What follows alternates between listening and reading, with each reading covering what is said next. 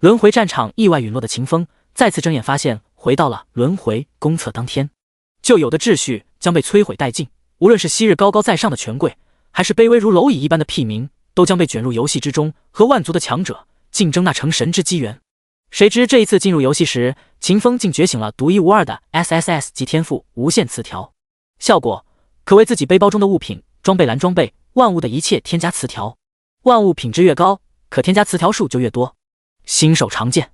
基础属性攻击力加5，词条攻击力加999。骑士常见。基础属性攻击力加26，词条全属性强化加9999，攻击附带元素效果，伤害增幅正9999%。什么 NPC 也能增加词条？给女帝增加猫耳娘词条。第001章网游降临，超神级天赋。这是哪儿？我怎么会出现在这里？秦风无比警惕地看着周围，右手下意识往腰间伸去。我刀呢？我刀怎么没有了？就在秦风无比诧异之时，房间里响起了一阵手机铃声。主人，距离轮回公测还有5分钟时间，快准备哦。这是一道电子合成的，拥有着蜜糖银色的 AI 女声，更是秦风一直使用的日常提示音。秦风愕然回过头，看向床头，发现了那个亮屏了的手机。一瞬之间，记忆涌上秦风心头。我重生了，我回到了轮回公测的那一天。轮回公测，网游降临，万族遭劫。今天不，5分钟过后，全人类的命运都将被改变，旧有的秩序将被摧毁殆尽。无论是昔日高高在上的权贵，还是卑微如蝼蚁一般的屁民，都将被卷入游戏之中，和万族的强者竞争那成神之机缘。而在游戏公测的1年之后，游戏将彻底和现实世界融合，到那时候，所有人都将只有一条命。秦风呢喃了几句，眼眸之中若烈火一般的激动渐渐平息了下来，取而代之的是冰冷到似乎没有感情的冷静。我既然已经重生了，还回到了游戏公测之前，那这一辈子我就要站上诸天万界的顶端，将那些敌对我的、背叛我的、阻碍我的全部铲除，灰飞烟灭。一个个曾经的敌人的模样出现在秦风脑海之中，在这些人里，既有敌对阵营的神灵，也有背叛了秦风的人类叛徒。他们有的在朝秦风怒吼，有的在放声狂笑。秦风就那般冷冷地注视着他们，眼神锋利如刀。也不知道过了多久，一连串提示音在秦风耳畔响起。提示：轮回即将降临，请玩家做好准备。坐标定位中，定位完成。预估登录人数120.35亿。游戏公测。最后一道提示音落下，秦风面前有五彩神光闪烁。秦风只感觉自己变成了一道道数据洪流，正以某种无法观测的形式朝着未明的所在奔流而去。很快，秦风感觉自己抵达了某处空间，被分解成数据流的躯体也在这个空间之中重新组合了起来。这一时刻，一道提示音在秦风耳畔响起了：尊敬的异世界勇士，欢迎降临轮回大陆。秦风缓缓睁开眼睛，入目的是一座无比高大的神庙。走进神庙之中，秦风便看到了6个神光闪闪的金色雕像。与此同时，空间泛起一阵涟漪，一个长着6个翅膀、分不清男女的天使出现在了秦风的面前。尊敬的勇士，你的传说终将被人铭记，所以你的名字是天命。秦风淡笑着开口，说出了自己前世就使用的名字。话音落地的那一刻，6翼天使眼眸亮起一阵光芒，随后朝着秦风开口道：天命阁下，请选择你的职业。轰轰轰，6个金闪闪的雕像朝着秦风靠过来，一串串字符出现在雕像之上，分别为战士、盾战、刺客、弓箭手、法师、牧师。看着面前的6大基础职业，秦风毫不犹豫就选择了战士。前一世，秦风就是用战士直接登顶巅峰，凝聚神格的。这辈子，他没有必要放弃这条已经走过了一遍的路，选择其他未明的旅途。天命阁下，你完成了职业选择，即将为你开启天赋觉醒。6翼天使话音落地的那一刻，神庙之中立刻涌起了无比磅礴的力量，朝着秦风的身体径直就灌注了进去。天赋觉醒中，检测到超维度力量干扰。天赋觉醒完成，您成功觉醒了超神级天赋无限词条。听着耳畔的提示音，秦风面色逐渐疑惑了起来。在轮回世界之中，诸天万族都是可以觉醒天赋的，而天赋从高到低依次是 F E B C B A S S S S S S， 其中 S 级以下天赋不具有唯一性， S 级及 S 级以上的天赋具有唯一性，且拥有着其他天赋都无法比拟的成长潜力。秦风在轮回大陆之中纵横了多年，各等级的天赋都见识了一个遍，可就是没有听说过谁拥有的天赋是超神级的。不过结合着天赋觉醒之时的提示音，秦风还是感觉得出他所获得的超神级天赋，其品质恐怕远在 SSS 级之上。想到这里，秦风便打开了自己的面板，查看起了天赋的效果。无限词条，品质超神级，效果一，为万物附加，删除词条，无次数限制，词条品质伪随机，词条效果自适应。目标的品质越高，能添加的词条数量越多。效果二，为万物附加，删除词条，每10级一次，词条固定神话级，词条效果自适应。目标的品质越高，能添加的词条数量越多。介绍一，超神级天赋，不受任何效果影响。介绍二，天赋完全觉醒后，可以自由编辑万物词条。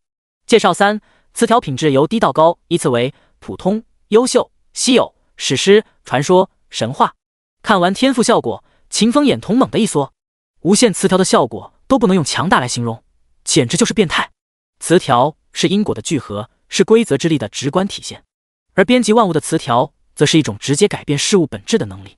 一旦秦风的天赋完全觉醒，他便可以将坚硬的石头编辑的比面团还要柔软，更可以将高冷的女帝编辑成软萌的猫耳娘，甚至直接编辑宇宙的规则，在一念之间让宇宙生灭死，太强了啊！只是不知道这个天赋怎样才能完全觉醒。秦风感慨了2声，对完全觉醒后的天赋充满了无限的期待。恰在此时，秦风耳边有提示音响起，检测到你已经完成了职业选择和天赋觉醒，战士职业新手大礼包已经发放到你的背包之中，5秒后开启传送，你将被随机传送到华夏大区的任意新手村之中。倒计时开始，空间泛起涟漪。片刻过后，秦风从神庙之中消失，出现在了一座新手村之中。第002章刷词条，探查术晋升洞察之眼。当秦风出现在新手村里的那一刻，村子之中已经挤满了人。我靠，我正和女大学生打扑克呢，怎么就突然出现在这里了？你问我他喵的问谁啊？哈哈，脑瓜子又嗡嗡了吧？叫你们平时多看点网文，这场面不就是网游文里面经常说的网游降临吗？就是人生不看网游文，活到100岁也枉然，一群没见识的东西。不跟你们扯淡了，我要赶紧去升级了，说不定明天网游就彻底跟现实融合了，到那时候死了可就是真的死了。等等我跟你一块儿去，我是妹子，老司机带我。适应能力还挺强，秦风嘀咕了一声。随后他找了个人迹稀少的地方，点开了自己的面板。天命，天赋无限词条，等级1级，血量100/100，蓝量100/100，攻击力10点，防御力10点，基础属性力量10，敏捷10，精神10，体质10，韧性10，特殊属性魅力9999，幸运1，技能点3，技能探查术，黑铁级技能。背包战士职业新手大礼包。秦风的5维属性都是满值，属于是100万里挑一的玩家。至于那9999点的魅力就更别说了，全蓝星就他这一边独苗。没办法，秦风先天的颜值太高了，蓝星星草帅到能让隔壁18岁少女隔墙吸土。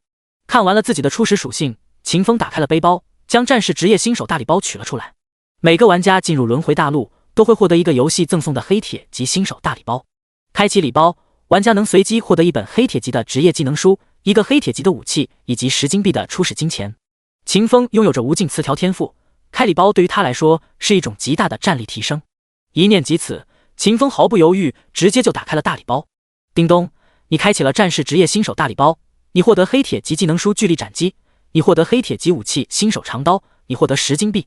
巨力斩击和新手长刀，不错，都是比较符合我打法的东西。秦风消耗了1点技能点，直接学习了巨力斩击。叮咚，你消耗了1点技能点，你学会了黑铁级技能巨力斩击。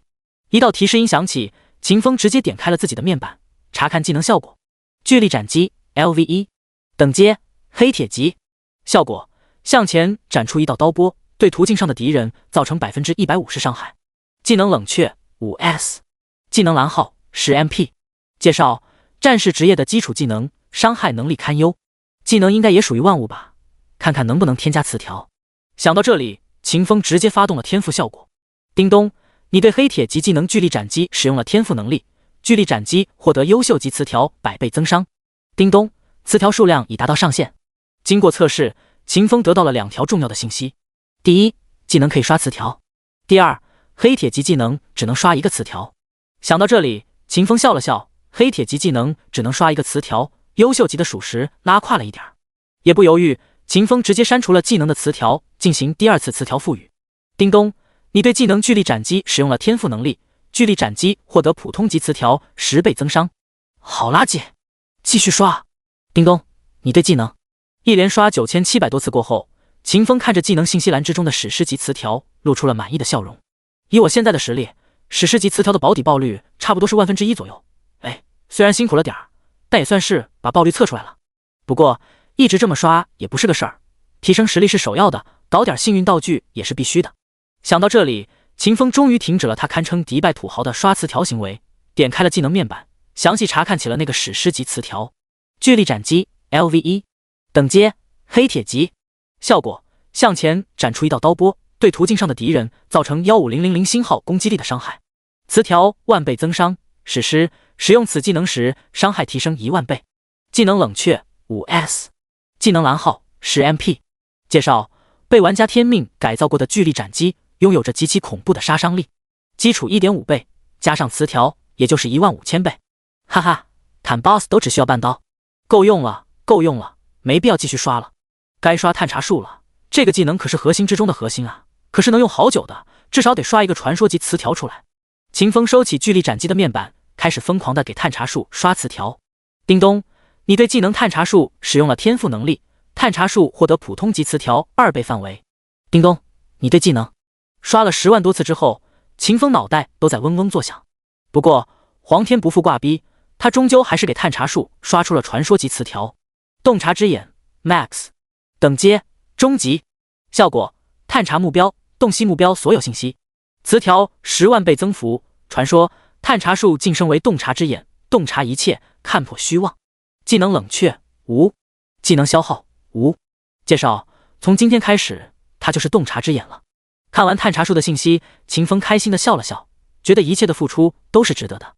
随后他掏出了背包之中的新手长刀，继续起了在旁人看来无比奢侈的刷词条行为。叮咚，你对武器新手长刀使用了天赋能力，新手长刀获得普通级词条1级锋锐。叮咚，你对武器。所谓磨刀不误砍柴工，秦风又刷了将近1000次，给新手长刀也刷出了一个稀有级词条。要不是新手长刀使用不了多久，他说什么也得刷个史诗级词条出来。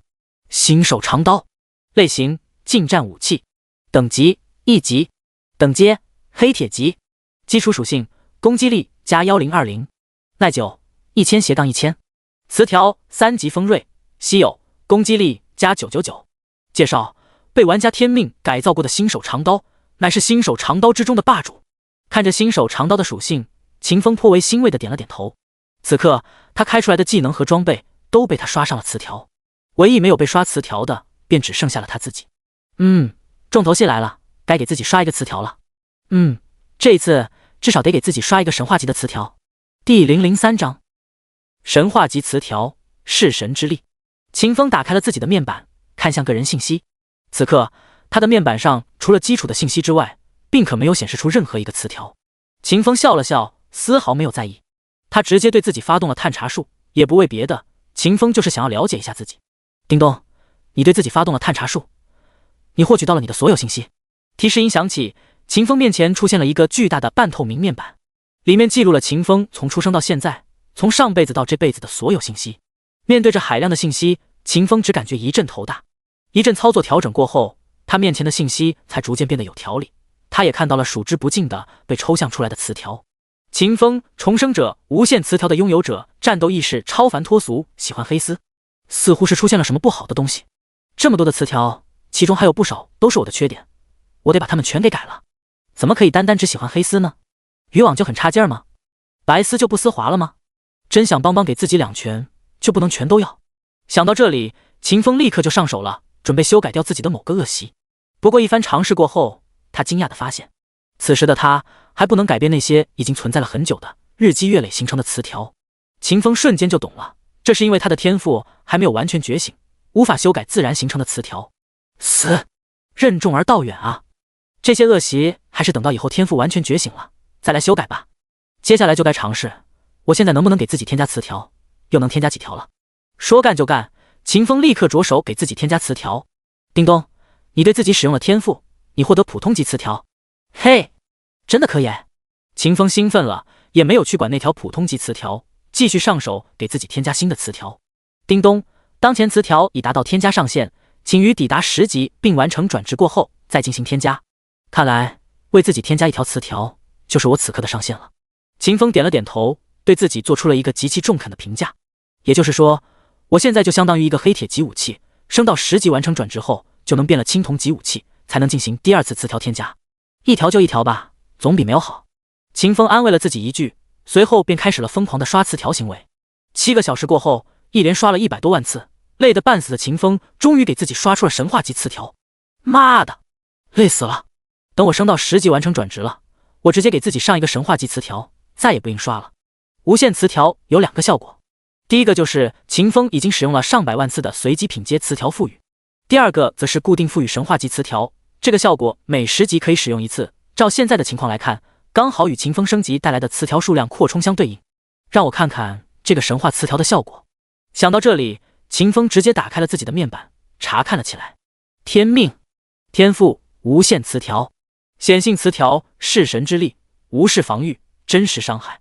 等级1级，血量100-100，蓝量100-100，攻击力1030，防御力10，基础属性力量10，敏捷10，精神10，体质10，韧性10，特殊属性魅力9999，幸运1，技能点2，技能探查术天命加强版，巨力斩击天命加强版，装备新手长刀天命加强版，背包10金币。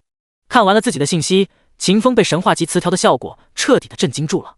弑神之力，这不是前世星神族第1强者的 SSS 天赋吗？神话级词条居然能把 SSS 级天赋的效果搬过来，自适应是这般自适应的。秦风呆愣在了原地，心脏剧烈跳动了起来。按照他的推算，他自身每10级就能获得1次词条扩充，也就是说他每10级就能获得一个 SSS 级的天赋。但这还不是全部，还记得秦风此前利用洞察之眼看到的自己的那些个词条吗？一旦秦风将天赋力量完全觉醒，他就可以将自己身上那数之不尽的词条全部都转化成神话级的词条。也就是说，一旦秦风完成了最后的觉醒，他将拥有无限的相当于 SSS 级天赋的神话级词条。无敌！此刻秦风心中只有一个想法，他无敌了。无论是星空之上还是星空之下，他都会是绝无仅有的无敌存在。升级，必须尽快升级。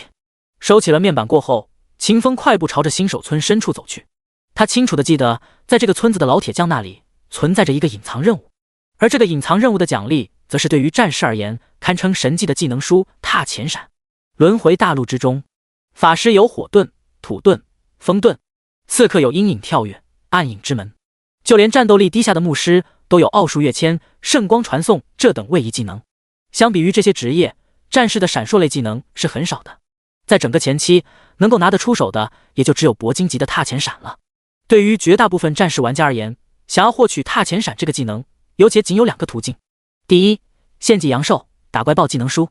第二，50级之后寻找职业导师学习。秦风既不相信自己一点的幸运，也不愿意等到50级。对他而言，接取铁匠的隐藏任务便成为了提前拿到这个技能的唯一选择。第004章隐藏任务。秦风很快就抵达了村子里的铁匠铺。此刻，有个浑身肌肉虬结的老铁匠正在叮叮当当的敲打着一块烧红了的铁胚子。哎，材料都快没有了，这可怎么办啊？听到老铁匠的声音，秦风快步迎了上去，朗声问道：“老师傅，你的材料没有了吗？需要我帮你吗？”老铁匠抬头看了一眼秦风，又看了看秦风手中添加了词条的新手长刀，脸上渐渐浮现出认可的表情。“你真的愿意帮我？我需要的这些材料可都是非常稀有的。”秦风笑了笑，继续道：“老师傅你说就是了，我一定竭尽全力帮你把材料找回来。”“好吧，你都这么说了，我也就麻烦你一次，我需要300份陨星石原矿。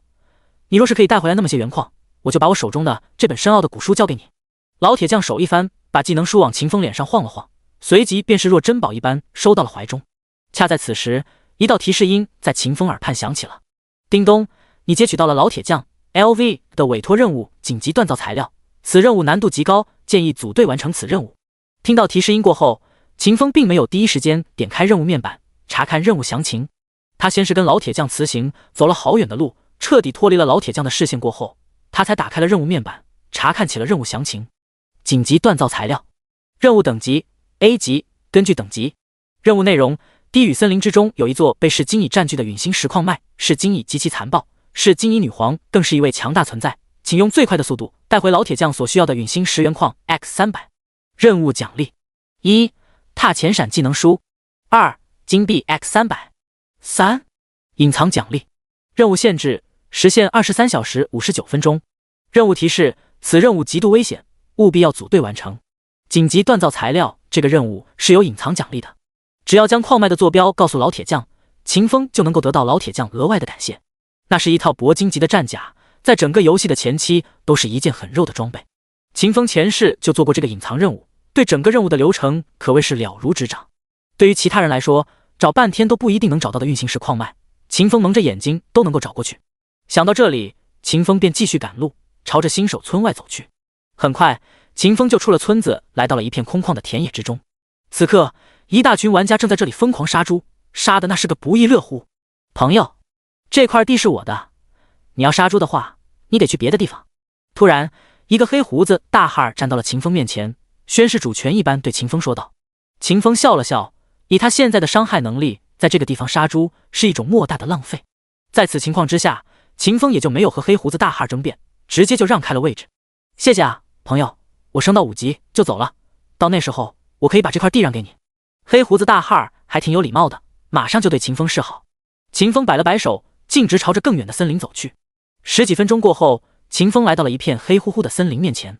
与此同时，他的耳边响起了一阵急促的提示音：叮咚，你已经抵达了地狱森林地界，此地危险度极高，你最好抵达5级之后再来探索。提示音落下的那一瞬间，黑洞洞的森林里陡然出现了10几对血红色的光点。一般人的单只是看到这些光点，都会感觉到后背一阵发凉，会立马按照提示所说的远离地狱森林地区。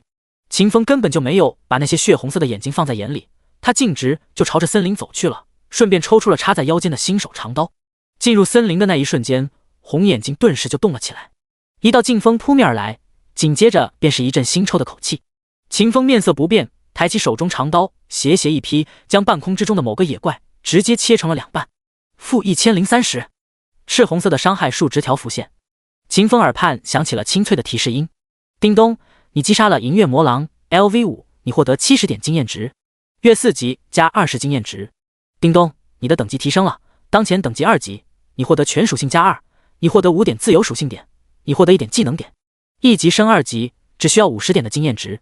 杀了一头5级的银月魔狼，秦风直接就升到了2级，全属性加2，并获得了整整5个自由属性点。也不犹豫，秦风直接就把5个自由属性点全部加在了敏捷之上。他现在不缺输出，需要的是速度，而且他还知道很多洗点物品的产出地根本就不怕前期加错属性点。5点属性加完，秦风感觉自己的速度变快了不少。恰在这时候，另外一头银月魔狼也朝秦风扑杀了过来。秦风一个侧身，擦着魔狼的利爪，无比灵巧地躲避掉了伤害。几乎是在同时，秦风举起了手中的新手长刀，直接砍在了魔狼的腰子上，将魔狼一分成了2截。叮咚，你击杀了银月魔狼 LV5， 你获得65点经验值。提示音落下的时候，咔嚓咔嚓的利刃声音在森林之中响起。秦风的经验值像是做了火箭一般疯狂上涨，等到所有的魔狼被秦风斩杀干净，他都已经升到了5级。到了5级，秦风总共获得了15个新的自由属性点，全属性则再度提升了6点。和此前一般，秦风将这些属性点全部加在了敏捷之上，这又让他的速度和反应能力提高了不少。除开自由属性点提升到5级，秦风总共获得了4个技能点。不过秦风倒是没有消耗技能点去提升巨力斩击的等级。在轮回之中，技能点是十分稀缺的资源，每一个技能点都是无比珍贵的，没必要浪费在巨力斩击这种成长性极低的技能之上。技能点得存着，以后转职 SSSS 级职业了，全用来加职业技能。决定存技能点之后，秦风走向了魔狼们的尸体。砰！秦风将一只魔狼踹飞，没有发现战利品。砰！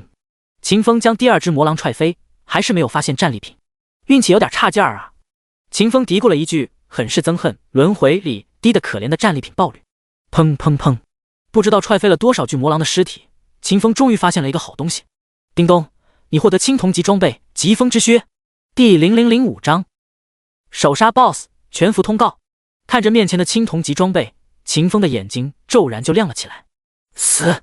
运气好起来了！青铜级装备比黑铁高一级，可是能赋予整整2个词条的。赚了！也不犹豫，秦风直接发动天赋，开始添加词条。叮咚，你对青铜级装备疾风战靴发动了天赋，疾风战靴获得普通级词条。叮咚，你对青铜级装备疾风战靴发动了天赋。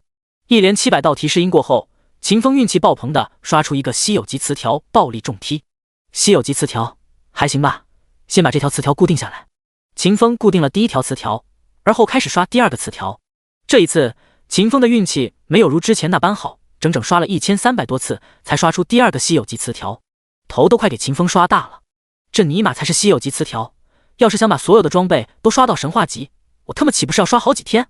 在轮回之中，特殊属性是无法用自由属性点去加的，想用1点的幸运把所有的装备刷满神话级词条，头都能给秦风刷大。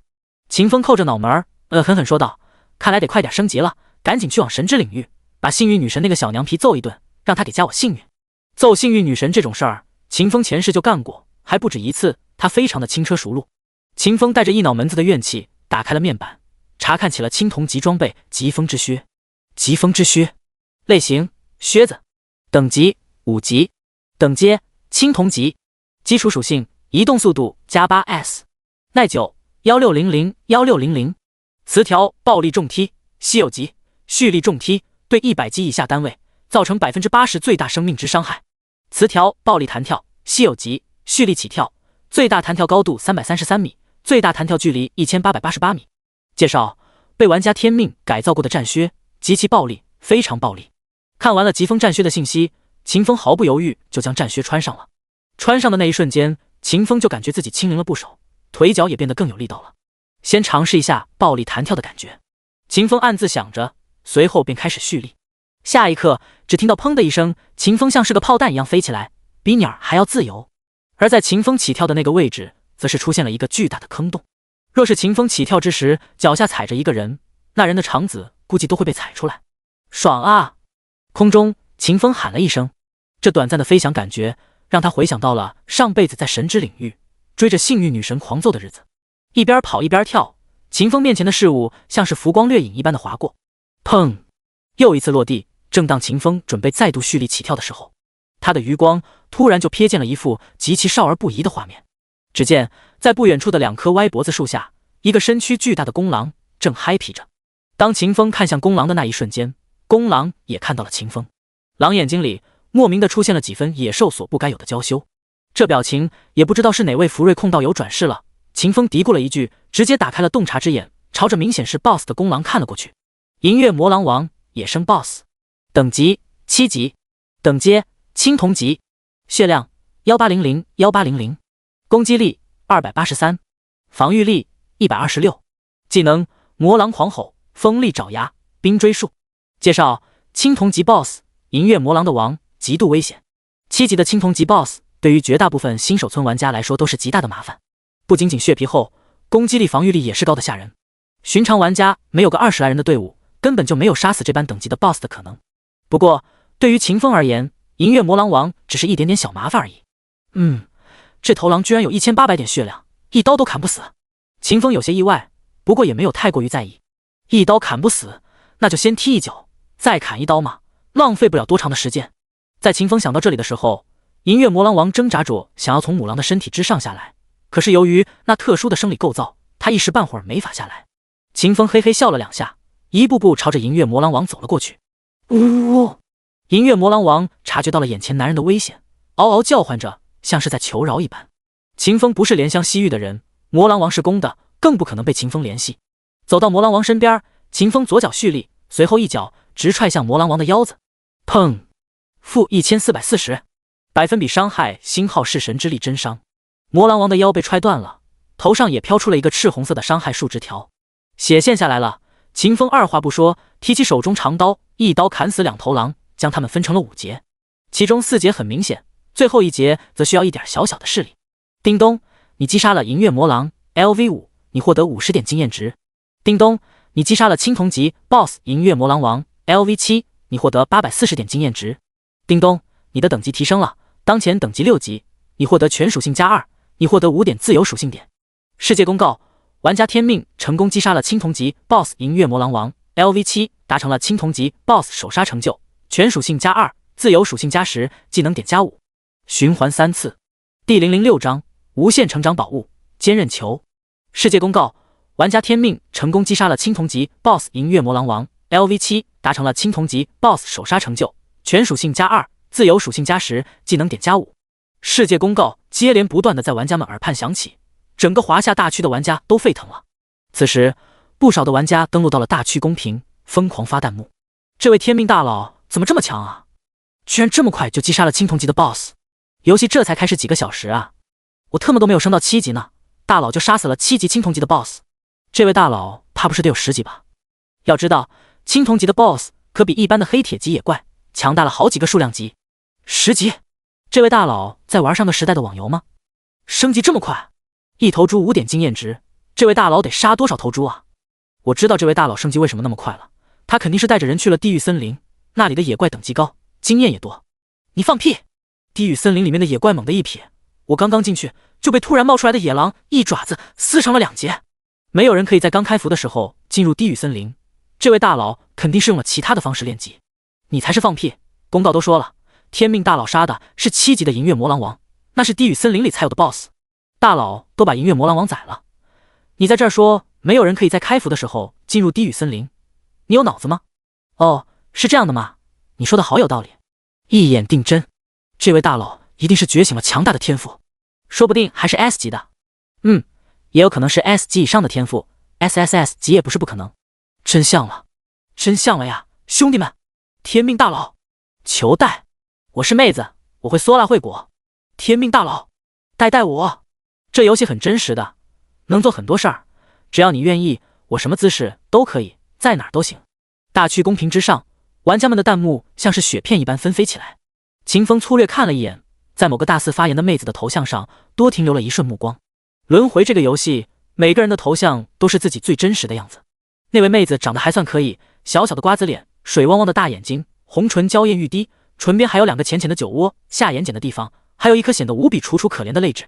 总之，光是看看就能让寻常人食指大动，恨不得立刻扒开那人的裤子，抽出里面的橡皮筋儿，做成弹弓，弹隔壁院长家的玻璃。秦风不是寻常人，两世为人，秦风那帅到爆炸的模样，都给他带来的极大的便利，让他在某个方面堪称无往而不利。长得还算可以，气质差了点儿，算了，还是银月帝国的女帝有意思，有长相，有身材，有身份，还有气质，会的花样还多。秦风感慨了2声，随后便关闭了聊天公屏，并禁止了所有人添加自己的好友。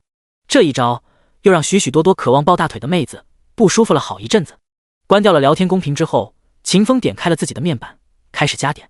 5级升6级，让他的全属性获得了2点的提升，并给他带来了5个自由属性点。首杀第一个青铜级 BOSS， 给他带来了2点的全属性提升和10点的自由属性点。和之前一样，秦风将所有的自由属性点加到了敏捷之上，这让他的移动速度得到了提升，他的面板也因此发生了改变。天命精简版面板，等级6级，生命值20220，魔法值20220，攻击力1042，防御力22，基础属性力量22，敏捷57，精神22，体质22，韧性22，特殊属性魅力9999，幸运1，技能点12，其他略。看着自己的面板，秦风对自己的生命值那是相当的不满意。就他现在这个样子，一旦被 BOSS 级野怪打中一下，他就完犊子了，得回新手村里泡泉水。哎，什么时候可以开出一个防具啊？让我刷刷自适应词条啊！秦风叹息了一声，朝着银月魔狼王的尸体走去。走到近处，秦风抬起一脚，直接将银月魔狼王踹飞。同时，他的眼前出现了一个青铜级别的宝箱。叮咚，你获得了青铜级宝箱，开启后有几率获得青铜级装备、青铜级技能书、青铜级道具、青铜级。提示音还未完毕，秦风便开启了宝箱。叮咚，你开启了青铜级宝箱，你获得青铜级宝物坚韧球。坚韧球，类型特殊宝物，等级无等级限制，等阶青铜级，基础属性生命值加1000，生命值自然恢复速度正 50%， 魔力值加1000，魔力值自然恢复速度正 50%。 附加特效1，启动坚韧球，获得3000护盾值，持续10秒，冷却12小时，使用次数上限为10次。附加特效2，消耗3个青铜级坚韧球，合成一个白银级坚韧球。合成后继承原本的附魔、强化、镶嵌、词条等等效果。耐久10%，特殊宝物，不可修复。介绍：很强力的宝物，只可惜有使用次数。听着耳畔的提示音，看着眼前的坚韧球，秦风面色狂喜。哈哈，说开防具就开防具，我这嘴是开过光的吗？在轮回大陆之中，坚韧球是个很奇葩的装备。其他的装备的等阶基本上是固定的，但坚韧球不同，这个装备可以不停的升阶。3个青铜级的坚韧球可以合成为白银级坚韧球，5个白银级坚韧球则可以合成为一个黄金级的坚韧球。也就是说，只要秦风有足够多的同等级的坚韧球，他就可以一路将这个装备合成到王者级、帝皇级，乃至于高高在上的神灵级、圣灵级。赚了呀！只要我们收集到足够多的坚韧球，我就能把这个装备一直用下去。也就是说，我可以给这个装备疯狂刷词条，直接给他刷满神话级词条。秦风哈哈大笑，开心都快要蹦起来了。此刻他已经做好了决定了，必须把整个世界的坚韧球都收集到自己手中，必须把坚韧球刷满神话级词条。青铜级的坚韧球能刷2个词条。开刷。第007章进击得坚韧球。叮咚，你对青铜级装备坚韧球使用了天赋，坚韧球获得普通级词条。叮咚，你对青铜级装备坚韧球使用了天赋。等级提升了过后，秦风刷词条的速度变快了许多。6个多小时过后，一连刷了977892次，秦风手中的坚韧球爆发出了一阵无比夺目的金色光芒。终于出神话了，累死老子了！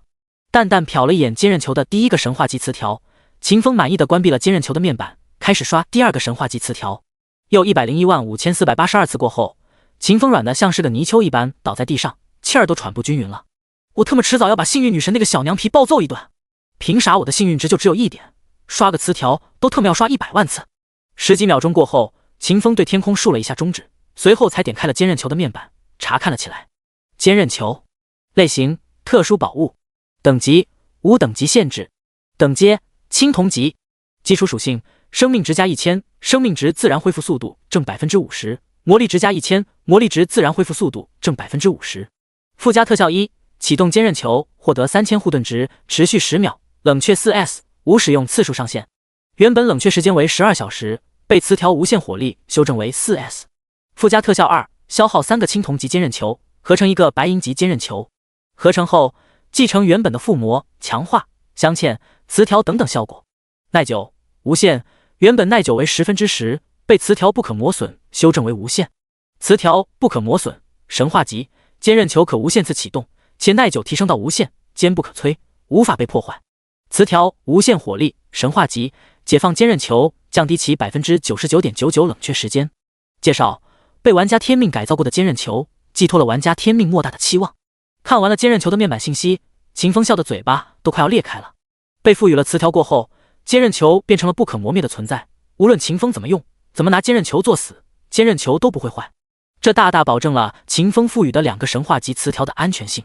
除此之外，无限火力解放了坚韧球的冷却，让12个小时才能使用1次的护盾变成了4秒就能开，并且能持续10秒的 bug 级存在，直接把秦风的生存能力从1提升到了9999%。赚大了，赚大了！秦风感慨了2声，随后便打开了大区交易大厅，挂了一条悬赏上去：无限制收购坚韧球，价格面议。悬赏就这么简洁，但秦风相信这条悬赏会有无穷的吸引力。他现在可是整个华夏大区第1个击杀 BOSS 的男人，他的名字早就深深地刻进了许多玩家的心底，在玩家群体之中拥有了极其强大的公信力。我靠，天命大佬挂悬赏了，这可是和天命大佬贴的好机会啊！坚韧球是什么东西啊？有没有人知道那些地方的猪能爆出坚韧球啊？有人爆出过坚韧球吗？在哪儿爆的？天命大佬，你一定要等我啊！我现在就去杀猪，我现在就去给你搞坚韧球，钱不钱的无所谓，我就是想和天命大佬贴贴。冲冲冲！我已经造起来了。看了看评论，秦风笑了笑。他很清楚，以轮回世界的装备爆率，在很长一段时间里，玩家都没有多大的可能爆出他所需要的坚韧球。但是此刻刷坚韧球的风已经被秦风带起来了。等到第1个玩家上供了坚韧球，拿到了秦风回报过去的金钱过后，微风就会变成席卷整个世界的狂风，所有的玩家都将成为秦风的打手，替秦风刷坚韧球。秦风关闭了评论面板，把坚韧球装备在了身上。一瞬之间，秦风只感觉自己的生命力变得强韧了许多，壮得像是一头脑子里都快要长满肌肉的暴龙。死，舒服啊！秦风拧了拧脖子，晃了晃身体，随后便蓄力，朝着记忆之中的陨星石矿脉而去。砰！秦风起飞了，轰！秦风落地了。在暴力弹跳的作用之下，秦风行进的速度非常之快。路途之中，秦风也遇到了些许零散的小怪，他有些嫌弃，便放过了这些小怪的性命。终于，在10多分钟过后，秦风抵达了陨星石矿脉之前。与此同时，一道提示音在秦风耳畔响起：“叮咚，你进入了10级王者级生物是金蚁女王的领地，此地危险度极高，建议组队探索。”怎么突变成王者级了？是金蚁真女王，不是白银级的吗？哎，王者级就王者级吧，两脚的事儿。听到提示音，秦风起先有些意外，随即就没有在意了。王者级生物又如何？等级还不是只有10级，还不是在100级之下。他的青铜级装备疾风之靴可是要暴力重踢这个稀有级词条的，两脚就能把噬金蚁女王踹死。更何况秦风还有着坚韧球这个 bug 装备，早就立于不败之地了。想到这里，秦风径直朝着噬金蚁们挖出来的矿洞走去。进入洞穴没有几步，秦风面前便出现了好几只体型硕大如豹子的蚂蚁。陡然有陌生人来访，噬金蚁晃着脑袋上的2个触角，歪着脑袋看向秦风。秦风也没有多话，直接一个洞察之眼就看了过去。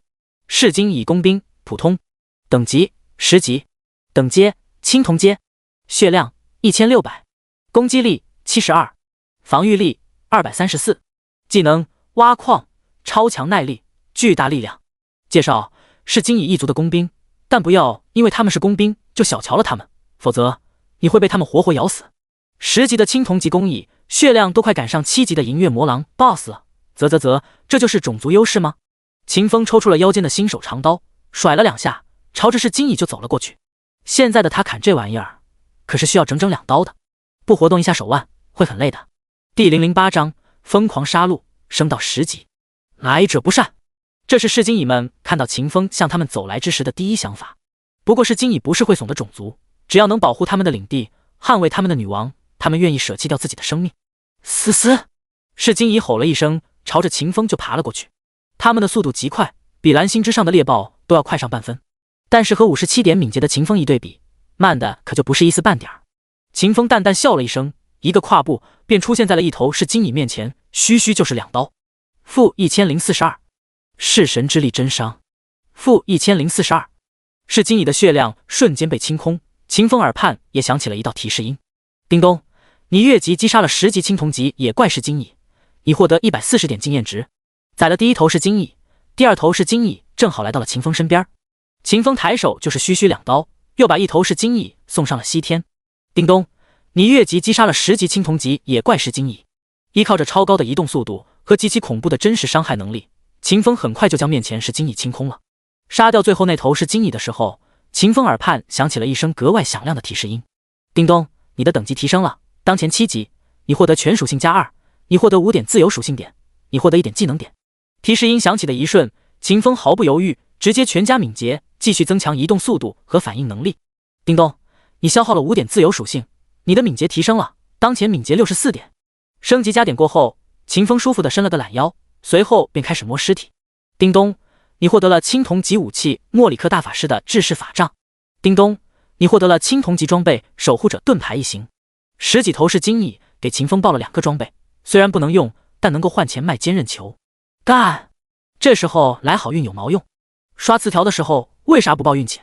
秦风骂骂咧咧，又在小本子上给幸运女神记了新的账，将收获的2个装备丢进背包。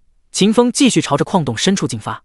不多时的功夫，秦风就又遇到了一群噬金蚁，其总数大概有20多头，秦风没有细数，也不犹豫，秦风冲上去就是一顿狂砍。矿洞之中响起嘘的声音，不一会儿的功夫，地上就躺满了噬金蚁的尸体。7级升8级需要3200点经验值，等级提升过后，越级击杀经验还掉了10点。20多头噬金蚁并没有让秦风提升到8级。更加气人的是，秦风的运气突然就恶劣起来了。他把所有的尸体翻完，金币都没有爆出一个，更别提装备了。得，秦风又给幸运女神记账了。陨星石矿脉的深处，是金蚁女皇一脸震惊模样。72只了，又增加了，都死了108只了。那个男人到底是谁啊？他为什么2刀就可以把我孵化出来的同胞杀死？为了保证巢穴在低语森林之中的安全，噬金蚁女王并没有走暴兵路线，而是走了精兵路线。她动用本源力量孵化出了240只工蚁，120只兵蚁。在秦风没有进入低语森林之时，噬金蚁女王所率领的噬金蚁族就是低语森林之中的一流势力，是任何种族都不敢轻易招惹的存在。为此，噬金蚁女王也为自己的英明决策高兴了好久。可就在今天，当那个提着刀的男人走进了他们的矿洞的那一刻，一切都在嘘嘘嘘的声音之中改变了。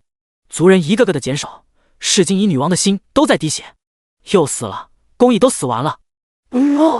我也没干什么坏事啊，为什么要让这种恶魔一样的人来惩罚我？我不想活了。噬金蚁女王心痛的想要自杀，可是她很怕痛，就没敢撞墙而死。不行，不能让她继续杀下去了。我要把兵蚁全都叫回来，我的本源之力不多了，他们要是死完了，我可就危险了。我就活不了了。噬金蚁女王发出一阵无形的声波，把所有冲向秦风的兵蚁全部都叫回了自己的身边。嗖，一个个兵蚁返回到洞穴里，他们的眸中饱含着愤怒，很想杀出去，和那个诛杀了他们同族的人类决一死战。可是这些兵蚁没有，他们是女王最为忠诚的士兵，女王的命令大过天。叮咚，你击杀了青铜级野怪噬金蚁工蚁。叮咚，你的等级提升了，当前等级10级，你获得全属性+2，你获得5点自投属性点，你获得1点技能点。叮咚，你击杀了。叮咚，你的等级已抵达当前职业上限，经验值已存入经验槽之中，请尽快前往主城获取转职书，完成职业一转。完成职业一转过后，方可利用经验值继续升级。提示音响起，秦风升到了10级满级，需要转职才能继续升级。不过秦风的注意力就没有在这上面，他有些疑惑地看向面前的矿洞，惊讶道：咦，噬金蚁呢？怎么全跑了？他们刚刚不是还朝我冲锋吗？秦风一脸诧异地看着眼前黝黑的矿洞，心中满是疑惑。此前在他痛下杀手，将一个个工蚁宰杀之时，他明明就看到了远处有许多体型更加庞大的兵蚁朝他杀过来。可等秦风解决掉了所有的工蚁过后，那些兵蚁却是消失不见了。蚂蚁还会战术？秦风自问了一句，随即就笑了。蚂蚁们就算会战术，也是挡不住他的，只会成为他的经验值。想到这里，秦风迈步朝着陨星石矿洞的深处进发。走了没一会儿功夫，他的面前就没有路了，出现了一面看起来无比坚固的墙壁。我明明记得这里有一条路才是啊，怎么突然就没有了呢？秦风疑惑了，下意识地打开了洞察之眼，看向了面前的墙壁。一瞬间，秦风面前出现了一道信息：伪装之墙，效果形成障碍，阻挡道路。介绍：虫族女王糖豆豆的造物具有极其强大的防御力和伪装能力。第009章，王者级虚空生物虫族女王。哦，我就说你怎么突然从白银级提升到了王者级，原来你变异了呀，这变异变得好啊。此刻的秦风很是开心，要不是他给探查术附加了一个传说级词条万倍增幅，他都不可能发现的了是金蚁女王伪装下的真实身份。哈哈，第一个宠物不就有了吗？虫族女王岂不都是王者级生物？要是培养得当，升到神灵级都不是梦。赚了，赚大了呀！想到这里，秦风抬起左脚，朝着面前的石壁就是一记暴力重踢。紧接着，秦风抽出新手长刀，直接砍了上去。只听得轰的一声，面前的伪装之墙瞬间就崩碎，成了一地的碎石。一脸惊恐的虫族女王和她剩下的120个兵蚁出现在了秦风的视野之中。秦风带着一脸淡淡的微笑走进了洞穴的最深处。你不要过来啊，我很强的，你再过来我就对你不客气了。虫族女王巨大的身躯之上出现了一个小女孩模样的虚影，正是虫族女王糖豆豆的灵体。糖豆豆鼓着腮帮子，伪装出一脸凶恶的表情，看向秦风：速速退走，如若不然我就把你。糖豆豆卡壳了，有些懵逼。你就把我怎么？你倒是说啊。秦风心情很好，便跟这个即将成为自己宠物的虫族女王调侃了起来：我就把你碎尸万段。糖豆豆想到了词汇，立刻就表现得更加凶狠，龇牙咧嘴的，就差嗷一声了。秦风被糖豆豆这副表情给逗笑了，他轻轻抬起了手中的新手长刀，发动了巨力斩击。恐怖的气息开始扩散，糖豆豆心说完犊子了，要被砍死了，我要没命了。糖豆豆之前可是见识过秦风如何像砍瓜切菜一般将他的士兵砍死的，他不觉得自己可以在这一击明显比之前强大无数倍的攻击之下侥幸存活下来。极大的恐惧瞬间吞没了糖豆豆的语言能力，让他连求饶都忘记了。他只是害怕的闭上了眼睛，把脑袋别到了一旁，瑟缩在了一起。轰！巨大的声音在洞穴最底层响起，糖豆豆的虫躯猛地一颤，不明液体落到了地面上。别怕了，我没有砍你。秦风的声音在洞穴深处响起了，糖豆豆一脸不可置信地睁开了眼睛，他的灵体也睁开了眼睛。我给你2个选择：第一，臣服于我，我帮你成长；第二，拒绝我，我现在就送你上西天。唐豆豆检查了一下自己的身体，发现没有任何受损的迹象。随后，他又看了看地面上的那条被秦风劈砍出来的深不见底的沟壑，终于是确信了秦风的话。不过，唐豆豆可是虫族女王，此刻的她虽然无比的年幼，但也是有着王者级生物该有的尊严的。我不想死，我也不想臣服于你，我能有第3条路可以选择吗？唐豆豆弱弱地问了一声，随后便想到了什么，赶忙把珍藏了许久的陨星石原矿全部都取了出来，堆到了秦风面前。这些好吃的我都给你，你放过我，行不？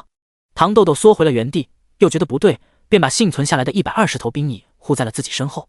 秦风将唐豆豆交出来的陨星石原矿照单全收，在矿洞里面经营了多年，唐豆豆积攒下来将近7万个陨星石原矿，这些都是他珍贵的口粮，平时他每天都只允许自己吃1颗。看到秦风将所有的陨星石原矿都收走了，唐豆豆心痛的都快要哭出来了，但他考虑到自己的颜面，终究还是没有哭。你现在可以放过我了不？平息好了心底的悲痛，唐豆豆冲着秦风问了一声。秦风眼皮都没有抬一下，再度蓄势起巨力斩击，同时对唐豆豆说道：我给你2个选择，第一，你臣服于我，我帮你吃住，带你进化；第二，你拒绝我，我立刻让你终极进化。放过唐豆豆？开什么国际玩笑？秦风可不觉得下一次噬金蚁女王刷新之时还会出现这极其罕见的变异，从遍地都是的白银级野怪变异成极度稀有的王者级的生物，所以这一次不管唐豆豆答应还是不答应，他都得答应，必须成为秦风的宠物。你明明都收了我的东西了，你还要杀我？你不讲道理！唐豆豆哇的一声就哭出来了，哭得声嘶力竭，像极了一个受了委屈的小女孩。我怎么感觉我在欺负小孩呢？秦风皱了皱眉头，他明显感觉出这头变异了的噬金蚁女王和没变异的噬金蚁女王之间在灵智方面有着极其巨大的差距。前世的那一头有些呆，只会朝他冲过来，不会哇哇大哭，更没有凝聚出小女孩模样的灵体。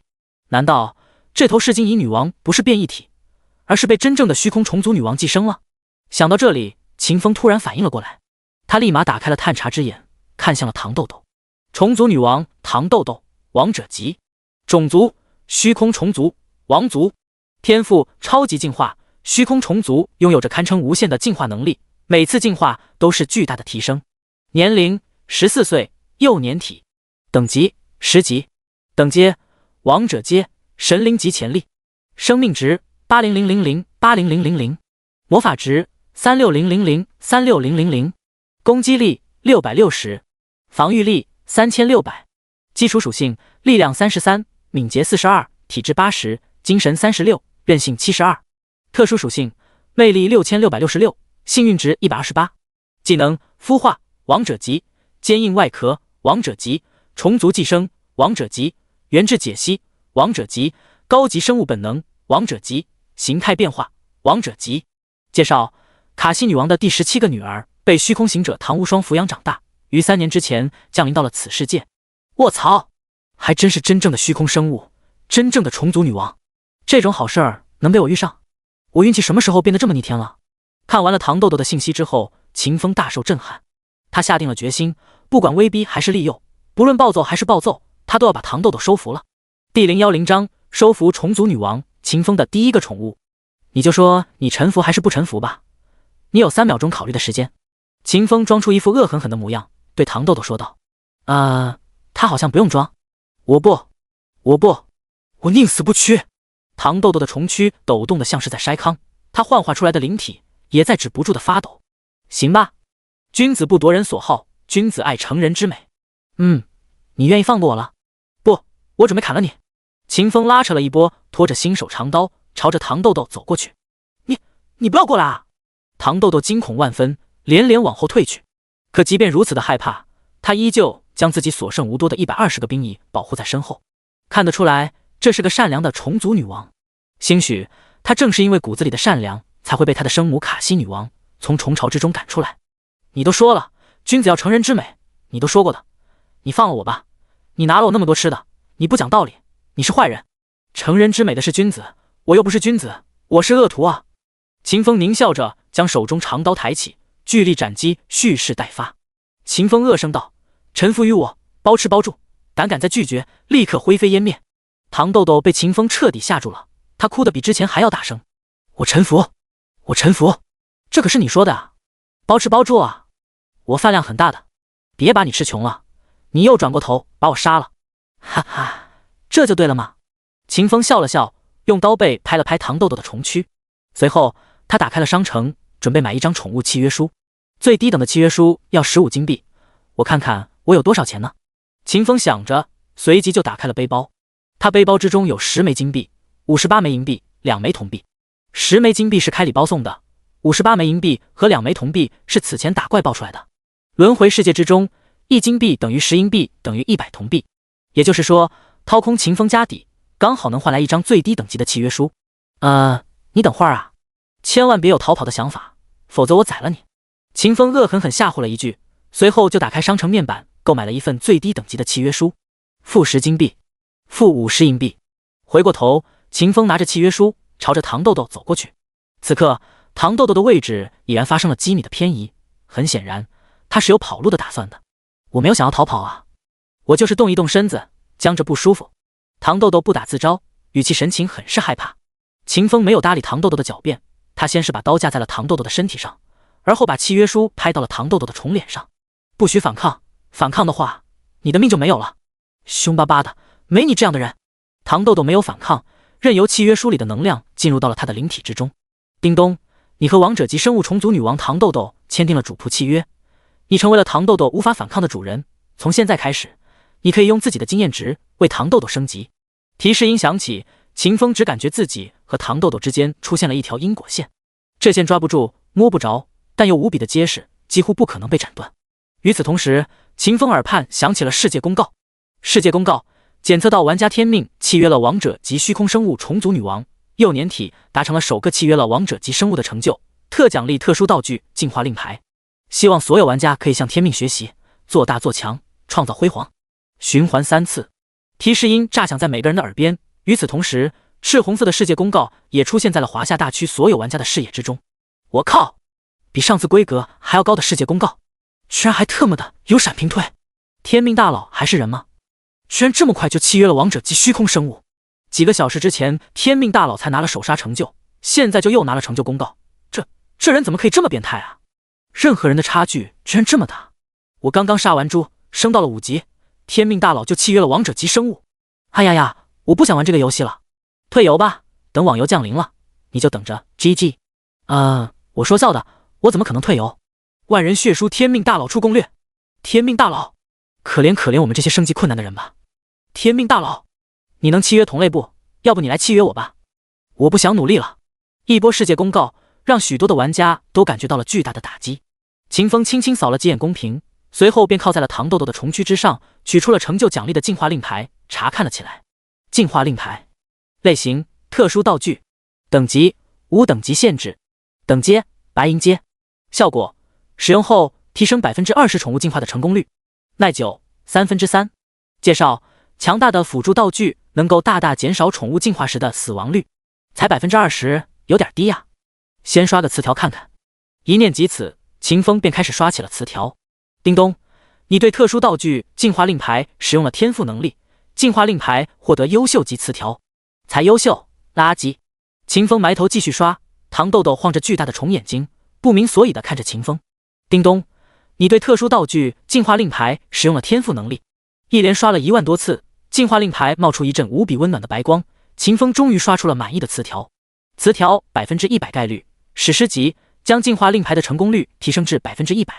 哈哈，可以了，这下子你不用死了。秦风下意识嘀咕了一句，随后便把进化令牌收到了背包之中。糖豆豆，想不想变强？秦风转动了个方向，看向了糖豆豆，继续道：叫爸爸，叫了，我马上就让你变强，很强的那种哦。第011章神话级词条，女王之心。听到变强2个字，糖豆豆的大眼睛顿时就亮了起来，他张开嘴，毫不犹豫的就叫了秦风一声爸爸。哎，秦风答应了一声，随后补充道：其实我骗你的，气不气？糖豆豆愣住了，一脸诧异的看着秦风。他的本质就是个虫子，不知道人类所谓的叫爸爸究竟是什么含义，但被秦风骗了，他依旧感受到了一阵不舒服，就很想哭。越看秦风那贱兮兮的样子，糖豆豆就越是想哭。终于，他哇的一声就哭出来了，响动大得很。哈哈，秦风捂着肚子狂笑不止，笑够了过后，他伸手拍了拍糖豆豆的小脑袋，轻声道：“不逗你了，乖乖站好了，千万别动了，我来让你变强。”哦，糖豆豆也不知道秦风这一次是不是在骗他，但他渴望变强，于是就又信了秦风一回。值得庆幸的是，秦风这次真的准备当人了。他没有继续骗糖豆豆，他伸手按住糖豆豆脑袋，随后便发动了天赋。叮咚，你对虚空生物虫族女王糖豆豆右升体 LV 时使用了天赋能力，糖豆豆获得普通级词条。提示音落下的那一刻，糖豆豆感觉自己身体发生了变化，真的变强了一点。他的虫眼睛亮的像是120瓦的白炽灯。真的哎，他没有骗我了哎，开心。可就在下一刻，糖豆豆眼睛就瞪大了，因为那种强大的感觉消失了，不见了，被人夺走了。别看我，刚才那个不行，我给你整个更牛逼、更哇塞的。好的。虫眼睛里冒出星星。叮咚，你对糖豆豆发动了天赋能力。一连刷了985681次过后，秦风终于给糖豆豆刷出了第一个神话级词条女王之心。词条女王之心，解放虚空生物虫族女王糖豆豆的知识库、基因库全部进化路径。糖豆豆，感觉怎么样？秦风不知道虫族女王的知识库、基因库、进化路径分别代表着什么东西。为了搞清楚糖豆豆此刻的状况，秦风这才问了这么一句：我看到了好多东西，我还看到了一棵巨大的树，我好像可以在上面爬，只是我爬得很慢，像一只蜗牛。糖豆豆迷迷瞪瞪地回答了一句，显然还没有搞清楚所有的状况。那棵树应该就是进化路径了。秦风点了点头，继续问：然后呢？还有吗？还有就是，我现在好像能孵化出好多同胞，各式各样的都有，只是我没有那么多的材料。材料？你需要什么材料？矿石、水，还有生命能量，就这么多了，没别的了。秦风的眼睛亮了，看向糖豆豆的目光也多了几分欢喜，越看越顺眼。就这么多了。矿石和水好理解，生命能量是什么玩意儿？啊，这个我说不清楚。换一个方式，生命能量存在于什么地方？哦，存在于生命体之中，我身体里有。这些是金蚁身上也有，当然你也有。糖豆豆指了指秦风，动作幅度很小，显然还是有点害怕。尸体身上有没有？有，新鲜的最多，老了就少了。你能提取不？可以，这个很简单。秦风笑了，好办，以后我给你弄来，你缺多少，我给你搞多少来。真的吗？糖豆豆瞪大了虫眼睛，一脸欣喜地看着秦风。秦风拍了拍糖豆豆的脑袋，认真的点头。走吧，我们先离开这个矿洞。糖豆豆学着秦风的样子，兴奋点头。随后他转过身子，指着剩下的120个兵蚁，对秦风道：他们要跟我们一起走吗？不带他们了，麻烦。糖豆豆眼睛里的光暗淡了几分，不过他倒是没有和秦风争什么，而是径直走到了矿洞最底部的孵化器面前，吐出了一口淡蓝色的本源，孵化了一个噬金蚁女王胚胎。动用了本源之力，糖豆豆眼神里的光再度暗淡了几分，身躯也软了下来。他嗡嗡唱起了一首无名的歌谣，无形的波动在矿洞之中激荡，在120个兵蚁身上旋转。半分钟过后，兵蚁们的身上出现了一个新的印记，印记上牵出了一条细细的，除了拥有洞察之眼的秦风以及糖豆豆之外，便没有人可以看到的丝线，连在了孵化器之中的是金蚁女王胚胎之上。做完这一切之后，糖豆豆回过头来看向了秦风：你可是说过的，你包吃包住的哦。错了，不仅包吃包住，还帮你进化。那你可不能丢下我哦，你可是说过了的。秦风一个翻身，跳上了糖豆豆的虫躯，站在了糖豆豆的背上。呼的一声，新手长刀出鞘，刀尖直指矿洞之外。糖豆豆出发！糖豆豆遵命！糖豆豆跑了起来，一边跑，他一边调整起了自己的形态，从注重于发育的噬金蚁女王的形态，变成了更偏向战斗，但却被糖豆豆当成了跑路模式的截肢形态。在这个形态之下，糖豆豆的身躯是银色的，有着淡淡的金属光泽。糖豆豆的脑袋缩到了扁平的虫躯之中，只露出了2只复眼以及一个闪烁着寒光的口气。扁平的身躯两侧各生出了4条纤细而有力的节肢，8条银色的节肢前后交叠着，不一会儿的功夫就将秦风带出了陨星石矿洞，回到了地面之上。走到地面上之后，糖豆豆便停下了。秦风只吩咐了他离开矿洞，并没有给他其他指令。我看看方位啊，找到了。糖豆豆朝西北方位冲刺。糖豆豆遵命。第012章瞬杀白银级 BOSS。 不得不说，糖豆豆号装甲车还是很不错的。8条节肢带来了极其强大的平衡能力，让坐在糖豆豆背上的秦风感觉不到一丝一毫的颠簸。一人一虫就这般在低语森林之中穿行，途中遇上的野怪不是被糖豆豆锋利的节肢切死，就是被秦风一刀砍死。随着时间的推移，新手村越来越近了。新手村外的农田，卧槽，这特么的猪皮恶霸好肉啊！不仅仅是肉，这个逼还自带回血。是啊，他喵的回的比我们打的还要快。你们在新手村频道里面喊人了吗？喊了呀。那些5级以上的大佬都去地狱森林送死了，一时半会儿根本就叫不回来。这尼玛可是白银级的 BOSS 啊！他们都不回来拿。他们说了，要去找那些秒了他们的银月魔狼报仇。他们还说，猪皮恶霸是我们惹出来的，让我们自己去扛。妈的，一群傻逼东西！我看他们肯定就在一边猫着，等着猪皮恶霸血线掉下去，然后出来抢人头。我感觉也是，但我们没办法呀。猪皮恶霸一进村子，我们全都得掉1级等级。猪皮恶霸本来是没有的，但杀猪杀的多了，猪皮恶霸就冒出来报仇了。此刻，几百个5级玩家正在围攻猪皮恶霸，他们死伤的速度奇快无比。猪皮恶霸一脚下去，他们就会被震飞10多个人回新手村泡泉水。狗日的，你们再不回来，猪皮恶霸就进村了。到那时候，你们就拿不到人头了。别逼逼了，自己惹的祸自己扛，我们要杀狼呢。那些所谓的高玩其实非常的眼馋白银级 BOSS 猪皮恶霸，但看到那些个5级玩家的惨样过后，他们就没有了出手的打算。毕竟跟银月魔狼1换1，他们还能赚到一点经验值，运气好还能爆出个装备。但被猪皮恶霸踩死，那就是踩死了，一点好处都捞不着，堪称死了白死。反正都知道杀猪杀多了就会招来猪皮恶霸，等实力强大了再来宰猪皮恶霸也不迟啊。就让那群小废物慢慢去死吧。大量高玩如此想着。几分钟过后，几百个玩家死守着新手村前的最后一道防线，脸上挂满了悲哀。狗日的，那些沙比愣是一个都不回来。他们不要人头了吗？完犊子喽，马上就要掉等级喽，我们全都 GG 喽。别吼啦，最后挡一次，万一能挡住呢？万一猪皮恶霸的存在是有实现的呢？冲啊！不能退了啊，再退就要掉等级了呀。几百个玩家带着一脸的绝望表情，举着各式的武器冲向猪皮恶霸。他们打猪皮恶霸伤害是这样子的，1、3、6火球术，而猪皮恶霸打他们是这样子的，砰，一脚下去死一堆。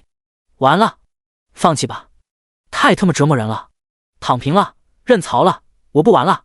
所有人都绝望了，一脸死气的任凭猪皮恶霸把自己踹飞。就在这个时候，一道恐怖的劲风从遥远的地狱森林之中传了过来，紧接着大地猛地震颤了一下，一个提着长刀的男人从高天之上落到了猪皮恶霸的面前。落地的那一瞬间，秦风的身上便出现了一个半透明的护盾，盾是黄色的，看起来就很结实。与此同时，猪皮恶霸的信息出现在了秦风的视野之中。猪皮恶霸野生 BOSS， 等级10级，等阶白银级，血量34593600，攻击力435，防御力631，技能猪突猛进，初级强韧生命，震撼大地。buff 复仇的公猪，生命值恢复速度提升 50%， 移动速度提升 50%。 介绍：皮皮猪的王，新手村里罕见的白银级 BOSS。 猪皮恶霸恶狠狠地看着面前的男人，秦风并没有杀他的子民，也就没有拉到他的仇恨，他暂时对秦风没有敌意。人类，让路！猪皮恶霸的声音很是干脆，一共就4个字。秦风没有答话，回答猪皮恶霸的是秦风42码的大脚。砰！秦风一脚踹在了猪皮恶霸身上，猪皮恶霸瞬间被踢飞。与此同时，猪皮恶霸脑袋上爆出一条赤红色数值，负2280。随后，秦风反握长刀，猛地跃起，像一颗陨石一般，朝着刚刚落地的猪皮恶霸砸去。接触上的那一瞬间，秦风将手中长刀狠狠往下一插，捅进了猪皮恶霸的身体之中。一条赤红色的数值条爆出，猪皮恶霸生命值被清空，变成了一具动弹不得半分的尸体。叮咚，你击杀了白银级 BOSS 猪皮恶霸 LV10。世界公告：华夏大区玩家天命成功击杀了白银级 BOSS 猪皮恶霸 LV10，达成了白银级 BOSS 首杀成就，全属性+4，自由属性+20，技能点+10。第013章铂金级技能到手。世界公告：华夏大区玩家天命成功击杀了白银级 BOSS 猪皮恶霸 LV10，达成了白银级 BOSS 首杀成就，全属性+4，自由属性+20，技能点+10。怎么又来了？3个通道了，这个天命怎么可以这么强大？青铜级 BOSS 的首杀是他，白银级 BOSS 的首杀也是他，就连第一个契约宠物的也是他。他一个人是要把所有的成就奖励全部拿完吗？我感觉这个天命很有可能就是轮回世界的第一人，他以后必然是的。好想抱一抱这个男人的大腿啊！我不想努力了，天命大佬，可以带带我吗？给我点残羹剩饭就行。公告接连响起的时候，所有听到公告的玩家都被震撼到了无以复加的程度，而最受震惊的便是那些个亲眼见证了秦风是如何一脚一刀将猪皮恶霸斩杀的人。一脚2800点的伤害，这是10级的玩家可以打出来的。我们所有人加一块儿，还不如他轻轻踹出去的那一脚。他为什么可以跳那么高啊？是学会了什么高等级的技能吗？我靠！我对他使用了探查术，结果只看到了他的 ID 和等级，其他的属性愣是一个都没有看到。如果不是我们所有人都被拉到游戏里面来了，我特么都以为天命大佬开挂了。众人一脸震惊地看着秦风，口中喃喃低语着，像是被人下了蛊一样。秦风没有回头看众人，他扭了扭脚踝，随后开出一记大脚，将地上的猪皮恶霸踢飞向远处的一块土坡坡。糖豆豆，接着，秦风朝着远处的土坡喊了一声。话音落地的那一刻，土坡上立刻就隆起了一个银色的凸起。糖豆豆从伪装状态之中脱出，伸出左右2条截肢，凌空将猪皮恶霸接住了。变身为战斗形态过后，糖豆豆的地盘那是相当的稳重。接住身躯庞大的猪皮恶霸，他的重躯晃都没有晃一下。嗤的一声，几乎是在同时，糖豆豆又伸出了2条截肢，刺入了猪皮恶霸的身体之中。哦！糖豆豆喊了一声，随后便开始吸取猪皮恶霸体内的生命能量。只见得一点点淡绿色的光流从猪皮恶霸的尸身之中被抽出，沿着糖豆豆的截肢进入到了糖豆豆的身体里。糖豆豆的体内有着几十个储存能量的器官，一头白银级的猪皮恶霸所提供的生命能量，仅能填补最小的能量器官的容量的1/1000。几秒钟过后，猪皮恶霸被糖豆豆吸成了一具干尸。糖豆豆也不再害怕了，一路小跑着冲到了秦风身边，伸出2条截肢，轻轻把秦风抱起来，放到了自己的背上。很会来事儿啊！秦风笑了笑，轻轻用刀背拍了拍糖豆豆。糖豆豆当即会意，载着秦风就往新手村里奔去了。等到秦风走远，彻底消失在新手村里的那一刻，倒在地面上无比震惊的众人这才感觉堵在胸中的气终于松缓了几分。他们用饱含着崇敬和畏惧的目光遥看着秦风消失的方向，心中升起一股子大丈夫当如是的感觉。铁匠铺不远处的岔路口上，糖豆豆，你可以变小一点，你现在太大只了，不好过路。秦风看着糖豆豆道：可以的，我可以变得很小只。糖豆豆答应了一声，随后就变换起了形态，短短3秒过后，他就变成了一个巴掌大小的银色小虫子。秦风笑了笑，带着糖豆豆朝着铁匠铺赶去。10几秒钟过后，秦风出现在了老铁匠面前。秦风大手一挥，300颗陨星10元矿便出现在了老铁匠的铺子里。紧接着，秦风对老铁匠道：我发现了一座矿脉，坐标是 117.256.331。看着面前的矿石，听着秦风说出来的陨星石矿脉坐标，老铁匠的脸都快笑烂了。异世界来的冒险者，你是个值得尊敬的人，这本玄奥的古书，还有我打造的这一副铠甲，就是你的了。叮咚，你完成了 A 级隐藏任务紧急锻造材料，你获得铂金级技能书踏前闪，你获得了铂金级装备陨星战甲，你获得300枚金币。拿到了任务奖励，秦风也是很开心。他笑着跟老铁匠辞行，随后便找了个空地查看起了自己的2个收获。秦风先拿出踏前闪的技能书，叮咚，你消耗了5点潜能点，你学会了铂金级技能踏前闪 LV1。 踏前闪 LV1， 等阶铂金级，效果向前踏出，闪烁着300×300×300区域内的任何一点。技能冷却 18S， 技能蓝耗 50MP。 介绍：强力的闪烁类技能，拥有强大的机动能力。和之前一样，秦风并没有消耗技能点提升踏前闪的等级，他的技能点都是留给 SSSS 级职业的专属技能的，不可能消耗在踏前闪这种技能身上。想到这里，秦风便刷起了词条。叮咚，你对技能踏前闪使用了天赋能力，踏前闪获得优秀级词条。叮咚，你对技能踏前闪使用了天赋能力，铂金级的技能可以刷5个词条，秦风每刷出一个稀有级词条便会将之固定住，去刷下一个。半个多小时过后，秦风终于将踏前闪的词条刷满了。此刻他再度打开踏前闪的面板，查看起这个技能的变化。踏前闪 LV1， 等阶铂金级，效果向前踏出，闪烁到30万 X 坐标星号300000 Y 坐标星号300000 Z 坐标区域内的任何一点。词条暴力闪烁，稀有，踏前闪释放后会在落点位置制造出9×9×9的范围震荡，对100级以下单位造成80%最大生命的物理伤害。词条千倍暴击，稀有，使用此技能后，下次攻击100%暴击，暴击伤害从2倍提升至2000倍。词条千倍增幅，稀有，踏前闪的闪烁半径提升1000倍。词条3级冷却，稀有，踏前闪冷却时间降低 80%。词条3级穿透，稀有，踏前闪无视100级以下单位释放的空间静置之力。技能冷却 3.6S， 技能蓝耗 50MP。 介绍：被玩家天命强化过的踏前闪，伤害爆表了。第014章，令神灵都叹息的防御力。看着被词条填满的踏前闪，秦风的眼睛简直比白炽灯还要亮。爽啊，太爽了！ 3.6S 闪一次，闪过去就是 80% 的最大生命值的范围伤害，配合着我的弑神之力，那就是 80% 最大生命值的真伤。这还没有完，释放完踏前闪之后，下次攻击还会2000倍暴击，还他妈是真伤。哈哈，从现在开始，100级以下的单位全都扛不住我2招。秦风脸都快笑烂了，整个人看上去就像是疯了一样。唐豆豆瞅了秦风一眼，随即便制作了一面伪装之墙，把秦风挡在里头。他是虫子，不知道什么叫尴尬，什么叫社死，但他觉得秦风现在的状态不对劲，需要保护一下。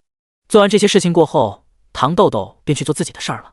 他依靠着虫族女王本能里的通讯能力，指挥着陨星石矿脉之中的那些兵蚁迁徙。此前，秦风把交出300份陨星石原矿给老铁匠之时，他在心痛之外，还听到了一串不明其意的数字。唐豆豆本能的从那串数字之中感受到了危险，为了保护自己的同胞，他便抽空联系了他们。看着面前陡然出现的伪装之墙，秦风一阵疑惑，随后意念一动，就明白了唐豆豆的想法。签订了主仆契约之后，秦风和唐豆豆之间出现了一种单向的心灵感应，只要秦风愿意，他就可以看透唐豆豆的心思。哎，你还挺替我着想的。秦风伸手摸了摸唐豆豆的后背，表示鼓励。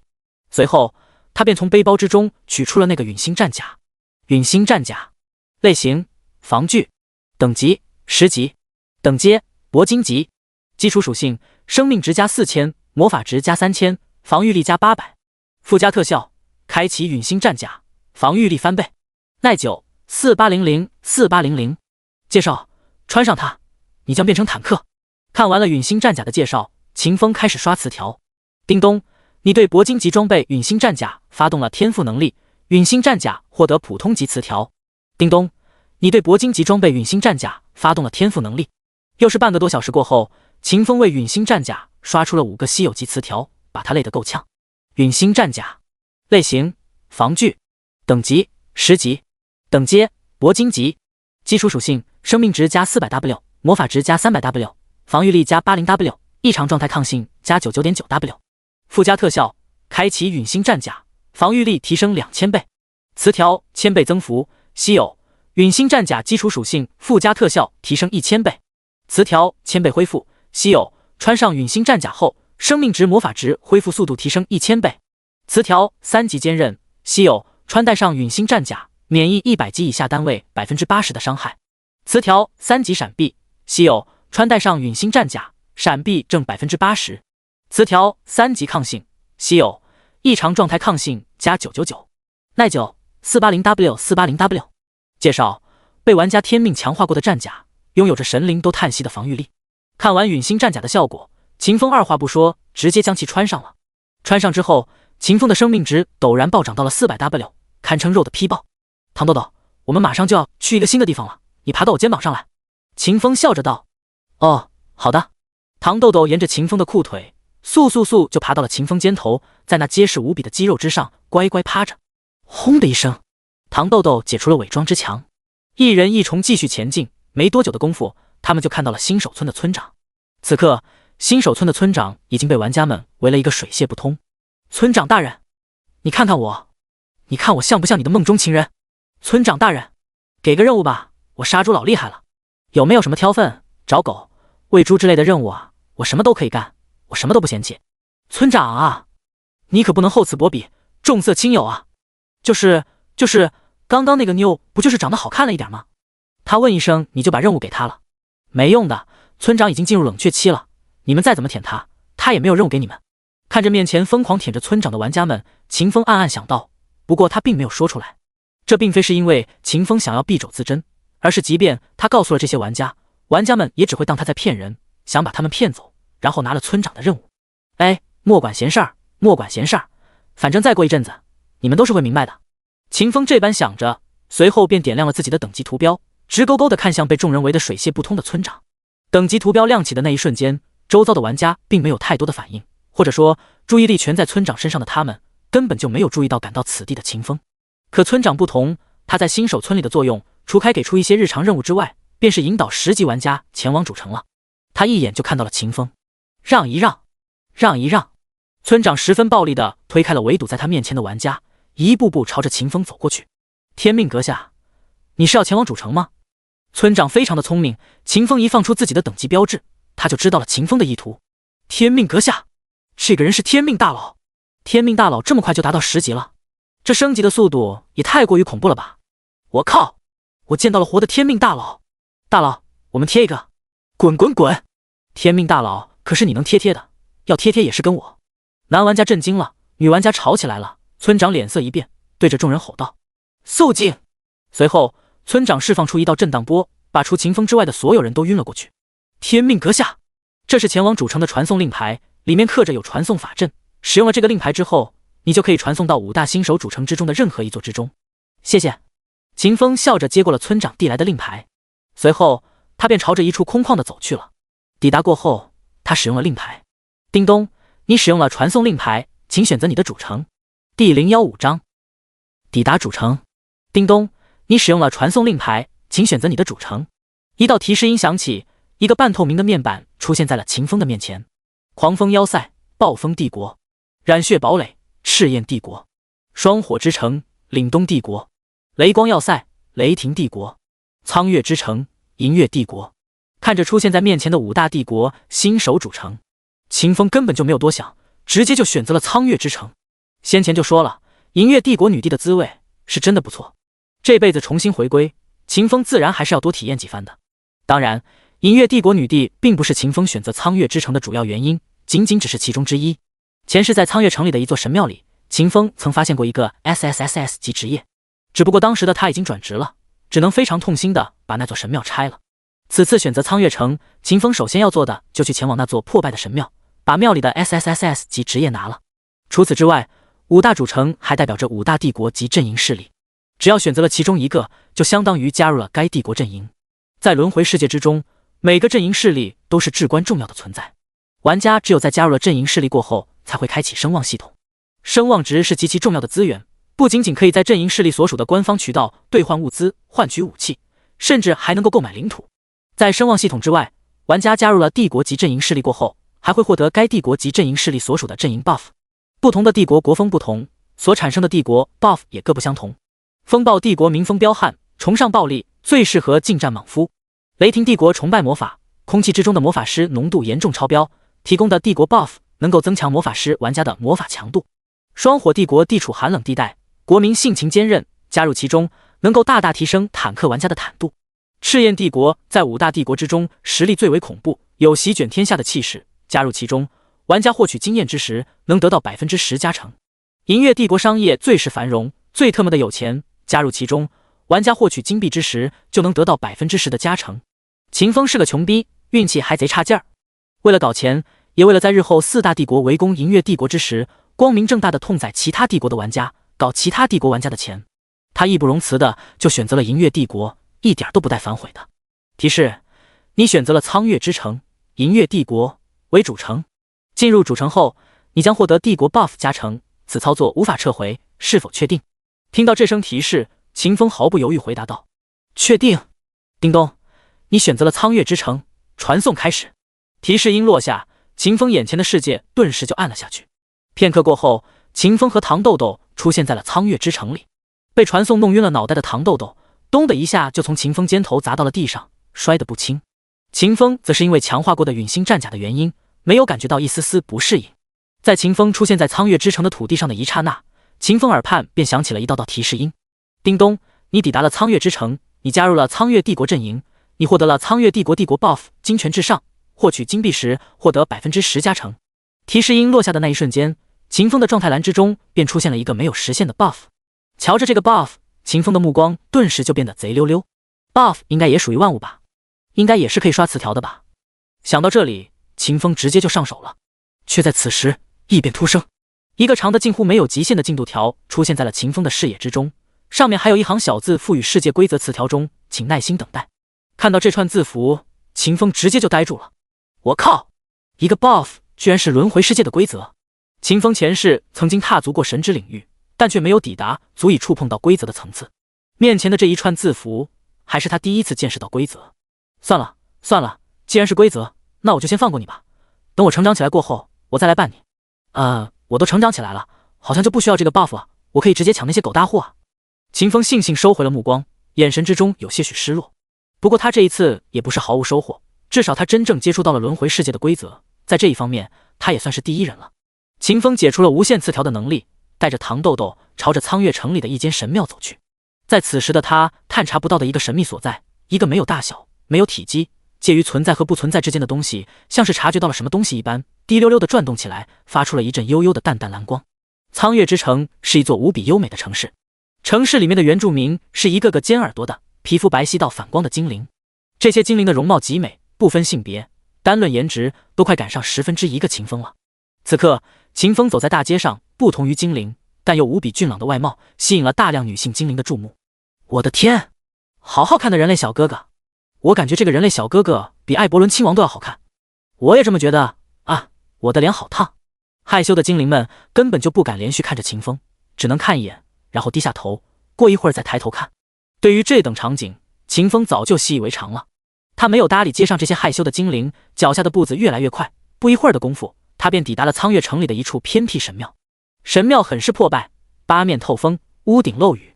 秦风步入神庙之中，用异族的语言吟唱起了一首古老的歌谣，其大意为：伟大的虚空，宇宙的起点，万物的终末，请将你的意志降临到我身上，让我与你融为一体，让我与你归于一处。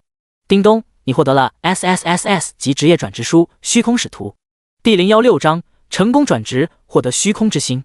叮咚，你获得了 SSSS 级职业转职书虚空使徒。提示音落下的那一瞬间，一本散发着浓郁紫色光芒的转职书出现在秦风手中。秦风点开这本书的介绍，随后就看到了那段前世就看到过的描述。虚空使徒，类型通用转职书，等阶 SSSS， 效果使用之后，你将被转化为最高等的虚空种族，成为虚空的使徒。介绍：这是一本拥有着无上伟力的转职书，它来自于伟大的虚空。叮咚，检测到你获得了 SSSS 级职业的技能书，且你已经抵达了10级，符合了转职需求，是否立刻使用转职书进行转职？在秦风看到虚空使徒转职书的信息的那一刻，一道提示音在秦风耳畔响起了。原本森冷如机械一般的提示音，此刻却多出了一种能直抵灵魂的诱惑味道，能够把生命体最本能的贪婪勾动起来。立刻使用。此刻的秦风并不明白这份转职书的恐怖，他毫不犹豫的就选择了立刻使用。谁都不知道这其中有几分是那本不该有的诱惑的功劳。秦风话音落地的那一瞬间，虚空使徒转职书立刻就像是活过来了一般，爆发出了无比耀眼的紫色光芒。紫光瞬间就将整个神庙填满了，眼看着就要冲出去，将高远的天穹都污染成浓郁的深紫色之时，破败的神庙之中却响起了一道苍劲而古老的歌谣，将奔流不息的时间定格，将那浓郁到极致的紫光牢牢束缚在神庙里。嗡嗡嗡，一阵谁都听不见的嗡鸣声响起，紫光如潮水一般往着秦风身体里灌注。秦风的心脏毫无预兆的在这被定格了的时空之中沉重的跳动了起来，每跳动一次，他都能将秦风体内的紫光吸收、炼化、储存。也不知道过了多久，也许是万年，也许只是一瞬，古老的歌谣停歇了，时空重新流动起来。死！体内的异样让秦风忍不住倒抽了一口凉气。此时的他感觉到自己好像依然和某个无比广大高远的存在连接在了一起。下一刻，他的耳畔响起一连串提示音。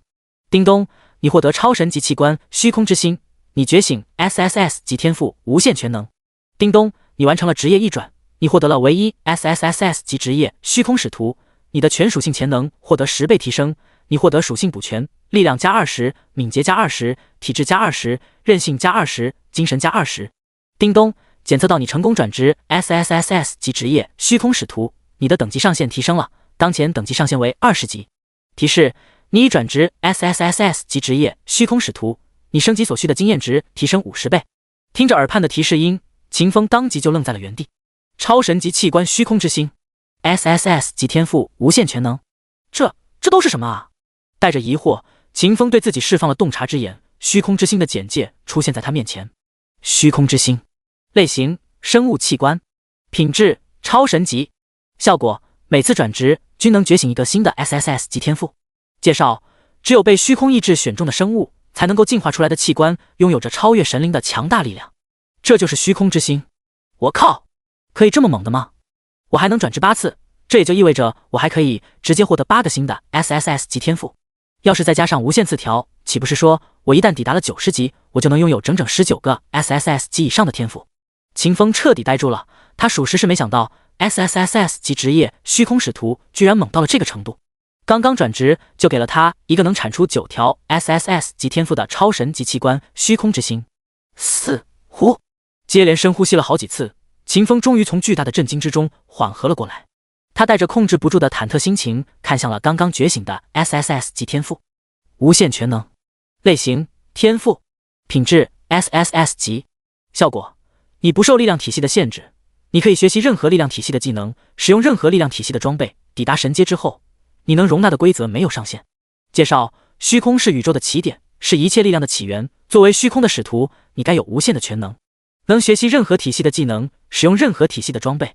我这是成为了真正的6边形战士啊！能抗能打，能使用远程武器，能刺杀，还能甩劲咒，甚至于使用神术。一旦抵达了神阶，我还可以无限制的容纳规则。我他妈这是真无敌了呀！秦风下意识感慨着，巨大的兴奋让他的声音止不住的发抖。除了虚空之心和新的 SSS 级天赋之外，此次转职还将秦风的全属性潜能提升了整整10倍，并给予了秦风全属性加20的属性补全。在轮回世界之中，玩家每次转职，属性潜能都会获得提升。寻常职业转职后，属性潜能的提升非常微弱，即便完成了9转，总的提升也不会超过100倍。SSS 级职业好一点，一转过后，属性潜能会提升至2倍，完成9转后，属性潜能则会提升至512倍。和其他所有等级的职业相比，秦风转职的 SSS 级职业很不一样。在一转之时，虚空使徒就将秦风的属性潜能提升到了骇人听闻的10倍。一旦让秦风完成了职业9转，他的属性潜能就会被提升到令神灵都感到绝望的1亿倍。属性潜能越高，力量转化攻击力、敏捷转化移动速度、反应能力、体质转化防御力、生命值的比例也就越高。在转职之前，秦风拥有的每一点力量可以给他带去1点攻击力，1点体质可以给他带去10点生命值和1点的防御力。此刻转职之后，秦风的属性潜能获得了10倍提升。也就是说，在属性相同的情况之下，此时的秦风的各项数据都是之前的10倍，是其他拥有着 SSS 级职业玩家的5倍。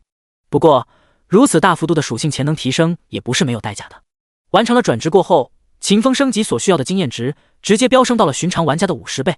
其他人10级升11级只需要2万点经验值，而秦风则是需要整整100万点经验，不可谓是不恐怖。升级所需的经验值虽然变多了，但我的战力、潜力都得到了巨大的提升。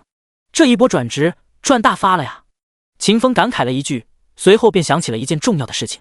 此刻的他已经抵达了10级，并完成了转职，能够直接给自己附加1条神话级词条了。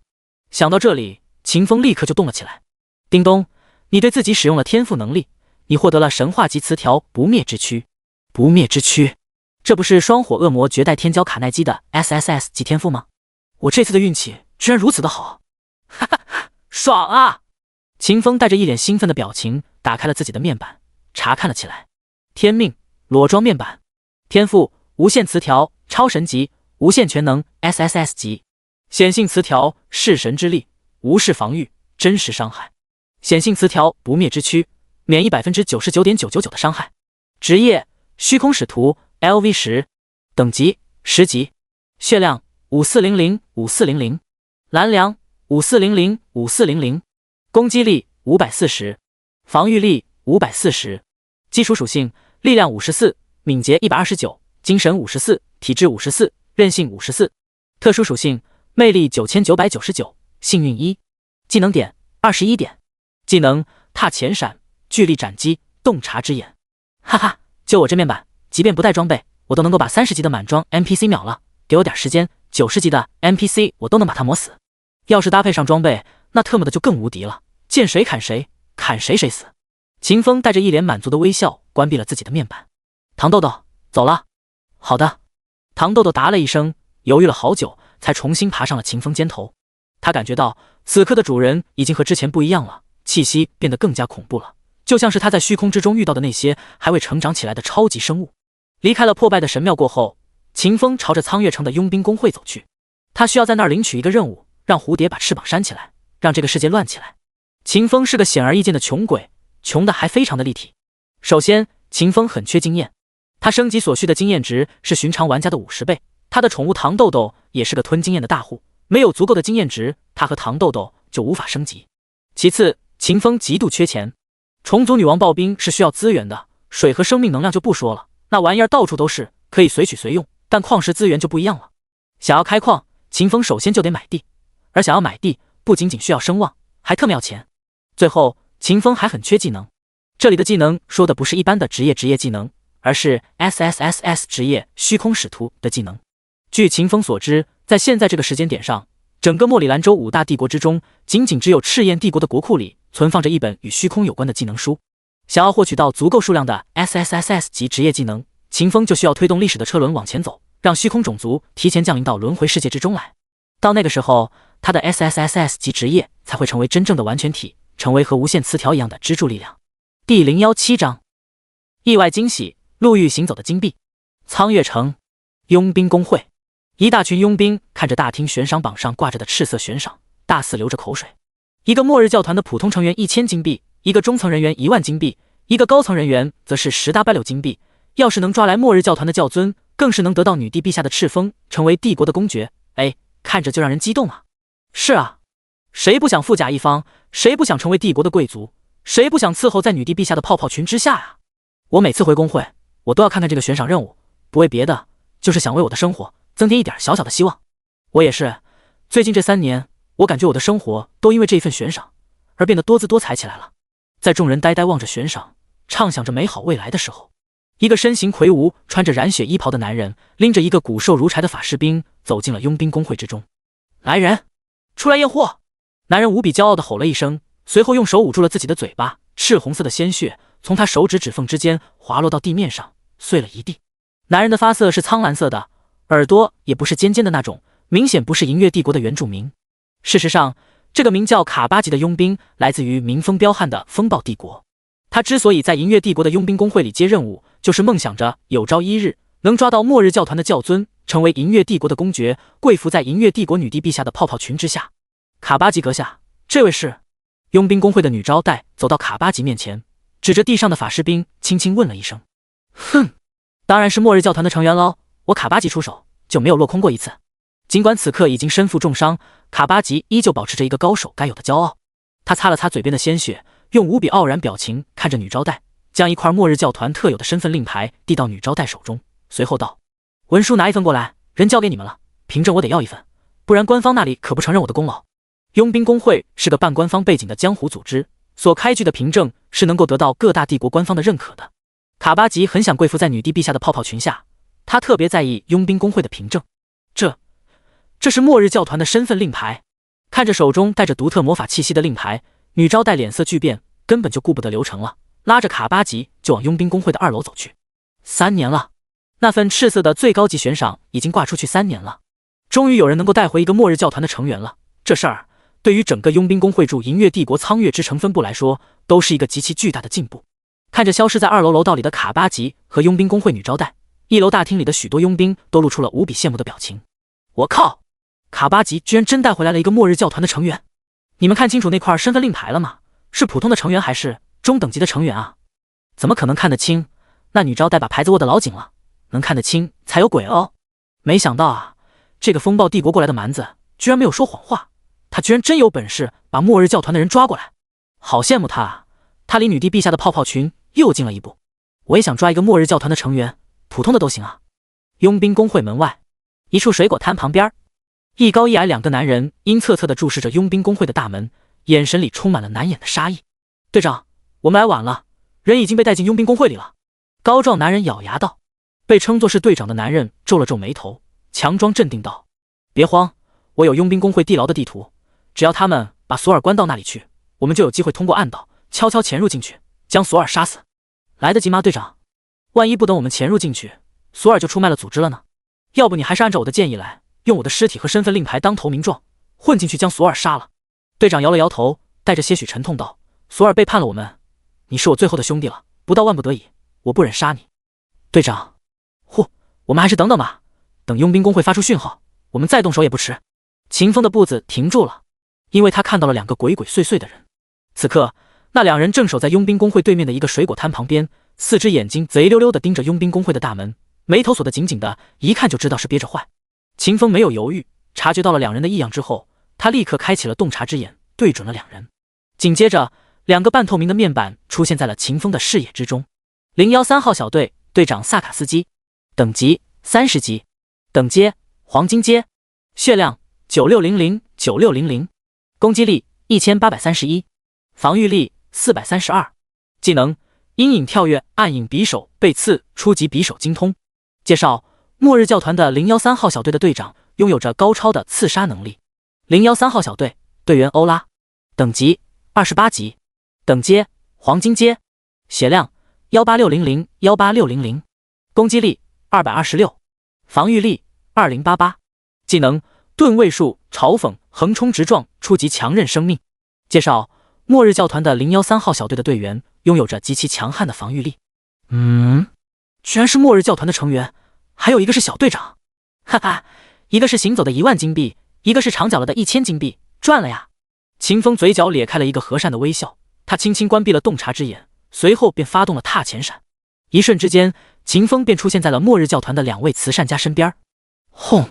负7680，负14880。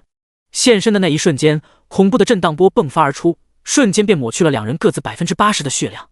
苍啷一声，秦风抽刀便斩，直砍向萨卡斯基的脑袋。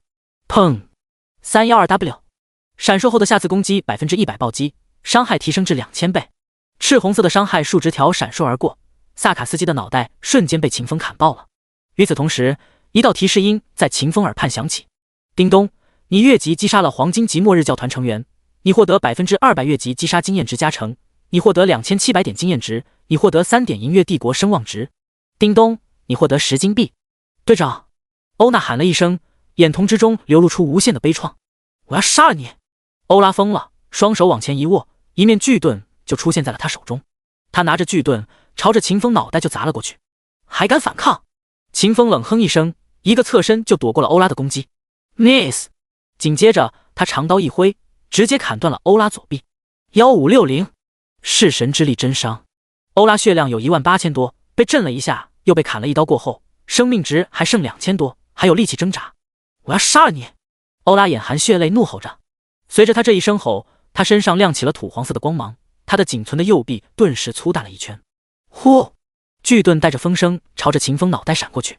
秦风侧身躲过，随手又砍了一刀，在欧拉的胸膛上开出了一个巨大的豁口。负1560，生命值降低到5%左右，欧拉再也动弹不得了，手中巨盾掉到地上，发出咚的一声闷响。秦风将欧拉的巨盾收进背包，随后他一把将欧拉提溜起来，随后又走到萨卡斯基身边，将这具尸体拎在了手中。在接到上路人震惊的眼神之中，秦风大摇大摆走进了佣兵工会的大厅。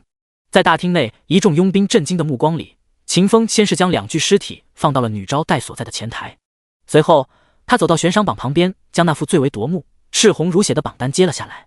阁下，您这是？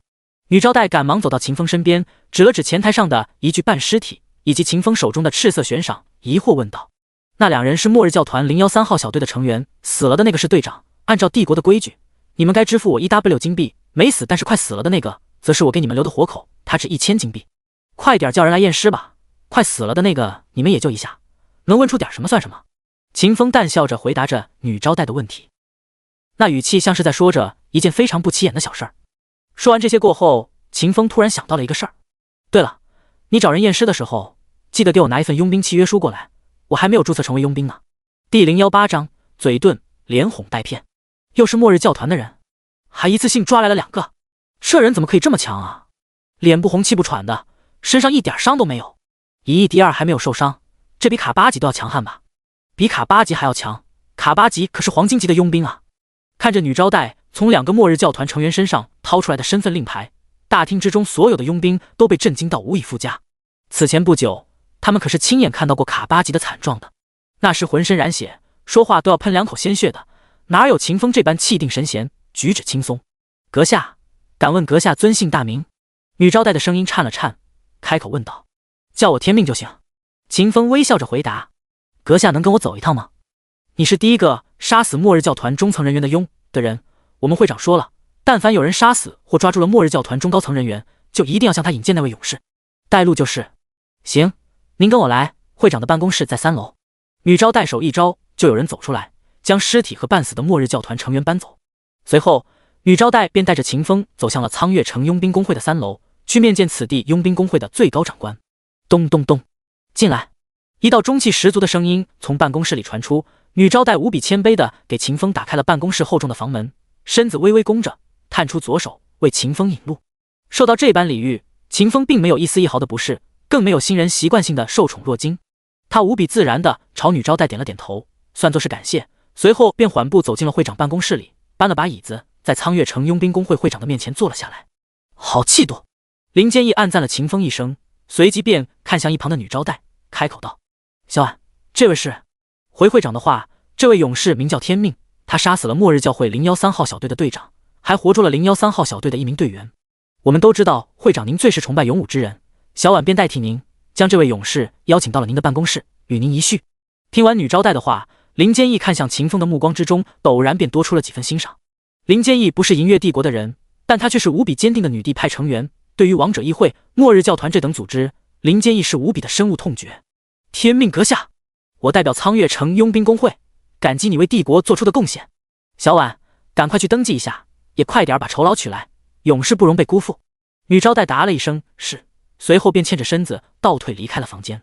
天命阁下，您能击杀末日教团的队长，并活捉一名末日教团的成员，我相信您的本事肯定是不弱的，绝非寻常人可以比拟的。林坚义把秦风往上抬了抬，随后继续道：“天命阁下，我这个人性格比较直接，我有一个疑惑。据我所知，末日教团的成员隐藏的极深，混在人群之中，更是难以分辨。您究竟是如何辨认出他们的呢？您否是拥有着一些特殊的鉴别方法呢？”能成为佣兵工会的分会长，林坚义自然有过人之处。他天生具有着能辨别人话语真假的能力，没有人可以在他面前撒谎。他之所以有此一问，便是想借助自己天生的能力，判断秦风是否为末日教团的奸细。秦风笑了笑，前辈子他和林坚义打过很多次交道，无比清楚对方所具有的能力。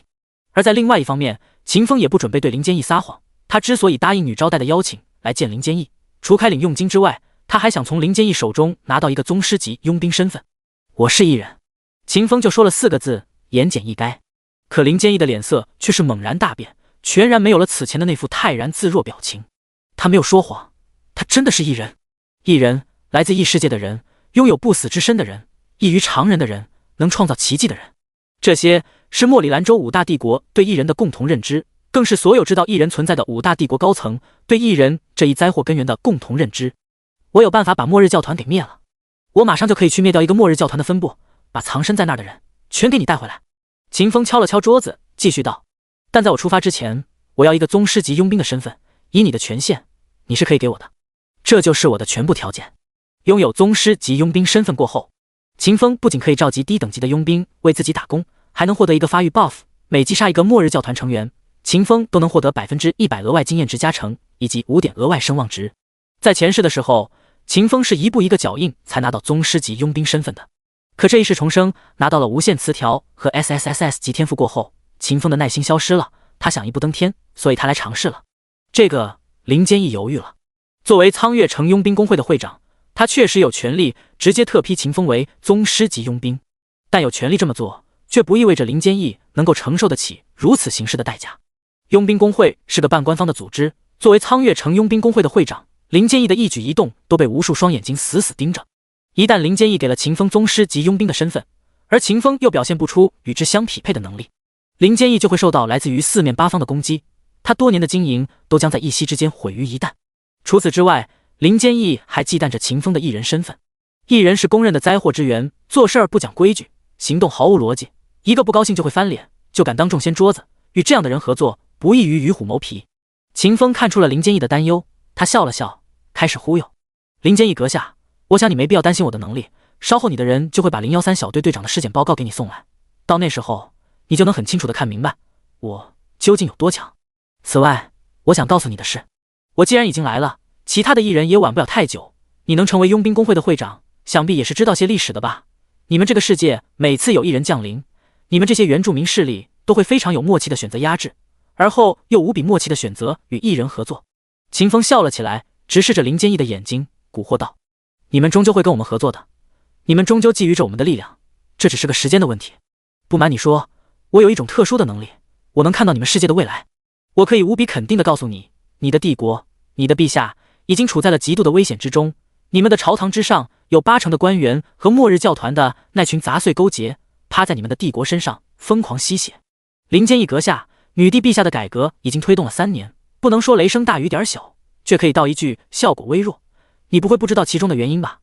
秦风敲了敲桌面，继续施压：“林坚毅阁下，你也不希望看到女帝陛下逐渐成为一个只能盖章空架子吧？”第019章触发 SSS 级任务，宗师级身份到手。我有一种特殊的能力，我能看到你们世界的未来。林坚毅阁下，你也不希望看到女帝陛下逐渐成为一个只能盖章空架子吧？秦风的声音在林坚毅的脑海之中回荡着。林坚毅的能力告诉他，秦风还是没有说谎。女为悦己者容，士为知己者死。林坚毅能有今天，全靠女帝的提拔。此刻得知秦风拥有着窥探未来的能力，林坚毅下意识的就想要答应对方的条件，逐渐将之变成女帝陛下的臂主。可是秦风的要求太大了，张口就是一个宗师级的佣兵身份。一旦他答应对方，他就将彻底被秦风绑上贼船。秦风崛起，他将跟着飞黄腾达；秦风不振，他也将随之一同衰落。死呼！林坚毅长长深呼吸了起来，暗自做着利弊权衡。一人不死不灭，行事乖张，毫无禁忌。我今天要是不答应他，他转身就有可能带着一身本事去投效那些蛀虫，成为陛下的敌人。女为悦己者容，士为知己者死。我是陛下的臣子，为陛下分忧是我林坚毅的本分。只要能为陛下留住这个异人，我林坚毅个人的荣辱又算得了什么？思量了好一阵子，林坚毅失去焦点的目光重新汇聚起来，他直视着秦风，正色道：“天命阁下，我答应你了，但我有一个请求，我希望你能在7天之内做到你所许诺的事情。毕竟我虽然有权利特批给你宗师级佣兵身份，但我也是要服众的。如果你做不到的话，我也只能将你的身份收回来了。”哈哈，可以理解。秦风冲林坚毅伸了伸手，讨要特批文书。后者也是果断，立刻就写了一份文书，递到秦风面前。天命阁下，签字吧。签完这份文书，你就是佣兵工会的宗师级佣兵了。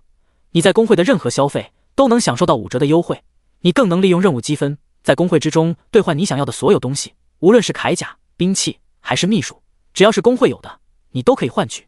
林坚毅话音落地的那一刻，秦风耳畔炸响一连串提示音。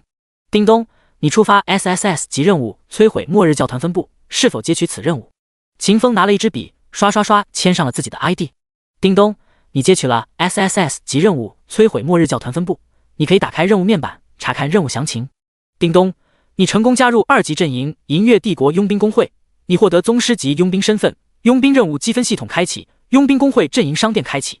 叮咚，检测到你击杀了末日教团013号小队队长萨卡斯基，活捉了队员欧拉，你对佣兵工会做出了巨大贡献，你获得30点佣兵积分。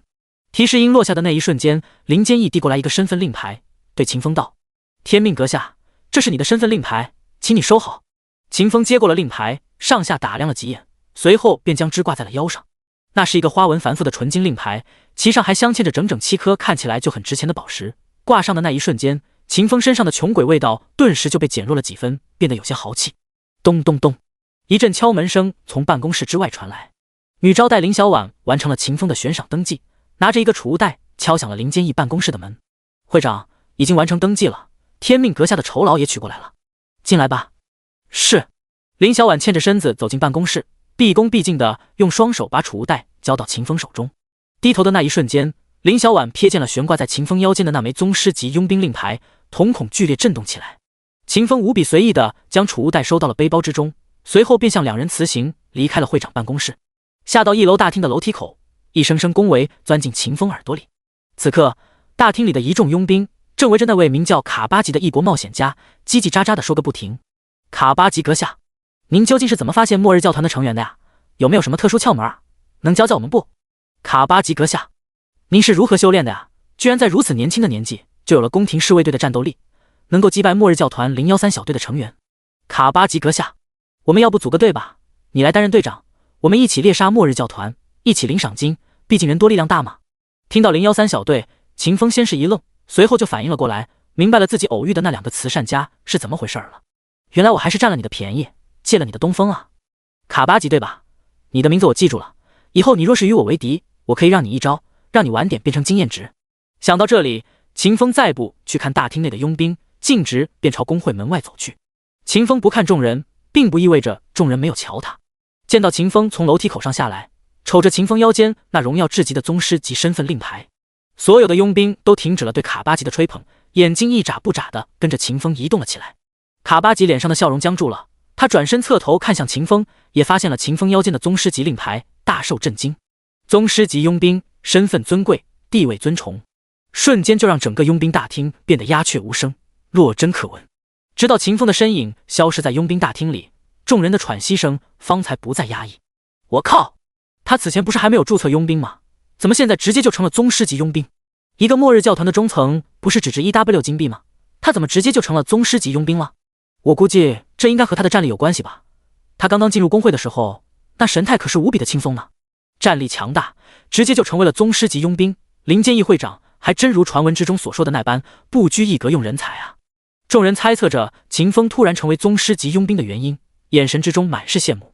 听着众人的交谈，卡巴吉从震惊之中缓和过来，眼神里莫名多出了几分嫉恨。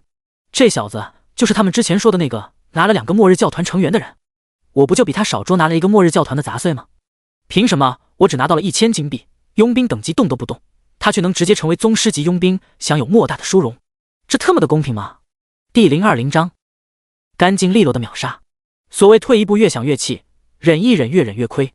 卡巴吉怒了，他带着一脸的怒气，大踏步走出了佣兵工会大厅，朝着秦风消失的方向便追了过去。他要跟秦风决斗，他要砍下秦风的脑袋，带着秦风的头颅去质问苍月城佣兵工会会长林坚义，他要给自己讨一个公道。沿着记忆之中的路线，秦风朝着苍月之城的铁匠铺走去。可走着走着，秦风突然就有了一种如芒在背的感觉。不仅仅是秦风，趴在秦风肩头的糖豆豆也感觉到了异样。他是王者级的生物，虽然还没有成长起来，但感知能力已经非常强大了。主人，我怎么感觉有人在敌视我们？你的感觉倒是挺准确的。秦风笑了笑，摸了摸糖豆豆的小脑袋，随后停住了脚步，喊了一声：出来吧，远远盯着不累吗？哼！卡巴吉哼了一声，大踏步走到了秦风身边。此刻两人已经抵达了苍月城中比较繁华的地段，街道之上都是来往的行人，不远的地方还有一个占地面积广大的广场，长着尖耳朵的精灵们成双成对的坐在广场的椅子上，欢快的抱抱摇。我要跟你决斗！卡巴吉咬破了手指，就要把自己的鲜血印在秦风的额头上。这是风暴帝国的传统风俗，每当有人想要发起决斗之时，他都会咬破指尖，把自己的血印在别人的额头上。这是一种饱含了侮辱意味的宣言。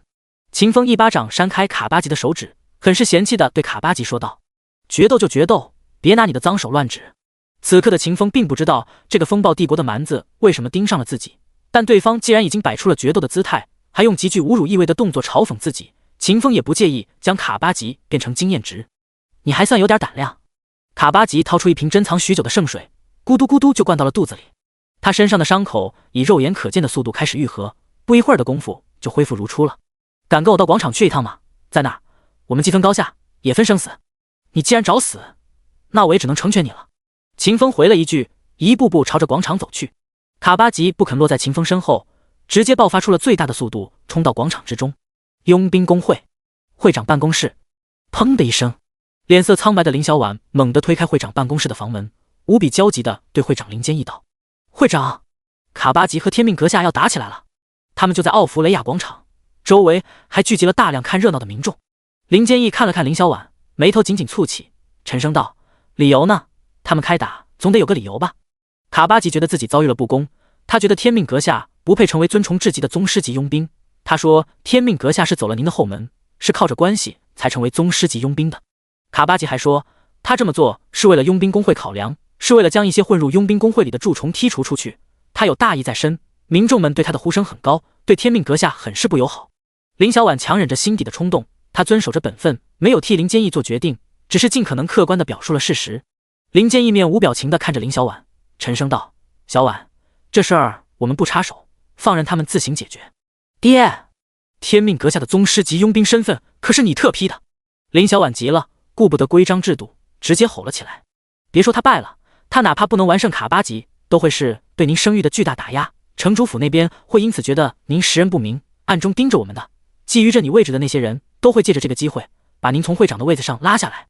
林建义看了林小婉一眼，随后长呼了一口气，解释道：小婉，人要讲规矩，这不仅仅是我对你的要求，更是我对自己的要求。从我特批天命为宗师级佣兵的那一刻，他就注定会站在苍月城的风口浪尖之上。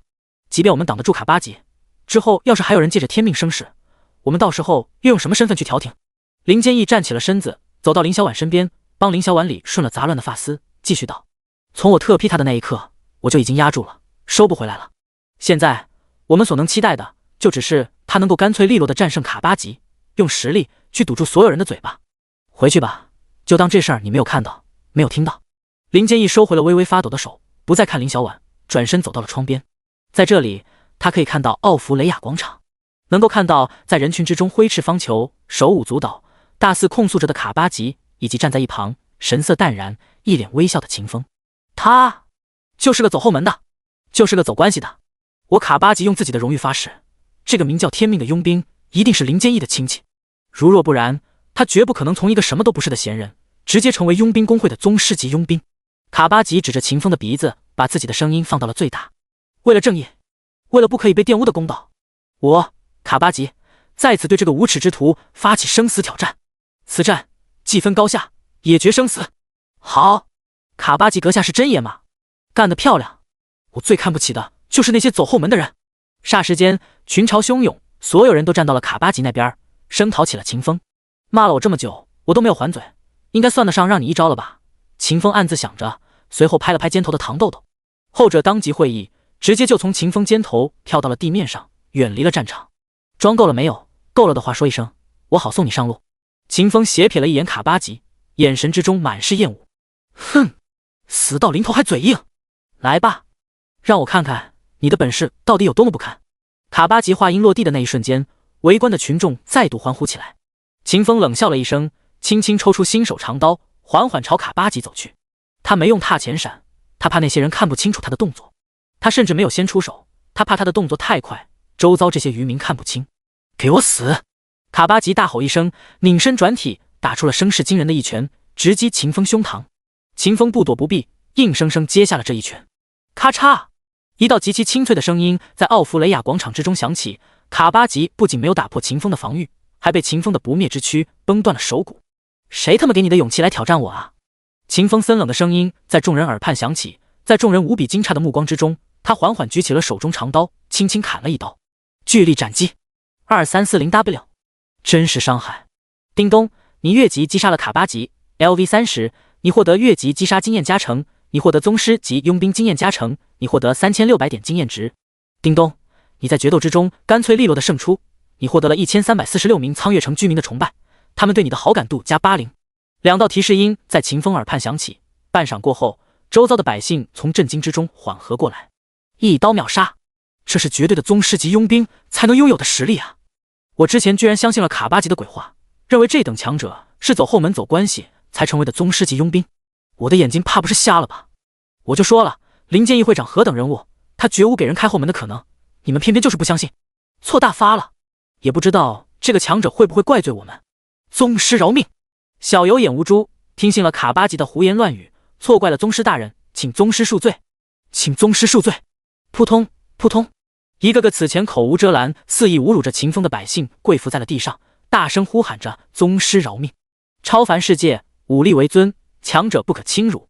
此刻，秦风展现出了自己碾压性的力量，所有人都深刻认知到了自己的荒谬，意识到了自己此前的言语是何等的愚蠢。唐豆豆，走了。好的。唐豆豆无比开心地应了一声，速爬上秦风肩头。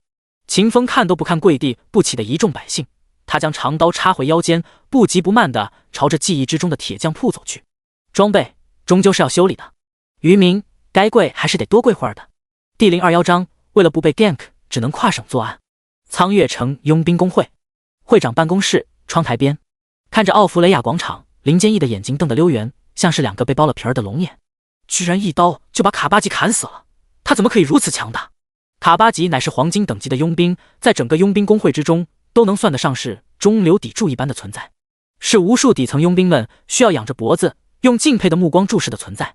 可就是这样一个强大的佣兵，却是在秦风手中走不过一招，被秦风用无比光明正大的打法，甚至于是放水的打法，轻轻一刀秒掉了。咚咚咚，林坚毅的心脏咚咚咚狂跳了起来。捡到宝贝了！不，我这是撞大运了，这是泼天的气运啊！林坚毅用颤抖的双手来回摩擦自己已然松弛下去的脸颊。爹，天命阁下，这是赢了吗？跪地不起的林小婉发现了林坚毅的异常，他的眼瞳之中闪过一丝希望，战战兢兢问了一声：“是的，他赢了，还赢得无比的干脆利落。他一刀就把卡巴吉秒杀掉了。他在所有人的注视之下，证明了自己的实力。”林坚毅回过头来，脸上是轻松的笑容，语气里是如释重负的畅快和坦然。林小婉的眼睛更亮了，她无比兴奋地从地上爬起来，走到林坚毅面前，随后直接跪下，五手贴地道：“会长英明，会长识人有术。这时候倒是懂规矩了，这时候怎么不叫爹了，不跟你爹大吼大叫了？”林坚毅把林小婉从地上扶起来，心情畅快之下，他竟然有了开玩笑的心思。回会长的话，此前是小婉着急了，是小婉不懂规矩，会长说的是对的，规矩总是要守的，这不仅仅是我们对其他人的要求，更是我们对自己的要求。林小婉强压着即将夺眶而出的喜泪，朝着林坚毅欠了欠身子：“会长，让我去处理一下卡巴吉的后事，我一定会把这事儿办得无比利落，让任何人都挑不出毛病。”“去吧。”“是。”林小婉倒退着离开了办公室，脚步变得无比轻快，眉间也多出了浓郁到化不开的喜悦。“啊，我们赢了，我们居然赢了！”苍月城城主府，城主大人，卡巴吉输了，被那个天命一刀秒了。天命的来历你调查清楚了吗？苍月城城主面色凝重地看着面前的谍报人员，问出了他最关心的问题。回城主大人的话，查不清楚。那个叫天命的家伙就像是突然出现的一般，我动用了几乎所有的力量，都没有找到与这人有关的任何一丝消息。用兜帽盖住面目的碟子如是说道。说完之后，他觉得不严谨，随即又补充了一句：“他当街斩杀末日教团013小队的事情除外。”咚咚咚，突然出现的，查不到任何消息，这种人。城主法马西斯闭着眼睛，用手指关节轻轻叩响桌面，琢磨了起来这种现象背后的意味。一个无根无地的人，居然可以得到林坚毅的特批，这事儿说不过去，除非那位天命阁下有着异于常人之处，而且这种异于常人还极其的不一般。法马西斯回忆起了林坚毅这么多年以来一直贯彻着的行事风格，他清楚林坚毅绝非是那种任人唯亲、以权谋私的人。如若是这般，林坚毅早就成了他们的人了，亦或者被他们抓住把柄送上了处刑台。4238，你联系一下元帅府，问问诺兰元帅，就问他大祭司最近有没有说什么。说到一半，法马西斯觉得没有讲透彻，于是就直截了当了一回，吩咐道：“算了，你直接对大元帅说，异人来了。那个名叫天命的小子，很有可能就是第一批进入我们世界的异人，而这个异人已经被林坚毅特批，成为了宗师级佣兵。”4238眼瞳巨震，道了一声是过后，便消失在了城主府里。光是一个异人身份，估计还打动不了林坚毅那个老匹夫，不足以让他特批出一个宗师级佣兵。这个异人应该是对林坚毅许诺了些什么，林坚毅那老东西应该也试探出了那份许诺的几分真假。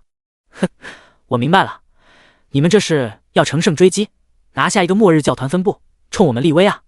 法马西斯笑了笑，自言自语道：“你们还真是不死心啊，成天就知道给陛下生事儿，为陛下徒增烦恼。哎，我这个当臣子的，怎么能让你们如愿呢？”叮咚，你消耗了1金币，修复了新手长刀。一连串的提示音过后，秦风将几个常用的装备修了一遍。真他妈贵啊！修一把新手长刀都要收我1个金币，黑心商家！秦风骂骂咧咧，把装备丢回了背包空间之中。随后他点开了自己的任务面板，查看起了刚刚拿到的 SSS 级任务：摧毁末日教团分部。任务等级 SSS 级。任务内容：你和苍月城佣兵工会会长林坚毅做了交易，你需要在7天之内摧毁一个的末日教团分部，并带回一部分凭证，作为你成功了的证明。任务奖励：1. 宗师级佣兵身份永久版；2. 金币 10W； 3. 经验值 10W。任务时限6天23小时35分钟。任务提示：银月帝国官僚体系极度腐败，你不仅要和末日教团作战，还需要提防着银月帝国的官僚。才10万经验值啊，也就只够糖豆豆升2级，我特么1级都升不了。看着这个任务给出来的经验值，秦风气得牙痒痒。不过这也是没办法的事情，现在他才刚刚进入主城，还没有把国战搅动起来呢，没有多少超高经验值的任务给他领取。我只说了会灭掉一个末日教团分部，可没说灭哪个啊。秦风摸着下巴思考了起来。我是在苍月城接的任务，还在城里弄出了那么大的动静，暴露了宗师级佣兵身份。照这情况，苍月城里的那些个沙比肯定会扯我的后腿，提前通知苍月城附近的那几个末日教团的分部，让我扑空。看来得跑远路了。一念及此，秦风做出了决定，他这回准备跨省作案。第022章，黄金阶法杖 40W 魔法攻击。城主，那小子出城了，直奔着047基地的方向。听到心腹的汇报，法玛西斯眼睛顿时就亮了。哈哈，我果然没有猜错，这个异人果然和林建义做了交易，要拿末日教团的分部换一个宗师级佣兵身份。通知047、048、046基地的3位老朋友，告诉他们有人去围剿他们了，让他们采用第2套方案。是，主教大人，有人来围剿我们了。法玛西斯让我们采用第2套方案。来了有多少人？一个人。一个人，那启动什么第2方案？派几个人半路将他截杀掉，不就完了吗？来的是异人。异人，主教的眼睛瞪得溜圆，被震惊的声音都大了几分。有几成把握？他们说得很笃定，说100%是异人。通知下去，全员离开基地，启动空间折叠。出城之后，秦风并没有在第一时间跨省作案，而是启动了钓鱼执法流程，准备先宰几个可能会出现的探子，拿一个可能会有的开门红。察觉着身后10几道若隐若现的目光，秦风心底既有喜悦，也有被人盯梢的不爽。真他妈来 gank 我了呀！你们胆儿挺肥的呀！秦风骂了一句，随后对唐豆豆说道：“抓稳了，别掉下去。”好的。唐豆豆的答了一声，随后便用上了整整8条截肢，死死扣住了秦风肩膀。秦风抽出腰间的新手长刀，下一刻他瞬间发动了踏前闪。踏前闪 LV1 效果：向前踏出，闪烁到30万 X 坐标星号300000 Y 坐标星号300000 Z 坐标区域内的任何一点。被修正过后的踏前闪能够闪烁到深州2700万平方公里内的任何一个位置，能将整个银月帝国都包括在其中。闪烁的范围是立体的，此处只约算了圆的面积，没有算球的体积。在此情况之下，消失后的秦风自然可以闪烁到某个一脸懵逼的此刻背后。-6400 12W 踏前闪2000倍爆伤。2道赤红色的数值条从此刻脑袋上飘出，秦风耳边响起了一道提示音：叮咚，你击杀了25级黄金阶刺客，你获得越级击杀加成，你获得宗师级经验加成，你获得3000点经验值。提示音落下的那一瞬间，秦风一把将尸体掀飞，开始摸东西，什么都没有摸到，运气烂的爆炸。秦风有些生气，随即一个暴力弹跳降临到了另外一个一脸懵逼的盯梢者的身边。砰！暴力重踢，负80%生命值。咔嚓咔嚓，负1560，负1560。2道伤害数值条飘出，秦风耳边又响起了一道提示音：叮咚，你击杀了24级黄金阶魔法师，你获得越级击杀加成，你获得宗师级经验加成，你获得2880点经验值。秦风动作很快，行云流水一般踢人摸东西。叮咚，你获得黄金级法杖艾瑞达拉法杖。出货了，可以啊！秦风将装备丢进背包之中，随后便杀向了下一个目标。叮咚，你击杀了！一连串的提示音在秦风耳畔接连响起，不一会儿的功夫，秦风就将10几个前来盯着他的人全部弄死了。这一仗，他一共收获了3根法杖、4把匕首、1杆长枪、1把黄金阶的大弓。如果秦风下手的动作慢一点，给那些人一丝丝反应的时间，他们说不定还能多从刺激空间之中掏点装备出来，给秦风的生活添点柴火。但秦风已经忍了那些人好久了，他动手的那一刻并没有想太多。长枪和匕首我用不习惯，拿去卖掉。大弓也用不着，有时间拉弓，还不如直接闪过去砍上一刀。那把黄金阶的法杖倒是可以留着，一旦让我搞到了暴风雪那种技能，我就能直接化身天灾，见谁团灭谁。得到虚空之心过后，秦风觉醒了无限全能天赋，使得他可以使用全系的武器装备，并学习所有体系的技能。在此刻收获到的装备之中，秦风就看那根黄金阶法杖比较顺眼。秦风从背包之中取出了艾瑞达拉法杖，查看了起来。艾瑞达拉法杖，类型魔法侧武器，等级25级，等阶黄金阶，基础属性400魔法攻击，50%额外回蓝，耐久980。介绍：拥有着高额魔法攻击的法杖，魔法师的梦中情杖。400的魔法攻击就是梦中情杖了，这标准也太低了吧！用惯了词条强化的装备，秦风对一般的装备没多大兴趣。比了一句过后，秦风立刻就为这个装备附加起词条。叮咚，你对武器艾瑞达拉法杖使用了天赋能力，艾瑞达拉法杖获得普通级词条。叮咚，你对武器艾瑞达拉法杖使用了天赋能力。一阵时间过后，秦风为艾瑞达拉法杖刷出了4个稀有级词条，大大提升了这件装备的属性，将之变成了魔法师们真正的梦中情杖。艾瑞达拉法杖，类型魔法侧武器，等级25级，等阶黄金阶，基础属性 40W 魔法攻击， 5W 倍额外回蓝，词条1000倍增幅，稀有。艾瑞达拉法杖的基础属性提升1000倍，词条1000倍伤害，稀有。使用艾瑞达拉法杖释放魔法之时，魔法伤害提升至1000倍，词条3级冷却，稀有。使用艾瑞达拉法杖释放魔法之时，魔法的冷却时间减少 80%，词条暴力敲击，稀有。蓄力敲头，100击以下单位造成 80% 最大生命值的魔法伤害，耐久980。介绍：被玩家天命强化过的法杖，是神灵都想收藏的珍宝。阔矣啊，1000倍增幅这个词条都刷出来了，我这回的运气是真的不错啊。秦风看着艾瑞达拉法杖信息之中的1000倍增幅词条，眼神之中满满的全是喜悦。使用了那么多次天赋能力，秦风也算是看明白了一点无限词条的自适应效果。毫不夸张地说，在3级词条之中，1000倍增幅就是效果最为顶尖的那一批了。法杖都已经到手了，接下来就差一个魔法系技能了，希望能搞得一个群攻的吧，一个个砍人属实有的累手。秦风感慨了一声，把法杖装备在了身上。装备上的那一瞬间，秦风的面板发生了变化，在攻击力那一栏的下方出现了一个新的数值魔法攻击，而秦风穿上装备之后的魔法攻击为400540点，足够被任何人尊称一声大法师。第023章，它不叫大火球术，它叫原子弹。搞定了所有探子，完成了词条赋予过后，秦风便开始执行起了他的跨省作案计划。糖豆豆抓稳了，这一次会跑很远的。哦，好的。糖豆豆死死攥着秦风肩头的战甲，一副打死都不松开的模样。算了，你还是到我怀里来吧，就藏在陨星战甲里边，万一我闪到了山里，我怕你被岩石直接挤死。啊！听到死字儿，糖豆豆两只复眼吓得都快要掉出来了。他赶忙钻进了秦风的铠甲里，随后又觉得不安全，在秦风胸口处窝着。死呼！秦风深呼吸了一口气，竭尽全力回忆着某座位于银月帝国阿尔加斯行省的末日教团分部的坐标。此刻的秦风只有10级，虽然战力无双，但他感知能力却是不能够支撑他进行上万公里的精准传送，他只能传送到一个大概的位置，至于这个大概的计量单位，嗨，不是很好说。好一会儿过后，秦风感觉自己确定了方位，差不多了，应该就是那个鬼地方，距离嘛，瞎鸡儿估一个就是。估算完毕，秦风发动了踏前闪，下一刻，他出现在了无比厚实的岩壁之中。秦风拥有着不灭之躯，区区岩石是奈何不得他的。但说闪到山里面就闪到了山里面，属实有点丢人了。秦风黑着脸等待着踏前闪的冷却，3.6秒的冷却时间过后，秦风出现在了明亮高空之中。从高空之中俯视大地，秦风的视野变得无比开阔。他观察着脚下大地的形貌，与自己记忆之中的地图对比了起来。卧槽，闪过头了，多闪了50多公里。呼呼呼的风声在秦风耳畔响起。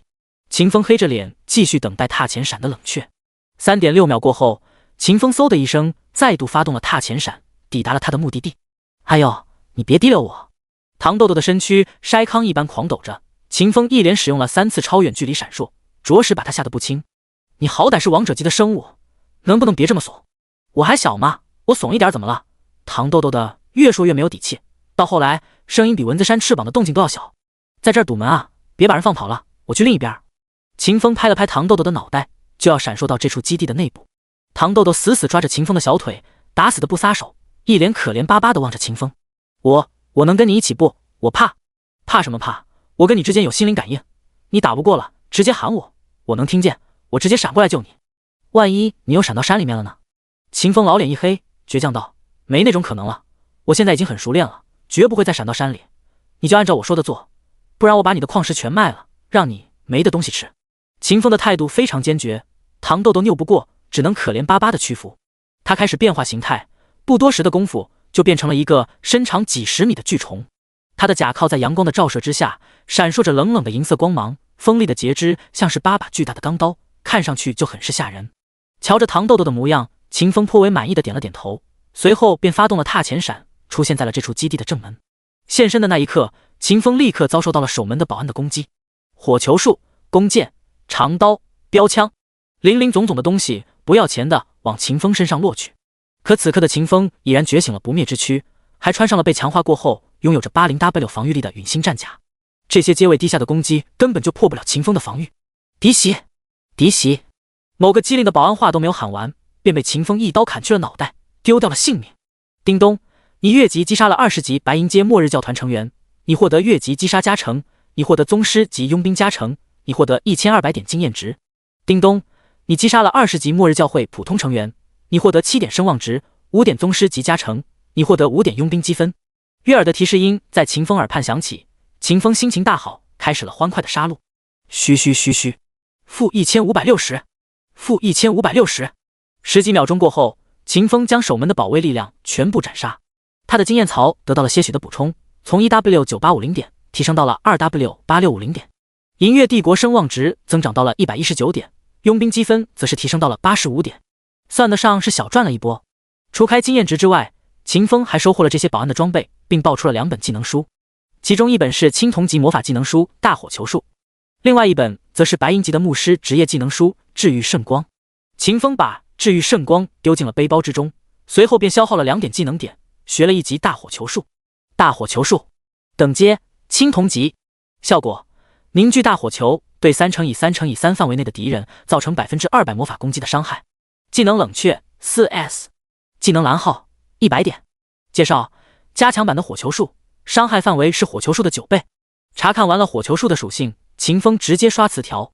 叮咚，你对技能大火球术使用了天赋能力，火球术获得普通级词条。叮咚，你对技能大火球术。刷了2000多次词条过后，秦风再度点开大火球术的面板，查看起来。大火球术等阶青铜级，效果凝聚大火球，对3000×3000×3000范围内的敌人造成200%魔法攻击的伤害。球形范围伤害词条1000倍范围，大火球术的爆炸半径提升1000倍。词条3级冷却，大火球术的冷却时间降低 80%。 技能冷却 0.8S， 技能蓝耗100点。介绍：被玩家天命强化过的大火球术，请叫它原子弹。一个火球砸下去，104立方千米之内人畜不分。哈哈哈，我也有群伤技能了。看着大火球术的介绍，想着自己的不灭之躯天赋，秦风脑子里顿时就多出了一个极其大胆的想法。第024章，想活命吗？帮我污蔑一个人。秦风属于是那种想到什么就会干什么的人，再加上他所具有的不灭之躯天赋，他做事儿更是没有一丝一毫的顾忌。这法子想想就很有意思啊。秦风带着一脸魔鬼一般的微笑，一刀劈开了面前基地的大门，大踏步走了进去。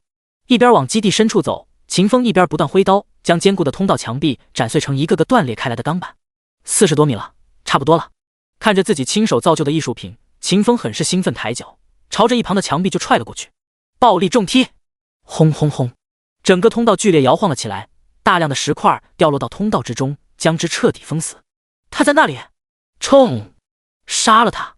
一阵急促的呼喊声从远处传来，钻进了秦风的耳朵里。来的人有30多号，每个人的等级都在20级之上，对于一般的玩家而言是绝对的强大威胁。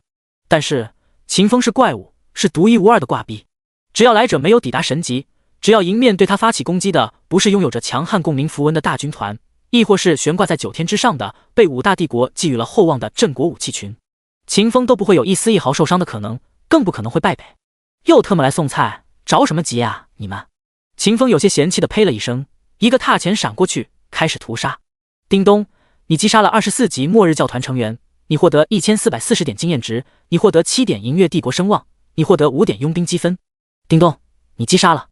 接连不断的提示音平息掉的那一刻，秦风将前来阻挡他的30多号人全部宰杀，经验值往上跳了将近4万多点，背包之中的装备也多了好几十个。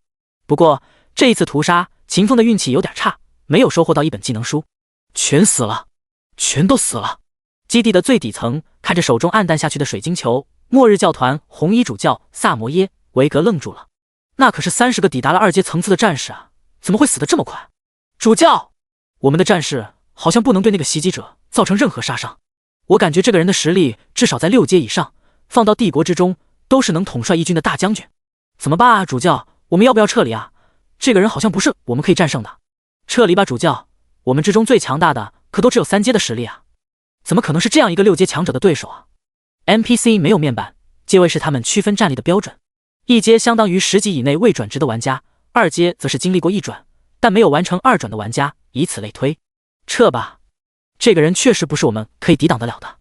红衣主教萨摩耶·维格肯定了心腹们的话，随后动用了神术，对整个基地内的教众传音道：“神的选民们，那个袭击者是神的降下来的考验，只要击杀了他，我们就能前往神的国度，享受永世不尽的福报，成为天国的子民。”萨摩耶的这一套话术是从王者议会那儿学来的，而王者议会的老师则是莫里兰州大陆之外一个政教合一的文明。在平日里的时候，萨摩耶经常用这套神神叨叨的东西给所有加入末日教团的教众洗脑。此刻他以神的名义发号施令，自然是群集响应，呼喝之声犹如雷鸣。他们应该可以拖住那个袭击者30秒，如此长的时间足够我们撤离了。先把通道打开，再启动自毁程序，这座基地不能要了。萨摩耶眉头紧蹙，他感觉事情很不妙，便补充了一句：“动作尽量快一点，不必要的东西就别搬了，尤其是那些身外之物。”是的，主教。一群心腹忙碌起来，开始操作基地内的魔法机关，启动那条尘封了多年的逃生通道。可操作了好一会儿，通道都没有被彻底打开。主教，大事儿不妙了，我们的法阵失灵了，激活不了秘密通道的机关。萨摩耶神情大变，惊诧道：“法阵怎么可能坏掉？那可是护教大法师亲手设置下的法阵，怎么可能损坏？是真的，我们真的无法启动法阵。一群废物，给我滚开，让我来！”萨摩耶推开众人，带着一脸惊恐的表情，就要亲自上手。可就在这一刻，这间位于基地最深处、防御最为森严的房间里，却是响起了一道极其不和谐的声音。砰的一声巨响，一截金刚铸造的墙板猛地飞出，将萨摩耶的一个心腹砸成了呼呼状的肉泥。紧接着，一个杀气腾腾的男人从山壁之中走了出来。咔咔，秦风扭了扭脖子，黑沉着一张脸，对萨摩耶道：“你来也没用，你们的机关全被我给拆了。”秦风走到萨摩耶身前，用刀尖挑起了对方的下巴。想活命吗？想的话你吱个声，我们谈谈条件。想，我想。萨摩耶高举着双手，战战兢兢地往墙边靠去。秦风的战斗力在此前那一边倒的屠杀之中得到了最为充足的证明，而萨摩耶则是个法师，被秦风这般有着6阶战力的战士用刀指着，他根本就没有一丝一毫侥幸心理。唐豆豆，赶紧滚，有多远滚多远，等会儿我来找你。得到了满意的答复过后，秦风在心底对唐豆豆传音，让唐豆豆滚远点儿。而后他走到萨摩耶的办公室之前，先把这间基地的人员名单收进了背包之中。这玩意儿是他向林坚义证明自己完成了任务的重要凭据，嗨，也可以说是唯一的凭据。收好了名单过后，秦风从书桌之上拿起了一张信纸，一支笔，将之拍到了萨摩耶的脸上。我要让你污蔑一个人，怎么污蔑你决定，砍不砍你的脑袋，我决定。说完这话，秦风一把掐住萨摩耶的脖子，直接将之提了起来，按到了书桌上。那个人的名字叫法马西斯，是苍月城的城主。你开始污蔑吧。我只听过他的名字，知道教团有他这个盟友，但我不认识他。萨摩耶欲哭无泪，着实想不到该如何污蔑一个他不认识的人。我都说了，我让你污蔑他，你要是认识他了，那还算什么污蔑？你脑子有病吧？秦风骂了一句，越看萨摩耶的傻样，他就越来气。心里有气，秦风根本不憋着，他再度把萨摩耶拎起来，啪啪啪就给对方喂了几个最爱吃的大嘴巴子，当场就给萨摩耶打出了极大的心理阴影。第025章瞬秒全场的大火球术。秦风不是傻子，即便没有动用洞察之眼看那些此前盯梢他的人，他也可以猜到到底的是哪个王八蛋在给末日教团的人通风报信。对，就是法马西斯那个王八蛋。有仇不报非君子，何况是被迫跑远路这般累死人的大仇。所以秦风就准备收拾了法马西斯，让那个煞笔玩意儿尝一下大火球术从体内爆炸的味道。然而要弄死法马西斯可不是一件轻松的事情。那个鄙视银月帝国的官员，在他背后站着的是银月帝国的实际控制者，银月帝国的大元帅蒙哥马利。单说蒙哥马利这个人，秦风是丝毫不畏惧的。他就算站在蒙哥马利面前，让对方打他30秒，对方都无法打破他的防御。但对于蒙哥马利所统领的银月帝国3大军团，秦风就有些发怵了。军队是个彻头彻尾的暴力机器，尤其是启用了共鸣符文之后，更是暴力到足以毁天灭地。秦风现在仅仅只有10级，距离11级都还有着90多万经验值的距离，他可不愿意在这个关头和大军正面对抗。在此情况之下，秦风想要报仇，想要收拾掉法马西斯那个沙比，就需要动用一点手段，让整个银月帝国的官员都挑不出他的毛病。所以秦风就需要找个人污蔑法马西斯，朝对方的脑袋上扣屎盆子，还是那种挪不下来的屎盆子。被秦风赏了几个大嘴巴子过后，萨摩耶顿时就变得聪明了。他提着笔刷刷刷就在信纸之上伪造出了一封水平超高、沾染了大片墨迹且还未完成的日常信件，并丝毫不露破绽地往里面添加了几个法玛西斯卖国通敌的证据。阁下，您看这么写可以吗？萨摩耶毕恭毕敬地把信纸递到秦风手中，静待秦风检阅。感谢法玛西斯阁下为你们提供的帮助。随后就问下一批迷神香什么时候送达，还问能不能多给你们分配一点利益。你这封信可是把贪得无厌的嘴脸刻画得淋漓尽致啊！不得不说，你这污蔑人的天赋有点强啊！被秦风夸了一句，萨摩耶感觉自己的任务完成了，脸上顿时就露出了一阵喜色。可紧随其后，他就担忧了起来。他帮着秦风污蔑教团的盟友，等于是背叛了教团。即便秦风不杀他，他也会被教会追杀，被那些他亲手洗脑过的杀手追杀，不死不休。从这个恶魔的手里逃脱后，我就直接跑路去光明神教的地盘。我好歹在哪儿留过学，也算认识些人，教团的手再长也没法在那儿搞死我。萨摩耶如此想着，眼神之中的畏惧渐渐隐没了下去，取而代之的是对生命最为美好的期待。阁下，您看，我已经完成了您交代的事情，您现在可以放过我了吗？啪！回答萨摩耶的是秦风给出的大嘴巴子。我说过我就一个要求吗？秦风掐着萨摩耶的脖子，恶狠狠地说道：给你的人说一声，就说来袭者已经被你们的神击杀了，他们光荣了。然后你再说，就讲这个基地暴露了，不能用了，需要把一切物资都转移走，一个都不能留。懂我的意思吗？秦风拍了拍萨摩耶的老脸，示意后者说话。懂的，都懂。说完这话过后，萨摩耶赶忙照着秦风的吩咐，把所有的教众打手全部叫回了基地最底层，并让他们去整理物资。十几分钟过后，堆积成3座小山的物资出现在了基地最底部。秦风丝毫不顾及萨摩耶的面子，直接就走出了萨摩耶的办公室，将所有的物资全部都收进了自己的背包之中。叮咚，你获得锻造材料铅锻钢 X5682吨，你获得魔法材料符文密银798公斤，你获得武器。叮叮当当的提示音在秦风耳畔响起，一道道诧异的目光汇拢到秦风身上。怎么会是这个入侵者？主教不是说他已经被秩序之神击杀了吗？难道秩序之神在击杀他之后，把他变成了神仆，又将他复活了，让他帮我们收拾物资？只能是这样了。如果他不是神仆，他怎么可能将这么多物资全部收走？我可不知道有那般巨大的储物袋。宗教狂热分子们疯狂脑补着秦风的行为，三言两语就缝合出了一套逻辑严密的解释。发财了呀！秦风两眼放光，感慨了一句，丝毫没有替那些狂热分子圆梦的想法。紧接着，秦风手搓大火球，执行起了大胆想法的最后一步。轰轰轰！爆裂的声音在基地最底层响起，火球以肉眼可见的速度暴涨起来。萨摩耶无比吃惊地看着秦风手中体型暴涨的火球，他的直觉告诉他，这个火球很不一般，很有可能拥有着将他们全灭的恐怖威力。不过，此时的萨摩耶依旧心存侥幸，他对秦风呼喊道：阁下，你这是什么意思？你不是说过要放过我的吗？萨摩耶此话一出，基地最底层的一大群教众顿时就傻了眼儿。主教在说什么？他居然说神仆答应过要放过他？难道这个入侵者根本没有被秩序之神杀死，更没有被转化成神仆？我们都被主教骗了。萨摩耶背叛了秩序之神，杀死他！一时之间群情激愤，一大群教众和打手冲向萨摩耶，就要把萨摩耶撕成碎片。萨摩耶的心腹赶忙冲上前去，和一众狂热分子激情互殴。秦风回过头欣赏着萨摩耶明明很想发怒，却强自压抑的表情，说出了一句无比欠打的话：你确定你没有听错？我什么时候说过那句话？这话就是压倒萨摩耶的最后一根稻草，和那些反应过来的教众一起，彻底将萨摩耶逼到了疯狂的境地之中。你就是个恶魔，你不得好死！我要杀了你！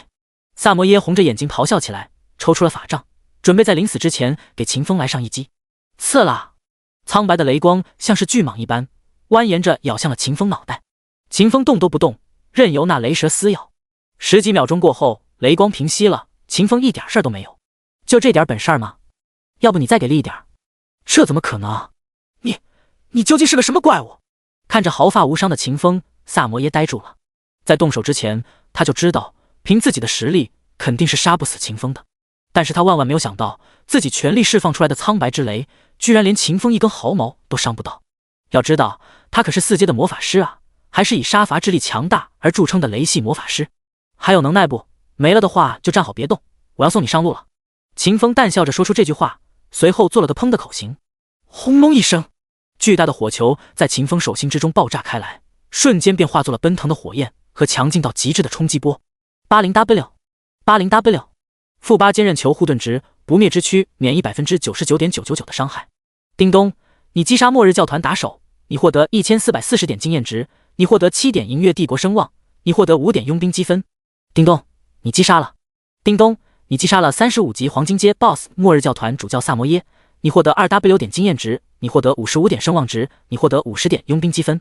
世界公告：检测到玩家天命首次击杀了35级黄金阶 BOSS 末日教团主教萨摩耶，维格达成了黄金阶 BOSS 首杀成就。特奖励玩家天命全属性加10，自由属性加50，技能点加30，经验值加10W，银月帝国声望加1000，银月帝国佣兵工会佣兵积分加1000，黄金阶宝箱 X3， 黄金阶随机技能抽取宝箱 X1。第026章，销售副本水晶，狂赚经验值。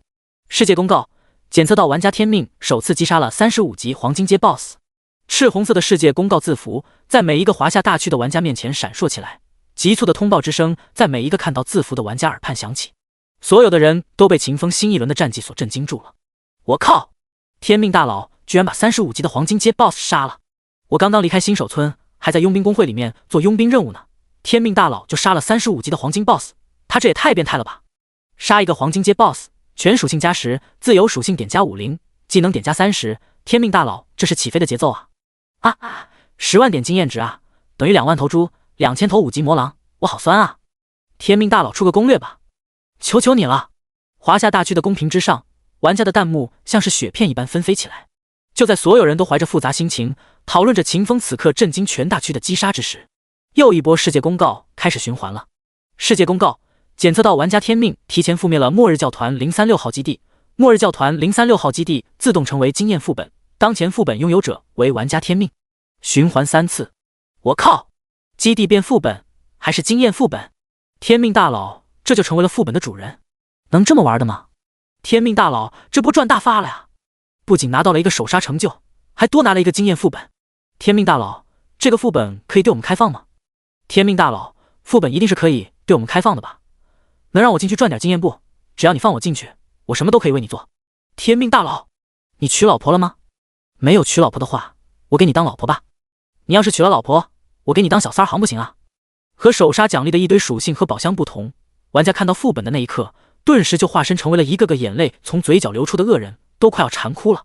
扫了一眼公屏上的动静，秦风心里美滋滋的。恰在这个时候，一道道提示音在他耳畔响起了：叮咚，你毁灭了末日教团036号基地，此基地化作经验副本，你成为了这个副本的主人。此副本每日产出1000枚副本水晶，每日可为你带来10W 点固定经验值。叮咚，你获得了1000枚副本水晶。叮咚，你获得了20W 点副本经验值。宗师级佣兵经验额外100%加成。看着暴涨到56W 的经验槽，又看了看背包之中的副本水晶，秦风脸都快笑烂了。哈哈，这波赚大发了呀！秦风掰着手指开始算账，每天1000枚副本水晶，每个水晶等于一次进入副本的机会。这么一个好东西，卖那些玩家2000经验值应该不过分吧？一个水晶2000经验值，1000个水晶就是200万经验值，再加上副本每日固定产出的10W 经验值，再加上我的宗师及佣兵身份的经验值加成，即便我每天什么都不用干，我都可以净赚420W 经验值。哈哈，从此升级不是梦啊！想到这里，秦风二话不说就把背包之中的1000个副本水晶全部挂到了大区交易平台上面去。每个水晶定价2000点经验值，价格公道的堪称梦幻。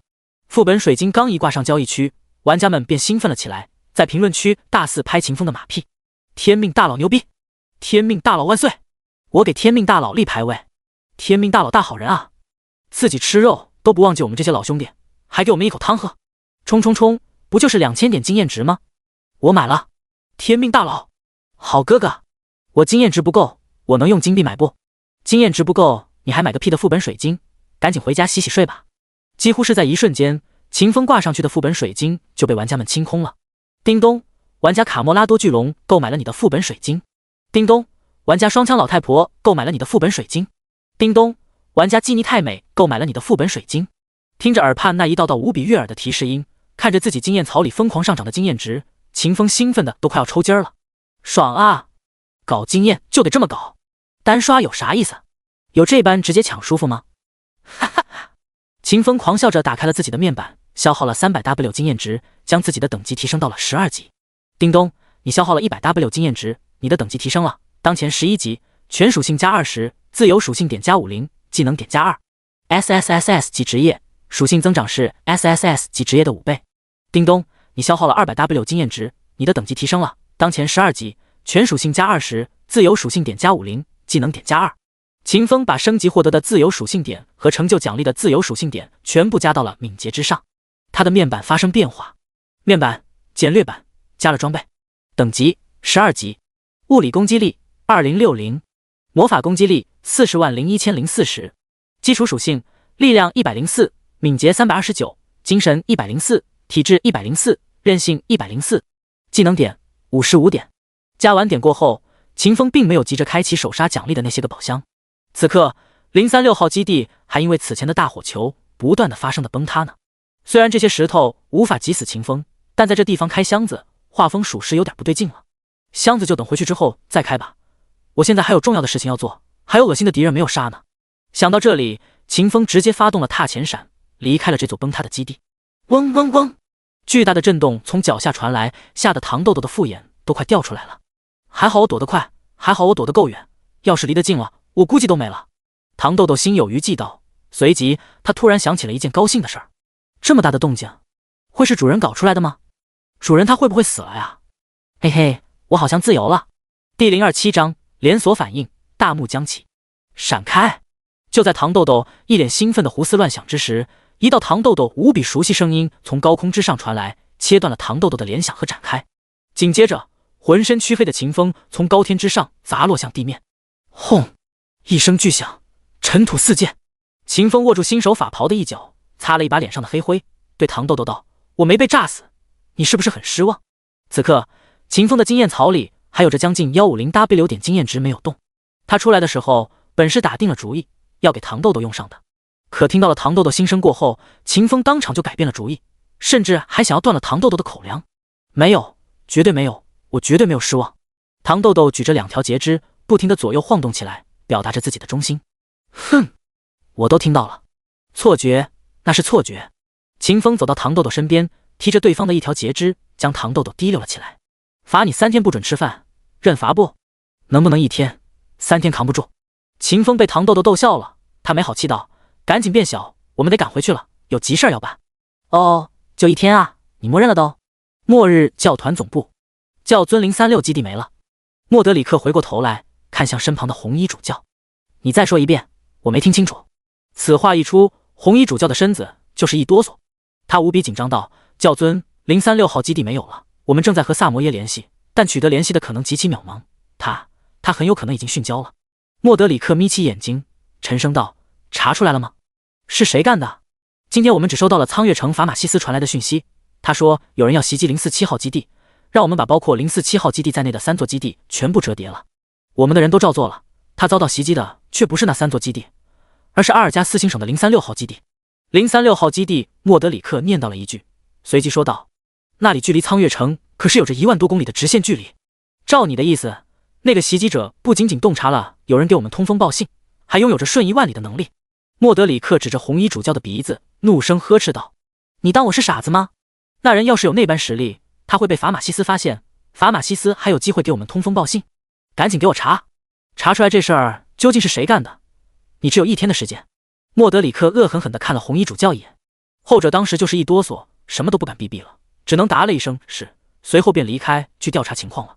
一夕之间便摧毁了036号基地，让萨摩耶连讯息都发不回来。有如此实力，还不畏惧大元帅蒙哥马利的势力，这等强者，难道是他？莫德里克的思索停滞了，他想到了一个男人，一个善于用剑的，且能把大元帅蒙哥马利都逼得退步的男人。他不是守在女帝的身边吗？他怎么可能出手？莫德里克的眉头拧成了一个巨大的川字。难道女帝这次是来真的？冷汗簌就从莫德里克的后背之上下来了，他握着权杖的手止不住地颤抖了起来。末日教团总部，听说了吗？036号基地被人给灭了，萨摩耶主教甚至连讯息都没有发出来。什么？萨摩耶主教可是4阶的雷系大法师啊，什么样的敌人才能在他发出讯息之前将他秒杀掉的呀？6阶的敌人恐怕是不行的，说不定是7阶，甚至还有可能是8阶。8阶，在整个银月帝国之中，好像也就只有女帝身边的大剑师有这个实力吧。大剑师出手了，他不是一直都守在女帝的身边吗？我明白了，女帝这是不甘于成为橡皮图章，她在向大元帅夺权，我们只是她试探大元帅反应的工具。商量到这里，所有人的都被惊出了一身的冷汗。女帝是不能死的，她是神灵的后裔，是唯一一个能激活天机武器群的人。大剑师也是不会死的，他是8阶的强者，只要他不杀彼得和军团正面硬刚，他的那身实力就足够他纵横天下。大元帅失败的概率也很低，他掌握着银月帝国的3大军团，养着整整400万的士兵，早已成为了整个军权贵族的代表。打倒他，就等于是要打到整个银月帝国的军权贵族。而在这场已然开场的斗争之中，唯一会遭殃的就是他们末日教团。末日教团好事儿不干，坏事做尽，属于是人厌狗嫌，谁不高兴了都可以借着铲除末日教团的名头搞 ZZ 斗争。除了本身的名声已经烂到骨子里之外，末日教团还和银月帝国大元帅蒙哥马利之间存在着斩不断的牵连。对末日教团出手，就是断蒙哥马利的财路，就是间接朝蒙哥马利出手，就是在试探蒙哥马利的态度。靠！我们又成工具人了。上一次大清洗才过去多久啊？这么快又来一次，还要不要我们活？银月帝国王都元帅府，姐夫，教团那边传过来消息，036号基地被人灭了，我们的货全没了。一个男人哭丧着一张脸，对银月帝国大元帅蒙哥马利道：“卡莱尔这是一点都不把姐夫您放在眼里啊，咱们要不要敲打敲打他？”蒙哥马利看了看自己的小舅子，眼神之中闪过一丝无奈和厌憎，随后道：“什么人干的？查清楚了吗？”萨摩耶讯息都没有传出，便被袭击者给秒杀了，教团那边也不知道是谁干的。小舅子道：“我们的情报网呢，也没有查出一点消息。”蒙哥马利的神情严肃了起来，2条锋利如刀的眉毛连成了一个一字。消息倒是有，但好像跟这事儿无关。之前苍月城的法马西斯之前给我们通过气儿，说是异人来了，第一批异人之中有个叫天命的，已经跟苍月城的林坚义搭上了线。第028章任务完成，永久版宗师佣兵。法马西斯说，那个异人跟林坚义做了交易，定是要拿末日教团的分部作为投名状，他当时就派人盯梢了。嘿，你猜怎么着？那个异人还真就直奔着047号基地而去了。小舅子有模有样的比划着，像是演戏一般继续道：“法马西斯那小子倒是机灵，他提前通知了苍月城附近的几个分部，结果苍月城那边没事儿，阿尔加斯行省的036基地倒是遭殃了。苍月城距离036基地可是有着1万多公里的距离啊，即便是异人，怕是也做不到吧？”蒙哥马利五指轻点着座椅的扶手，沉思了起来。小舅子道：“哪有什么怕事啊，那是根本就不可能做到的事情。姐夫，我觉得这事儿指定就是卡莱尔那个小浪蹄子找人干的，整个帝国之中也就只有他跟您不对付了，每天竟寻思着给姐夫你找麻烦。”那是陛下。蒙哥马利声量陡然提高，怒斥道：“不敬皇帝，你可知那是死罪？姐夫，咱这儿又没有外人，你还装什么呀？说的好听他是皇帝，说的不好听点儿，他就是一个娃娃，就是我们的提线木偶，我就是不敬皇帝了，他能把我怎么样？”小舅子站了起来，拍了拍自己的华服，对蒙哥马利道：“姐夫，咱们这些年太过于忍气吞声了，大家都憋着一大团火呢，你就顺从了大伙儿的意思吧，咱把皇帝拉下来，我们尊你为皇帝，咱们大伙儿也能更进一步，当一回从龙之臣啊。”蒙哥马利微微闭上了眼睛，半晌之后开口道：“滚！”好嘞，我这就滚。姐夫，大家的提议你再考虑考虑啊，我们等你消息啊。苍月城城主府。什么？你再说一遍。元帅那边传过来消息，阿尔加斯行省的036号基地遭殃了，萨摩耶主教一点消息没有发出去，基地就被人给填平了。阿尔加斯行省的基地出了事儿，跟我有什么关系？元帅他通知我干什么？法马西斯疑惑着问道。元帅的意思是让你盯着那个叫天命的异人，查查这事儿跟他有没有关系。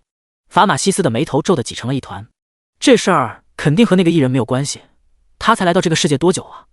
他要是有瞬间传送万里的能力，他至于和林坚义交易吗？他直接去找女帝，直接跟女帝搭上线，岂不是更好？城主，明眼人都看得出来，这事儿跟那个异人没有关系，绝对是陛下指使人办的。但元帅应该是不想就此和陛下开战，他还没有做出决定，所以他就需要你给他找一个借口，让大家都下得来台。这事儿我不干，谁爱干谁干。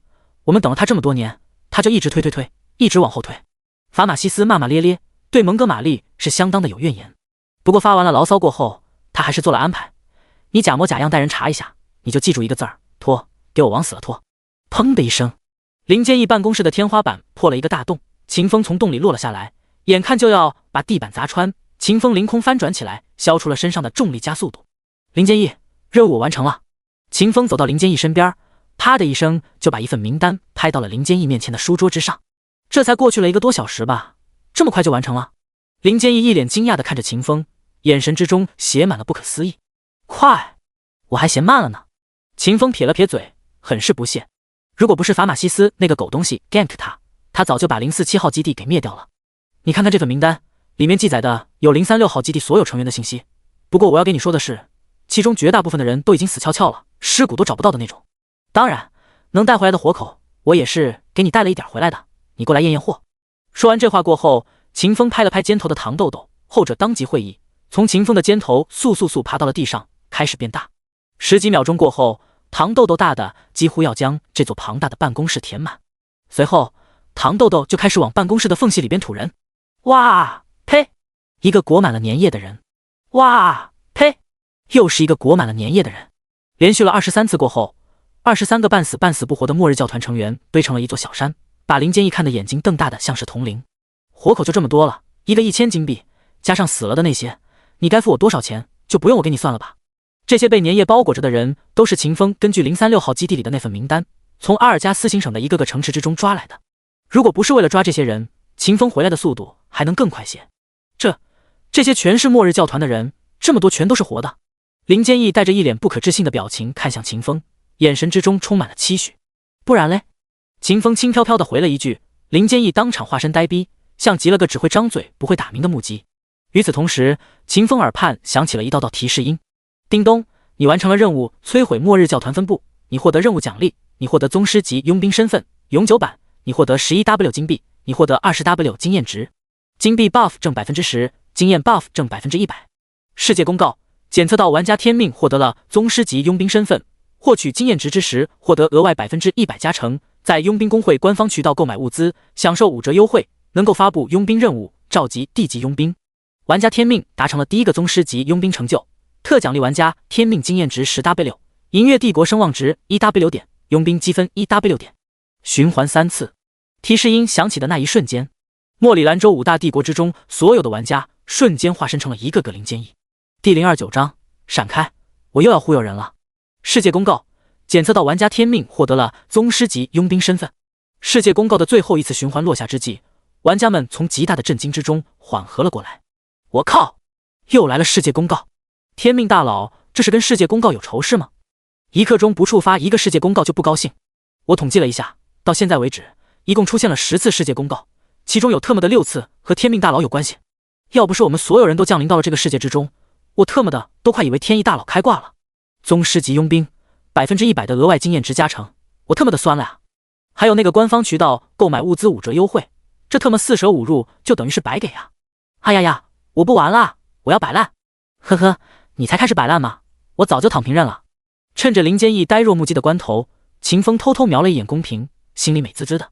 看够了过后，秦风轻轻咳了2声，走到林坚义身边，拍了拍林坚义的肩膀，淡然道：林坚义老同志，你好歹也是个会长，没必要这么一惊一乍的吧，咱成熟稳重一点行不行？嘿嘿，是，你说的对，是我失态了，我下次一定改。林坚义抬头看了看秦风，眼眸之中满满的都是欣喜。若非秦风是个艺人，是臭名昭著的灾祸之源，此刻的林坚义都快想把自己的女儿嫁给秦风了。名单呢，我给你了，活口呢，我也给你留了，你赶快找人统计了一下，尽早把钱给我。这是必须的，别说给钱了，就算你要我这个会长的位子，我现在都可以让给你。林坚义瞅着秦风，无比真诚道：你要不考虑考虑，让不让位子先别说，我有2个事儿要你帮忙。秦风竖起2根手指，朝林坚义晃了晃：你且说，我照办。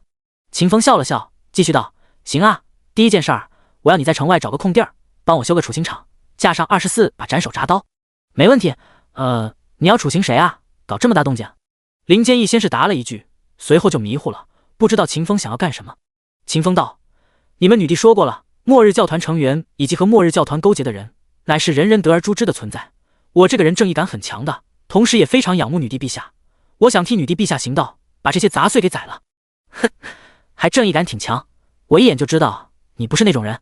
林坚义暗自腹诽了一句，他很清楚，秦风这般做就是想要博一个名气，让所有人的都知道苍月之城里出现了一个诛杀末日教团恶徒的英雄。这种事情历史上的好些个艺人都干过，其中就包括银月帝国的开国皇帝，那位此刻还沉睡在祖陵之中的女帝陛下的先祖。第2件事是什么呢？思量了一阵之后，林坚义觉得秦风这么办事儿对他而言有益而无害，便问起了第2件事。把你女儿借我用用。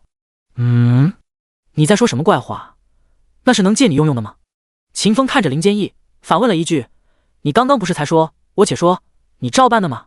这么快就卸磨杀驴不认账了？”林坚义用奇怪的眼神瞅着秦风，上下打量了几眼过后，他着实觉得秦风的样貌上佳，不是帅到爆炸。除开模样，秦风的本事也是非常强大的。1个多小时就能把末日教团一个分部给灭了，还抓回了23个活口，当得上任何人一句天之骄子。一念及此，林坚义有了决定，借你用用也不是不行，但你得娶她，不能完事之后就不认账。林坚义继续道：“这条件你答应不？”哈哈，我说的用跟你说的用不是一回事儿，你想多了呀，老同志。秦风笑了笑，继续道：“就这样定了吧，你千万别跟林小婉打听我的事儿啊，不然的话，咱俩的合作就完犊子了。”小小调戏了林坚义一次过后，秦风一个闪身便从林坚义的办公室里消失了，出现在了佣兵工会的大厅之中。抵达此地过后，他根本不顾林小婉的反应，拉着林小婉的胳膊就往外走。天命阁下，你这是要做什么？被秦风拉着，感受着秦风身上那股子刚猛到极致的气息，林小婉的脸颊烫得像是有一把火在烧。秦风那副长相的杀伤力可不是盖的，被秦风拉着走了几米的路，林小婉脑海之中的画面便已经来回播放了好几个版本。出去说这地方人多眼杂，秦风解释了一句。这好像也没有解释个东南西北来，瞬间就加深了林小婉的遐想。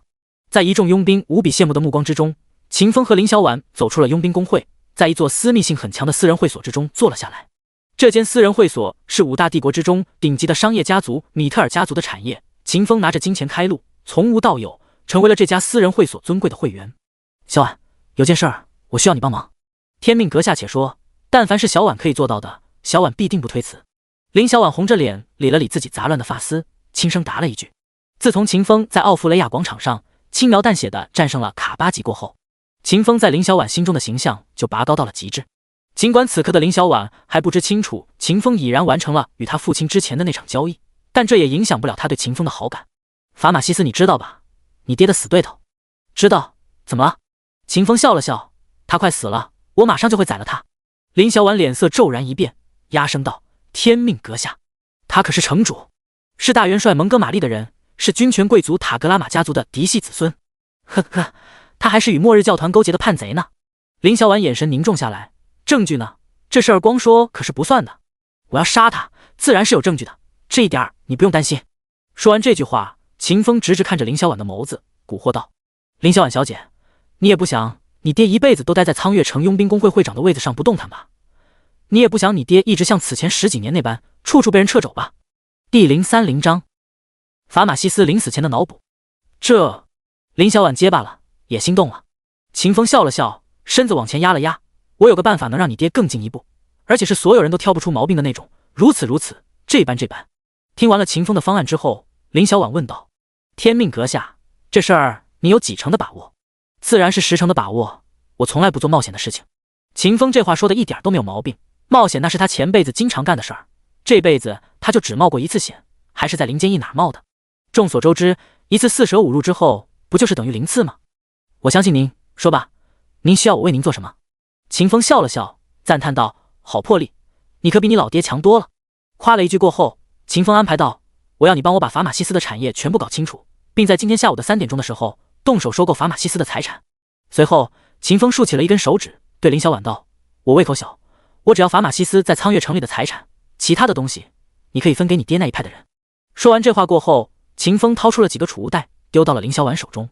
这里面有11W 金币，差不多够了，他们要是觉得少了，你就报我的名字，我事后去找他们，跟他们沟通。11W 金币就想拿法玛西斯近6成的财产，你这胃口能叫小？看着秦风一本正经的模样，林小婉暗自倒抽了一口凉气，随后颇为无奈的点了点头，答应了下来，收起了秦风交给他的储物袋。林小姐，你是干大事儿的人，咱们之间的交易，你肯定不会给你爹说的，对吧？林小婉淡笑着道：天命阁下说笑了，您不过就是让我帮您置办几处产业，这等小事儿又算得上是什么交易啊？为您这样的宗室效劳，不就是我等的本分吗？林小婉深知自己父亲的秉性，一辈子都习惯把规矩挂在嘴上，唯一出格的一次就是破例给秦风特批了宗师级佣兵身份。若是让林坚义知道了他和秦风之间的交易，林坚义断然不会让他涉险的。苍月城外，你家主人之前是说要24座斩首铡刀对吧？林坚义带着一脸疑惑的表情，看向一旁咔吧咔吧啃着陨星10元矿的糖豆豆，问了一嘴：是的，我听得可清楚了，就是24座斩首铡刀。听到这话，林坚义更疑惑了。秦风之前拿给他看的火口，明明就只有23个人，完全用不着24口铡刀啊！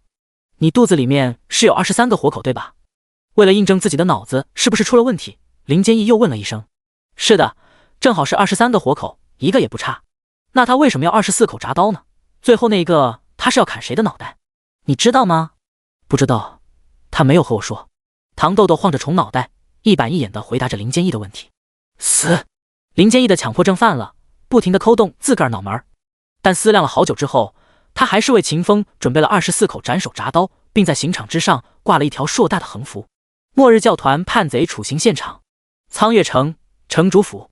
城主林坚义在城外建了一个刑场，说要处刑24个末日教团的叛贼。听到心腹的汇报，法马西斯的眉头皱了起来。刑场？他找的那个异人不是扑空了吗？哪儿来的末日教团叛贼给他处刑啊？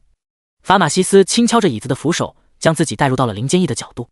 场子已经搭起来了，肯定是要杀人的。047号基地已经隐藏起来了，唯一出事的就是036号基地，但那儿距离苍月城有1万多公里，那里的事儿绝对不可能是林坚义手下的那个异人办的。特批宗师建立刑场，但他又没抓到人。死！这老小子是想给那个天命扬名，他是想要挽回自己的颜面，他是想杀良冒功。法马西斯的眼睛亮起来了，随即哈哈大笑。林坚义啊，林坚义，你小心谨慎了一辈子，你爱惜羽毛了一辈子，怎么就出了这等昏招了呢？法马西斯的换位思考并不严谨，他在带入林坚义的时候，潜意识里就将自己的一部分性格和林坚义融合了起来。在他看来，事情是这样的：天命信心满满的出城剿贼，然后发现自己走空了，自己杀贼的消息被人泄露了，自己的计划被人破坏了。天命不愿意舍弃自己的宗师级佣兵身份，于是就抓了24个野贼充当末日教团贼子，并将之带回了佣兵工会。林坚义从天命口中知道了事情的始末，林坚义很后悔自己特批了天命宗师级佣兵，但是事情已经成为了定局，他和天命已经是一条绳子上的蚂蚱了。没办法，为了拯救自己的前途，为了把事情给圆下去，林坚义只能高调做事儿，当着众人的修建处刑场，并放出风声，要处斩24个末日教团成员。9546在杀末日教团是苍月城的大好事儿，咱得帮林坚义宣传宣传。你现在就去，尽量把全城的百姓都叫过去。是。回来，这块城主令你拿去，去领一道命令，带兵给我把百姓赶过去围观，一个鸡都不能漏下了。遵命。临近下午3点，苍月城外处刑台上，他肚子里面就只有23个人，你怎么让我给你准备24口斩首铡刀啊？秦风刚刚忙完了自己的事情，踩着点儿抵达了刑场，林坚义就带着一脸的疑惑走到了秦风身边，问出了这么一句话：哈哈，第24口铡刀是留给法马西斯的。秦风微笑着对林坚义道，那语气轻松的像是要捏死一只蚂蚁。秦风话音落地的那一瞬间，林坚义的脸色变得像是吃了屎一般难看。你要宰了法马西斯？这怎么能行？你之前怎么没有和我说过？第031章杀法马西斯，开启 SSS 级帝国任务。你别劝我，这事儿咱们干也得干，不干也得干。明着告诉你吧，我已经把法马西斯留在城里的手下全宰干净了，他府上的妻女亲眷我也没有放过，当然法马西斯家里的钱财我也没有放过。秦风暗道一句，继续道，但这还不是最关键的，你家姑娘也被我牵扯了进来，按照我之前给她吩咐的，她已经带着你的手下准备着分割法马西斯在苍月城里的产业了。啊，你！林坚义眼睛瞪得溜圆，愤怒道，你是魔鬼吧？你把我扯进来就算了，你还把我闺女牵扯进来。秦风笑了笑，拉着林坚义的肩膀，把嘴巴凑到了对方的耳朵边。我有证据的，还是铁证，我可以证明法马西斯就是个叛国贼，把他宰了对咱俩都有好处。秦风拍了拍林坚义后背，安慰道，你就看我表演，等会儿听我指挥就行，其他的事情我都会替你搞定。说完这话过后，秦风再不搭理林坚义，他径直走到了唐豆豆面前，拍了拍唐豆豆的虫躯。唐豆豆，别吃了，起来干活了。哦。唐豆豆答应了一声，随后开始变形。10几秒的功夫，唐豆豆就从一个巴掌大小的虫子变成了一个足有2层小楼规模的庞然巨物。我靠！天命阁下的宠物居然是一头魔兽！咦，你们快看，这头魔兽居然在往外吐人！我靠！别告诉我这些半死不活的人就是末日教团的叛贼吧？1、2、23个，好像还真的是末日教团的叛贼哎。不对啊，刑场之上不是有24口铡刀吗？这儿怎么才只有23个末日教团叛贼啊？难道林坚义会长是个文盲，不会数数？就在众人诧异着铡刀的数量和末日教团叛贼数量不匹配的时候，苍月城城主法马西斯在2000多名士兵的拥簇之下，走到了刑场之中。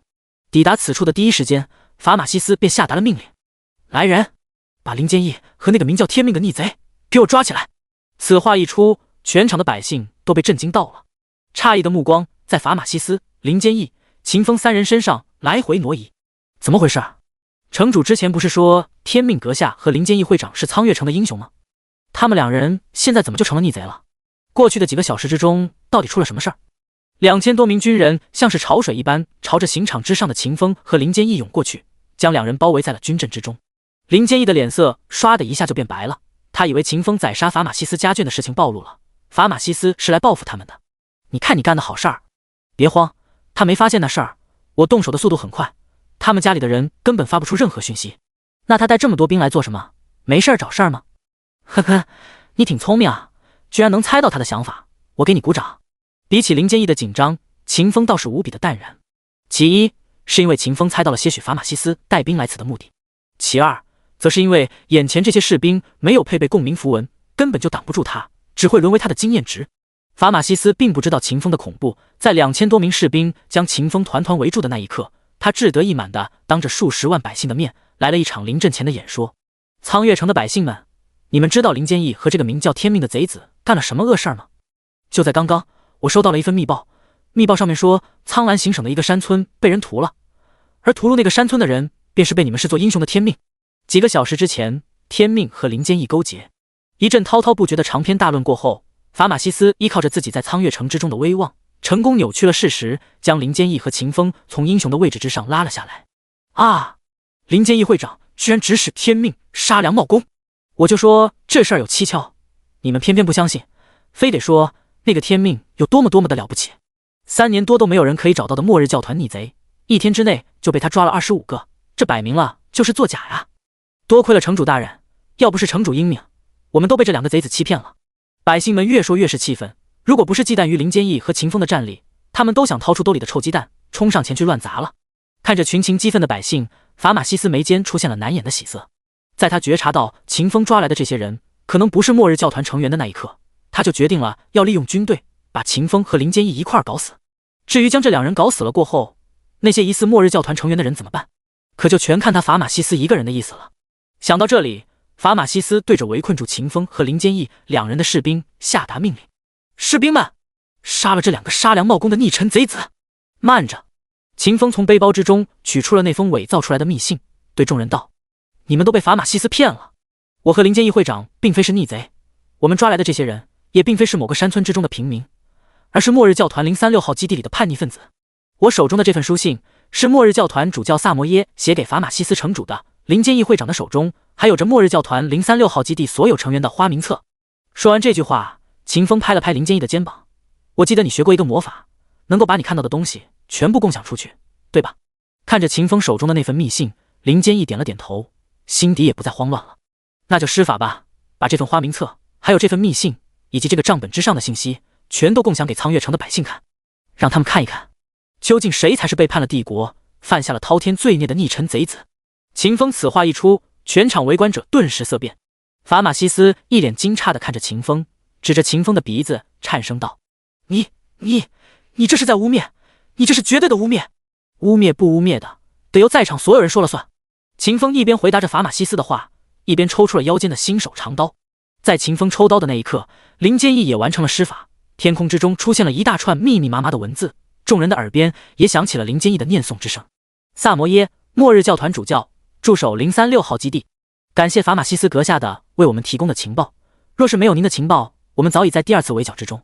在林坚义的伴奏之下，秦风伸直了左手，用刀尖对准了军阵之外的法马西斯。女帝陛下曾说与末日教团勾结者，天下共诛之。今日我奉女帝之命，誓杀法马西斯，尔等若是敢有半分阻拦，以叛国之罪论处。此话一出，军阵之中的士兵动摇了起来，但此刻的他们并不知道秦风的伟力，仅仅只是面面相觑了几次过后，便固执地站在了原地，想要挡住秦风的去路，在法马西斯面前立功。秦风淡然一笑，他要的就是现在的效果。这些人要是直接退开了，他还真没有理由把对方变成自己的经验值。想到这里，秦风直接就动手了。轰的一声，秦风一个踏前闪瞬移到了军阵之中。负6400，负5680，负7200，一连串赤红的伤害数值条从士兵们的头上跳出来，秦风仅仅只是一击，便将几十个士兵的血线压到了 20%。下一刻，秦风猛地向前挥刀，巨力斩击迟到了踏前闪过后2000%的爆伤增幅，瞬息之间就带走了好几百个士兵的性命。叮咚，你击杀了银月帝国白银级士兵17级，你获得越级击杀经验值加成，你获得宗师级佣兵加成，你获得850点经验值。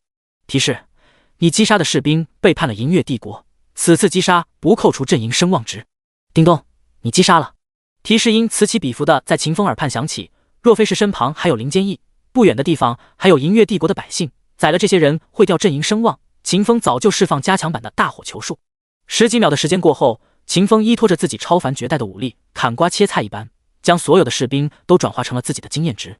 他空虚的经验槽因此获得了巨量的提升，从此前城主府赶尽杀绝之后的 186W 提升到了 381W， 只差小小 19W 经验值便能让秦风的等级从12级提升到13级了。你不要过来啊！看着一步步朝着自己走来的秦风，法玛西斯吓得腿都软了。他属实是没有想到，屠灭了036号基地的居然就是秦风本人。他更加没有想到，秦风居然伪造了他和萨摩耶的通信，搞来了036基地全体成员的花名册以及他自己的账本。但这些都不是他此刻真正所恐惧的。真正让他不顾尊严倒在地上用双腿狂蹬的姿态一步步远离秦风的，是秦风身上那股子见神杀神见人杀人的气势。他感觉到自己以往所重视的一切，包括身份、地位、财富，一切的一切都阻挡不了这个男人的脚步。想要活命，唯有摇尾乞怜。然而秦风从来都不是心软的人，没有不杀放弃抵抗的懦夫的传统。他一步步走到法玛西斯身边，轻轻地提起了手中长刀，一刀斩下了法玛西斯的头颅。法玛西斯人头落地的那一刻，一连串提示音在秦风耳畔响起。叮咚，你击杀30级黄金阶魔法师法玛西斯塔格拉玛，你获得越级击杀加成，你获得宗师级佣兵加成，你获得2520点经验值。叮咚，你击杀了法玛西斯塔格拉玛，塔格拉玛家族对你的仇恨值加100，军权贵族集团对你的仇恨值加80，银月帝国元帅对你的仇恨值加80，银月帝国女帝卡莱尔对你的好感度加60，银月帝国首席大剑师对你的好感度加40。叮咚，你击杀了军权贵族阵营核心人物法玛西斯塔格拉玛，你获得 SSS 级帝国任务女皇的归来。任务详情请打开任务面板查看。世界公告：检测到玩家天命获得了银月帝国 SSS 级帝国任务女皇的归来，成为了第一个开启帝国任务的玩家。特奖励玩家天命10W 点银月帝国声望。特奖励玩家天命圣灵级天机武器图纸湮灭之环1/4。第032章主线开启。世界公告：检测到玩家天命获得了银月帝国 SSS 级帝国任务女皇的归来，成为了第一个开启帝国任务的玩家。特奖励玩家天命10W 点银月帝国声望。特奖励玩家天命圣灵级天机武器图纸湮灭之环1/4。提示音在一个个玩家的耳畔循环，赤红色的公告文字出现在了每一个华夏大区玩家的视线之中。我靠！天命大佬又触发世界公告了。10W 点帝国声望，这得杀多少末日教团叛贼，完成多少个佣兵任务才能够获得到啊？1/4份圣灵级天机武器的图纸，岂不是说凑齐了之后就可以制作圣灵级的天机武器？这奖励未免也太过于丰厚了吧，好羡慕。为什么第一个触发了帝国任务的不是我呀？有没有人知道天命大佬究竟是干了什么？他怎么就触发了 SSS 级的帝国任务了呢？我也想问这个，我感觉这种 SSS 级的帝国任务就是这5大帝国的主线任务。我刚好知道一点点，我刚刚就在苍月城，天命大佬公布了苍月城城主叛国的罪证，把苍月城的城主给宰了，然后他就获得了 SSS 级的帝国任务，给我们送来了世界公告。对了，在杀城主之前，天命大佬还砍瓜切菜似的把2000多名城防军给宰了，说不定这也是任务触发的条件之一。我靠！不仅收集罪证，还要杀城主，还要杀2000个城防军，这主线任务的获取难度也太大了一点吧？你们银月帝国的玩家就偷着乐吧，你们还有天命大佬给你们探路，我们球都没有，还得自己去碰运气，寻找触发主线任务的方法。银月帝国的兄弟们，我们组队吧，我们单个人肯定比不上天命大佬，但是我们可以团结在一起啊！对，赶紧组队，赶快把主线任务拿到手中，我感觉这个任务可以让我们所有人都吃饱。冲，搞主线任务去！玩家们的思维非常的敏捷，世界公告发出后不久，他们就抽丝剥茧地找出了秦风拿到帝国任务获得成就奖励的原因。于是乎，5大帝国之中所有的玩家都躁动了起来。实力强大一点的，早就关上了聊天公屏，准备化身天灾了。实力弱小一些、天赋差劲一些的玩家，则是以极高的效率完成了组队，踏上了开启主线任务的征程。在这些玩家之中，银月帝国的玩家最是兴奋，因为在他们的前头已经有了秦风这个榜样，只要他们按照秦风走过的路子，他们就能够轻松地获取到银月帝国的主线任务，参与到即将波澜壮阔起来的滂沱大事之中。秦风看了两眼公屏，对于玩家们的反应，他还是有些欣赏的。此刻，林坚毅还在念诵秦风获取来的3份证据，一条条给民众们解释。伴随着林坚毅的念诵，民众们眼底对于秦风的敌视渐渐消失，取而代之的是逐渐浓郁起来的崇拜和敬佩。没想到啊，法玛西斯居然是那种人！哎，我又错怪天命阁下了，我不是人。天命阁下，你是我们苍月城的大英雄，你永远都是！一声比一声巨大的高呼在秦风耳畔响起，人们饱含着热泪，冲着秦风投去崇敬至极的目光。叮咚，为苍月城民众审判了法玛西斯，你获得了可莫、多伦、法罗拉的崇敬，你获得10W银月帝国声望，你成为了苍月城的传说，你的名字将被苍月城的百姓世代传扬，你将无人不知，无人不识。毫无疑问的，秦风的目的达到了。经此一役，他不仅仅抢占了法玛西斯绝大部分家产，收获了上百万的经验值，得到了苍月城百姓的崇敬，他还拿到了 SSS 级帝国任务女皇的归来。由于历史的原因，此刻的银月帝国之中存在了2大派系，第一便是以女帝为首的保皇派，第二便是以大元帅蒙哥马利、诺兰为首的军权贵族派。秦风此刻获得的 SSS 级帝国任务便是保皇派的主线任务，也没有多想什么，秦风直接点开了任务面板，查看起来。帝国任务女皇的归来，等级 SSS 级。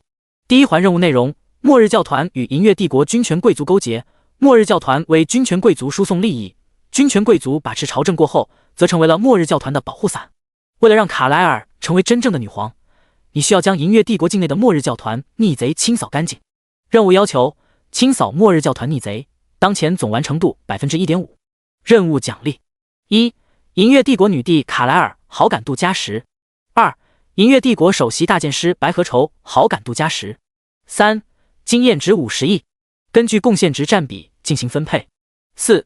金币50亿，根据贡献值占比进行分配。 5. 皇家宝库宝物挑选机会 X1， 要求 30% 贡献度。 6.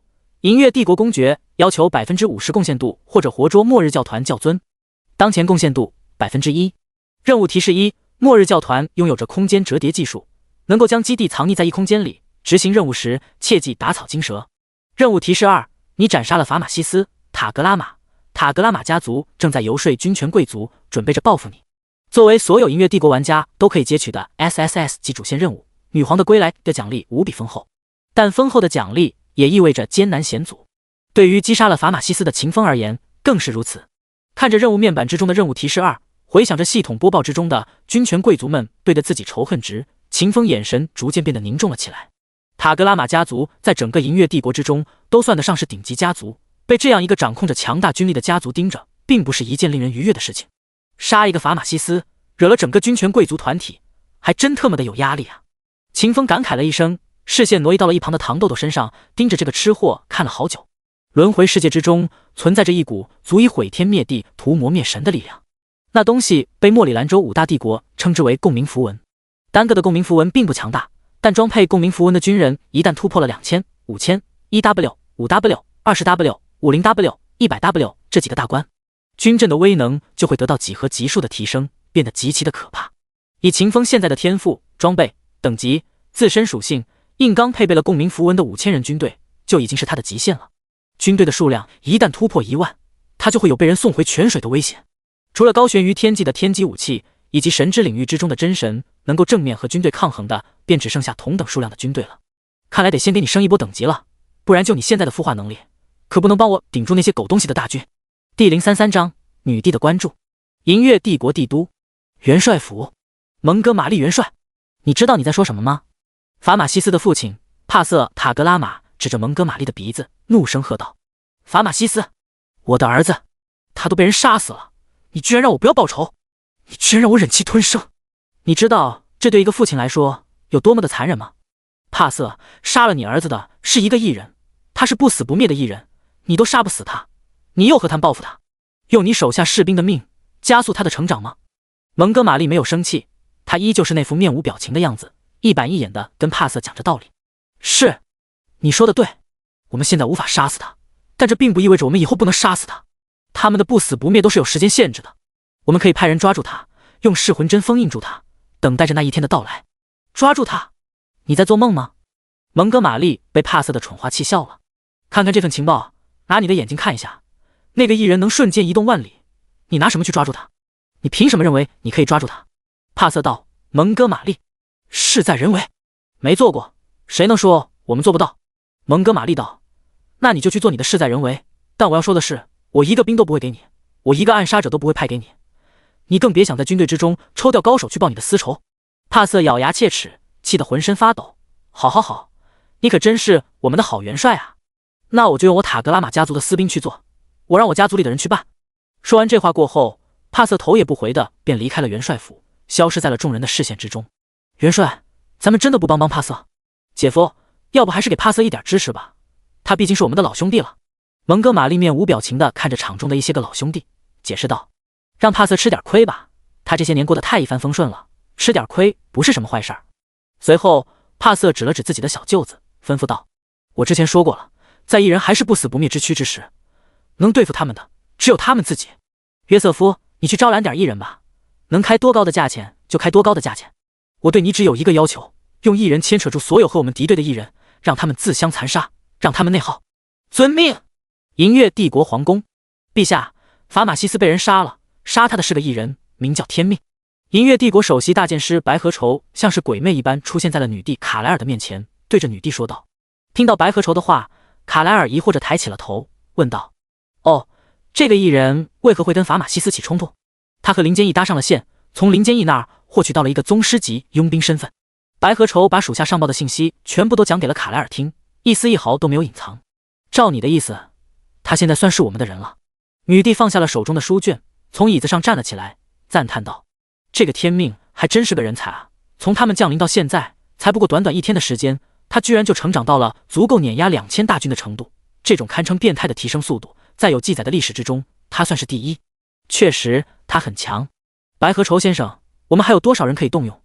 我想护住这个异人，我怕他被人用噬魂针控制起来。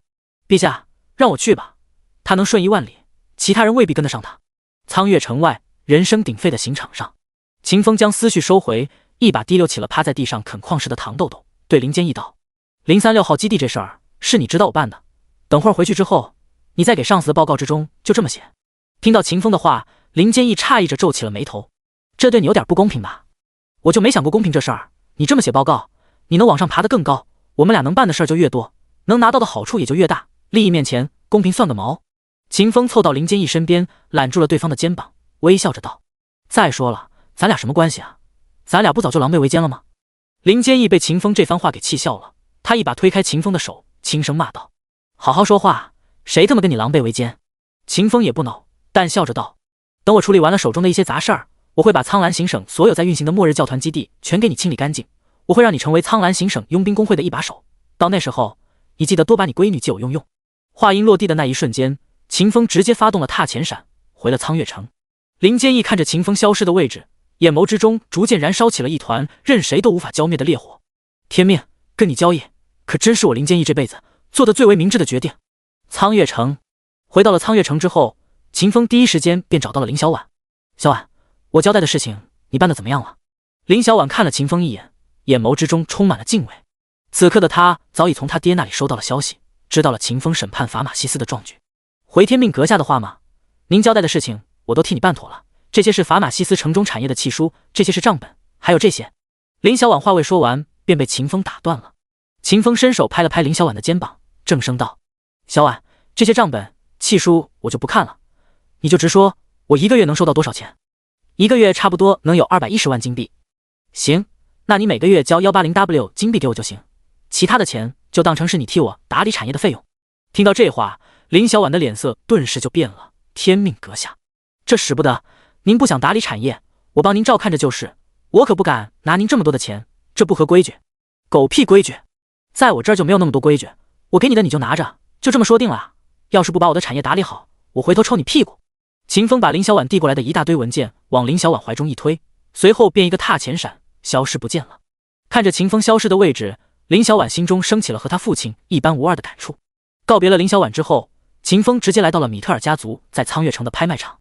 来这里，秦风有2个目的：第一，把此前抢劫来的物资全部变卖了；第二，预购一些矿石资源，为糖豆豆的升级做准备。此前，在跟林小婉密谋大事的时候，秦风就获得了米特尔家族私人会所的会员卡。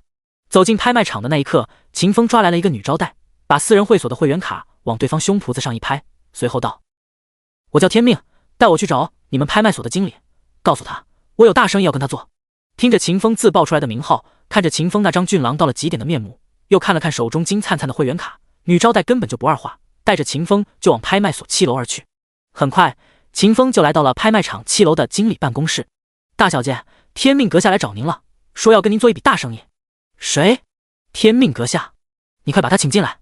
女招待话音落地的那一瞬间，办公室里就传来了一声诧异的惊呼，紧接着一连串急促的高跟鞋走地的声音响起。一个面容姣好、长着2条长长的精灵耳朵、娇躯玲珑有致的混血精灵推开了办公室的房门，出现在了秦风的视线里。算了，不用你请了，你直接带我过去见他。您是？发现女招待旁边站着一个容貌出众到了极点的男人过后，尤尼斯·米特尔顿时就僵住了，面色变得很是尴尬。我名天命。第034章入账1亿1000万。作为5大帝国之中最为顶级的商业家族，米特尔家族的情报能力极其出众。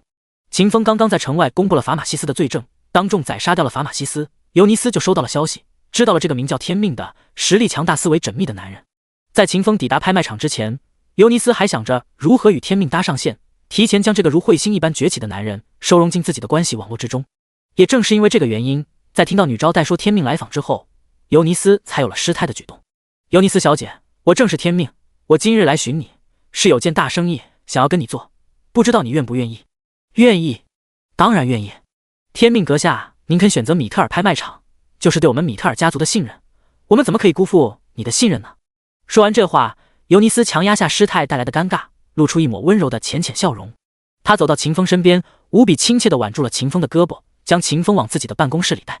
走进办公室，双方落座。尤尼斯微笑着率先开口：“天命阁下，能否直言您所说的大生意呢？”秦风也不多话，直接打开了背包，将自己搜刮来的除开矿石之外的所有物资全都倒到了尤尼斯的办公室里。尤尼斯小姐，这里有2000多套城防军的制式武器，400多套末日教团的装备，以及我从法马西斯府上搜刮来的珠宝、布匹、首饰。看着秦风倒出来的这些物资，尤尼斯当场愣在了原地。秦风淡淡笑了笑：“我知道这些东西的来路有些黑，所以我也不跟你多要价，我就要1个亿金币，你答应吗？”这秦风给出来的这些物资，即便不精细计算，其总价值也超过了1.5亿金币。秦风只要1个亿，无异于让出了1/3的利润给米特尔家族。我答应了。短暂的思量过后，尤尼斯觉得自己有能力吃下这些物资，便爽快地答应了秦风的条件。天命阁下，你要现金还是？我要矿石，如果矿石价值低于1个亿，剩下的你就给我现金。秦风想都没想，直接回答道。糖豆豆可以通过2种方式升级：第一，狂吃，吃矿石，吃生命体；第二，秦风给糖豆豆输送经验值。在此情况之下，对秦风最有价值的东西便是矿石，其次才是现金。行，您稍等一会儿。尤尼斯快步离开了办公室，一会儿之后就回来了。回来之时，他的手中出现了13个储物袋。天命阁下，这13个袋子里装着价值 7800W 的矿石以及 2200W 金币，您核对一下。秦风接过储物袋，将之收进了自己的背包。叮咚，你获得了价值1个亿的财富，你获得帝国 buff 加成，你获得额外1000万金币。听到提示音，秦风笑了笑，豪气道：“核对数目做什么？我相信你。”尤尼斯颇为吃惊地看向秦风，很是震撼于眼前男人的豪爽，一时之间都不知道该说些什么。尤尼斯小姐，我就先走了，如果不出意外的话，我会在几个小时之后前来寻你，再卖一批物资给你。你如果还需要的话，请提前准备好矿石和现金。需要。天命阁下可以说一下，下一批物资来自于哪一方势力吗？我好提前准备渠道，帮您处理了这些东西。看着秦风脸上的笑容，尤尼斯有种预感，很快就要有下一个势力遭殃了。末日教团的货，我准备把他们给灭了。秦风笑着回答了一句，随后便不再去看尤尼斯的反应，一个踏前闪便消失不见了。苍月城外，一个人迹罕至的所在。糖豆豆，你下来，把这些矿石全部吃掉，不用给我节约。秦风招呼了糖豆豆一声，随后便把背包之中6万多颗陨星10元矿798公斤符文秘银，以及一大堆从米特尔拍卖场买来的矿石。糖豆豆瞪大了眼睛，一脸不可置信地看向秦风：“主人，全都可以吃掉吗？你没有骗我吧？吃完之后我会不会直接就断粮了呀？”“不会，我马上就去给你抢新的，你放心吃，放开了嘴巴吃。”“那我就开始了。”糖豆豆问了一声，见秦风没有拒绝，便开始了变形，从微缩版的战斗形态变成了发育形态。此刻，糖豆豆不再像是一只虫子，而像是一坨长满了大嘴的巨大肉块。速速速！一条条触手从肉块之中伸出，将一堆堆矿石、秘银全都送进了糖豆豆生长出来的上百个大嘴之中。嘎嘣嘎嘣的咀嚼声在秦风耳畔响起，糖豆豆的经验槽以肉眼可见的速度暴涨了起来。叮咚，你的宠物糖豆豆的等级提升了，当前等级11级。叮咚，你的宠物糖豆豆的等级提升了，当前等级12级。10几秒钟的时间过后，糖豆豆将眼前的堆积如山的材料全部消化掉，它的等级也从最开始的10级提升到了堪称恐怖的19级，比秦风的等级都要高。价值将近1个亿的矿石，居然才让你提升到19级，你还真是个吃货呀！秦风拍了拍被食物撑得迷迷糊糊的糖豆豆，感慨道：“哎，你还差 321W 经验值才能够抵达20级，看来我的经验值终究是还是省不了。”秦风动用了自己经验槽之中的经验值，将其灌注到了糖豆豆体内。叮咚，你消耗了 321W 经验值，你的宠物糖豆豆的等级提升了，当前等级20级。糖豆豆的生命形态获得强化，糖豆豆获得属性补全。糖豆豆属性等级20级，等阶王者阶神灵级潜力，生命值1600001600000，魔法值72000，攻击力1320，防御力8000，基础属性力量66，敏捷84，体质160，精神72，韧性144。提示音落下的那一瞬间，升级过后的糖豆豆冒出一阵阵浓郁的紫色光芒，这是虚空生物生命形态获得强化的征兆，也意味着糖豆豆可以接受第2次神话级词条赋予。也不犹豫，秦风直接对着糖豆豆使用了自己的天赋能力。叮咚，你对虫族女王糖豆豆使用了天赋能力，糖豆豆获得普通词条。叮咚，你对虫族女王糖豆豆使用了。半个多小时的时间过后，运气好到爆炸的秦风给糖豆豆刷出了一个效果极其恐怖的神话级词条。词条：虚空造物主，糖豆豆孵化虚空生物的速度提升100W 倍。看着这个词条的描述，秦风脸上浮起了一抹冷笑。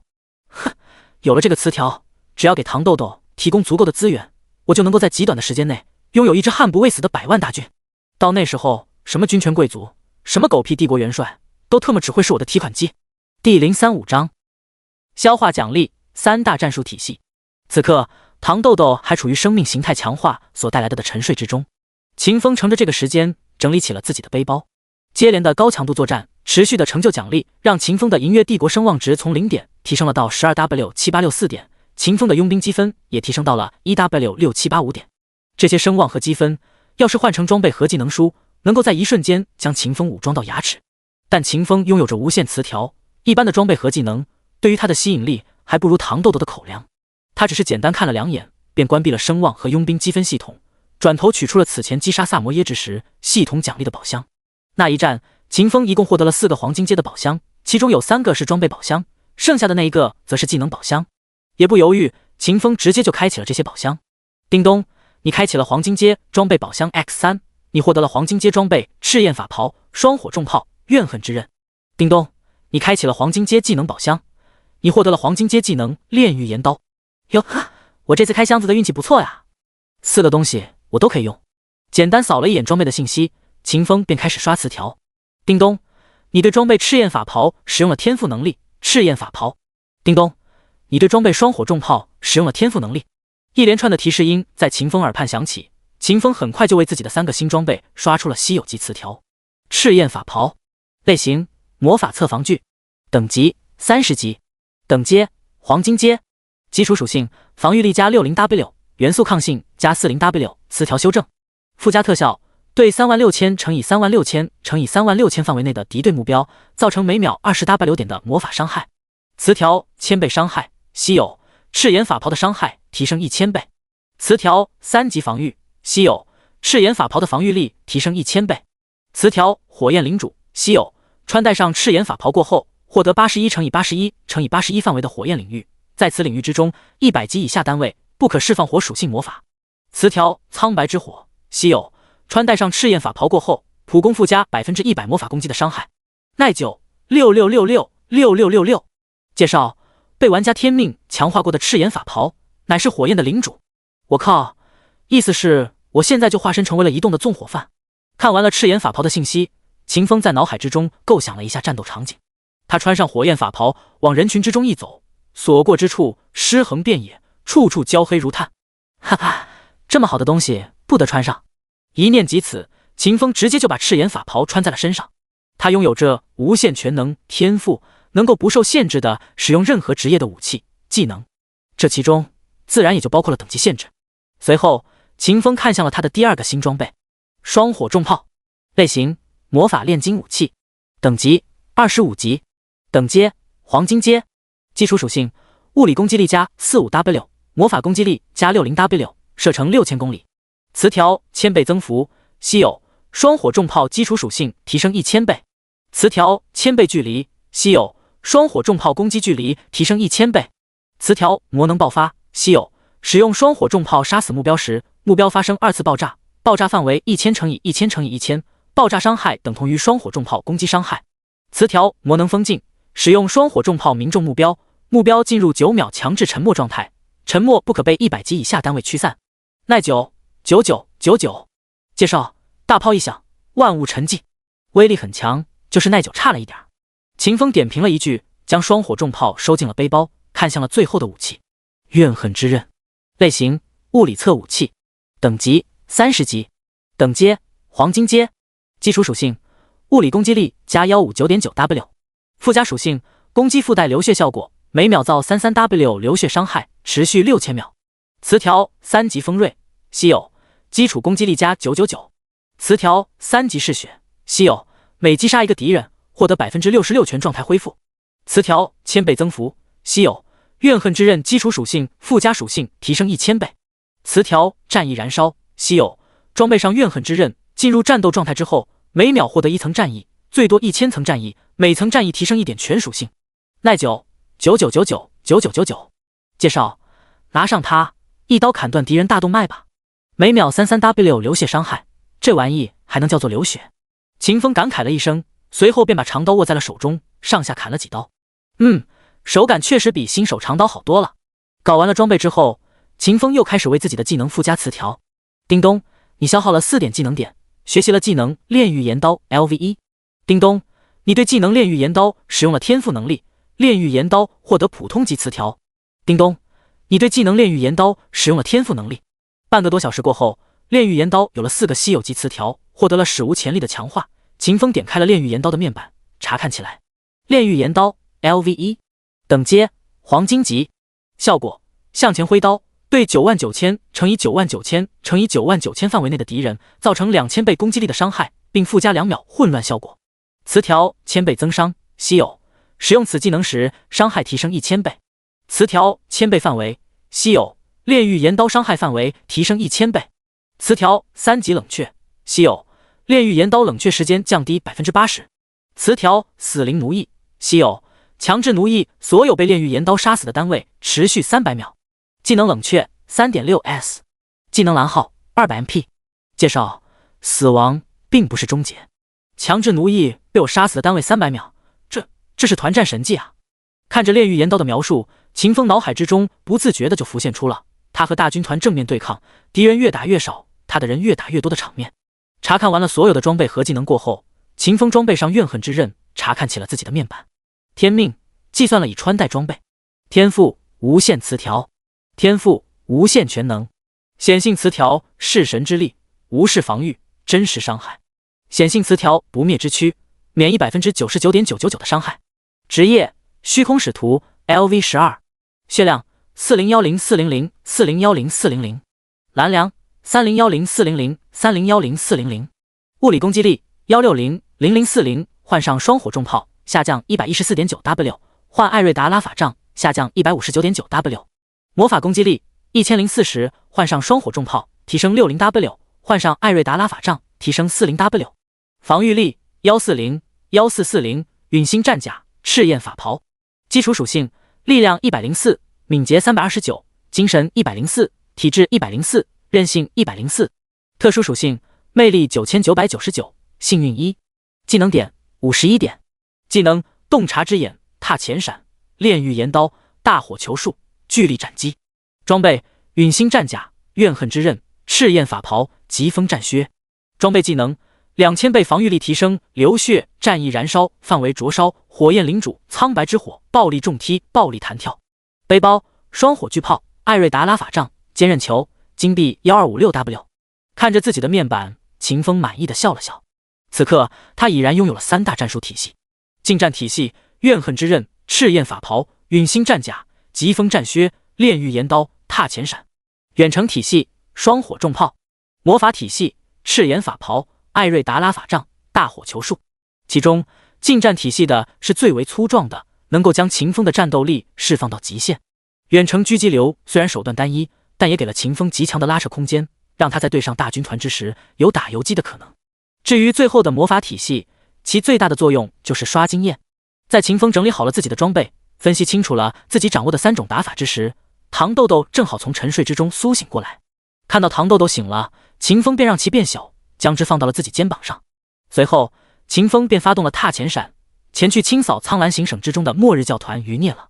第036章移动纵火犯。罗家城地下。主人，你不是说你现在已经很熟练了吗？你怎么又闪到地里去了？秦风胸口之处，糖豆豆大着胆子嘟囔了一句：嗨嗨，这次就是个意外，意外你懂不懂？秦风敷衍了一句，强行挽尊。与此同时，他释放出自己的精神力，感知着周遭的空间。和阿尔加斯星省的036号基地不同，罗家城里的011号基地修建在罗家城的地下。秦风本来打定了主意，这一波直接闪烁进011基地的内部，趁着没有被人发现，先把末日教团的仓库洗劫了，然后再用赤炎法袍将所有的末日教团成员全部烤成炭。然而他终究还是高估了自己的直觉，低估了踏前闪的误差。哎，又他妈跑偏了，还是先上天吧。感知了一阵，并没有察觉到末日教团基地之中的魔法禁制。秦风知道自己这一次可能偏离的有点远，没办法，他只能先上个天，确定一下方位。想到这里，秦风便使用了踏前闪。下一刻，他出现在了万米高空之上。与此同时，一座巍峨的城池也出现在了秦风的视线之中。这起码得有50公里的距离吧。享受了3.6秒自由落体的快乐过后，秦风瞅准了方向，发动了踏前闪。下一刻，他便出现在了一座守备森严的基地之中。你是谁？你要做什么？现身的那一刻，10几只眼睛顿时就盯住了秦风。秦风一眼扫过去，这些士兵的信息瞬间出现在了他的面前。没错了，正是末日教团的慈善家，不是什么大家族的地保。瞅着眼前的这些人，秦风咧嘴一笑，随后便将这些人标记成了敌对目标。然后这些人便被赤焰法袍给点燃了。20W 赤焰法袍附加特效，对36000乘以36000乘以36000范围内的敌对目标造成每秒20W 点的魔法伤害。一连串赤红色的伤害数值条飘出，所有的末日教团成员均在一瞬之间被烧灼成为了灰烬。叮咚，你击杀了末日教团17级白银阶成员，你获得越级击杀加成，你获得宗师级佣兵经验加成，你获得850点经验值，你获得7点银月帝国声望值，你获得2点佣兵积分。叮咚，你击杀了末日教团23级黄金阶成员，你获得越级击杀加成，你获得宗师级佣兵经验加成，你获得2208点经验值，你获得8点银月帝国声望值，你获得3点佣兵积分。和大火球术无差别的伤害不同，赤焰法袍只灼烧活人，不伤武器装备。秦风欢喜地走到面前10几团黑灰之前，将零落在黑灰之中的装备捡了起来，收进了背包之中。叮咚，你获得末日教团制式法杖13级 X2。叮咚，你获得末日教团制式长刀18级 X1。叮咚，你获得末日教团制式长枪12级 X7。掌握了无限全能天赋过后，秦风可以无视装备的等级，使用所有力量体系的装备。末日教团的这些制式装备根本就进入不了秦风的法眼。不过这却不意味着不能够拿这些装备去卖钱。10多件白银级的装备差不多可以卖3万金币，收益还算阔矣。秦风感慨了一句，随后就要离开此地，闪烁到下一个位置烧人。就在这一时间，他突然就发现了那10几团黑灰之后被打包整理好了的20多个箱子。一个洞察之眼丢过去，其中一个箱子的信息出现在了秦风的视野之中。末日教团物资箱里面存放着750公斤锻造好的魔法秘银。我靠，我这一次的运气这么好，居然直接闪烁到了这处基地的仓库。秦风一阵狂喜，二话不说就将这些打包好了的箱子通通收进了自己的背包空间之中。叮咚，你获得了750公斤魔法秘银，你获得了陨星石原矿 X6748，你获得了。悦耳的提示音在秦风耳畔接连不断的响起，让秦风的心情变得前所未有的美好。上道！你们这些慈善家可真特么的上道！收好了末日教团老好人送来的礼物过后，秦风心情大好，直接启动了无脑闪烁模式，前去给末日教团的慈善家们送礼。唰！秦风消失了。唰！秦风出现在了一堆末日教团叛贼的中央。叮！秦风将感知范围之中所有的敌人标记。轰！末日教团的叛贼人没了，瞬间被烧焦，变成了灰烬。叮咚！你击杀了黄金阶 BOSS 末日教团红衣主教弗朗西斯·马维斯，33级，你获得越级击杀加成，你获得宗师级身份经验加成，你获得18500点经验值，你获得50点银月帝国声望值，你获得45点佣兵积分。叮咚！你拾取了011号基地人员名单，你拾取了011号基地账本，你拾取了弗朗西斯的书信。叮咚！你击杀了。叮咚！你获得装备。提示音在秦风的耳边抽风，秦风的经验槽蹭蹭蹭的往上涨，速度快的能把人吓死。3.6秒过后，秦风出现在了下一个位置，地上顿时多出了几十团可以用来施肥的灰烬，秦风的背包之中也多出了价值5万金币的装备。20多秒钟过后，秦风烧死了最后一批末日教团慈善家。与此同时，整座011号基地颤动了起来，从现实存在的基地变成了一座新的经验副本。叮咚，你覆灭了末日教团011号基地，你的主线任务女皇的归来的贡献度提升了，当前贡献度为 2%。叮咚，你覆灭了末日教团011号基地，末日教团011号基地自动成为经验副本，当前副本拥有者为玩家天命。叮咚，你获得20万点经验值，你获得宗师级佣兵经验加成，你获得20W 额外经验值。叮咚，你获得1000枚副本水晶。看着背包之中多出来的1000枚副本水晶，秦风兴奋了。哈哈，把这些水晶全部卖掉过后，我就可以升级了。想到这里，秦风毫不犹豫的就将所有的副本水晶上架销售。第037章，紧急撤离，末日教团要跑路了，兄弟们，快点看过来！天命大佬又开始卖新的副本水晶了。我靠，这一次的副本居然还是经验副本！011号基地，天命大佬这是又拿下了一个末日教团的基地啊！这速度未免也太可怕了些吧！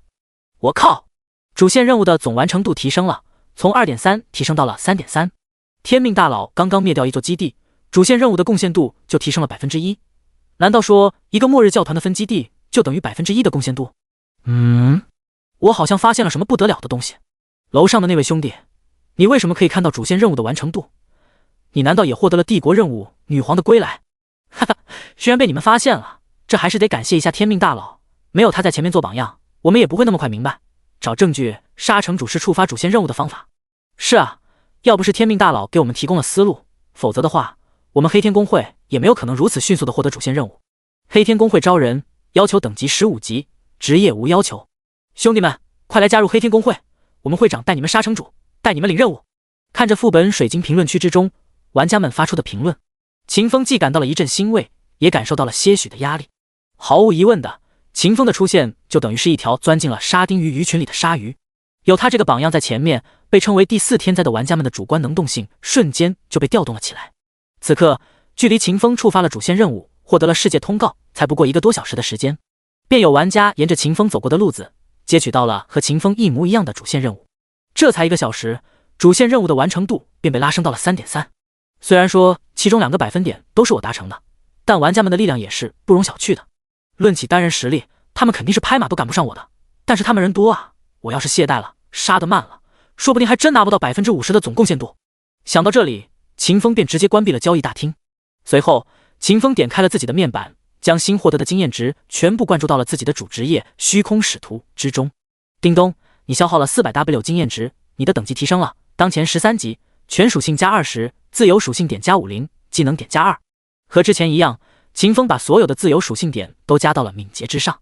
敏捷决定了秦风的移动速度、神经反射速度、动态视觉等等属性。增加敏捷对于秦风这个输出能力早就爆表了的战士，全职玩家而言是最为合适的选择。末日教团总部，教尊，011号基地失联了。红衣主教庞贝一脸紧张地走到末日教团教尊莫德里克的身边，将这个极度不好的消息告诉了对方。什么011基地怎么可能会失联？我们不是已经让他们撤离了吗？莫德里克无比惊诧地转过头，看向了红衣主教庞贝，问道：“弗朗西斯有发出讯息吗？这一次是谁偷袭他们的？他有说过吗？”回禀教尊，弗朗西斯没有发出任何讯息。他们的遭遇和此前的036号基地一模一样，都是在毫无预兆的情况之下便被人给团灭了。听到这话，莫德里克的脸色顿时就黑沉似水。和036号基地的情况一模一样？难道这一次偷袭我们的人依旧是那个名叫天命的异人？秦风在苍月城外当众将法马西斯处决过后，莫德里克便从自己布置的眼线那里得知了屠灭036号基地的真凶。此刻从庞贝口中得知了011号基地被人覆灭的消息，他第一时间就联想到了秦风。怎么还能是你？你的那种万里瞬移的能力，难道是没有限制的吗？想到这里，莫德里克的脑门子上瞬间便渗透出了一层秘密的细汗。半晌过后，莫德里克做出了一个无比沉重的决定。他用最为凝重的语气对庞贝说道：“传我的命令，让所有驻守分部基地的红衣主教以最快的速度启动空间折叠，将所有的正在运行的分部都封禁起来，什么物资都不需要带走，我只有一个要求，我要他们活着回来。”说完这句话，莫德里克长长呼吸了一口气，朝着黑暗角落里伸了伸手。暗影13，我要与蒙哥马利元帅对话。快快快！教尊下达命令了，让我们以最快的速度启动空间折叠，所有人都动起来，不能浪费1分1秒的时间。011号基地被人给灭了，凶手就是灭掉036号基地的异人天命，他拥有着万里瞬移的能力。不要懈怠，不要心存侥幸。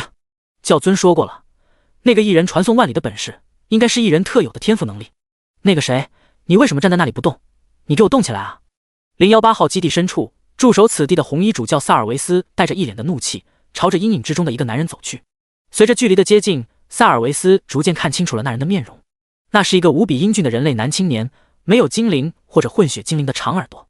男人身上穿着一件暗红色的法袍，手中则是提着一把泛着黑光的长刀。而在这个男人的肩头，正趴着一个巴掌大小的银色甲虫，扁平的身子散发着阵阵森冷的金属光泽。长刀、银色甲虫、人类外貌，一瞬之间，一个无比骇人的猜测出现在了萨尔维斯的脑海之中。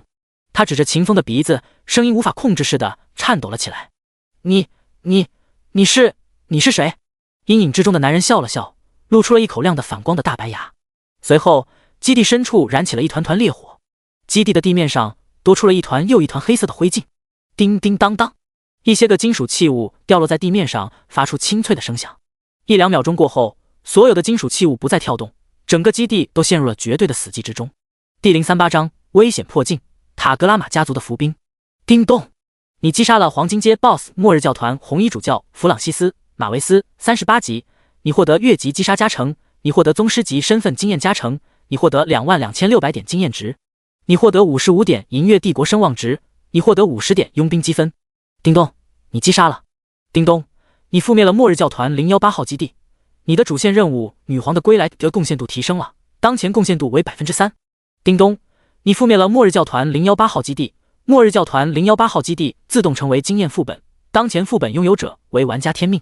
叮咚，你获得20万点经验值，你获得宗师级佣兵经验加成，你获得20W 额外经验值。叮咚，你获得1000枚副本水晶。一连串的提示音在秦风的耳边响起，秦风根本不带犹豫的直接发动了踏前闪，前往下一个基地。天空之中，踏前闪冷却时间里，秦风用超越了加藤老师的手速，将背包之中的1000个副本水晶全部上架销售。随后，他开始辨别方位，并于 3.6 秒过后再度发动了踏前闪。进入基地过后，秦风二话不说，换上艾瑞达拉法杖，起手就是一发原子弹。轰 !80W 80W 负8！叮咚，你击杀了。叮咚，你覆灭了。叮咚，你的主线任务贡献度提升了，当前贡献度 5%。叮咚，你获得了20W 经验值，你获得宗师级佣兵经验加成，你获得额外20W 经验值。叮咚，你获得了1000枚副本水晶。一连串的提示音在秦风耳畔响起，秦风却没有一丝一毫的兴奋，反而脸色无比的严峻。在018号基地之中，他从红衣主教萨尔维斯的口中听到，末日教团已经在大规模的启动空间折叠了，留给他的获取副本、刷贡献度的时间已经不多了。在此情况之下，秦风即便再如何的舍不得，他也必须放弃掉末日教团基地之中的物资，动用大火球术这种无差别的群伤技能，用最快的速度赶在末日教团的基地被折叠起来之前，将之变成自己的副本。苍蓝行省是银月帝国腹地之中最为富裕的行省，一共有7个末日教团的基地。此前，由于法玛西斯的 gank，3个基地启动了空间折叠，变得无法进入。一连串的杀戮，秦风又覆灭了其中的3个基地。此刻，仅仅只剩下了最后的009号基地，等待着秦风去收拾了。想到这里，秦风开始回忆009号基地的方位。片刻后，他发动了踏前闪，开启了与末日教团之间的竞速。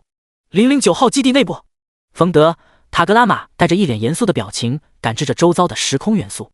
在他的身旁站着的是末日教团009号基地的红衣主教克里斯多伦。冯德阁下，您有信心吗？您确定要在这里等待那个异人？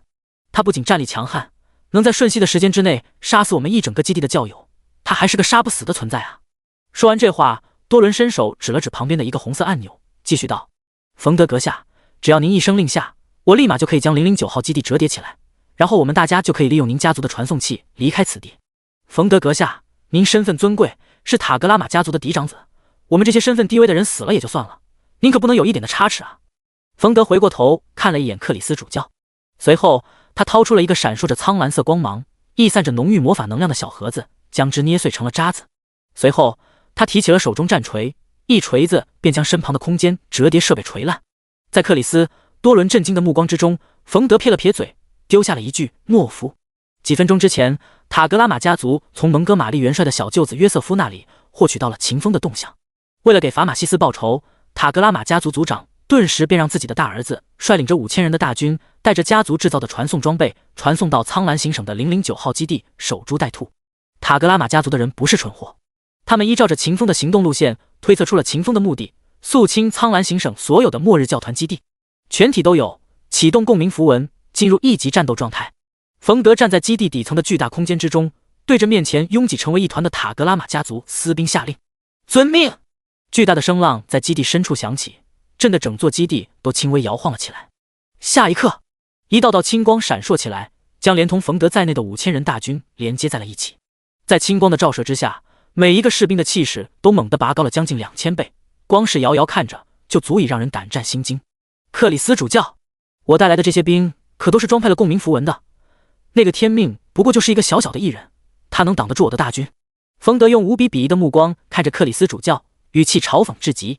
看着面前5000大军体表泛起的浓郁青光，克里斯主教直接被定在了原地。共鸣符文，莫里兰州5大帝国的镇国武器，拥有着足以屠魔灭神的威力。你们竟然动用了共鸣符文，这代价也太过于巨大了吧？克里斯主教下意识呢喃了一句：代价巨大？笑话！我的亲弟弟，我塔格拉玛家族的嫡子，难道还比不过5000套共鸣符文？冯德冷笑了一声，凝声道：塔格拉玛家族的荣光不容被亵渎，即便是异人也不行。地下岩层之中，秦风这一次又闪偏了，他没有直接进入009号基地，但在另外一方面，他却是无比巧合地远离了危险。秦风感知着身前800多米之外的魔法静止，脸色逐渐凝重了起来。共鸣符文的味道，还他妈穿透了末日教团的魔法静止，这特么的得有多少人啊？第039章40亿伤害，共鸣符文的威力。主人，要不咱们还是撤了吧？我感觉这一回情况很不好啊！我止不住的想哆嗦。秦风怀里，身为王者级生物的糖豆豆也察觉到了危险气息，他开口劝说秦风离开。秦风笑了笑，脸色逐渐变得狰狞。他嘘的一下把怨恨之刃插进了岩层之中，随后便发动了踏前闪，带着糖豆豆传送到了50公里之外山林中。秦风一把将糖豆豆从怀里掏出来，放到了地面上。你在这儿等我，我要去跟那群人碰一碰，别到处跑啊！被人抓走了，我可不会来救你。糖豆豆速爬到了秦风的脚边，伸出2条截肢，扯住了秦风的裤腿。能不去吗？他们给我的感觉好危险，真的好危险。自从秦风掏出几座小山一般大小的矿石，全让糖豆豆吃掉过后，糖豆豆对于秦风的好感便拔高到了近乎无限的程度。再者就是秦风对糖豆豆一直都挺好的，到哪儿都把糖豆豆保护着。糖豆豆不是那种恶心肠的虫子，他反而无比的善良，他不想秦风靠近危险。我死不了的。秦风拍了拍糖豆豆的虫躯，温和笑着对糖豆豆道：你没有听林坚一说吗？我可是异人，不死不灭的异人，再大的危险对于我来说都是安全。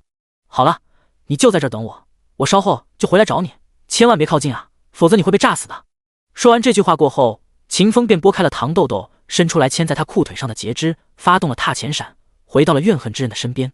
落地的那一瞬间，秦风直接发动大火球术。叮咚，你消耗了100点魔力，你使用了大火球术。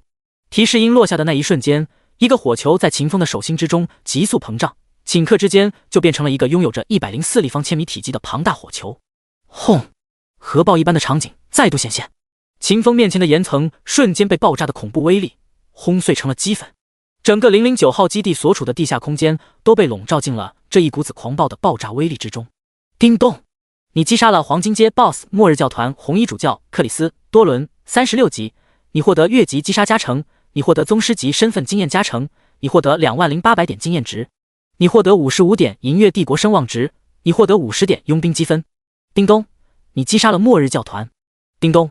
你覆灭了末日教团009号基地，你的主线任务女皇的归来的贡献度提升了，当前贡献度为 6%。叮咚！你覆灭了末日教团009号基地，末日教团009号基地自动成为经验副本，当前副本拥有者为玩家天命。叮咚！你获得20万点经验值，你获得宗师级佣兵经验加成，你获得20W 额外经验值。叮咚！你获得1000枚副本水晶。一连串的提示音在秦风耳畔响起。009号基地之中，所有的末日教团成员都被大火球术的神威给抹杀掉了。秦风再度多出了一个经验副本，但是在这些提示音之中，并没有任何一个塔格拉玛家族士兵的名字。共鸣符文的气息依旧存在于秦风的精神感知之中，丝毫都没有衰减。好恐怖的魔法力量，这威力都快赶上6级魔法了。看着手中碎裂开来的替死傀儡，冯德眼瞳之中凝重，神色更加浓郁。此前大火球术爆炸开来的时候，冯德带来的5000大军并没有进入2级战斗状态。如果不是手中的这个替死傀儡，5000大军已然和末日教团的人一起踏上黄泉路了。全体都有，全力催动共鸣符文，进入2级战斗状态。遵命！5000士兵齐声吼了一句，随后更加浓郁的青光便从这些士兵的身体之中散发了出来。片刻功夫过后，士兵们所站立的土地之上便出现了一个银白色的巨型魔法阵。在这个魔法阵出现的那一刻，处于灵魂链接状态下的士兵们顿时又得到了一波巨大的提升，他们的全属性从最开始的2000倍提升，陡然拔高到了极其恐怖的5000倍。不仅仅是士兵的本体，士兵手中的那些制式武器也在那座巨大的银色魔法阵的影响之下，爆发出了恐怖的魔法能量。如果此刻有玩家对这些制式武器使用了探查之眼，他们便会无比惊诧地发现，这些本该只有100多点基础属性的武器防具，此刻已然拥有了5000倍于之前的基础属性。进攻阵型，崩灭式！冯德再度发出命令，5000大军顿时做出反应。磅礴的能量从每个士兵的身上飘飞而出，在不断崩毁的地下汇聚成了一股子足以蒸发万物的绝强力量。轰轰轰轰！巨大的响动在地下空间之中来回激荡，5000大军深周千米范围的空间都被蒸发成为了虚无。此刻，若是有人从高空往地面看去，便能看到本该万里平坦的平原之上，竟然出现了一个人为制造出来的巨大圆形坑洞。4W 4W 4W， 陨星战甲的装甲值疯狂下跌，仅仅只是2秒钟的时间，便从骇人的 480W 跌落到了 460W 点。而这还是在秦风拥有着 140W 防御力，获得了神话级词条不灭之躯的情况之下，2秒钟蒸发了我 20W 点的装甲值。这一击的威力怕不是超过了40亿。被锤了一下过后，秦风的脸色变得无比凝重。他清楚，这般恐怖的伤害绝不是2000人的军队可以打出来的。能打出这种伤害，对面启动了共鸣符文的军人至少在5000人之上。而且更为可怕的是，这些人的平均等级至少都在20级之上，是绝对的精锐部队。还真他妈看得起我啊！你们这群狗杂种！秦风骂了一句，随后便往身后狂奔去。5000个配备了共鸣符文的20级士兵，绝不是好相与的角色。想要吃掉他们，就得使用战术，就得卡敌人阵势的冷却时间，还得拖干净这些士兵体内共鸣符文的能量。第040章正面硬碰5000大军。哼，想跑有那么容易吗？察觉到秦风即将远遁，冯德冷哼了一声，随即便下达了第2道命令：陷阱阵型，空间禁绝式。冯德话音落地的那一刻，5000大军顿时就运动了起来。大军脚下的银色魔法阵瞬间变化，无形的空间镇压之柱出现在了大军周遭，将秦风所在的位置笼罩了进去。共鸣符文一共有7个层级，启动共鸣符文的军队抵达了2000人，便是第1个层级，能够让启动符文的大军获得2000倍的全属性提升，并获取到堪称 BUG 的能力——灵魂连接。灵魂连接是共鸣符文所有能力的根基，它能让军阵之中所有的军人共享同伴的生命值、魔法值、基础属性、技能、道具，甚至于装备。启动共鸣符文的军队超过了5000人，便是第2个层级。抵达了这个层级之后，军队便拥有了使用阵势的能力。先前打出40亿伤害，灭掉了秦风整整20W 装甲值的那一招，便是共鸣符文阵势之中的崩灭式。而此刻5000大军释放出来的空间禁绝式，则是拥有着锁闭空间、禁止传送的效果。哼，你不是很会传送吗？你不是能够传送万里吗？你现在传送一个给我看看。开启了2级战斗状态，进入到了共鸣符文的第2个层级之后，冯德的自信心暴涨了起来，以为秦风已然是他手中的蚂蚁，是他随手就可以捏死的存在。蒙哥马利就是个懦夫，你不过就是个掌握了传送类天赋的异人而已，你拿什么抵挡我们塔格拉玛家族的大军？军阵的后方，冯德遥指着秦风的鼻子，怒声道：“我特么问你话呢，回答我！”秦风没有回答冯德的问题，更没有贸然发动群体攻击技能。此刻不比之前，对面的5000大军已经进入了共鸣符文的第2层次，掌握了阵势的能力。只要秦风发动大火球术或者炼狱岩刀，对手就很有可能使用防御阵型。反之是将秦风打出去的攻击原封不动地还给秦风，让秦风自己打自己。想要和这等数量的大军正面刚一波，秦风就需要动脑子，就需要卡在大军阵势的冷却期，释放杀招。想到这里，秦风便在空间静止的边缘绕着行走了起来，寻找起了机会。同时，秦风悄无声息地开启了陨星战甲附加特效。叮咚，你开启了陨星战甲，你的防御能力获得2000倍提升，当前防御力28亿，当前异常状态抗性19亿，当前元素抗性8亿。提示音落下的那一刻，秦风瞬间发动了暴力弹跳，像一颗炮弹一般砸向了军阵之中。落地的那一瞬间，秦风蓄力抬腿，直踹向一个士兵的下巴。当！秦风42码的大脚在士兵下巴2厘米之外的地方停住了。负6128，一个小的可怜的伤害数值条从秦风接触着的位置上跳出，那是一道半透明的光膜，原本只拥有着8000点的防御值，但在5000个共鸣符文的增幅之下，这个光膜的防御值提升了到极其恐怖的4000万。暴力重踢是100分米伤害，本该打出3200W 的伤害，但此刻建立起灵魂连接的士兵有5000多个，他们将秦风打出来的伤害集体平摊了。看着冲进军阵之中的秦风，冯德面露鄙夷之色。诚然，冲进军阵之中可以限制大军使用进攻阵型，但是在另一方面，这也是一种送死的行为，因为秦风即将面临的是5000多个拥有着繁星一般多的秘术，防御力堪比城墙，攻击能力强大到爆炸的士兵。陷进阵型，围剿式，声量巨大的命令传达到军阵之中，5000多名士兵顿时便运动了起来。大军脚下的银色魔法阵再度变化，在军阵之中演化出来无穷无尽的披坚执锐的虚影。嘘，长矛、斩马刀、标枪在秦风身周拉出一道道残影，杀向秦风身上各处要害。秦风并没有躲避，他任由这些攻击打到自己的身上。此刻，在开启了陨星战甲过后，他的防御能力已然飙升到了恐怖的28亿。即便此刻的秦风没有不灭之躯，在场的这些没有动用进攻阵势的士兵也打不破秦风的防御。在大军群殴秦风的那一刻，秦风按着一个士兵狂殴。秦风手中的怨恨长刀狂风暴雨一般落到士兵身周的半透明薄膜之上，一点一点地切削着对方的护盾。围剿式居然打不破这个异人的防御，难道他所穿的那副铠甲是神器？冯德的脸色变了变，看向秦风的目光之中陡然多出了浓郁到极致的贪婪。哼，你的神器是我的了。贪念一动，冯德的思维受到干扰，直接就上了头。他将双手合十抵在了自己的胸膛之上，勾动起了体内的主符文。片刻功夫过后，一股浓郁到近乎化不开的青色光芒从他体内发出，将军阵之中所有士兵都笼罩在了其中。特殊阵势，无尽攻势。在特殊阵势无尽攻势的作用之下，打向秦风的攻击变得一次比一次沉重。无尽攻势和怨恨之刃所拥有的词条战意燃烧有些类似，都可以不停的叠加 buff 提升伤害，但不同的是，战意燃烧是有极限的，1000层就是战意燃烧的极限层级。然而特殊阵势无尽攻势却是没有极限的，只要共鸣符文之后还存在着足够的能量，它就能无限的提升军阵之中所有士兵的攻击能力。1、2、3，秦风在心中暗自数秒，计算着共鸣符文的能量消耗。前世的时候，他和5000人的大军硬刚过好几次，在那些被制裁的日子里，他也摸索出了一套计算共鸣符文能量消耗的方法。23秒钟过后，冯德脸上的而自信消失了，取而代之的是显而易见的焦急。这怕不是一般的神器了，如此强大的防御力，怕是已经迈入了顶级神器的层级。不行，不能跟他耗下去了，再往下拖，共鸣符文的能量就会被无尽攻势抽干，到那时候我们这些人可就困不住他了。第041章，炼狱岩刀，31亿伤害。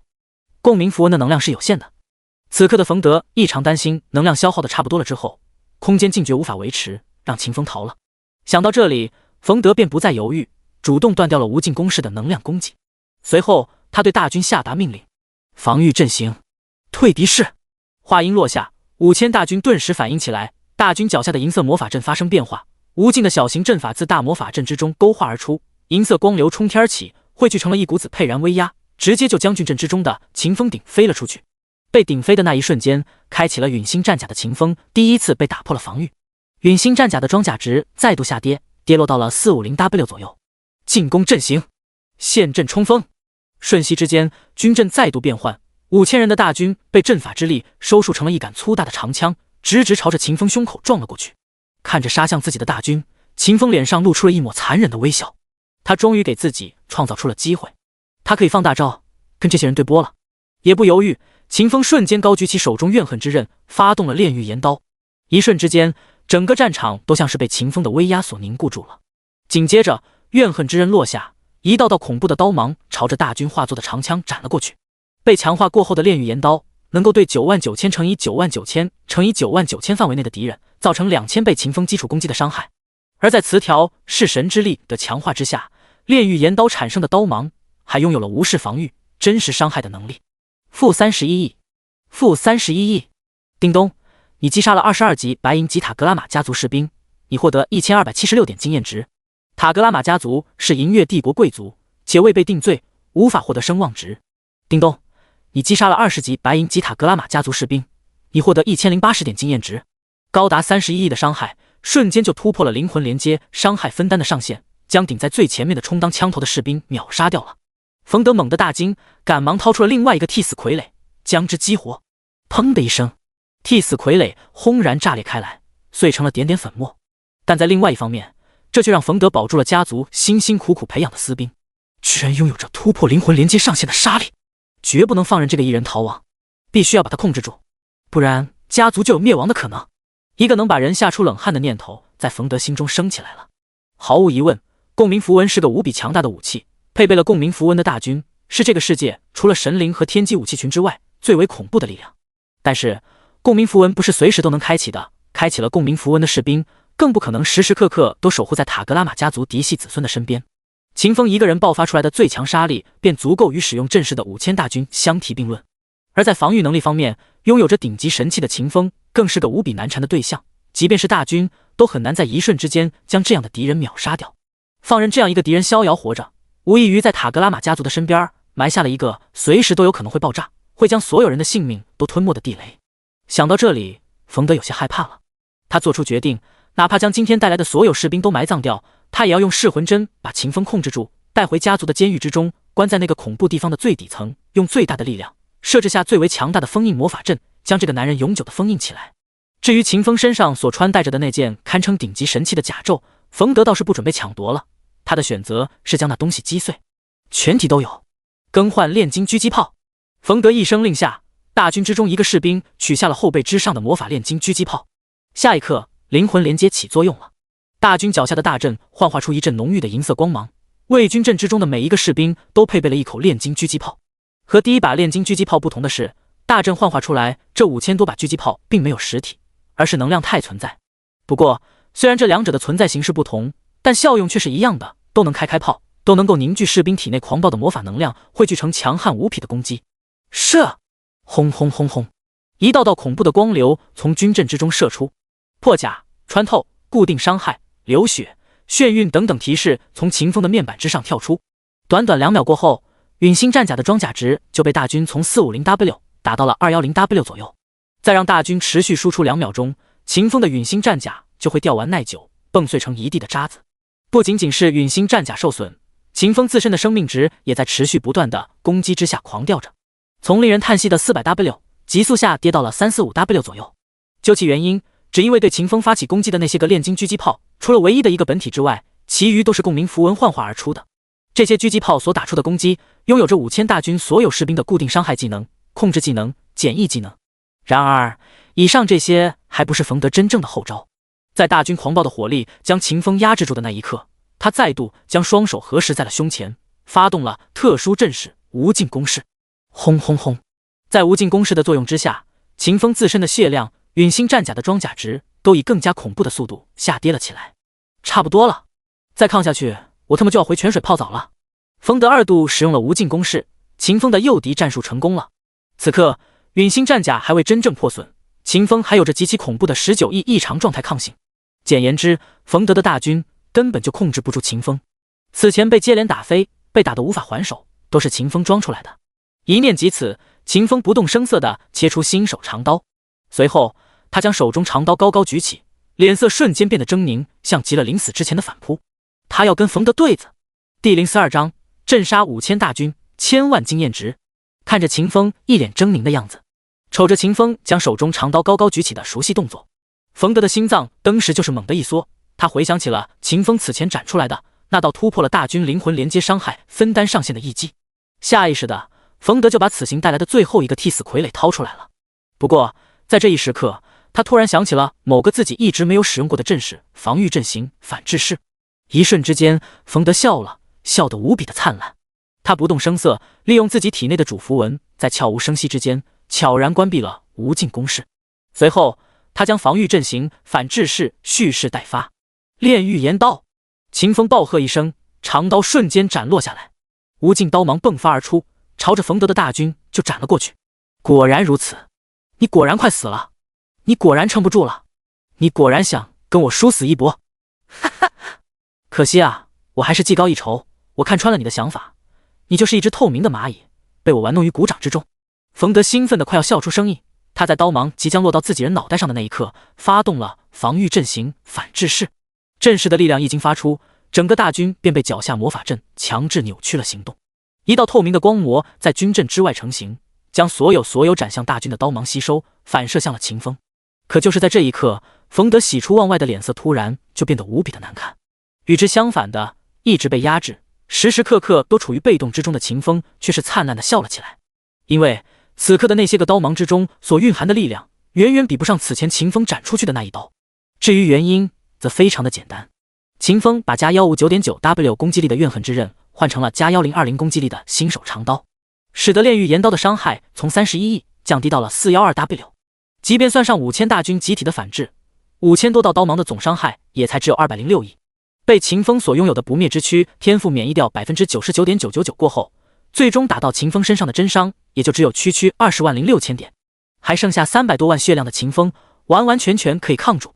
这整一波对拼是完完全全的千层饼。秦风手搓大火球，发动偷袭，算是第一层。冯德消耗掉提前激活的替死傀儡，换掉了秦风的大火球，站在了第二层。秦风用大火球消耗了对方的一只替死傀儡，站在第三层。冯德启动2级战斗状态，压制住秦风，站在第4层。秦风寻找机会，用炼狱炎刀换掉第二个替死傀儡，站在了第5层。后面就没有冯德的事情了，往后秦风直接就站上了第9层。他一边消耗着大军体内共鸣符文的能量，一边给冯德营造出了他即将不敌，发出殊死一搏的错觉。然后秦风用次一等的新手长刀打动炼狱炎刀，用20W 点血量的代价，直接换掉了他最为担忧的反制阵势，从智商层面彻底碾压了冯德，完成了此战之中最为关键的对子。你他妈的阴我！冯德指着秦风的鼻子骂了一句，他的直觉告诉他，秦风马上就要发动后招了，而且秦风的后招是绝技不会弱于第一次炼狱炎刀的。你不是问我拿什么抵挡你们塔格拉玛家族的大军吗？秦风笑了笑，从背包之中换上了怨恨之刃，将手中长刀高举起来。当然是用我手中的刀，用你们这群杂碎的尸骨，用你们这帮子蠢材草履虫都不如的智商。话音落地的那一瞬间，秦风发动了一直没有动用的踏前闪，瞬间冲进了军阵之中。叮咚，你使用了踏前闪，你的下次攻击 100% 暴击，暴击伤害提升至2000倍。叮咚，你消耗了10点魔力，你发动了巨力斩击。巨力斩击 LV1， 词条万倍增伤，史诗使用此技能时伤害提升10000倍。效果：向前斩出一道刀波，对途径上的敌人造成15000星号攻击力的伤害。轰！负48万亿，负48万亿！巨大的刀芒斩出，配备了共鸣符文，强大到近乎不可能被人抵挡的士兵，瞬间像是镰刀下的麦苗一般，刷刷刷倒在了地上，分成了2截。叮咚，你击杀了塔格拉玛家族士兵 X1894，你获得了396W 经验值。一刀下去，1894个士兵被秦风当场斩死。冯德无比诧异地看着倒地不起的士兵，又看了看手中完好无损的替死傀儡，心碎了一地。接连2次无尽攻势，外加一连串的震慑之力，早就将士兵体内的共鸣符文的能量削减到了冰点。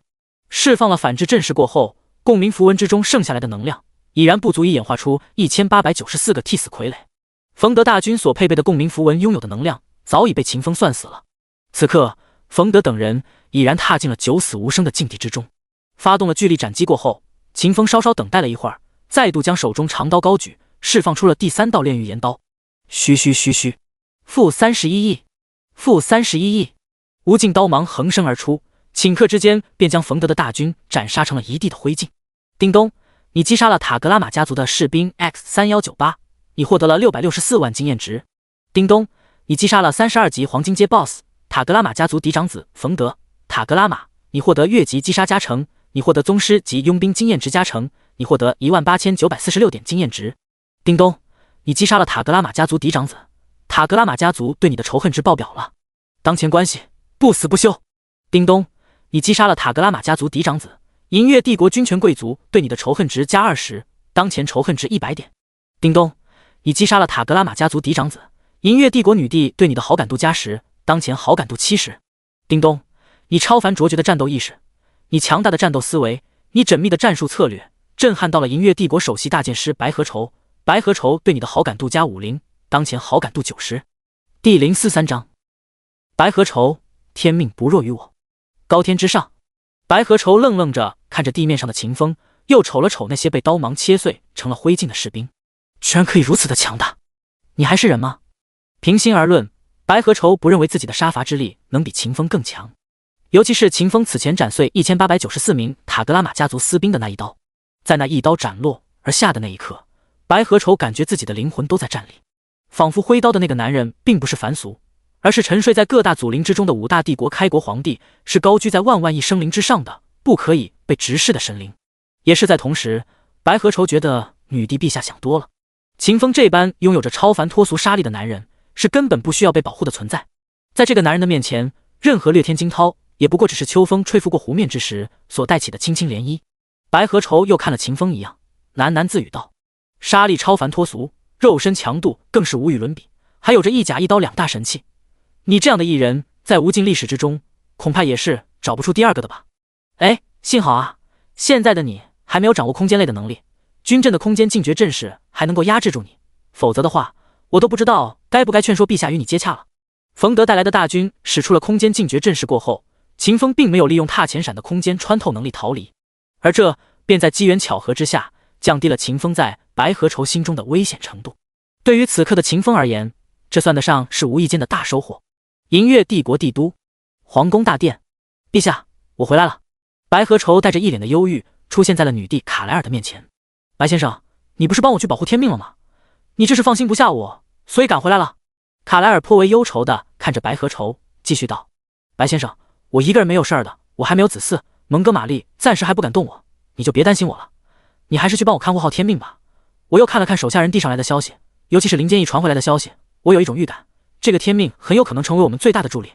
哎，白河愁长叹息了一口气，解释道，陛下，天命阁下不需要我保护。天命阁下，白先生，你跟那个天命交流过了？没有面对面交流，但是我全程观看了他和冯德率领的5000大军的战斗。白河愁将秦风和冯德大军之间的战斗讲述了出来。听完之后，女帝美眸瞪得溜圆。他正面杀死了冯德的5000大军。白先生，你是在骗我对吧？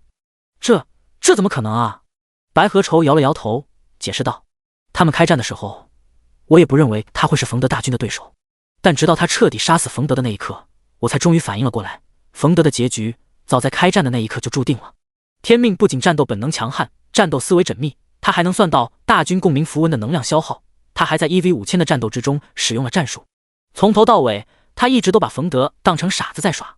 听完白河愁的话，女帝卡莱尔被震惊得无以复加，以至于一向敏感的她竟是直接忽略了白河愁无比明显的低落情绪，问出了一句无比扎心的话，白先生，那个天命比之你如何？白河愁深呼吸了一口气，勉强道，不弱于我。风林行省，落峰山谷，塔格拉玛家族领地，家族古堡，代表着冯德性命的魂灯灭掉了。塔格拉玛家族族长帕瑟，塔格拉玛愣愣看着那盏灭掉了的魂灯，两行浑浊的泪水从他那因为年月摧残而变得皱巴巴的眼角之上滑落到了胸前，湿透了衣衫。冯德，我儿啊！帕瑟捂着脸哭泣了起来，悲痛的声音不似从喉咙里发出，像是来自于他那老迈的胸腹。帕瑟的肩膀不停上下抽动起来，随着肩膀的抽动，帕瑟的低气逐渐演变成了扰动云霄的哀嚎，像是一头丧死了的孤狼，在银月高悬的夜幕之下，张嘴唱响了一首呼唤亡灵的挽歌。冯德呀，我的儿子啊！巨大的声音让整个古堡之中的塔格拉玛家族的成员都感到了深入骨髓的悲痛，那感觉像是有一把锋利无匹的尖刀，正一下又一下的往心口弯去。冯德是带兵前去伏击秦风的，在抵达了009号基地，设置下了埋伏之计。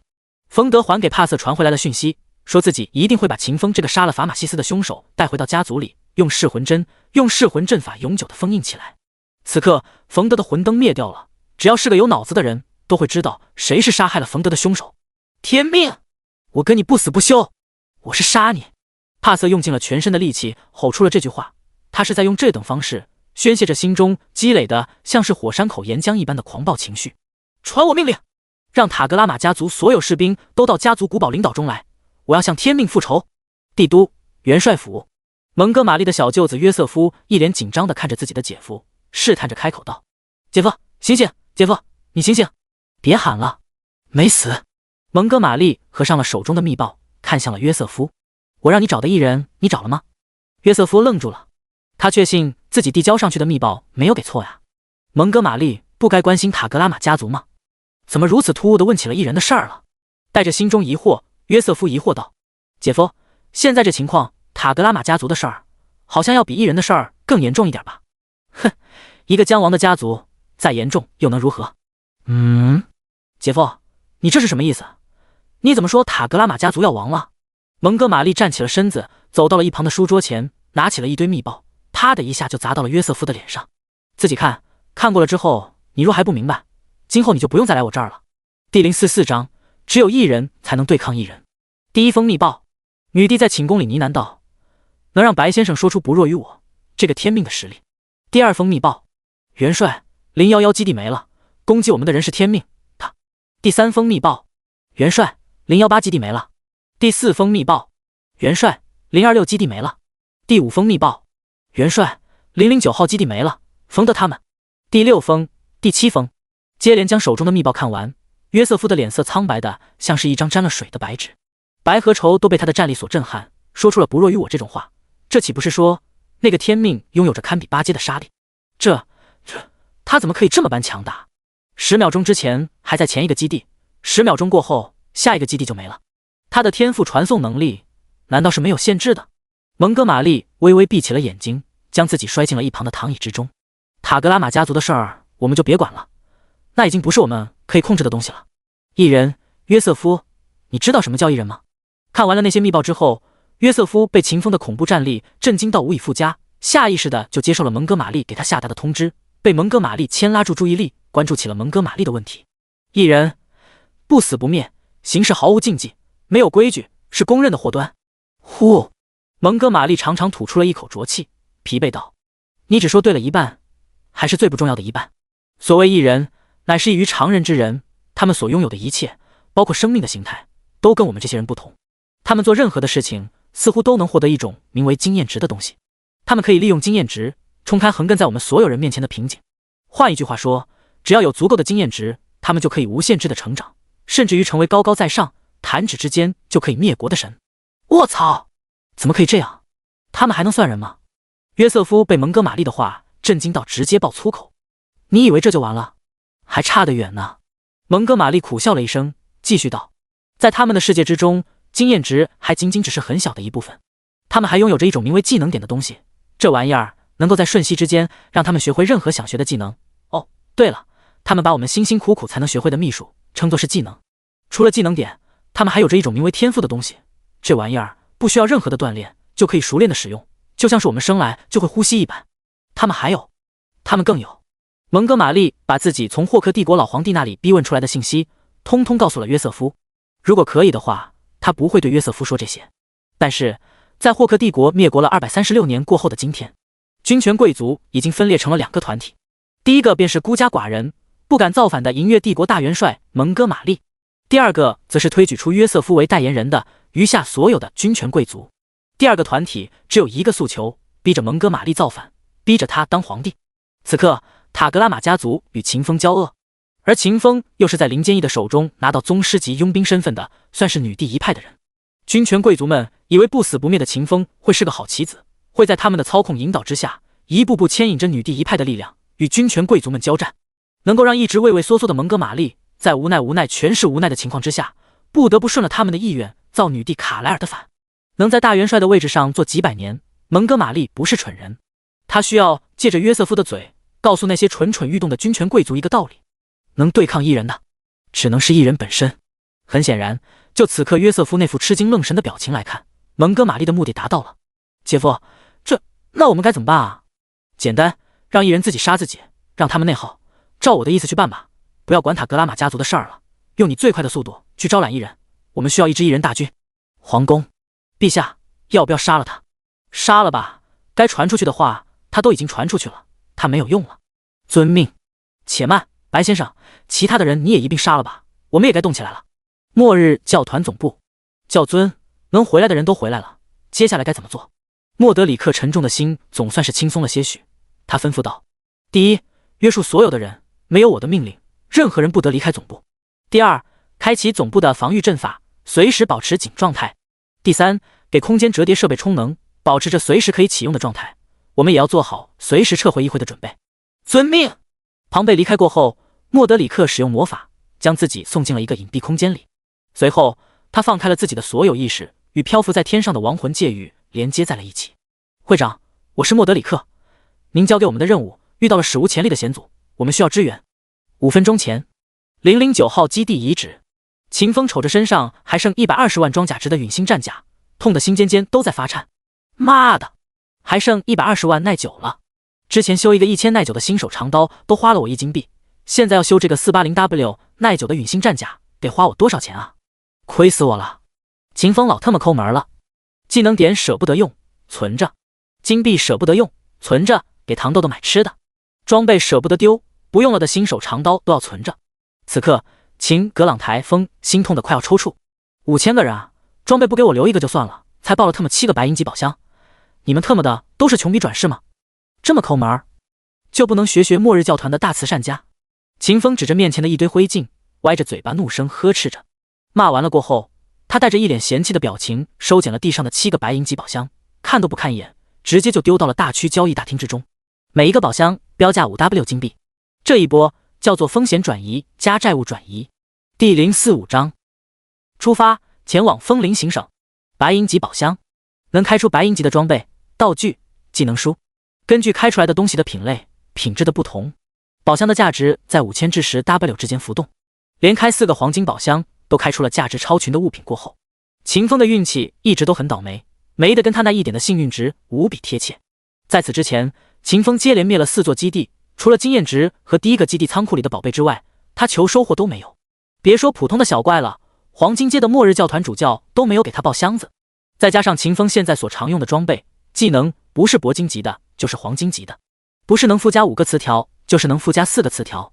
这导致了秦风异常看不起白银级的宝箱，顺带坚定相信自己不可能从白银宝箱之中开出好东西。于是乎，秦老板开 run 了，拼不了运气，秦老爷直接就摆烂了，直接不拼了，我他妈的全拿去卖。做生意，秦风一向都是很公道。白银级宝箱最高能开出价值在10W 左右的道具，运气好了，说不定还有超额收获。秦风大手一挥，超额的收获就不计算了，他就取一半，一个箱子卖5万，上架。几分钟过后，白银级宝箱的评论区炸了。我靠，7个箱子还全都是白银级的，天命大佬，你这么肥的吗？我刷200个怪才能爆出来一个箱子，7个箱子，岂不是说天命大佬一共刷了1400多个怪？秦某人遭到了暴击，默默不说话，恐怖如斯啊，太他妈牛逼了！兄弟们，给我买它！哈哈哈，我发了！白银级极品长刀，我靠！重生10字章，满血原地复活，还能用3次，我的天！极品巨盾，虽然只有单属性，但却加了400点防御力。天命大佬，还有箱子吗？你这儿的箱子爆率好高啊！我一个箱子出6万，我出8万。求宝箱，求宝箱+1，加10086。我 DNMD。秦风秦老爷带着一脸郁闷的表情关闭了自己的评论区。此刻他对自己那鬼一样的运气有了新的认知，很特么真切，贼特么扎心。调整了一下自己的心情，秦风点开了自己的面板。此刻011号基地之后的3个基地的副本水晶都被卖完了，秦风拿到了这3个副本奖励的 1260W 经验值，再加上他此前就有的100多万经验值，以及他灭掉冯德大军所获得的了 1063W 经验值，大军1060，冯德 1.8W 多，这使得他的经验值飙升到了 2497W。 这么多经验值，该升级了。心念一动，秦风便使用了经验槽里的经验值，疯狂提升自己的等级。叮咚，你消耗了 700W 经验值，你的等级提升了，当前14级，全属性+20，自由属性点+50，技能点+2。叮咚，你消耗了 1100W 经验值，你的等级提升了，当前15级，全属性+20，自由属性点+50，技能点+2。等级到这儿就冲不动了。秦风再次遭到了虚空使徒的 gank， 依旧是个10几级的小萌新。和之前一样，秦风将所有的属性全部加到了敏捷之上。此刻他穿着被天赋强化过后的装备，他面板上的数据除了基础属性变化了一小点，表达了一番对秦风的尊重，其他的数据动都不动。不过秦风还是在面板栏目上多停留了几秒时间。秦风面板简略版，血量 401W 401W， 蓝量 301W 301W， 物理攻击力 160W， 此刻装备怨恨之刃。魔法攻击力1040，此刻装备怨恨之刃。防御力 140W。 基础属性力量144，敏捷469，精神144，体质144，韧性144。特殊属性魅力9999，幸运1。技能点59点。关闭面板，秦风开始思索自己要做的事情。主线任务女帝的归来是最重要的，所以秦风必须宰了末日教团，还得拿到 50% 以上的贡献度。此刻在灭了末日教团5个基地过后，秦风拥有着 6% 的总贡献度。按照前世的规律，秦风所拥有的总贡献度该是 5% 的，多出来的那一个百分点，秦风并不知道这是从哪儿来的，但他并没有继续深究，而是推断起了末日教团的人所在的位置。和分部基地不同的是，末日教团的总部建造之时使用了亡灵界域的技术，这使得建成后末日教团的总部能够移动，没有特殊的定位方法，根本寻找不到。末日教团已经大规模启动了空间折叠，他们的人应该都退回到了总部之中。想要找到末日教团的总部，我就得掌握定位方法。然而定位方法只有蒙哥马利和王者议会知晓，这2个狗东西可不是好处理的货色啊，一个暂时弄不死，一个根本找不到。秦风苦恼了起来，举手挠头。挠了好一会儿过后，秦风突然就想到了一个女人，一个运气好的堪称缩小版幸运女神，开局1万点幸运值的女玩家。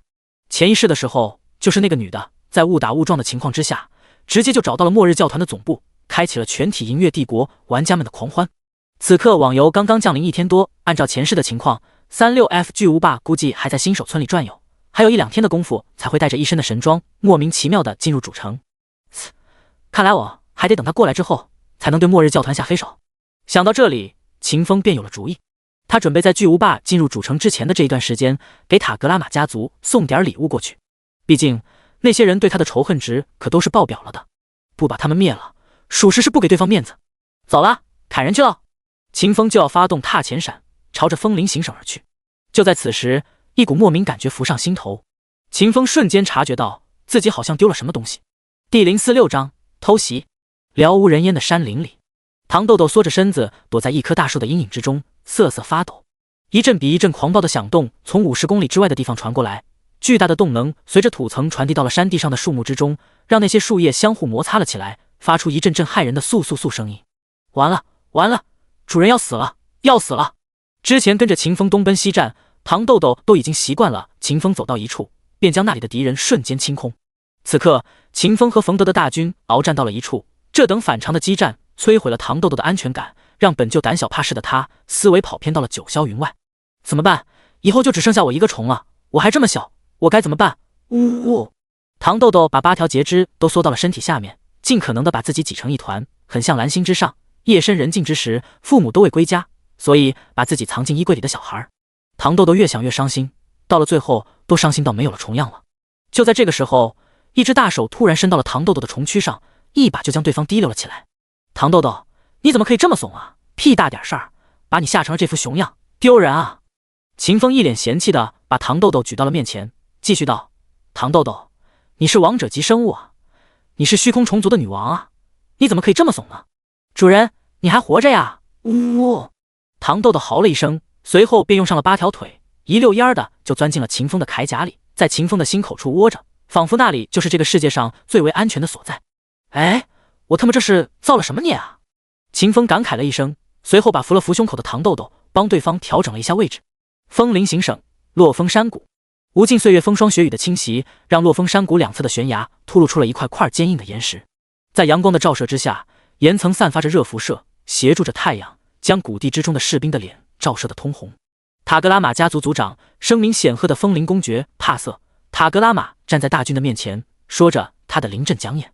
临到末了，喋喋不休的帕瑟终于说出了一句所有人都在意的总结词：伤天命者，奖励10万金币；杀天命者，奖励100万金币；活捉天命者，奖励1000万金币，封为塔格拉玛家族3星骑士。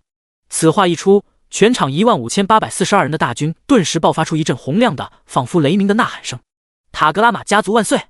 风林公爵万岁！塔格拉玛家族万岁！风林公爵万岁！呐喊之声经久不衰。帕瑟用尽了上位者的姿态，用自己的眼神和每一个赞颂他的士兵对接。高天之上，秦风瞅着这一幕，没有感到一丝一毫的激动，仅仅只是觉得好笑。都特么快死了，还在想着万岁，你们可真牛逼！秦风从背包之中掏出双火重炮，用精神力将这个炼金枪械和自己连接在了一起。双火重炮是不需要子弹的，它打出的子弹是能量态的，消耗的是使用者的魔力。从低到高，双火重炮一共有5个输出层级：100魔力、200魔力、400魔力、800魔力、1600魔力。秦风的陨星战甲拥有着1000倍增幅词条，被增幅过后的陨星战甲给秦风带去了整整300万点魔力，以及1000倍魔力恢复速度。在此情况之下，即便秦风用最高的输出功率放上一整天的炮，他的魔力也不可能被双火重炮抽空。拿出双火重炮过后，处于自由落体状态之中的秦风并没有在第一时间发动攻击。他是个战士，擅长点炮，但在打炮这一方面他还是有所欠缺的。此刻他距离脚下的大军有着将近6200米的距离，秦风不觉得自己可以打中地面上那些蚂蚁一样的士兵。快速下落到3000米左右之后，秦风把枪口对准了谷地之中的士兵。抽奖了！话音落地，双火重炮喷出一团粗大的冰蓝色光球，直直砸向谷地之中的士兵。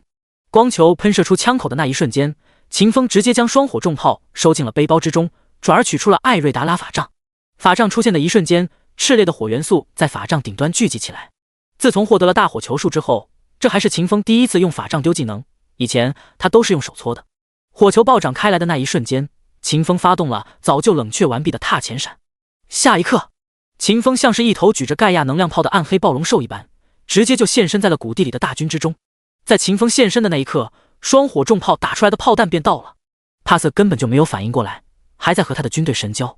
共鸣符文更是没有被开启，15000大军连反制都无法做到。轰 105W 冰蓝色炮弹在一个幸运士兵的脑门上爆开了。赤红色的伤害数值条出现的那一瞬间，一场波及了1000乘以1000乘以1000范围的爆炸瞬间来临。词条魔能爆发，使用双火重炮杀死目标时，目标发生2次爆炸，爆炸范围1000乘以1000乘以1000，爆炸伤害等同于双火重炮攻击伤害。105W 105W 叮咚，你击杀了塔格拉玛家族士兵。叮咚，你击杀了塔格拉玛家族士兵。轰 80000W 用艾瑞达拉法杖施法，伤害能力提升1000倍。80000W 一声巨大的爆炸声音瞬间遮盖住了秦风耳畔喋喋不休的提示音。秦风释放的大火球术爆炸了，一朵蘑菇云在落峰谷地之中升腾而起，将整个谷地之中所有的生命吞噬得一干二净。叮咚，你击杀了塔格拉玛家族族长19级白银级单位帕瑟。塔格拉玛，你获得越级击杀加成，你获得宗师级佣兵经验加成，你获得912点经验值。第047章王者级装备狮心王冠。叮咚，你越级击杀了33级黄金阶 BOSS 路西维德。塔格拉玛，你获得越级击杀经验加成，你获得宗师级佣兵经验加成，你获得了18760点经验值。叮咚，你越级击杀了35级黄金阶 BOSS。叮咚，你击杀了塔格拉玛家族士兵 X15184，你获得了3036W 经验值。叮咚，你团灭了塔格拉玛家族所有成员，你把塔格拉玛家族灭族了，君权贵族对你的仇恨值爆掉了，当前关系憎恨畏惧。叮咚，你团灭了塔格拉玛家族所有成员，银月帝国女帝对你的好感度加10，当前好感度80。耳畔的提示音响了好久之后方才停止。这一战，秦风总共收获了3051万点经验值，他又可以升级了。不过秦风倒是没有直接升级，看着面前黑乎乎的战场，秦风的眸子亮得像是100瓦的电灯泡。哈哈，30多个箱子，还有2个黄金阶的箱子，我这波发财了呀！按照秦风那倒霉到狗看了都摇头的运气，15000人的大军，最多就能给他爆出来20个左右的箱子。此刻战场之中，那30多个白银级宝箱，以及那2个显得尤其突出、尤其有气质的黄金阶宝箱，便是秦风今日人品爆发最好的证明。砰！秦风弹射起步，化身成为了一道残影，开始风卷残云。叮咚，你捡到了白银级宝箱。叮咚，你捡到了黄金级宝箱。20多秒的时间过后，秦风将所有爆出来的箱子都收到了自己的背包之中。收完了战利品过后，秦风开开心心找了一个地儿，斜躺在一棵歪脖子树上，准备给自己整点惊喜。秦风掏出了2个黄金阶宝箱，就要打开的那一刻，一个极其关键的念头自秦风脑海之中闪烁而过。哎，还有2天左右的时间，36F 巨无霸就要进入主城了，这蠢妞可是有着整整1万点幸运点的呀，比我那垃圾幸运值可不知道高到哪里去了。我到时候可以让他帮我开箱子啊，顺便请他帮我找末日教团的总部。那些个白银级宝箱也必须让他帮我开，到时候就能卖出更高的价钱，说不定还能开出几个超牛逼的道具。哈哈，借 F 打牛，我可真是个天才。想到这里，秦风直接就把箱子全部收进了背包之中。随后，秦风点开了自己的面板，开始升级。叮咚，你消耗了 1600W 点经验值，你的等级提升了，当前16级，全属性加20，自由属性点加50，技能点加2。叮咚，你消耗了 2200W 点经验值，你的等级提升了，当前17级，全属性加20，自由属性点加50，技能点加2。秦风基础属性：力量184，敏捷609，精神184，体质184，韧性184。升了2级，秦风刚刚获得的经验值以及此前所剩下的经验值近乎被消耗一空，仅仅只剩下了273点经验值。看自家的槽子，哎，就我这吃经验的速度，我什么时候才能升到90级啊？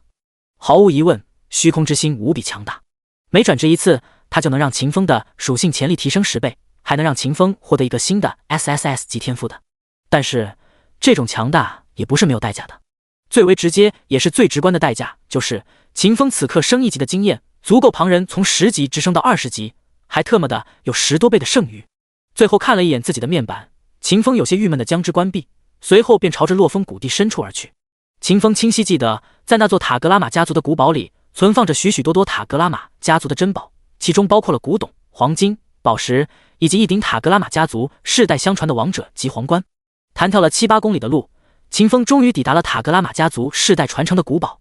这是一座恢宏无比的建筑，高大苍劲，构成墙壁的大理石之上被岁月的风霜雕琢出了沉稳而古老的气息，让人一看就知道住在这样的古堡里面的家族必然不会是秦风那般的穷逼，而是传承了不知道的多少年的拥有着厚重家族历史的 Old Money。 不过在此时此刻， Old Money 已经回不了自己的古堡了，他们的肉身早就被秦风轰杀成了渣子，再也无法享用古老世家的富贵与荣华。此刻代表着 Old， 代表着古老荣誉的和巨量财富的古堡，迎来了他一生之中所遭遇到的最为可恶的匪徒。砰！秦风一脚把古老的石门踹成了分裂开来的石块，沉重的脚步声在寂寥的古堡之中响起，随即便是一阵又一阵暴力的破门之声。叮咚，你获得了 8945W 金币。秦风带着一脸的坏笑走出了塔格拉玛家族的金库。叮咚，你获得了塔格拉玛家族制式武器 X79884套。秦风脸上的笑容更加灿烂了，他加快了抢劫的步伐。叮咚，你获得了古董 X4845。叮咚，你获得了鸽子蛋大小的钻石 X45。你获得了海洋之心 X1。你获得了镶嵌着祖母绿的戒指。你获得了。暴躁的破门之声从古堡的1楼一路延续到了古堡的顶层，在顶层那处摆放着无数棺椁的地方，秦风的目光被锁定在了一个残破的但依旧闪烁着浓郁苍蓝色神光的皇冠之上。秦风快步走过去，一把就将皇冠提溜了起来。叮咚，你获得了残破的王者级装备狮心王冠。狮心王冠，残破，无法使用，等级72级，等阶王者级，基础属性精神加1666，韧性加1666，附加效果狮心光环统帅之君，全属性提升10倍，获得悍不畏死 buff，耐久，以残破。介绍：莱恩，塔格拉玛的造物曾让莱恩的士兵所向披靡。第048章特训糖豆豆。秦风前一世并没有拿到这个狮星王冠，拿到这顶王冠的是黑天公会的会长横贯八方，这还是他第一次看到这个王冠的效果。全属性提升10倍，还能附加悍不畏死的 buff， 怪不得黑天公会的人那难杀。前一世的时候，为了升级各自的公会，玩家们之间曾爆发过一场声势极其骇人的战争，而在那一场战争之中，黑天公会便是最为闪耀的公会之一，不仅跟秦风抢夺了大量公会资源，还在最后的大决战之中给秦风添了不少的麻烦，大大拖慢了秦风收服5大帝国公会的速度。哈，这一世我可是觉醒了无尽词条，拿到了虚空之心，还收服了一只虫族女王当宠物，而现在你们黑天公会最为珍贵的宝物都落到了我的手中，你们已经不配成为我的敌人了。秦风开心地笑了笑，随后就把狮星王冠收到了背包之中。这个装备是破碎的，想要修好的话，就需要前往赤焰帝国的王都，寻找一个堪称传奇的锻造大师，让对方出手修理。在此之前，这个装备便只能在秦风的背包之中吃灰。搜刮完了塔格拉玛家族的古堡之后，秦风并没有丝毫对于古老建筑的敬畏之心，他直接对着古堡来了一发大火球术，将之同已经化灰了的塔格拉玛家族一起覆灭掉了。离开了塔格拉玛家族的古堡之后，秦风变得有些茫然。此刻网游降临才不过1天多的时间，大量高价值的副本还没有被刷出来。在另一方面，末日教团又因为秦风的打压龟缩进了总部之中，将总部之外所有的分部基地全部都折叠了起来，导致秦风有力气也没处使用。而想要找到末日教团的总部，秦风就需要等36F 巨无霸进入主城，没有那个妹子的帮助，他想找到末日教团的总部基本上就是一件不可能的事情。除开副本和主线任务，秦风还可以前往野外刷怪。不过对于秦风而言，此刻的野地危险程度太低了，高等级的野怪都没有几个，想通过刷怪搞经验，纯粹就是在痴人说梦。哎，早知道我就不该下那么狠的手的，我就该慢慢刷末日教团的基地，钝刀子割肉，一点点的把末日教团磨死。哎，生活太无聊了，找不得到事儿做了，不如特训一下糖豆豆吧。说句实在的，作为王者级的虚空生物，糖豆豆那怂的一逼的样子，属实是有点丢人了。秦风此刻闲着没事儿，便有了特训糖豆豆的意思。不过他并不准备让糖豆豆跟自己对打，那样做了的话，那就不是特训了，而是虐待动物，是要被动物保护主义者戳脊梁骨的。我记得苍月城附近有个黑水谷地来着，里面的龙蜥再差劲儿的都有20级，让糖豆豆跟他们肉搏，估计会是一件好玩的事情。想到这里，秦风便动身出发了。一连闪烁了3次过后，秦风成功抵达了黑水谷地。主人，这一次你是要收拾谁啊？需要我躲在一边等你吗？秦风站到地面上之时，糖豆豆察觉到了周围有10几股强大的气息，他顿时就以为秦风又要对谁下黑手了，便从秦风的怀里跑了出来，准备找个地方躲起来等秦风操作。秦风呵呵一笑，冷声道：躲一边？你怎么老是想躲着？你就不能有点勇气？主人，我还小啊，我只是个虫子，你要干什么？糖豆豆话还没有说完，便被秦风提溜了起来。干什么？看到那几头龙蜥了没有？没看到，看不到，我什么都没有看到。哼，别想糊弄我，你以为你说没看到你就可以逃过今天这一劫了？没看到是吧？我送你到他们的面前，你凑近了看看。啊！糖豆豆被秦风暴力投掷而出，化作了一颗银色的炮弹，以极快的速度砸向黑水谷地之中的一头龙蜥。飞在空中的时候，糖豆豆吱哇乱叫，都快要被吓哭了。很快，糖豆豆就砸到了一头龙蜥的脑袋上，接触到龙蜥脑袋的那一刻，糖豆豆使了大力气，狠狠地用他那8条节肢牢牢抓着龙蜥的脑袋，任凭龙蜥怎么晃荡，他都不敢下来。主人，别喊我，自己解决。我该怎么解决啊？他那么大，我这么小，你还小，你特么的能变大的呀？哦，可是变大了要挨打呀。糖豆豆，你要是再不动手，我特么就要动手收拾你了。秦风被糖豆豆的怂样气得脑壳昏，声喊了一句。糖豆豆被秦风吓得猛地一激灵，他虽然怂，却是能够分清楚谁的威胁程度更高的。如果是龙蜥是体型庞大的怪物的话，那么它的主人就是一头长着弱小人类外貌的虚空暴龙，是无论如何也不可能战胜的存在。糖豆豆依靠着对秦风那深入骨髓的敬畏，他成功战胜了对于龙蜥的恐惧。他强迫着自己改变形态，从一只巴掌大小的银色小虫子逐渐变成了一头3层小楼大小的装甲巨虫。轰！体型变大之后，糖豆豆的重量也变大了。只听得轰隆一声，体型硕大的龙蜥便被糖豆豆压制在了虫躯之下，难以动弹。糖豆豆大起胆子，举起了2只节肢，往身下龙息的脑袋之上插去。动手的那一刻，糖豆豆下意识地觉得这次攻击将会无比的艰难。可是就在他的截肢接触到龙息的脑袋的那一刻，原本坚硬无比的龙息脑袋却是在一瞬之间就变得比豆腐脑还要柔软。扑哧一声，两条肢体无比利索的就插进了龙息的脑袋，一股股暖流顺着糖豆豆的截肢流进了糖豆豆的核心之中，增强了糖豆豆的力量。下意识的，糖豆豆舒服的喊了一声。随后他惊讶的发现，他竟然非常享受这种把截肢插进活物身体之中的感觉。第049章，把你闺女借我用用。叮咚，你的宠物虚空虫族女王糖豆豆击杀了22级白银级野怪黑水龙息，你获得经验值880点。叮咚，你的宠物虚空虫族女王糖豆豆击杀了。伴随着糖豆豆的击杀，一道道提示音在秦风的耳旁响了起来。是的，在轮回世界之中，玩家的宠物坐骑击杀了敌对目标，玩家也是可以获得经验值的。而且秦风还拥有着宗师级佣兵的身份，糖豆豆的每次击杀都能给秦风带去双倍的经验值。加油啊，糖豆豆，多杀一点，再杀35万头龙息，你家主人我差不多就可以升级了。哦，好的。自从察觉黑水龙息不是自己的对手过后，糖豆豆就杀疯了，属于是嘎嘎乱杀的那一种。此刻听到秦风需要他顿时就更加来劲了，全然没有了之前的那副怂狗样子。瞅着杀得无比欢实的糖豆豆，看着对方信息栏之中缓缓上涨的升级条，秦风颇为欣慰的笑了笑，随后他便发动了踏前闪，持续不断的将黑水谷地四周的野怪往糖豆豆的身边驱赶。10几分钟过后，一大波野怪在秦风的恐吓之下，成群结队的往糖豆豆所在的位置赶来。秦风找了一棵歪脖子树躺下，闭眼之前冲着糖豆豆喊了一声：打不过了就缩到我身边来，别逞能啊。好的，我知道了。你慢慢玩吧，我先睡一觉。来到轮回世界，秦风已经1天多没有闭眼了，一直都处于高度的紧张状态之中。此刻安排好了糖豆豆的特训之后，秦风觉得自己该休息一会儿了，随即便在歪脖子树上睡下了。也不知道过了多久，睡得迷迷糊糊的秦风感觉到自己身上爬了个东西，那小玩意儿灵活得很，速爬上来之后，直接就钻进了秦风铠甲之中，在秦风心口处窝了下来。秦风下意识地笑了笑，把2只手臂交叠在了一起，护住了心口处的那条小虫子，随后便继续睡大觉了。12个小时过后，秦风的睡梦之中醒了过来，他一动，他怀里的糖豆豆也就苏醒了。主人，你醒了。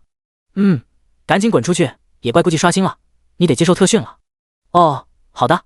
糖豆豆答应了一声，急急忙忙从秦风怀中奔到地面上，随后便朝着不远处刷新了的黑水龙息冲杀了过去。秦风自然也是没有闲着，他如此前一般，快速的使用起了踏前闪，将周遭50公里范围之内的野怪都赶到了糖豆豆身边。又经过了1个多小时的杀戮，将野怪统统杀光了的糖豆豆，带着一脸骄傲的表情走到了秦风的身边，抬着宠脸对秦风道：主人，我是不是很厉害？是不是很强大？我没给你丢脸吧？啊，这么快就把你之前的怂样忘干净了，得意忘形。秦风伸出手指在糖豆豆的脑门上轻轻弹了一下，随后便将之拎了起来，放到了自己的肩膀上。抓稳了，咱们也该回去了。已经抓稳了，起飞吧。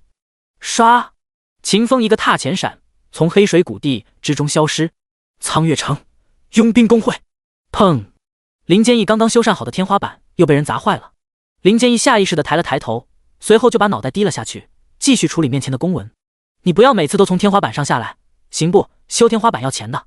林坚义同志，我本来都不想说你的，不过我实在是有些看不过去，你是不是太过于抠门了一点？秦风打趣了林坚义一句，随后便坐到了林坚义的对面，继续道：除开最开始就关闭了的那3个苍蓝行省之中的末日教团基地已经被我摧毁完了，我之前叫你准备的事情你都准备好了吗？差不多了，该知会的人我都知会过了，该打点的人我也打点到位了。林坚义抬起头直直看着秦风，眼神之中充满了难以用言语表达的感激。哟嚯，林坚义同志，瞅你这眼神，你是准备谢谢我呀？秦风笑看着林坚义，竖起了2根手指。哎，咱们都狼狈为奸了，感谢不感谢的多生树啊，我也不要你办别的事儿，你帮我2个忙咋样？说，林坚义百死不辞。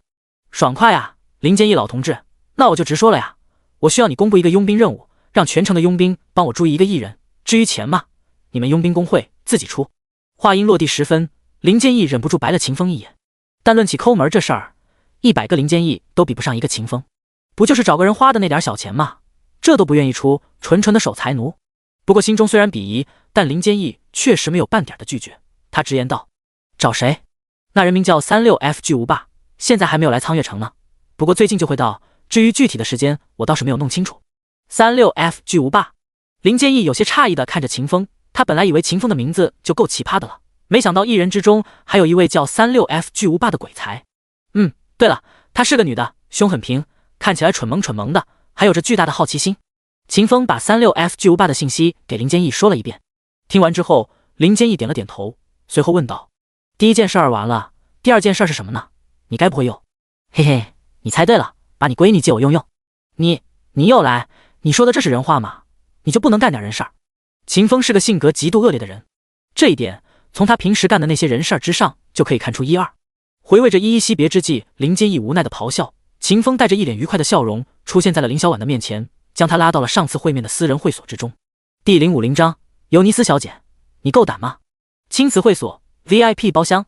落座之后，林小婉茶都没有喝一口，便开口问道：天命阁下，您这次找我是有什么事情要吩咐吗？秦风点了点头，说道：塔格拉玛家族，你知道的吧？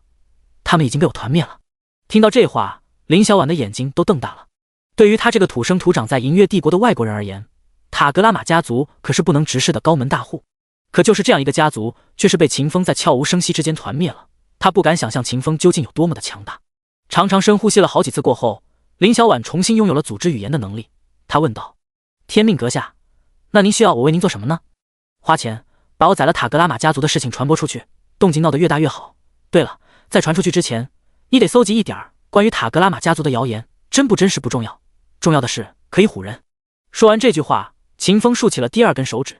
然后你再出去散播另外一条消息，就说那些谣言不是我们搜集到的证据，是你爹交给我的。塔格拉玛家族的灭亡也是你爹让我去办的。你爹这么做的理由也很简单，他就是看不惯塔格拉玛家族的人，就是要替帝国清扫污垢，拔除病灶。秦风一条一条的把事情交代给了林小婉。几分钟过后，林小婉带着一脸感激的神情看向秦风，他的嘴巴张了张，随后又觉得光是口头上的感激太过于单薄了。于是乎，他从座位之上站了起来，往后倒退了几步，砰的一下就给秦风跪下了，砰砰砰磕了3个响头。天命阁下，您对我父亲恩情，对我的恩情，林小婉纵白死也不敢忘。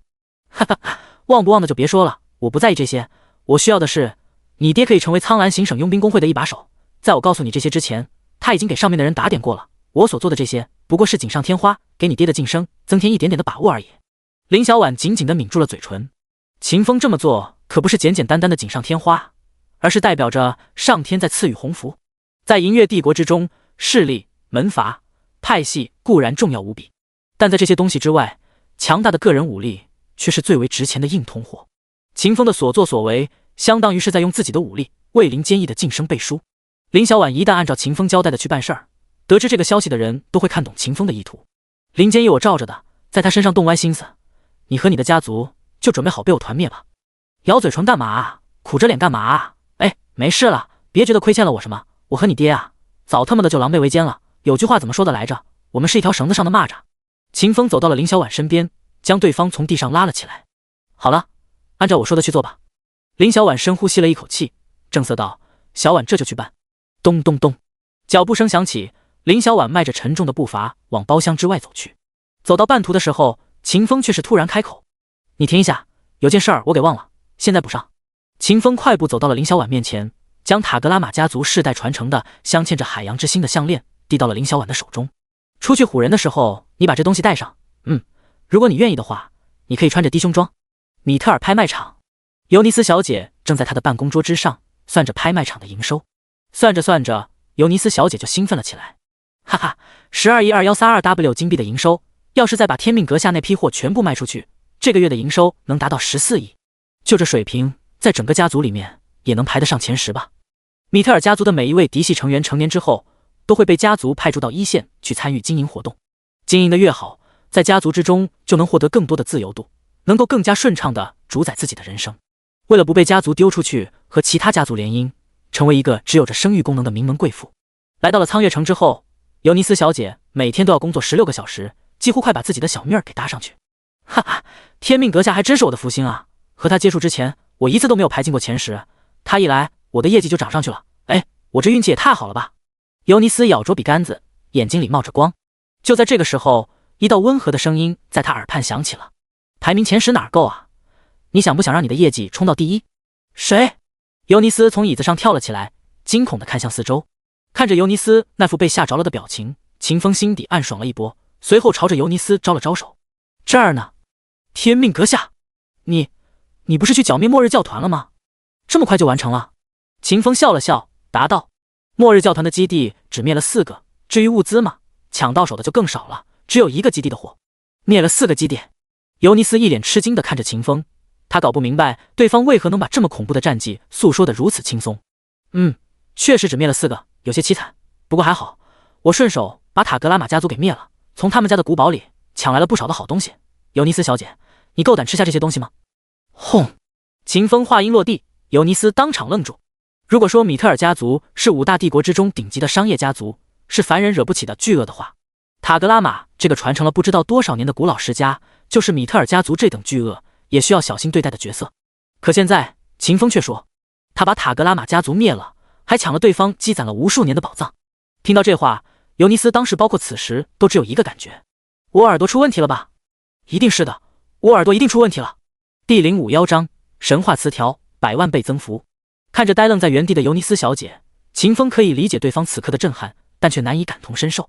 自他觉醒无限词条的那一刻，他便站上了众生之巅，即便他把莫里兰州5大帝国翻一个底朝天，他也不可能找到任何一个值得他平视的对象。天命阁下，您是在逗我玩的吧？你可真会开玩笑。震惊了半晌过后，尤尼斯以为秦风是在恶作剧，就像此前突然出声吓唬他之时一样。秦风很是无奈地抠了抠脑门，手一抖，就将塔格拉玛家族珍藏了多年的宝藏全部取了出来。和这些宝藏一块被取出来的，还有秦风从末日教团基地之中搜刮来的材料装备。看着地面上堆积如山的财宝，尤尼斯被震惊的话都说不出来。尤尼斯小姐，你估一个价吧，也不用全部给我现金，支付给我等同价值的矿石就行了。矿石不够的话，你换金币吧。天命阁下，您稍等一会儿，我一个人很难对如此巨量的财富估价，我需要找点帮手过来。行，你去就是。得到秦风的准允过后，尤尼斯小姐半弓着身子倒退出了自己的办公室。她的这副模样已经不像是顶级商业家族的嫡系子孙，更不像是米特尔拍卖场的一把手，而像是一个被大人物吩咐了的赶着要去办事的小侍女。不一会儿的功夫，尤尼斯小姐带着一大堆专业的财会技术人员，迈着沉重而雀跃的步伐走回到了办公室里。在请示了秦风过后，众人开始了工作量巨大的估算工作。这一算，半个小时的时间就过去了。在经过一阵让人头疼的汇总过后，尤尼斯小姐得出了一个令人惊惧的结论：秦风搜刮来的这些财宝，价值最低都在42亿金币之上。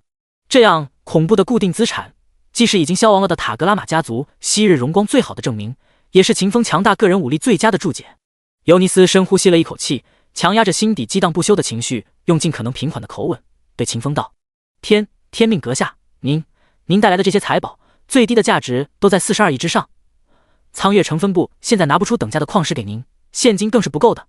您可以给我一点时间吗？我需要给家族通报一声。行，你通报就是。尤尼斯小姐点了点头，随后就从储物戒指之中取出了米特尔家族自制的超远距离通讯工具，把秦风的事情通知给了家族的长辈。这次通讯的时间很短，前后不过10几秒钟。米特尔家族的反应更是迅速，通讯刚刚结束后不久，米特尔家族的族长就带着人利用精准传送阵法出现在了秦风的面前。天命阁下，我是米特尔家族的族长，您称呼我老维恩就行。维恩，米特尔微弓着身子，带着一脸讨好般的笑容走到了秦风面前，谦卑地伸出了双手。哈哈，维恩族长可不用这么客气，您是德高望重的前辈。秦风巴拉巴拉跟维恩客套了2句，交谈之时，两方人都是无比的祥和，全然没有一般商业对话的你争我夺。不过，两方人马的心态是不同的。米特尔家族是发自骨子里的敬畏秦风卓绝的武力，秦风则保持着一定距离的客套。我听尤尼斯讲，天命阁下你特别喜欢矿石，我这次把家族的仓库搬空了，给您凑了32亿的矿石原料，剩下的那些我们实在凑不出来了，所以给您准备了10亿的现金。您看这般合适吗？合适的，麻烦维恩族长了。秦风从维恩的手中接过了2个品质不凡的储物袋，耳畔顿时就响起了系统的提示音：叮咚，你获得了价值32亿金币的矿石原材料，你获得帝国 buff 加成，你额外获得 3.2 金币。叮咚，你获得了15亿金币，你获得了帝国 buff 加成，你额外获得了 1.5 金币。2道提示音落下，秦风看向维恩的眼神变得和善起来。对方这可是多给了他5亿金币，不给对方点好脸色，着实有些说不过去。天命阁下，您要不点点数目，看看有没有错漏。秦风笑了笑，倒是没有费劲打开储物袋进行清点，而是淡然回答了一句：“我信得过维恩族长的为人，我相信族长定然不会蒙骗我的。”天命阁下大气，维恩族长也是气魄不俗，和米特尔家族建立了长期合作的友好关系，并拒绝了维恩老族长提出的通婚过后，秦风带着满满当当的收获离开了米特尔拍卖场，来到了苍月城外的黑水谷地。糖豆豆，出来吃饭了。秦风把刚刚买来的矿石全部倒到了地上，随后便叫糖豆豆出来干饭。糖豆豆兴奋无比地从秦风的怀中奔出，化身成了一个巨大肉山，张着无数张大嘴，便开始了激情四溢的干饭过程。叮咚，你的宠物虫族女王糖豆豆的等级提升了，当前21级。叮咚，你的宠物虫族女王糖豆豆的等级提升了，当前22级。叮咚，你的宠物……一连串的提示音过后，糖豆豆的等级像是坐了火箭一般蹭蹭蹭往上涨，待到所有矿石都被糖豆豆吃光的那一刻，糖豆豆已经是32级的王者级生物了，比秦风都要高15个等级。哎，32亿金币却只让你提升了12级，你可真他妈的能吃啊！唐无双当年不管你了，是不是就是因为你太过于能吃，他养不起啊？看着撑得昏厥过去的糖豆豆，秦风摇头感慨了一声。如果不是他抢劫的手法过于熟练，他还真不认为自己可以养得起糖豆豆这个饭量惊人的宠物。不过转念一想，糖豆豆饭量虽然大了一点，但拥有着女王之心的他却是没有成长瓶颈的。只要秦风有足够的资源，他就可以近乎无限的压缩糖豆豆成长的时间，用最快的速度将糖豆豆培养起来，并附着上神话级词条。32级了，也能附加新的神话级词条了，开工吧！秦风暗道一句，随后便开始了刷词条工作。叮咚，你对虫族女王糖豆豆使用了天赋能力，糖豆豆获得普通词条。叮咚，你对虫族女王糖豆豆使用了。叮咚，你对虫族女王糖豆豆使用了天赋能力，糖豆豆获得神话级词条100万倍增幅。第052章，多叫几声，我喜欢听。虫族女王糖豆豆，王者级，种族虚空虫族，王族，天赋超级进化，虚空虫族拥有着堪称无限的进化能力，每次进化都是巨大的提升。词条女王之心，解放虚空生物虫族女王糖豆豆的知识库、基因库全部进化路径。词条虚空造物主，孵化虚空生物的速度提升100W 倍。词条100万倍增幅，糖豆豆基础属性提升100W 倍。年龄14岁，幼年体。等级32级。等阶王者阶，神灵级潜力。生命值7200亿72000亿。魔法值3240亿3240亿。攻击力72亿。防御力360亿。基础属性力量1.8亿，敏捷2.2亿，体质3.6亿，精神1.4亿，韧性2.8亿。特殊属性魅力6666，幸运值128。技能孵化王者级，坚硬外壳王者级，虫族寄生王者级，原质解析王者级，高级生物本能王者级，形态变化王者级。介绍：玩家天命的宠物，被无限词条改造过的超级生物。听着耳畔系统的提示音，看着糖豆豆的信息栏，秦风整个人都懵逼了。7200亿的生命值，72亿的攻击力，360亿的防御力，这种面板都不能用变态来形容了，纯粹就是开外挂，外挂还是无限词条款的。100万倍增幅，你的运气怎么可以这样牛啊？这种吊炸天的神话级词条都能被你刷出来，就照你现在这个面板，怕是搜遍了整个莫里兰州，也找不出10个超过你的生物。你无敌了呀，糖豆豆！秦风带着一脸欣慰的表情关闭了糖豆豆的面板，看着不远处黑水谷地之中的龙息，秦风突然觉着这些野怪已经没有了特训糖豆豆的资格，不免又觉得有些落寞。10几分钟过后，糖豆豆从进化的昏睡之中苏醒了过来。醒来过后，他瞪大了眼睛，用一脸不可思议的表情看向秦风：“主人，我感觉我突然变强大了好多倍，我感觉我现在可以把大地都撕开，我感觉我贼有劲儿了，是你对我做了什么吗？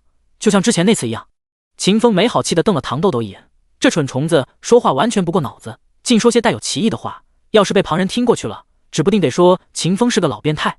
感觉变强了是好事儿啊，你准备，等我陪你练练，帮你熟悉熟悉你现在的身体。啊，你陪我练，我不是该跟龙息打的吗？啊，一巴掌拍死了，能有什么效果？就照着我说的办，你给我打。我不要，我怕。你那么凶残，还会放火球。糖豆豆急了，抱着秦风小腿开始撒娇。秦风有多么的恐怖，他可是切实旁观过很多次的。即便他此刻已经比之前强大了几百万倍，他也不认为自己可以扛住秦风的痛揍。然而秦风特训糖豆豆的想法非常坚决，此刻副本没得刷，也怪不想刷，主线任务还差一个36F 巨无霸。没事儿不特训糖豆豆，他还真就找不出一丝半点排解寂寞的方法。于是乎，在秦风的坚持之下，黑水谷地之中响起了一声声惨无人道的哀嚎。在秦风的围追堵截之下，糖豆豆被揍得哭爹喊娘的同时，他也渐渐熟悉了自己的身体，搞清楚了部分自己此刻的战斗力，尤其是抗揍的本事。时间一分一秒的过去，秦风觉得36F 巨无霸快到了，随即便停止了对糖豆豆的特训。啊，好痛啊！主人，你下手怎么那么狠啊？不仅拿火球砸我，还拿刀砍我，我差点就死掉了。呜！哼，别得了便宜还卖乖。我要是真的下狠手，你就不是差点死了，而是已经死了。我不管，你就是欺负人，你就是欺负我。少废话，赶紧变小，我们得回苍月城了。我的命好苦啊，我天天挨打，我不活了。糖豆豆一边哀嚎着，一边按照秦风的吩咐变小，变成巴掌大小的银色虫子过后，糖豆豆速爬到了秦风的肩膀上，随后他又觉得不舒服，便钻到了秦风怀里。秦风笑了笑，摸了摸胸口处的糖豆豆，对方正演技十足的在他怀里抽泣，小身子一动不动的，看起来委屈极了。回去之后，我让林小婉帮你订购点矿石。话音落地，糖豆豆不哆嗦了，带着兴奋的声音从秦风怀里传了出来。真的吗？真的，这能有什么假？你不骗我？不骗你。嘿嘿，爸爸。秦风愣住了，他有些不敢置信地看向胸前。此刻，糖豆豆正好从他胸口的铠甲里钻了出来，两只复眼闪烁着灵动的眸光，直勾勾地与秦风的目光对上了。你叫我啥？你再说一遍。爸爸，爸爸，爸爸。糖豆豆一刻不停地叫了起来，一声比一声清脆。他之所以这般说话，只是因为他想起了和秦风出狱的那天，秦风跟他开的一个小玩笑。当时秦风骗他，让他叫爸爸，他照做了，秦风很开心，脸都快笑烂了。今天秦风说要给他订购矿石，糖豆豆非常兴奋，不过他觉着光自己兴奋是不行的，他也要让秦风开心一下，所以他就叫爸爸了。秦风的脸扭曲了，憋笑和狂笑两种冲动在他脸上纠缠着，组成了一幅无比有趣的抽象画。多叫几声，我喜欢听。好的，爸爸，爸爸，爸爸。第053章工具人就位。苍月城林坚义办公室，人找到了吗？秦风拉了把凳子在林坚义面前坐下，直截了当问道。找着了，不过人家可不叫36F 巨无霸，他叫36D 巨无霸。哈哈，是吗？我也有记错的时候吗？这些都是小问题了。对了，他人呢？这个人对我很重要的。林坚义瞅了秦风几眼。林小婉回来之后，林坚义找林小婉沟通了好多次，想要知道秦风给他安排了什么新活，可林小婉就是不肯说。此刻见到秦风，林坚义很想直接发问，但寻思了半天过后，他终究是没有开口。你要找的人现在正在注册佣兵，我叫了点人，给他准备了一大堆文件，他正在一份一份的签字呢。哦，你心眼挺多的啊，居然能想到这种法子拖延时间。秦风赞扬了林坚义一句，顺便给对方竖了一个大拇指。啊，这还不得怪你，你光让我替你找人，结果却不给我联系你的方式，我要是不想办法把人留住了，我怎么跟你交代？说完这句话，林坚义把一个海螺丢到了秦风面前。这是我为你准备的通讯海螺，一直在我手上，一直在小婉手上，最后这只是你的。你以后要吩咐什么事情，你就可以通过这东西联系我们，我也好减少一点修天花板的费用。秦风接过了海螺，眼神玩味的看了林坚义一眼。他清楚通讯海螺仅仅只是一个借口，林坚义之所以如此做事儿，仅仅只是为了给自己闺女的安全加一个保险。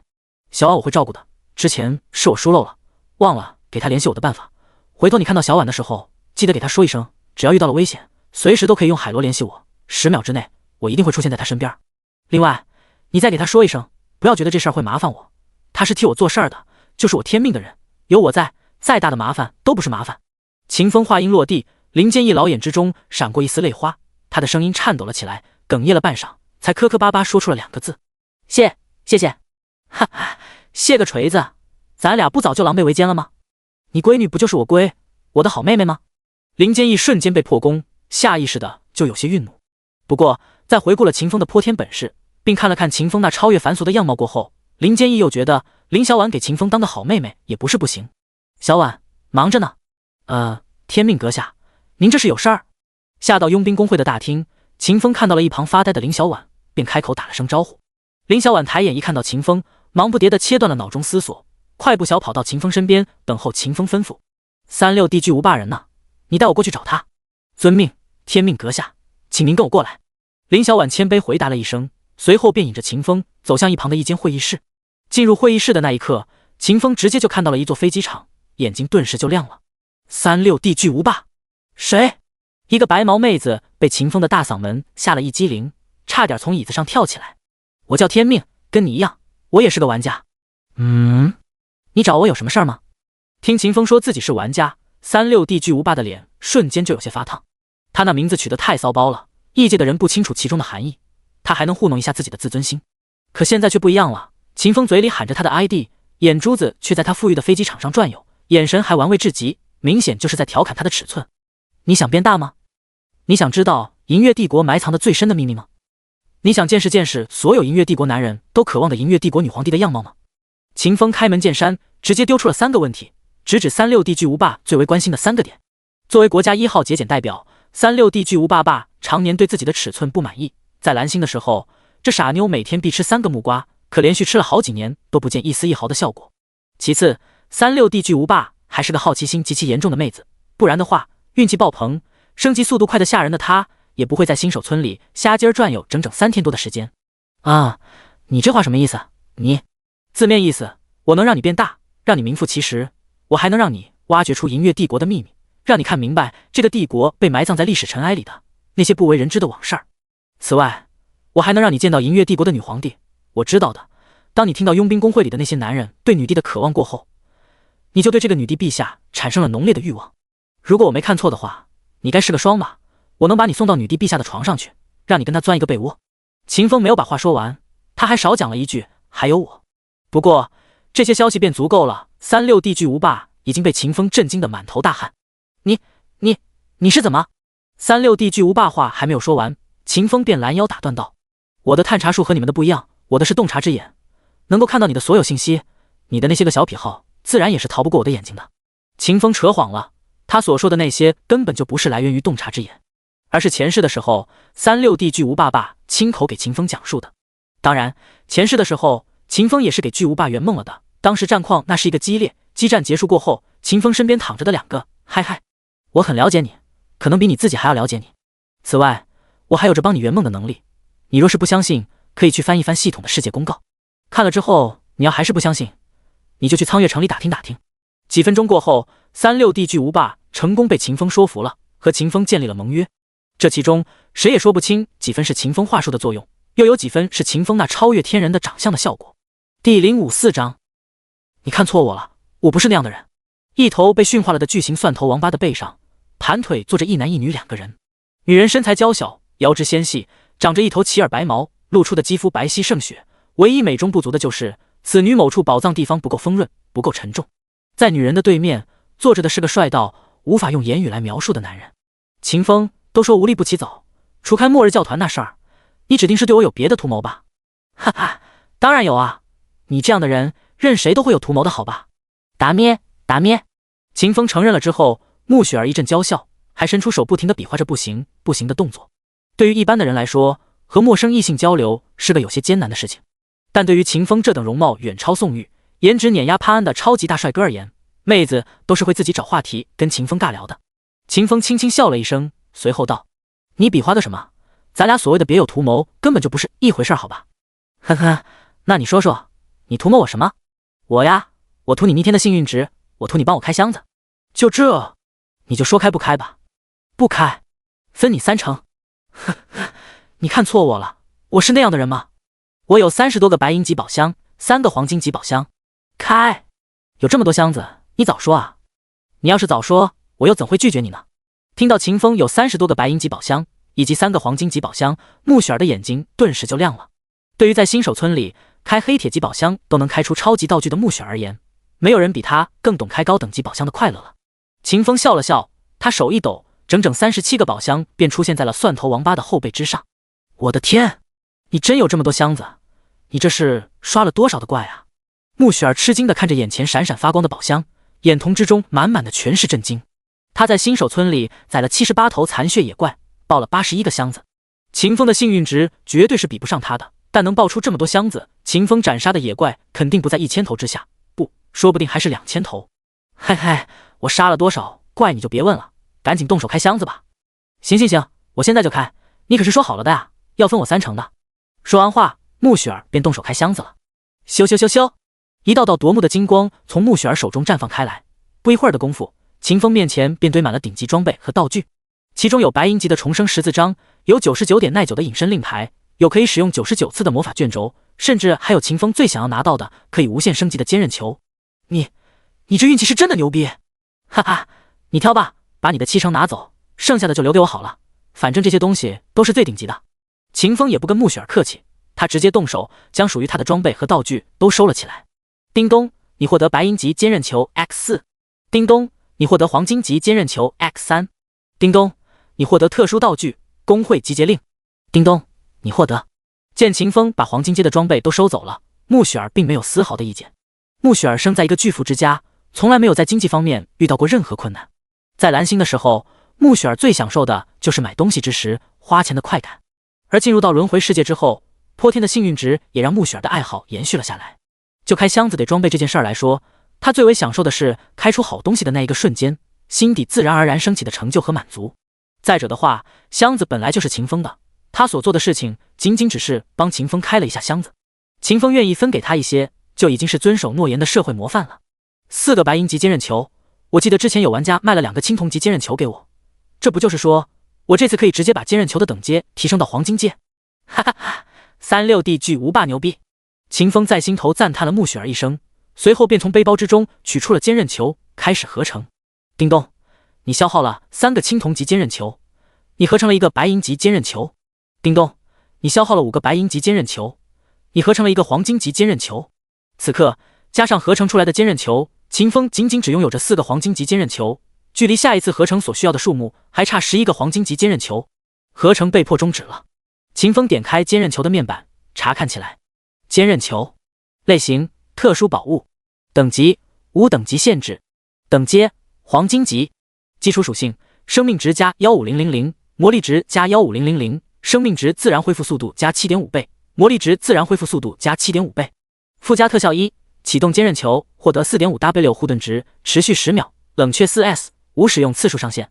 原本冷却时间为12小时，被词条无限火力修正为 4S。 附加特效2，消耗15个黄金级坚韧球，合成一个铂金级坚韧球。合成后继承原本的附魔、强化、镶嵌、词条等等效果。词条不可磨损，神话级，坚韧球可无限次启动，且耐久提升到无限，坚不可摧，无法被破坏。词条无限火力，神话级，解放坚韧球，降低其 99.99% 冷却时间。耐久无限，原本耐久为10%，被词条不可磨损修正为无限。介绍：被玩家天命改造过的坚韧球，寄托了玩家天命莫大的期望。黄金级的坚韧球继承了秦风此前拥有的青铜级坚韧球的词条，而这便是秦风最为重视坚韧球的根本原因。坚韧球已经抵达黄金级了，可以再刷2个词条。这种可以无限升级的装备，不给他整2个神话级词条，我都对不起他。第055章超越链接100万倍增幅。秦风将坚韧球握在了手中，开始刷神话级词条。叮咚，你对坚韧球使用了天赋能力，坚韧球获得普通级词条。叮咚，你对坚韧球使用了天赋能力。一连刷了200多万次过后，秦风累得像是一条死狗一般，气儿都快喘不均匀了。不过他所付出的努力都获得了回报，他成功给坚韧球刷出了2条新的神话级词条。第1条100万倍增幅，第2条超越链接。秦风点开坚韧球面板，查看起来。坚韧球类型特殊宝物，等级无等级限制，等阶黄金级，基础属性生命值加150亿，魔力值加150亿，生命值自然恢复速度加 7500W 倍，魔力值自然恢复速度加 7500W 倍。附加特效1，启动坚韧球获得450亿护盾值，持续10秒，冷却 4S， 无使用次数上限。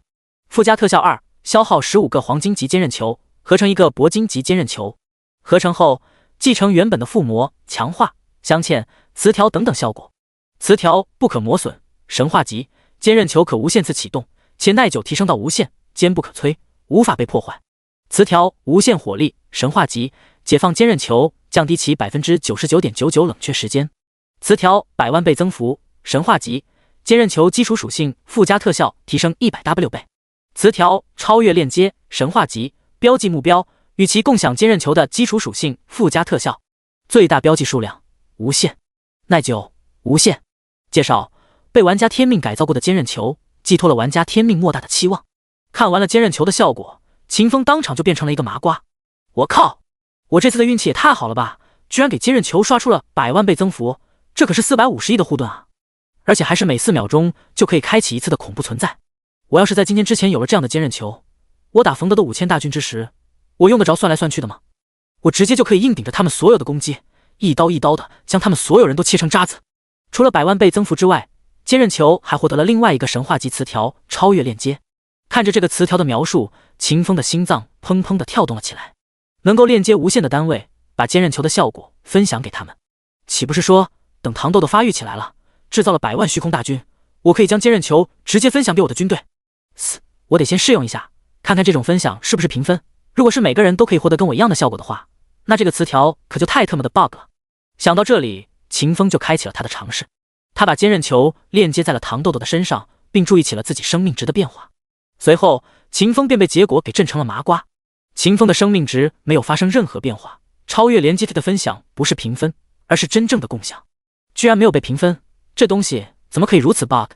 是的，超越连接这个词条就是真正的 bug， 是和100万倍增幅一个层级的存在，是神话级词条之中的神话。要知道，坚韧球可是能无限成长的装备，450亿的护盾，150亿的生命值，远远不是坚韧球的极限。别的不说，单单只是将坚韧球提升到铂金阶，在100万倍增幅的作用之下，坚韧球对于生命值魔法值的固定加成就会从 150W 提升到恐怖的 2250W， 它的附加特效也会从450亿护盾值提升到6750亿护盾值。试想一下，当糖豆豆制造出的100万大军都有了一个 4S 中就可以刷新一次的厚达6750亿的护盾，站在秦风对面的5大帝国的将军与元帅们，其脸色将会是何等的绝望。瞅着一脸狂喜的秦风，又看了看秦风手中握着的坚韧球，穆雪儿很是诧异，不就是合成了一个黄金级的坚韧球吗？至于把你高兴成这个样子？心中想着，穆雪儿对准坚韧球释放了探查术，然后下一刻他直接愣住了。他无往而不利的探查术根本就没有看到坚韧球的任何信息。与此同时，他的耳边响起了一声冰冷如机械的提示音：叮咚，你的幸运值不足，无法探查坚韧球天命改造版的信息。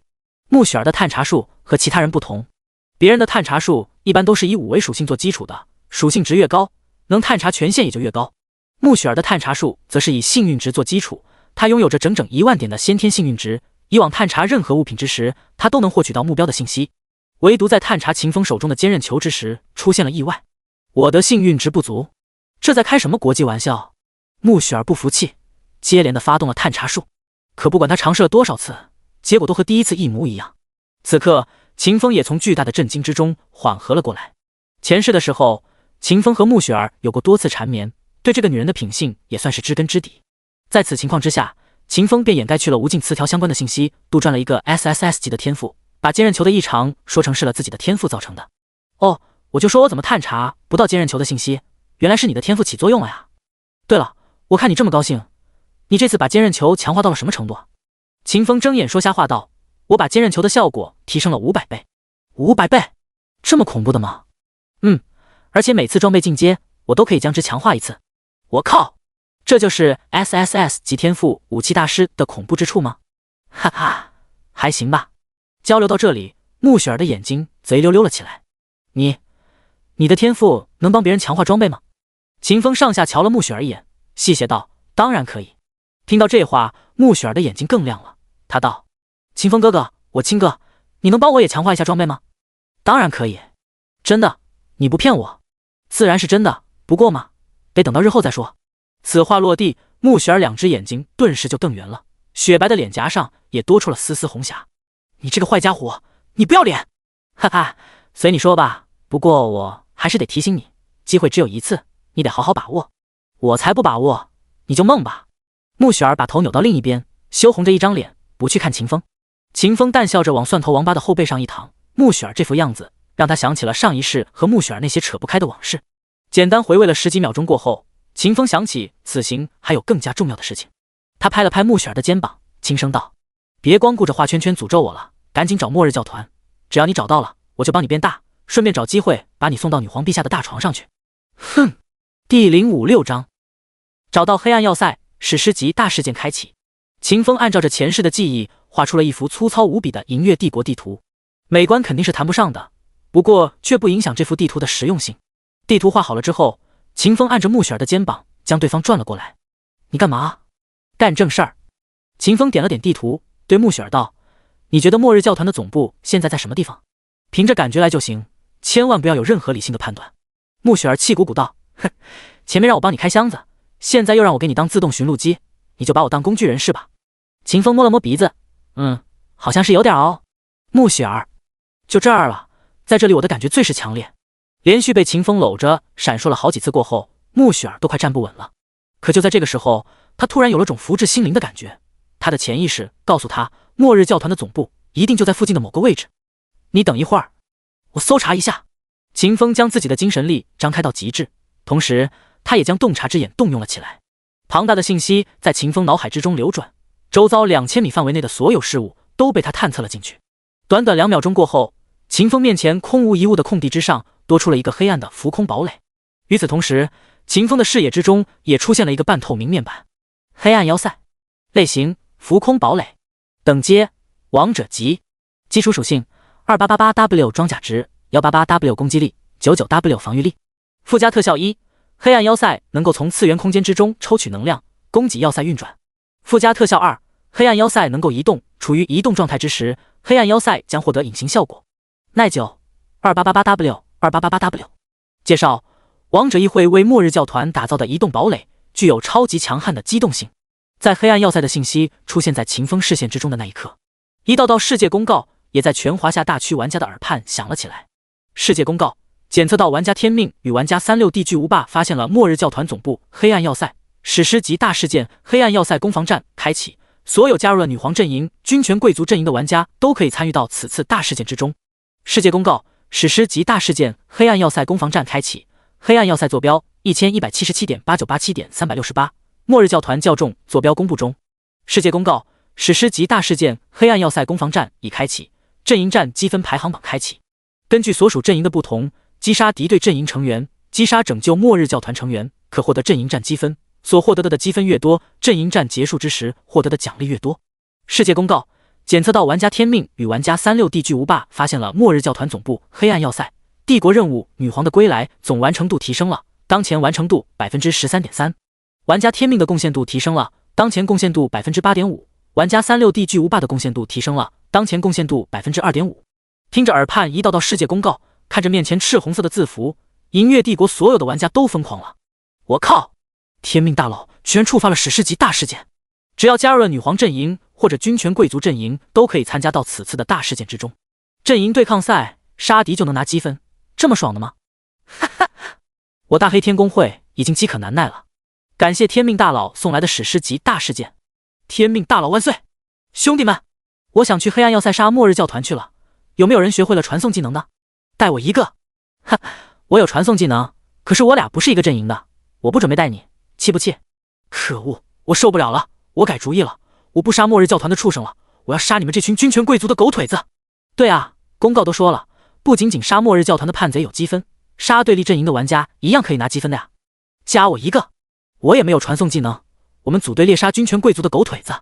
兄弟们，女皇派那边的人已经抱团了，我们元帅派的也得支棱起来啊。对，所有没有传送技能的紧急集合，杀光那些女皇的走狗。看了看公屏之上玩家们的发言，秦风回转过头看向穆雪儿，正色道：你还记得我们之前的盟约吗？穆雪儿点了点头，回答道：记得，你说找到了黑暗要塞过后，你去解决黑暗要塞里的末日教团核心成员，事后分给我200枚副本水晶，而我则负责杀伤敌对阵营的玩家以及散落在外面的末日教团成员。记得就好，这张传送卷轴你拿着，它可以让你随机传送到银月帝国的任何一座城市，特别适合运气爆棚的你。另外，这些魔法师可以使用的装备你也拿好，还有这些道具你都收着。秦风打开了背包，将此前开箱子开出来的一些装备和道具塞进了穆雪儿的怀中。穆雪儿吃惊地看着秦风，一时之间都不知道该说些什么好。此前在秦风拒绝为他强化装备的那一刻，他已经给秦风贴上了抠门帅哥的标签，可现在感受着怀中装备的重量，穆雪儿却觉得自己的标签贴错了。你别用那种眼神看着我，东西只是借你用，用完了都是要还的。你这人怎么这么杀风景？人家好不容易才酝酿起来一点，想要感激你的情绪，你怎么可以说这种话？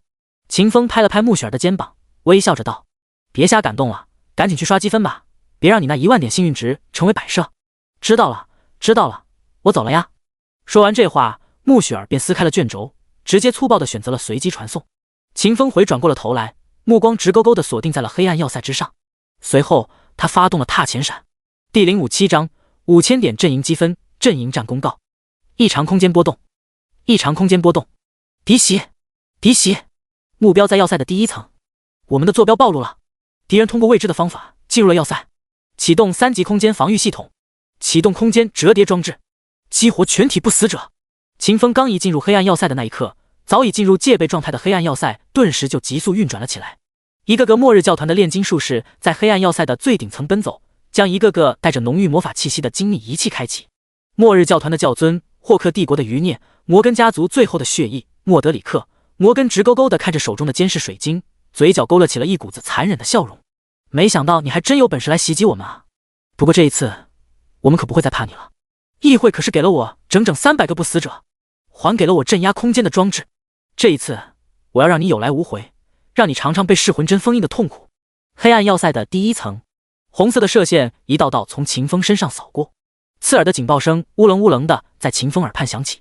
一对对迈着沉重步伐，身上闪烁着黑光的末日教团叛贼出现在了秦风的面前。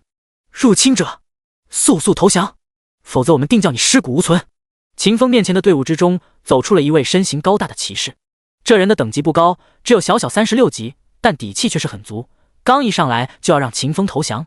秦风笑了笑，缓缓抽出了腰间的怨恨之刃。黑暗要塞是个宝贝，获得了最高控制权限过后，秦风就可以利用无限磁条将之改造成一个超级战争堡垒，还是可以浮空的那一种。为此，秦风并不准备一个大火球术把黑暗堡垒炸了。这一次，他不仅仅要杀人，他还得夺宝。你还敢抽刀？你现在已经被我们包围了，几分钟过后，议会给我们送来的不死者就将被激活。你现在投降，我们还能大发慈悲，给你留一个全尸，但你若是……屁话真多！秦风骂了一句，提刀便斩。刀锋将落未落之际，秦风直接发动了踏前闪，穿透了空间压制，瞬间出现在了那名身形高大的骑士身边。咔嚓，负32亿，踏前闪2000倍暴击加成。叮咚，你越级击杀了末日教团36级黄金阶 BOSS 血骑士蒙巴顿，你获得越级击杀经验加成，你获得宗师级佣兵经验加成，你获得21320点经验值，你获得55点银月帝国声望值，你获得50点佣兵积分。叮咚，你在史诗级大事件黑暗要塞攻防战之中击杀了末日教团36级黄金阶 BOSS 血骑士蒙巴顿，你获得阵营积分400点。赤红的鲜血从怨恨之刃的刀锋之上滴落而下，撞击在地面上，发出滴答滴答的声音。看着陡然出现在身边，一刀就将血骑士斩杀了的秦风，所有的末日教团叛贼都下意识地吞起了口水，脚步不自觉地就往后方退去。然而没有倒退出去几步，这些人就感受到了一种来自于骨髓深处的痛楚。与此同时，这些人的身上也浮现出了一个黑色烙印，浓郁的黑光从烙印之中奔涌而出。只要这些人再往后倒退几步，他们的性命便会被王者烙印吞没掉。教友们，不要害怕他。对，他刚刚的那一刀定然是施展了某种秘术，他不可能一直都有此前的战力。杀死这个入侵者！为了教团，为了霍克帝国，为了我们祖先的荣光，冲啊！杀死他！末日教团的叛贼互相打着气，随后便做出了一副凶狠模样，举起了手中的武器，对秦风发动了攻击。嘘，轰轰轰！长刀、标枪、弓箭、魔法炼金炮，各式各样的武器朝着秦风就招呼了过去。秦风笑了笑，坚韧球都不开，就在原地站着，根本不理会对方的攻击。叮咚，你遭到了攻击，敌人未能打破你的防御。叮咚，你受到了1888点固定伤害，此伤害被不灭之躯免疫 99.999%， 你受到了 0.01 点伤害。叮咚，你受到了10000点真实伤害，此伤害被不灭之躯免疫 99.999%， 你受到了 0.1 点伤害。听着耳畔的提示音，秦风很是无聊地摇了摇头。随后他将手中的怨恨之刃替换成了新手长刀。之所以这么做，是他担心怨恨之刃的攻击力太高，一刀砍偏了，整个黑暗要塞就没有了。换好了装备过后，秦风直接发动了炼狱岩刀。572W 炼狱岩刀向前挥刀，对99000乘以99000乘以99000范围内的敌人造成2000倍攻击力的伤害，并附加2秒混乱效果。嘘的一声，新手长刀落下，绚烂的刀光在黑暗要塞第1层之中升腾而起，瞬间就将在场所有的末日教团叛贼绞杀了个稀碎。一道道急促的提示音在秦风耳畔响起，听起来无比的悦耳。叮咚，你击杀了末日教团精锐护教骑士 X164， 你获得越级击杀加成，你获得宗师及佣兵经验加成，你获得了 46W8972 点经验值，你获得1640点银月帝国声望，你获得820点佣兵积分。叮咚叮咚，你在史诗级大事件黑暗要塞攻防战之中击杀了末日教团精锐护教骑士 X164， 你获得4920点阵营积分。提示音落地之后，秦风的阵营积分暴涨开来，直接冲破了5000点的大关，触发了第一道阵营战公告。阵营战公告：检测到玩家天命在史诗级大事件黑暗要塞攻防战之中获取的阵营积分突破5000点，特奖励玩家天命全属性加10，自由属性加25，技能点加5。希望全体银月帝国玩家向天命学习，做大做强，创造辉煌。第058章积分排行榜，镇压群雄。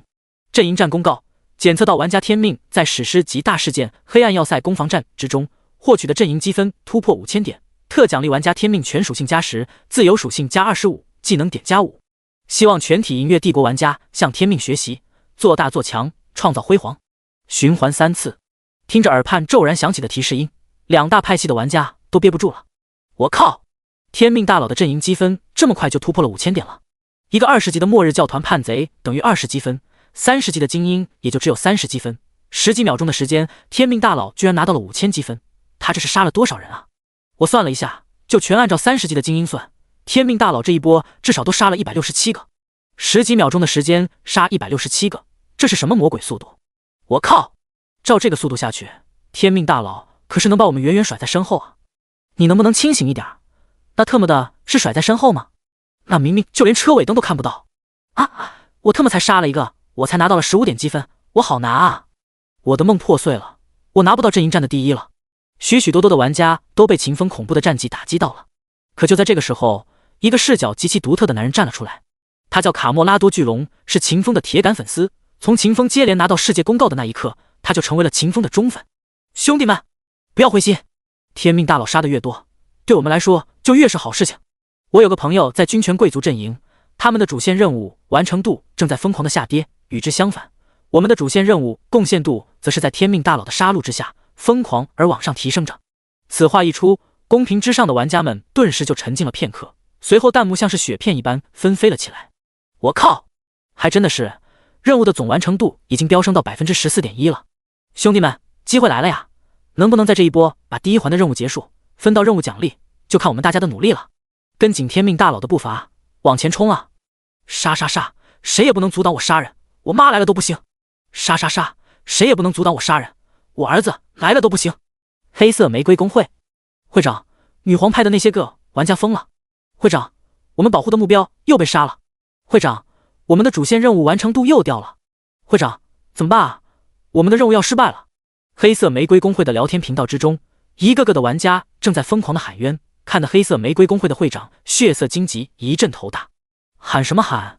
我不是已经动身了吗？别吵吵了，我马上就要赶到黑色要塞了，相信我，我一定可以阻挡住天命的。我可是觉醒了 S 级天赋的人，杀他不过是反手之间的事情。血色荆棘自信满满的在公会的聊天频道上丢出这段话。他坚信，只要他进入了黑暗要塞，他就可以利用自己觉醒的 S 级天赋沸腾之血，一刀把秦风给秒杀掉。大黑天公会会长，黑色要塞有着空间禁制，我们没有足够的空间穿透卷轴，我们的人只能进去12个。会长，快点做决断吧，天命都在黑暗要塞之中杀疯了，我们要是去的迟了，汤都喝不到一口。横贯八方的面板之上跳出来一条条工会成员发来的讯息。此前黑暗要塞的坐标暴露出来的那一刻，他便安排工会之中所有掌握了传送能力的玩家赶赴黑色要塞。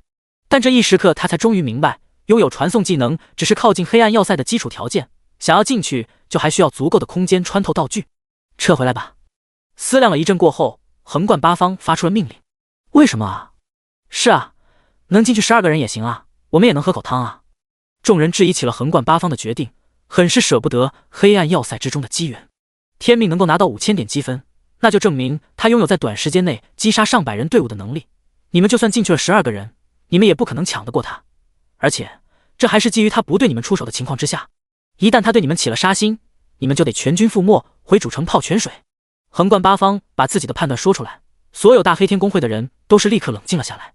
会长说的对啊，我们进去了也就只有12个人，这怎么可能抢得过天命那个变态？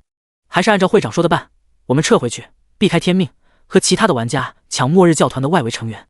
阵营战积分排行榜：第一，女皇阵营天命5320阵营战积分；第二，女皇阵营36地巨无霸480阵营战积分；第三，女皇阵营横贯八方420阵营战积分；第四，军权贵族阵营血色荆棘400阵营战积分；第五，军权贵族阵营我赌你的枪里没有子弹380阵营战积分。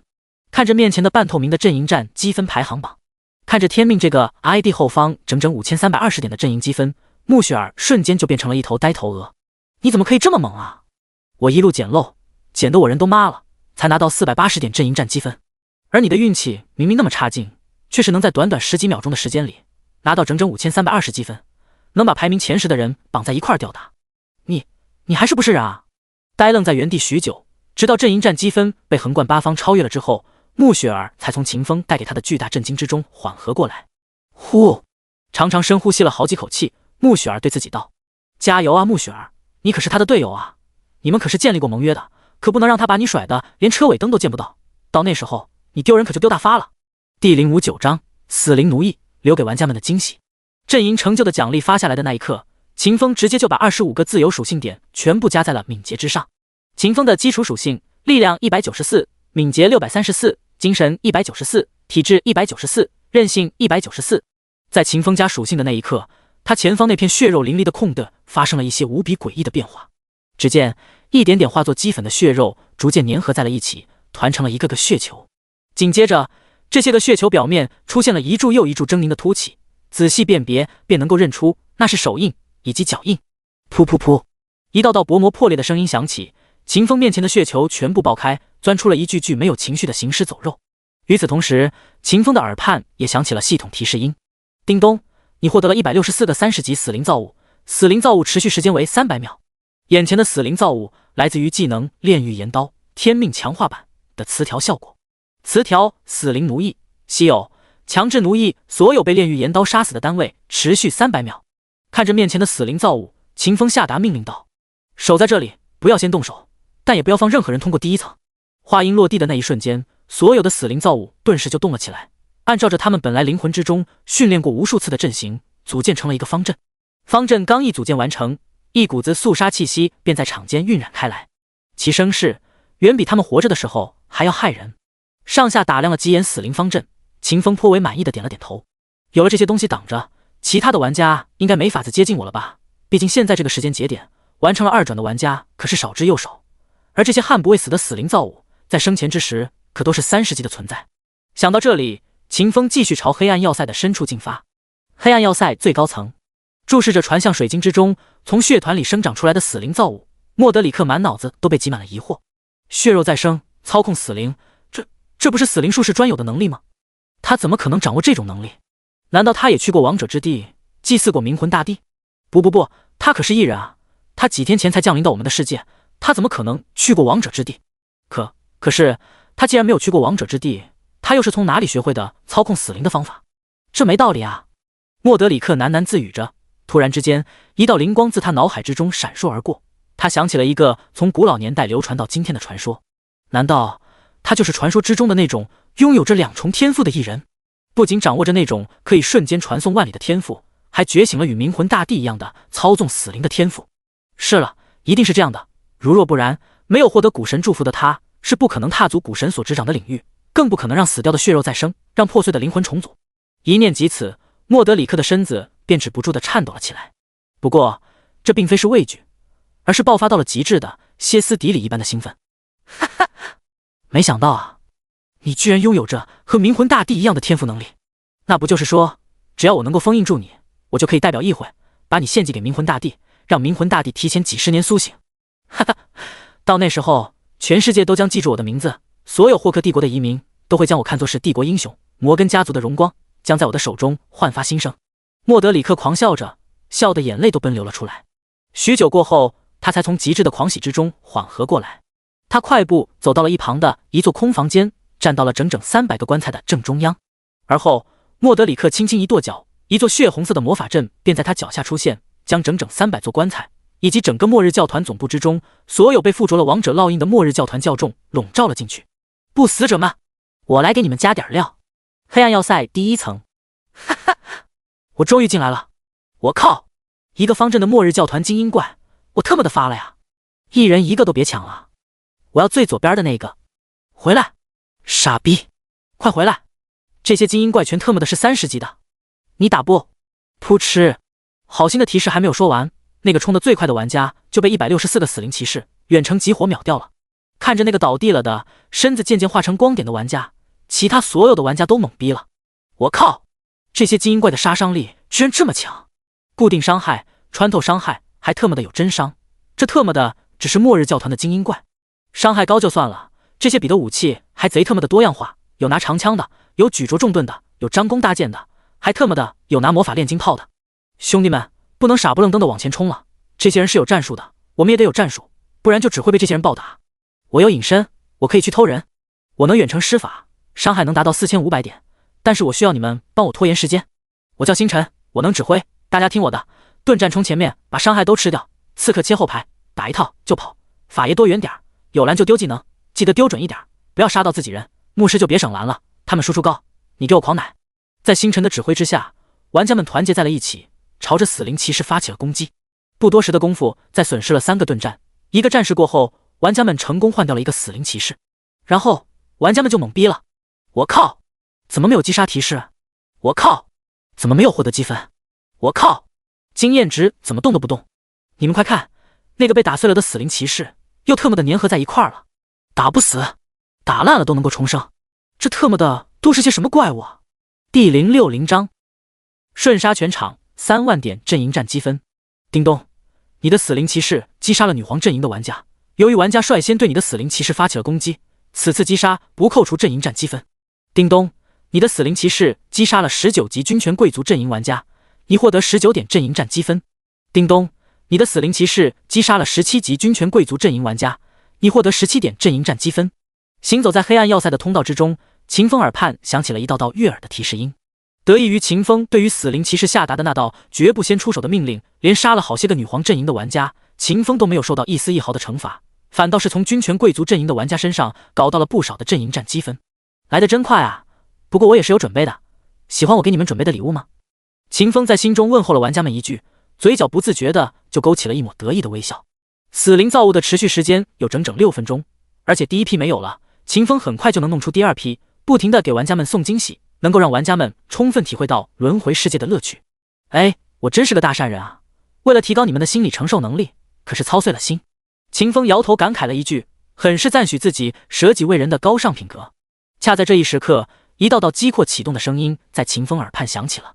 黑暗要塞第1层的墙壁之上，陡然出现了成百上千的口子，一个末日教团的教众从通道之中走了出来。这些人之中，既有披坚执锐的末日教团骑士，也有着身穿着黑色长袍、戴着玳瑁眼镜的研究人员，更有着身穿黑红色主教长袍的末日教团高层。即便是备受末日教团教尊宠幸，时时刻刻都待在身边，从来都没有外派过的庞贝摩根主教也在这群人之中。不过此时此刻，这些冲向秦风的人通通都失去了神智。在洞察之眼提供的全知视觉里，这些人的身上更是出现了一条条赤红如血的丝线。看着这些人，秦风一阵唏嘘，我擦，这么狠的吗？居然准备把所有的部下都血祭了。莫德里克，我特么的还是不如你变态啊。莫德里克，摩根，末日教团教尊，44级血魔法师，招牌魔法名为血祭，献祭的生命体越多，施法者所能获得的增幅就越大。此刻被血线缠绕着的末日教团教众有3700多个，一旦血祭完成，莫德里克就能获得整整3700倍的超级增幅。而且莫德里克此刻施展的血祭之术还是秦风无法驱散的。那个狗东西，他是依托着王者烙印的绝对压制之力释放的血祭，只要莫德里克不死，或者没有更高层级的王者烙印介入，即便秦风把所有的末日教团教众杀干净，他也无法驱散血祭之术，反而会加速血祭的运行。不过秦风只是被莫德里克的狠辣震惊了一小会儿，随后便没有再思量血祭的事情了。此时秦风已经陨星战甲、坚韧球、不灭之躯3元合一了。别说3000人了，即便莫德里克血祭了3万人，获得了3万倍增幅，莫德里克也没有可能打破秦风的防御。面对着像是鱼群一般朝着自己涌过来的末日教团众人，秦风缓缓抽出了新手长刀，炼狱岩刀蓄势待发。啊！末日教团众人呜咽着谁都听不懂的语言，朝着秦风扑了过去。他们像是叠罗汉一般，在黑暗堡垒的第一层之中构筑出了一个巨大的人肉金字塔。叮咚，你受到了致命一击，你的护盾降低 0.01。叮咚，你受到了自爆冲击，你的护盾值降低 0.02。叮咚，你受到了。一道道提示音在秦风耳边响起，坚韧球的护盾以显微镜都观测不到的变化幅度，一点点的被削薄着。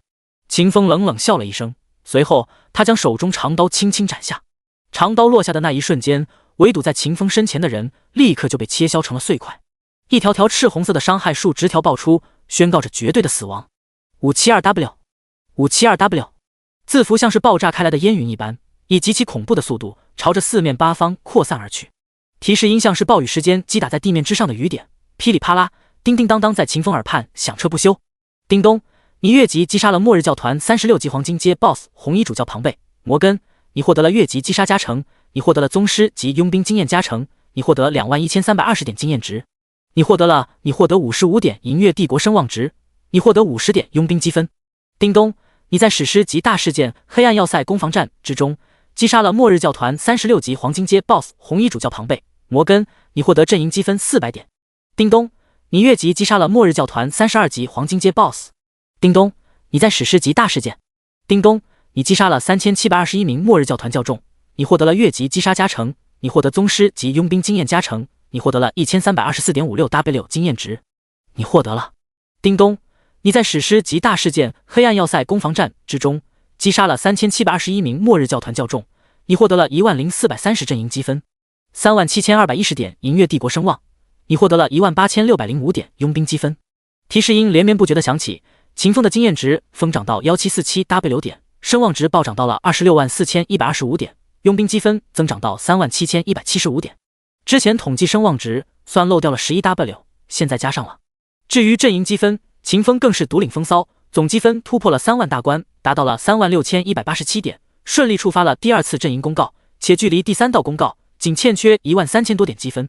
阵营战公告检测到玩家天命在史诗级大事件黑暗要塞攻防战之中获取的阵营积分突破1万点，特奖励玩家天命全属性加20，自由属性加50，技能点加10。希望全体银月帝国玩家向天命学习，做大做强，创造辉煌。第061章天命大佬，别暴击我了。阵营战公告检测到玩家天命在史诗级大事件黑暗要塞攻防战之中获取的阵营积分突破1万点，特奖励玩家天命全属性加20，自由属性加50，技能点加10。希望全体银月帝国玩家向天命学习，做大做强，创造辉煌。循环3次。我靠，你们快看天命大佬的积分，37175点阵营战积分，这特么的开了刷积分的挂了吧？兄弟，你脑子被吓坏了，网游都降临了，哪里还有挂？哦，我特么的忘了，我还以为我在蓝星玩网游呢。10点积分等于一个黑铁级的宝箱，50点积分等于一个青铜级的宝箱。照着这个关系计算，天命大佬3万多点的积分，岂不是可以兑换出一个钻石级的宝箱？我尼玛，钻石级的宝箱，即便开出的装备技能是最垃圾的，也特么的是钻石级的。网游才降临差不多3天，天命大佬就要搞出钻石级的装备了，这特么的也太吓人了吧！岂止是宝箱哦，你们要不要去看看主线任务的完成度？现在都特么的飙升到 43.2%， 我往少了估计，天命大佬的贡献度至少在 30% 左右。其他的都不说了，哪怕天命大佬从现在开始什么都不干了，到了任务完成的那天，他至少都可以分到15亿的经验值以及15亿的金币。我操！你不说我还没有反应过来，我们的主线任务还有高额的经验值和金币奖励。天命大佬这次发了，我感觉这次的史诗级大事件就像是为他一个人触发的一样。啊，人和人的差距怎么可以这么大的呀？我不想玩了。玩家们被秦风的恐怖战绩震惊的人都不好了，将近90%的玩家在明白了秦风战绩背后的意义过后，都生出了一股子自暴自弃的冲动。尤其是那些个选择了军权贵族阵营的玩家，不仅想要自暴自弃，甚至还想抽自己2巴掌，把自己抽到娘胎里面回炉重造。我们完犊子了，我们的主线任务完成度已经降低到了 56.8% 了，再特么的降下去，我们所有人就都特么失败了。军权贵族属于防守方，开局完成度 91.7%， 末日教团死人就掉点。他们的任务可以理解为元神的守护阵时，完成度降到 56.8%， 直接2个档次的任务奖励没有了，我特么的苦死。我当时怎么就脑子抽了，加入了军权贵族阵营啊？到底是哪个狗日的劝我的？天命大佬，你就发发慈悲吧，我求你别杀了。你要是再杀下去，我们连40%任务完成度的奖励都拿不到了。天命大佬，我们错了，给我们一个机会吧。这次过后，我们都站到你那边。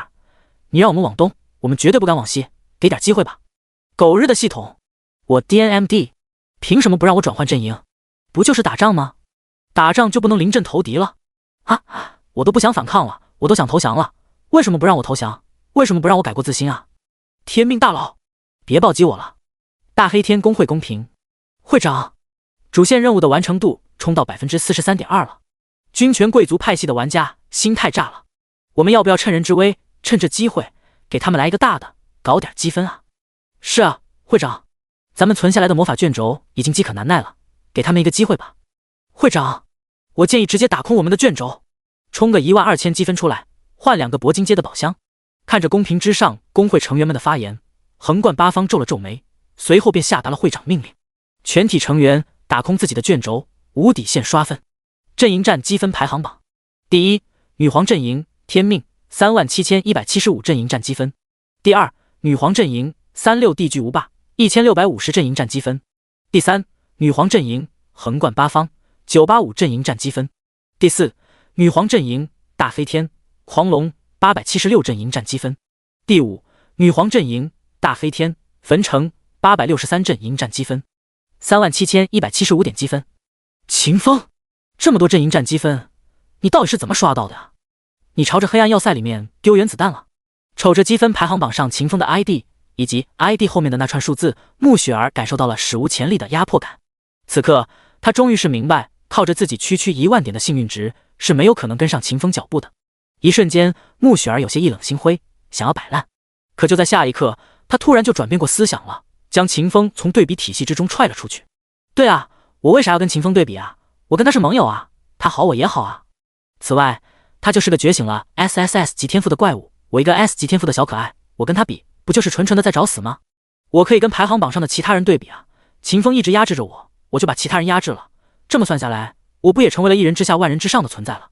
想要追上秦风，我1万点幸运值指定是不够的，但压制其他人还不是手到擒来？转变过了思想，穆雪儿的主观能动性顿时就爆满了，快要溢出来了。在此之下，他减落的速度逐渐加快，阵营积分也用比之前更快的速度提升了起来。黑暗要塞，炼狱岩刀将3000多名末日教团成员切削成了齑粉，词条死灵奴役就要发挥作用。可就在这一时刻，莫德里克提前释放的血迹却是起了作用。只见一缕缕赤红色的雾气朝着黑暗要塞的顶层升腾而去，每一丝血气之中都蕴含着浓郁的邪恶力量。天命阁下，你够胆量吗？够胆的话，你就来黑暗要塞的顶层，我有礼物要送给你。一道声音从高高的地方传过来，充满了居高临下的口吻。秦风笑了笑，没有应答半句，脚下的步子却是朝着一处黝黑通道靠了过去。恰在此时，异变突生，秦风的身后出现了一道血色暗影，而在那暗影的手中是一把沸腾着血气的锋利匕首。第062章，杀妹正道。天命，你给我去死！从阴影之中跳出，血色荆棘怒斥了一声，反握着匕首，朝着秦风的后心就捅了过去。他好气，他都快要被气疯了。他眼睁睁看着整整3000多个末日教团教众被秦风一刀弄死，他眼睁睁地看着自己的主线任务军阀的崛起从 86.7% 的完成度狂跌到了 56.8%。他眼睁睁看着2个档次的主线任务奖励在自己的眼前，从温暖的明亮变成了没有一点活力的灰黑。血色荆棘忍不了，他也从来没有想过要忍耐，所以他动手了。他使用了自己的 S 级天赋沸腾之血，强化了自身和手中的武器。这一击，他将打出1万倍于基础攻击力的真实伤害。他血色荆棘要一刀把秦风给秒了，就像之前秒杀某个佣兵工会的会长一样。当匕首并没依照着血色荆棘的想法插进秦风的后心之中，秦风健美如同天神的体魄，也没有如血色荆棘预料的那般炸开成为漫天的血雾。血色荆棘的面前只出现了一道小小的伤害数值条，上面的数据看起来非常的凄惨，负84护盾值。血色荆棘愣住了，他带着一脸不可置信的表情看着秦风，回忆着那个一闪即逝的伤害数值条。怎么可能？我的确开启了沸腾之血啊！沸腾之血明明进入了冷却期了，我的确获得了1万倍的伤害增幅啊！我打这一记攻击明明就是真实伤害啊！为什么他还能活着？为什么他只掉了84点护盾值？在血色荆棘无比震惊的目光之中，秦风拧转了身子，很是不解地看着血色荆棘，颇为好奇地问了一声：“朋友，你脑子抽筋了吗？谁给你的勇气偷袭我？你妈叫梁金如。”血色荆棘没有答话，他还陷在此前那84护盾值的震撼之中，无法自拔。秦风皱着眉头，打开了洞察之眼。既然对方已经成傻逼了，那他就自己动手寻找对方脑子抽筋了的原因。一瞬间，血色荆棘所有的信息出现在秦风面前。秦风耐着性子整理了一下，规整出了血色荆棘的面板。血色荆棘，王慧，阵营银月帝国军权贵族派，天赋沸腾之血 S 级，启动天赋，下一次攻击基础攻击力提升10000倍，并造成真实伤害，冷却12小时。职业暗影刺客 SS 级，等级20级，未进行2转。血量36203890，蓝量9551060，物理攻击力840，防御力440，基础属性力量52，敏捷108，精神54，体质50，韧性48，特殊属性魅力99，幸运3，装备技能略。看完了血色荆棘的信息过后，秦风大致了然了对方抽风的原因。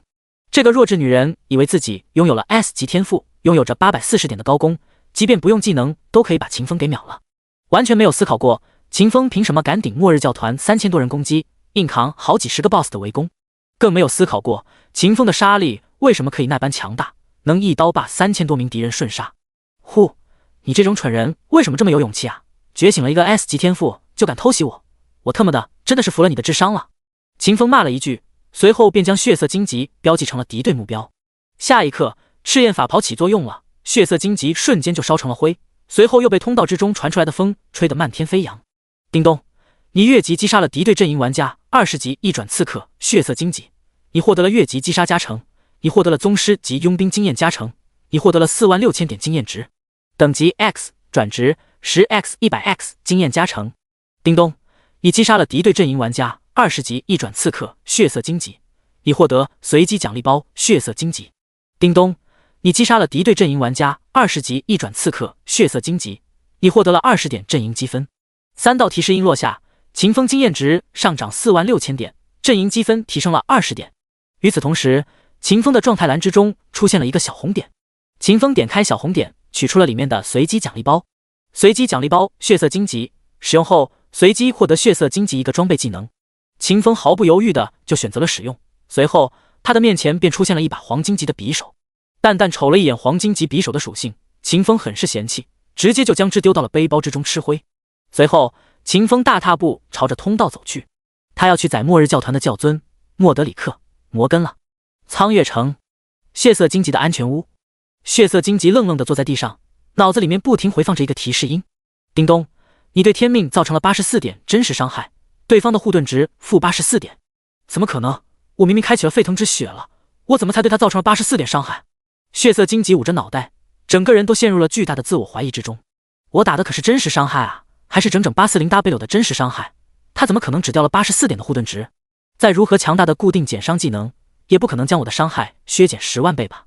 就在这个时候，一连3道提示音在血色荆棘耳畔响起了。叮咚，你被敌对阵营的玩家17级虚空使徒天命击杀了，你的经验值掉落46000点，你的等级下降了，当前19级，全属性4，敏捷10。叮咚，你被敌对阵营的玩家17级虚空使徒天命击杀了，你的阵营积分下降20点。叮咚，敌对阵营玩家17级虚空使徒天命开启了随机奖励包血色荆棘，你的装备暗血匕首掉落了，你的攻击力下降128点。提示音落下，王血色荆棘愚蠢之徒84护盾值会直接傻掉了。第063章莫德里克，我赢了。有着词条的加持，秦风的踏前闪拥有了无视空间压制的能力。在此情况之下，秦风本来可以直接闪烁到黑暗要塞的最顶层，了结了莫德里克这个最终 BOSS。但是秦风并没有这样做，他循着墙壁上开出的一条通道，走进了黑暗要塞的第2层。黑暗要塞一共有3层，最顶层是莫德里克这个教尊以及其他红衣主教的居住地，是整个教团的中枢。第2层则是末日教团一种研究人员制造新型迷魂香、研发新的魔法炼金武器、锻造装备、搞生物实验的地方。至于面积最大的第1层，则是末日教团下层人员的居住地以及训练场、演武场。来到了第2层过后，秦风别的事情都没想，直接就化身了饕餮，将目光所及的一切能搬的东西都搬进了自己的背包之中。叮咚，你收获了迷魂香生产线 X3。叮咚，你收获了魔法炼金武器附魔台 X12。叮咚，你收获了武器锻造设备 X18。叮咚，你收获了变异生物孵化器 X36。叮咚，你收获了。上百道提示音过后，秦风彻底将末日教团总部的第2层搬空了。只要离开此地，将背包之中的物资全部卖出去，秦风至少都能获得30亿的收益，都快比得上一个塔格拉玛家族的古堡了。黑暗要塞的最顶层，看着手中的传相水晶被血雾笼罩起来的莫德里克一脸狰狞。如果不是他在此地给秦风准备了高达981重陷阱，他都想立刻冲到第2层，把秦风这个光明正大打劫的匪徒就地正法了。可恶啊！你就那么有自信？你这次可以从我手中脱身吗？你就那般相信你这次还能像之前那样成为最终的胜利者？什么事情都还没有做成呢，你就先开搜刮了？你怎么就那么贪呢？莫德里克有些气急败坏。第2层的那些个设备材料都是他用200多年的时间一点一滴积攒起来的，是他重新将末日教团建立起来的最大资本。可现在这些积累了100年的财富却是平白被秦风拿走了，丢到了一人专有的那堪称无底洞一般的背包之中。不行，绝对不行！我这一次不仅仅要镇压了他，封印了他，我还要他把所有吃下去的东西全部给我吐出来。不然的话，要是让议会知道了，我不仅仅献祭了所有的教众，还把物资全给丢了，我的功劳可就要减损好多。一念及此，莫德里克又开始在脑海之中搜索起可以使用的陷阱，布置在了顶层的空间之中。然而他并不知道的是，他所依仗的那些个陷阱，他所相信的不死者，在秦风的面前都是一刀便能破灭的东西。搬空了黑暗要塞的第2层，秦风满意的点了点头，随后直接发动了踏前闪，进入了黑暗要塞的第3层。抵达这里的那一瞬间，秦风瞬间就触发了好几十处陷阱，恐怖的魔法能量在陷境法阵的约束之下，朝着秦风就杀了过去。冰刀、岩爆、直击灵体的女妖嚎叫，一大堆早就饥渴难耐的魔法，无比精准地砸在了秦风的身上，让秦风身周2-3米的空间都出现了扭曲和变形。看着愣在原地一动不动，被无尽魔法暴击的秦风，莫德里克的脸上露出了得意的笑容。仗着自己身怀神器，仗着自己拥有着穿透空间的传送天赋，就不讲战术，就愣头愣脑地往前冲。殊不知，轻敌是会要了你的命的。此前，当秦风和3000多名末日教团成员交战的那一刻，莫德里克就看出秦风至少身怀2件神器。第一件就是秦风身上穿着的那一套铠甲，第2件则是秦风手中那一把锋锐无比，能够将杀伤放大无数倍的长刀。透过秦风不闪不避，硬抗下所有人攻击的举动，莫德里克更是看出了秦风深藏在骨子里的高傲和自信。他因此断定，秦风进入顶层之后，必然会如此前一般，依仗着自己身怀的2件神器，不把任何人放在眼里。由此，莫德里克布置陷阱的手段十分的粗犷，基本上就是那种只要长眼睛了，至少都能避过去1/3。高傲是最大的原罪。莫德里克的声音在顶层之中响起，随后10几根粗大如手指的噬魂针便被莫德里克提前准备好的陷阱推了出去，直直射向秦风的身躯。噬魂针顾名思义，是一种能够噬灭灵魂的武器。一人不死不灭，即便身躯被打烂成了渣子，一人都是可以原封不动的重组的。想要在一人不死不灭的特性消失之前，控制并封印住一人，能够噬灭灵魂，压制一人灵体活性的噬魂针，便是莫德里克这种人为数不多的选择。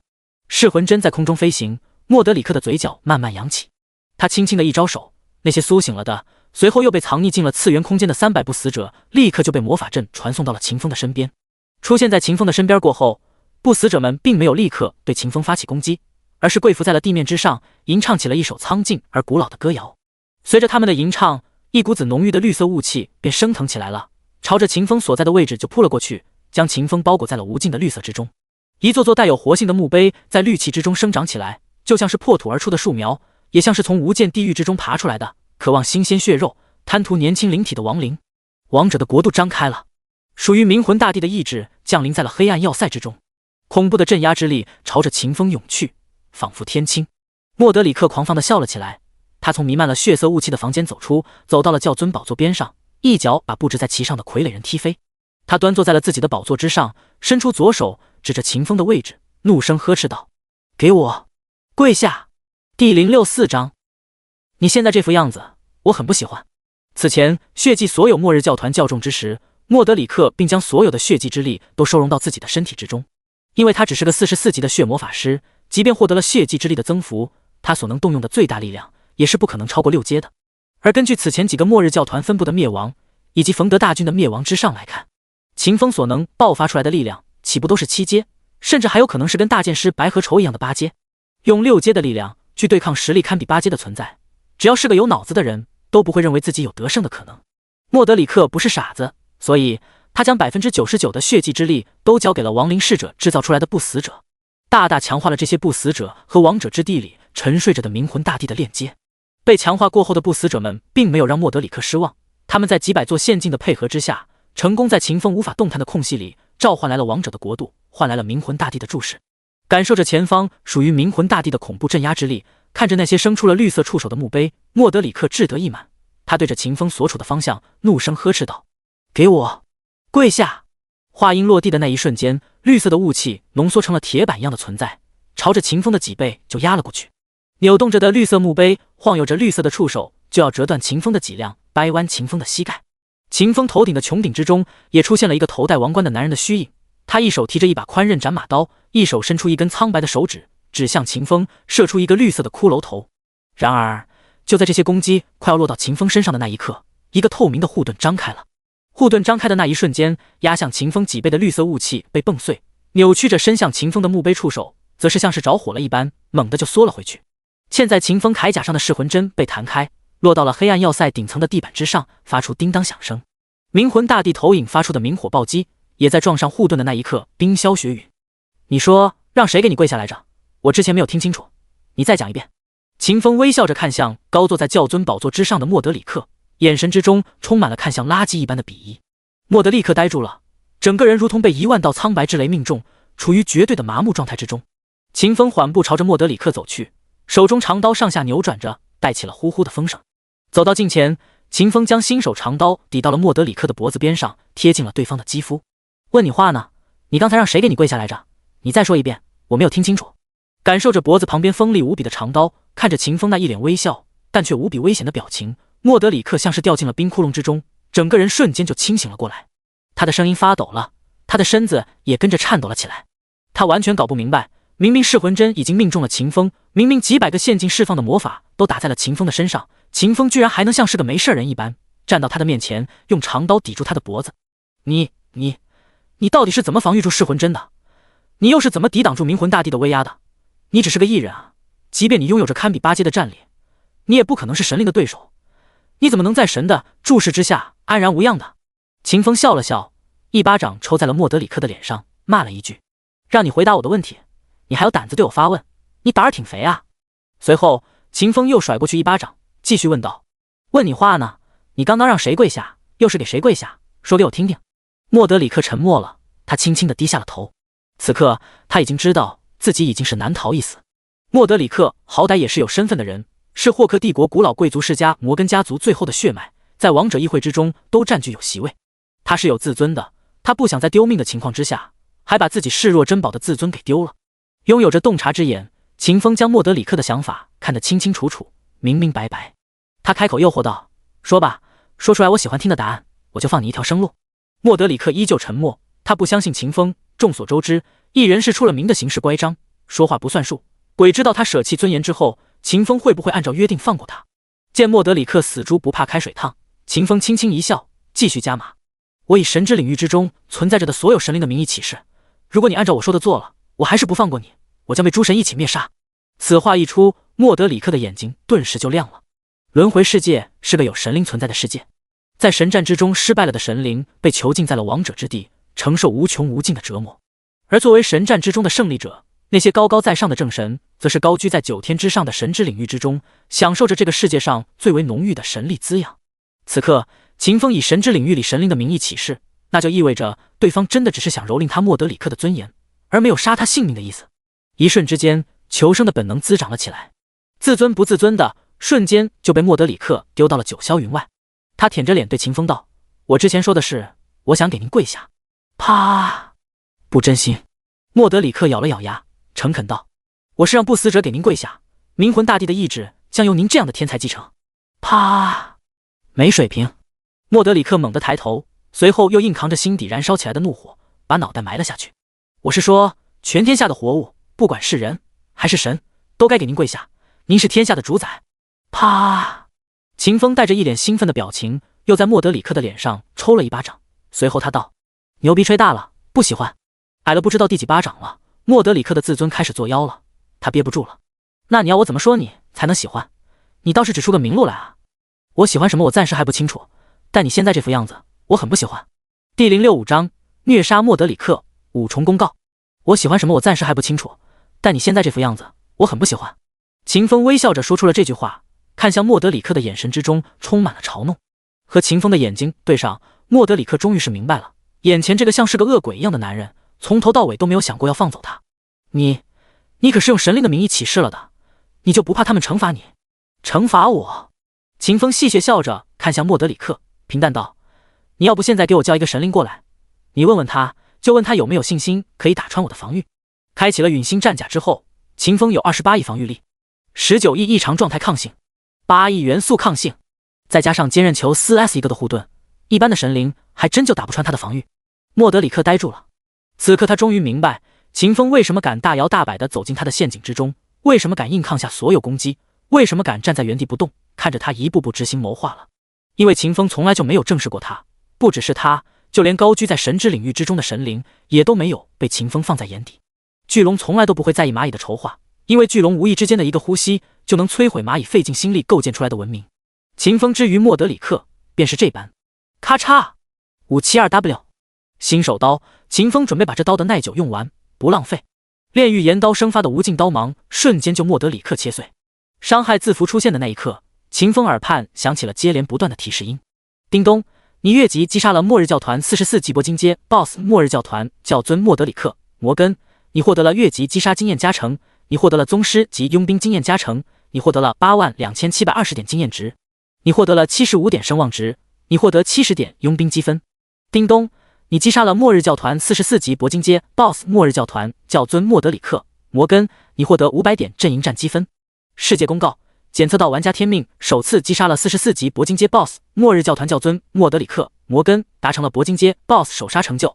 特奖励玩家天命全属性加50，自由属性加125，技能点加50，经验值加500W， 银月帝国声望加25W， 银月帝国佣兵工会佣兵积分加25W， 铂金阶宝箱 X1。世界公告，检测到玩家天命击杀了末日教团教尊，完成了银月帝国女帝的悬赏，玩家天命获得了100W 点银月帝国声望值，你获得了100W 点佣兵积分，你获得了公爵爵位兑换权限。世界公告，检测到玩家天命击杀了末日教团教尊，帝国任务女皇的归来第一环的任务完成度提升了，当前任务完成度为 78.2， 玩家天命的任务贡献度提升了，当前任务贡献度为 63.8%， 玩家天命的人物贡献度超过了 50%， 达成了隐藏成就。特奖励玩家天命圣灵级天机武器图纸湮灭之环1/4，当前拥有图纸2/4。阵营公告，检测到玩家天命在史诗级大事件之中单杀了最终 BOSS 末日教团教尊莫德里克摩根，玩家天命独享了最终 BOSS 的积分，玩家天命获得5W 点阵营积分奖励。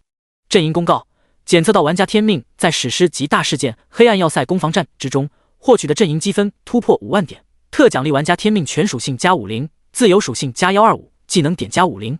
希望全体银月帝国玩家向天命学习，做大做强，创造辉煌。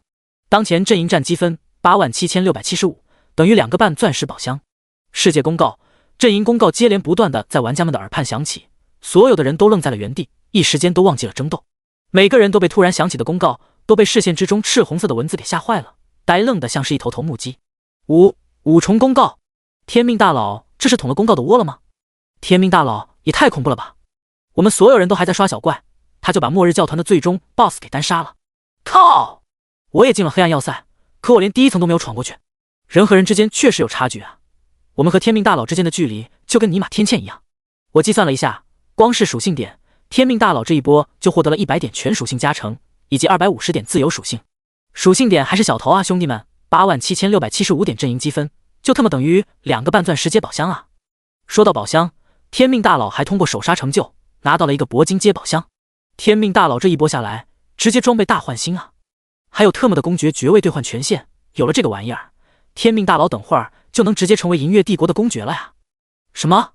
帝国公爵？我们所有人都还是平民，天命大佬就在轮回世界当公爵了。我操！我已经知道下一波世界公告的内容了，天命大佬一定会是第一个成为公爵的男人，又特么的可以触发一波公告，拿一波奖励。天命大佬崛起的过程还真特么的应了那句老话，强者恒强，弱者恒弱啊。这特么叫什么事儿？赢家通吃？对啊，天命大佬不早就通吃了吗？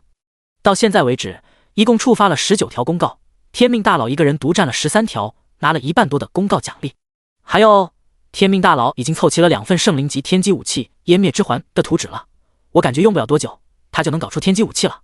我靠，这是要称霸世界的节奏啊！天命大佬，我要给你当狗，你就收下我吧。天命大佬，你的领地还没有确定吧？确定了通知我一声行吗？我来给你小兵。天命大佬，我要嫁给你，我曾经是明星，我唱跳 rap 俱佳。激文滚错。第066章，多方震动，秦风的赫赫凶名。不仅仅是一般的玩家，一些个有组织、有工会的玩家同样被秦风吓傻了，尤其是黑色玫瑰这个工会。血色荆棘愣愣地看着视线之中的赤红色通告字符，此刻这些字符正在渐渐隐没，血色荆棘的心也跟着凉了下去。他怎么可以这么强大？连44级的最终 BOSS 都可以秒杀，他拿到了这么多奖励，实力肯定会比之前还要强大，我还怎么报仇啊？不，报仇肯定是报不了的了。他没有拿到那么多奖励之前，就能瞬间把我给秒了，更别说拿到了奖励之后了。他会不会来找我寻仇啊？那个人一看就知道不是什么怜香惜玉的好人，他肯定会来报复我的。他要是一直都杀我，我该怎么办啊？没被杀一次就特么要掉经验、掉装备，这让我怎么玩啊？豆大的汗珠子从血色荆棘的额头上进了出来，滴落到安全屋的地板之上。思量了许久之后，血色荆棘决定把自己的工会解散了。工会的目标太大了，一旦被秦风发现，他就会遭到秦风的追杀。其次就是解散工会之后，他就可以加入其他的工会，然后改名字，再用一点易容手段改掉自己的样貌。只有这样，曾偷袭过秦风的他才会感到一刻的心安。然而此刻的血色荆棘，或者说王慧并不知道，拥有了洞察之眼的秦风早早的就记下了他这个偷袭者的真名。无论他如何的挣扎，如何的改头换面，他都不可能改变自己注定了的要被杀成渣子的结局。帝都元帅府，蒙哥马利手腕上的串珠碎掉了，化作了漫天的齑粉。蒙哥马利愣住了，呼吸都变得不均匀了起来。死了，莫德里克居然死了，300名不死者都没有护住他的性命。整个总部3000多人，再加上里面烙印着的魔法阵，居然都护不住他的性命。我招揽了那么多艺人，我花了那么多的资源，居然还是没有抵挡住你。天命，你究竟是个什么怪物？你这种怪物怎么会出现在这个世界上？蒙哥马利狠狠地咬了咬牙。如果说秦风灭掉塔格拉玛家族是依靠的偷袭的话，此刻在黑暗要塞之中击杀莫德里克就全靠的是自己的实力了。而要做到这样的事情，需要的就不仅仅是超高的杀力了，而是极其强悍的综合战斗力以及缜密的战术策略。蒙哥马利感受到了压力，前所未有的压力，比大剑师白河愁还要巨大的压力。因为秦风一直在跟他作对，一路灭了末日教团、战军权贵族，谁也不知道秦风会在什么时候把矛头对准他蒙哥马利。更因为秦风是个不死的艺人，是能创造奇迹的艺人，是行事百无禁忌的艺人。被这样一个人盯着，即便蒙哥马利是银月帝国的大元帅，统御着整整300万的大军，蒙哥马利也感觉到了极度的不安稳。蒙哥马利有些慌了，他思量了一阵，决定让他统御的300万大军全部进入到战备状态之中，进入他随身携带的小世界里。亡灵界域，灰蒙蒙的雾气之中摆放着一张巨大的椭圆形石桌，一个个藏身在暗影之中的人在椭圆形石桌周边落座。当众人都坐到了自己的位置上的那一刻，坐北朝南的位置上多出来了一个戴着面具的男人。莫德里克死了，他死在了一个异人的手中。在死亡之前，他不仅动用了血祭之术，献祭了末日教团3000多名教众，他还是动用了秘术，牺牲了整整300个不死者，换来了冥魂大帝的注目。可是他还是死了，毫无尊严的死了，像是个蚂蚁一样，被那个异人硬生生的玩弄致死。面具男的话音落下，他左手上的王者烙印立刻就释放出了一幅画面，那是莫德里克死前的场景。画面中，莫德里克高坐在教尊宝座之上，喜上眉梢，怒声呵斥道：“给我跪下！”莫德里克瑟缩在教尊宝座之上，满脸震惊，诧异地问道：“你到底是怎么防御住噬魂针的？你又是怎么抵挡住冥魂大帝的威压的？你只是个异人啊，即便你拥有着堪比8阶的战力，你也不可能是神灵的对手。你怎么能在神的注视之下安然无恙呢？”莫德里克跪坐在教尊宝座之上，满脸屈辱，卑微地祈求道：“我是让不死者给您跪下，冥魂大帝的意志将由您这样的天才继承。”莫德里克跪在教尊宝座上，满脸后悔地抬起头，色厉内荏地恐吓道：“你可是用神灵的名义起誓了的，你就不怕他们惩罚你？”莫德里克死了，在秦风恶魔一般的嘲弄笑容之中，化作了漫天的飞灰。至此，画面结束了。说说吧，我们该如何应对这个名叫天命的异人？全场沉默，没有一个人能回答议长的问题。所有的人都被秦风恐怖的防御力、强大到令人绝望的杀力、残忍到极点的作风给震慑住了。他们不敢提一句报仇的话，半句都不敢。半晌过后，终于有个人站了出来，他的名字叫戴泽·卡西恩，他的尊名是瘟疫祭司。议长，我觉得我们还可以派人跟他接洽，尝试着与他结盟。异人都是贪婪的，5大帝国的财富他一定会贪。哦，照你的意思，莫德里克的仇不报了。瘟疫祭司笑了笑，温声道：我们没有人是莫德里克的儿子，他不需要我们替他报仇。议长也笑了，无比夸张的在首席的位置之上狂笑了起来。说得对，说得对啊，死人是没有价值的，为一个死人报仇更是毫无价值可言。戴泽，你的提议我允准了，你去做吧。遵命，议长阁下。黑暗要塞，莫德里克死后，300位不死者顿时就化灰了。悲惨的死亡过程和他们不死者的名号极其不匹配。莫德里克，你是真的可恶啊！死了都要恶心我，经验都不给我刷。秦风骂骂咧咧，随后便按照着记忆之中的路线前往黑暗要塞的中控室了。将这座要塞收入囊中过后，他就得去清剿那些游荡在外面的末日教团余孽了。第067章史诗级大事件结束，奖励结算。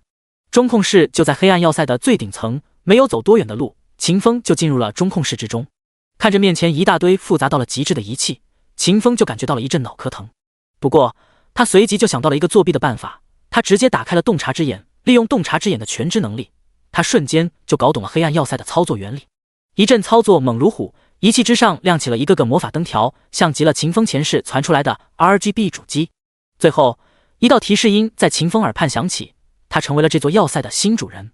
叮咚，你获得了黑暗要塞的最高操作权限，你获得了王者级浮空堡垒黑暗要塞。提示音落下的那一瞬间，一道常规无比的世界公告响起来了。世界公告，检测到玩家天命获得了王者级浮空堡垒黑暗要塞，成为了第一个拥有王者级建筑的玩家。特奖励玩家天命永久建筑 buff 7级加速，建造速度提升 70%。 世界公告，检测到玩家天命循环3次。听到耳畔的提示音，华夏大区的玩家们全部都骂了。我就知道天命大佬一定不会放过黑暗要塞的，你看公告这不就来了吗？兄弟们，撤了吧，万一天命大佬一个不高兴，把我们这些闯进他家里的人杀了助兴怎么办？撤吧，撤吧，反正留在要塞之中，我们也解决不了那些个死灵骑士，求经验都捞不到。天机武器图纸，超高属性点，巨量阵营积分，60%多的任务完成度。现在又来了王者级的浮空堡垒，天命大佬已经不是我的偶像了，他就是我的神。从现在开始，天命大佬想打哪个打哪个。+1加10086。简略瞅了一眼公屏，秦风抿着嘴笑了笑，随后控制着黑暗要塞飞向了苍月城。飞行的途中，秦风从背包之中掏出了林坚一给的传音海螺，联系了林小婉，让对方帮自己找一堆建造大师。此刻黑暗要塞的操作还是非常复杂的，秦风需要对这玩意儿进行改造。关闭了绝大部分功能过后，黑暗要塞的飞行速度很快，不到1个小时的功夫就出现在了苍月城之外。落地之后，黑暗要塞显现出形状，秦风从黑暗要塞之中走出来。天命阁下！现身的那一刻，林小婉立刻就走到了秦风的身边，低下了头，恭敬地唤了一声：小婉，黑暗要塞的改造工作就给你了呀，我只有一个要求，那就是无所不用其极的简单，让复杂的操作简单化，让简单的操作白痴化。遵命，天命阁下。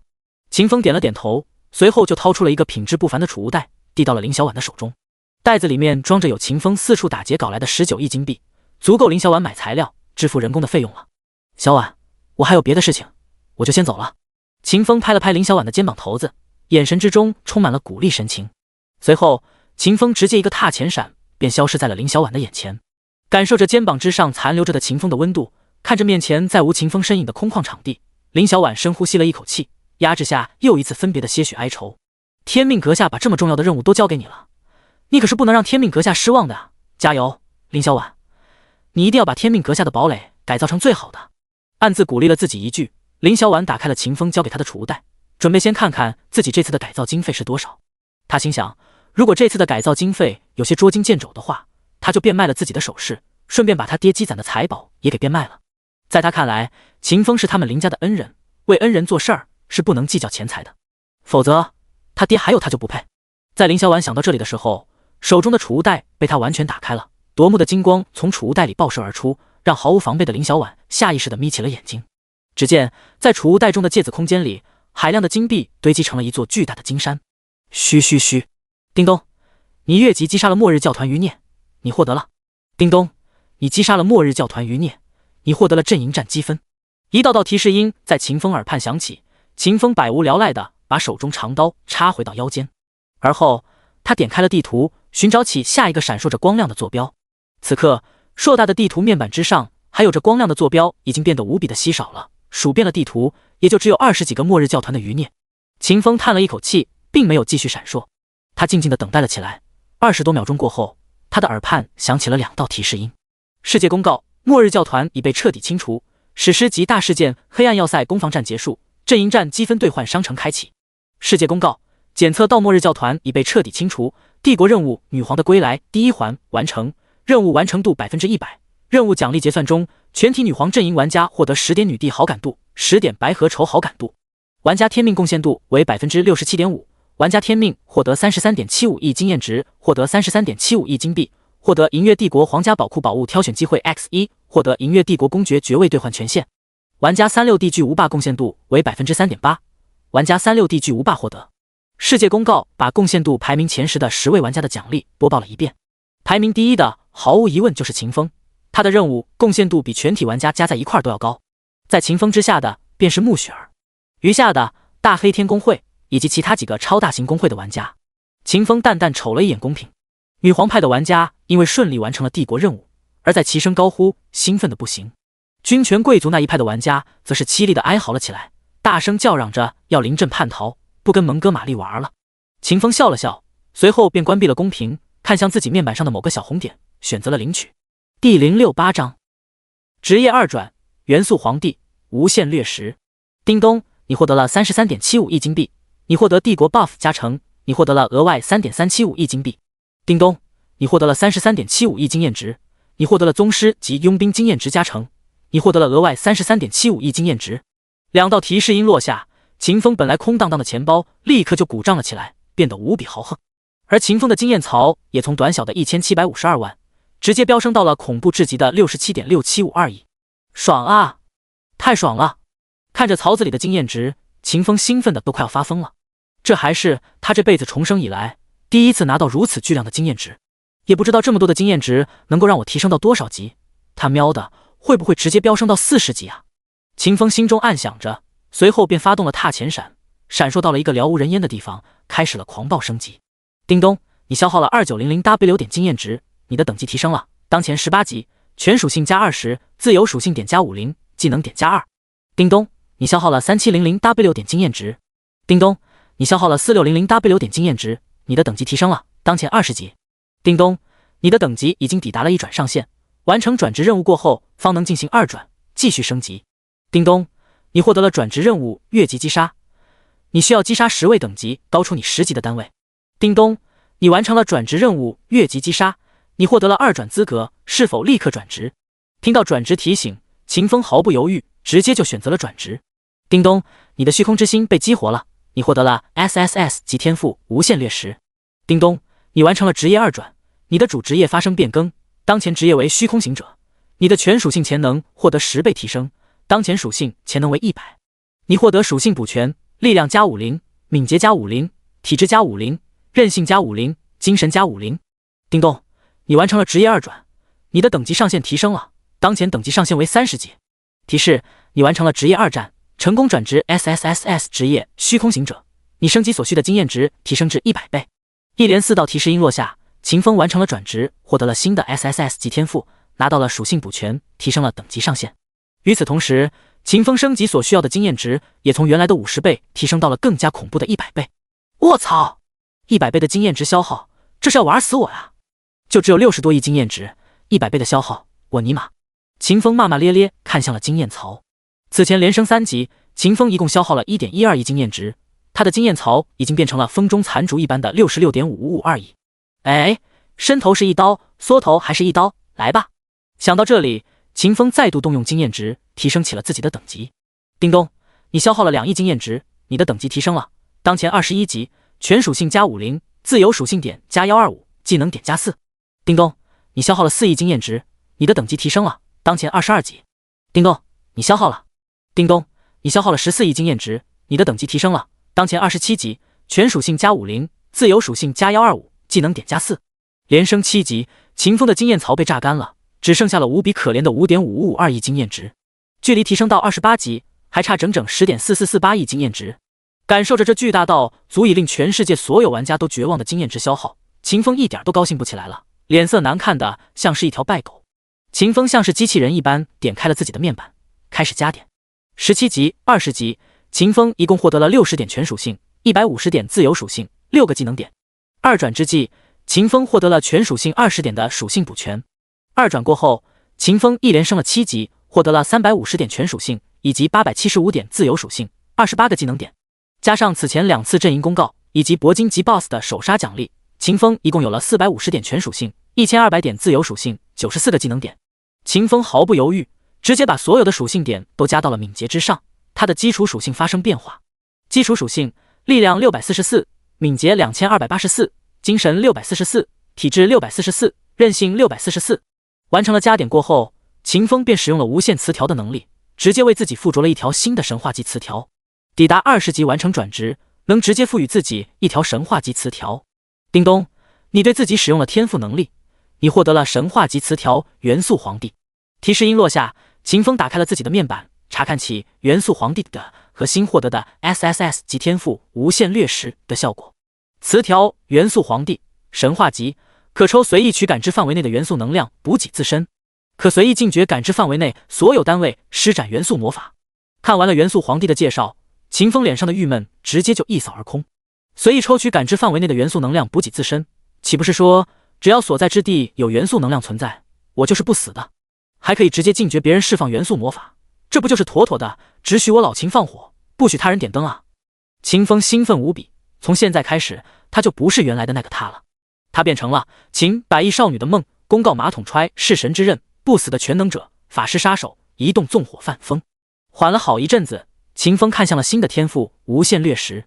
无限掠食，品质 SSS 级，效果吞噬万物，无限制获得属性 buff 经验值。介绍：你获得了超越神灵的潜力，成长起来的你终将吞噬万物。看完了无限掠食的效果，秦风呆住了。许久过后，他的脑海之中钻出来了一个想法。第069章胆大包天的秦风。看着无限掠食的介绍，秦风脑海之中出现了一个想法：吞噬万物，无限制获得经验值，岂不是说从现在开始我就变成了一个大号的糖豆豆，能够依靠吃矿石、吃生命体，甚至于吃公鸡、吃规则升级？秦风向来都是个胆大包天的人，为了印证自己的想法，他立刻就从背包之中取出了一条迷魂香的生产线，咔哧咔哧的啃了起来。叮咚，你获得1点经验值，你获得宗师及佣兵经验加成，你额外获得1点经验值，你获得属性积累。叮咚，你获得1点经验值。最开始的时候，秦风吃的还很慢，咬了好几口都只能咬下一小块金属，但吃着吃着，秦风就熟练起来了，他的身体也开始发生变化，体内的多出了一个新的消化器官，嘴巴也逐渐变大了起来。10几秒钟过后，秦风的嘴巴变成了深渊巨口，秦风体内的消化器官也火力全开，咔哧咔哧，一连串咀嚼的声音响起，短短几秒的时间，秦风就将一整条生产线都吃到了肚子里面。恐怖的饥饿感从秦风体内爆发而出，他的眼睛变得赤红，随后又变成了最高等级虚空生物才能拥有的深紫色。不仅仅是眼睛变成了深紫色的，秦风的身躯也逐渐变成了深紫色，他身上的装备也被这深紫色的光所污染，变得妖异。此刻的秦风好似什么都不会思考了，他脑子里面就只有一个想法，那就是吃，狂吃，吃掉整个世界。哗哗哗，一大堆的物资被秦风从背包之中拿了出来，有末日教团的生产线，有末日教团制造的武器，有矿石，还有秦风打出来的一堆装备。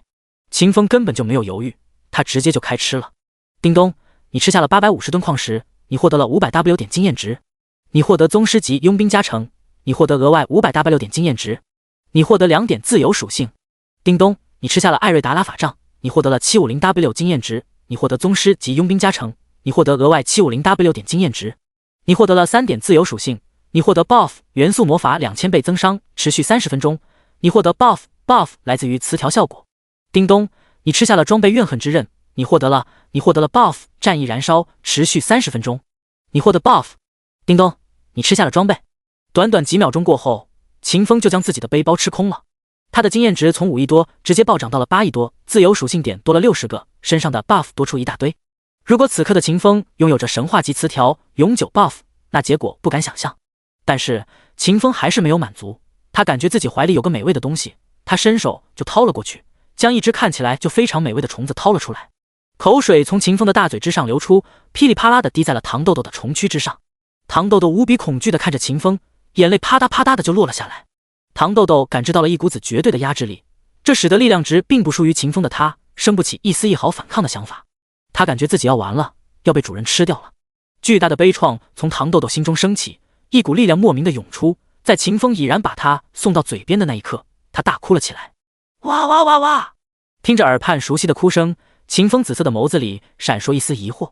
紧接着，秦风抬手抠了抠脑门，疑惑着自问道：我怎么有点舍不得呢？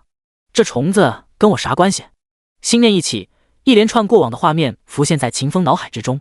他回想起了自己在洞穴里威逼糖豆豆臣服的画面，回想起了自己对糖豆豆的诺言，回想起了自己特训糖豆豆之时，糖豆豆缩到自己怀里，自己则用手将之护在心口。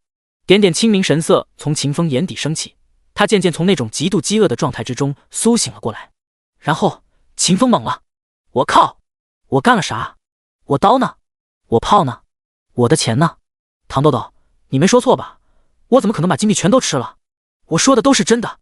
你当时的样子好吓人啊，见什么都往嘴巴里面塞，不管是矿石还是你的装备，你都往嘴里塞。你的嘴当时变得那么大，你还想吃我？你差点就把我也给……呜！糖豆豆绘声绘色的给秦风描绘着此前的画面，眼泪啪嗒啪嗒的就往下掉。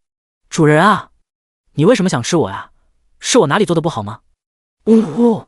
看着泪眼婆娑的糖豆豆，秦风有些愧疚的伸了伸手，想要摸摸对方的脑袋，但伸到半路的时候，他就缩了回去，他怕吓着糖豆豆了。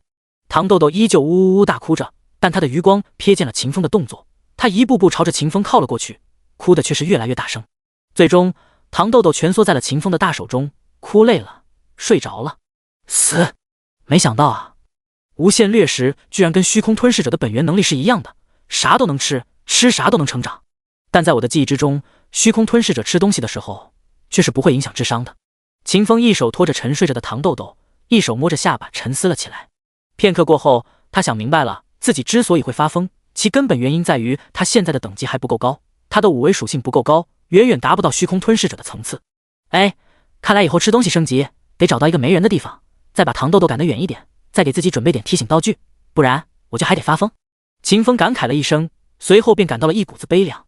他好不容易搞出来的武器装备，耗费了大量时间赋予词条的装备，现在就只剩下了他身上穿戴着的陨星战甲、坚韧球、疾风战靴、赤焰法袍了。而他搞来的钱，搞来的那些能换钱的物资，则是全都被他吃进了嘴巴里。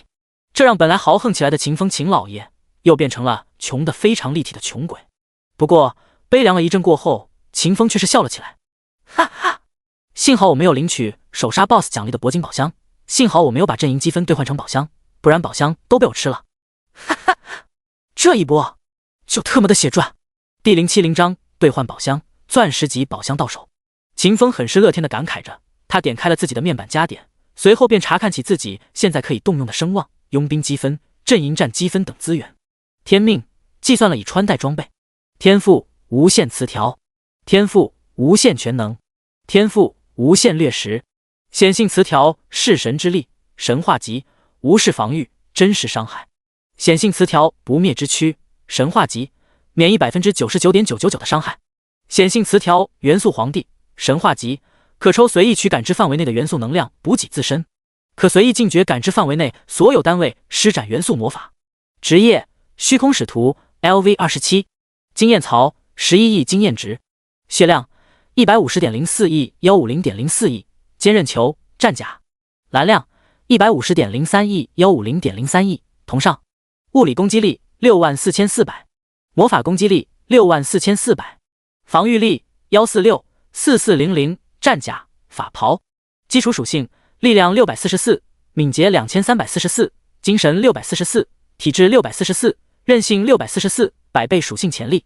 特殊属性魅力9999，幸运1，银月帝国声望值 151.4W， 佣兵积分 128.78W， 阵营战积分88231，技能点159，技能洞察之眼、踏前闪、炼狱岩刀、大火球术、巨力斩击，装备陨星战甲、坚刃球、赤焰法袍、疾风战靴，待领取物品铂金阶宝箱 X1， 圣灵级天机武器图纸湮灭之环2/4，拥有副本5座，背包空。看着自己面板之中高达151万的银月帝国声望，高达 128W 的佣兵积分，以及整整88231点的阵营战积分，秦风开心的笑了笑，随他直接点开了兑换面板，开始搞宝箱。叮咚，你消耗了62500点阵营战积分，兑换了2个钻石级宝箱，是否立刻领取到背包？听到提示，秦风下意识的就是一激灵，他不停在脑海之中念叨：我不想吃东西，我不饿，我不馋。这般念诵了好几十次过后，秦风才选择了领取到背包。叮咚，你获得了2个钻石级宝箱，开启宝箱后，你可以获得钻石级的装备、道具、技能书。秦风并没有选择开启，他对自己那一点的幸运值非常的有 AC 数，他准备之后找到穆雪儿，让对方帮他开。想到这里过后，秦风便把目光放到了兑换面板之上。此刻他还有25731点阵营战积分，钻石级的宝箱指定是兑换不了的了，稍微次一点的宝箱还是可以想一想的。叮咚，你消耗了25000点阵营战积分，兑换了4个铂金级宝箱，是否立刻领取到背包？我不想吃东西，我不饿，我不馋。念诵了几遍清心咒，秦风将宝箱领到了背包之中。叮咚，你消耗了500点阵营战积分，兑换了2个白银级宝箱，是否领取到背包？立刻领取。叮咚，你消耗了200点阵营战积分，兑换了4个青铜级宝箱。叮咚，你消耗了30点阵营战积分，兑换了3个黑铁级宝箱。领完了自己重视的2个钻石级宝箱、4个铂金阶宝箱过后，秦风又用剩下的阵营战积分兑换了一点手续费。作为一个成熟的男人，秦风向来是不亏欠女人钱的，无论是在床上还是在床下，皆是如此。哈哈，我现在又是个腰缠万贯的富豪了。区无限掠食，怎么可能让我秦某人变成穷逼？把阵营战积分消耗到一点，看包包过后，秦风叉着腰，一脸傲然道。秦风并没有动用佣兵积分和银月帝国声望，他现在已经有2个钻石级宝箱、5个铂金阶宝箱了，兑换4个，成就奖励1个。只要开出了装备，那就足够他用好一段时间。所谓好钢都要用到刀刃上，秦风不是王多鱼，没有喜欢刀背的癖好，他要当一只囤米鼠，把佣兵积分和声望囤着，等到以后钱多了，购买领地了的时候再用。另外，他这也是做了一手准备，防止被无限掠食这个谢天赋被刺。兑换完了奖励，防了一手无限掠食之后，秦风点开了好友列表，准备找工具人开宝箱。刚刚点开，一连串叮叮当当的留言就响起来了。秦风，你人呢？主线任务结束了，你拿了60%多的贡献度，是不是要给我分点好处呀？秦风，我的200分副本水晶呢？你什么时候给我啊？秦风，那个，你是有了兑换爵位的资格了吧？你是不是可以进入帝都面见女帝了啊？你能把我带上不？秦风，咱俩可是说好了的呀，我帮你找末日教团总部，你把我弄到女帝床上去，你可不能说话不算数啊。秦风，你人呢？你不可能跑路了吧？秦风听着穆雪儿发来的留言，感受着对方焦急的心情，忘记了约定，没有在阵营战结束的第一时间联系对方。秦风面色有些尴尬，他朝对面发过去一条消息：你的坐标？哟，还知道回我消息啊？不准备跑路了？想到我这个工具人的好用之处了？瞎说什么？我拿你当朋友处的。呵呵，我信你才有鬼。哎，1873.79789.321。稍等。秦风关闭了聊天面板，随后打开地图，标好点。嗖！秦风直接踏前闪，接连2次过后，他从高天之上直坠而下，如陨石一般砸到了穆雪儿身前。贴子，我给你带了好东西。从土坑里爬出来，秦风直接就把背包之中的2个白银宝箱、4个青铜宝箱、3个黑铁宝箱拿了出来。他温和笑着走到穆雪儿身前，用无比真挚的眼神看着对方的眸子。诺，送你的礼物，喜欢吗？穆雪儿撇了撇嘴角，眼神玩味道：礼物？你确定不是手续费？啊，你真聪明。秦风朝穆雪儿竖了个大拇指，脸上挂满了赞叹的表情。第071章穆雪儿的宝箱合成卡。穆雪儿没好气地看了秦风一眼，随后小手一挥，就把秦风给他的手续费收到了背包之中。说吧，你这次要我开多少个箱子？手续费都给了这么多，数量该是不少吧？秦风笑着道：没多少，也就只有7个。听到只有7个，穆雪儿面露鄙夷之色，调侃道：才7个，秦老爷，你最近拉了呀？秦风没有说话，他打开了背包，将里面的2个钻石宝箱和5个铂金宝箱取了出来。宝箱落到地面上，瞬间大放光华。看到这7个宝箱，穆雪儿眼睛都瞪圆了。你说的7个是这种等级的7个？看着穆雪儿一脸震惊的表情，秦风抿着嘴点了点头，淡然道：“开吧，我相信你的运气。”穆雪儿吞了吞口水，颤颤巍巍地走到了宝箱旁边，开启了第1个钻石级的宝箱。叮咚，你获得了55级钻石阶武器阿哈利姆神杖。一道提示音在秦风耳畔响起，宝箱化作光尘消失无踪，一把造型古朴、魔法气息浓郁的神杖出现在了秦风面前。55级的钻石阶武器，还差5级就抵达了钻石阶的极限。穆雪儿，你的幸运果真不是盖的。秦风赞叹了穆雪儿一声，后者很是受用的点了点头。哈哈，也就一般般了。加油，还有1个钻石级的宝箱，争取开个60级的装备出来。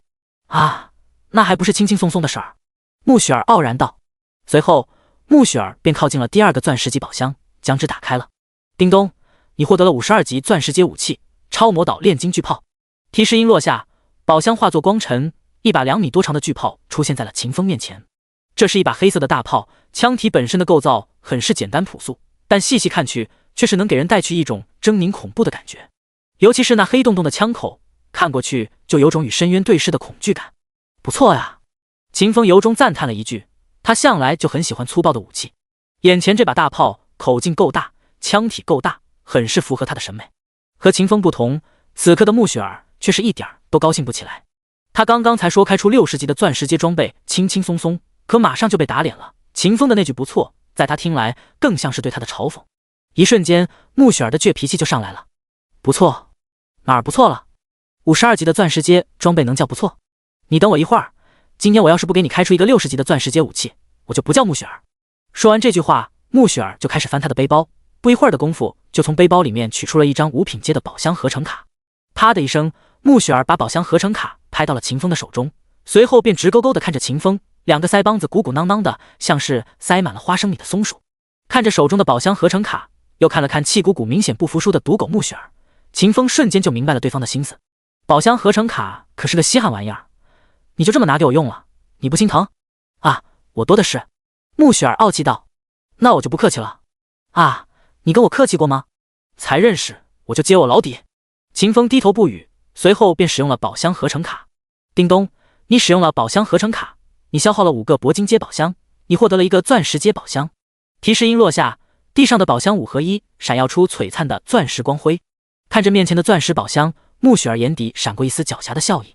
看到秦风拿出5个铂金阶宝箱的时候，穆雪儿就想起了自己背包之中的那张宝箱合成卡。她当时就想把那张合成卡拿出来给秦风用，但是她没有一个好的借口。穆雪儿是个很聪明的女孩子，仅仅只是片刻的功夫，她就想到了法子，动用自己的幸运值做了点手脚，又用强装出来的赌狗姿态搭了一个梯子，让秦风顺理成章地使用了他的宝箱合成卡。穆雪儿走到刚刚合成出来的钻石宝箱之前，对秦风道：“我要开喽，你做好准备喽。开，我绝对相信你。”穆雪儿微微一笑，暗自在心头念诵着60级长刀，60级长刀。好一阵子过后，穆雪儿伸手按在宝箱之上，喊了一句：“刀来！”话音落地，宝箱开启，秦风耳畔响起一道提示音：“叮咚，你获得了60级钻石阶武器破魔之刃。”提示音落下，宝箱化作漫天光尘，消失在了天地间。一把造型狰狞的赤红色长刀出现在了秦风的面前。看到这把刀的那一瞬间，秦风就是一喜，他伸手一握，将破魔之刃握在了手中。好刀，好趁手！刷刷刷，秦风握着刀挥舞了几下，他有种感觉，这刀就像是为他量身定做的一般，再合适不过了。牛啊，你那1万点的幸运值还真不是盖的。哼，我早跟你说了，开出个60级的武器轻轻松松，现在你相信了吧？穆雪儿轻哼道，依旧是那副傲气十足的样子。穆雪儿召唤出了他的蒜头王八，拍了拍秦风的肩膀，对秦风道：“你先上来，我们先走着，一边走，你一边强化你的装备。”穆雪儿见识过秦风强化坚韧球，此刻他给秦风搞出了3个钻石阶的装备，能够让秦风强化好久。行，秦风很是干脆地回答了一句，跳到了蒜头王八的后背上。穆雪儿也跳了上来，隔着50多厘米的距离和秦风并排坐下了。秦风专心致志地注视着手中的武器，时不时还会拿着破魔之刃把玩几下。穆雪儿有一眼没一眼地瞅着秦风侧脸，嘴角边悄无声息地浮起了一抹淡淡笑容。喂，秦风，我们这趟去哪儿啊？帝都啊，你让蒜头王八去附近的传送阵，我这次强化估计挺费功夫的。费功夫？哎，你这人真麻烦，摊上你我可真是倒霉啊！穆雪儿笑着嘀咕了一声，随后便让蒜头王八的脚步慢了下来。暖暖斜阳从两人后方照过来，把他俩镶进了一幅金黄的画框里。第072章，赋予词条，强化装备。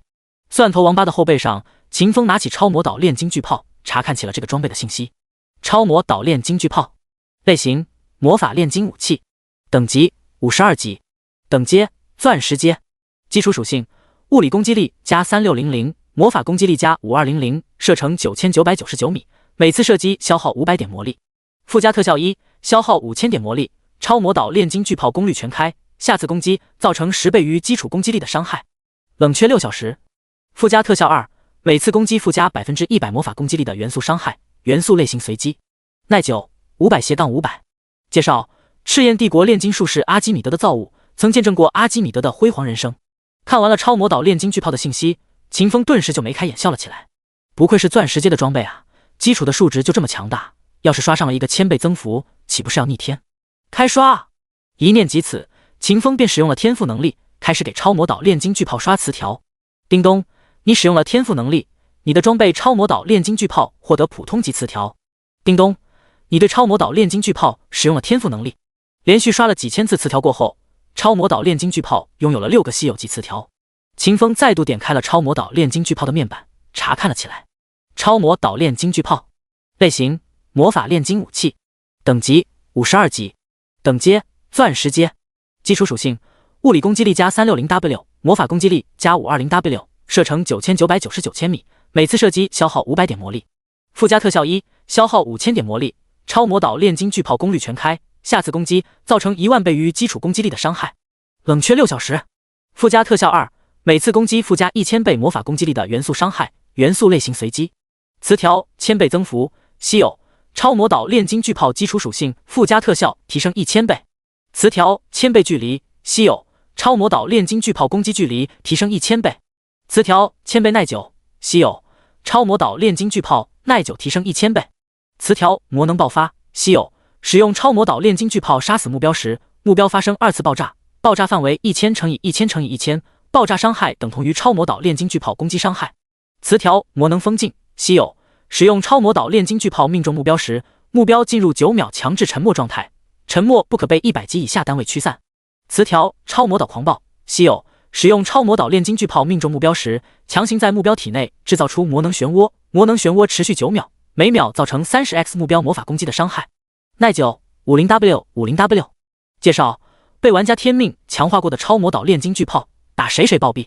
看着强化过后的超魔导巨炮，秦风陷入了沉思之中。此刻，光是这把巨炮便已经为他提供了880万点的基础伤害。若是配合着他的踏前闪的增伤，并开启超魔导巨炮的增伤特效，他的攻击就会得到2000W 倍的增幅，纯纯的打谁谁暴毙。若是死的那个人身边还有朋友、亲人、小伙伴，他的那些个伙伴更是会被魔能爆发掀起的2次爆炸直接炸成灰。若是再配合上这把巨炮9000多公里的攻击距离，那画面美好的不敢想象。强化完了大炮过后，秦风便点开了阿哈利姆神杖的面板，查看起来。阿哈利姆神杖，类型：魔法测武器，等级55级，等阶钻石阶，基础属性5000点魔法攻击力，5000点生命值，5000点魔力值。附加特效：持有者掌握的所有元素魔法提升3个等级。耐久1000-1000。介绍：能让魔法师更进一步的权杖拥有着超强的伤害能力。看完了阿哈利姆神杖的属性，秦风毫不犹豫，直接就动用天赋能力开刷了。叮咚，你使用了天赋能力，你的装备阿哈利姆神杖获得普通级词条。叮咚，你对阿哈利姆神杖使用了天赋能力。许久过后，阿哈利姆神杖拥有了6个稀有级词条。秦风点开了神杖的面板，查看了起来。阿哈利姆神杖，类型：魔法测武器，等级55级，等阶钻石阶，基础属性599.9W 点魔法攻击力，500W 点生命值，500W 点魔力值。附加特效：持有者掌握的所有元素魔法提升至满级10级。词条：3级狂暴，稀有，基础魔法攻击力提升999。词条：3级冷却，稀有，持有阿哈利姆神杖，魔法冷却时间减少80%。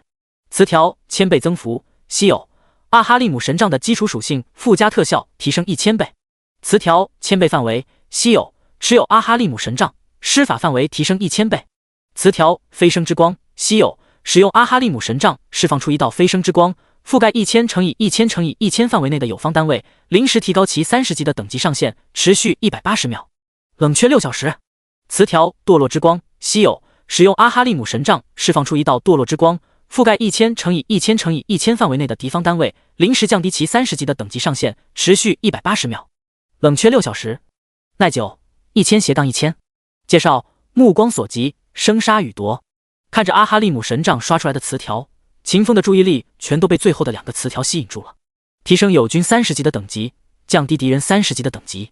使用了前一个效果，我可以把10级的小垃圾变成40级的中流砥柱。使用了后一个效果，我可以把40级的精锐士兵变成10级的连共鸣符文都用不了的小垃圾。这一回刷出来的词条赚大发了呀！第073章绝对的暴力，破魔之刃。拿着阿哈利姆神杖来回把玩了好一阵子，秦风才将这把武器放回了自己的背包之中。然后他便取出了此次开出的3把武器之中他最喜欢的破魔之刃。前面2个武器都给了我那么多惊喜了，你这个60级的武器应该也差不了多少吧？秦风如此想着，随后便查看起了这把血色长刀的信息。破魔之刃，类型：物理测武器，等级60级，等阶钻石阶，基础属性：物理攻击力加3000，附加特效：命中目标后燃烧目标1000点魔力值，并造成1000点真实伤害。耐久99999999999。介绍：灭法者曾使用过的长刀，奥数的克星，法师克星啊！秦风赞叹了一句，随后便开始刷词条了。叮咚，你使用了天赋能力，你的武器破魔之刃获得了普通级词条。叮咚，你使用了天赋能力。又是几千次刷词条，秦风成功给破魔之刃刷出了6个稀有级词条。随后他点开了破魔之刃的面板，查看了起来。破魔之刃，类型：物理测武器，等级60级，等阶钻石阶，基础属性：物理攻击力加 399.9W， 附加特效：命中目标后燃烧目标 100W 点魔力值，并造成 100W 点真实伤害。词条：3级锋锐，稀有，基础攻击力加999。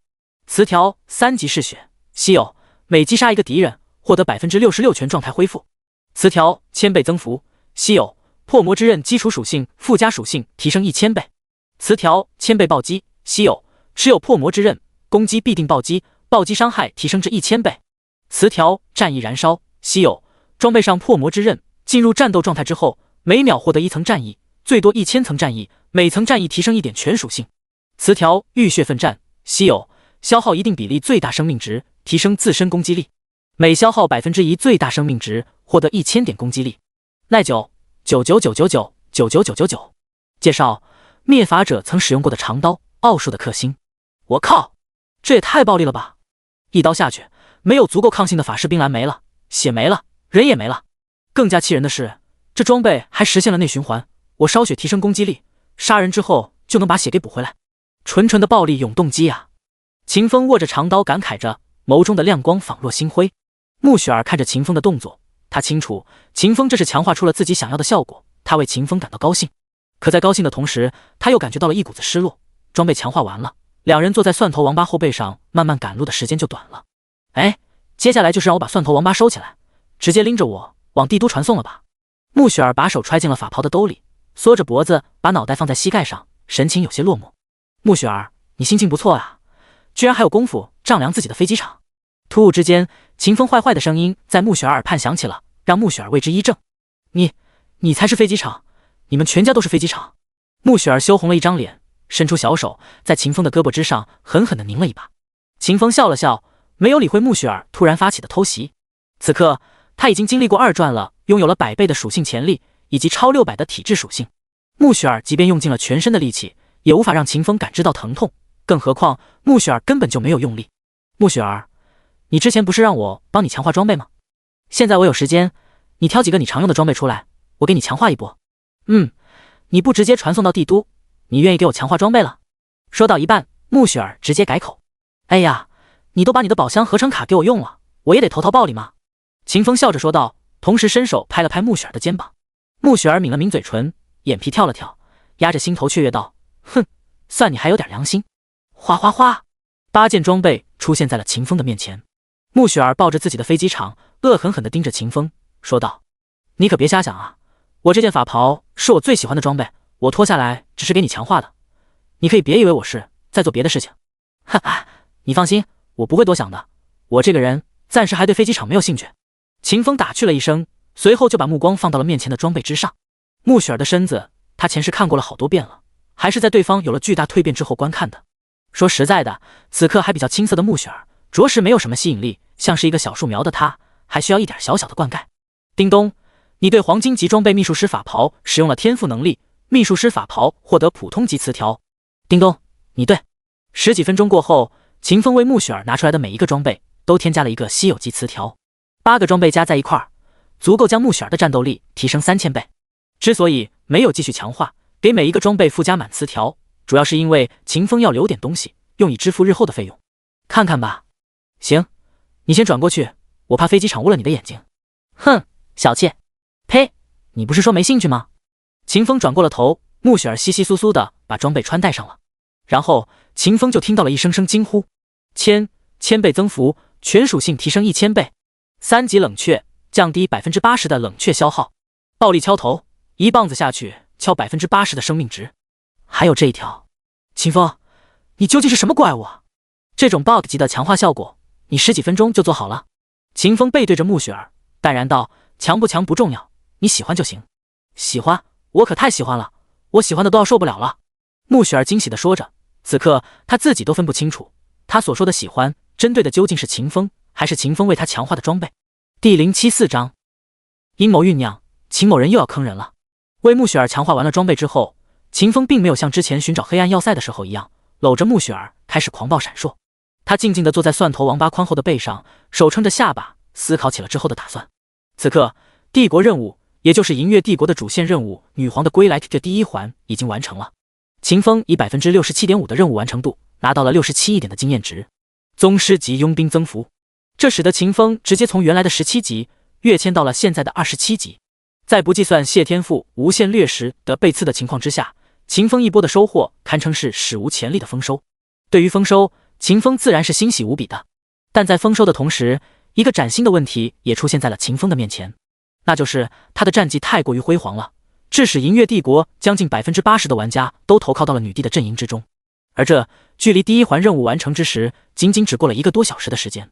随着时间的推移，加入到女帝阵营之中的玩家还会增多，说不定到最后，全体银月帝国的玩家都会在秦风辉煌战绩的影响之下，放弃军权贵族阵营，全部加入女皇的阵营。到那时候，秦风就将和全体银月帝国的玩家共同分享帝国任务《女皇的归来》第2环。哎，头疼啊！秦风暗自苦恼了一声，随后便打开了帝国任务《女皇的归来》第2环的任务面板，查看起当前任务的情况。帝国任务《女皇的归来》第2环，等级 SSS 级。第1环任务内容：在以天命为代表的玩家的不懈努力之下，末日教团在银月帝国境内的势力彻底被瓦解了。但是银月帝国的危机还没有结束，势力盘根错节的军权贵族依旧把持着这个国家的核心力量。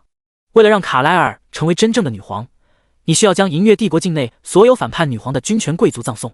任务要求：葬送以蒙哥马利为代表的军权贵族集团，当前总完成度 0.5%。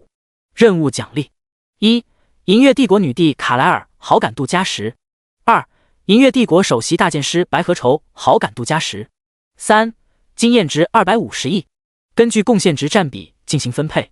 4. 金币250亿，根据贡献值占比进行分配。5. 皇家宝库宝物挑选机会 X3， 要求 30% 贡献度。6. 银月帝国军队指挥权，要求 60% 贡献度。7. 神灵试炼资格，要求 90% 贡献度，当前贡献度 0.5%。任务限制：银月帝国阵营玩家。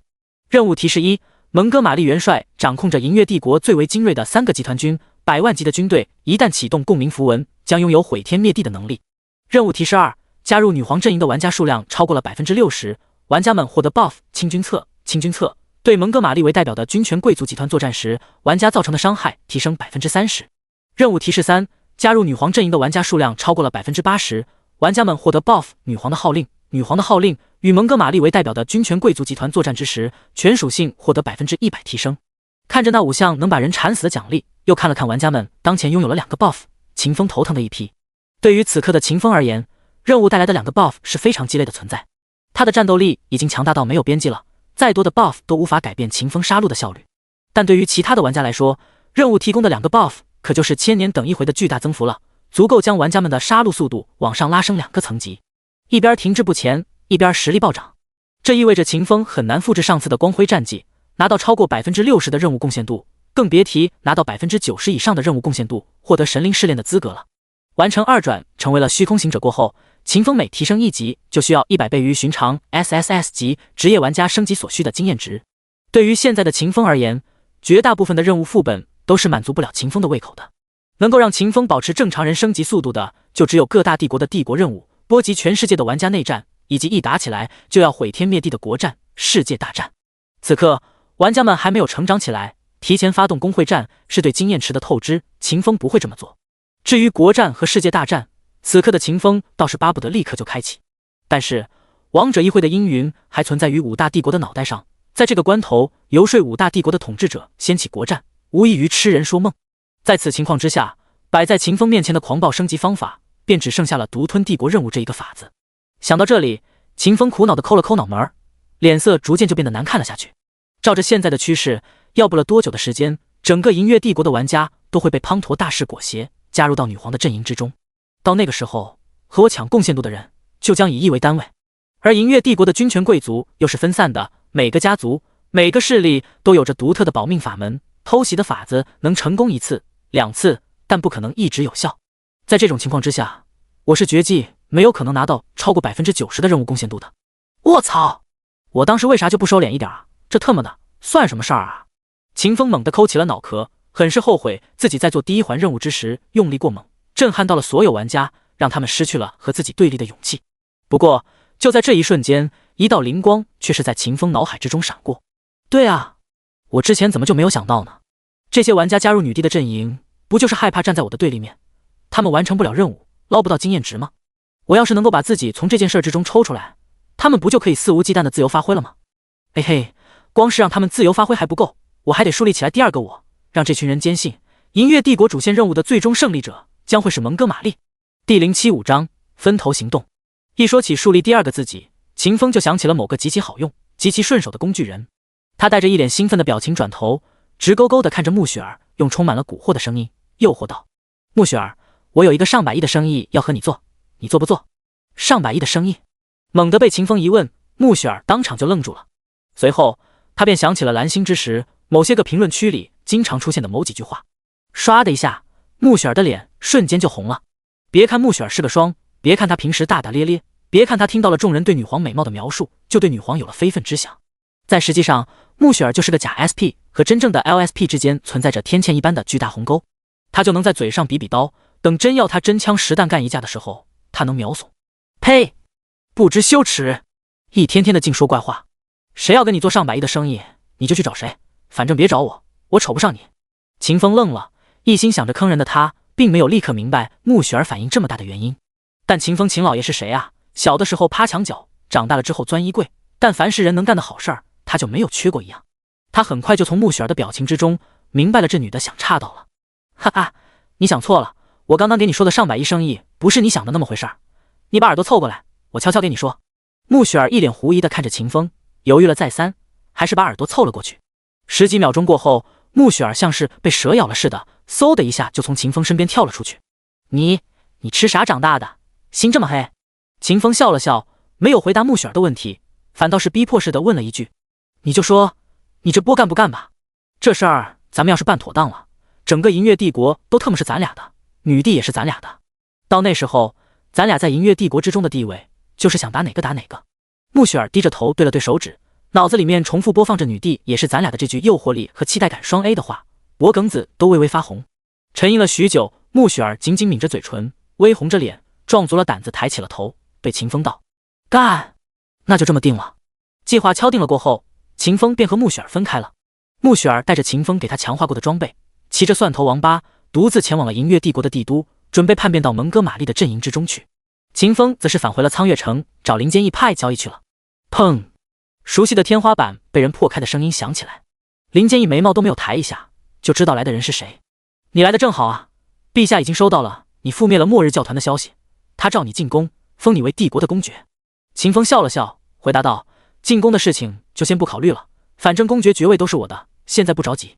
对了，我来找你有另外的事情，你替我办一下。林坚义抬头看向秦风，很是疑惑秦风此刻的决定。在他看来，秦风覆灭末日教团，收拾帝国的叛贼，想要的不就是在银月帝国之间建立起自己的名望吗？而想要攫取名望，还有什么比成为帝国公爵更快的方法呢？不过疑惑归疑惑，林坚义倒是没有试图改变秦风的决定。在秦风灭掉塔格拉玛家族的时候，他就已经清楚了自己和秦风之间的关系已然发生了变化。他不再是授予秦风宗师级佣兵身份的佣兵工会会长，而只是秦风做事之时想用就用的工具人。什么事情？你吩咐，我照办。林坚义很有工具人的自觉，很是自然地说道。别吩咐不吩咐的，咱俩可是狼狈为奸的关系啊！哈哈哈。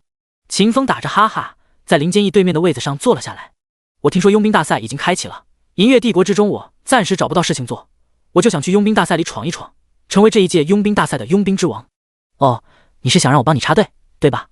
对的，如果可以的话，你最好给我搞一个直接入围半决赛的资格。至于钱的事儿，你可以去找你闺女要，我把我的钱都给她了。帝国任务奖励的金币全部都被秦风的谢天赋无限掠食吃掉了。此刻秦风就是个穷得无比立体的穷逼，掏不出钱让林坚义疏通关系。不至于，我这些年也积攒了一些钱财，足够把你送进半决赛了。林坚义没有跟秦风计较钱财的事儿，法马西斯和塔格拉玛家族那事儿已然让他收获到了极多的好处，不多时日的功夫，林坚义就将成为苍蓝行省佣兵工会的一把手。对于他来说，替秦风支付疏通关系的钱财只是一种微薄到极致的报答。想到这里，林坚义对秦风道：你稍等一会儿，我现在去给你办事儿。说完这句话，林坚义直接就掏出了一个通讯器，联系上了银月帝国佣兵工会总工会的会长。两人交谈了几句，林坚义便切断了通讯。随后一道魔法波动泛起，一份佣兵大赛半决赛保举书出现在了林坚义手中。好了，拿着这份保举书，你就可以直接前往佣兵之城塔尔塔罗斯，参与到这一届的佣兵大赛了。秦风笑着接过了保举书，与此同时，他的耳畔响起了一道提示音：叮咚，你获得了佣兵大赛半决赛保举书，你获得了 SSS 级任务佣兵争霸赛。谢了呀，我撤了。秦风拿着保举书朝林坚义晃了晃，随后便直接发动了踏前闪，消失无踪了。第076章，进入佣兵之城。高天之上，趁着踏前闪的冷却时间，秦风点开了自己的任务面板，查看起了最新获得的 SSS 级任务佣兵争霸赛。佣兵争霸赛等级 SSS 级。任务内容：佣兵大赛每10年举办一届，每一届的第一名会被尊奉为佣兵之王，享受全世界所有佣兵的崇敬。此刻的你已经获得了佣兵大赛半决赛保举书，请参与到佣兵大赛之中，为银月帝国夺回佣兵之王的桂冠。任务要求：前往塔尔塔罗斯参与佣兵大赛，成为佣兵之王。任务道具：佣兵大赛半决赛保举书。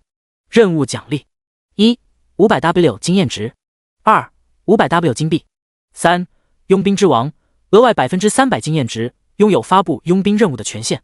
4获得接取5大帝国赤色任务的权限。5古代遗迹赫尔纳都斯传送令牌。任务限制：黄金阶以上佣兵。任务提示：佣兵大赛吸引了5大帝国最为顶级的佣兵，切莫小看了他们。看完了任务的简介，秦风很是开心地笑了笑。以他现在的实力，打佣兵大赛里面的那些个佣兵，纯粹就是属于单方面的虐杀。可以这么说，在秦风拿到林坚义的保举书的那一刻，佣兵之王的身份就已经是他的囊中之物了。完成了这个任务过后，我就会是佣兵之王了。到了那个时候，我到其他的帝国接任务，不停地闯遗迹、刷副本，其他的玩家一定会以为我放弃了和他们争夺帝国任务，然后他们就会注意到穆雪儿狂暴的战绩，再然后他们就会进入我和穆雪儿制造的圈套，全体加入蒙哥马利的阵营，成为我刷贡献度的工具人。想到这里，秦风再也抑制不住心中的狂喜，肆无忌惮地露出了歪嘴笑。佣兵之城塔尔塔罗斯，莫里兰州大陆之上有着5大帝国，而在5大帝国的管辖范围之外，还有着4个自由城邦，分别是掌握了至高魔法力量的奥数永恒高塔，聚揽了全天下强大佣兵的佣兵之城塔尔塔罗斯，专注于制造魔法炼金设备的密奥圣堂，以及专门发展刺杀业务的刺客之城黑暗誓约。今日塔尔塔罗斯迎来了10年一度的佣兵大赛，5大帝国、另外3大城邦以及数不清的超能组织都将目光汇聚到了塔尔塔罗斯。潜意识的时候，秦风发育的速度太慢，并没有参加佣兵大赛。如今行走在塔尔塔罗斯的主干道之上，瞅着来来往往的各色人种、半兽种、混血种，秦风感觉到了一股别样的新鲜感觉。赤焰帝国龙岩编队招新，但凡入围了32强的佣兵，皆可免试加入赤焰帝国，成为一名光荣的龙骑士。暴风帝国狂风军团招纳军官，但凡入围了16强，皆可在狂风军团之中任职千夫长。想要在佣兵生活之外拿一份外快吗？想要体会游走在黑暗世界里的刺激吗？那还等什么呢？赶紧过来注册，成为我们黑暗誓约的一份子吧！密奥圣堂最新出炉的魔法炼金武器，数量有限，先到先得。主干道之上，一道道招揽生意的声音传出来，照着秦风的耳朵就往里钻。秦风东瞅瞅西看看，像是逛集一样，看啥都感觉到新鲜。不过秦风倒是没有忘记自己赶来此地的目的，他先是走到了黑暗誓约组织的档口，注册成为了一名刺客，领了一个通讯令牌，随后就出发前往塔尔塔罗斯的核心部门佣兵总工会了。秦风的步伐很快，不多时的功夫，他就抵达了佣兵总工会。此刻佣兵总工会之中拥挤了好多人，负责接待的女招待们忙得晕头转向，没有在第一时间接待秦风。秦风并没有因此感觉到被轻视了，他只是将腰间的宗师级佣兵令牌取了下来，将之激活了。唰的一下，刺目的光辉从宗师级佣兵令牌之中爆发了出来。佣兵大厅之中所有的人都停住了行动，下意识地揉了揉自己的眼睛。随后一阵阵惊诧到极点的声音响起来了。我靠，宗师级佣兵！我靠，好年轻的宗师级佣兵！这位宗师来佣兵大厅干什么？他这样层级的佣兵不都是有专门的人接待吗？诸多佣兵惊诧的时候，佣兵大厅里的女招待们也反应了过来，一个个丢下了自己的服务对象，像是看到了肉的野狼一般，嗖嗖嗖的往秦风身边窜去。其中一个身材很爆炸的瘦耳妹子跑得最快，赶在所有人之间冲到了秦风面前。宗师大人，请问有什么可以帮到您的吗？瘦耳妹子的声音软软糯糯的，就像是年糕，有点粘牙的味道。秦风笑了笑，从背包之中取出了林坚毅手写的保举书，递交到了瘦耳妹子的手中。我是来参加佣兵大赛的，这是银月帝国佣兵工会给我的保举书，我想让你帮我登记一下。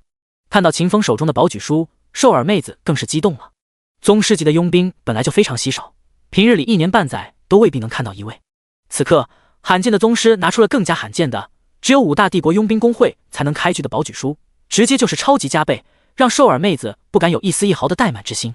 平息了几下胸腹之中急促的呼吸，瘦耳妹子对秦风道：宗师大人，我职位太低，无法为您登记，请您跟我来，我带您去见总会的副会长。和5大帝国之外的佣兵工会不同，佣兵总会的会长是不办事的，他代表着佣兵工会的最高战力，是佣兵工会的底气和牌面。处理佣兵工会日常事务，操持佣兵大赛的是佣兵总会里的几个副会长。对于这一点，两世为人的秦风还是清楚的，他没有提出任何的异议，跟着瘦耳妹子直接就上楼了。不多时的功夫，在瘦耳妹子的带领之下，秦风便抵达了佣兵总会一位副会长的办公室。看到了一个前世就打过很多次交道老熟人，那人名叫梅尔蒂尼，是个能够变化万般形态，发挥出万种风情的雾妖。第077章，百无聊赖，挣点外快。你好，我能帮你做些什么呢？见到秦风，雾妖梅尔蒂尼很是有礼貌地问了一声。作为总会的副会长，梅尔蒂尼很是清楚自己的属下，他不认为瘦耳妹子会带一个不重要的人来见自己。梅尔蒂尼阁下，我叫天命，我是来参加佣兵大赛的，希望你可以帮我做一个登记。秦风微笑说着，同时把银月帝国佣兵工会会长开具的半决赛保举书放到了梅尔蒂尼的办公桌上。看着桌面上的保举书，梅尔蒂尼不自觉的就蹙起了眉头。作为一只正义感十足的雾妖，梅尔蒂尼很是不喜欢保举书这种明显就是在走后门的东西。成为副会长的这些年里，他一直在游说佣兵总会的会长大贤者卡梅伦，让其放弃保举这种明显破坏了佣兵大会公平性的制度。可无论他如何的努力，卡梅伦都没有答应他的要求，每次都是敷衍了事。天命阁下，你为什么要使用保举书这种东西呢？光明正大的参赛，用实打实的战绩去证明自己，难道不是更好的方式吗？梅尔蒂尼皱着眉头看着秦风，想要劝说秦风放弃使用保举书，放弃这一次的比赛。秦风笑了笑，没有理会梅尔蒂尼泛滥起来的正义感，静默不语。良久的沉默过后，梅尔蒂尼败下了阵来，他带着满脸的怨气收下了保举书，在半决赛的名单之中加上了天命这2个字。此刻32强进16强的比赛还没有开始，但半决赛的名单之上已经有了5个人的名字。阁下，你还有别的事情吗？没有的话就请离开吧。反抗无效过后，梅尔蒂尼饱含着怨气赶人。秦风面色如常，没有因为梅尔蒂尼的态度而产生一丝一毫的情绪波动，因为他清楚2天过后，当他以无敌的姿态成为了佣兵大赛的冠军，成为了佣兵之王，梅尔蒂尼就会自动来寻找他，向他道歉。告别了一肚子怨气没处发的梅尔蒂尼，秦风闪烁到了塔尔塔罗斯之外，找了个僻静位置坐了下来。此时，佣兵大赛32强进16强的对战还没有打响，距离半决赛更是还有3天的功夫。秦风就决定趁着现在的时间去刷几个副本，拿一点外快。想到这里，秦风直接就点开了地图，依照着前世的记忆标记了10几个点。随后，他瞄准了其中一个点，直接发动了踏前闪。博斯腾水泽，砰的一声，秦风从高天之上直直砸向平静无波的湖面，巨大的水花泛起，浪潮自秦风落地的位置扩散向四方，把湖里的鱿鱼震得一阵翻腾。入水之后，秦风闭气下潜，很快他就来到了湖底的位置，遇上了一头盘踞在此地的身躯极其庞大的乌贼。秦风打开探查之眼，扫向乌贼，乌贼的信息出现在了他的视野之中。漆黑的霸王乌贼，野生 BOSS， 等级48级，等阶铂金级，血量589600 589600，攻击力2888，防御力6440，技能漆黑之水，强韧缠绕，高级水元素操控。buff 水泽公主的祝福，进入战斗状态过后，防御力获得200%提升。介绍：水泽国度的守卫，封公主之命，保卫水泽。看完了霸王乌贼的信息，秦风的眼睛顿时就亮了起来。和其他的野生 BOSS 不同，守卫遗迹副本水泽国度的霸王乌贼是个极其特殊的存在。它既是水泽国度的守卫，也是水泽国度的公主留给后来人的礼物。只要后来人将漆黑的霸王乌贼斩杀，便可以直接获取到霸王乌贼身上的 buff， 其时效为永久。200%的基础防御力提升，我这一波的运气可以啊！秦风感慨了一声，随后直接发动了踏前闪，闪烁到了漆黑的霸王乌贼身边。现身的那一瞬间，一阵恐怖震动以秦风为源头，朝着四方扩散而去。霸王乌贼还未来得及做出任何的反应，便被踏前闪词条效果抹去了80%的生命值。47W， 噗！霸王乌贼喷出一口老血，庞大的身躯之上也出现了斑驳的裂痕，明眼人一看就知道此刻的霸王乌贼非常的痛苦。秦风是个非常体贴的人，他不忍心让霸王乌贼一直身负重伤，于是乎他提刀便砍。嘘，负81亿，踏前闪的暴击覆盖了武器的暴击，赤红的血条一闪即逝，霸王乌贼直接被秦风分成了2截，再也感受不到任何的痛苦了。与此同时，提示音在秦风耳畔响起：叮咚，你越级击杀了48级铂金阶野生 BOSS 漆黑的霸王乌贼，你获得越级击杀经验加成，你获得宗师级佣兵经验加成，你获得98400点经验值。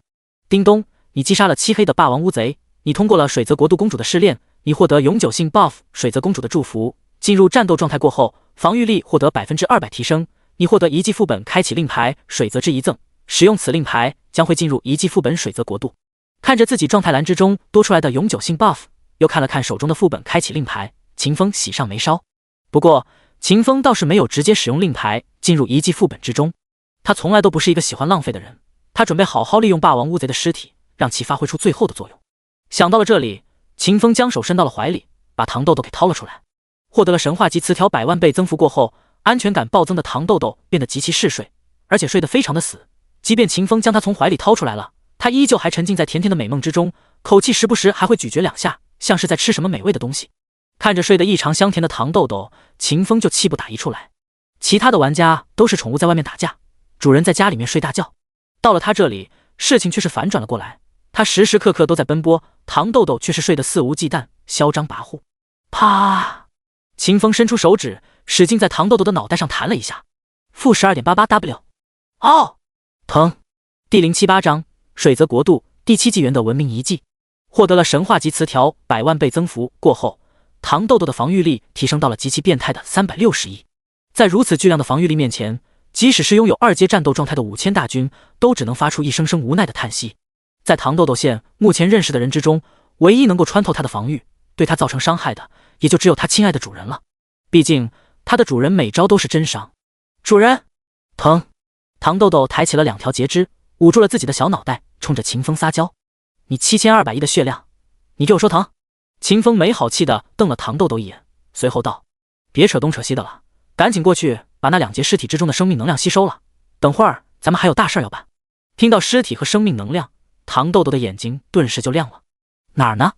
哪儿呢？就在你背后。哦，这么大的吗？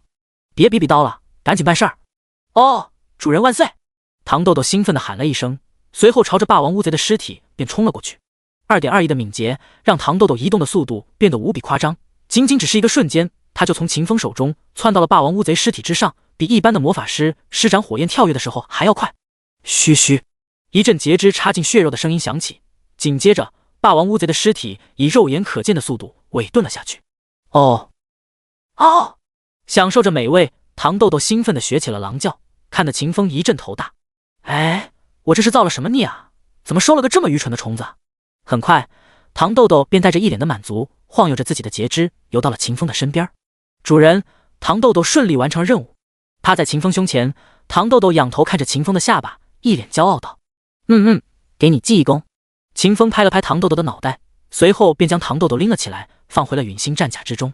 而后，秦风从背包之中取出了副本令牌水泽之遗赠，将之开启了。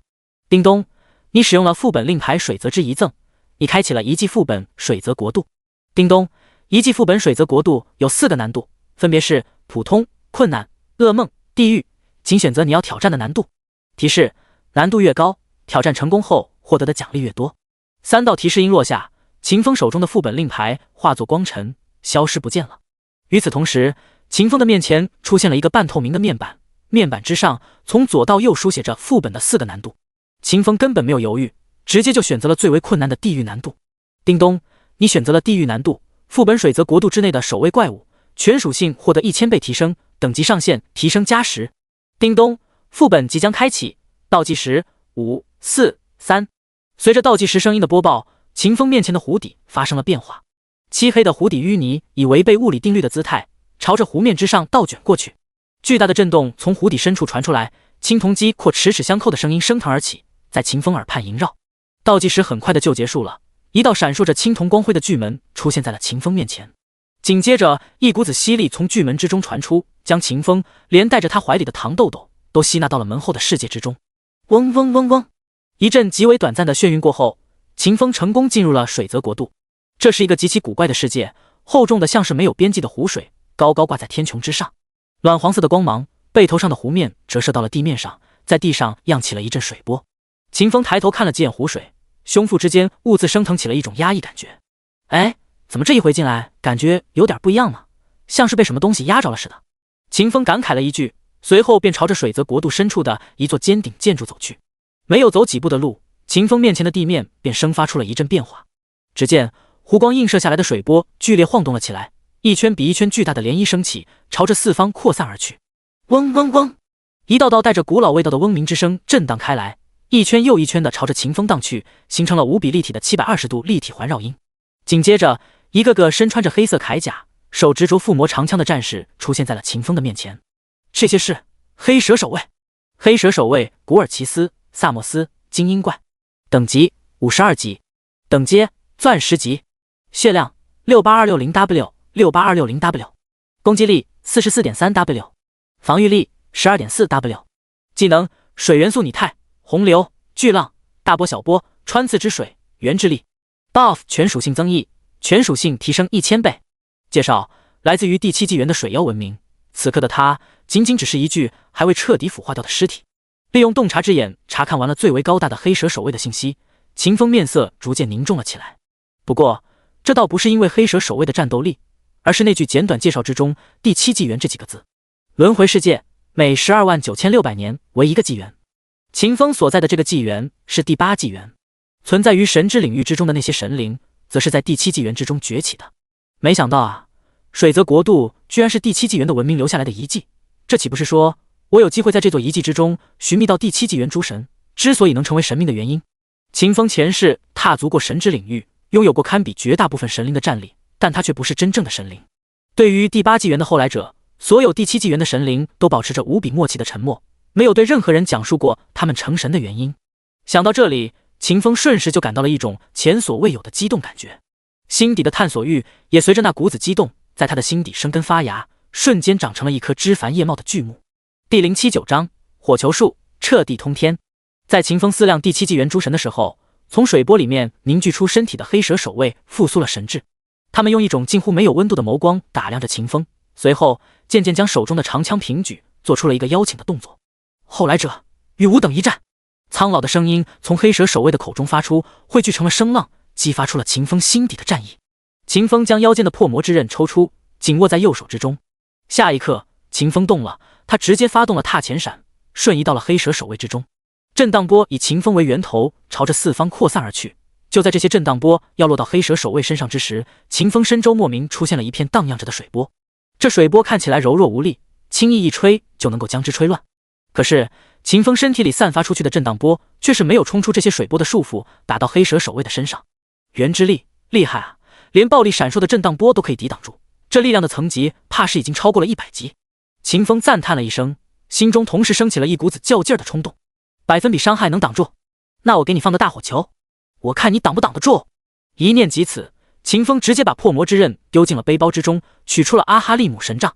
换上了神杖的那一瞬间，秦风的魔法攻击力直接从 6W 点暴涨到了极其恐怖的 606W 点。掏出法杖的那一瞬间，秦风直接释放了堕落之光。词条：堕落之光，稀有，使用阿哈利姆神杖释放出一道堕落之光，覆盖1000乘以1000乘以1000范围内的敌方单位，临时降低其30级的等级上限，持续180秒，冷却6小时。漆黑的光流从阿哈利姆神杖之中发出，将秦风面前20多个黑蛇守卫全部笼罩了进去。一股股黑烟从黑蛇守卫们的身上飘出，他们的等级瞬间暴降，从4、50级的水平直接降到了10几级、20几级。等级的暴降让黑蛇守卫的属性大幅度衰减，与此同时，黑蛇守卫们身周荡漾着的水波也跟着被削减了下去。傻眼了吧？那就吃个大火球吧。秦风冷冷笑了2声，随后便使用神杖释放起了大火球术。恐怖的火元素从四面八方朝着秦风汇聚而来。黑蛇守卫们本能地感受到了恐惧，他们齐齐释放出洪流，想要依靠元素之间的克制关系抵消掉秦风汇聚而来的火元素。但是等级暴降过后的黑蛇守卫早已不再拥有此前的实力，他们所有人释放出来的洪流加在一起都无法抵消秦风招来的火元素的1/1000。浓郁的蒸汽在大地之上升腾，朝着倒悬在天空之中的巨湖打着盘旋飘了过去。炽热的火球在阿哈利姆神杖之上凝聚，随后仅仅1瞬的功夫就变成了一个半径3000米的巨大赤红球体。磅礴的火力将蒸汽炙烤成了虚无，大地在这火球的恐怖高温之下皲裂，倒悬在天空之中的巨湖也因为这火球沸腾。终于，秦风凝聚的火球膨胀到了极点，只听得轰隆一声巨响，火球炸开了，将方圆3000公里范围内的世界都变成了燃烧着烈火的炼狱。-242亿，左元括号606乘以2乘以2000倍踏前闪增伤。-242亿。叮咚，你越级击杀了52级钻石阶精英怪黑蛇守卫古尔奇斯·萨莫斯，你获得越级击杀经验加成，你获得宗师级佣兵经验加成，你获得了140400点经验值，你获得了52点副本积分。堕落之光降等级，但经验值按照原本等级计算。叮咚，你越级击杀了。一连串的提示音在秦风耳畔响起，所有的黑蛇守卫都被秦风召唤出来的大火球灭杀掉了。此一战，秦风收获了200多万的经验值以及884点副本积分。除此之外，黑蛇守卫们还给秦风爆出了2个黄金阶的宝箱。秦风走了几步路，将地上爆出来的2个黄金宝箱收拢了起来。捡起宝箱的时候，他下意识的就想到了工具人穆雪儿，准备把这2个箱子留给穆雪儿帮他开。但转念一想，他又觉得好像没有这个必要。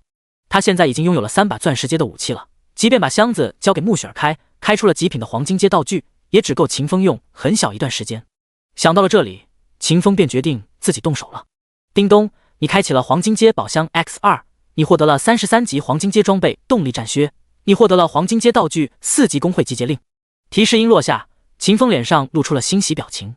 他这一次开出来装备并不是黄金阶的极品，但却是最为合适他的东西了。他脚上穿着的疾风战靴还是新手村里杀狼的时候爆出来的5级装备，很久都没有换新了。让我看看这个动力战靴有什么效果。秦风打开了动力战靴的面板，查看了起来。动力战靴，等级33级，等阶黄金级，类型服装类装备，基础属性移动速度加88ms， 附加属性解放动力战靴的全部威能，释放出超强力一击，对目标造成 3x 基础攻击力的物理伤害，并造成3秒行动锁闭效果，冷却60分钟，耐久3200。介绍：拥有着强大杀伤能力和控制能力的战靴，但冷却时间有点长。看完了动力战靴的效果，秦风当成就兴奋了。我靠，这装备的附加特效很有可塑性嘛！要是给这个装备刷出了3级冷却和暴力重踢，那不就是一脚下去100%加固定伤害，踹谁谁死。想到这里，秦风根本不带犹豫的直接就开始给动力战靴刷词条。叮咚，你对33级黄金阶装备动力战靴使用了天赋能力，动力战靴获得普通级词条。叮咚，你对装备。一连刷了10几分钟过后，秦风成功刷出了他想要的稀有级词条。动力战靴迎来了史诗级的加强。第080章，狂暴提升，极致单伤。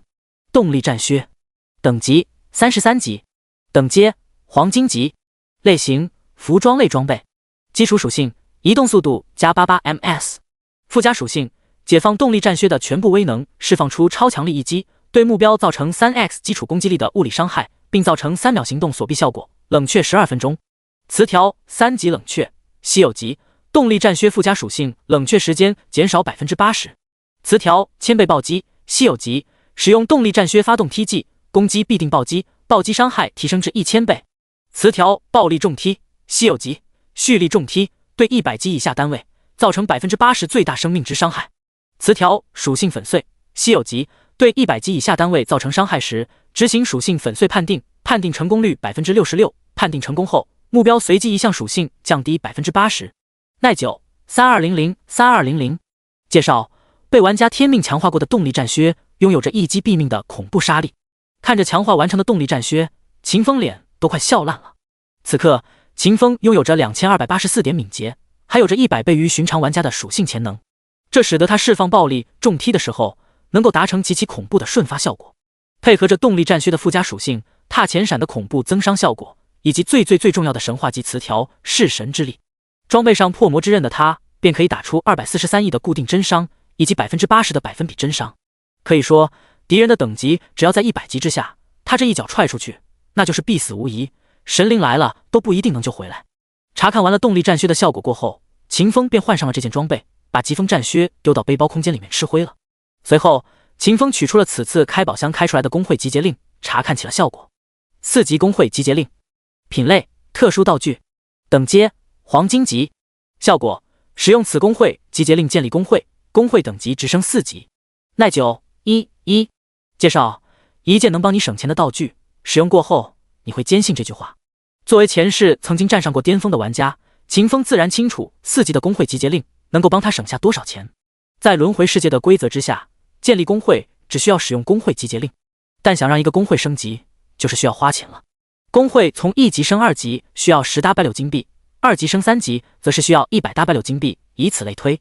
此刻，秦风拥有了4级的工会集结令，只要使用就能建立起一个4级的工会，也就是说，这一个集结令的作用就等于是1110W 金币。秦风是个贪婪到极点的人，光是节省下1000万金币，根本就满足不了他的胃口。他思量着，工会集结令应该不属于神域世界的规则吧？这玩意儿毕竟不是 buff， 是一个有实体的东西。那就是说，我应该可以为这张集结令刷词条。想到这里，秦风立刻就动了起来，开始刷词条。叮咚，你对黄金阶道具4级工会集结令使用了天赋能力，4级工会集结令获得普通词条。叮咚，你对。10几分钟过后，秦风成功为4级工会集结令刷出了整整4条稀有级的词条。他打开面板查看起来。5级工会集结令，品类特殊道具，等阶黄金级，效果使用此工会集结令建立工会，工会等级直升5级，5级就是极限。词条1000倍耐久，稀有，5级工会集结令耐久提升1000倍。词条1000倍增幅，稀有，5级工会集结令效果获得1000倍增幅。词条体质增效，稀有，使用5级工会集结令创建工会，工会获得永久 buff 体质增效，建造速度提升 80%， 建造消耗降低 80%。词条幸运之子，稀有，使用5级工会集结令创建工会，有 33% 的几率获得特殊工会建筑物。耐久1000-1000。介绍：它不叫4级工会集结令，它叫5级工会天命加强版集结令。看完了5级工会集结令的效果，秦风兴奋的哈哈大笑。1000点耐久意味着我可以创建1000个5级工会，然后自己对自己发动工会战，把不需要的工会当成狗粮，提升我的工会的等级。更重要的是，我使用集结令创建了工会过后，我还能获得永久的 buff， 还有几率获得特殊工会建筑物。这一波简直太赚了啊！在轮回世界的规则之下，工会等级抵达了5级，便不能够用花钱的方式提升工会的等级了。想要将工会的等级提升到5级之上，就需要对其他的工会发动工会战，获取工会进阶积分。而现在，秦风所拥有的5级工会集结令便便能够让秦风左手倒右手，消耗刺激工会，为主工会凑升级积分，拿特殊工会建筑。按捺住心中狂喜，秦风将5级工会集结令放到了背包之中。此刻还不是建立工会的时机，更不是狂升工会等级的时机。他现在的首要目的是通关了1级副本水泽国度，拿到这个副本之中的所有奖励。想到这里，秦风便继续往前进发了。他行走在龟裂开来的大地之上，在浓郁的水雾之中穿行。一路行走下去，每次遇到一个黑蛇守卫的刷新节点，秦风都会丢一个堕落之光以及一个大火球，将黑蛇守卫覆灭掉。不过兴许是秦风此前开出的装备道具太过于适合他了，消耗干净了他的运气。第一波守卫过后，秦风再也没能从其他的守卫那里爆出一个宝箱，令人唏嘘。走了许久的路，秦风成功穿越了水泽国度的外围，抵达了水泽国度的核心地带。进入核心层之后，秦风感受到了比外围强大了无数倍的元之力，同时也是在这股元之力的作用之下，龟裂的大地恢复了原来的模样，核心地带上方的天顶之湖也没有像外围那般沸腾。呵，有点意思啊，内外差别大的像是2个世界。秦风下意识地感慨了一句。就在这个时候，一阵巨大到堪称狂暴的水波在秦风面前荡漾了开来。第081章水泽攻守的试炼。无形的水波在秦风面前荡漾开来，哗啦哗啦的响声在秦风耳畔响起，一股苍老而玄奥的韵味在此界升腾。几乎只是片刻，一个身穿黑甲、手执长弓的高大水妖出现在了秦风的面前。和秦风之间接触过的那些黑蛇骑士不同，眼前的这个水妖并没有戴上遮蔽面容的面甲，而是将自己本来的面目显露了出来。那是一张极其夸张的脸，一道10多公分的疤痕从水妖的眉间一直延伸到了他的下巴。看得出来，这个水妖在生前的时候曾遭遇过一场惨烈的大战。秦风打开了洞察之眼，趁着水妖还未恢复灵智之时，获取对方的信息。黑蛇骑士欧佩克萨莫斯 BOSS 等级55级，等阶钻石级，血量 308,260W 308,260W， 攻击力 173W， 防御力 48.6W， 技能攻月5，水元素拟态，爆流破之剑，狂暴之雨，暗水诅咒，水遁，元之力。 Buff 全属性增益，全属性提升1000倍。介绍：水泽公主的护卫骑士掌握着超凡卓绝的宫斗术。看完了黑蛇骑士的信息，秦风疑惑了。他前世进入过水泽国度副本，选择的同样是最高等级的地狱难度，但他遇到的第一个 BOSS 却不是眼前的欧佩克萨莫斯。不仅仅是秦风，前世那些通关了水泽国度副本的玩家都没有遇到过这个 BOSS， 有点奇怪啊。秦风感慨了一声，他感觉到自己这一次的到来应该是在无形之中改变了某些东西，这才使得他遭遇到的 BOSS 怪和潜意识的自己、潜意识的那些个玩家不一样。在秦风疑惑的时候，黑蛇骑士紧闭起来的眼睛睁开了，他目光灼灼地看着秦风，眼瞳之中闪动着难以掩饰的激动与狂喜。他对秦风摊开手，邀请道：“后来者，请与吾一战。”黑蛇骑士带着激动的话音落地，一道系统提示音在秦风耳畔响起：“叮咚，你收到了55级钻石级 BOSS 弓箭手黑蛇骑士欧佩克萨莫斯的决战邀请，你获得试炼任务水泽攻守的试炼，任务详情可打开任务面板查看。”秦风更是诧异了，他没想到这一次进入水泽国度，居然在里面触发了一个试炼任务。也不犹豫，更不担心黑蛇骑士率先对自己发起攻击，秦风直接就打开了任务面板，查看起了试炼任务水泽攻守的试炼。水泽攻守的试炼，等级 S 级。任务内容：黑蛇骑士欧佩克萨莫斯向你发起了决战邀请，他想通过战斗把元之力的运用方式展现给你，他想利用自己的残骸把水泽的宫斗术展现给你，请在决战之中战胜他，这对他来说便是最大的解脱。任务要求：洞察、分析、破解黑蛇骑士欧佩克萨莫斯的战法，并战胜他。任务奖励：1. 水泽宫斗术攻略5。2. 元力之种1/3。任务限制：属性潜能大于20星号自身阶位，单项属性超过600星号自身阶位。秦风27级，等同于3阶。任务提示：这是一份来自于第7纪元的委托。看着任务奖励之中的元力之种，秦风惊讶住了。元之力是水泽国度这个副本之中怪物们所具有的独特能力。前世通关了水泽国度副本的玩家不在少数，但包括秦风自己在内，都没有一个人可以拿到元之力。没想到啊，属性潜能和属性值才是获取元之力的关键。秦风暗自感慨了一声，随后便对着黑蛇骑士欧佩克点了点头，答应了对方的决战邀请。对于其他人而言，想要破解比自己高3个阶位的 BOSS 的能力，是一件几乎不可能完成的事情。但秦风拥有着无限词条，并强化出了可以看破万物的洞察之眼。对于现在的他来说，破解欧佩克的战法是一件再轻松不过的事情了。在秦风想到这里的时候，黑蛇骑士欧佩克已然动起来了。欧佩克的移动速度非常之快，不多时的功夫，他就利用自身移速以及水元素拟态的能力，在秦风身边营造出了成百上千的幻影。幻影成型之后，也跟着欧佩克移动了起来，丝毫没有一丝半点的规律，让人分不清楚一大堆幻影之中哪一个才是欧佩克的分身。秦风打开洞察之眼，将自己的感知力扩散向四周，将所有的幻影都笼罩进了自己的感知之中。下一刻，巨量的信息汇聚成了洪流，朝着秦风的脑子就轰了过去。秦风忍受着信息流的冲击，开始对比搜寻黑蛇骑士欧佩克的真身。在秦风着手破解幻象的那一刻，欧佩克也没有闲着，他带着他的一大堆幻影对秦风发起了攻击。嗖嗖嗖，一根根水元素箭矢爆射而出，朝着秦风的身体就刺了过去。砰砰砰，水箭在秦风的身上爆开，化作漫天水滴。-2.7护盾值，-2.7护盾值，一个个伤害数值条从秦风的脑袋之上跳出来，不停削减着坚韧球的护盾值。短短几秒钟的功夫，就将坚韧球的护盾削减了50W1，可见对方的伤害量有多么的恐怖啊！找到你了！挨了几秒钟的打，秦风终于利用洞察之眼找到了黑蛇骑士欧佩克的真身。他先是将破魔之刃卸下来，丢进了背包空间之中，而后他一个箭步冲上前去，捏紧了拳头，对准欧佩克的肚子就砸了一下。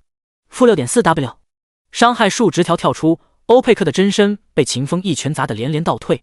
与此同时，他召唤出来的那些幻影也被这一击给驱散掉了。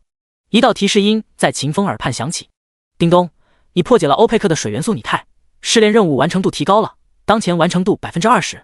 这么快就 20% 了，这个任务有点轻松啊。秦风脸上显露出一丝惊喜，他朝着欧佩克伸出一只手，轻轻招了招。第082章，试炼完成。后来者，你很强。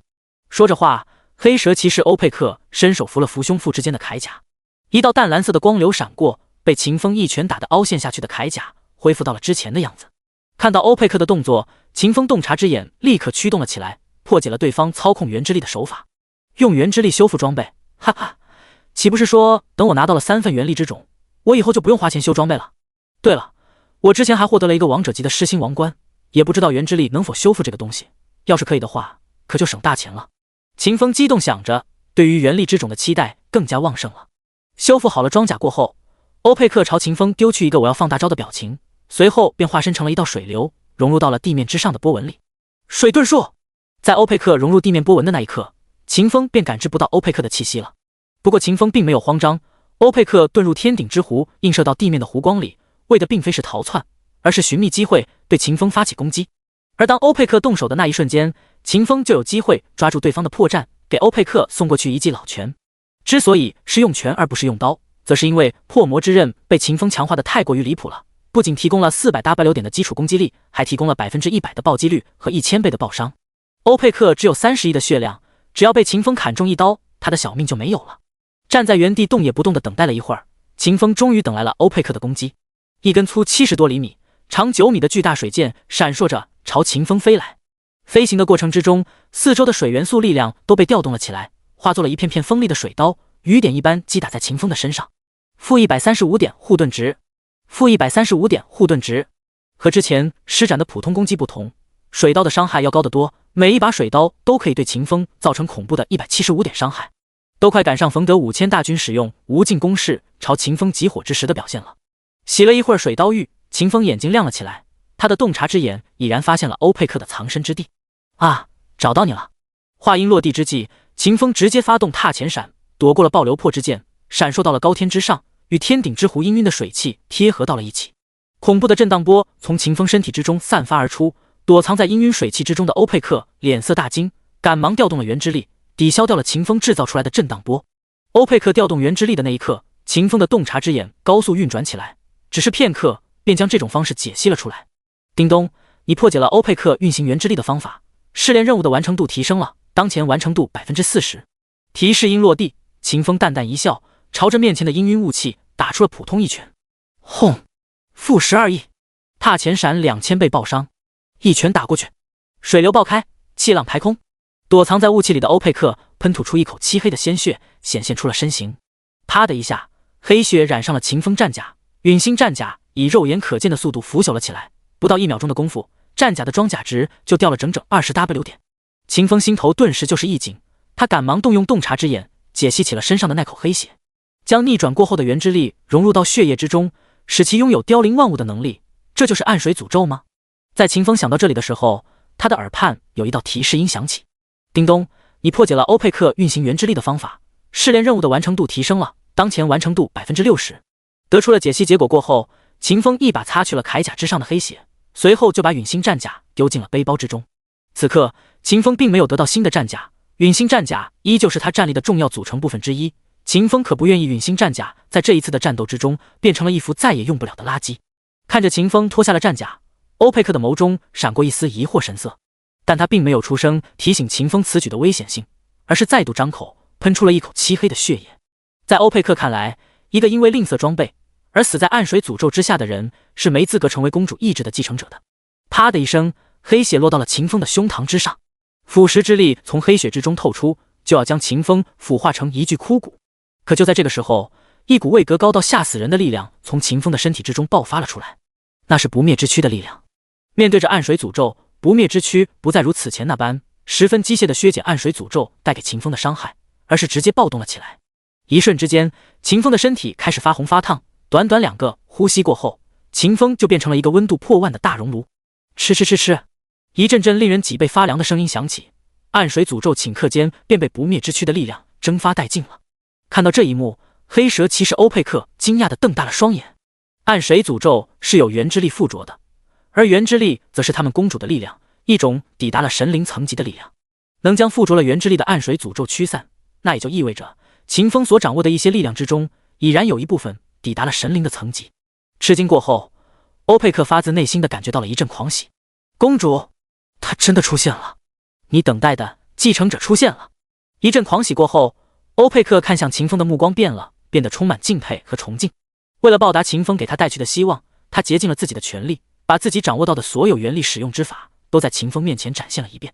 十几秒钟过后，欧佩克的胸膛被秦风一拳洞穿，他眼中带着满足的微笑，回归到了天顶之湖的水波之中。而此刻，秦风的耳畔也响起了最后一道提示音：叮咚，你破解了欧佩克所有战法，试炼任务水泽攻守的试炼完成了，你获得了600点副本积分，你获得了钻石级被动技能水泽宫斗术攻略5，你获得了元力之种1/3。第083章钻石级被动技能攻略5。提示音落下，秦风的技能栏之中多出了一个被动技能。秦风长长呼吸了几口气，平缓了几下因为超强度使用洞察之眼而带来的头疼感觉。而后秦风点开了技能面板，查看起了刚刚获得的技能攻略5。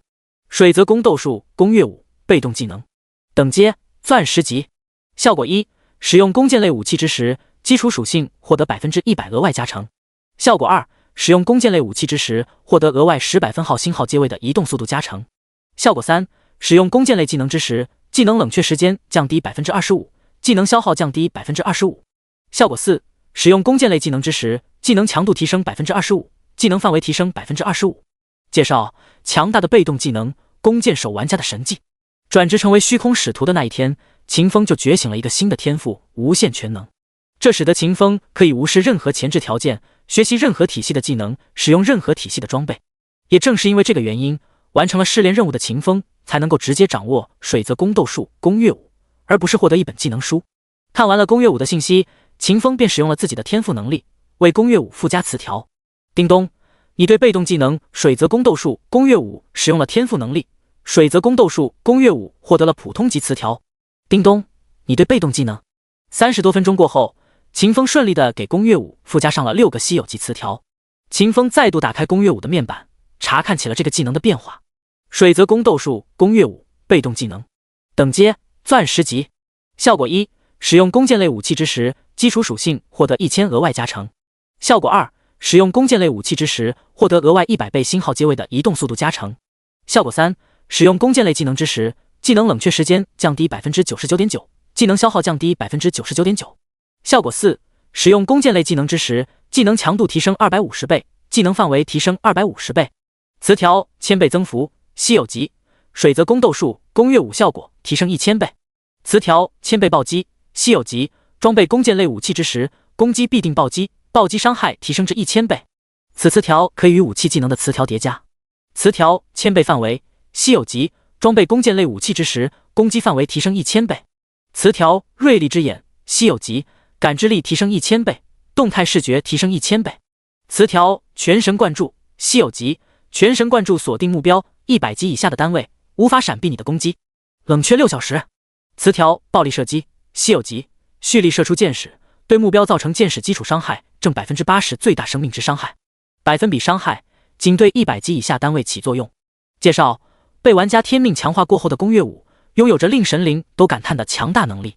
看着焕然一新的宫月武，秦风发自内心的想搞一把大弓，搞几个弓箭类的技能。因为宫月武是被动技能，附着在这个技能上的1000倍暴击词条是可以直接叠加到武器和技能之上的。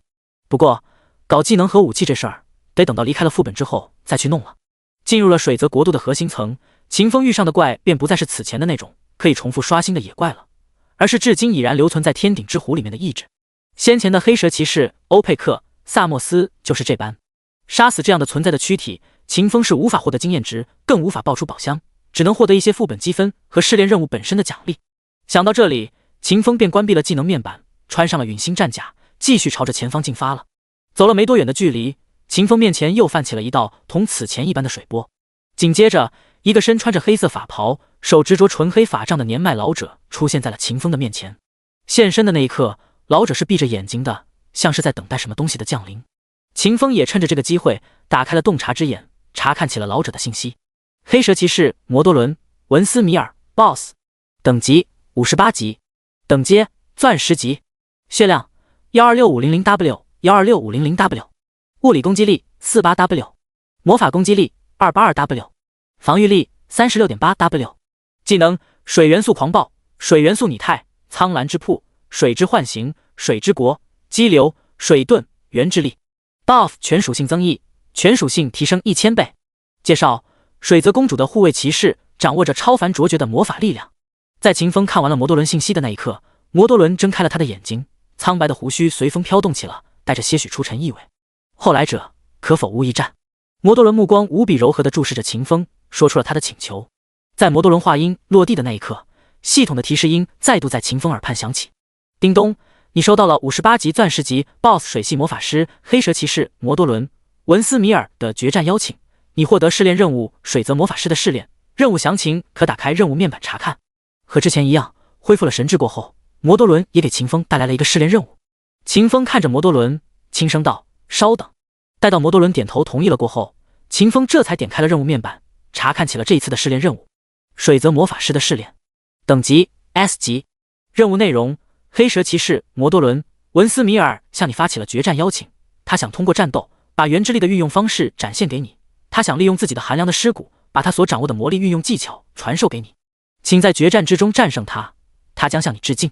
任务要求：洞察、分析、破解黑蛇骑士摩多伦文斯米尔的魔法，并战胜他。任务奖励：1.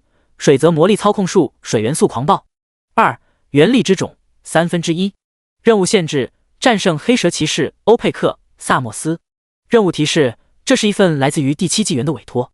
第084章锐利之眼1000倍感知。看完了摩多伦的试炼任务过后，秦风感觉到了一丝不寻常的意味。摩多伦的试炼任务和欧佩克的试炼任务非常相似，都要求秦风破解对方的战法，任务奖励都是1/3的原力之种以及一个力量体系的被动技能，任务描述也都是来自于第7纪元的委托。这个遗迹副本怕不是在为水妖文明寻找继承人吧？一个念头在秦风心中闪过，不过他倒是没有直接询问摩多伦，而是带着少有的恭敬开口道：摩多伦阁下，我接受你的决战邀请。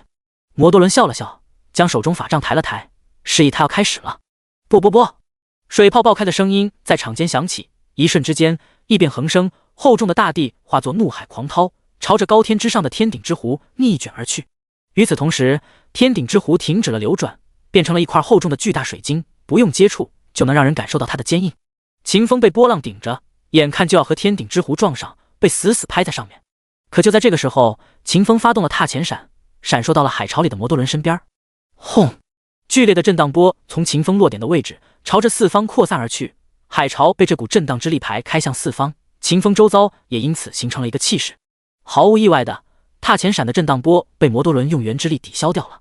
这种技法秦风已经见过了3次，并没有感觉到新鲜。秦风沉声断喝，一拳砸向魔多伦胸膛。和此前弓箭手欧佩克相比，魔多伦的血量更低，依旧是承受不起秦风的斩击。想要完成任务，秦风就得放弃强力的斩击和更为强力的重踢，放点海。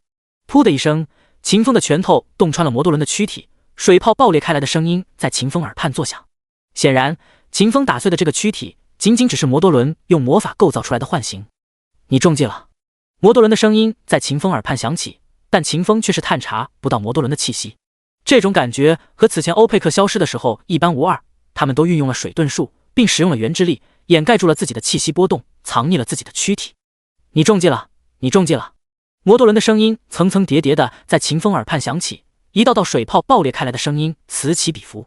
秦风面前的世界发生变化，放眼看去，目光所及之处全是荡悠悠的淡蓝色水波，不知道绵延了多少万里。水之国成型。紧接着，一道道速度奇快无比的激流从水中穿出，朝着秦风就射了过来。嘘嘘嘘嘘，负 38.8 护盾值，负 38.8 护盾值。激流的数量奇多无比，秦风的护盾值飞速下降，不多时的功夫就下降了将近20万分之一。承受着激流的轰击，秦风面色如常，他打开了洞察之眼，释放出自己全部的精神力，朝着水之国的四方探测而去。获得了水泽宫斗术攻略5过后，秦风为这个技能附加了一个词条锐利之眼。词条锐利之眼稀有级，感知力提升1000倍，动态视觉提升1000倍，这让秦风本就强大无比的感知力拔高到了8阶巅峰的程度。啊，原来是这么回事啊！片刻过后，秦风嘴角浮现出了一抹笑容。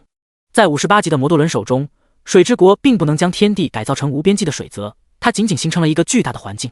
只要在这处环境之中寻找到那片静止的水流，秦风就可以打破这个环境，破解掉魔多伦的魔法。想到这里，秦风直接就发动了踏前闪，闪烁到了他感知到的一片平静水流之上。再然后，秦风猛地抬起脚，朝着脚下的水流就跺了下去。负 6.4W， 一道伤害数值条跳出，魔多伦被秦风跺得直直下坠。秦风面前的幻境瞬间消失不见，天上压缩成水晶的巨湖重新流动起来，化作海潮的大地也变成了本来的模样。此时，一道提示音在秦风耳畔响起了：叮咚，你破解了魔多伦的水之国，试炼任务的完成度提升了，当前完成度 50%。 地面之上，魔多伦连连咳嗽了2声，看向秦风的眸光里生出了近乎无限的赞赏。阁下，欧佩克败在你的手里绝对不是偶然，你的实力很强。谢谢。秦风很是有礼貌地回答了一句。此刻他已经从欧佩克和魔多伦的行动之中猜出，水泽国度这个副本存在的目的很有可能就是在为第7纪元落败的水妖文明寻找一个继承人。不然的话，欧佩克和魔多伦不可能会用自己的残躯来让秦风掌握他们所熟知的能力。阁下，魔多伦还有一招，只要阁下能够破解了我这一招，阁下就算是通过了。魔多伦大法师，你出招便是。秦风依旧恭敬，因为在他看来，满含善意的魔多伦已经相当于是他的半个老师了。阁下，我这一招它名为水元素狂暴，请你认真感受我们水妖一族的力量。魔多伦呐喊了一声，随后阵阵淡蓝色神光从他的身体之中透出，在他身周制造出了一个巨大的光茧。随着淡蓝色光芒的增多，光茧逐渐有了形状，变成了一个扩大版的魔多伦。水流在新的魔多伦身体之中流转，释放着恐怖的魔法气息，让明明没有抵达7阶获得神话形态的魔多伦拥有了一丝神话生物的威压。魔多伦双手虚握，手中顿时就出现了一柄巨大的法杖。和魔多伦本身相同，这法杖也是由纯粹的水元素构成的，水元素们相互束缚，互相构形，保持了一种近乎于天然的稳定状态。咚！水元素法杖被魔多伦砸到了地上，发出一声轻响。苍蓝之魄。话音落地的那一瞬间，一道宽阔的瀑布从9天之上垂落而下，像一把锋利无比的斩马刀一般，直直地砍在了秦风的身上。第085章4000倍增伤，水元素狂暴。苍蓝之瀑从天而降，不停冲击着秦风身体，一道道伤害数值条从秦风的头上飘过。负489，负489。靠着不灭之躯和陨星战甲，秦风硬抗下了苍蓝之瀑的冲刷。他打开了洞察之眼，快速的解析起了水元素狂暴和苍蓝之瀑的力量。也没有花多长时间的功夫，秦风就将水元素狂暴和苍蓝之瀑的基本原理洞察了个一清二楚。也就是在这一时刻，秦风动用了他抵达20级完成转制后所获得的神话级词条的力量。秦风左手前伸，做出虚空牵引状，同时他厉声断喝道：此处禁绝水元素。话音落地的那一瞬间，一记副本水泽国度的底层规则瞬间就被改变了。活跃的水元素不再跳动，从生的状态变成了无法再进行任何作用和反应的死。围绕在魔多伦身上的淡蓝色光茧消失了，他手中那把由纯粹的水元素构成的法杖也在一瞬之间被摧毁了，所有活性消散在了天地间。不断斩击向秦风的苍白之瀑更是消失得无影无踪，连带着那些打湿了秦风衣服的水都湮灭在了元素皇帝直接修改规则的神威之中。魔多伦的身体也消失了，他的这副残躯本就是水元素构造出来的，秦风将水元素禁绝，魔多伦便再无法于副本空间之中停留。叮咚，你破解了魔多伦的魔法水元素狂暴，苍蓝之瀑试炼任务的完成度提升了，当前完成度 100%。 你获得了600点副本积分，你获得了钻石级被动技能水泽魔力操控术水元素狂暴，你获得了元力之种1/3。提示音在秦风耳畔响起，宣告着他这一次又获得了胜利。平缓了几下因为调动天赋力量禁绝此处空间水元素之后的疲惫，秦风这才打开了自己的技能面板，查看起了新的技能。和之前的攻略5相同，水元素狂暴也是一个被动技能，对水系魔法师有着极强恐怖的加成效果，对秦风这个全职玩家来说亦是如此。水泽魔力操控术水元素狂暴被动技能，等阶钻石级，效果1，使用水系魔法之时，水系魔法获得额外 100% 的法术增强，具体体现在伤害、治疗、范围、弹道速度等方面。效果2，使用水系魔法之时，技能冷却时间降低 25%， 技能消耗降低 25%。效果3，解放水元素之力，获得水元素狂暴效果，施展水系魔法之时，获得额外 300% 的法术增强，冷却6小时，不受效果2影响。介绍：属于水妖一族的强大魔法力量。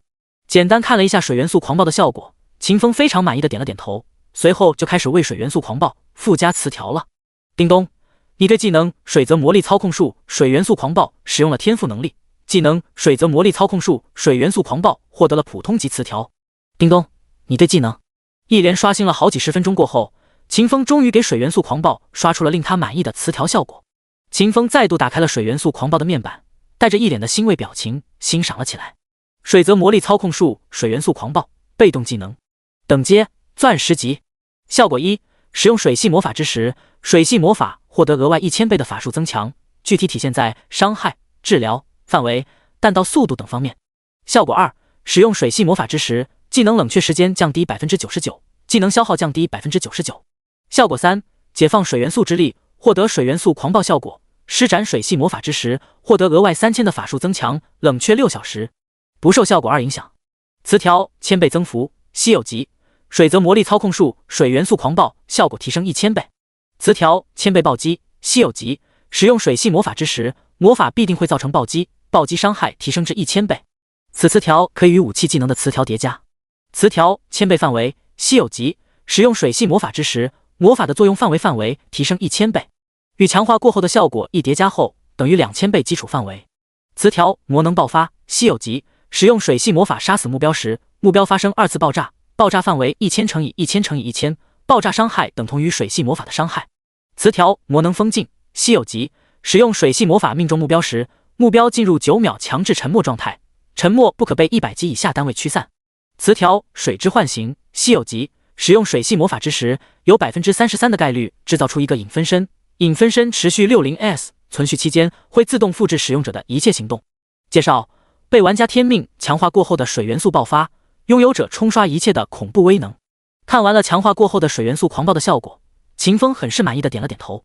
相比于更倾向于辅助能力的攻略5，水元素狂暴最是强调伤害能力，强调一力破万法，而这也是秦风一路行来一直秉承着的核心准则。秦风关闭了技能面板，朝着水泽国度的更深处进发。走在路上的时候，秦风暗自思忖起来：2次试炼任务，我一共获得了2/3的元力之种，照着这种状况，我应该还会遇到1次试炼任务才是。就是不知道这个试炼任务会是哪个职业的，如果是战士职业的就好了，毕竟我最擅长的还是刀刀见红的硬碰硬。一边思量一边行进，不知道走了多久过后，秦风的思考得到了水泽国度的印证。第3个，也是最后一个试炼任务来了。嗡嗡嗡，熟悉的嗡鸣之声响起，秦风把涣散的目光重新聚拢到了一起，看向了身前几米远之外的一片空地，那里正酝酿着一片淡蓝色的水波，哗啦哗啦的流水作响。不多时的功夫，一个手执长刀、眉目锋利无匹，眼看着就非常不好惹的水妖出现在了秦风的面前。秦风渴望而战士职业试炼，他来了。第086章，最后的试炼。和之前的萨莫斯、摩多伦相同，此刻的战士刚刚塑造出身体，灵智还没有恢复。秦风趁着这个机会打开了洞察之眼，看向对方。所谓知己知彼，百战百胜，想要破解掉对方的武技或者说战法，提前探查对方的信息就是最为有效的方式之一。黑蛇骑士、黑潮、诺顿、阿库伦 BOSS 等级60级，6阶巅峰，半步7阶，等阶钻石级，血量999990W 999990W， 物理攻击力369W， 防御力128.8W， 技能黑潮战舞，水元素拟态，必杀，潮汐之刃，原之力 Buff 全属性增益，全属性提升1000倍。介绍：尊号黑潮的刀术大师曾经掌握过能斩落神明的力量。在秦风查看完了黑潮、诺顿、阿库伦的信息之时，早早睁开眼的诺顿轻轻张口了：“后来者，准备好跟我一战了吗？”与柔和的摩多伦相比，诺顿的口吻之中有着一股命令味道。说出那句决战邀请的时候，磅礴的战意从诺顿的身体之上冲天起。就他现在这气势，已经不比前一世秦风遇到过的一些个下位神灵差劲了。感受着诺顿的压迫感，秦风心中生出了一股子狂涌而起的战意。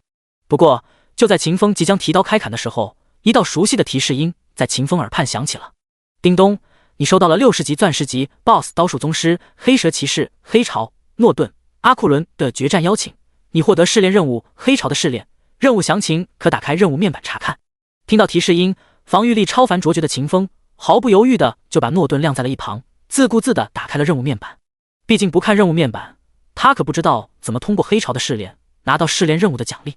黑潮的试炼等级 SSS 级，任务内容：传说里的刀术大师，尊号为黑潮的男人向你发起了决战邀请，请粉碎他的攻击，用你最大的暴力镇压了他。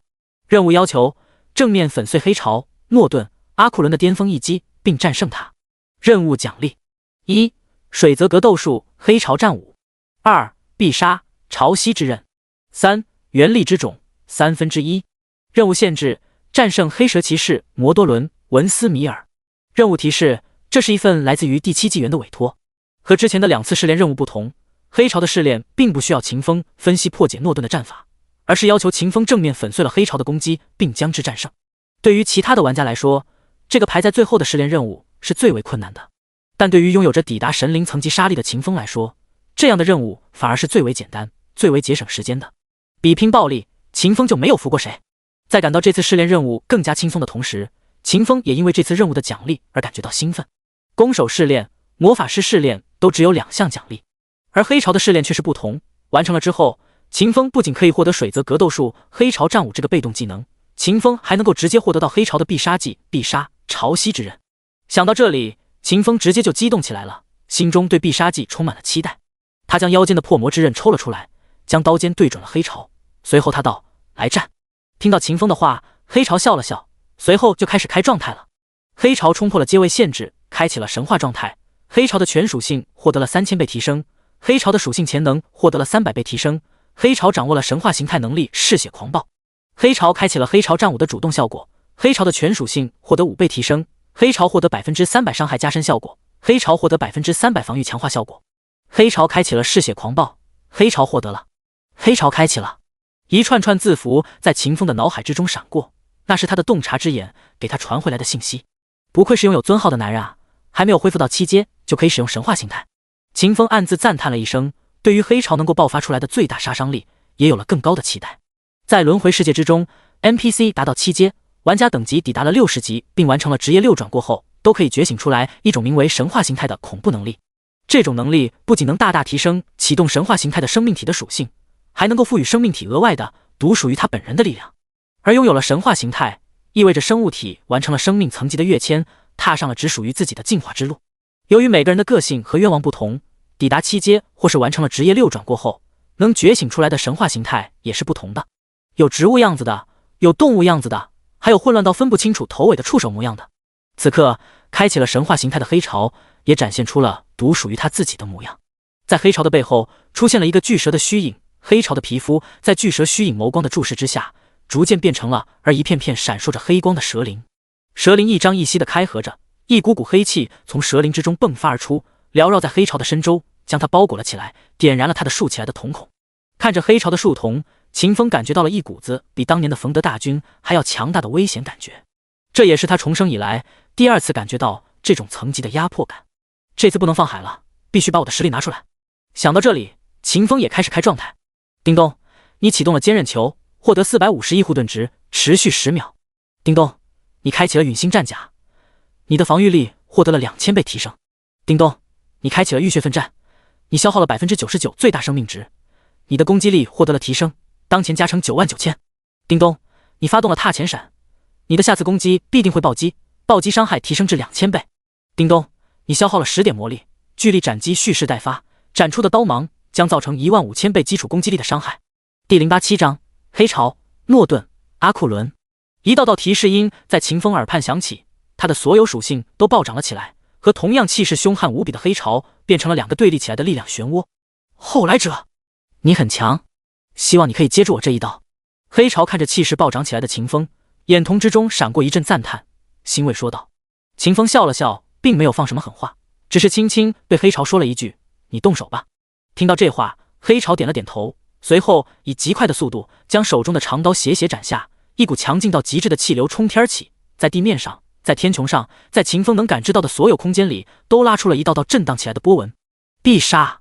潮汐之刃！黑潮吼了一声，话音落地的那一瞬间，此间天地仿佛变成了无边际的水泽。下一刻，水泽开始压缩，以近乎无法感知到的速度凝结成了一道纤细的像是头发丝一般的水线。这水线看起来无比的轻薄，但实际上整个遗迹副本所在的空间都被这条水线给重压的摇颤了起来。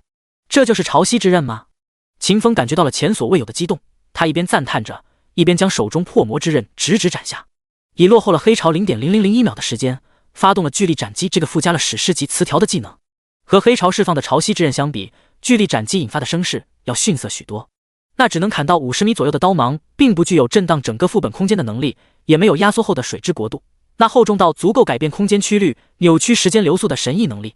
但是若是对比2道攻击之中蕴含着的能量，巨力斩击却是绝不输于潮汐之刃的。因为这一次的巨力斩击不仅仅吃到了史诗级词条万倍增伤的效果，还吃到了踏前闪的暴击加成，还有浴血奋战提供的99000点基础攻击力，赤焰法袍的100%火焰附着伤害，以及进入战斗状态过后战意燃烧所带来的全属性提升。轰！几乎是在秦风出手的一瞬间，潮汐之刃造就出来的水线和巨力斩击释放出来的刀芒撞到了一起。轰轰轰轰！剧烈的爆炸之声响起，秦风脚下的大地分崩离析，距离刀芒与水线交接之处最近的那些土壤，更是在一瞬之间就被巨大的对轰释放出来的能量给湮灭，成为了虚无。这一刻，整个遗迹副本所在的空间都震荡了起来，大地在震荡，一条条粗大的沟壑朝着四面八方延展过去，每一条都漆黑幽深的像是一头巨蟒。天顶之湖也在震荡，本来平缓的像是镜面的湖面，霎时间就分裂了开来，无穷尽的黑色气流从那些裂口之中流出，随后又被秦风和黑潮的斩击扯碎，成为了一条条柳絮，没有100年的光阴都无法重新组合到一起。水泽国度遗迹中央的尖顶建筑也在震荡，不过和天空与大地不同的是，在一条黑色大蛇的纠缠之下，那一座尖顶建筑并没有四分五裂。盘在尖顶建筑之上，黑色大蛇吐着蛇信子，眼眸渐渐低了下去，因为他知道这次的对比，黑潮已经败了，失败了的他将因为此前开启的神话形态，从而灰飞烟灭，连最后的灵体都无法保留。-124兆8000亿，巨大的伤害数值条从黑潮的脑袋之上飘出。此刻，黑潮的灵体已经濒临崩溃，无法再回到遗迹空间里的天顶之湖。行将崩溃的灵体无法再为黑潮提供力量，他从神话形态之中跌落回了正常的状态里。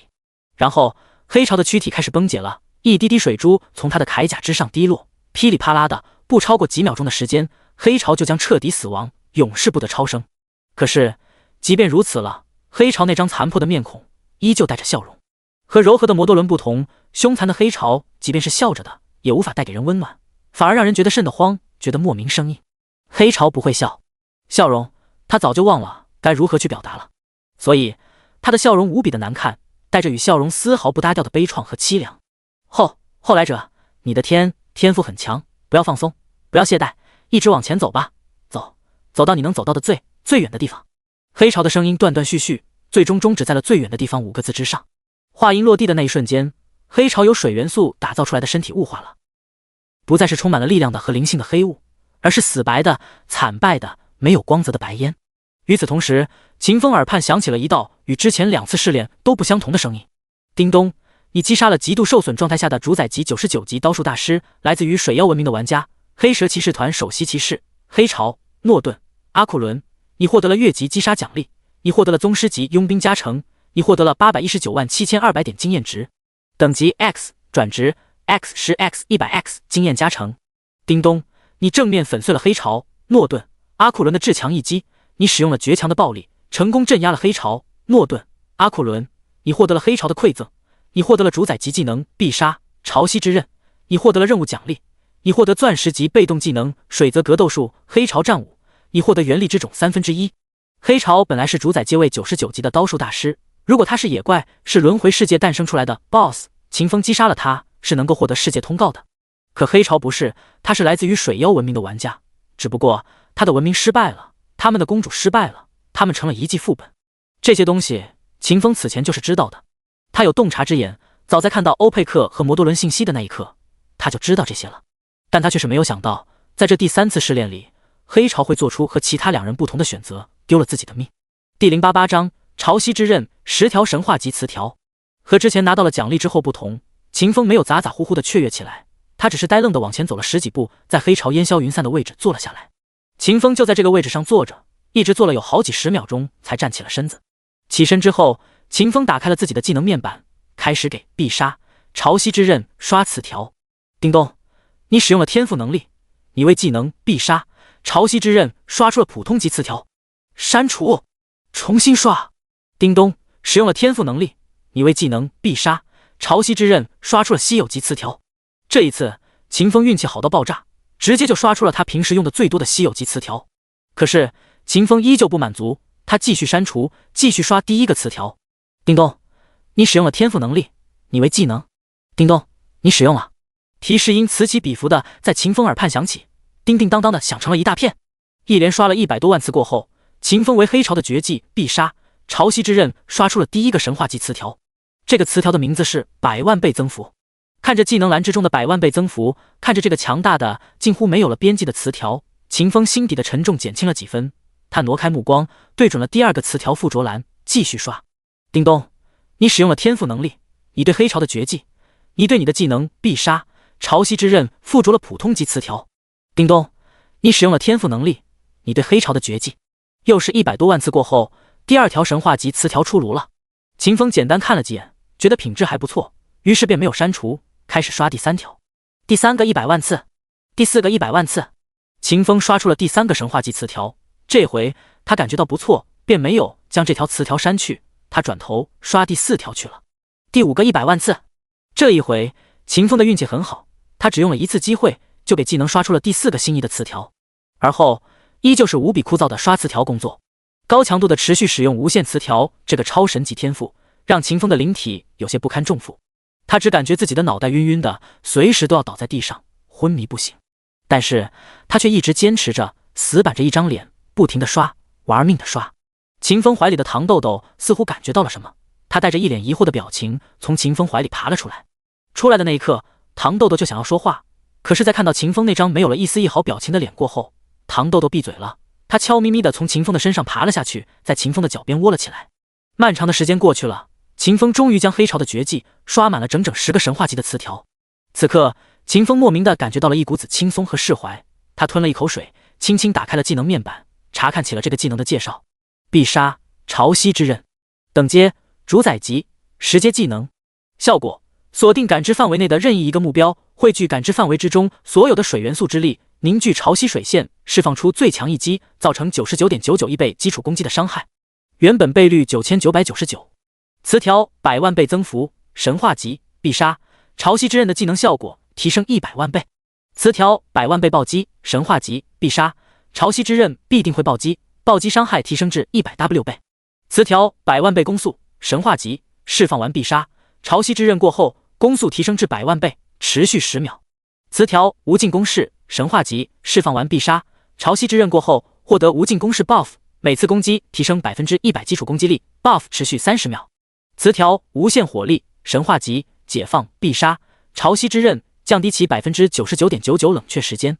词条弑神之力，神话级每使用必杀潮汐之刃击杀一个神级以上单位，必杀潮汐之刃获得100万点基础伤害。词条神力攫取神话级，每使用必杀潮汐之刃击杀了一个神级以上单位，必获得对方的神力结晶。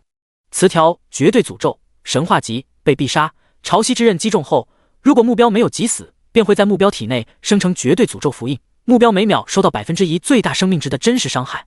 此诅咒持续时间永久，无法被不朽阶位之下的单位驱散。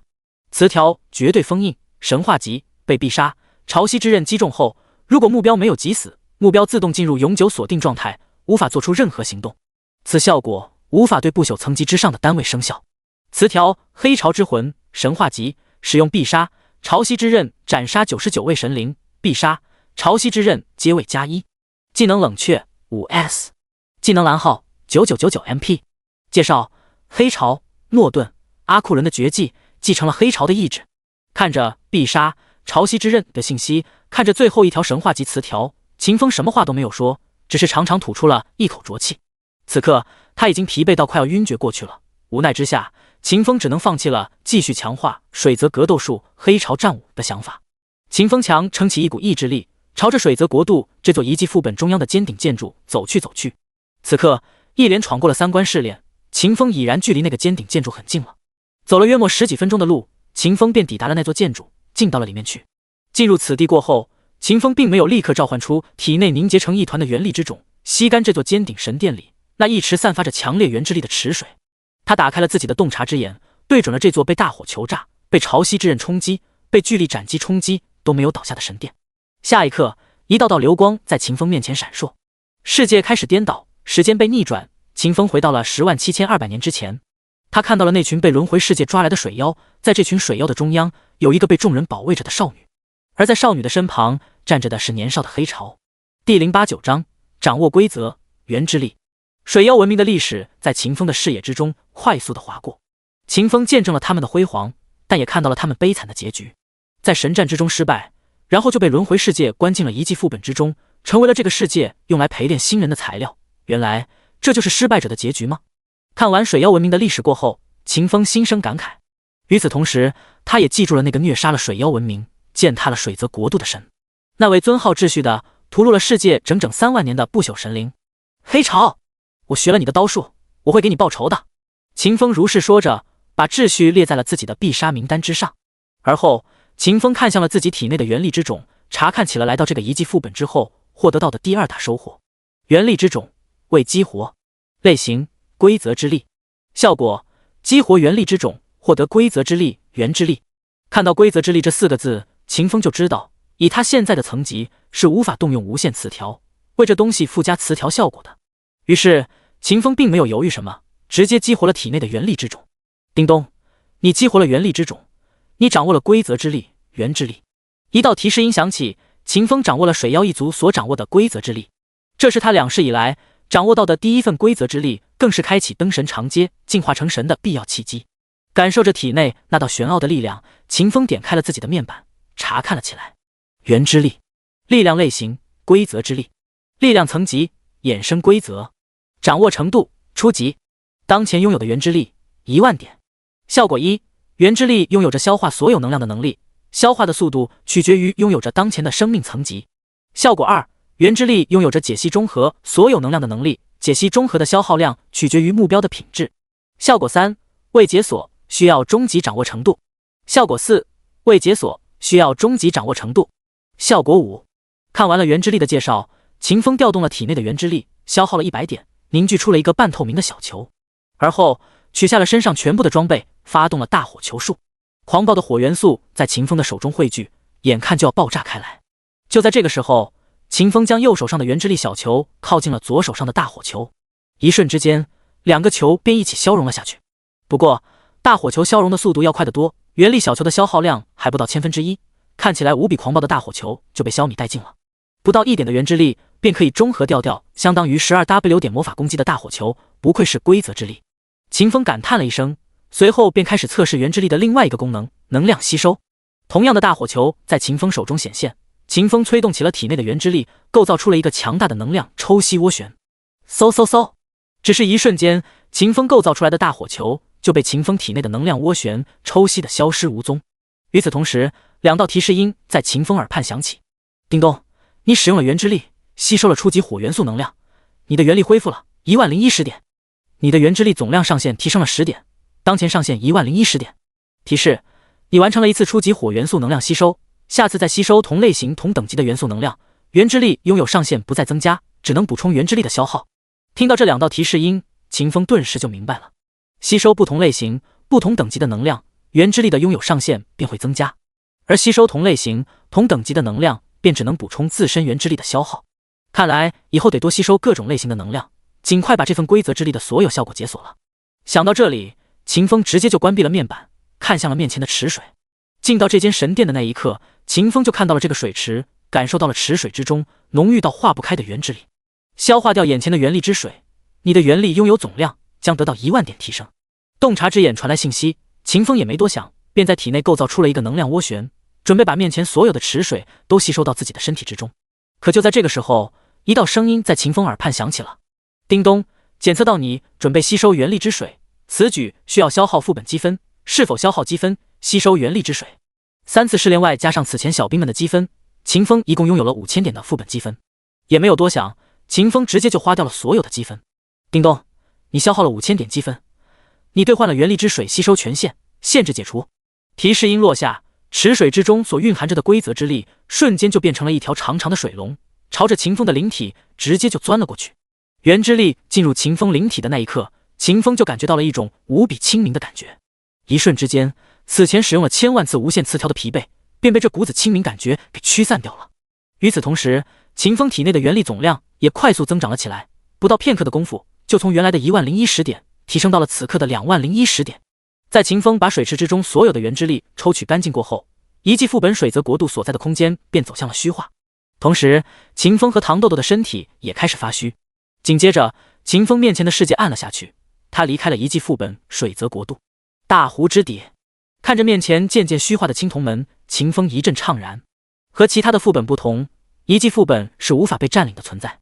秦风这一趟抽干了水泽国度之中所有的元之力，让整个副本陷入了沉睡之中，不知道多少年之后才能够重新积蓄好元之力，再度现世。哎，秦风感叹了一声，随后一把捏住唐豆豆的后脖梗子，将之塞到了自己的胸怀里。随后，秦风发动了踏前闪，离开了此地。第090章，强化黑潮战舞，近战实力暴增。佣兵之城塔尔塔罗斯。秦风在遗迹副本水泽国度之中使用了1000多万次词条赋予，依照着他的经验，他应该消耗了70多个小时才对。但当秦风带着一脸郁闷的表情挥刀佣兵之城塔尔塔罗斯的那一刻，他才惊讶发现，此刻距离他进入水泽国度不过才过了7个小时的时间，32强进16强的对战还处于激烈的互殴阶段，并没有分出胜负。一座高塔之上，秦风收回了看向大赛赛场的目光。没想到啊，这一次进入副本不仅与前世的遭遇大不一样，时间的流速甚至都被改变了。不过这也是一件好事情，至少我的计划没有因此遭到破坏。想到这里，秦风便打开了自己的技能面板，看向了黑潮的另外一份赠礼——水泽格斗术黑潮战舞。之前在遗迹副本之中，秦风所有的心思都放在了黑潮的绝技以及元之力之上了。此刻有了时间，他才回想起来，自己还从那最后一次的试炼之中拿到了一个战士职业的被动技能——水泽格斗术黑潮战舞。等阶钻石级。效果1：使用近战类武器之时，获得额外10分号星号阶位的伤害加深效果。效果2：使用近战类武器之时，获得额外10分号星号阶位的移速加成效果。效果3：使用近战类武器之时，获得额外10分号星号阶位的状态抗性效果。介绍：被黑潮、诺顿、阿库伦修改过后的近战格斗术拥有着强大的增幅能力。看完了黑潮战舞的效果，秦风便开始了刷词条工作。叮咚，你对水泽格斗术黑潮战舞发动了天赋能力，水泽格斗术黑潮战舞获得普通级词条。叮咚，你对水泽格斗术黑潮战舞发动了天赋能力。一连串的提示音过后，秦风为黑潮战舞附加了6个稀有级词条，而后秦风便打开了这个被动技能的面板，查看起了变化。水泽格斗术黑潮战舞。等阶钻石级。效果1：使用近战类武器之时，获得额外100倍星号阶位的伤害加深效果。效果2：使用近战类武器之时，获得额外100倍星号阶位的移速加成效果。效果3：使用近战类武器之时，获得额外100倍星号阶位的状态抗性效果。词条：千倍增幅，稀有级，水泽格斗术黑潮战舞效果提升1000倍。词条：千倍暴击，稀有级，装备近战类武器之时，攻击必定暴击，暴击伤害提升至1000倍。词条：千倍箭射，稀有级，装备近战类武器之时，获得1000倍攻击箭射效果。词条：野兽质感，稀有级，神经反射速度提升1000倍，闪避几率提升至 66%。词条：决死之战，稀有级，强制封锁目标所有思维，强迫目标与你刀刀见红，拳拳到肉，不死不休，100级以下的单位无法免疫此效果。冷却6小时。词条：暴力斩击，稀有级，蓄力斩击，对目标造成基础攻击伤害正 80% 最大生命值伤害，百分比伤害仅对100级以下单位起作用。介绍：被黑潮、诺顿、阿库伦和玩家天命共同强化过的近战格斗术，拥有着比肩神灵的增幅能力。强化完了黑潮战舞过后，秦风的近战能力瞬间暴涨。此刻的秦风总等级是27级，在轮回世界之中属于是3阶的存在。在此情况之下，手执破魔之刃的秦风便能够从黑潮战舞之上获得300倍的伤害加深、移动速度、状态抗性。此外，秦风赋予黑潮战舞的那些个词条，还给他带来了 100% 的暴击几率、1000倍的暴击伤害以及1000倍的攻击箭射。也就是说，此刻的秦风即便砍出普通一刀，他的伤害也会变成无比惊人的40亿，还特么的是箭射型的范围伤害。拥有着如此强横的战斗力，秦风自是不愿意浪费任何1分钟时间的。此刻距离半决赛开幕还有着2天多的时间，秦风决定趁着这个时间继续去野外刷副本。想到这里，秦风直接就出发了。不过和上次不同的是，秦风这次的目标之中不再有水泽国度那样的遗迹副本了。在轮回世界之中，遗迹副本属于是最为特殊的副本类型。秦风前世所知道的遗迹副本加在一块儿，也就只有3个。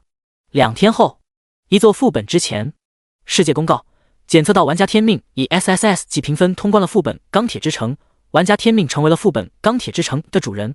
玩家天命每天都能够从这个副本之中获得100公斤武器锻造材料100段钢、1000枚副本水晶。希望所有玩家都向天命学习，做大做强，创造辉煌。循环3次。世界公告：检测到玩家天命拥有的副本总量抵达了20座，玩家天命达成了成就副本终结者2阶。玩家天命的 buff 副本终结者的等级提升了，当前等级为 LV2。希望所有玩家可以向天命学习，做大做强，创造辉煌。循环3次。在过去的2天多时间里，秦风时不时就会触发一次世界公告，成为一座副本的主人。直到现在这个时间点，秦风已经拿到了15座新的副本，加上他此前屠杀末日教团基地弄来的5座副本，他所拥有的副本总量已经抵达了极其可怕的20座。如此恐怖的战绩，直接就把所有的玩家都看傻了。牛逼！天命大佬太牛逼了！2天多的时间，直接就拿下了整整15座副本，加上他此前获得的5座副本，他直接就是拥有了整整20座副本。20座副本啊，这每天得有多么恐怖的副本收益啊！我给天命大佬算了一下，他每天能收获相当于1800万金币的锻造材料、3600W 金币的强化材料、480W 点的固定经验值，还有2万枚经验副本的副本水晶。第091章计划执行中，穆雪儿要崛起了。我给天命大佬算了一下，他每天能收获相当于1800万金币的锻造材料、3600W 金币的强化材料、480W 点的固定经验值，还有2万枚经验副本的副本水晶。一个酸酸的玩家带着一嘴羡慕的语气在公屏之中说道：我靠，这么多的资源，天命大佬还能被称之为人吗？你瞅瞅你说的这是什么话？天命大佬怎么可能是人？他就是神好吧？天命大佬，看我，看我，我是你的粉丝，我想跟你贴贴。接连2到6遍世界公告，让众人讨论秦风战绩的热情高涨到了一个无与伦比的程度。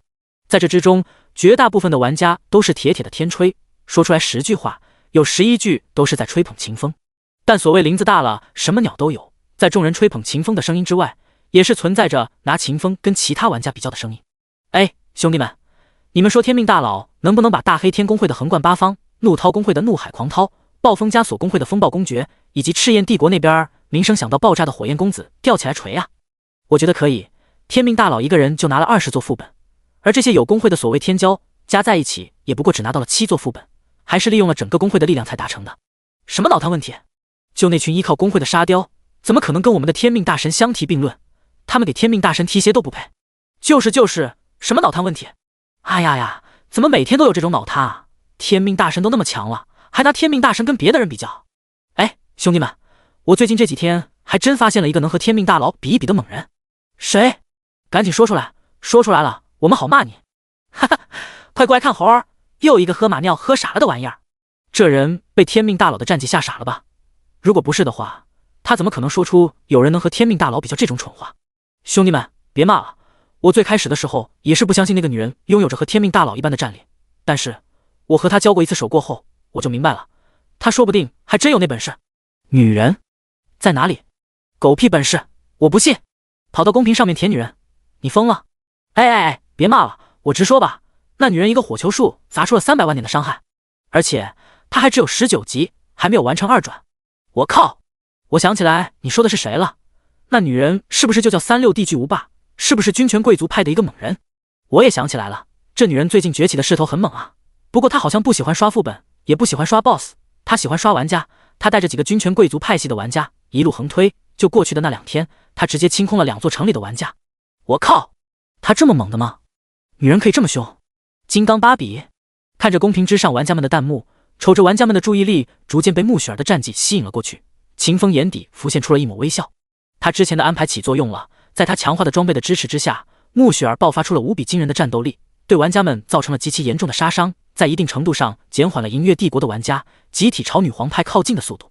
此刻，在穆雪儿狂杀玩家的恐怖战绩之下，他在玩家群体之中的凶名逐渐就扩散了出去，在可以预见的时间里，他就将成为秦风之下热度最高的玩家。想到这里，秦风决定给穆雪儿送一波装备过去，既是作为对方激情奋战的奖励，也是强化穆雪儿战力的子弹。秦风开始掏兜，不一会儿的功夫，他就将背包之中所有穆雪儿能用但他用不上的装备技能书道具取了出来，然后秦风便开启了惨无人道的装备强化之路。叮咚，你对黄金级法杖班图里亚法杖使用了天赋能力，班图里亚法杖获得了普通级词条。叮咚，你对黄金级法杖班图里亚法杖使用了天赋能力。叮咚，你对黄金级道具。几十分钟过后，秦风将所有能附加词条的装备都附加了一遍，词条的数量在1到2条不等，给日后的奖励留够了发挥空间。做完了这一切过后，秦风打开了聊天面板，联系上了自己唯一的好友穆雪儿。穆雪儿，我给你准备了点装备，你这边接收一下。消息刚刚发过去，战斗之中的穆雪儿直接就闪烁到了一个无人之地，把自己的战友都丢了，回复起了秦风的讯息。哦，秦老爷今天居然找我了呀，还要给我送装备，看来小女子这几天的业绩在秦老爷你眼里还是很不错的嘛。穆雪儿微微笑着，把这句带着3分嗔怪、3分自得、4分欣喜的话发给了秦风。你最近做的确实不错，另外我可不是秦老爷，如果你非要给我取个外号的话，我并不介意你叫我爸爸。秦风也跟穆雪儿开起了玩笑，说话的时候他直接利用面板的装备赠送功能，把准备好的装备道具全部传给了穆雪儿。想让我叫你爸爸，你想得美哦。穆雪儿红着一张脸回答了一句，打字的时候手都在发抖。就在这个时候，一个受伤了的玩家闪烁到了穆雪儿的身边。大姐头，对面那些玩家变成疯狗了，我们顶不住他们，你要不……玩家话音还没有说完，穆雪儿便猛地回过了头，脸色变得冷若冰霜。他道：你在叫我做事儿？此话一出，那名受伤了的玩家如坠冰窟。在过去的那几天里，为了以最快的速度围杀对立阵营的玩家，穆雪儿制定了无比严苛的等级制度，所有违反等级制度的玩家都会被穆雪儿当众暴打，用来立威。第092章升级，距离30级只剩2级。看到穆雪儿满脸冷酷的样子，那名受伤了的玩家整个身子都开始了颤抖，不仅仅只是他的身体，就连他的话音也在这一刻哆嗦了起来，支支吾吾了半天都放不出一个完整的屁来。赶紧滚！是。受伤的玩家连连道着歉，倒退着从穆雪儿的身边离开了。穆雪儿回转过头，继续看向半透明的聊天频道。可是这一刻，秦风已经离开了，对话框里秦风的头像已然暗了下去。看到这里，一阵怒火从穆雪儿心头升起来了。他现在好想追上那个玩家，用一个大火球术把他送回主城里面泡泉水。毕竟如果不是那个蠢货打扰他，他说不定就还能打几个字，说几句话让秦风看到。不过穆雪儿终究没有那么做。他虽然从秦风身上学会了腹黑，学会了把人当工具使用，但他也明白着一个道理，那就是做事儿需要守规矩。毕竟一身实力9成8都来自于秦风的他，可没有秦风那般恐怖的实力。于是乎，盛怒之下的穆雪儿只好把一肚子的火气都撒到对立阵营的玩家身上。那是一阵阵凄惨无比的哀嚎。给穆雪儿送去了装备，强化了穆雪儿的实力过后，秦风便关闭了聊天面板，打开了自己的背包。此刻他的背包里面装着他2天以来的战果，他的经验槽里面还躺着2天以来卖副本水晶打怪赚来的经验值。按照他的估算，把这些东西都花完，他就可以升到28级了。想到这里，秦风毫不犹豫的便拿出了背包里面所有不需要的物资，而后他对自己释放了一个强化版的清明术白银级魔法，随后又把一身的装备取了下来，又把背包里装着金币的储物袋取出来，全部交到了糖豆豆手中。糖豆豆，我准备升个级，你带着我的东西走得离我远一点，万一清明术挡不住无限掠食的疯狂，你和我的装备可就危险了。听到秦风又要狂吃海喝，糖豆豆顿时就想起了几天前的那件恐怖事件。糖豆豆心有余悸地对秦风道：好的，需要我跑多远呢？退后300里吧，你有30秒钟的时间。秦风话音落地，糖豆豆直接就爆发出了自己最快的速度，短短20多秒的时间，他就喘着粗气狂奔到了300多里之外，超额完成了秦风的要求。真他妈怂啊！秦风笑着骂了一声，随后就发动了无限掠食。叮咚，你吃下了250吨新银矿石，你获得了500W 点经验值，你获得宗师级佣兵加成，你获得额外500W 点经验值，你获得2点自由属性。叮咚，你吃下了100公斤装备锻造材料百锻钢，你获得了100万经验值，你获得宗师级佣兵加成，你获得额外100W 点经验值，你获得了属性积累。叮咚，你吃下了黄金级装备超能炼金巨剑，你获得了500W 经验值，你获得宗师级佣兵加成，你获得额外500W 点经验值，你获得了2点自由属性。叮咚，你吃下了装备。叮咚，你吃下了材料。叮咚，你吃下了道具。几乎只是10几秒钟的时间，秦风就利用无尽掠食的吞噬特性，将他这2天打来的所有东西都吃进了肚子里。刺目的紫色光芒从秦风的眸子里爆射而出，眼看着就要把秦风给染成深紫色的时候，一道清凉的光流从秦风体内爆发了出来，那是他强化了300多万次，附加了3条神话级词条的清明术。一瞬之间，秦风清醒了，从无限掠食的饥饿感之中走了出来。哼，小样儿，还想被刺我，有那么容易？秦风骄傲地说了一声，随后便使用了经验槽里的经验值，为自己升级了。叮咚，你消耗了16亿经验值，你的等级提升了，当前28级，全属性加50，自由属性加125，技能点加4。一道提示音过后，秦风2天的收获转化出来的经验值便只剩下了可怜的7亿点，距离提升到29级还差着整整11亿点经验值。哎，头疼啊，我都刷得这么快了，还是喂不饱你这个磨人的老妖精。秦风骂骂咧咧地打开了自己的面板，开始加点。叮咚，你消耗了305点自由属性点，敏捷加305，升级125点自由属性，无限掠食180点自由属性。加完点过后，秦风点开了自己的面板，查看起来。天命裸装面板，天赋词条，职业虚空行者 LV28， 经验槽7亿经验值，血量 69.4W 69.4W， 没穿装备，什么装备都没有。蓝量 69.4W 69.4W， 物理攻击力69400，百倍属性潜能1点力量等于100攻击力，魔法攻击力69400，混合防御力69400，基础属性力量694，敏捷2639，精神694，体质694，韧性694，百倍属性潜能。特殊属性魅力9999，幸运1，银月帝国声望值 151.4W， 佣兵积分 128.78W， 技能点163，主动技能必杀、潮汐之刃、洞察之眼、踏前闪、炼狱岩刀、清明术、大火球术、巨力斩击。被动技能水泽格斗术、黑潮战舞、水泽宫斗术、弓月舞、水泽魔力操控术、水元素爆发。装备待领取物品圣灵级天机武器图纸湮灭之环2/4，拥有副本20座。背包空。看着自己比别人带装备还要恐怖的面板，秦风颇为欣慰地笑了笑。他的职业虚空行者虽然需要消耗巨量的经验值才能够升级，但带给他的好处也是显而易见的，让他拥有了一个超神级器官，还让他拥有了100倍于寻常玩家的属性潜能。在情况之下，裸装的他配合着词条和天赋，一样能做到一路横推。不过能轻松横推，秦风就不准备多浪费力气，他直接发动了踏前闪，前去寻找糖豆豆，准备拿回自己的装备。第093章刚进赛场，送枕头的就来了。100倍的属性潜能让秦风拥有了堪比7阶强者的感知能力，而秦风为弓月舞附加的词条锐利的眼更是将秦风的感知力扩大了1000倍。在此情况之下，秦风非常轻松的就找到了糖豆豆的坐标，而后他直接就发动了踏前闪，出现在了糖豆豆的身边。看到秦风的那一刻，糖豆豆下意识的就是一哆嗦，直到等他看清楚了秦风的眸子里并没有出现上一次的那种恐怖的紫色光芒，他才反应过来，这一次，它的主人并没有被天赋无限掠食所影响，并没有像上次一样陷入到那种什么都吃的疯狂之中。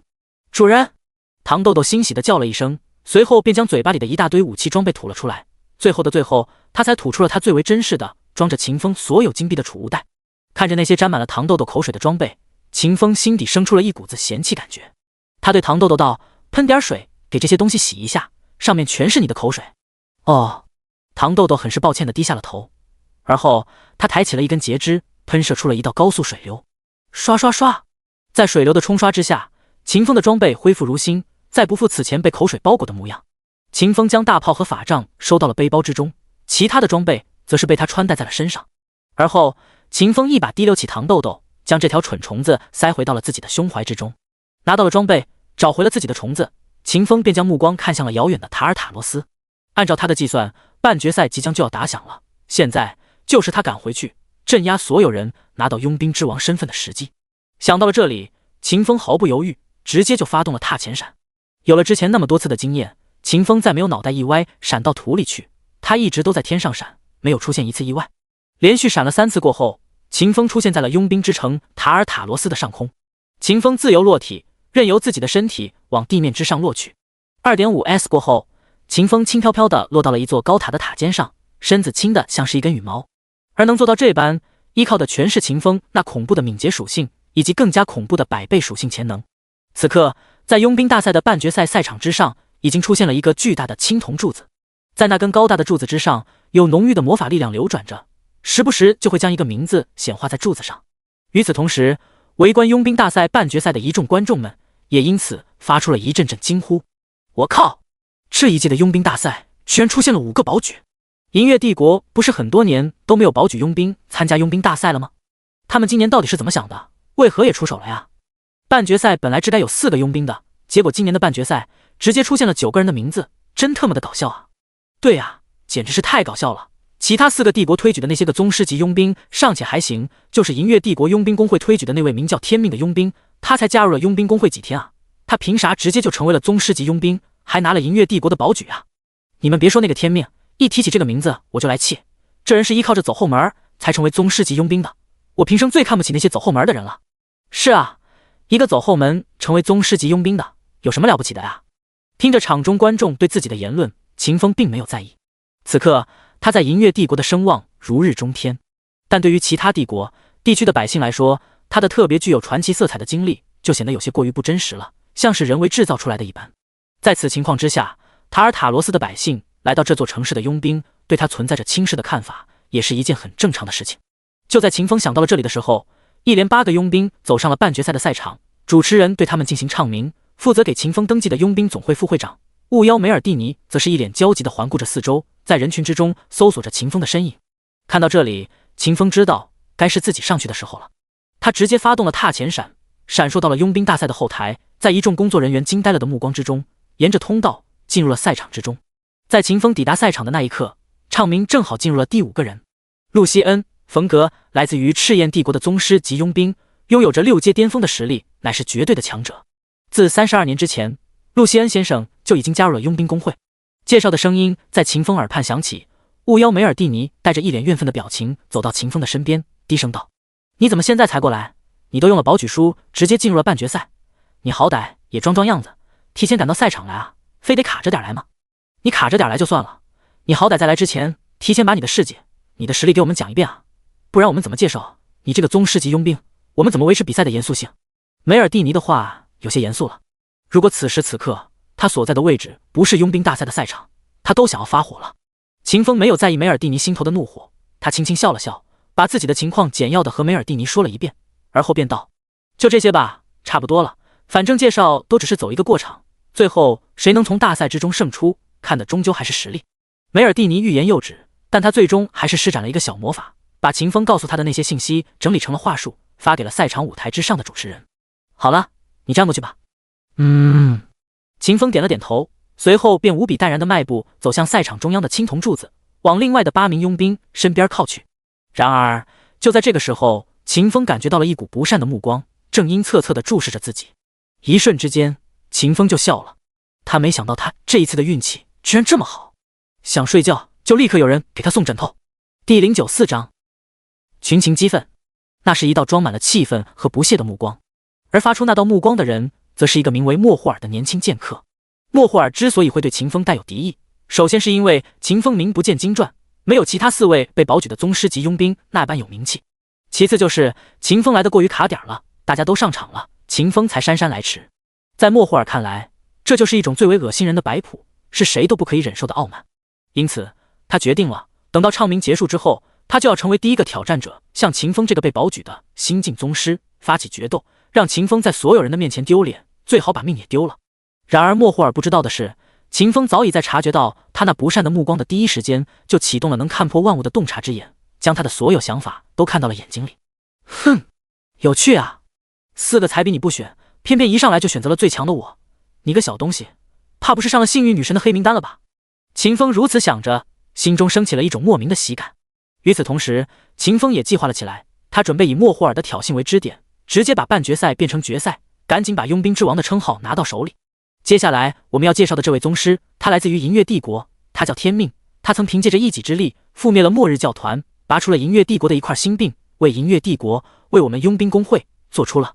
时间很快就过去了，不到一会儿的功夫，前面8个人都被介绍完了。主持人按照着梅尔蒂尼传给他的介绍话术，为围观佣兵大赛半决赛的观众、5大帝国的贵人以及各大组织派来的代表介绍起了秦风的事迹。然而就在主持人把秦风的事迹介绍完的那一刻，场中却是响起了一连串的嘘声。呵呵，骗谁呢？当我没有读过书吗？年纪轻轻就成为了宗师级佣兵，谁知道这里面会不会有派交易？你们瞅瞅他那副娇弱公子的模样，就他那副纤瘦的体魄，他可以覆灭凶名赫赫的末日教团，这简直就是在往他的脸上贴金。哎，这佣兵大赛一年更比一年没看头了。是啊，什么阿猫阿狗都能被5大帝国保举，都能够直接进入半决赛，太丢人了。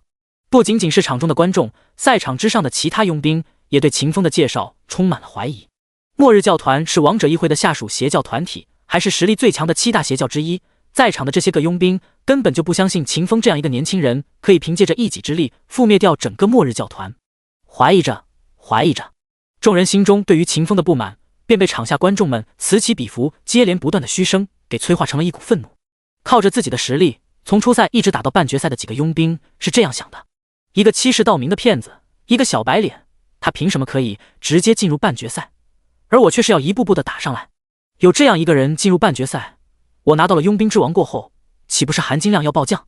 忍不了了，等会我一定要向他发起挑战，彻底撕掉这个人的面具，让大家都看清楚他孱弱不堪的实力。其他的4位被保举的宗师级佣兵则是这般想的，银月帝国的佣兵工会在搞什么鬼？居然保举了这么一个欺世盗名、毛都没有长齐的年轻后生，这不是在拉低我们所有人的地位吗？哎，和这样的人一块被保举，即便我最后拿到了佣兵之王的称号，民间也会有数之不尽的人控诉决赛有黑幕，这算什么事儿啊？不行，我得挽救我的名声，我要第一个对此人发起挑战，我得把他从半决赛之中踢出去。我就知道这个人要被质疑，我就知道那狗娘养的保举制度是个祸端，这些明眼人都能看出来的事情，会长你怎么就不明白呢？感受着在场众人的激愤的情绪，梅尔蒂尼极为痛心地担忧起了佣兵工会的名声以及佣兵大赛的影响力。他长长深呼吸了一口气，准备在这一届佣兵大赛完成了过后，找到佣兵大会的会长，让对方取消掉保举制度。在他看来，这才是维护佣兵工会在民间的地位，保持佣兵大赛影响力的最为直接、最为有效的方式。观众在质疑秦风，同为参赛选手的其他佣兵也在质疑秦风，佣兵大会的工作人员也质疑起了秦风的实力。全场之中，唯一没有质疑秦风的，便只有这5大帝国的那几个代表。和其他的人不同，他们这些人有着自己的消息渠道，能够从处于封锁状态的银月帝国之中，能够从封闭起来的银月帝国佣兵工会内部拿到秦风的资料。看着秦风那张泰然自若的英俊面孔，高坐在最为尊贵的观众席上的5大帝国重要官员都在这一时刻期待起了秦风的表现。哦，银月帝国的官员除外，他是蒙哥马利大元帅的人，他巴不得秦风失败，最好能被弄死。尽管他知道想要弄死一个实力堪比8阶大能的艺人是一件多么困难的事情。在一阵嘘声之中，佣兵大赛迎来了半决赛之前的挑战环节。由于存在着保举制度，佣兵大赛的半决赛有些走形，需要通过挑战的方式决定出4个真正参与半决赛的选手。现在我们已经介绍完了所有选手，我代表佣兵总工会宣布，无限制挑战赛正式开始。女主持话音落地的那一瞬间，全场顿时就爆发出了一阵地动山摇一般的高呼之声。挑战那个银月帝国来的走后门的，把他撵回去。送那个银月帝国的关系户回去。佣兵大会不需要这样的人，塔尔塔罗斯也不需要这样的人。我建议取消那个关系户的宗师级佣兵身份。如果你们不取消他的身份，我就立刻退出佣兵工会，加入黑暗誓约。我特么的去当刺客。第095章，你们一起上吧。看台之上，围观的观众们可是气愤得很，他们每个人都把袖子撸了起来，龇牙咧嘴的，不停的血泪控诉着黑幕，喧哗着要让参赛者去挑战秦风，把秦风从塔尔塔罗斯赶出去。被围观群众的热情一击，青铜立柱之下，除秦风之外的8个佣兵都感觉到了自己体内存在着一股热血在沸腾。他们不约而同地往前迈步，无比默契地当众发出挑战宣言：我路西恩，我要挑战天命；我莫霍尔，我要击败天命。我……简短的发言结束，全场都沉寂了，所有的观众都爆发出了一声声的高呼，非常欣赏在场其他8位佣兵的态度。有血性，不愧是一步步打上来的佣兵，我们塔尔塔罗斯永远欢迎你这样的野马。其他4个帝国的宗师也不错呀，成名日久，地位崇高，实力超群，还保持着佣兵该有的血性，他们被保举，我们都是能接受的。现在所有佣兵都对银月帝国的天命发起了挑战，谁先谁睡后倒是个问题啊。哈哈，我倒是不关心这个问题，反正谁上去都是能够轻松的把天命那个走后门的家伙打得不成人样的。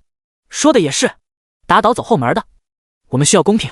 看着群情激愤的观众，又看了看整整8个对秦风发起了挑战宣言的佣兵，佣兵大赛的女主持整个人都懵逼了。她先前想过秦风这般年轻人一定会成为众人心中的软柿子，但她没有想到的是，在场的8个佣兵居然都想要捏一捏秦风这个软柿子，用来凸显自己的强大和崇高。一瞬之间，女主持都不知道该说什么好了。就在这个时候，梅尔蒂尼的声音在女主持的耳畔响起了：安排抽签环节，谁抽到了签，谁跟天命对战。有了梅尔蒂尼的提醒，女主持顿时就从慌乱之中清醒了过来。她赶忙利用自己掌握的魔法力量，做了一个8等分的半透明圆环。紧接着，她朗声对全场观众说道：观众们，我们的8位参赛者都比较好奇天命宗师的实力，都想和天命宗师对战。可是天命宗师只有一个，不可能同时与8个参赛者对战，那样的话对天命宗师就是不公平的。所以我们佣兵工会准备用抽签的方式来决定出谁和天命宗师决战。此话一出，顿时就引来了一阵声浪。有人叫好：好好好，只要能把那个天命撵走，只要塔尔塔罗斯不存在他这样的走后门选手，我们就没有意见。有人愤慨：抽什么签啊，随便找个选手不就可以把那个走后门的打发了吗？需要这么麻烦？各式各样的声音同时响起，混乱的场面再度降临。看着面前的众人，又看了看和自己站在一块儿，一个个神色愤慨，恨不得将自己碎尸万段的参赛选手。秦风轻轻笑了笑，伸出手往下压了压，随后他释放开自己强大的精神力，用最大的声量，用最沉稳的声音对话全场：安静。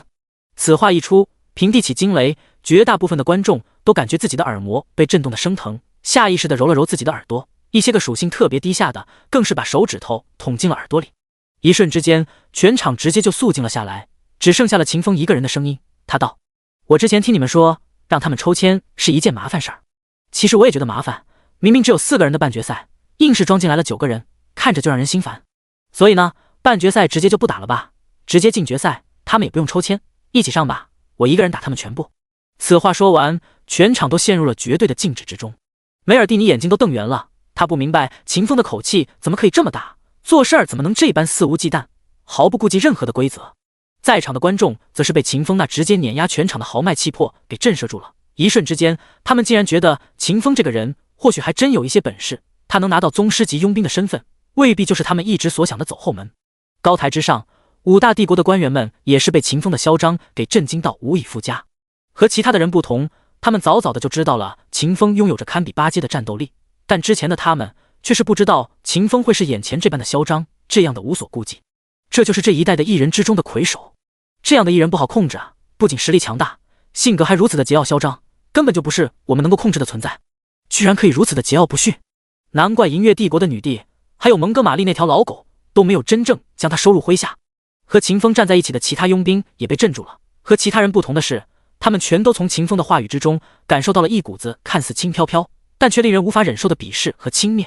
狂妄，数字嚣张，你在说什么？你居然让我们所有人一起挑战你，你还有把我们放在眼里吗？8个佣兵气愤的声音在赛场之中炸响，其他的人也被他们带满了愤怒的声音惊醒了过来。尤其是那些个起先就看不起秦风的，坚定认为秦风走了后门的观众。一瞬之间，这些观众们心中刚刚升起的些许震撼便被驱散了。他们之中的大部分人都变成了一个个脸红脖子粗，恨不得立刻冲下看台，逮住秦风一顿暴揍的狂徒。好狂妄的人！我好想揍他！我当时怎么就没有报名参加佣兵大赛啊？我忍不了了，我要教训他！这人太可恶了，好他妈的欠揍！质疑的声音又来了，一股股的汇聚成了海潮，在整个赛场之中来回激荡，点燃了每个人心中的热血。可就是在这个时候，秦风的声音再度响起了：“我说安静！”第096章，一根金属杆子瞬秒全场。我说安静！更加狂暴的精神力被秦风融入到了声音里，朝着赛场四方扩散了出去，全场瞬间就安静了下来。秦风有694点精神，100倍属性强度，相当于普通职业人69400点精神。不仅如此，这一次发动精神力，秦风还用将全场将近70%的观众给震荡的七窍流血。和秦风站到一块的那8个佣兵，也是这一刻感受到了一种强大到近乎令人窒息的压迫感觉。秦风用森冷的目光看向全场，每个被他目光注视到的人都感觉到了一股子几乎是不可匹敌的压迫感觉。就连佣兵工会的美女副会长雾妖梅尔蒂尼也在被秦风注视到的那一刻感觉到了一阵喘不过气。赛场之上和秦风站在一起的那8个佣兵更是在被秦风目光锁定到的那一刻不由自主地发起抖来。你们不是吵吵闹闹着说要战胜我、毁灭我、驱赶我吗？行，我给你们一个机会，我给你们所有人一个机会。秦风一边说着话，一边走向赛场外的女主持人。女主持人莫名哆嗦着，大腿发虚，小腿发软，想跑却挪不动脚步。走到女主持面前之后，秦风一把夺过了对方手中的炼金麦克风，把上面的话筒掰断，拿着麦克风的杆子来回甩了甩。而后秦风直接发动踏前闪，闪烁到了赛场的中央。从现在开始，你们所有人都可以挑战我，全都可以来，不管你们有多少的人，不管你们自认为本事有多高，全部一起上。秦风冷冷笑着继续道：我若是一刀斩不死你们所有人，算我输。巨大到无法估量的气魄从秦风话音之中透出，所有的人再一次的感受到了秦风那绝代狂徒都追不上的嚣张，以及强大到俯视万物的自信。这一瞬间，秦风在所有人眼中的样子变了，不再是一个人，而是一尊不可直视的神祇。一个人低下了头，不敢再去看秦风；两个人低下了头，不敢再去看秦风。低头的动作像是瘟疫一般，朝着整个赛场扩散。短短2秒钟过后，全场所有的观众都低下了自己的头颅，就连高坐在看台之上的5大帝国官员，也有3个把脑袋埋了下去。女主持的身边8个进入半决赛的佣兵，也有2个人被秦风的气势深深震撼住了，浑身发着抖，把脑袋埋了下去，装起了鹌鹑。其他的6个人则是在恐惧之外，感受到了一阵不能承受的屈辱。他们的直觉告诉他们，上去和秦风对战，很有可能会直面死亡。但是如果不上去和秦风对战，那他们就会成为众人眼中的懦夫。有秦风声名远扬的地方，他们都将抬不起头，无法挺直腰杆做人。一瞬之间，无数的念头在那6个没有低头的佣兵脑海之中涌现而出。他们开始后悔自己此前的宣战行为，开始后悔自己来参加了这一届的佣兵大赛。但是无论他们如何的后悔，他们终究还是走上了赛场，在心底巨大屈辱感觉和自尊的折磨之下，站到了秦风的对立面。他们紧咬着牙关，瞳孔充血，直勾勾地看着秦风，压抑着体内近乎快要遏制不住了的颤抖，紧紧地抓住地面，一言不发。秦风没有看这些人，他伸出左手开始读秒。声音传出，所有人的身体都是一哆嗦。被秦风震慑住的观众把头埋得更低了，完全没有了此前叫嚷时候的激动样子。雾妖梅尔蒂尼愣愣地看着秦风，脑子里面空空荡荡，完全忘记了自己是此次佣兵大赛的负责人。秦风对面的6个佣兵身子不由自主地抖了抖，他们清楚秦风这是在给他们预留离开的时间，但他们也明白自己这一次要是离开了，他们就将再无抬头做人的机会。秦风落下了一根手指，神态轻松。可全场的人都被他这一声读秒给揪住了心窝子，堵得难受的要死，但却没有一个人敢发作。他们都被秦风的第2声安静里面附带着的恐怖精神力给震慑成了不敢说话的呆瓜。时间又少了1秒。恐惧和慌乱在整个赛场之中酝酿开来，所有的观众都堵住了自己的耳朵，紧紧闭上了眼睛。秦风对面的6个佣兵之中，莫霍尔咬了咬牙，他再也忍受不住心底恐惧与自尊的折磨了。他大吼了一声，鼓起了全部的勇气，抽出了腰间的长剑，朝着秦风的冲了过去。当的一声，莫霍尔的长剑直直地捅在了秦风的左眼之上，恐怖的气爆从剑尖之上爆发，掀起了一阵风沙。可就是这般，秦风却是没有受到一点的伤害。莫霍尔的长剑反而是断裂成了2截。莫霍尔惊了，一瞬之间，他心底刚刚升起的勇气直接消散到了无云烟。紧接着，更加强烈的颤抖从他双腿之间迸发而出，传递到了他全身。2，倒数第2道读秒声响起了。莫霍尔被这声音一惊，下意识的就要爬着离开赛场，同时他还想要大声呼喊，高声投降。可是此刻的他已经被恐惧占据了所有的心神，他动弹不得一分。其他的佣兵倒退了几下脚步，脸上悲愤行将崩碎，转化成令他们感到屈辱的求生欲。可是他们最终还是没有那么做，他们侥幸想着，万一能活下来呢？最后一声读秒声落下，秦风轻笑了一声，随后缓缓挥动了手中的麦克风的金属杆子。下一刻，一道无比恐怖的刀芒出现了，直接就将秦风深周千米的空间覆盖了进去，直接盖住了70%的赛场，将秦风对面的6个佣兵全部笼罩了进去。水泽格斗术，黑潮战舞。词条：千倍暴击，稀有级，装备近战类武器之时，攻击必定暴击，暴击伤害提升至1000倍。词条：千倍箭射，稀有级，装备近战类武器之时，获得1000倍攻击箭射效果。咔嚓，一道轻轻的声音响起，5个站着的人被分成了2截，倒在了血泊之中。倒在地上动弹不得一分的莫霍尔蜷缩在了黄澄澄的屎尿里。第097章佣兵之王世界公告。叮咚，你越级击杀了59级 BOSS 钻石阶佣兵，你获得了越级击杀加成，你获得了宗师级佣兵经验加成，你获得了17700点经验值。叮咚，你越级击杀了55级 BOSS 级钻石阶佣兵，你获得了越级击杀加成。一连5道提示音在秦风耳畔响起，在他最后一声读秒之前，还站着的那5个佣兵全部成为了他的经验值。这5个人一共为秦风带去了将近90万点经验值，对于其他的玩家来说，这是一个非常恐怖的数量。但对于拥有了 SSSS 级天赋的秦风来说，这几十万点的经验值只是食之无味弃之可惜的积累。他此行来参加佣兵大赛，真正想要的是佣兵之王的身份，以及接取其他4大帝国赤色悬赏令的权限。想到了这里，秦风看都没看，蜷缩在屎尿里，一直哆嗦着，忐忑的像是打桩机一般的莫霍尔。他在所有人目光的注视之下，一步步的走向了青铜柱子旁边的女主持人。看着一刀就将5名参赛者全部斩杀了的秦风，女主持人整个人都不好了。你别过来啊！你要对我做什么？你怎么还往我身边靠？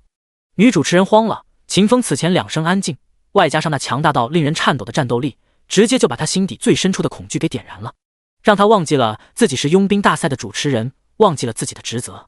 愣着干嘛？你不该宣布谁是冠军了吗？秦风走到女主持的身边，淡声提醒了一句。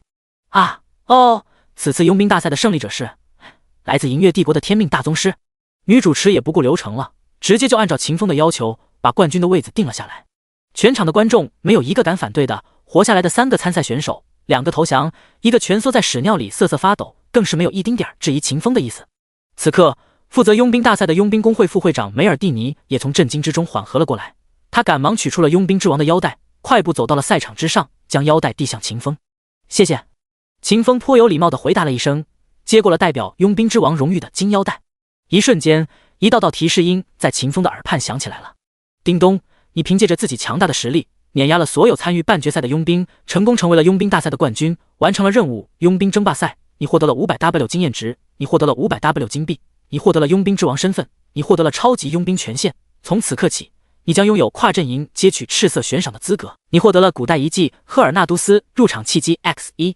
叮咚，你获得了500W 经验值，你获得了佣兵之王经验值加成，你获得了额外1500W 点经验值。叮咚，你获得了500W 金币，你获得了银月帝国 buff 金权至上加成，你获得了额外50W 金币。简短的提示音落下过后，世界公告如约而至。世界公告，检测到玩家天命成为了佣兵之王，达成了唯一成就佣兵之王。特奖励玩家天命全属性加80，自由属性加200，技能点加10。特奖励玩家天命永久 buff 竞技的佣兵，执行佣兵任务之时获得额外200%的经验值。佣兵大赛10年一期，网游在1年之后与现实融合。世界公告，检测到玩家天命成为了佣兵之王，循环3次。刺耳的世界公告，赤红如血的公告文字，秦公告马桶揣风，又一次在全部玩家们的注视之下，成为了又一波热议的中心。我靠，天命大佬居然成为了佣兵之王了！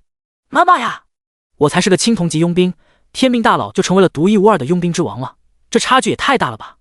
我特么的才黑铁，我哭死！完了，我们和天命大佬的差距越来越大了。是的啊，佣兵之王可是有着300%的额外经验值加成的，而且秦风大佬这一次还获得了一个永久性的 buff 竞技的佣兵，只要是在执行佣兵任务的过程之中，天命大佬获取到经验值，就能再获得额外200%的经验值。这么算下来，天命大佬这就是相当于有我们6倍的刷经验效率啊！呵呵，岂止是6倍？就天命大佬那个刷末日教团的速度，特么的是我们的50倍都不止。额外的经验值也就算了，你们看到了天命大佬这一次获得的属性奖励了吗？那可是整整600点啊！我特么想获得这么多属性，我得升24级。天命大佬，带带我吧，我不想努力了。天命大佬，您能不能出一个攻略啊？我们花钱买。天命大佬，我的神，帮帮孩子吧，孩子都被落日山脉的野怪打哭了。弹幕像是雪片一般在公屏之上翻飞着，不多时的功夫，整个公屏就变成了秦风的样子。不仅仅是降临到轮回世界的散人玩家，其他组建了工会的、拥有着更强实力的玩家，也被秦风这次触发的公告给震惊到了，而且他们所思量的还要比其他的普通玩家远一点。大黑天工会会长，天命大佬跑到佣兵之城去了，我感觉他好像不乐意跟我们玩了呀。是啊，第2环的任务已经发布了快4天了，天命大佬一个军权贵族都没有杀，他这是不是不愿意跟我们一起分享主线任务，所以就不跟我们玩了呀？我觉得也是，就凭借着天命大佬的本事，他留在银月帝国里面跟我们一起执行帝国任务，获得的收益说不定还没有他在其他国家执行佣兵任务来得多。会长，咱们该怎么办啊？没有了天命大佬，谁去顶住军权派系那边那个名叫36D巨无霸的女疯子？会长，咱们的兄弟都被那个女疯子杀穿了2回了。第098章倒计时。但凡能够组建大公会并成为大公会里的中流砥柱的，都不是一般概念上的蠢人。透过秦风参加佣兵大赛夺取到佣兵之王身份的表象，他们直接就看到了秦风想让他们看到的幻象。他们发自内心的觉得秦风自认为拿不到上次一般的贡献度，所以就不在银月帝国和他们玩了，跑到国外去接佣兵任务，独吞经验值。可是作为大黑天工会的会长，作为银月帝国之中战斗力仅在秦风和穆雪儿之下的大聪明，横贯八方却不这样想。他总觉得秦风这一次离开银月帝国，图谋的肯定不是国外的佣兵任务那么简单。要知道，主线任务可是有着整整250亿的经验值啊！即便只能拿到30%的贡献度，那也是整整75亿的经验值，是令人口干舌燥的天文数字。想要拿到超过这个数字的经验值，秦风不把最高等级的赤色佣兵任务当白菜刷，一定是不可能做到的事情。想到了这里，横贯八方当即就有了主意。他决定再观望观望，等待秦风的世界公告。他对工会众人道：大家不要着急，天命大佬或许只是在积累自身的实力，他说不定就会在哪一天直接对整个银月帝国的军权贵族宣战了，到时候我们还是可以跟着他喝到一口汤的。改变阵营这种事儿，咱们就先别着急了，先观望观望，确定了天命大佬之后的动向，再来做决定也不迟。不仅仅是大黑天工会，银月帝国其他的几个大型玩家工会也做出了一样的决定。这一时刻，他们都认为秦风将来肯定会回到银月帝国执行帝国任务的第2环，他们不觉得秦风会放弃这一块肥肉。话分两头，再说回秦风这边，接过了梅尔蒂尼的金腰带，完成了任务，拿到了自己的奖励过后，秦风便离开了佣兵大赛的赛场，把所有的烂摊子都丢给了梅尔蒂尼去解决。反正梅尔蒂尼平时就经常给人做擦屁股的事情，这种小事儿对梅尔蒂尼来说非常的驾轻就熟。离开了佣兵大赛的赛场之后，秦风并没有发动踏前闪，直接离开佣兵之城。不但如此，他还在佣兵之城里找了一个酒店，以1金币的价格住进了这座酒店最高等级的套房之中。至于秦风的面子为什么可以这么大，只因为这座酒店是米特尔家族的产业。在秦风显露出自己身份，告知了接待人员自己的姓名的那一刻，整个酒店就都变成了秦风的模样。如果不是秦风坚持要给钱，他们说不定还会倒贴秦风。进到酒店过后，秦风将怀里的糖豆豆掏了出来，丢到了沙发上，自己则是躺在了柔软的大床上，整理起了自己现在掌控着的以及即将掌控到的资源。此时此刻，银月帝国之中已经有了秦风布下的大棋子，只要穆雪儿不停地杀戮女皇阵营的玩家，所有玩家的心态就都会受到影响，渐渐向军权贵族派系倒去。而秦风需要做的，则是不停地在国外接取赤色悬赏令，一次次地完成佣兵任务，斩杀 BOSS， 触发世界公告，坐实自己不想和其他人分润主线任务经验值的事实。2招下去，银月帝国的局面将会是这样的：秦风不管银月帝国的事务，女皇派人心动荡；穆雪儿疯狂杀戮女皇派玩家，军权贵族派实力暴涨。军权贵族有了玩家的支持，野心再也控制不住，怂恿撺掇蒙哥马利与女皇决战。银月帝国进入生死危机之中，99.99%的玩家都觉得蒙哥马利会是银月帝国的真命天子，是最后的胜利者，全体都加入了军权派之中。而后，秦风回归银月帝国，跟女皇来一个派交易，禁止所有军权贵族派的玩家转换阵营。再后，秦风以无人可挡的姿态，一招清算所有的军权贵族，并将所有站在军权贵族那一方的玩家宰一遍。不仅要独吞了主线任务的经验值，还要拿到斩杀玩家的经验。想到这里，秦风顿时就开心了，笑了起来。如果他的计划执行的顺利，这一波的超级收割将会给他带去将近1000个亿的经验值，足够他直接冲到40级了。哦，这事儿有个前提，那就是他完成第3次转职过后，经验值翻倍的倍率还在他可以接受的范围之内。想清楚了接下来要干的事情过后，秦风看向了自己的状态栏。今日完成任务佣兵争霸赛的时候，他除了拿到了佣兵之王的身份，5大帝国赤色悬赏令的接取权限，他还拿到了一个前一世未曾进入过的遗迹副本赫尔纳都斯的入场契机。此刻，这份被命名为契机的东西就存在于秦风的状态栏之中。秦风也没有多想，直接就使用了洞察之眼，看向了那份入场契机。赫尔纳都斯之力，类型规则之力，效果使用了过后，你将能感应到赫尔纳都斯的坐标。又特么的是规则之力，想要加个词条都得等几10年。秦风嘟囔了一句，随后就点击了赫尔纳都斯之力一下，将这道规则之力给炼化了。下一刻，一道提示音在秦风耳畔响起：叮咚，你使用了规则之力赫尔纳都斯之力，你获得了古代遗迹赫尔纳都斯的坐标。提示音落下，秦风的精神空间里立刻就出现了一个闪闪发光的坐标，而在这个坐标之上还有着一串倒计时：29天、12小时、45分、33秒。秦风明白，这串倒计时代表的是赫尔纳都斯的开启时间。想着还有将近1个多月的时间，赫尔纳都斯才会开启，秦风便没有再去管这件事儿了。他打开了自己的属性面板，将成就奖励的自由属性全部加在了敏捷之上。秦风的属性发生变化，基础属性力量774，敏捷2919，精神774，体质774，韧性774，百倍属性潜力。加完了属性之后，秦风放松了下来，他四仰八叉的躺在床上，闭起了眼睛，等待起了某个女人的到来。第099章梅尔蒂尼。韭菜。佣兵大赛的赛场之上，梅尔蒂尼带着人将赛场上蜷缩在屎尿里的莫霍尔扶了起来。此时此刻，莫霍尔还处于那种极度的恐惧之中，整个人都是傻掉的，就那么一动不动的愣着，任由梅尔蒂尼带来的人摆布。看着莫霍尔此刻的样子，梅尔蒂尼叹息了一声。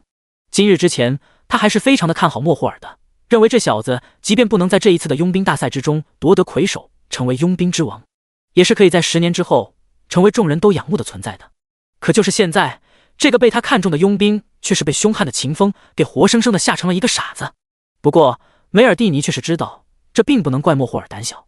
要知道，在秦风挥动金属杆子的那一刻，莫霍尔是距离秦风最近的那一个人，也是距离死亡最近的那一个人。被那种无人可挡的伟力所震慑的失去心智，并非是一件可耻的事情。带他下去吧，给他找最好的医生。他毕竟是我们工会的一份子。梅尔蒂尼对众人吩咐道，随后便离开了赛场，去处理其他的善后工作了。时间1分1秒的过后，梅尔蒂尼手上的工作越来越少，可他却是越来越焦急。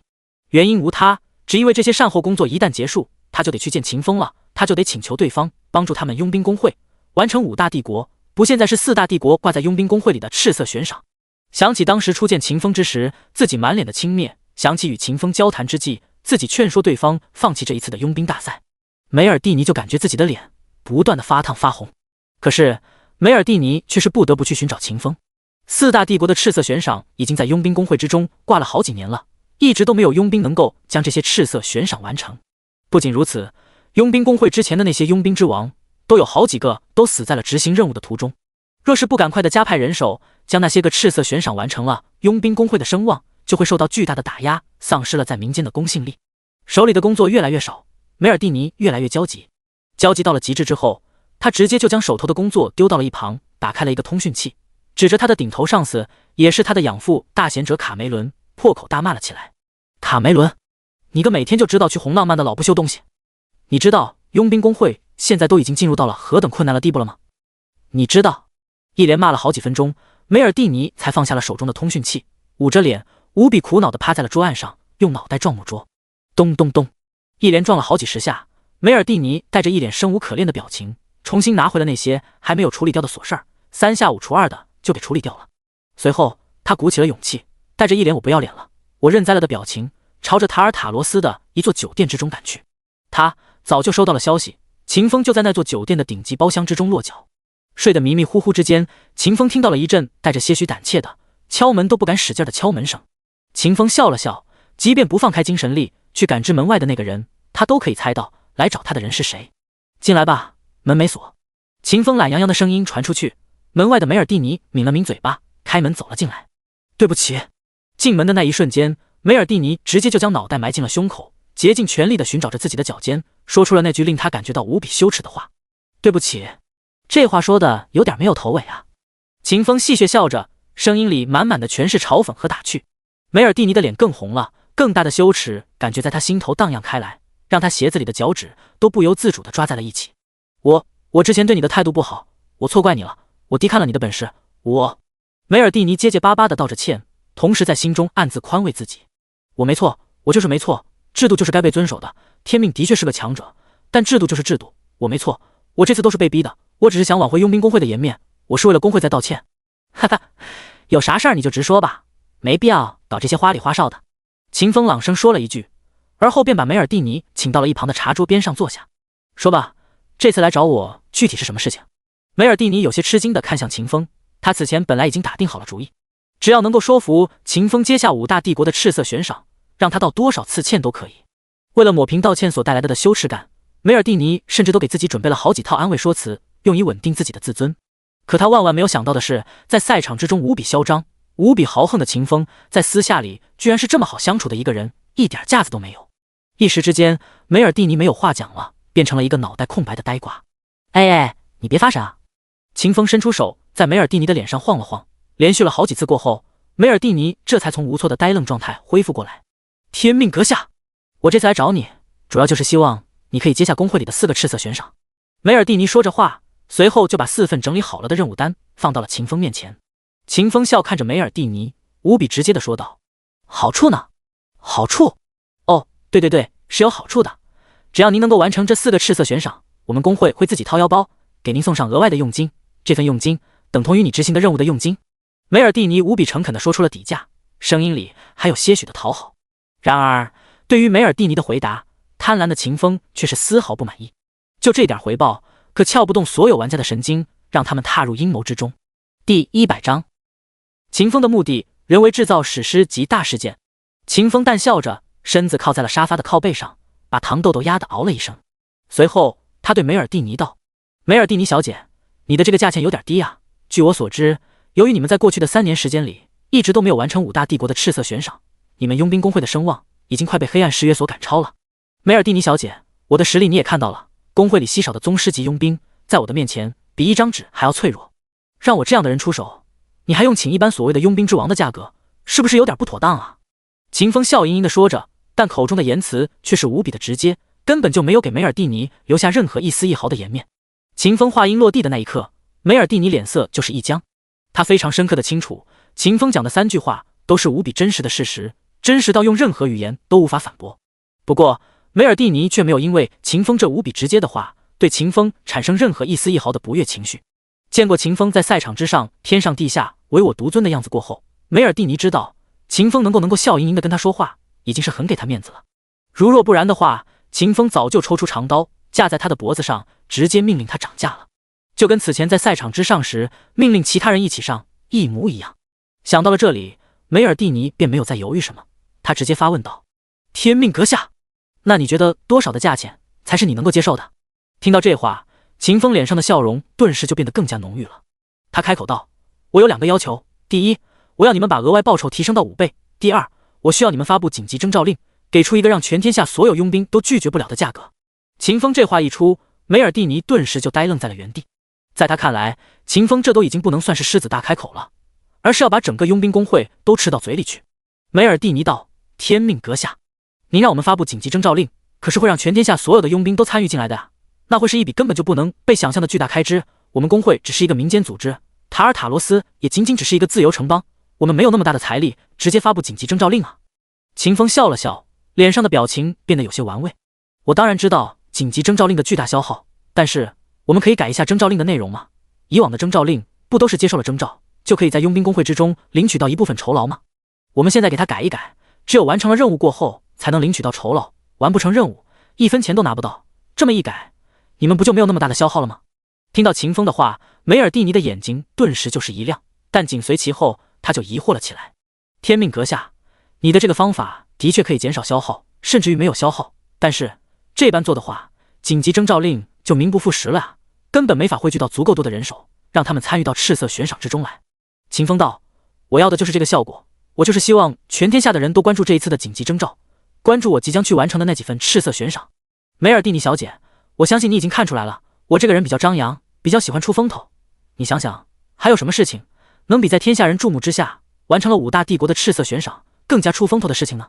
秦风当然不是喜欢出风头的人，他是个实打实的利益驱动者，更是个一点碧莲都不要的老骗子。此刻他又骗人了。他之所以说自己喜欢出风头，喜欢被所有人的关注，主要的目的就是想要利用佣兵工会的紧急征召令，人为的制造出一个史诗级的大事件来。要知道，银月帝国的主线任务可真是一个史诗级的大事件。想要让银月帝国里的那些个玩家相信秦风不想再碰银月帝国里面的那些破烂事儿了，秦风就需要制造一个史诗级的大事件，用以偷天换日、偷梁换柱、明修栈道、暗度陈仓。梅尔蒂尼副会长自然是不清楚秦风的心思的，他结合着秦风在赛场之上怒斥众人、挑战全场的行为，直接就相信了秦风想要出风头的话。随后他更是敏锐地察觉到，和秦风做这一笔交易是绝对不会亏的。最近这几年的时间，一次又一次的失败，已经让佣兵工会的名望跌落到了极限了。即便在发出了紧急征召令之后，秦风完成不了赤色悬赏，佣兵工会的名望也只是再度被削弱几分，从慢性死亡变成稍微快一点的慢性死亡。但如果秦风完成了赤色悬赏，那结果可就大不一样了。佣兵工会的名望将会随着秦风在全天下人崇敬目光的注视之下，直接就暴涨上去，不仅能够重新坐稳第2大自由城邦的位子，说不定还能够跟排名第1的奥数永恒高塔掰一掰手腕，争一争第1。想到这里，梅尔蒂尼立刻就激动了，他下意识的就想要答应秦风的要求，和秦风完成了这一次的约定。可下一刻，他突然就觉得这事儿还是有必要通知一下其他的几个副会长的。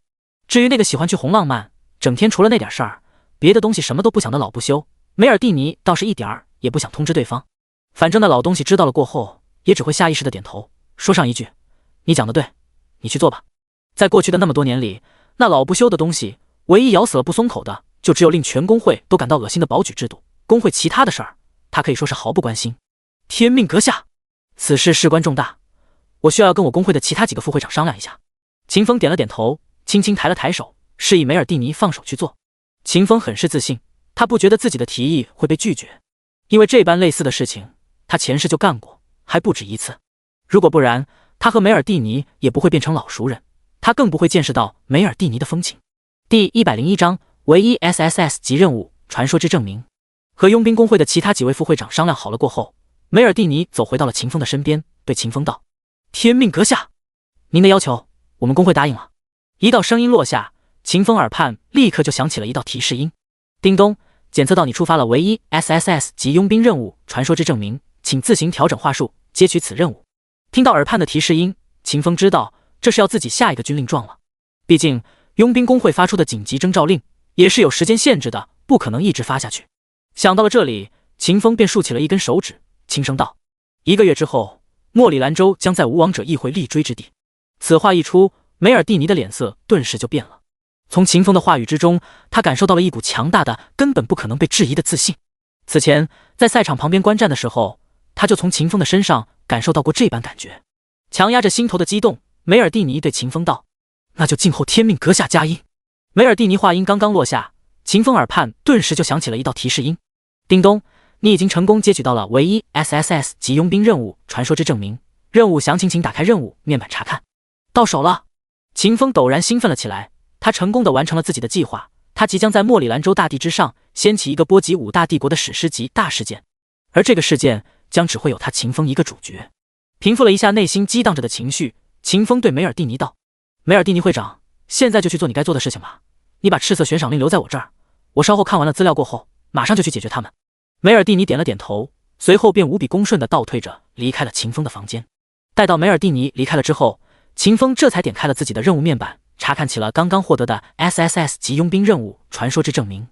传说之证明，等级 SSS 级，类型环任务，当前阶段第1环。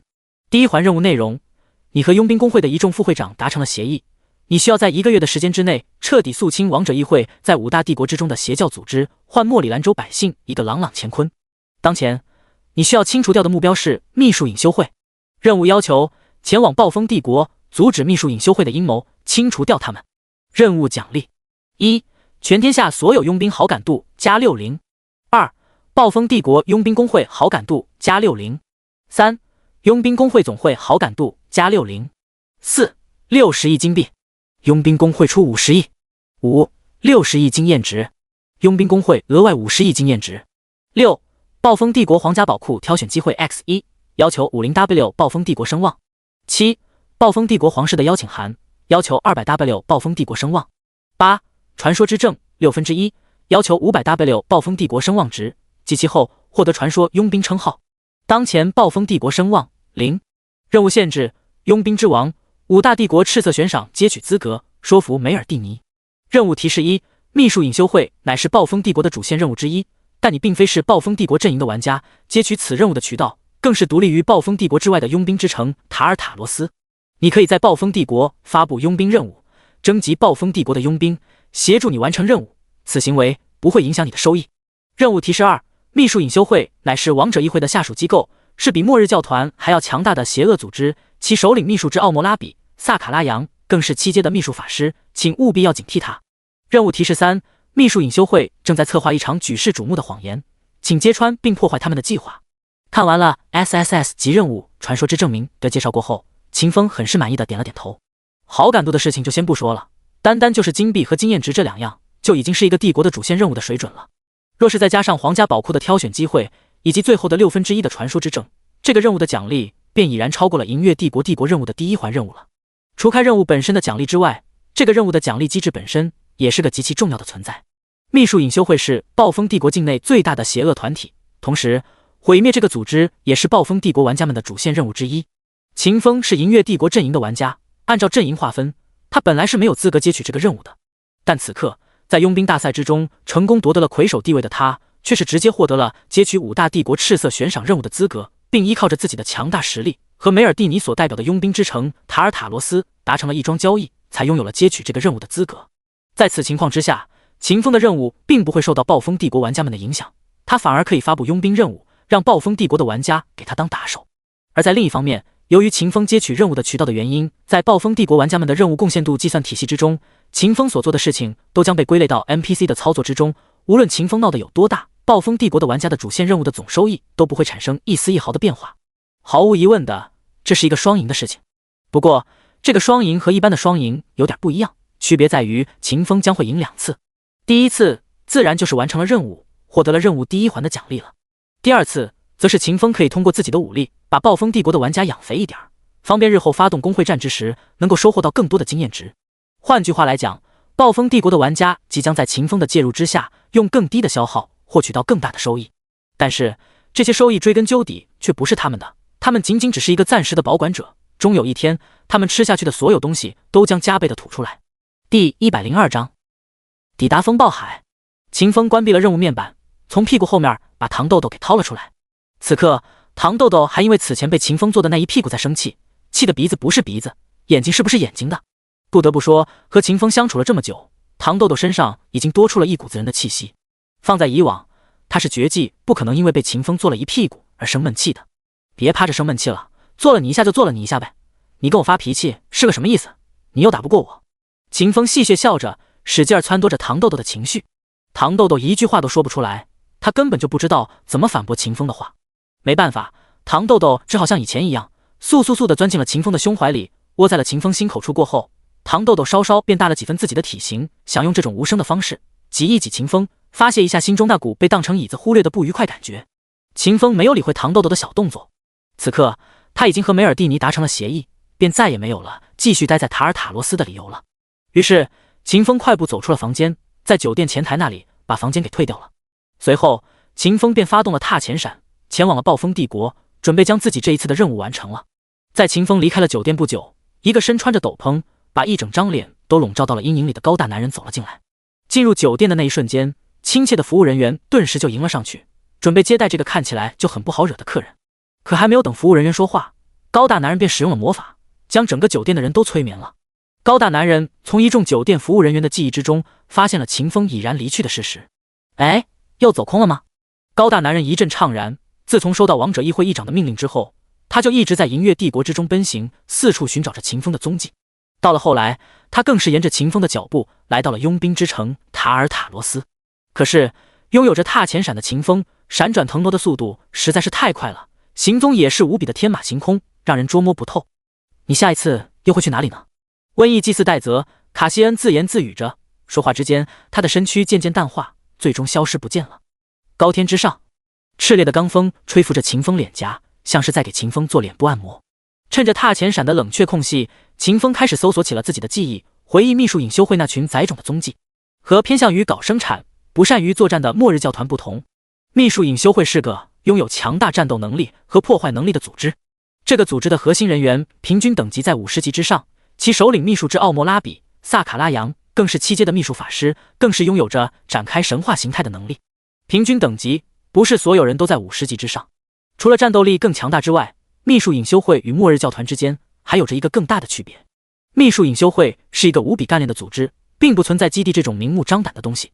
他们采用的是化整为零的策略，整个组织700多号核心人员分散在了暴风帝国上千万平方公里的土地上。平时的时候，这些邪教分子会各自为战，依靠着自己的手段，不停地在暴风帝国境内搞破坏。一旦有大型的破坏活动，这些人便会在极短的时间内汇聚起来，爆发出足以令军队都头疼的巨大能量。按照我前世的记忆，如果我没有记错的话，秘术隐修会最近想要做的事情就是篡改暴风帝国的历史，让他们的民众怨恨自己的国家，憎恨自己的先祖。而这些人锁定的第一个目标就是暴风帝国镇守狂风要塞的帝国之首摩尔切里斯将军。秦风想起了前世考据党玩家们总结出来的事情起因和结果，想到了这里，秦风便决定了先潜伏在摩尔切里斯将军的身边，帮那些秘术隐修会的人一把，尽快把事情给推起来，让他们大踏步着迈进，尽快在风暴帝国的王都掀起心灵洪流。就他了。秦风感慨一声，随后便发动了踏前闪，继续前进。又是3次踏前闪过后，秦风成功抵达了暴风帝国，但他却没有在第一时间前往风暴要塞，而是去了暴风帝国边境的风暴海。风暴海是暴风帝国最大的危险来源，解决风暴海里面的海洋生物更是风暴帝国的主线任务之一。秦风这一次赶来风暴海，为的就是利用此地的高等级怪物，为自己刷几个高等级的宝箱出来，然后交给穆雪儿那个缩小版幸运女神，让对方帮自己开几个伪装类的技能出来。拿到了技能之后，秦风就将直接替换掉摩尔切里斯将军的心腹，潜伏在摩尔切里斯将军的身边，给秘术隐修会的老好人们帮一个小小的忙。在秦风想到了这里的时候，他已经抵达了风暴海。此刻海洋之上，黑沉沉的乌云重压着，带给人一种无比压抑的感觉，直让人喘不过气。一条小船在无边无际的大洋之上漂浮着，船上站着几个蓝色头发、满脸雀斑、神情紧张的暴风帝国 NPC， 而在 NPC 的身边则是几个睡眼惺忪、站没站样、做没做样的玩家。妈的，还要走多久啊？是啊，都在海上漂了12个小时了，愣是一头暗水巨蛇都没找到。就别他妈的说暗水巨蛇了，一些等级低的海妖，我们也不是没有捞着吗？哎，太他妈亏了，我都想立刻传送离开，放弃了这一次的狩猎任务了。听着海面上玩家们的絮叨，秦风笑了笑。这些玩家并非是没有找到暗水巨蛇，更不是没有遇到低等级的海妖，他们已经和暗水巨蛇率领的海妖大军遇上了，更是陷入了暗水巨蛇布置下来的陷阱之中。此时此刻，暗流汹涌的海面之下，已经聚集了将近3000头各个等级的海妖，小船上的那些玩家和 NPC 都成为了暗水巨蛇的狩猎目标。第103章，艺术就是爆炸。呼呼呼，一阵急促无比的风声在玩家们耳畔响起，所有的人都扬起了脖子，看向了那风声传来的方向。而后他们便看到了一个赤红色的流星，那人正是穿着赤焰法袍从高天之上落下来的秦风。秦风自由落体的速度奇快无比，就在众人张着大嘴以为秦风即将就要被海潮拍成烂泥的时候，秦风却是无比稳当的站在了海潮之上。我靠，可以这么轻松？从他下落的速度来判断，他掉下来的位置怕不是在万米之上吧？他怎么一点事儿都没有？这人的属性得多高啊？哎，我打开探查之眼瞅一瞅呢。玩家们本就是个肆无忌惮的物种，他们下意识地把强大的秦风当成了一个强大的 NPC， 随后就要掏出自己的探查之眼查看秦风的属性。嗖嗖嗖，一阵 NPC 都无法听到的声音响起，一连7个探查之眼对准了秦风。ID 天命简写版，等级28级，天赋职业装备技能物理魔法攻击力防御力，基础属性：力量774，敏捷2919，精神774，体质774，韧性774，属性潜力。一个长得令人发指的半透明面板出现在了7个玩家的视野之中。然而，在这个面板之上，99%本该标注数值的地方都被4个巨大的问号给替换掉了。在轮回世界之中，4个问号代表着最高等级的不可探查，代表着常人无法企及的超高位格。所有看到秦风面板的玩家都被那一连串的给震惊到了无以复加的程度。2919的敏捷，774点的其他属性，这特么的是什么怪物才能有的面板啊？属性最低的都特么的是我最高属性的10倍，这位大神究竟是吃什么东西长大的啊？比当年的王慧弱一点，吃什么东西长大的？当然是特么的吃公道长大的呀！你是没有看到那位大佬的 ID 吗？你再去看看。我靠，天命大佬！我靠，妈妈呀！我看到了，真的天命大佬了，怪不得除了属性面板，其他什么东西都看不到，原来是天命大佬啊！天命大佬不是银月帝国的吗？他怎么跑到我们暴风帝国这边来了？死！难道说天命大佬准备改换阵营了？就在7位玩家一脸疑惑的时候，依靠着2919的敏捷，100倍的属性潜能，稳稳站在海面之上的秦风轻声开口了。他对众人朗声道：“不想死的话，往后退去3万米。”秦风的声音很轻，但话语之中却带着一股子不容被质疑的味道。与秦风隔海相对的7位玩家听到这话，直接想都不带想的，立刻就催促起了 NPC， 让他们全力驱动小船朝着3万米之外退去。一边往后退，7位玩家一边对秦风示好：“天命大佬，除了后退，还有什么事情是我们可以为你做的吗？天命大佬，等会儿你的事情结束了过后，你可以给我签一个名吗？我是你的粉丝啊！天命大佬，你这是要改换阵营了吗？你要是真的想改换阵营的话，你加入暴风帝国好不好啊？我们都想跟你换。天命大佬，暴风帝国紫电亲王的王妃老好看了，你要不要？你要的话，我给你偷过来。我觉醒的是 A 级的盗窃天赋，亲王发现不了我。”秦风在玩家群体之中的恐怖声望，以及两方人马之间巨大的实力差距，让7位玩家对秦风生不出一丝的反抗情绪。在秦风那句话说出口的那一刻，他们就在心中自动脑补出了各式各样的理由，为秦风的行动增添了无比坚实且充分的动机。听着玩家们的话，秦风淡淡笑了笑，没有太过于理会。他之所以出声提醒这些人，主要就是因为此刻工会战、国战、阵营战都没有开启，在现在这个阶段把玩家们给误杀了，就等同于提前消耗自己的宝库，而且连一点东西都收获不到。20几秒钟过后，在玩家们八仙过海、各显神通的全力示威之下，小船成功飘到了3万米之外的海面上。在这个距离上，其他的玩家都失去了对于秦风的感知，但秦风却能够依靠着自己强大的精神属性、恐怖的100倍属性潜能，以及宫月武的词条锐利的眼提供的1000倍感知力，无比清晰地洞察到玩家们的每一个举动。3万米了，该动手了。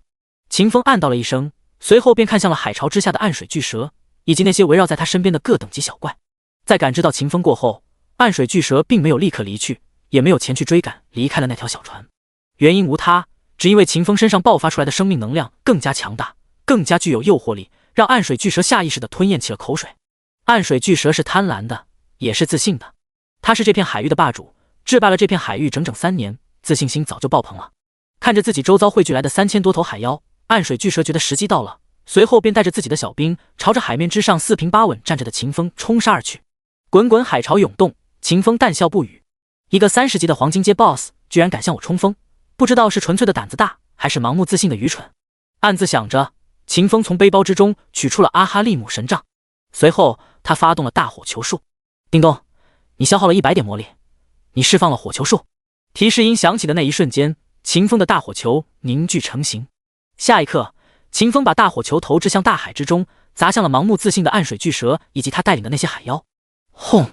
巨大的声音从海中传出，紧接着104立方千米的海洋瞬间就被大核爆、火球、树给蒸发成了无边无际的水汽，并在海面之上形成了一个白里透红的大雾球。第104章，屠杀200海里。轰轰轰轰！巨大的声音在秦风耳畔响起，他的眼前也出现了一个个血色的伤害数值条。1215W。时间太久，踏前闪的暴击加成消失了，只有阿哈利姆法杖的魔法攻击加成和1级大火球的伤害倍率，被动技能水元素狂暴只加成水系魔法。1215W。为了保住其他玩家的命，不影响以后的发育，秦风没有释放阿哈利姆神杖的施法范围增幅效果。大火球术效果，凝聚大火球对3000乘以3000乘以3000范围内的敌人造成200%魔法攻击的伤害。球形范围伤害词条1000倍范围3级冷却，没有1000倍伤害。赤色字符闪烁的那一刻，秦风耳畔响起了接连不断的提示音。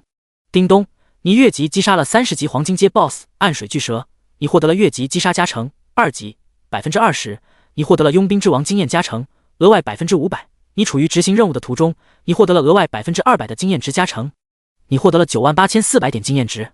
只有一个是 BOSS， 其他的都是小怪。叮咚，你击杀了海妖致命海葵，你获得了佣兵之王经验加成，你获得了。叮咚，你击杀了。提示音响了许久才平息下来，3个宝箱从海底飘到了海面上，秦风将之捡了起来，随后便前往下一个地点杀怪了。我靠，好恐怖的爆炸！是啊，掀起的大浪都快把我们的船给掀翻了。更加恐怖的是，我们先前还得到了天命大佬的提醒，退到了3万米之外。我们当时要是不离开的话，恐怕死的连灰都不剩了。天命大佬不愧是天命大佬啊，才28级，释放出来的大招就可以制造出如此强大的破坏力。哎，也不知道天命大佬的这种大招冷却时间是多久啊？若是1小时可以用一次的话，那他刷怪的效率不得飞起来啊！就是我什么时候也能和天命大佬一样，拥有这样一个伤害能力爆炸的大招啊！7个玩家接连赞叹着秦风的恐怖战力，其中一个中秦风的毒比较深的，甚至在玩家专用的论坛之上书写了一篇文章，讲述了今日这一场注定将会被传唱好一段时间的传奇遭遇。离开了玩家之后，秦风一路冲一路杀，不多时的功夫，将就200平方海里之内的野怪全部给清空了。死在秦风手下的野怪，不说有5万头，也得有3万头。对于其他人而言，这么多的野怪必定是一个史无前例的收获，但对于秦风而言，杀怪爆出来的经验值也就只能将他的升级的经验槽从7亿多提升到没啥作用的9亿多一点点。至于声望值，则受制于阵营，导致秦风无法通过杀戮风暴海里面的怪物来获取到暴风帝国声望。最后的最后，就是秦风心心念念已久的宝箱了。秦风只有1点的幸运，这导致了他的宝箱爆率低的吓死人。宰了几万头野怪，秦风爆出来的宝箱也就只有27个，这爆率狗看了都摇头。哎，秦风叹息了一声，随后就在小本子上给幸运女神记上了一笔，准备在抵达了神之领域过后再找那个小娘皮清算。而后秦风便发动了踏前闪，离开了风暴海。他之所以不把风暴海给清了，主要就是想留点怪给玩家们刷，只有把玩家们养起来了，秦风才好刷玩家。要知道，刷玩家的经验值可比刷一般的 BOSS 大多了。杀玩家经验值计算公式：等级 X 转值 X10 X100 经验加成。回到了陆地之上，秦风在风暴要塞不远处的一块悬崖上找了个岩石坐了下来。随后他打开了聊天面板，给穆雪儿发过去了一条消息：这话就挺言简意赅。银月帝国阿尔加斯行省罗家城，此刻穆雪儿正带着一帮属下肆意杀戮着罗家城里属于女皇派系的玩家。这已经是他进攻的第7座城市了。为了完成秦风交代给他的任务，为了对得起秦风给他强化的那些装备，穆雪儿拿出了他最高的效率，几乎是不眠不休。接连的高强度战斗让穆雪儿的精神很是萎靡，以至于有些时候他丢出去的火球都会打偏。坚持住，坚持住，你可不能被他甩得太远了，你得对他有用啊，不然的话你们就再无交集的可能了。穆雪儿在心头给自己打气，随后就又化身了疯魔，开始了狂暴的杀戮，将罗家城里的女皇派玩家杀得丢盔弃甲，狼狈窜逃。女疯子，我怎么这么倒霉啊，遇上了这么一个女疯子。投降，我们投降。都投降了你还要杀，你还是人吗？玩家们带着痛苦的声音在穆雪儿耳畔响起，但此刻这些声音已然无法刺激穆雪儿的神经了。对现在的穆雪儿而言，唯一能够让她动容的便是秦风发来的讯息，亦或是陡然出现在她面前的秦风本人。去死！穆雪儿断喝一声，手中法杖再度凝聚出大火球术。就在这个时候，一道特意优化过的提示音在穆雪儿耳畔响起了：叮咚，秦某人来信息了。提示音一落下，穆雪儿顿时就感觉自己的身体一激灵。与此同时，刚刚汇聚到一半的大火球也因为穆雪儿的不专心消散在了天地之间。加大力度，放跑了一个人，拿你们试问。穆雪儿吩咐了一声，随后直接就发动了奥数迁徙，从战场之上消失，来到了罗家城的一个偏僻角落，身子颤抖着点开了聊天面板，看着面板之上那一个简单无比的在，穆雪儿下意识的就抿住了嘴巴，忍住了心底的雀跃和欢喜。她压着心头絮叨冲动，矜持道：咋了？第105章穆雪儿，傲娇的女人。咋了？帮我开几个箱子。哦，我就知道，你就只有开箱子的时候才会想起我。穆雪儿带着些许的幽怨说出了这句话，但说完了过后，他又担心自己的话让秦风丢了面子，然后秦风就不跟他说话了。就在穆雪儿无比担忧、五味杂陈的时候，秦风的讯息来了。也不是只有开箱子的时候会想起你啊，你又想骗我，我才不会上你的轨道。穆雪儿甜甜笑着，发出去的话却是带着几分质疑和不屑。咱们可是盟友啊，你怎么可以这么想我？别说骗人的话了，多少个箱子，你全给我丢过来吧。好嘞。秦风的最后一道讯息刚刚落下的那一刻，穆雪儿便接收到了秦风发过来的27个宝箱。在这27个宝箱之中，一共有着18个青铜级的宝箱，8个白银级的宝箱，以及孤零零的一个黄金宝箱。这让深知秦风恐怖杀力的穆雪儿不由得感叹秦风的运气。有什么要求啊？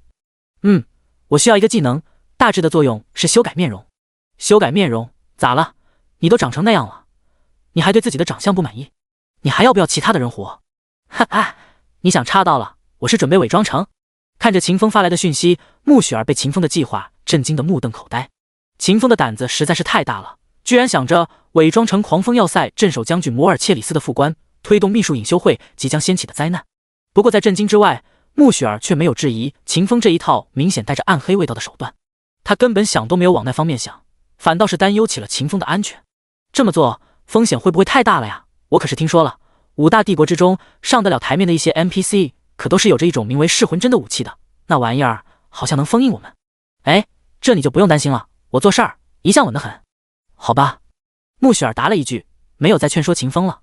他和秦风接触的时间并不长，但他却是明白秦风就是个无比坚定的人，一旦认准了什么事情就是一定会去做的，9头牛都拉不回来。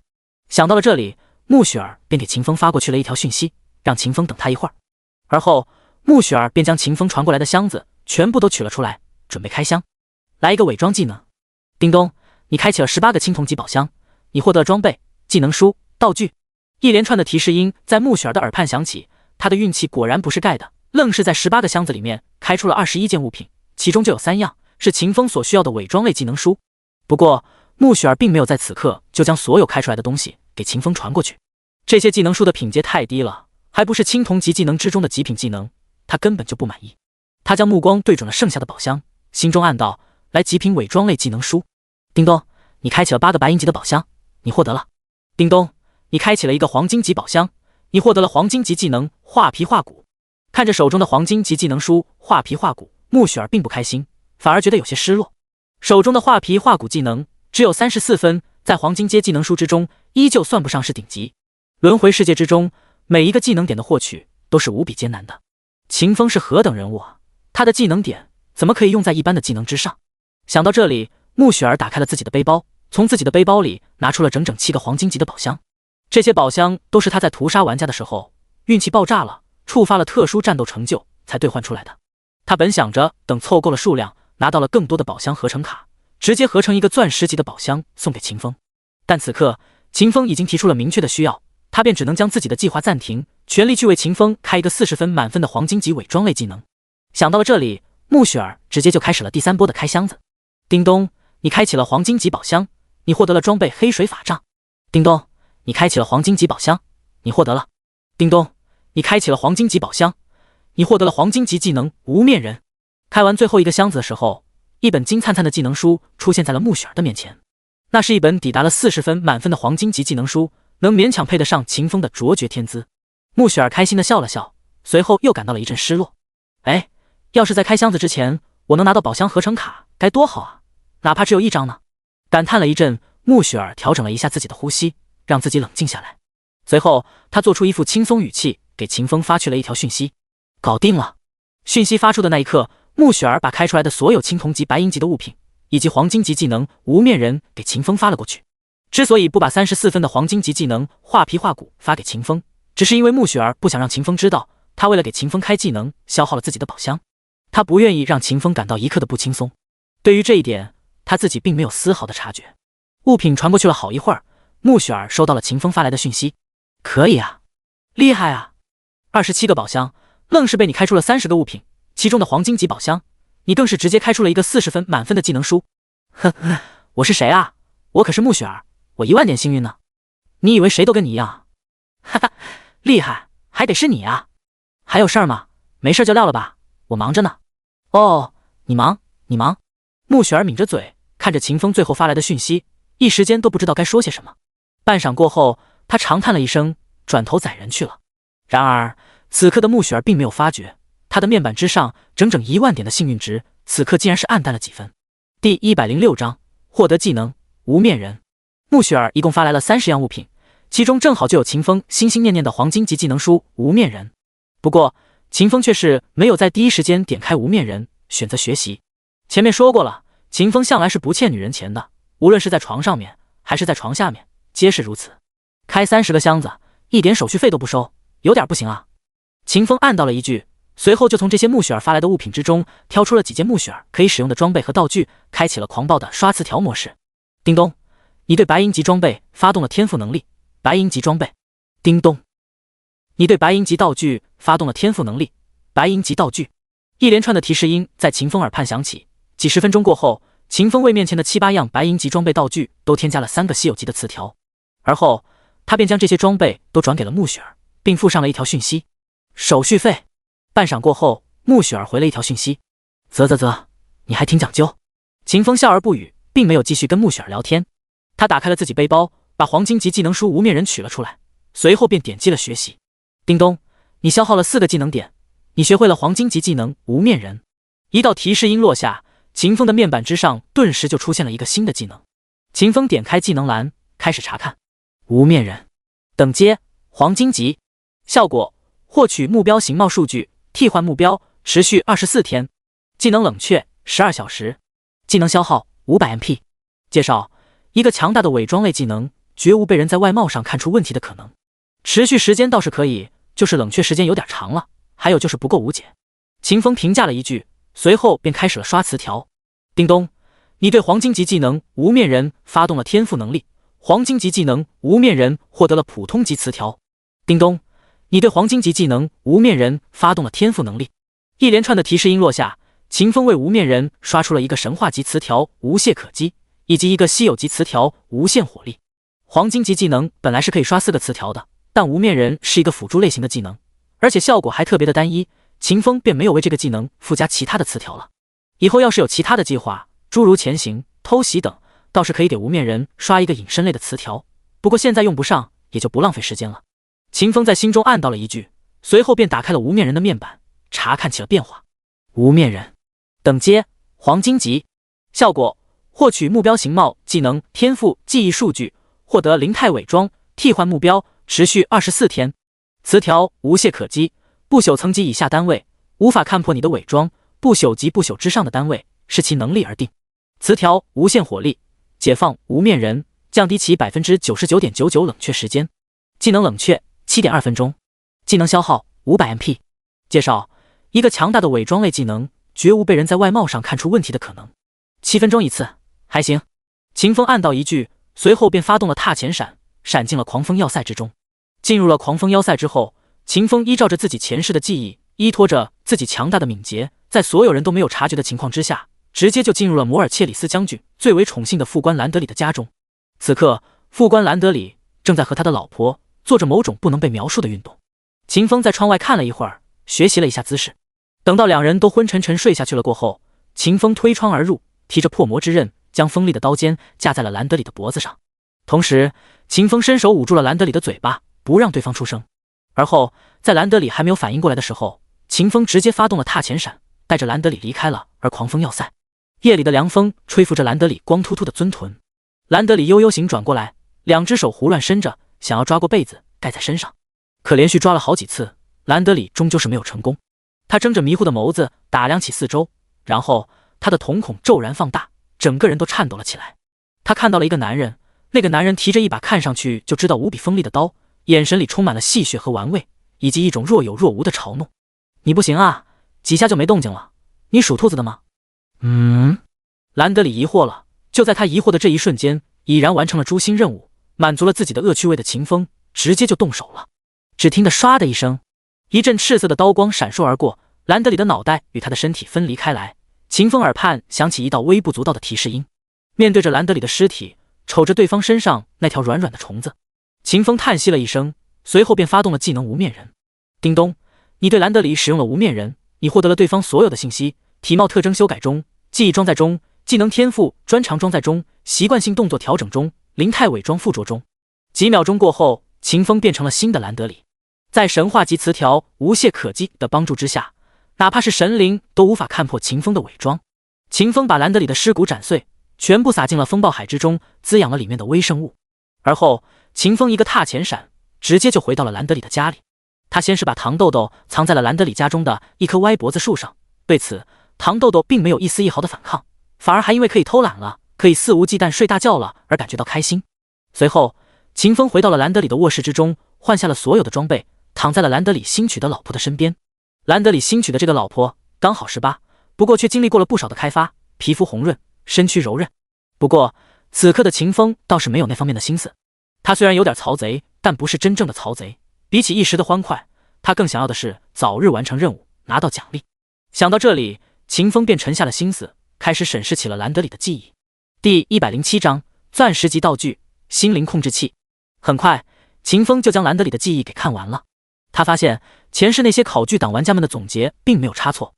兰德里这个摩尔切里斯将军的亲弟弟，真的在很久之前就已经和秘术隐修会的人勾结在了一起，随时准备着颠覆摩尔切里斯将军的认知，将他变成一个只听他们行事的人。只是在过去的那段时间里，两方人马因为利益分配不均，迟迟没有动手罢了。想到这里，秦风便决定明天一早就去秘术隐修会在这座城之中的藏身之处，和对方完成了这笔交易。时间很快就过去了，第二天鸡还哼哼唧唧的，没有打鸣的时候，秦风就从床上爬了起来。难得休息了一个晚上，秦风变得格外的精神抖擞，他一个翻身就从床上跳了起来。起床的动静惊醒了一旁哼哼唧唧的烧鸡，烧鸡迷迷糊糊半睁着眼就要往秦风的身上扑。哎，就特么的很旺盛。秦风一把将之按住，沉声道：有事儿要办，回来再收拾你。我等你回来，我买了新衣服，你晚上穿给你看。秦风不置可否的点点头，随后便穿上了兰德里的衣服，离开了家门。嘎吱，一个卖烧饼的铺子早早的就支开了摊子。秦风坐到铺子前，要了一份简单到极致的早餐。正一口口吃着的时候，一个白胡子老头坐到了秦风的面前，假模假样的吃着早餐，暗地里却是给秦风传音：你已经很长时间没有到我们这里来了，怎么，你准备答应我们的要求了？你们咬死了不松口，我只能答应啊。不过事先说好了，我帮你们拿下了摩尔切里斯过后，我必须是这狂风要塞的城主，你们得发动你们的力量帮我去运作。行，吃完了东西过后，你到家里来一趟。秦风没有回答了，专心对付着自己的早餐。老头3下5除2的吃掉了自己的那一份，随后便一摇一摆的离开了。就他这副样子，任谁都猜想不到，此人竟然是秘术隐修会秘术13众中的第7席。老头离开了后不久，秦风啪的一下把手中的餐盘一摔，随后就开骂了：卯日的东西，饭菜里居然有蟑螂，特么的不知道我是谁吗？我哥可是摩尔切里斯将军，居然敢如此怠慢我！依照着兰德里的秉性，秦风骂咧咧着就朝着早餐铺子里头赶去。进去过后，一连串的摔打锅碗瓢盆的声音便响起来了。10几秒钟过后，秦风带着一脸胜利的表情，捏着3块金灿灿的金币，得意洋洋地走出了铺子。此刻并没有人知道，秦风已然从这个所谓的家里拿到了一份足以摧毁摩尔切里斯将军神智的宝物。一路前行，没花多长时间的功夫，秦风就赶到了狂风要塞的城主府。顶着兰德里的脸，秦风一路畅通无阻，所有遇到秦风的人都给秦风让出了宽敞的通路。进到兰德里的办公室，秦风大摇大摆地将那个从家里获得的宝物取了出来。心灵控制器，类型特殊道具，等阶钻石阶，效果对准目标，使用心灵控制器，影响摧毁修改目标的神智，效果是目标的抵抗程度而定。此道具无法对60级以上拥有神话形态的单位奏效，一次只能影响一个人。耐久3%。介绍：秘术隐修会首席秘术之奥莫拉比撒卡拉扬的造物，拥有着改变心灵的能力，修改别人的神智还得看别人乐不乐意。耐久还只剩下了3点，有点不行啊。秦风颇为嫌弃的嘀咕了一声，随后就对手中的心灵控制器发动了天赋能力。叮咚，你对钻石级特殊道具心灵控制器发动了天赋能力，钻石级特殊道具心灵控制器获得了普通级词条。叮咚，你对钻石级特殊道具心灵控制器发动了天赋能力。几十分钟过后，秦风成功为心灵控制器附着上了6个稀有级词条。秦风再度打开了心灵控制器的面板，查看了起来。心灵控制器，类型特殊道具，等阶钻石阶，效果对准目标，使用心灵控制器，影响摧毁、修改目标的神智。词条1000倍耐久，心灵控制器的耐久提升1000倍。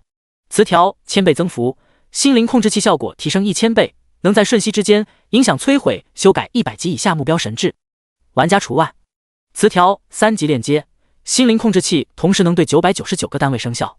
词条3级操控，心灵控制器的拥有者使用心灵控制器操控目标之时，感知力提升999倍。词条3级修复，心灵控制器每隔1分钟恢复3点耐久。词条心灵潜流，被心灵控制器操控的单位会释放出心灵潜流，潜移默化影响身旁之人的认知，让他们认同的你观点。耐久99993-10000。介绍：被玩家天命强化过后的心灵控制器，拥有着令神灵都嫉妒的力量。看着强化过后的心灵控制器，秦风很是开心。有了这个玩意儿，他不但可以加速秘术隐修会的行动，帮这些任务完成他们那些没有完成的任务，还能够将这个道具用到其他的5个任务之中，加快完成任务的速度。帮你们一个忙，收一点手续费，应该不为难你们吧？秦风如是想着，随后就离开了自己的办公室，前去寻找兰德里的亲哥摩尔切里斯将军去了。第108章，操控摩尔切里斯一鱼4吃。秦风依照着兰德里的性格，并没有敲门，直接就进入了摩尔切里斯将军的办公室。此刻，摩尔切里斯将军正俯身在桌案上，不停咳嗽着处理公务。听到熟悉的脚步声，感觉到兰德里的气息，摩尔切里斯将军抬起了发红的眼睛，看向秦风，轻声道：“我听说你又欺负人了，还是以我的名义，我不许你那样做了。你这是在给自己的名声抹黑，你赶紧去给人道歉。”摩尔切里斯将军很严厉，但在这份严厉之中，却有着一丝微不可察的自责。秦风笑了笑，并没有说话，而是坐在了摩尔切里斯将军对面的沙发上，打开了洞察之眼，探查起了对方的信息。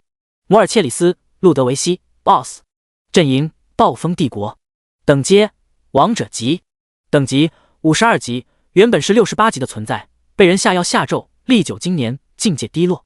血量 763W、963W， 黑潮他们吃到了副本的1000倍增幅，摩尔切里斯没有。物理攻击力 3.2W， 防御力 12W， 技能装备略，状态中毒，严重受损，疾病缠身。介绍：曾被称作是帝国之首的男人，此刻却只是一条苟延残喘的老狗。哎，你老弟对你可真好啊，这么些年愣是把你从68级的帝国之首变成了一个52级的老狗，给你上了200多个 debuff。 看完了摩尔切里斯将军的信息之后，秦风暗自感慨了一声，随后就掏出了背包之中的心灵控制器，对准了摩尔切里斯将军。此刻摩尔切里斯将军还喋喋不休地教育着，对于秦风掏出来的心灵控制器根本就没有一丝一毫的防备之心。哟，心灵控制器发出一道淡黄色的心灵潜流，直接洞穿了摩尔切里斯将军的肉体，钻进了他的灵体之中，将之彻底操控住了。叮咚，你使用了心灵控制器天命强化版，控制了暴风帝国帝国之首风暴要塞的镇守者摩尔切里斯将军。一道提示音落下，秦风成功控制了摩尔切里斯，且在可见的未来之中，玩家们都不可能发现摩尔切里斯的异常，破坏了秘术隐修会的行动。对于秦风来说，这一次控制了摩尔切里斯是一个巨大的收获。首先，他推动了秘术隐修会的计划，缩短了对方在暴风帝国王都之内启动超大型心灵控制的时间了。其次，他提前控制了摩尔切里斯，阻断了玩家们的破坏，增强了秘术隐修会暴动之时的能量，为他在暴风帝国王都破坏秘术隐修会行动的未来规划增添了巨大的终将得到的声望。再后，摩尔切里斯将军还成为了秦风的一个棋子，为秦风日后对暴风帝国发动国战，激化两国之间的矛盾，大发战争财起到了极大的推动作用。最后，秦风还能依靠着成功控制摩尔切里斯的战绩，把秘术隐修会在狂风要塞里的那些人全给控制了，并以此为基础，将整个秘术隐修会的人都控制住。这一波叫什么？这一波叫做一鱼4吃。这一波还叫什么？这一波还叫秦风赢妈了。控制住了摩尔切里斯将军过后，秦风使用了远距离传音秘术，给狂风要塞里的秘术隐修会成员发去了一段话。对方明显无比激动，但却只是轻轻说了一声：“你到家里来一趟。”听到这话，秦风知道对方是准备黑吃黑了。秘术隐修会名字听起来挺正常的，但实际上这就是个邪恶组织，是莫里兰州5大帝国公认的头号恶势力王者议会的下属组织。这样的人要是被黑吃黑，秦风根本就不信。不过话又说回来，秦风和此时此刻的秘术隐修会成员是一路人，他也想着黑吃黑，而他的恐怖战力便决定了这场双向奔赴的黑吃黑，秦风将会是最终的胜利者。想到了这里，秦风直接就不演了，他顶着兰德里的样貌，一个踏前闪就闪烁到了家里面。此时的家里围坐着3个秘术隐修会的成员，在秦风到来的这一刻，他们正商量着该怎么趁着兰德里不注意，一招把兰德里秒杀掉。可就当他们思维飞速运转的时候，一阵无比恐怖的剧痛从他们的身体之中钻了出来，那是踏前闪的词条效果，暴力闪烁的恐怖威能所造成的。Bio， 一连3道淡黄色光流从心灵控制器之中射出，直接就将3个秘术隐修会的成员控制住了。叮咚，你控制了秘术隐修会核心成员 X3。提示音落下，秦风主宰了生杀予夺，随时都能把面前的3个冤种变成自己的经验值。可是秦风却没有那样做，他操控着其中一个秘术隐修会成员，对第7侍者，也就是之前在早餐摊点之上和秦风有过一面之缘的老头，发去了一条秘术传音：莫桑比克大人，任务完成了，摩尔切里斯已经被我们控制住了，我们收回了心灵控制器，并灭杀了兰德里，没有人会知道我们的行动。辛苦了，3分钟之后到城外的临时据点来见我，我们要去下一个地方了。对于秦风发去的传音，莫桑比克老头并没有一丝一毫的怀疑，直截了当的就给出了自己的位置，还兴致勃勃的准备前往下个地方开始新一轮的行动。秦风笑了笑，看向深州的几个秘术隐修会成员，问道：你们城外的据点坐标是多少？356.4488.9975。得到了坐标之后，秦风并没有立刻行动，而是在原地等待了3分钟。时间到了过后，秦风这才拎着3个傀儡发动了踏前闪，出现在了秘术隐修会城外临时据点的天空之中。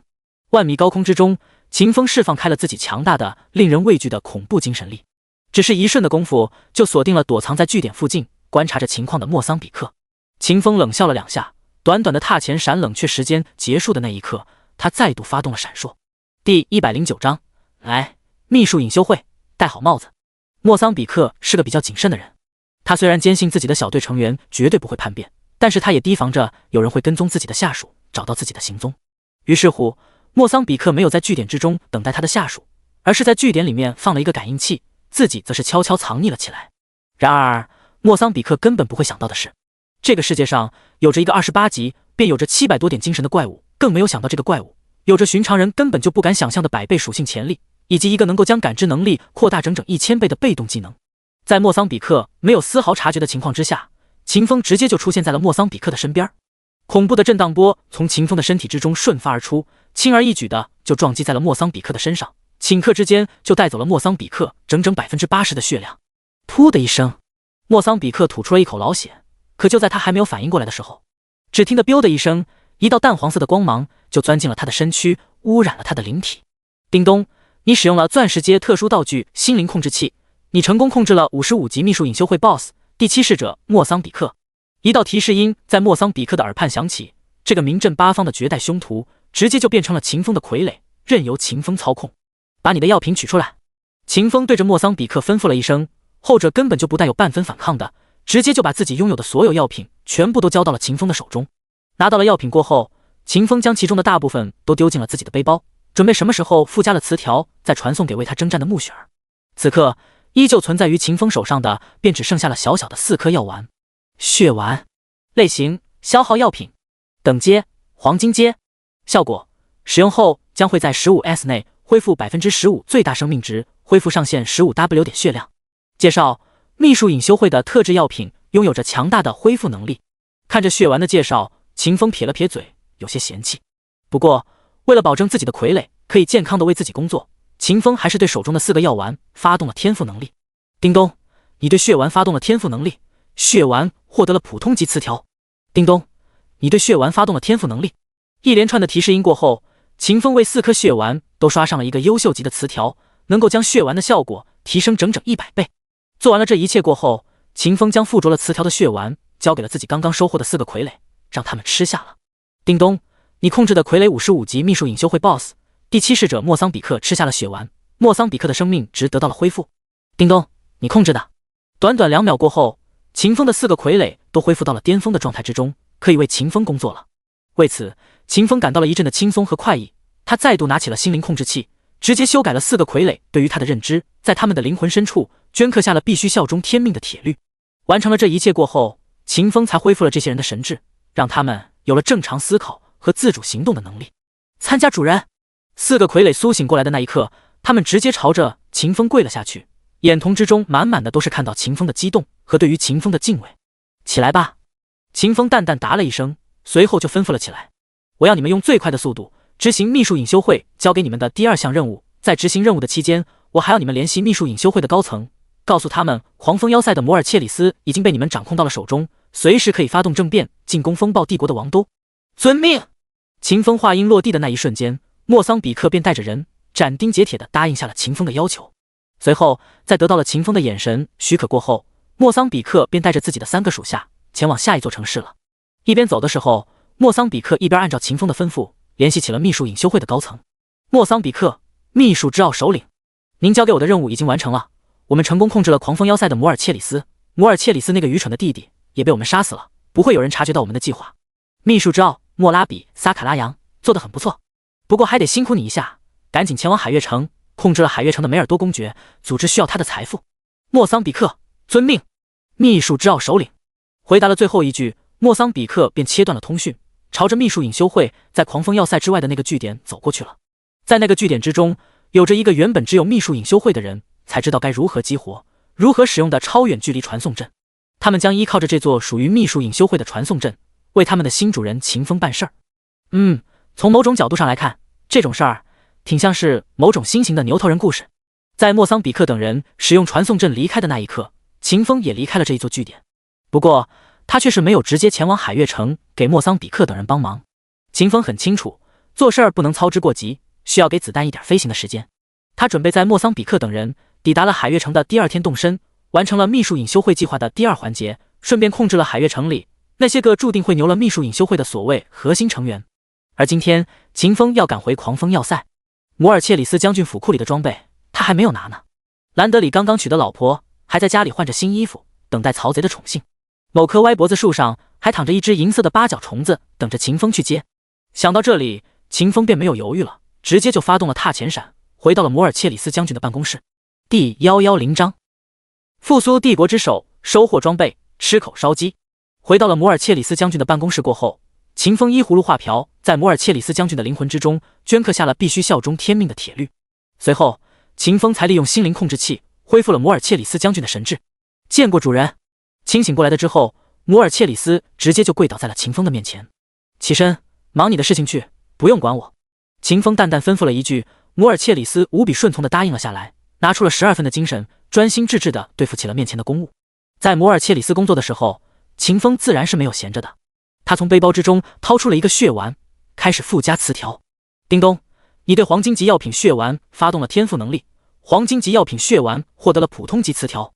叮咚，你对黄金级药品血丸发动了天赋能力。一阵劳累过后，秦风完成了词条赋予。他点开了血丸的面板，查看了起来。血丸类型：消耗药品，等阶：黄金阶，效果：使用后将会在 15S 内恢复 15% 最大生命值，恢复上限 15W 点血量。词条：1000倍增幅，稀有级，血丸的效果提升1000倍。词条：3级驱散，稀有级，驱散100级以下单位制造的任何 debuff。词条：复苏之风，稀有级，吃下血丸过后，目标的躯体之中所有弊端将会被清除，对100级以上的单位无效。词条：精力充沛，稀有级，吃下血丸过后，目标获得永久 buff， 精力充沛，能持续高强度工作999小时，中途不用睡觉。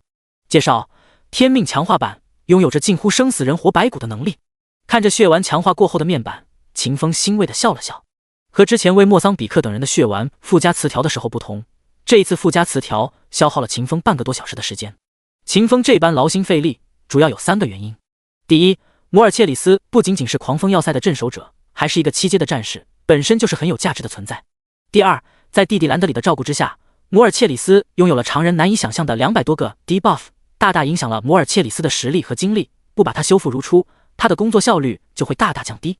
第三，在秦风的前世记忆之中，控制了摩尔切里斯之后，秘术隐修会是医治过摩尔切里斯的。此刻，秦风还没有将秘术隐修会所有的成员控制住，他需要依照着前世秘术隐修会众人走过的路子，把摩尔切里斯的伤治医治。不然的话，秘术之奥、莫拉比、萨卡拉扬那个老东西就有察觉到异常的可能。半个多小时的重复刷词条，让秦风感觉到了一些许的疲惫。不过，他倒是没有在摩尔切里斯将军的办公室里浪费时间。作为曹贼的那个他，此刻已经无比的饥渴难耐了。摩尔切里斯，过来，把这颗血丸吃下去。秦风对曾经的帝国之首，如今的绝对忠诚的傀儡摩尔切里斯道：遵命。主人！秦风话音落下的那一刻，摩尔切里斯直接就放下了手中所有的工作，走到了秦风的面前，用无比谦卑的姿态接过了秦风手中的血丸，一口就吞了下去。吞咽下去的那一刻，摩尔切里斯的皮肤顿时就灼红如熔炉之中的钢铁，一股股黑气不断从摩尔切里斯的身上飘飞出来，消散无踪。叮咚，你的傀儡摩尔切里斯吃下了血丸，天命强化版2型，摩尔切里斯的 debuff 被驱散了，状态恢复了，等级回升了，当前68级。叮咚，你的傀儡摩尔切里斯获得了永久 buff， 精力充沛，从此刻起，摩尔切里斯将能够连续999小时高强度工作。2道提示音响起，摩尔切里斯恢复到了巅峰状态，他无比兴奋地跪在秦风身前，五手贴地，几近涕零。谢主人！秦风笑了笑，扯开了话题，没有跟摩尔切里斯纠结血丸的事儿。他道：我需要你府库里的装备，你给军队留一套，剩下的装备全部给我打包，然后交给我。摩尔切里斯遵命。主人！回答了一句，摩尔切里斯倒退着离开了办公室。几分钟过后，他便带着2个看起来就无比沉重的储物袋回到了办公室之中。主人，您要的装备。秦风接过了摩尔切里斯递过来的储物袋，霎时间2道提示音在秦风耳畔响起来了。叮咚，你获得了55748套狂风要塞士兵制式装备，你获得了帝国 buff 加成，你获得了 1.1 亿金币。叮咚，你获得了145887套狂风要塞士兵制式装备。提示音无比的悦耳，让此刻的秦风再度体验了一把好起来了的感觉。兴奋之下，秦风颇为赞叹地拍了拍摩尔切里斯的肩膀，鼓励了一句：好好干，等秘术隐修会被我灭掉之后，我会保你一命，让你继续为我搜刮嗨嗨收集物资的。能为主人效劳，是摩尔切里斯此生最大的荣幸。狂风要塞某条大街之上，秦风从一家家充满了情调和趣味的商店之中走出，手里的奇怪玩具多出了一大堆。如今狂风要塞他已经回来了，作为子弹的莫桑比克一行人还处于飞行的过程之中。摩尔切里斯将军被秦风恢复了神智，成为了秦风最为忠诚的下属，为秦风上供了狂风要塞积攒了多年的20万套装备。此刻秦风可谓是春风得意马蹄疾，就想看看水仙花。总是要给子弹一点飞行的时间的，闲着也是闲着，吃口烧鸡也是个不错的选择。秦风暗自嘀咕着，踩着八爷步晃晃悠悠的就回到了兰德里的家，准备给死了的兰德里牛一下，给对方送一个绿色的装饰物过去。那感觉想想就刺激。一夜无话，只有咿咿呀呀。第二天醒来的时候，秦风精神抖擞，一把拎起了捂着耳朵呼呼大睡的糖豆豆，朝着海月城进发了。第111章，得意的莫拉比。秘术之奥，莫拉比萨卡拉扬今天很开心，因为计划的第1环已经成功了，他忠诚的下属第7使者莫桑比克已经成功控制住了暴风帝国的摩尔切里斯将军，将整个风暴要塞都收入了组织的掌控之中。这次的会议，我将是最出彩的那个人，所有的人都会因为我的成绩朝我投来崇敬的目光。莫拉比萨卡拉扬如此想着，唇边浮现出了一抹已经抵达了忍耐极限的微笑，这让他脸部的肌肉都间歇性的抽搐了起来。控制表情，荣辱不惊，不要张扬，要被动。莫拉比暗自给自己定下方针，在接下来的王者议会举行的会议之中，务必要保持沉着和冷静，最好是带着一丝若有若无的微笑，迎接包括议长阁下在内的所有成员的赞美。等待了没一会儿，每周一次的晨会便开始了。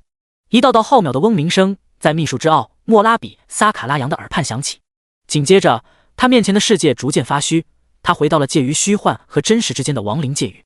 此刻的亡灵界域依旧充斥着数之不尽的灰色雾气，巨大的椭圆形石桌旁边摆放着10几张座椅。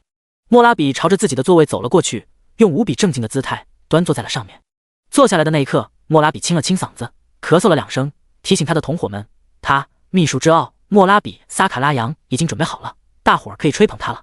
如莫拉比所愿，在他落座到自己的座位之上的那一刻，其他人的目光便牢牢地锁定在了他的身上。莫拉比，我听议长说，你们秘术隐修会已经成功将摩尔切里斯拿下了。莫拉比，对啊，拿下摩尔切里斯颇费了点时间，如果我们再努力一点，兴许还能早点拿下他，将狂风要塞纳入组织的控制之中。你谦虚了呀，你这个进度已经很快了，比计划之中的要提前了2个多月。莫拉比，一点小小的成绩可容不得我自傲，摩尔切里斯之外，还有这2个重要人物没有拿下来呢。即便将他们全部控制了，我们秘术隐修会还得在风暴帝国的王都暴动，那个时候才能决定了我们此行最终的成败。同伙吹一句，莫拉比谦虚一句，一番功夫下来，全场就只剩下了瘟疫祭司戴泽。卡西恩皱着眉头，沉默不语，似乎是在思考什么事情。对于瘟疫祭司戴泽，卡西恩没有吹捧自己这件事儿，心情大好的莫拉比并没有放在心上。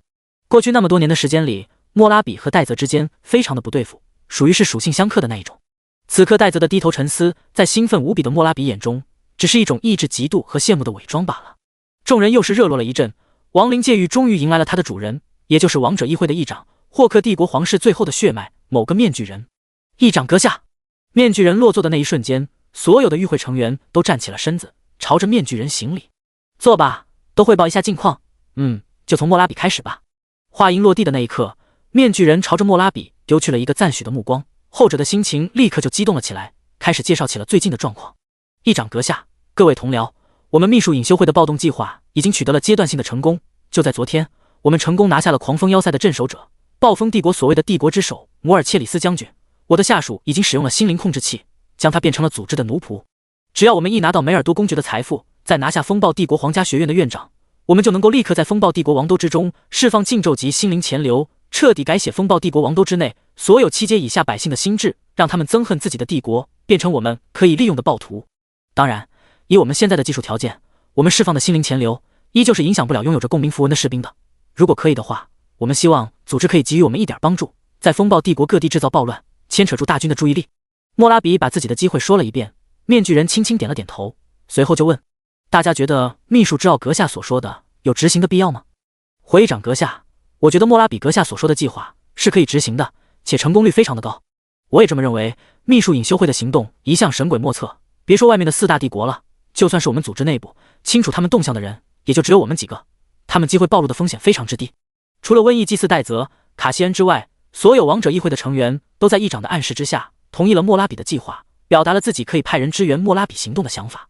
面具人议长朝着几位同僚点了点头，随后将目光挪移到了瘟疫祭司的身上。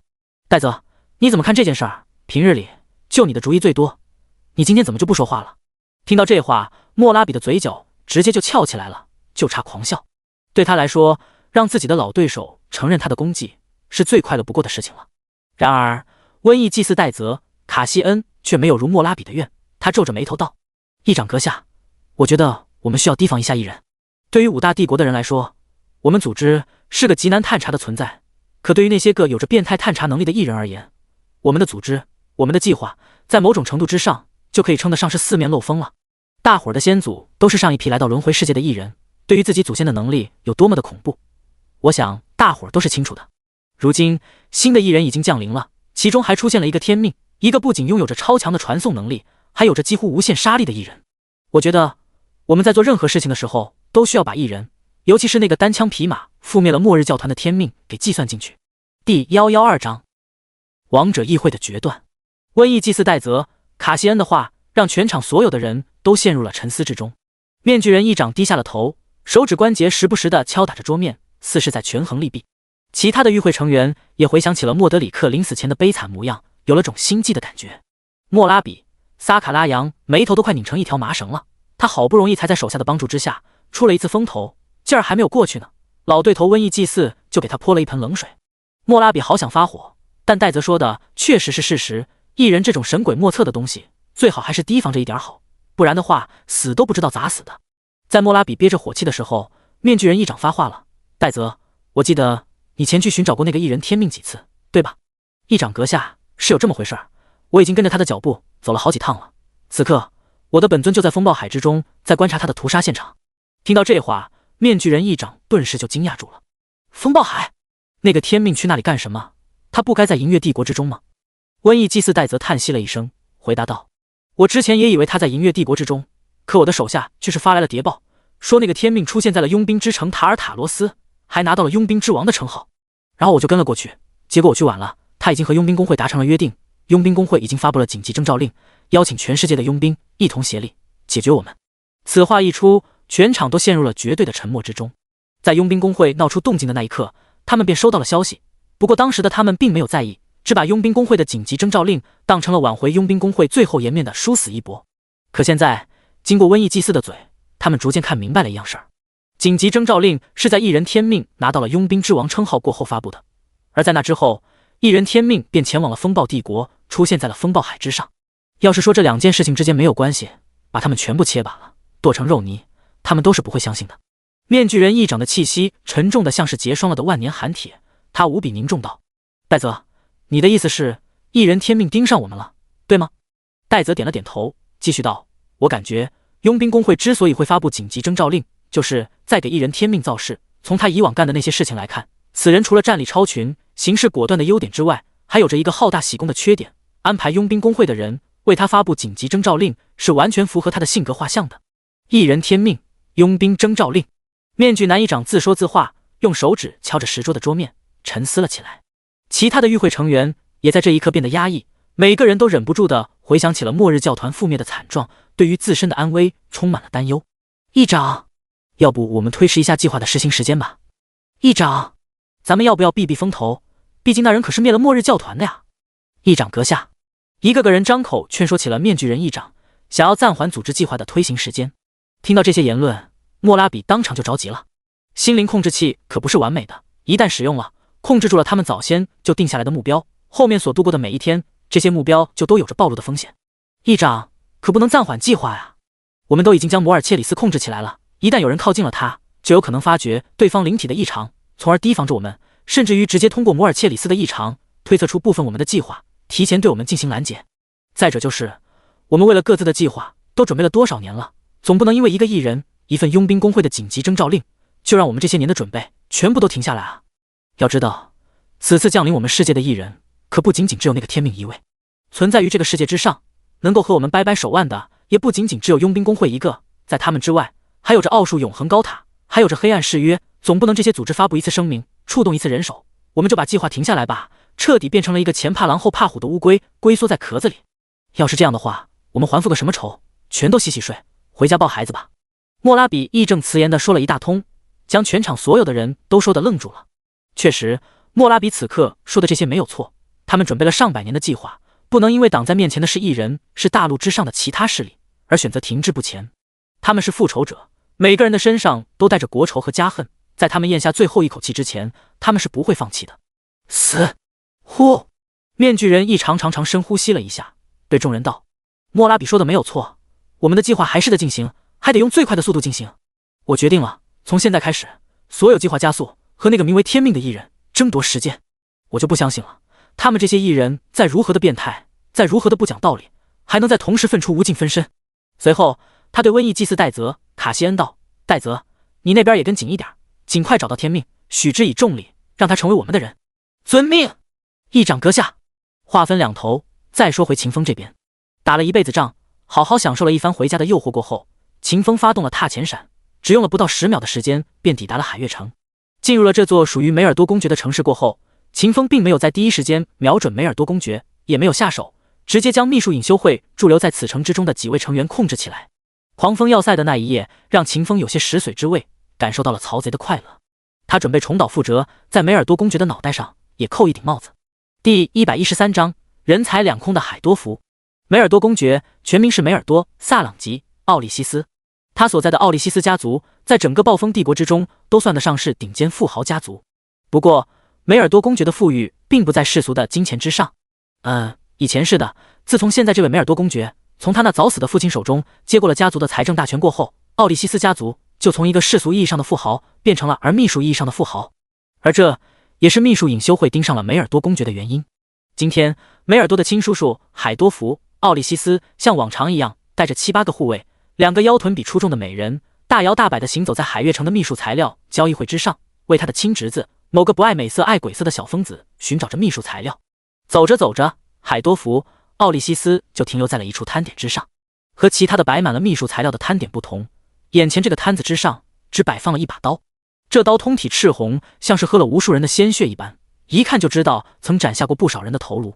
如此浓郁的邪煞之气，想必这刀之上定然附着了数之不尽的怨魂，而且这刀之上还有这一股子极其强大的秘术味道。要是把这刀买回去了，梅尔多肯定会奖赏我的。想到这里，海多福立刻就朝着摊位后边坐着的那个年轻男人开口询价：“小兄弟，你这刀要卖多少钱啊？你说个数。”1500万金币，低于这个价钱免谈。秦风头都没有抬一下，他知道跟在海多福身边的那2个美人可不是海多福的老婆，他根本就没有抬头看一眼的兴趣。1500万，这价格也太高了吧？是啊，珍珠坊最顶级的金器，起价值也不过7200金币，一把刀就要卖500万，你可真是狮子大开口啊！海多福身边的两个女人惊呼出声，可下一刻，这俩人的翘臀就各自挨了一巴掌。海多福带着歉意对秦风道：“阁下不要介意，这两名女子只是凡俗女子，看不出你这把刀的特异之处，还请阁下不要怪罪她们。”能够拿出破魔之刃这般邪煞之气、恐怖逼人的武器，海多福一眼就认定摆摊的年轻男人绝对不是一般的超凡者，岂不都是6阶的绝顶强者？这样的强人，在奥利西斯家族之中也仅仅只有半个，半死不活。在这种情况之下，他可不敢惹怒秦风一分半点儿。阁下能把这刀给我留着吗？我需要回家取一趟钱，稍后一会儿就给你送来。道完了歉过后，海多福对秦风提出了交易请求。听到这话，秦风知道他要等的鱼儿上钩了，于是乎，秦风直接收摊。海多福先生，你的品性整个海月城无人不知无人不晓，我会把这口刀给你留着的。我现在就住在奥利西斯酒店之中，那是你们家的产业。你准备好了钱，就去奥利西斯酒店找我吧。说完这话，秦风抬腿便走。阁下慢走，海多福稍后就来。海多福弓着身子目送秦风离开。等秦风的身影消失在了集市的尽头，海多福才带着人回了奥利西斯家族的城堡。回去的时候，海多福还在心中打定主意，下次出来只带护卫，坚决不带那两个恃宠而骄的女人。奥利西斯酒店至尊级套房之中，秦风无比畅快地躺在大床之上，静待海多福的到来。破魔之刃他肯定是要卖的，那可是整整 1500W 的金币，不卖白不卖。不过和一般的诚信买卖不同，秦风又双若琢的打算黑吃黑了。这一回他不仅仅要拿到 1500W 的金币，还要把海多福拿下，顶替了对方，潜入到梅尔多的身边，帮助梅尔多的老婆消解一下多年积攒下来的独守空闺的寂寞。一想想这个事儿，秦风就有些兴奋。哎，我前世为什么就没有想到这种好事儿呢？简直给 LSP 丢人。等了没一会儿，一阵敲门声就响起来了。无比遵守诺言的海多福带着整整 1500W 的金币给秦风送礼来了。秦风一个翻身从床上跳起来，随后便打开了房门，把海多福和他身边的那几个护卫请了进来。见秦风没有让自己的护卫在外边候着，海多福心中升起了巨大的安全感，同时也无比的信任秦风，坚定的认为秦风是个言而有信的好人。阁下，海多福如约而至，这里是 1500W 金币，您收好。先入为主的想法让海多福没有一丝一毫的犹豫，直接就把一个装着 1500W 金币绣花储物袋交到了秦风的手中。秦风笑着将储物袋接过来，他的耳边顿时就响起了一道提示音：叮咚，你收获了 1500W 金币，你获得了帝国 buff 加成，你获得了额外 1500W 金币。悦耳的提示音落下，秦风便开始掏兜。不过这一次他拿出来的并非是破魔之刃，而是饥渴难耐了的心灵控制器。 Bio， 一道道淡黄色的光从心灵控制器之中喷射而出，直接就钻进了海多福和那些护卫的身体之中，将他们都变成了秦风的形状。主人！被控制住过后，众人直接朝着秦风跪倒了下去，喊了一声主人。秦风对那些个护卫道：稍后，你们几个跟我走一趟，我们得去城里的拍卖会。遵命，主人。秦风点了点头，随后就看向了海多福。至于你妈，我挺看好你的本事的，以后你就帮我打理产业吧。谢主人恩赐。秦风笑了笑，轻轻拍了拍海多福的肩膀。此刻秦风在银月帝国抢来的产业都是林小婉帮忙在打理的。不过随着时间的推移，在可以预见的未来，秦风拥有的产业数量必然是会暴涨的。到那时候，要是秦风还是将所有的事情都交给林小婉去管，那么林小婉就将被累断老腰。为此，秦风准备给林小婉找一个帮手。想到这里，秦风直接就按住了海多福的肩膀，带着他起飞了。第114章，前往拍卖会。苍月城外一座巨大的建造法阵旁边，在烈日的暴晒之下，林小婉的额头渗出了细密的汗珠。不过她却一点都不觉得热，更不觉得累，因为她这是在给他们林家的恩人做事。她监督着改造的是秦风无比看重的黑暗要塞。天命先生，你一向来无影去无踪的，也不知道什么时候才能再见你一面。林小婉是个聪明的姑娘，她清楚，当黑暗要塞建成的那一天，就必然会是她与秦风再见面的时候。可是那一天要是到了，她就将再无理由和秦风联系。毕竟秦风崛起的速度实在是太快了，仅仅只是3-4天左右的功夫，就灭掉了整个末日教团，彻底清除了银月帝国官方的心头大患。后来秦风更是成为了佣兵总会的佣兵之王，成为了5大帝国之中各大势力都需要礼遇的座上宾。他和秦风之间的关系已然在悄无声息之间，从最开始的上下级变成了可有可无的上下级。要知道，每个月180万金币的收益，可是拴不住一个佣兵之王的心的。哎，要是能在黑暗要塞改造完成之前见你一面，该是多么好啊！林小婉哀叹了一声，随后便继续监督起了黑暗要塞的改造工作了，没有过一丝一毫的懈怠和拖延。就在这个时候，林小婉心头突然就出现了一丝感应，她感觉到了一丝秦风的气息，她的心脏开始急促的跳动起来。林小婉蓦然回头，带着些许急迫的环视起了四周，找寻着秦风的身影。看了一圈过后，林小婉突然想起，秦风每次进他爹的办公室，总是喜欢从天花板上降落。一念及此，林小婉直接抬起了头，而后她笑了，因为她看到了一个小小的黑点，而那个黑点给了此刻的她一直都期待着的熟悉感觉。天命先生！林小婉低低喊了一声，垂放在身体的两侧的手下意识的就抬了起来，想要招摇。可是手上刚刚有所动作，林小婉就僵住了。她想，此刻的她若是不停的伸手向天空之上的秦风招摇，是不是就太过于奔放了点儿，不守本分，逾越规矩？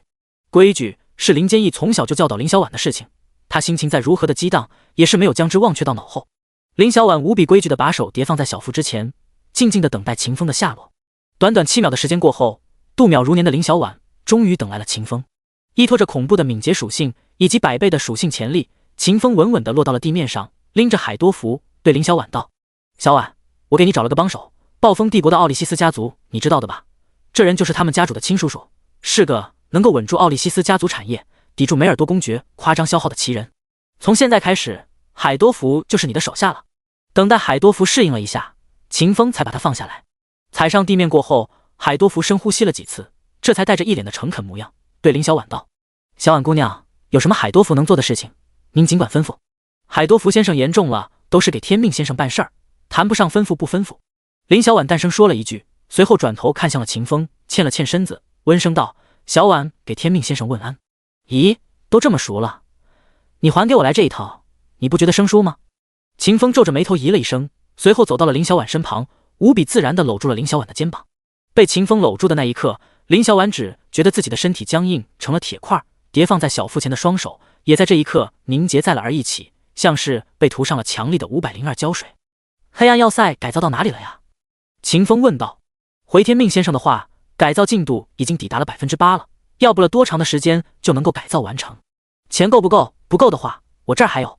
够的，你给了我10多亿金币，完全足够支付黑暗要塞的改造费用，甚至还有极大的剩余。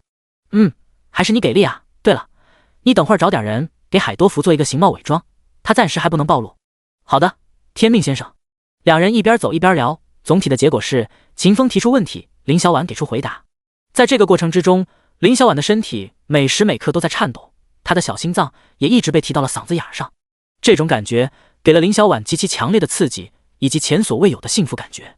可是美好的时光总是短暂的，一番交谈过后，秦风一个踏前闪就消失不见了，林小婉又变成了孤零零的一个人。感受着肩膀上残留着的秦风的体温，林小婉闭上了眼睛，缓缓地伸出了双手，紧紧地抱住了自己。海悦城奥利西斯酒店至尊级套房。秦风抵达此地的这一刻，房间里的8位护卫还保持着他离开之时跪地听令的状态。起来吧，咱们得出发了。遵命，主人。此刻的秦风已经是海多福的模样了，但被他控制住的那8个护卫依旧可以依靠着心底的烙印，认出面前顶着海多福长相的秦风就是他们必须要尊奉的主人。在和海多福接洽之前，秦风便通过强大的感知力和身处在海悦城的莫桑比克等人联系上了，知道了他们的计划。莫桑比克他们拿出了一件品级超高的魔法道具，放到了海悦城里的米特尔拍卖场拍卖。拍卖的邀请函早已递交到了海多福的手中，在海多福被秦风控制了过后，那份邀请函便落到了秦风的手中。此刻秦风就准备提前到米特尔拍卖场去一趟，享受土豪贵族们平日里非常喜欢的穷奢极欲的生活，顺便等待下午的拍卖会。就这样，秦风顶着海多福的面貌，带着海多福的护卫，大摇大摆地离开了海多福的家族开设的酒店，前去拍卖场花海多福的家族的钱了。第115章猫儿女仆。海悦城秘术隐修会的据点，莫拉比的一具分身降临到了此地，为莫桑比克等人压阵。先前在会议之上，莫拉比的言辞非常的严厉，似乎不把一人放在眼里，但实际上面对着破坏力极其惊人的一人天命，莫拉比心头还是有些发怵的，所以他才把自己的一具分身传送到了海悦城之中。主人，情况不妙了，莫拉比的分身赶来的海悦城，他若是向我们讨要心灵控制器，我们可拿不出来东西给他。已经成为了25载，衷心拥护秦风的莫桑比克给远在米特尔拍卖场享受穷奢极欲生活的秦风发去了一条秘术传音：不用担心，你们不是派了人转化成了虚灵形态，藏在了魔能圆环之中了吗？莫拉比的分身要是向你们讨要心灵控制器，你就说那东西已经被人带走了，就藏在魔能圆环之中。他若是想要心灵控制器，就让他自己去米特尔拍卖场拿。这事儿之后，不论那老东西还问不问心灵控制器的事儿，你们都给他说，控制梅尔多公爵的过程之中出了点差错，虽然最后成功了，但心灵控制器也损坏了，问他要第二个心灵控制器。懂了。得到了秦风的支援，莫桑比克心神大定，整个人都有了种尽在掌握的感觉。不出莫桑比克所料，在询问了几句计划推行顺不顺利过后，莫拉比的分身便问起了心灵控制器的事儿。莫桑比克一点都不慌，按照着秦风的吩咐，三言两语就把莫拉比的分身忽悠了过去。时间很快就来到了下午，享受到飘飘然的秦风秦老爷终于等来了拍卖会。作为海月城的领主，奥利西斯家族在此地的米特尔拍卖场之中拥有着永久性的至尊级包厢。那是一个修建在拍卖场2楼的占地面积极大的包厢，包厢之中摆放着一座巨大的无比奢华的柔软沙发，沙发的旁边则是伺候着10几位姿容样貌都无比拔尖的穿着薄薄风俗套装的暴风帝国蓝发美少女。此刻的秦老爷正在这些美少女的伺候之下，张嘴吃着葡萄，享受着快乐。第一件拍品4阶的附魔武器烈焰龙枪，此枪锋利无比，威力无双，乃是赤焰帝国传奇铸造大师班图卡耐基的亲传弟子打造的，起拍价44W 金币，每次加价不能低于6000金币。此时一道娇俏的女声从包厢之外传了进来，秦风根本就没有细听，直接就大手一招，说了一声买。随后侍奉在秦风身边的护卫便不断以奥利西斯家族的名义出价，最终以超过20%的溢价买下了这第一件拍品。之后的每一件拍品皆是如此，秦风充分发挥了合则而渔的作风，疯狂地替奥利西斯家族花钱。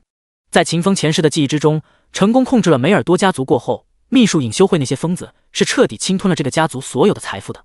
又因为秦风想要利用秘术隐修会拿到更多暴风帝国声望，完成了第一环任务，秦风便不能阻拦秘术隐修会众人的贪欲，必须放纵他们。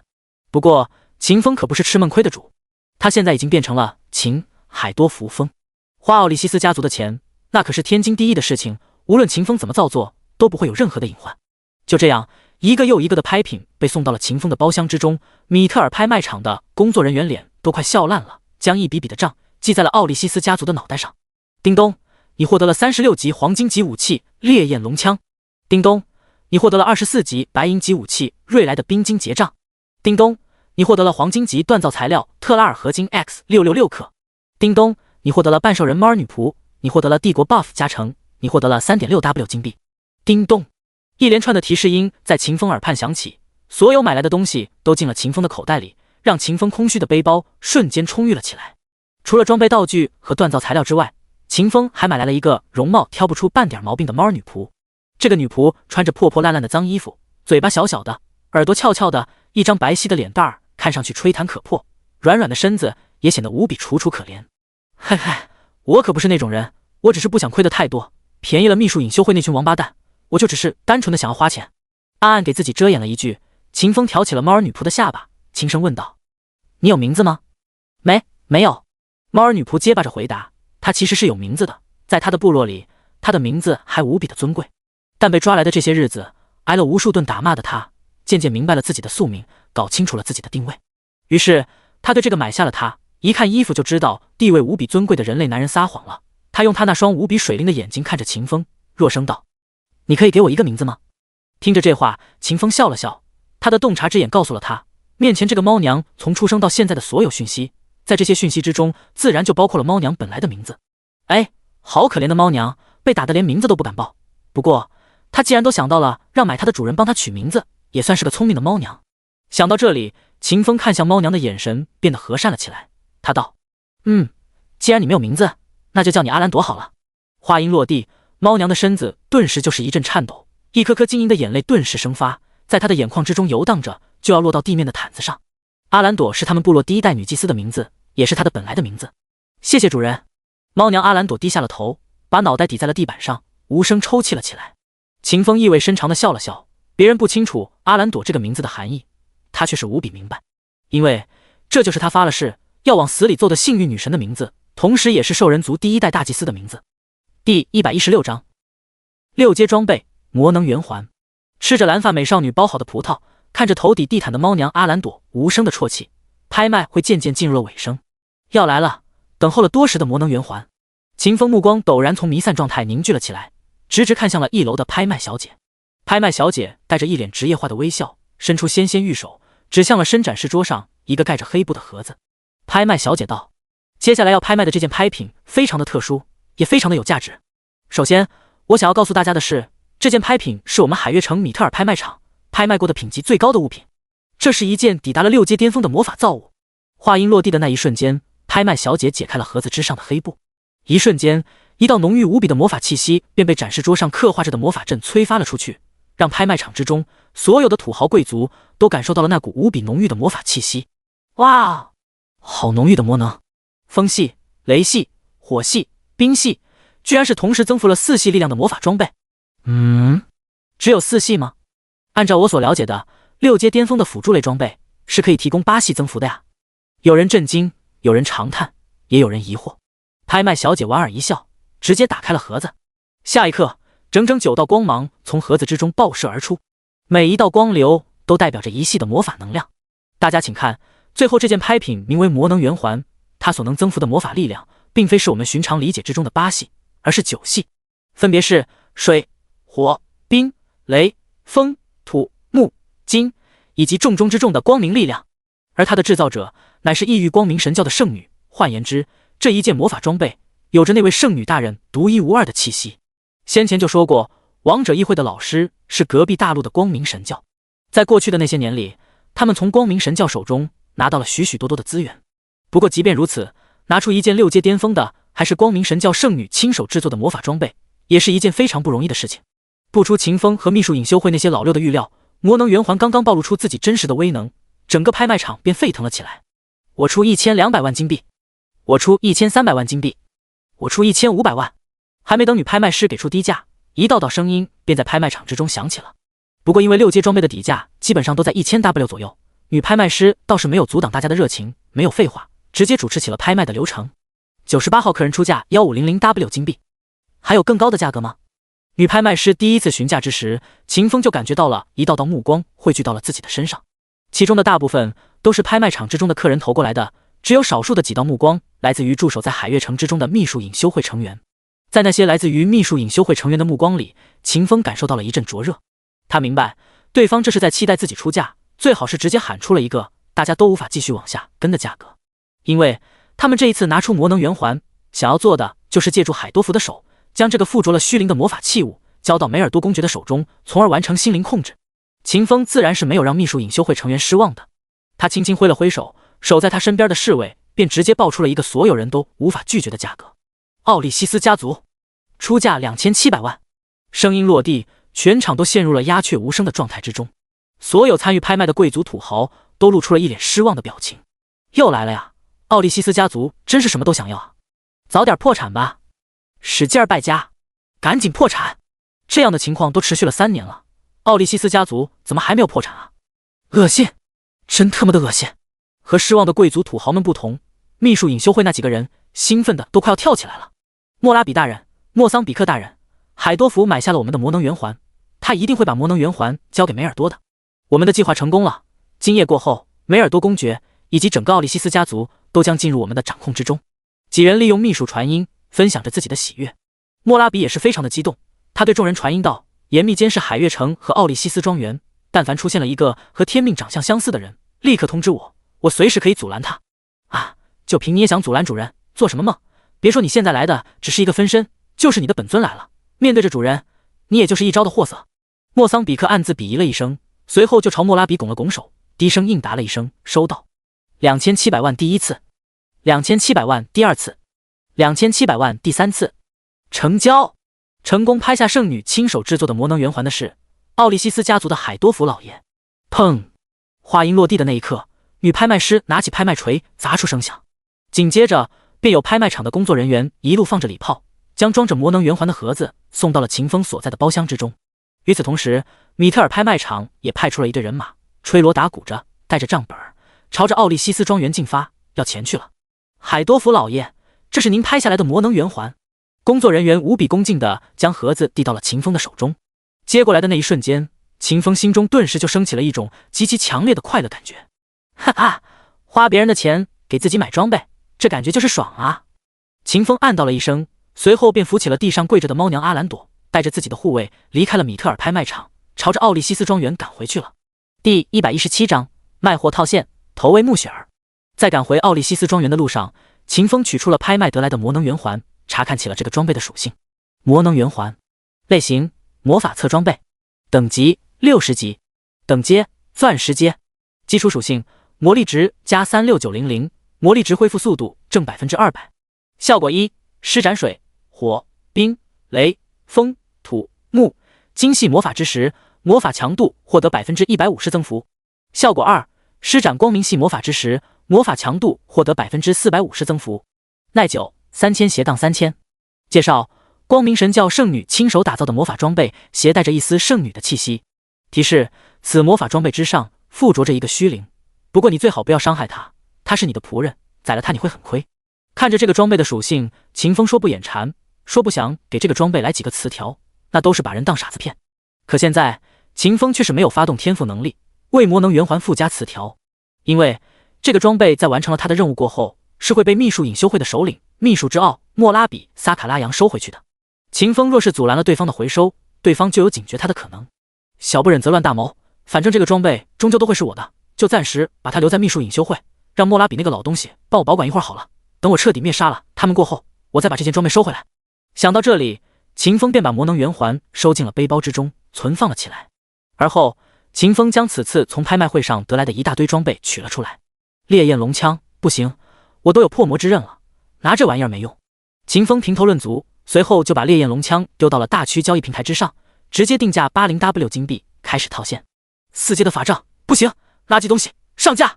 5阶的战刀，卖了。不一会儿的功夫，秦风就将一大堆的装备丢到了大区交易平台之上，而后整个大区交易平台直接就癫狂了。我靠！36级黄金阶的长枪，这是现在可以爆出来的装备。还有这把38级的黄金阶法杖，天命大佬直接上架了2样黄金阶的武器，不止2个。你们往下拉，天命大佬这次上架的黄金阶装备足足有7个。我靠！我发现了什么？一把铂金阶的战刀，还特么的48级的小极品。天命大佬这次是抢劫了 NPC 之中的锻造大师了吗？天命大佬，能不能打个折啊？我想要你的长枪，我的钱不够。天命大佬，看我没有钱，但我可以肉偿。请求派交易的消息像是雪片一般在秦风的交易区下面纷飞了起来。然而秦风却对这些人没有一点兴趣。不说别的，就现在这情况，他若是想的话，即便不花钱，他每小时都能换不同的支烟，360天都不带重样的。只接受金币，不接受其他任何交易方式，望周知。秦风打了个补丁，随后就关闭了交易大厅。在现在这个时间点上，绝大部分的玩家都没有完成2转，少数一部分完成了2转的玩家，也因为继续升级所需要的恐怖经验值，而停留在21级到25级这个区间之中。在这种情况之下，想要使用高于自己等级的装备，玩家们有且只有3种方式。第一，依靠某些特殊职业的特性，跨等级、跨体系的使用装备。第二，依靠着天赋和技能实现越级使用装备。第三，那就是靠人品，用阳寿去换装备的等级限制，解除卷轴，解除了装备的等级限制。这一次上架，秦风所瞄准的就是最后一类的阳寿玩家。这一类玩家有一个共同点，那就是运气贼特么的好。他秦风某人杀1万个怪，爆几个箱子；那些牲口杀一个怪，就特么的有可能爆出2个箱子。对，没错，说的就是以木雪儿为最显著代表的那些幸运值逆天的牲口。运气那么好，你们肯定有很多钱吧？那就拿来吧你。秦风心中如是想着，此般从高幸运值玩家手里搞钱的做法，让他有了种别样的快乐感觉。在将一些看不上的装备丢到了交易平台上过后，秦风动手强化起了剩下的一些装备。这些装备和道具基本上都是魔法体系的，有了天命强化版阿哈利姆神杖的秦风基本上是用不上的。之所以耗时间强化这些玩意儿，主要就是为了给远方的木雪儿增添一点战力。那小姑娘早就是秦风的盟友了，担负着摧毁所有女皇派玩家信心的重任，且一直都工作的尽心尽力，丝毫没有懈怠，和这2天满腿都是脑子的秦风形成了无比鲜明的对比。叮咚，你对装备发动了天赋能力。叮咚，你对道具发动了天赋能力。一连串的提示音在秦风耳畔响起，1个多小时的功夫，秦风就将面前的7、8样道具都附着上了稀有级词条，每个装备所拥有的词条数量在2至4条不等。做完了这一切之后，秦风长长出了一口浊气。他现在已经28级了，已经不再是最开始的一级小萌新，但高强度的使用天赋依旧能够给他带去一种刻骨的疲惫感觉。咻咻咻！秦风直接把强化完成的装备和道具全部都传给了远方的穆雪儿。最后一件装备传过去的那一瞬间，秦风的聊天频道亮了。哟，秦风老爷最近又发财了呀！哈哈，发了一笔小财，分你一点。哦，有箱子吗？哎，必然是有的，你赶紧传过来吧，收了你的手续费，咱也不能不替你办事儿。咱穆雪儿可不是那样的人，你把我当什么人了？这回没箱子。此话说完，对面的穆雪儿停顿了好几秒钟，很显然，她很是不适应秦风这种突如其来的且不求回报的支援。谢谢啊！哈哈，跟我客气个啥？没事儿了，我撂了呀，有大事要去办。两人交流到这里的时候，秦风乘坐的奢华马车已经停在了奥利西斯庄园的主楼之前。秦风赶忙切断了通讯，牵着猫儿女仆阿兰朵的小手下了马车。夜晚的好戏要开场了。第118章，城里人就是玩的花哨。走下马车的那一瞬间，秦风就感觉到了好几股精神力正观察着自己，其中有3道精神力秦风很熟悉，那是他在狂风要塞控制住的几个傀儡，也就是莫桑比克和他的3个小弟。另外2股精神力秦风倒是不熟悉，但他却是清楚，那2道精神力的主人一定就是秘术隐修会驻留在海月城的成员。莫拉比那个老东西的分身还没有走，此时就将这些人控制住了，万一被莫拉比抓个正着，那就成了当面 NTR 了，谁的面子都不好看。秦风如此想着，便忽略了那几道窥探着自己的目光，拿着拍卖得到的魔能圆环，走向了奥利西斯庄园的主楼。主楼是一座高大的哥特式建筑，被砌成墙面的大理石表面充满了雨水侵蚀的痕迹，让人一看就能明白，这间房子的主人定是个身家不菲的 Old Money。海多福老爷，家主就在地堡之中等您，还请您速速跟小的过去。走到流金铜门前，一个穿着讲究的管家便走到了秦风身前，半弓着身子，无比谦卑地开口了。秦风嗯了一声，随后就在管家的指引之下，前去主楼的地堡，见他名义上的亲侄子莫拉比大人。海多福已经回到奥利西斯庄园了，他进了主楼，不超过5分钟，他就会把魔能圆环交到梅尔多公爵的手中。莫拉比大人，我们没有发现任何疑似是天命的人，一人天命根本就没有传闻之中那么神异，他根本就没有发现我们的计划。在秦风消失在流金铜门后面，气息被主楼的魔法阵阻绝了的那一刻，守在庄园之中还没有变节的2个秘术隐修会忠实成员立刻就给莫拉比发去了讯息，诉说起了计划即将成功，没有人可以阻拦他们的喜悦之情。好，干得漂亮！莫拉比很是兴奋，兴奋的根本就不愿意掩饰半分。继续看着奥利西斯庄园，只要等法尔玛完成了心灵控制，拿到了奥利西斯家族积累的秘术材料，咱们这一次的行动就真的成功了。塔尔塔罗斯，佣兵工会总会，副会长梅尔蒂尼的办公室。和兴奋的莫拉比不同，此刻的梅尔蒂尼无比的郁闷。此刻距离天命和他达成协议已经过来将近2天了，按照天命之前剿灭末日教团时候的速度，天命至少都该拿到了一部分秘术隐修会成员的资料，回执给了他才是。但在过去的2天时间里，梅尔蒂尼没有收到任何一封来自天命的书信，亦或是秘术传音。那么出众的一个艺人，就好像是突然人间蒸发了似的，任凭梅尔蒂尼如何派遣佣兵工会的人前去寻找，他都没有找到任何一丝和秦风相关的讯息，而这便给梅尔蒂尼带去了极大的压力。天命啊，天命！当时我可是给我的同事都夸下过海口，说你不出2天的功夫就一定可以有所建树，拿出一份让天下人都叹服的成绩。可是啊，你怎么就消失不见了呢？别说人了，毛都没有留下来一根。你这可让我如何安抚其他人的心啊？风暴海上，秦风屠杀200海里的灾难现场。此时此刻，在经历了2天的时间过后，此地依旧还保留着些许狂暴的火元素力量残留。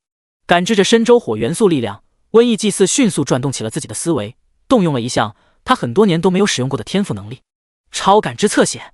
哗哗哗哗，一道道海流声从瘟疫祭祀戴泽卡西恩的耳畔响起。他脑海之中的时空仿佛逆转到了2天之前，他看到了那个站在海面之上举着大火球的男人，直径6000米的大火球，这特么的还能叫大火球术？看到秦风释放的大火球术的那一瞬间，戴泽的超感知侧写直接就被巨大的震惊给轰碎了。紧接着，一口心血从他口中喷出，落到了海水之上，溅起了一朵血色梅花。呼呼呼，戴泽无比沉重地呼吸了起来。他感觉到，即使当时站在此地的是自己，也绝无可能硬抗下一人天命释放的大火球术，而毫发无损。太恐怖了，这还仅仅只是火球术，而不是他最擅长的刀法。这样的人根本就不是我们可以抵抗的，他就是个妖孽，绝代妖孽之中的妖孽。能够遏制他、击败他的，恐怕只有高居在神之领域之中的神明。巨大的畏惧在戴泽的心中滋生了起来，他无法想象面对着这样一个男人，组织应该如何的破局。再来一次，我需要再来一次。他来这片海洋肯定是有他的目的的，他那样的人绝对不可能无的放矢，脑子抽了跑到风暴海上来。我一定要判断出他来这里的原因，我一定要明白他的想法，不然的话，组织就危险了，我们就将被他彻底毁灭，永无翻身之日。戴泽抑制着心中恐惧带起来的颤抖，他强迫自己进入了超感知侧血的状态之中。然而，在连喷了好几口鲜血过后，戴泽却是没有一丝一毫新的收获。他只看到了秦风肆无忌惮地在大海之上丢火球，只看到了秦风那恐怖到足以和大军正面对轰的杀力，但却没有参透秦风一丝一毫的想法。只因为出生在这个世界的他，看不到那些被规则显化出来的宝箱。奥利西斯庄园地堡入口之前，海多福老爷，小的就只能把您送到这里了。地堡小的是不能进去的，只有您这样拥有着奥利西斯血脉的尊贵之人才能够进入其中。仆人将秦风护送到地堡门前，又吹了一句过后便离开了。看着面前附着着30多层空间阵法的地堡大门，秦风笑了笑，直接就发动了踏前闪，穿透了过去。进入地堡过后，秦风的视野立刻就开阔了起来。只见在这间屋子里装着满满的秘术材料和道具，也就是魔法材料和魔法道具。而在这些道具的中央，矗立着一座散发着妖异味道的魔法阵。海多福的亲侄子，奥利西斯家族的家主，享誉整个风暴帝国的梅尔多公爵，正坐在那法阵里，跟一个幻化出来的女妖抱抱摇呢。哎，城里人玩的就是花哨。第119章，我预判了你的预判。啊呀！听到了秦风的脚步声，梅尔多公爵受到了刺激，一瞬间没有把持住心神，就呼呼呼。梅尔多公爵沉重地呼吸了几口气，对秦风道：“叔，你这么晚来见我，是把圣女亲手制作的魔能圆环买回来了？上面是有圣女的气息吧？还能弄出来的对吧？”梅尔多公爵脸色无比的苍白，也不知道是常年待在地堡之中没有接触到阳光，还是其他什么劳什子事情给造成的。他轻轻推了推身上幻化出来的女妖，顿时那女妖就化作了白烟，消散殆尽了。梅尔多公爵眼神之中闪过一丝可惜，但随即他就想起自己很快就能拿到一个圣女亲手制作的，还携带着圣女自身气息的秘术道具，顿时就有兴奋了起来。梅尔多公爵步履蹒跚着走向秦风，每一步都踏得非常之虚浮，一副随时都要倒地不起的样子。可哪怕就是这般，在一屋子秘术道具和层层叠叠魔法阵的护持之下，梅尔多公爵终究是没有倒地，顽强得很。说，你快把圣女亲手制作的秘术道具给我，我要跟圣女见一面，我要跟她，嘿嘿。梅尔多公爵气喘吁吁地说着，看得秦风忍不住皱眉。哎，一看就知道这人被酒色掏空了身子，我秦某人发誓，此生与酒一刀两断，再无半点牵连。暗叹了一声，秦风从背包之中掏出了心灵控制器，朝着梅尔多公爵就丢了一下。哟！一道黄光射出，直接就钻进了梅尔多公爵的灵体之中。叮咚，你使用了心灵控制器天命强化版，你成功控制了梅尔多·奥利西斯。提示音落下，秦风成功控制住了梅尔多公爵。见过主人。梅尔多公爵气喘吁吁地跪下，向秦风行礼。秦风也不鸟他，他平生最不喜欢的就是那些明明就是个牙签非要搅大缸的货色。要不是留着梅尔多这个苦主还能增加一点调调，以及梅尔多本身就意味着财富和地位，秦风早就动手把梅尔多公爵给宰了。张嘴！秦风冷声吩咐了一句，梅尔多公爵毫不犹豫的就照做了。哟！秦风弹出一颗强化过后的血丸，投喂到了梅尔多公爵的嘴里。在无限词条强大到堪称 bug 的效果之下，肾虚公爵梅尔多瞬间就支棱起来了，说话也不喘大气了，站得也踏实了。就他现在这个状态，让他一口气上9楼，他都不会感觉到累。谢主人恩赐。把你这里的秘术材料和道具都打包一下，交给守在你庄园里的秘术隐修会成员。走的时候，你带上这个魔能圆环，里面有个虚灵，他会告诉你该往哪里走。另外，出去了这间屋子，你名义上的主人就不是我了，我需要你成为一个类似于间谍的东西。我要你无条件服从秘术隐修会提出来的所有要求，他们即便要你的老婆，你都得给。听懂了没有？明白。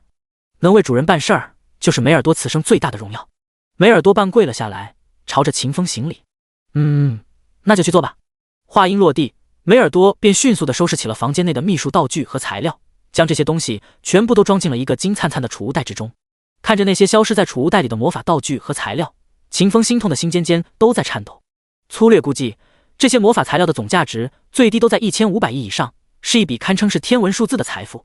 可现在，为了利用秘术隐修会夺取声望，拿到能提供额外10倍经验值的传说佣兵称号，秦风却是不得不暂时将这些材料给舍弃掉。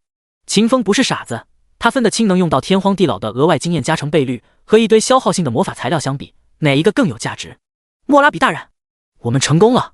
梅尔多公爵已经被法尔玛控制住了，他给我们带来了足够释放禁咒级心灵潜流所需要的秘术材料。莫拉比大人，不仅仅是秘术材料，整个奥利西斯家族的产业都是我们的了。粗略估计了一下，这些产业每年都能带来62亿的金币的净收入。从现在开始，我们秘术隐修会就不再是组织里面最穷的了。之前写米特尔家族的拍卖场写的是营业额，不是净收入。莫拉比大人，一切都很顺利，我们没有发现一人天命的踪迹，他兴许根本就没有追查到我们身上。我甚至觉得他之前找到了末日教团，纯粹都是运气。莫拉比大人，在您的英明领导之下，我们的计划距离成功也就只有2步之遥了。莫拉比大人，一声声吹捧在莫拉比的耳畔响起，吹得莫拉比的分身和本尊都开始狂笑不止。莫拉比得意道：哈哈，我早就说了，异人没什么可怕的，他们再如何的强大，再如何的神鬼莫测，也不是全知全能的。只要我们做事儿足够小心，我们就能够在神不知鬼不觉的情况之下，将一切都悄然完成。莫拉比大人万岁！莫拉比大人万万岁！成功拿下了梅尔多公爵，获取到了对方积攒了多年的秘术材料，所有的秘术隐修会成员都处于一种无比兴奋的状态之中。肆意狂欢了一阵过后，莫拉比想起了一个事情，他对从虚灵状态之中脱出、凝聚出实体的法尔玛道：法尔玛，心灵控制器在你那儿吧？你先把这个装备交给我保管，等你们到了帝国过后，我再交给你们。瘟疫祭司那个老东西虽然不喜欢讲人话，但一人天命的实力摆在那里，若是你们被他瞎猫撞死耗子遇上了，心灵控制器可就不安全了，我们的行动也就有了暴露的风险。听到这话，早就被秦风控制了的法尔玛并没有一丝一毫的慌乱，因为他的主人早在莫拉比开口之前就给他们说了应对的办法。主人预判了莫拉比的预判。第120章。叔叔，怎么是你？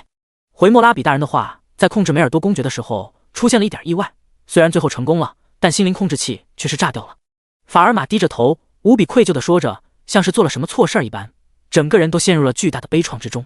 听到心灵控制器坏掉了，莫拉比当时就想发火，可随后他就想到，他交给法尔玛等人的心灵控制器已经用过了好几次了，坏掉也是无比正常的事情。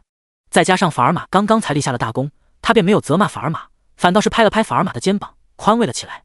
法尔玛，你不必自责了，心灵控制器本来就快要坏掉了，怨不得你，不但怨不得你，你这次反而立下了一个大功劳。你提前将心灵控制器已经到了极限的事实展现在了我们所有人面前，你挽救了我们的组织。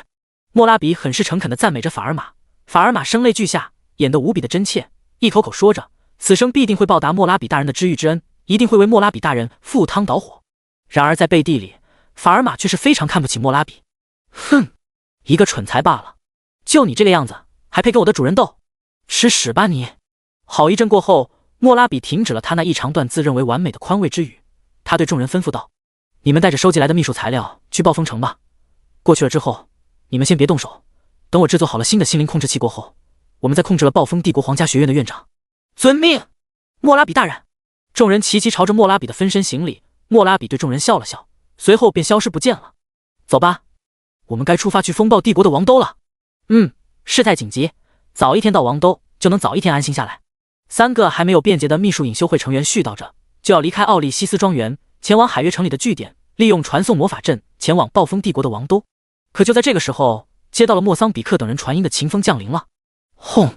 一道恐怖的震荡波从秦风现身的地点扩散向了四周，瞬间就将3个秘术隐修会成员震得口吐鲜血，身负重伤。谁？嫡喜，嫡喜，快通知！话还没有说完，3道黄光便从心灵控制器之中喷射而出，钻进了3个秘术隐修会成员的身体之中，污染了他们的灵体。叮咚，你使用了心灵控制器，你控制了秘术隐修会核心成员 X3。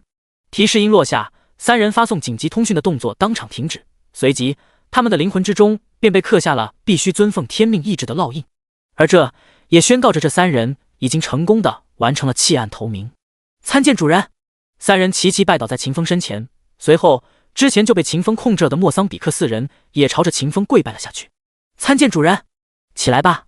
秦风轻声说了一句，7人闻声而动，直挺挺地站起来，站得非常端正。你们3个把这3颗血丸吃下去，调整好自己的身体，赶紧去王都陪莫拉比演戏。遵命！3人铿锵回答，随后便毫不犹豫地吃下了秦风给他们的血丸。吃下了血丸之后，三人的状态很快就恢复到了巅峰。而后，他们便在秦风的意志的指引之下，前往了暴风帝国王都演莫拉比去了。风暴海上，虚弱的瘟疫祭祀突然收到了一道遥远无比的传音，那是身处于亡灵界域之中的莫拉比萨卡拉扬给他传过来的。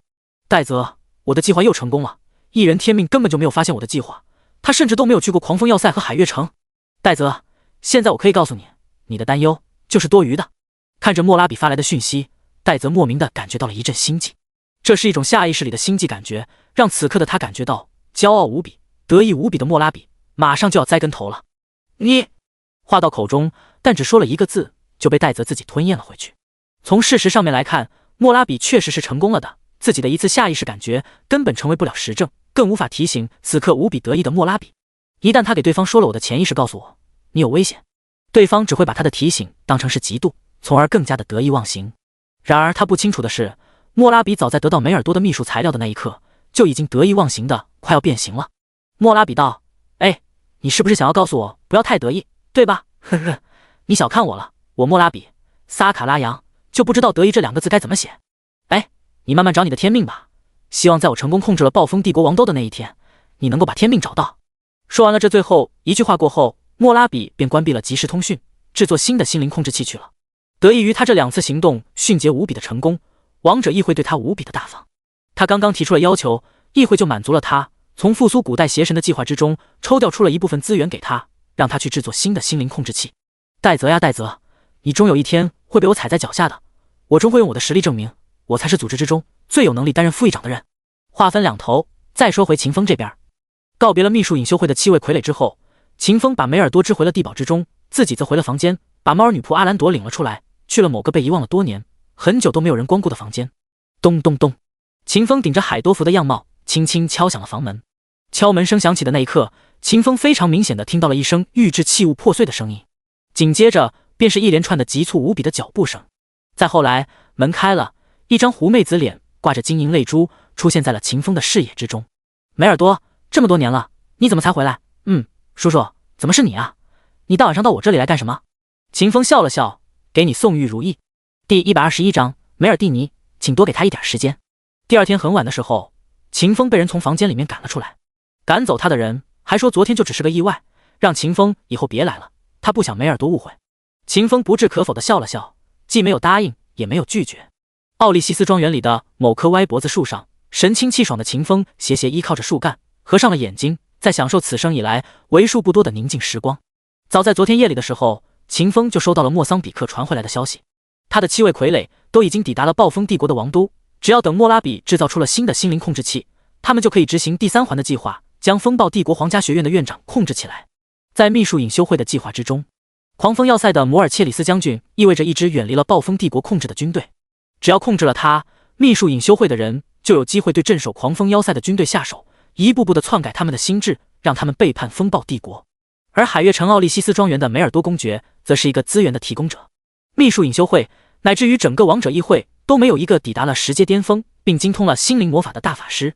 不可否认的是，秘术隐修会的首领秘术之奥莫拉比撒卡拉扬是个无比有天赋的人，他另辟蹊径，寻找出了一条不需要10阶魔法师就可以释放禁咒级心灵潜流的路子。而想要做到这一点，秘术隐修会不仅仅需要投入大量的人手，还需要数量极其庞大的秘术资源作为辅助。此刻摩尔切里斯和梅尔多公爵都在秦风的示意之下，给秘术隐修会的人大开方便之门，为其营造了一种计划已经完成了一大半，只剩下最后2步的假象。在此情况之下，秘术之奥莫拉比萨卡拉扬自然而然的就把目光放到了最后一个需要控制起来的人，也就是暴风帝国皇家学院的院长怒纳西斯·萨弗伦的身上。怒纳西斯·萨弗伦是佣兵工会会长卡梅伦大贤者的师兄，曾和卡梅伦一起在暴风帝国第32代护国大法师那里求学。后来在老师的举荐之下，他成为了暴风帝国皇家学院的院长，并主导了暴风帝国皇城防御大阵的修理升级工作。此人的阶位并不高，只有可怜的5阶初级的实力，但是战斗力并不是这个老头的长处，他真正擅长的地方是魔法理论，其对魔法原理的研究之深入，能让傲慢的奥数永恒高塔的一众魔法师都尊称怒纳西斯一声大贤者，让实力强大的佣兵工会会长都不敢在他的面前摆师兄的谱。在此情况之下，一旦让秘术隐修会的人控制住了怒纳西斯，他们就能够从内部瓦解掉暴风帝国王城的预警机制以及反制手段，让禁咒级的心灵潜流以无人可挡的姿态在风暴帝国的王城之中肆虐。为了在暴风帝国搞破坏，秘术隐修会的人早在10几年前就派出了间谍，以学生的名义潜伏在了怒纳西斯的身边，只等莫拉比的心灵控制器一到，他们就能立刻发动偷袭，在老头不注意的情况之下将之控制起来。秦风向来就是个唯恐天下不乱的货色，再加上他还想着利用秘术隐修会的暴动为自己攫取声望，所以他并没有圣母心泛滥，前去拯救那个即将遭难、一辈子清明就将毁于一旦的老头。为此，他决定先在奥利西斯庄园里爽一会儿。等到莫拉比那边制作出了新的心灵控制器过后，他再跑过去截胡，用无面人顶替了那位潜伏在怒纳西斯身边的间谍，然后用自己强化过的心灵控制器将怒纳西斯控制起来。这种当着对方的面儿偷了对方盯了好久的人的感觉，让秦风一想就觉得无比的刺激。确定好了计划过后，秦风直接就从歪脖子树上跳了下来，发动了踏前闪，前往了海月城。在狂风要塞买的那些玩具已经被他给玩坏了，需要尽快补充。在秦风爽到快要飞起来了的时候，佣兵之城塔尔塔罗斯里却是多出来了一个愁眉苦脸的冤种。这个冤种就是秦风的好朋友，他亲切无比的盟友，佣兵工会的副会长雾妖梅尔蒂尼女士。此刻梅尔蒂尼正在被他的同事逼宫。秦风离开了塔尔塔罗斯3天，一点消息都没有传回来，这让他们非常的着急。梅尔蒂尼，已经3天了，紧急佣兵征召令已经发出去了3天了，全世界的多人都看向了我们，以为我们佣兵工会就要搞大动作。结果呢，你看中的那个异人天命，你无比相信的那个异人天命，却是连一点讯息都没有传递回来。一个满脸愤懑的佣兵工会副会长如是说道。梅尔蒂尼脸色无比的尴尬，只能眨巴着眼睛，可怜兮兮的看着对方，暗示对方少说2句。被梅尔蒂尼看着，这个副会长顿时也觉得自己刚刚说的话太不给梅尔蒂尼面子了，当时就住了口。但是梅尔蒂尼能够拦住一个人，却挡不住所有人的嘴。别说是讯息了，在过去的3天时间里，那个异人天命就像是人间蒸发了一样，不仅仅是我们，就连在佣兵工会里注册了的那些个异人们都不知道那个天命在干什么。天命可是立下了军令状的，他说过要在1个月之内彻底清除掉5大帝国之中的邪教组织。可现在呢，3天的时间都过去了，他连暴风帝国的秘术隐修会都没有解决掉。是啊，秘术隐修会还是王者议会之中人数最少的一个组织，都这么久了，他连1个人都没有搞定。依我看啊，别说1个月了，给他3个月的时间，他都不一定能解决掉王者议会。梅尔蒂尼的办公室里，一个个佣兵工会的副会长在咆哮。梅尔蒂尼的脸色难看至极，但是却找不到任何的理由反驳自己的同僚，只能一个劲儿地说，多给他一点时间。第122章，瞒天过海，偷梁换柱。又是承诺又是保证的，梅尔蒂尼终于让几位气氛着急到了极点的副会长离开了他的办公室。呼，梅尔蒂尼长长吐出了一口浊气，俏丽的脸上写满了疲惫。天命啊天命，你现在到底是在做什么呀？你要是再不弄点动静出来，我都不知道还能不能顶住他们的压力，保住你要我发布的紧急征召令。第2天深夜，当秦风正无比卖力的工作之时，一道秘术传音在他耳畔响起来了。主人，莫拉比已经制作好了新的心灵控制器，他们准备在明天一早动手，将怒纳西斯控制起来，夺取暴风帝国城防法阵的控制权。秦风动作没有停，他道，不要着急，等我1个小时，我马上就到。遵命。莫桑比克话音落地的那一瞬间，秦风便切断了通讯，继续卖力工作。1个小时过后，秦风完成了任务指标，他并没有留下来和2个同伙温存，而是直接走出了房间，拎住了躺在树杈子上捂着耳朵睡大觉的糖豆豆，发动了踏前闪。秦风离开了过后，猫儿女仆捂着酸疼的腰，长舒了一口气，脑袋一歪就沉沉的睡死了过去。一旁的另外一个女人则是带着无限的眷恋看向了窗外，期待起了下一个夜晚的到来。咻咻咻，接连闪烁了3次过后，秦风抵达了暴风帝国的王城，见到了等候多时的他那7个傀儡。明天执行计划的人在哪儿？指一个方向。秦风开门见山，直接问话。就在暴风帝国皇家学院的学生宿舍区之中，他是怒纳西斯最为宠爱的学生，拥有着独栋的别墅。我没有记错的话，应该是18号。嚯，小日子过得不错嘛，还有独栋别墅。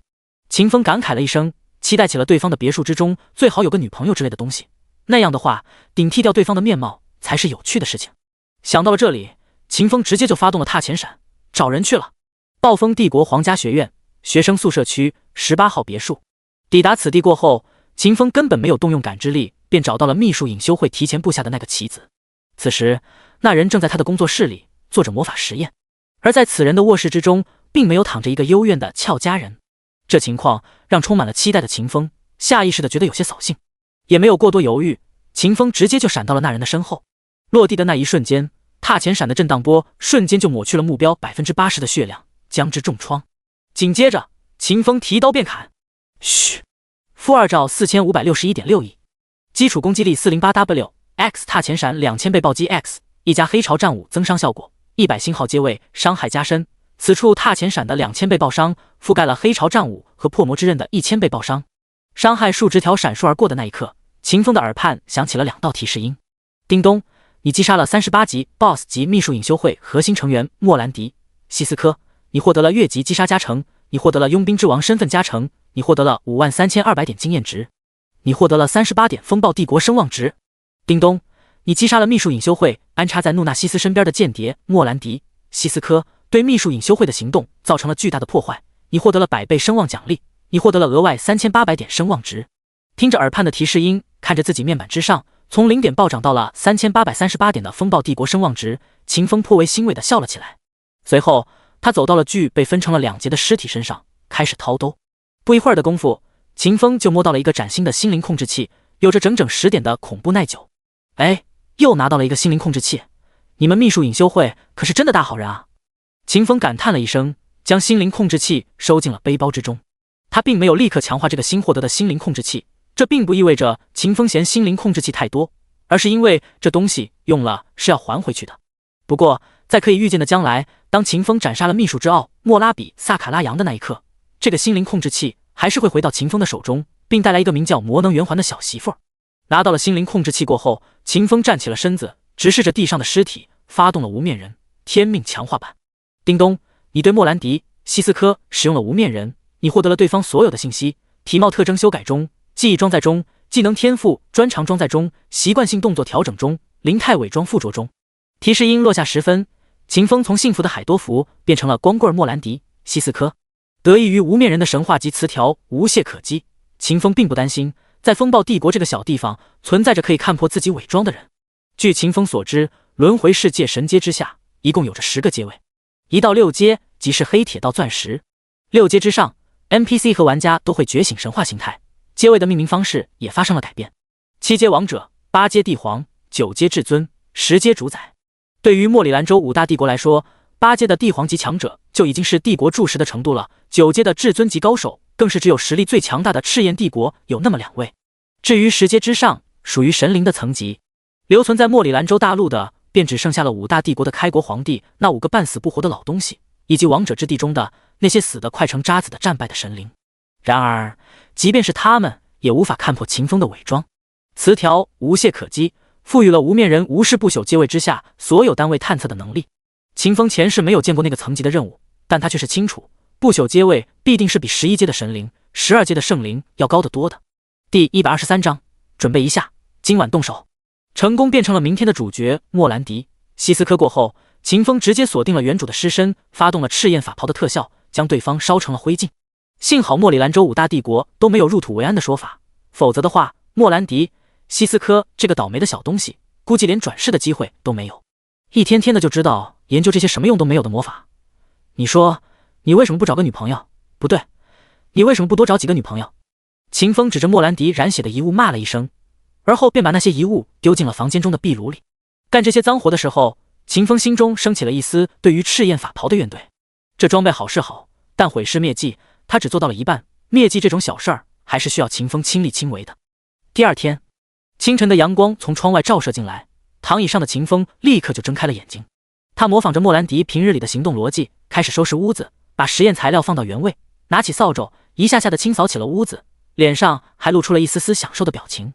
就在秦风忙碌的时候，一道人影从虚幻变成了真实，正是秘术之奥莫拉比萨卡拉扬的分身。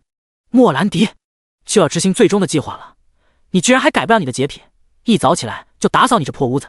屋子总是要打扫的，日扫日新，就像做实验一样，看似枯燥，但每一次都会有新的体会。秦风依照着莫兰迪的习惯喋喋不休地絮叨着，听得莫拉比一阵头大。咻！忍不了的莫拉比直接就释放了一个水系魔法清洁术，强行完成了莫兰迪宗教仪式一般的清理卫生工作。赶紧去把怒纳西斯控制住，议会已经安排了人手，潜伏在了暴风帝国各处。只要我们这边一控制住怒纳西斯，他们就可以立刻发起暴动，将暴风帝国大军的注意力牵扯过去。遵命。秦风有气无力地回答了一声，看向莫拉比的眼神之中还带有一丝莫兰迪标准的怨怼意味。别用那种眼神看着我，完成了这件事儿，我就让你打扫一辈子的卫生。还有做实验，这个不能少。行，行，行。在莫拉比无比郁闷的目光之中，秦风慢悠悠地走出了宿舍，朝着他的老师，暴风帝国最顶级的魔法理论大师怒纳西斯的实验室走了过去。赶去的路上，秦风还不忘学着莫兰迪的样子，在学院的食堂里面买一份烤糊了的面包。十几分钟过后，莫兰迪慢悠悠地赶到了怒纳西斯的实验室。此刻的实验室里仅仅就只有怒纳西斯一个人，其他的助手都没有到场。嘎吱一声，秦风将实验室的大门关上了，刻画在大门上的魔法阵顿时就亮了起来，将里外隔绝成了两个世界。莫兰迪，你今天是怎么了？怎么突然把门关上了？你平时不是最不喜欢关门的吗？怒纳西斯老头还没有意识到事情的严重性，找了个话题跟顶着他徒弟脸的秦风絮叨。可就在这个时候，秦风掏出了天命强化版心灵控制器，对着老头就发射出去了一道黄光。叮咚，你对怒纳西斯·萨弗伦使用了心灵控制前天命强化版，你成功控制了他。提示音落下，老头的心智被改变，他的灵魂深处被秦风烙印下了一个非神灵不可解除的烙印。紧接着，秦风又掏出了垃圾版的心灵控制器，给怒纳西斯老头多来了一道黄光，又控了怒纳西斯一下。随后，秦风直接发动踏前闪，瞬间回到了疯狂要塞，给正在办公的摩尔切里斯将军也来了一下。再后来，秦风闪烁回了奥利西斯庄园，给地堡里的梅尔多也来了一下。做完了这一切过后，秦风这才闪身回了怒纳西斯的实验室，推开了房门，带着一脸委屈的表情从实验室里离开了。在秦风离开的时候，实验室里还传出了怒纳西斯老头激动无比的责骂之声。秦风带着一脸委屈的表情回到了自己的宿舍，关上门的那一刻，秦风脸色变得冰冷，像极了没有感情的杀手完成了任务之后的样子。搞定了。搞定了。秦风从兜里取出了心灵控制器，将之交到了等候多时的莫拉比手中。拿到了心灵控制器过后，莫拉比释放出了自己的魔力，感应了一下，随后便眉开眼笑了起来。莫兰迪，干得不错。这颗一掌亲手炼制的血丸就赏赐给你了，不过我可是要提醒你啊，这东西是能够救你的命的，你可别给它糟蹋了，用去做你那劳什子的实验。秦风笑了笑，没有应声，只是将血丸收进了腰侧的储物袋之中。下午的时候你装一下，装出一副被老师骂了，依旧要帮助老师做实验的样子，潜伏到怒纳西斯的身边去。晚上的时候我们就要开工了，万一要是有人前来巡查，你得让怒纳西斯拦住对方，不能让对方察觉了我们的计划。另外，明天早上6点的时候，第一波异动就会扩散出去，我们需要你暂时将暴风城的监测魔法阵屏蔽半个小时，这个时间只能长不能短，你明白了吗？明白。莫拉比点了点头，轻轻地拍了拍莫兰迪的肩膀。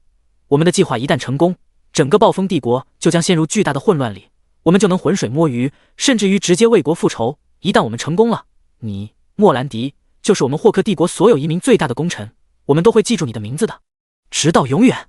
秦风被莫拉比絮絮叨叨说的这些鸡汤搞得无比心烦，不过此刻站在他面前的并非是莫拉比的真身，而是一个小小的分身。一旦他对这个分身动手了，他劳累了几天才加速的计划就有被王者议会叫停的风险。于是乎，秦风便只能忍受下去，表现出了一副心驰神往的模样，一下又一下的点起了头。第124章，大幕拉开，风暴的开端。亡灵界狱。紧急会议现场，秘书之奥莫拉比萨卡拉扬志得意满地端坐在自己的位置之上，却是看向了议长席位左边的那个一直空置着的位子。那是王者议会副议长的位子，是一个一人之下万万人之上的位子，更是莫拉比做梦都想要坐上去的位子。我应该是有资格坐上那个位子，成为议会的副会长的。不，我就是有资格坐上那个位子。整个议会7个下属组织末日教团被灭了，还剩下6个，而我所带领的秘术隐修会是这6个组织之下第一个完成了组织定下来的目标的。要不了几天的时间，整个暴风帝国就会在我的一手策划之下直接乱起来，我将是整个议会、整个霍克帝国移民之中最为出风头的人。副议长的位置，哪怕是复国之后镇国大将军的位置，都只有可能由我莫拉比萨卡拉扬来做。畅想着美好的未来，莫拉比的脸上逐渐就浮现出了一股子雀跃表情，他的嘴角咧着，大板牙露着，眼角的皱纹都蜷缩到了一起。会场的众人看着莫拉比的表情，一眼就知道这人在骄傲着兴奋着什么。可是在实打实的战绩之下，他们也只能任由嫉妒的情绪在自己的心中作祟。没办法，谁叫莫拉比的速度最快呢？仅仅只用了3天不到的功夫，就成功跨越了千难万险，控制住了暴风帝国之中的3大关键人物，把释放禁咒级心灵潜流的所有准备工作全部给完成了。在场中所有人里，唯一没有嫉妒莫拉比的人，便只有瘟疫祭司戴泽·卡西恩了。在上一次会议结束后的2天时间里，戴泽一直都在寻找着秦风的踪迹，但一直都没有任何的收获。他的所有线索都断在了风暴海之上。自那之后，神鬼莫测的一人天命便消失了，仿佛从来都没有来过这个世界一般，一点的痕迹都未曾留下过。无奈之下，戴泽便翻阅起了组织的情报，看完了王者议会收集到的所有与秦风有关的消息。看完了那些东西过后，当时的戴泽震惊无比。在此次消失的杳无音讯之前，一人天命曾经消失过2次。第一次是在偷袭了塔格拉玛家族的大军，覆灭了整个塔格拉玛家族过后，这一次一人天命仅仅只是消失了1天多的时间。出现了之后，他便在极短的时间之内覆灭了整个末日教团，对王者议会造成了前所未有的重创，直接将整个议会逼得让步，让他这个心狠手辣的瘟疫祭司都生不起一丝一毫的报复心理。一人天命的第2次消失，则是在覆灭了末日教团，赶去了塔尔塔罗斯之后。这一次，一人天命同样只消失了差不多3天。水泽国度里待了1天，刷其他的副本用了2天时间。再次出现的时候，一人天命便以无可抵挡的姿态逼退了2位佣兵大赛半决赛的参赛者，用一根金属杆子一招瞬杀了5个继续参加半决赛的佣兵，下封了剩下的1个佣兵，将10年才能有一个的佣兵之王名号无比轻巧地收入了囊中。看到这2份情报的时候，戴泽当时就有了一种熟悉的感觉。下一刻，一股股冷汗就从他的后背之上冒了出来。他现在所面临的情况不就跟之前一样吗？一人天命在风暴海之上露了一面，而后就消失了整整3天，还是无比彻底的那种消失，就连一人群体都无法得到天命的消息。一瞬之间，一个念头便在戴泽的心中升起了：一人天命要干大事儿了。此事还很有可能跟他们而组织有关系，因为在消失之前，在去往风暴海之前，一人天命已经和佣兵公会的梅尔蒂尼达成了协议，佣兵公会还为一人天命造势，发布了多年都未曾动用过的紧急征召令。想明白了这一点之后，瘟疫祭司立刻就联系了王者议会的面具人议长。可当他把自己的猜测都告诉议长的那一刻，对方却给他回了一句晚了，随后又补充了一句莫拉比已经成功控制了风暴帝国里的3位目标，计划必须执行，你不许生事儿，不许动乱军心。此刻端坐在议会的议席之上，戴泽多次想要动嘴，将自己的猜测告诉会场之中的所有人，但想着议长的严厉辞令，他最终还是放弃了。他心想，万一一人天命这一次就是简简单单的消失呢？万一这一次他们可以成功呢？在瘟疫祭司不停地给自己找借口的时候，面具人议长终于来了。形势大于实际的会议开始，在一阵格式化非常严重的战前宣言之下，秘书之奥、莫拉比、撒卡拉扬的计划被准允执行了。启动的时间定在了今天晚上9点，到那时候，整个王者议会都会协助莫拉比，在整个暴风帝国境内掀起一次又一次的暴动。吃过了午饭过后，秦风按照莫兰迪的行事风格洗漱了一番，随后便离开了自己的宿舍，前往努纳西斯老头的实验室了。步行了10几分钟，秦风来到了实验室。此刻的老头依旧按照着秘书隐修会的要求，按照着秦风给他定下来的情绪基调，表演着实验进入了攻坚战，十分的暴躁和愤怒。你们是干什么吃的？这几个数据都算不出来。你也别干看着，平日里把自己吹得那么牛逼，现在呢，你拿数据给我看啊，你拿魔力运转的模型给我看啊。还有你，成天就知道谈恋爱，你现在这个年纪是特么该谈恋爱的时候，你怎么谈得下去？一道道训斥之声从老头的实验室里传进了秦风的耳朵之中。秦风心中清楚，这种暴怒只是一种伪装，一种遮掩，是对即将发生的禁咒级心灵潜流启动之时，一股令人心悸的恐怖感觉的提前提防。而老头，或者说秘术隐修会、王者议会要防备的，便是暴风城之中的皇家魔法师。第125章，禁咒蓄势待发，皇家法师高塔震动。都给老子滚！诺纳西斯老头无比愤怒的声音从实验室里面传了出来。紧接着，7、8个被训得像是鹌鹑的学生低着脑袋从努纳西斯的实验室之中走出，看到了秦风，其中有一个平日里跟秦风关系比较好的学生，还凑到了秦风的面前，对秦风道：“莫兰迪，你可不能过去啊！老头现在就在气头上，你要是现在过去找他，甭管你是好心帮他做研究，还是别的什么，一准儿会触了他的眉头。”秦风笑了笑：“没事儿，天天被老师骂，已经被骂习惯了。”提醒秦风的那个学生摇了摇头，赞叹道：“还得是你呀，心理素质真好。”在一众学生看偶像一般的目光之中，秦风走进了老头的实验室，而后一连串摔东西的声音就从里面传了出来，还夹杂着一段段老头的怒骂。而这一骂便是骂了一整个下午，直到晚上9点的时候，骂声依旧没有停止。暴风城里的某一个角落，时间到了，动手吧。几名全身笼罩在斗篷里的秘术隐修会成员互相点了点头，随后便驱动了地上用无数魔法材料才搭建起来的符文法阵。嗡嗡嗡，一股令人心悸的波动迸发而出，瞬间就让围绕在法阵周遭的那几名秘术隐修会成员感受到了一阵如坠冰窟的恐怖感觉。他们感觉到自己仿佛是在被一个高大浩渺的存在注视着，自己所拥有的一切对于这个高大存在而言都是透明的，一点遮掩都没有。一瞬之间，他们就有了一种拜服下去的感觉。但好在动手之前，莫拉比曾经提醒过他们，这才让他们没有被这禁咒及心灵潜流蓄势待发之际所溢散出来的高位格力量给影响了神智。暴风帝国皇家法师高塔，轰轰轰轰，一个个本来黑暗的房间直接就亮起了光芒。所有坐在地上冥想的魔法师都在这一刻睁开了眼睛，因为在这一刻，他们都察觉到了一股子恐怖的魔力波动。皇家法师高塔的第一层居住着123位3阶和86位4阶的魔法师。醒来了过后，一股子恶心至极的感觉从他们的五脏六腑之中传出来，直接就将他们搅得荤七素八，让他们之中的大部分人在保持了2秒不到的清醒时间过后，直接就昏了过去。剩下来的那些个能勉强保持清醒的4阶魔法师，则是带着一脸愤恨的表情，抬头看向了第一层的天花板。恶心人啊！大半夜的做魔法实验，你们这些5阶6阶的魔法师，还天特么的要不要我们活？不知道下午6点了过后，大家都要冥想的吗？不知道皇家法师塔是能够放大魔力波动的吗？都9点了，还做魔法实验，还搞出了这么大的动静，你们怎么可以这么傲慢？在一些个勉强能保持清醒的4阶魔法师低声愤懑的时候，居住在第2层、第3层的5阶魔法师们也是被震惊的无以复加。这种层级的魔力波动，这种恐怖的威能，怕不是6阶魔法从能够释放出来的吧？谁他妈的这么大胆啊，在暴风城里释放6阶魔法，是嫌弃自己活得太久了，想早点死是吗？和4阶的魔法师不同的是，5阶的魔法师对魔力的掌握能力要强大得多，他们的感知能力也是更加强悍的。也正是因为这个原因，他们并不认为是魔法高塔上层的6阶魔法师或者唯一的那个7阶魔法师在做魔法实验，而是直接就锁定了真相，直觉性的判断出有人在暴风城里释放魔法。但由于实力和眼界的问题，他们并不知道此刻被他们当成是6阶魔法的其实是秘术隐修会筹备了许多年的10阶禁咒。这股子魔力波动，这种强度的压迫感，这绝对不是6阶魔法可以散发出来的，这最低都是7阶的魔法。有人在暴风城里释放7阶魔法，他要做什么？他又是谁？这种程度的强者到达了暴风城，为什么没有人通知我们？走走走，我们去问问奥本海默大法师，要是真有7阶的魔法师到暴风城里面来找茬，也就只有奥本海默大法师可以维护我们暴风帝国皇家魔法师的尊严了。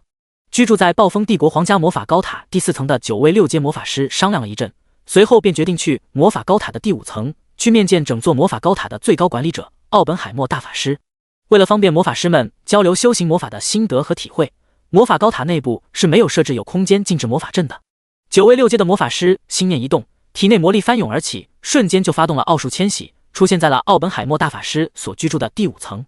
而后他们所有人都呆住了，因为他们看到这位抵达了7阶的超级魔法师奥本海默阁下此刻竟然是流下了2行血泪。很明显，奥本海默大法师遭到了魔法的反噬，已经受到了重创。奥本海默大法师，你怎么了？奥本海默大师，你没事吧？奥本海默大师，是谁伤了你？众人接连发问。奥本海默从重创的昏厥之中苏醒过来，嘿嘿，没有人伤害到我，是我自己尝试着解析刚才那股子魔力波动，然后就遭到了反噬。此话一出，在场的9位6阶魔法师直接就被震惊的无以复加。奥本海默大法师可是足足7阶的超级魔法师，仅仅只是尝试着解析了一下此前那股子魔力波动，便遭到了如此巨大的反噬，那岂不是意味着奥本海默大法师，你刚刚说你被那股子魔力波动给反噬了？您可是7阶的魔法师啊，能够对您造成如此严重的伤害，岂不是说刚刚那股子魔力波动岂不都是8阶的魔法？第126章暴乱开始，2级战备状态。8阶魔法，这怎么可能？全大陆能够释放8阶魔法的，除了1万人以上的军队，也就只剩下了佣兵工会的会长、奥数永恒高塔的2位8阶大法师，以及赤焰帝国的护国大法师了。这几个人怎么可能来到暴风城啊？即便他们来了，官方也会通知全城的。9位6阶魔法师都被奥本海默大法师的解释给吓坏了。在轮回大陆之中，群体破坏力最强的，除开军队和天机武器群这2个可以比肩神明的恐怖东西，就只有8阶或者8阶以上的魔法了。主角的技能除外，主角开挂的。在莫里兰州5大帝国所有高层人员的眼中，所有抵达了8阶的大魔法师都是能够移动的8阶魔法发射器，是但凡动一动就要紧张起来的恐怖东西。奥本海默大法师，要不要把这事儿通知给皇帝陛下呀？对啊，虽然说此前仅仅只有那么1克的魔力波动，但这股魔力都是8阶以上的层次了，那就意味着一定要8阶以上的存在抵达了暴风城，我们得提前应对啊。听到众人的话，奥本海默摇了摇头，他道：先不用着急着将此事通报给陛下，我先去皇家学院走一趟，我的老师那里有着一座能够检测整个暴风城的魔法阵，如果真有8阶之上的存在抵达了暴风城，老师那边一定是有察觉的。说这话的时候，奥本海默的神情有些落寞。此时此刻，先入为主的他已经对刚刚那股魔力波动的来源有了猜测。许多年之前，他的老师努纳西斯·萨弗伦大师就开始着手研究起了被称之为禁忌的一种魔法能量。那东西的名字叫做湮灭能量，是一种位格超高的存在，非凡人可以掌握的存在。在过去的很多年里，奥本海默劝说过自己的老师无数次，让对方不要研究湮灭能量了，可对方就是不听。不但不听，努纳西斯还将奥本海默逐出了师门，并招收了几个新的弟子，继续研究湮灭能量。奥本海默是个尊师重道的人，老师可以不认他这个悖逆的徒弟，他却是不会不认自己的老师。以至于现在猜测到刚刚那股高位格的魔力波动很有可能就是自己的老师搞出来的，奥本海默还想要替自己的老师掩饰。你们在这儿等我一会儿，我稍后就回来。话音落地，奥本海默直接就发动了奥数跃迁，闪烁到了努纳西斯老头的实验室之外。看着面前第1、2层都消失了的实验室，瞅着那几根闪烁着淡淡黄光的元素能量支柱，奥本海默哀叹了一声，朝着一侧灰头土脸的努纳西斯恭敬道：老师，谁是你的老师？呵呵，我可没有你这么有本事的徒弟，咱高攀不上你。老师，湮灭能量不是我们所能掌控的东西，那是属于神灵的力量，您别研究了好吗？怎么，你要抓我？来来来，你随意，想抓就抓，想杀就杀。努纳西斯直接开摆，摊着双手走到奥本海默的身边，学着犯罪分子的模样，就要奥本海默把他铐起来。奥本海默拿努纳西斯一点办法都没有，他一边后退，一边对努纳西斯道：老师，你刚刚做实验的动静太大了，湮灭能量都被法师塔感应到了，所有的人都察觉到了一股子高位格的魔力波动，您还是把这个实验停了吧，这种实验终有一天会把老师你逼上绝路的。要抓抓，不抓就滚，看着你就来气。努纳西斯硬顶着奥本海默，一副绝对不让步的样子。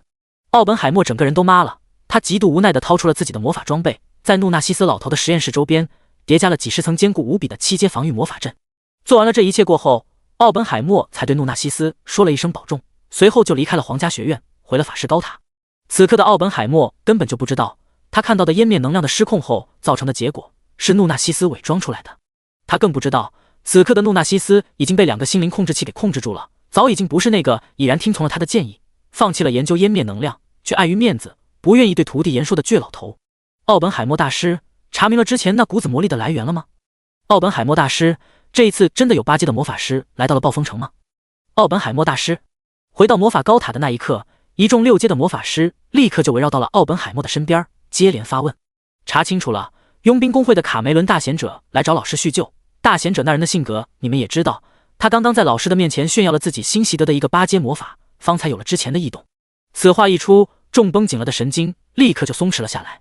大贤者卡梅伦和努纳西斯是师兄弟的关系，来看努纳西斯属于是极度正常的事情，再加上卡梅伦一向自由散漫，心血来潮不带半点通知的赶来暴风城，也算是无比合情理的事情。哎，是这样的吗？刚刚吓死我了都，我以为有8阶的大魔法师要在暴风城里发疯了。卡梅伦也真是的，平常喜欢逛粉色场所就算了，还总是喜欢出其不意，真是个古怪老头。听着众人的话，看着众人放松下去了的神情，奥本海默长出了一口气。他清楚这一关他算是帮自己的老师遮掩了过去。至于他的师叔，嗨，反正名声都不好了，脑袋上多扣上一顶屎盆子也不是什么大不了的事情。如此想着，奥本海默便准备继续打坐冥想。可就在这个时候，他腰间的传讯令牌却是直接发红。不仅仅是奥本海默，法师高塔第5层的其他9位6阶魔法师腰间的传讯令牌也在这一刻变成了血红之色。那是暴风帝国进入第2等级战备状态的表征，也是王者议会在暴风帝国全境内展开暴乱的间接证明。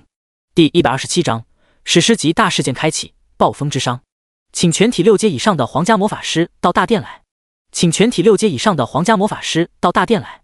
通讯令牌发红的那一刻，一道道声音在奥本海默等人的耳畔响起了，那是暴风帝国的紧急征兆。2级战备状态。发生什么事情了？帝国居然在征召我们，今天就这么不平顺吗？前面有卡梅伦跑到王兜里面来，炫耀了个8阶魔法，现在来了帝国的紧急征召，还是2级的战备状态。众人面面相觑，都被这突如其来的紧急征召给惊讶到了。但10军之路中军之事，享受了暴风帝国多年的供奉，在场的10个皇家魔法师都没有半句推辞的，接连发动起了奥数迁徙，去往了暴风帝国的议事大殿。等他们抵达了大殿的那一刻，在场的除开暴风帝国的老皇帝，还有着镇守王都的3位将军。紧接着，一道道魔法亮光闪烁而起，接连3个7阶的魔法师从法阵之中走了出来。现身的那一刻，每个人都是气喘吁吁的样子，显然跑了远路，被累到了。都到齐了，那我就不拖延时间了，说正事儿。皇座之上，暴风帝国的老皇帝索伦·哈布斯堡开口道：“王者议会对我们发动了前所未有的报复。此时此刻，全国境内已经有132座城市遭受到了他们的攻击。他们培养的暗杀者正肆无忌惮地刺杀着帝国的官员。他们培养出来的那些邪恶法师正在帝国的各大区域之中搞着破坏。破坏的目标包括但不限于我们的工厂、我们的矿脉，以及我们那些被我们一直加固着的地窟封印。风暴海那边也遭殃了。”他们驱赶了大量的海妖，肆意冲进着帝国的疆土，屠杀着帝国的平民。也就是说，帝国遭难了。索伦·哈布斯堡的话音落地，全场不论是魔法师还是带领大军的将军，都陷入了绝对的沉默之中。在过去的236年时间里，王者议会曾多次对莫里兰州5大帝国发动过袭击，暴风帝国遭受到的袭击次数也不少，平均每年都会挨上那么一次。可是，像今日这般烈度的袭击，却是之前从来都没有过的。沉默了好一会儿过后，群臣之中走出来了一个身穿铠甲的女将军。她先是无比英姿飒爽地朝着索伦·哈布斯堡拜了一拜，随后便道：“陛下，臣有应对之策。”此刻，在帝都之内，一共有着300万装载了共鸣符文的军队。我们可以把军队分成500支、100支万人大军，前往帝国内的各个枢纽城市，充当机动力量，用以应变随时可能发生的地窟暴动，以及王者议会所控制的大军的突袭。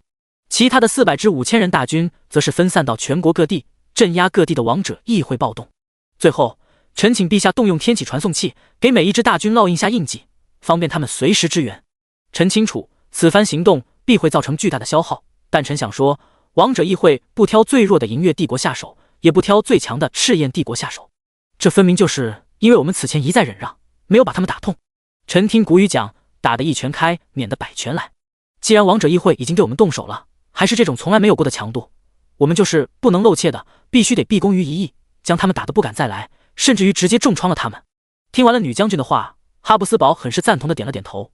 他这次将皇城之中所有的镇守将军和帝国里的所有6阶以上的皇家魔法师叫来，就是这个目的。温莎将军说的有道理，朕允准了。谢陛下。海瑟尔·温莎后退了2步，回到了他本来的位置。索伦·哈布斯堡继续问：“除了温莎将军，你们还有别的建议吗？”话音落地，又一个将军走了出来，他朗声道：“臣觉得我们可以动用异人的力量，他们的数量极其庞大，还是不死之身，只要给了他们足够的报酬，他们就能发疯，就能为我们所用。对，异人也是一股可以动用的力量。我建议陛下直接把赤焰帝国那边的军功爵位制度拿过来，向异人们开放，只要他们杀死了一定数量的王者议会成员，我们就给他们分封，让他们成为帝国之中的贵族。”是啊，我也觉得这一条可行。银月帝国的女帝和蒙哥马利元帅早早的就动用了这套制度，他们都能借异人的力，我们也可以。几分钟过后，一道世界公告在所有华夏大区玩家的耳畔响起了。世界公告检测到王者议会对暴风帝国发动了战争，史诗级大事件暴风之殇开启，全体暴风帝国阵营的玩家、王者议会阵营的玩家以及所有获得了超级佣兵权限的玩家均可以参与到此次的史诗级大事件之中。任务详情请到各自的任务面板之中查看。有人背叛了自己的阵营，加入了王者议会阵营，秦风之前的情报就有一部分是这些玩家泄露给王者议会的。世界公告检测到循环3次。提示：阵营任务和佣兵任务处于2个不同的体系，奖励分开计算。提示音落下，所有玩家都沸腾了。我靠，我们暴风帝国的玩家也拥有了史诗级任务，哈哈，爽啊！之前看着银月帝国的玩家在天命大佬的带领之下刷史诗级的大事件，我可是眼馋的不行啊！终于轮到了我们暴风帝国的玩家了吗？老天爷开眼了呀！我们这算是第2个触发了史诗级大事件的玩家阵营了吧？啧，虽然还不能跟银月帝国的玩家相比，但也是可以傲视其他3个帝国的玩家了。哎，就是不知道是哪个大佬搞出来的史诗级大事件，要是让我知道了他是谁，我非得给他跪下来不可。兄弟们，冲！第128章，任务变更180亿总经验。哎，我好像看到了一个不寻常的东西。我也看到了，这一次暴风帝国的史诗级大事件，不仅仅能让王者议会和暴风帝国这两个阵营的玩家加入到其中，获得了超级佣兵权限的玩家，也可以参与到此次的大事件之中。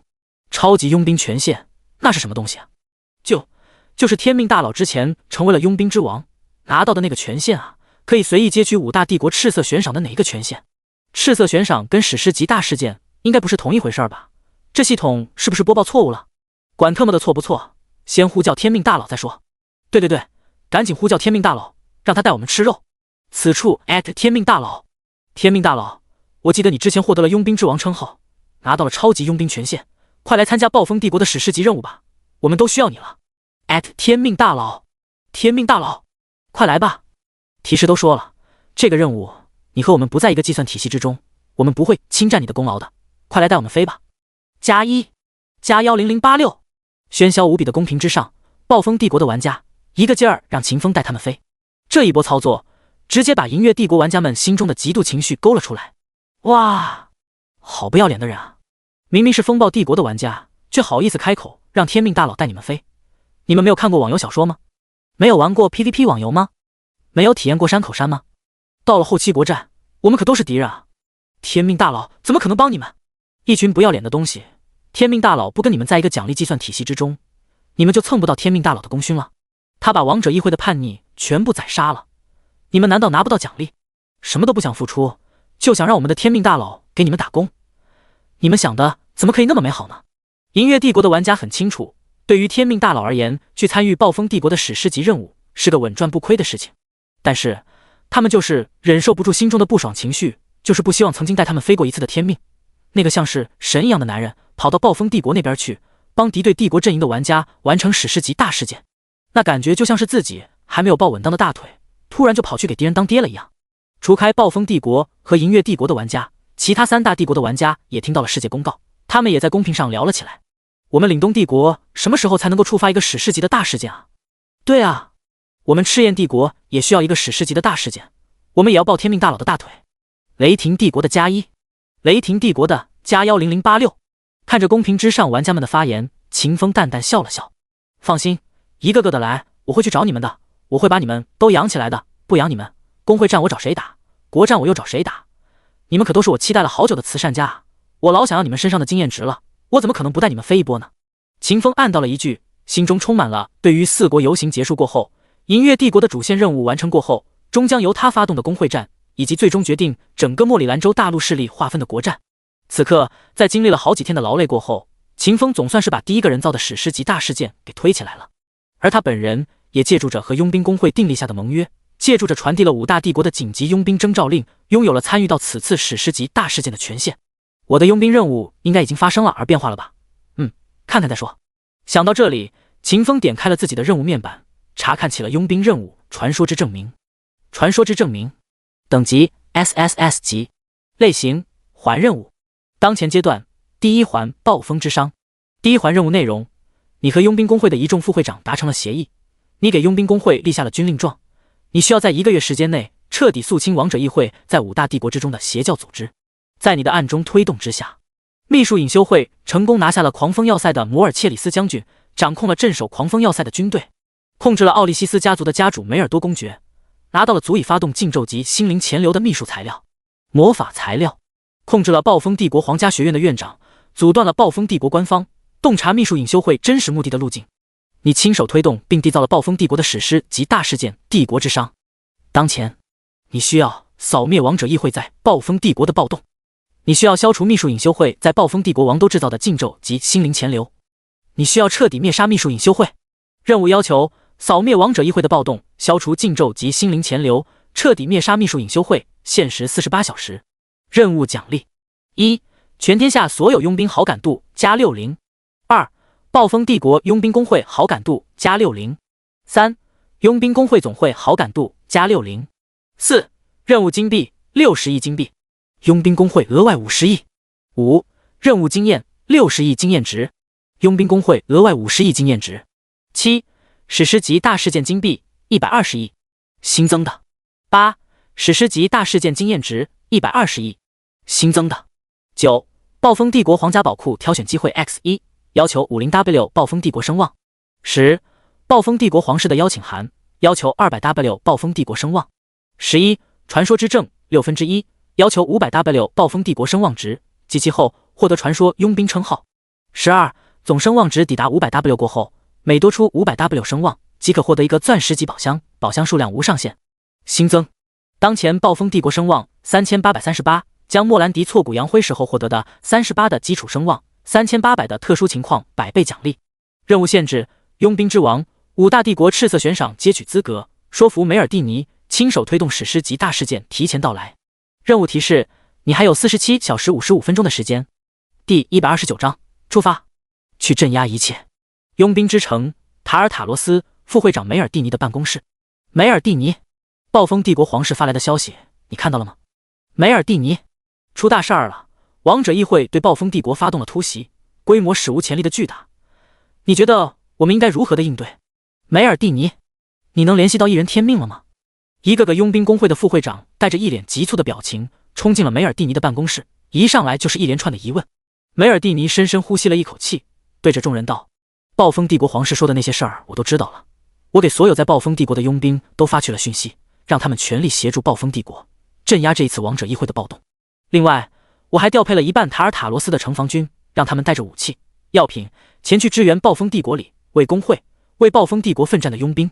至于一人天命那一边，我暂时还没有联系到他，但据我所想，他应该已经参与到了镇压王者议会的进程之中。大家都等待一会儿，要相信我们的佣兵之王，相信他可以在这次浩劫之中拿出一份让所有人都为之注目的成绩。听到了梅尔蒂尼的应对措施，在场的几位佣兵工会副会长的脸色顿时就缓和了下去。但是这种缓和并没有改变他们对于一人天命的看法，他们依旧认为梅尔蒂尼大概率看错了人，那个一人天命就只是个战斗力强横的莽夫而已，根本不可能在如此大规模的暴乱之中发挥出一个佣兵之王该有的作用。一个副会长站了出来，对梅尔蒂尼道：梅尔蒂尼，我承认你之前的那一番应对是配得上会长阁下对你的期许的，但是我还是想提醒你，不要把那个天命看得太重了。佣兵大赛结束的那天，一人天命对我们立下了军令状，说要在1个月之内将5大帝国之中的王者议会邪教组织全部清除干净。可是呢，在过去的3天多时间里，他却是连一点讯息都没有回传给我们，就连此次王者议会的暴动，我们都是从暴风帝国官方那边收到的消息。依我所见，他就是个自恃武力强大，因而狂妄自大到看不清自己本来面目的蠢货，就是个只会挥舞拳头的莽夫。此人话音落地，顿时就有另外一个人帮腔：是啊，梅尔蒂尼，塔尔塔罗斯的佣兵大赛之所以有那么高的关注度，主要就是因为我们的佣兵之王不仅仅有着远超过一般人的强大武力，还有着极其强悍的洞察、分析以及解决祸乱源头的能力。那个一人天命的武力自然是没有插漏的，但是他的洞察分析能力嘛，我就不多说了。就过去那3天，他一点讯息都没有回传给我们，对于此次王者议会的暴动一点提前的预警都没有，就足够说明一切了。梅尔蒂尼，修改一下工会的紧急征召令吧，下点本钱吧，我们都把紧急征召令发出去3天了，要是完不成，咱们佣兵工会的招牌可就砸了呀。是啊，另外的话，你再次离开了莫里兰州大陆，去往了其他大洲游历的那些我们前几代的佣兵之王传一道讯息过去吧，我们需要他们，我们非常的需要他们。一道道声音在梅尔蒂尼的耳畔响起，梅尔蒂尼的表情越来越难看，但最终他还是没有答应几位同事的要求。他对众人道：再给一人天命2天的时间吧，再给我2天的时间可以吗？是我梅尔蒂尼主导了那一次的盟约，也是为说服你们答应了一人天命的要求的，你们就把这事儿的决定权彻底交给我吧，一切的后果都由我梅尔蒂尼一个人承担。亡灵界狱，巨大的会议石桌旁边，议长阁下，我们已经在暴风帝国境内制造了586起大规模的暴动，我们的暗杀者在这段时间里已经暗杀了1263名暴风帝国的官员，另外我们还开启了12座地库通道的封印，再过20分钟我们便能打开剩下的15座地库封印。议长阁下，狂风要塞的摩尔切里斯将军已经完成了军队的整备，只要明天早上的禁咒成功释放，他们就可以立刻使用刻画好的大型传送阵，直接传送进暴风城之中，把暴风帝国的皇室屠戮一空。议长阁下，我已经看到了暴风帝国的未来了，只要我们宰杀掉了暴风帝国的皇室，整个帝国之中就再无人可以启动他们的天机武器群，他们沉睡着的那个半死不活的祖先也不会再有苏醒的可能，到那个时候他们就会被另外的4大帝国围攻，然后被分食干净。王者议会的议员们非常的兴奋，每个人都表现出了极度亢奋的姿态，其中情绪最为激动的是秘术隐修会的首领秘术之奥莫拉比、萨卡拉扬，再者就是一向喜欢装深沉的面具人议长了。同胞们，我们为国复仇的时机到了！霍克帝国万岁！皇储万岁！暴风帝国皇家学院，莫兰迪的宿舍之中，秦风改换了面容，显露出了自己最为真实的样貌。此刻，波及了整个暴风帝国的暴动已经出现了，秘术隐修会的计划也不再需要他去监督着执行。他现在需要做的事情，就是以无敌的姿态一路横扫过去，将王者议会制造的暴乱一个个平息掉，将海量的声望值收入囊中。王者议会的核心成员不能乱杀，把他们弄死了，之后的4大帝国可就没有用工具人用了。地窟通道，这个可以搞一搞，不仅仅可以收获到大量的经验值，还能在暴风帝国的大军面前装一波大的，搞一波大声望。狂风要塞那边也得去一趟，那边的海妖也是一个不能放弃的资源点。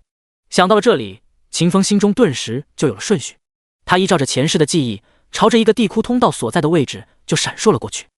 第130章，赤焰法袍，焚寂36000米。第7通道的封印是暴风帝国第32代护国大法师亲手设置下来的。在通道封印成型之后的342年里，第7通道没有爆发过一次魔物危机。安稳的环境，再加上通道周遭储量极其惊人的黑曜石矿脉，造就出了一个矿业城市黑岩城。以往的时候，家里有矿的黑岩城是豪横的，是富裕的，是纸醉金迷的，是整个暴风帝国所有有钱土豪都认定了的销金窟，是天上的人间。可就在今天晚上，一切都变了。王者议会的人首先袭击了黑岩城周遭的几十座矿场，将里面所有劳动着的工人都变成了一具具血肉傀儡，并指挥着他们冲击黑岩城的城防。就当黑岩城的城防军无比疲惫地应对着那数十上百万的血肉傀儡之时，沉寂了整整342年的第7通道暴动了。牢固的封印被破开，漆黑的魔物从地底钻了出来，黑压压的汇聚成了一片，朝着黑岩城就压了过去。轰轰轰，一头头魔物撞击在黑岩城的城防屏障之上，漆黑的鲜血从半透明的光膜之上滑落下来，在地面之上汇聚成了黑色的湖泊。毫无神智的血肉傀儡在那黑色的湖泊之中挥动着四肢，迅速地往光膜之上撞去。能量告急，能量告急！我们的能源储备不够了，防护屏障已经降低到了 23% 了，再不来人支援我们，黑岩城就毁灭了。城主，放弃了黑岩城吧。城主，把能源省下来，启动超大型传送法阵，把城里的人都转移走吧。转移？城里的大部分都是没有任何修为的百姓，传送阵会要了他们的命的。城主大人，如果我们不传送走，我们所有的人都会死在这儿啊。是啊，能活一个是一个吧。防护屏障最多只能再坚持7分钟，7分钟的时间一到，我们所有的人就会被魔物吞噬，被那些血肉傀儡撕成碎片的。副官们的声音在黑岩城城主的耳畔响起。多年的平安顺遂，黑岩城里的纸醉金迷已经让这些副官忘记了身为军人的职责，变成了一个个贪生怕死的蛀虫。城主闭上了眼睛，痛苦地思考了起来。好一会儿过后，他掏出了一把匕首，顶在了自己的脖子上。我承认，我是个无能的城主，我没有本事像摩尔切里斯将军掌控狂风要塞那般掌控了这座黑岩城。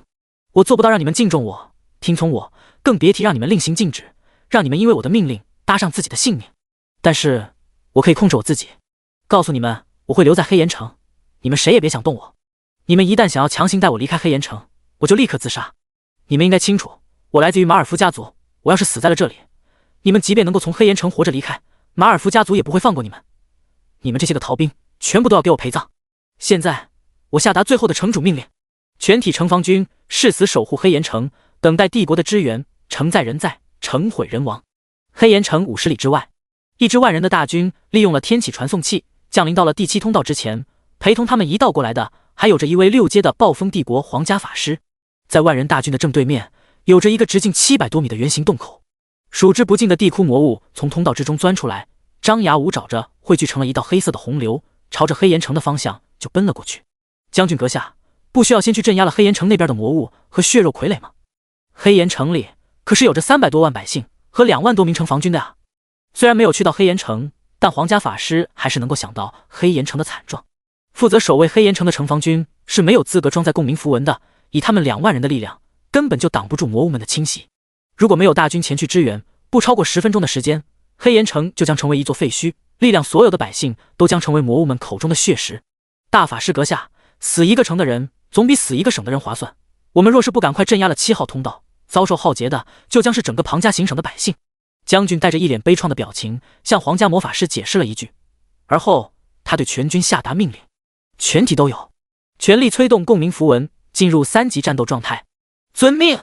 万人大军齐齐喊了一声，而后一道绿色光流从他们的身体之中冲了出来，将在场的1万名将士都连接在了一起。那是灵魂连接。紧接着，绿光发生变化，由绿转青，一个巨大的银白色魔法阵盘出现在了万人大军的脚下，属于第2层级的阵势之力出现了。再后来，青光转变成了蓝光，悠悠的光流从每一个士兵的身上飞出，汇聚在了半空之中，形成了一个蓝色的漩涡。漩涡形成的那一刻，恐怖的抽吸之力迸发而出，直接就将所有的士兵都抽到了漩涡之中。随后，一个蓝色的巨灵法相便横亘在了天地之间。现进阵型，空间禁绝式！万人的呐喊汇聚到了一起，足有100米之高的巨灵法向脚下的银白色魔法阵盘发出一股耀目的光芒。轰轰轰！空间压制之力降临了，奔流的黑潮被阻挡在了第7通道周遭，不得离开半步。黑岩城，城主，防御屏障已经降低到 7% 了，帝国的支援来不了了。全国各地都出现了暴动，地库通道估计也全部被打开了，他们不会来支援我们的。城主，你走吧，算我们求你了，给我们留一条活路吧。留得青山在，不怕没柴烧。你是马尔福家族的嫡子，你就算当了逃兵，你的家族也能保住你的。城主，不要为了那虚无缥缈的荣誉丢掉了自己的性命啊！命没有了，就什么都没有了。一个个副官就差给黑岩城的城主欧斯马尔福跪下来了，但被荣耀冲昏了头脑的欧斯马尔福却是不管不顾，他直接把匕首插进了自己的喉咙里，只要他的手抖上那么一抖，他的喉管就会被割破，从而窒息而死。看着城主这副样子，所有的副官都沉默了。丢下城主自己跑路，那就是逃兵，就会被马尔福家族报复，会被军事法庭审判，然后被处死。和城主一起送死，虽然也是死，但他们的家人，他们的父母妻女还是能拿到一笔抚恤金的。既然劝不动脑瘫城主，横竖都是死路一条，副官们便决定给自己的家人挣一笔抚恤金。对他们而言，这也算是无奈境地之中最好的选择了。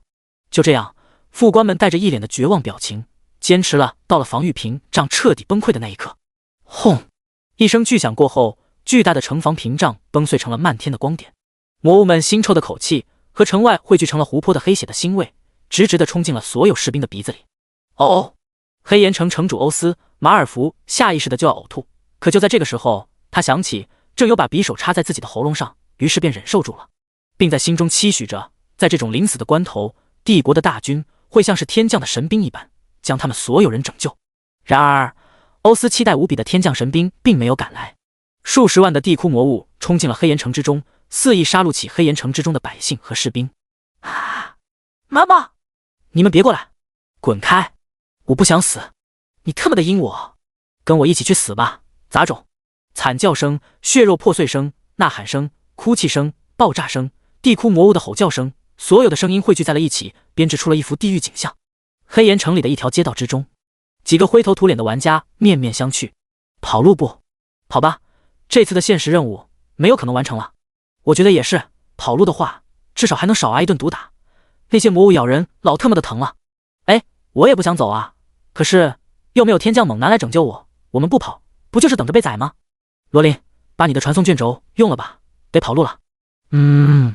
名叫罗琳的女玩家点了点头，随后就从背包之中掏出了一个魔法卷轴。就在她准备要撕开这份卷轴的时候，一个赤红色的身影却是出现在了西北方向的天空之中。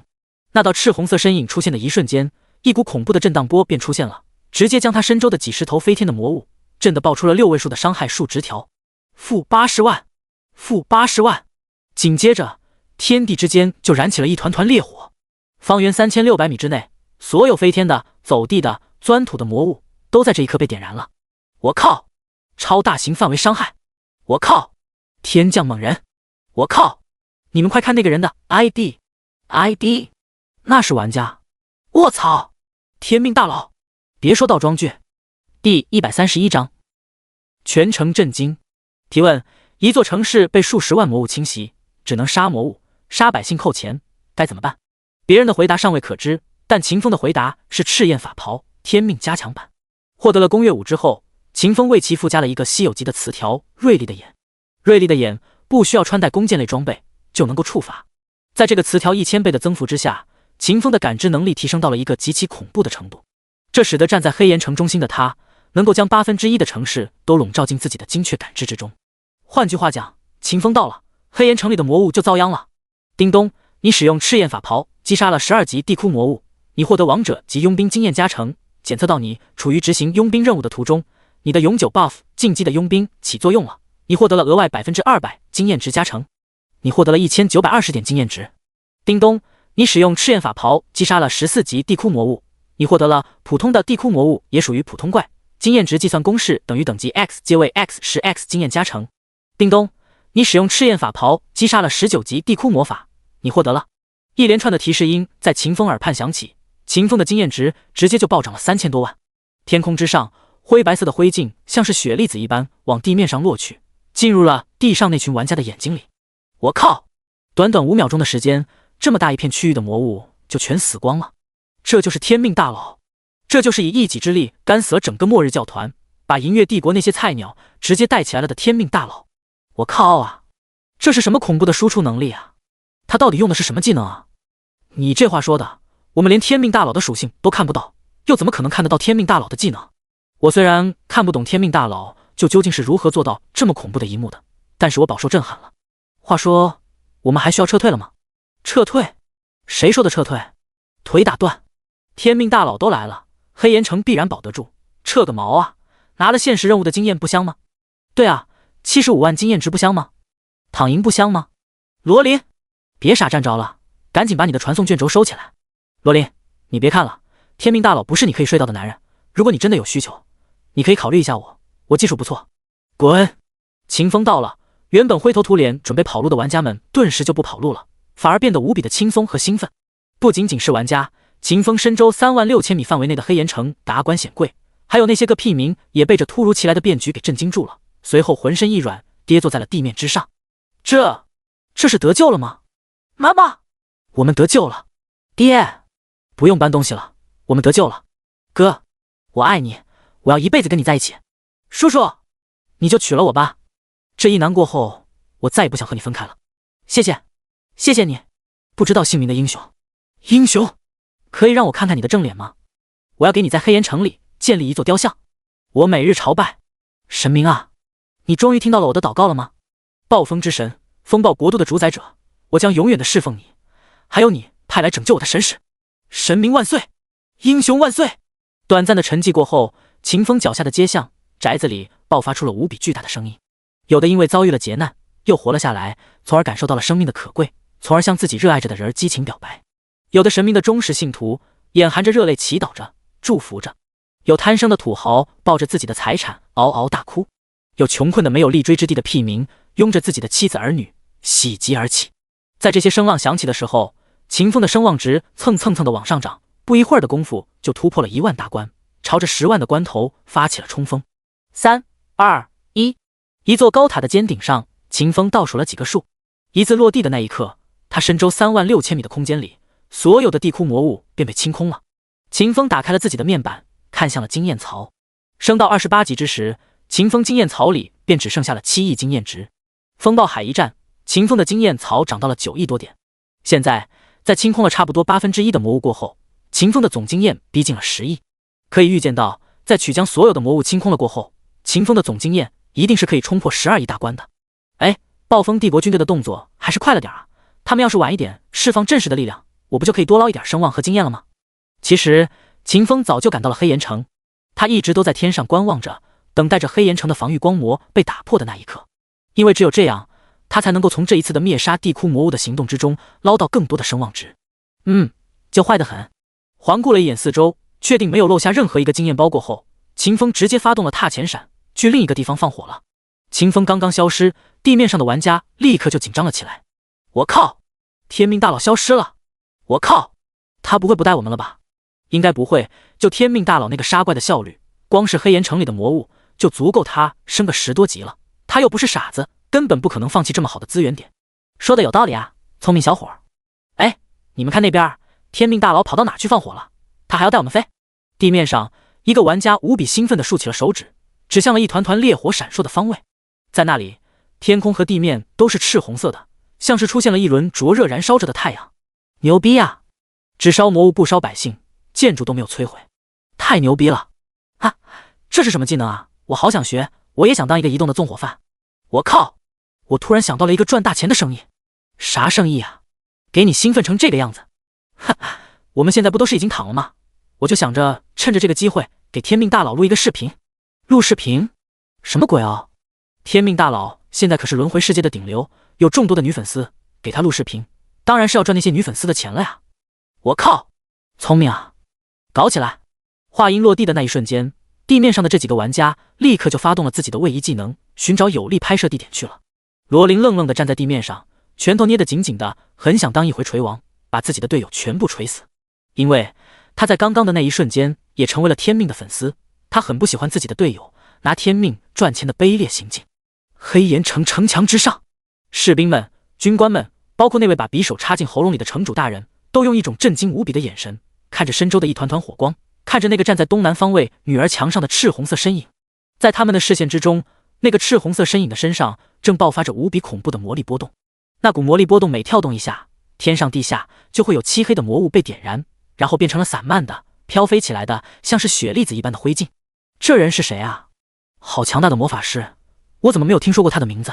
能点燃半径3万多米范围内所有的魔物，这种程度的魔法，怕不是已经抵达了8阶的层次？8阶的魔法师？哈哈哈，我们有救了！一位掌握着超强力范围性燃烧魔法的8阶大法师来拯救我们了。城主，你快把你脖子上的匕首……黑岩城城主欧斯马尔福因为太过于激动，一时没有忍住，被匕首贯穿了喉咙。此刻的欧斯马尔福正带着一脸既兴奋又悲怆的表情，等待着死亡的降临。大事儿不好了，城主快没命了！军医！在众人既愤怒又恐慌的呼喊声之中，军医赶了过来，拔下了欧斯马尔福脖子上的匕首，给他来了一个治疗术。噗噗2声，欧斯马尔福吐出了2口淤血，从地上爬了起来。起来了过后，欧斯像是恶鬼看到了美餐，色鬼看到了美人，理想者看到了理解一样，屋里哇啦乱叫着，朝着秦风就冲了过去。一边冲，他还一边掉眼泪，让人分不清楚此刻形同疯魔的他还有没有正常人的神智。在欧斯朝着女儿墙上的秦风冲去的那一刻，秦风已经将城门口的魔物清理干净了。此时此刻，秦风只想着以最快的速度捞经验、捞声望，没有发觉自己已经多出来了一个无比狂热的 NPC 粉丝。他直接就发动了踏前闪，前往下一个地方放火了。第132章，强化技能神下第一封印术。追星无果的欧斯马尔福高不高兴谁都不知道，但此刻的秦风却是无比的兴奋的。连续闪烁了11次，秦风便将整个黑岩城的魔物全部给灭杀掉了。魔物会跑路，所以多闪了3次。地窟、慈善家、魔物给秦风带来了大量的经验值，让他的经验槽直接冲上了12亿的天文数字。黑岩城里那些被秦风拯救了的百姓，被秦风恐怖杀力震惊到的 NPC 们，也给秦风贡献了极多的声望，让他的声望值抵达了76572点。不仅仅是声望和经验，将近20W 的地窟魔物还给秦风带来了70多个箱子，其中有59个是青铜级的宝箱，13个是白银级的宝箱，等级不高，但是数量奇多无比，算得上是一波大赚了。就我这个幸运值，想在这些宝箱里面开出好东西，难度堪比登天，还是得劳烦一下穆雪儿啊。想到这里，秦风直接就将打怪爆出来的所有箱子都传送给了穆雪儿，并给对方留言道：有空不？有空的话，帮我开一个封印术出来，只要是封印术就行，等级无所谓。秦风的消息刚刚发出去，还没有退出聊天界面，穆雪儿的回复就到了：有空，手续费多少？哈哈，我只要一个封印术，其他的箱子都归你。秦老板大气，给榜一大哥点点关注。别评了，赶紧动手开箱子吧，箱子我都给你发过去了。行，我就是个工具人啊，工具人的命好苦啊。两人打趣了一阵，10几秒钟过后，穆雪儿就将秦风需要的封印术发过来了。那是一份白银等阶的封印术技能书。秦风毫不犹豫，直接就消耗了3个技能点，学习了这本封印术。叮咚，你消耗了3个技能点，你学会了白银阶技能符文封印术。秦风点开了符文封印术的面板，查看起来。符文封印术，等阶白银阶，效果构筑封印符文，封印目标。此技能仅对30级以下单位生效，无法对处于不死不灭状态下的玩家生效。技能冷却360秒。技能蓝号，每层封印消耗200点魔力，同时可以附加多层。介绍：比较鸡肋的封印术，能摧毁的不用封印，摧毁不了的也封印不了。看完了白银阶的符文封印术的介绍，秦风并没有因为这个技能的拉胯而感觉到一丝一毫的波澜起伏。在轮回世界之中，低阶的封印术本就无比的鸡肋，如果不是秦风拥有着无限词条这个 bug 级天赋，且他真的需要一个封印术，他说什么都不会让穆雪儿开封印术出来的。哎，开刷吧！磨刀不误砍柴工，秦风直接对符文封印术发动了天赋能力。叮咚，你对白银阶技能符文封印术使用了天赋能力，技能符文封印术获得了普通级词条。叮咚，你对白银阶技能符文封印术发动了天赋能力，技能符文封印术获得了。一连串的提示音过后，秦风成功为符文封印术添加上了3个稀有级词条。此刻，秦风再度打开了符文封印术的面板，查看了起来。符文封印术，等阶白银阶，效果构筑封印符文，封印目标，能100%封印住100级以下的单位，处于不死不灭状态下的玩家除外。词条1000倍增幅，稀有级符文封印术的效果提升1000倍，能够100%封印住100级以下的单位，包括但不限于活物、器物、建筑物、地形。词条3级冷却，稀有级符文封印术的冷却时间降低80%。词条坚固封印，稀有级符文封印术构筑出来的封印不会被100级以下的单位破除，释放者本人除外。技能冷却72秒。技能蓝号，每层封印消耗200点魔力，可同时附加多层。介绍：神阶之下第一封印术，不接受任何挑衅。看着强化了过后的符文封印术，秦风开心的笑了笑。蔫儿坏的他想到了一个极其阴狠的计划，那就是先把将大陆之上类似于地窟通道的地方封印起来，需要搞声望的时候就冒充王者议会的人，然后就将封印打开。反正秦风是有着无面人技能的，可以冒充他见过的任何一个王者议会的成员，只要他愿意，他就能随时往王者议会众人的脑袋上扣屎盆子。收捡完了装备，强化好了技能，秦风并没有在第一时间赶往第7通道。此前他是亲眼瞧着暴风帝国降临到了第7通道的，即便快速赶过去了，那边的地窟魔物估计也剩不下多少给秦风刷的。秦风先前在黑岩城里搞到了大量的声望值，但是城中的百姓以及此地的军队还没有见过秦风的正脸，更不知道秦风的名号，这使得他搞到的那些声望值还处于一个虚的状态，没有被证实。想要用起来，秦风就得扬名，就得往此处城池的管理者面前走一遭，露一个脸。想到了这里，秦风直接就发动了踏前闪，去往了先前路过了一回的城墙之上。欧斯·马尔福此刻正趴在地上捶城墙，他懊悔啊，如果不是他自己太过于激动了，把匕首插到了喉咙里，他说不定就有机会和那位8阶的超级大法师聊2句。如果聊得合拍的话，他甚至还有机会从对方口中听到2句有关于修行的教导。啊呀，那可是8阶的大魔法师啊，那可是你学习魔法的希望啊！刚刚明明隔得那么近，你怎么就没有把握住机会呢？欧斯·马尔福的魔法天赋极低，但是对于魔法的兴趣却是高的吓死人。也正是因为这个原因，在他看到秦风静静站着，就将天上地下所有的魔物瞬间点燃的景象之时，他才会激动的手舞足蹈，一不小心就把匕首插进了自己的喉咙里。第133章炼狱岩刀，瞬杀所有魔物。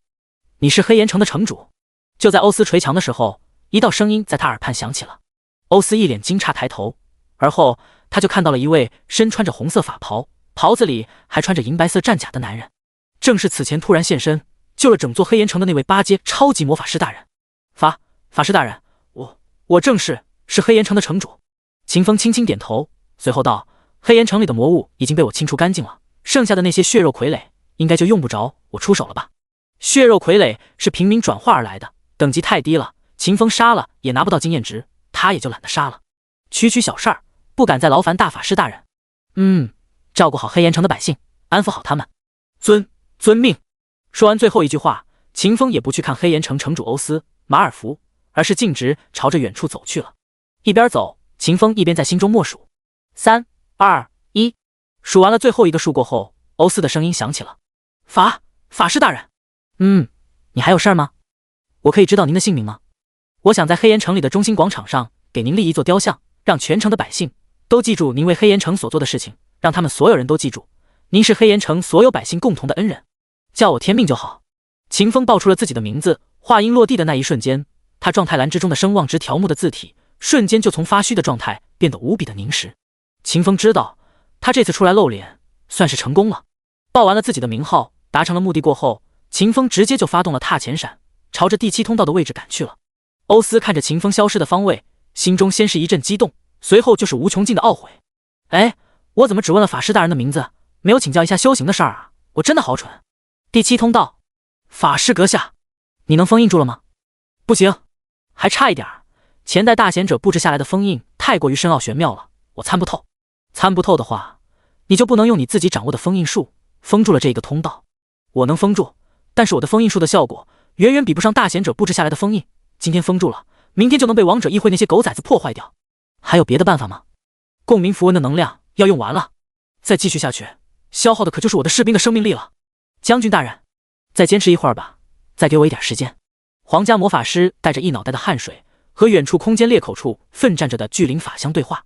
说完最后一句话，争取到了最后一点时间过后，他手忙脚乱地刻画出一个个魔法符文，想要解析了前代大贤者留下来的封印阵法。但是他只是个6阶的魔法师，想要解析了8阶的前代大贤者布置下来的封印符文，难度堪比登天。妈的，撑不住了！全体都有，脱离3级战斗状态，进入1级战斗状态，已经到了极限了。主持共鸣符文法阵的将军不忍自己的士兵因为一个无能的法师全部被符文抽空生命力，变成一具具干枯的尸体，而强行催动体内的主导符文，将大军的战斗状态拉回到1级，会大大消耗共鸣符文的力量。将军这才命令士兵们解除3级战斗状态，进入消耗更低的1级战斗状态。可是命令传达下去好几秒钟了，巨灵法相依旧矗立在天地之间，一点涣散的迹象都没有。你们在做什么？没听到我的命令吗？将军，再顶一会儿吧。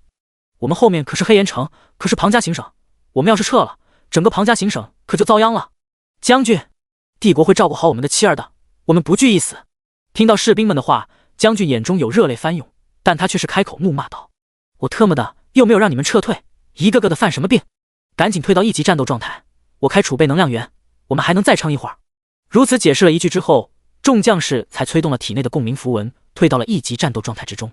咻咻咻，万人大军进入1级战斗状态过后，巨灵法相消失了，所有人化作光流落回到了地面之上。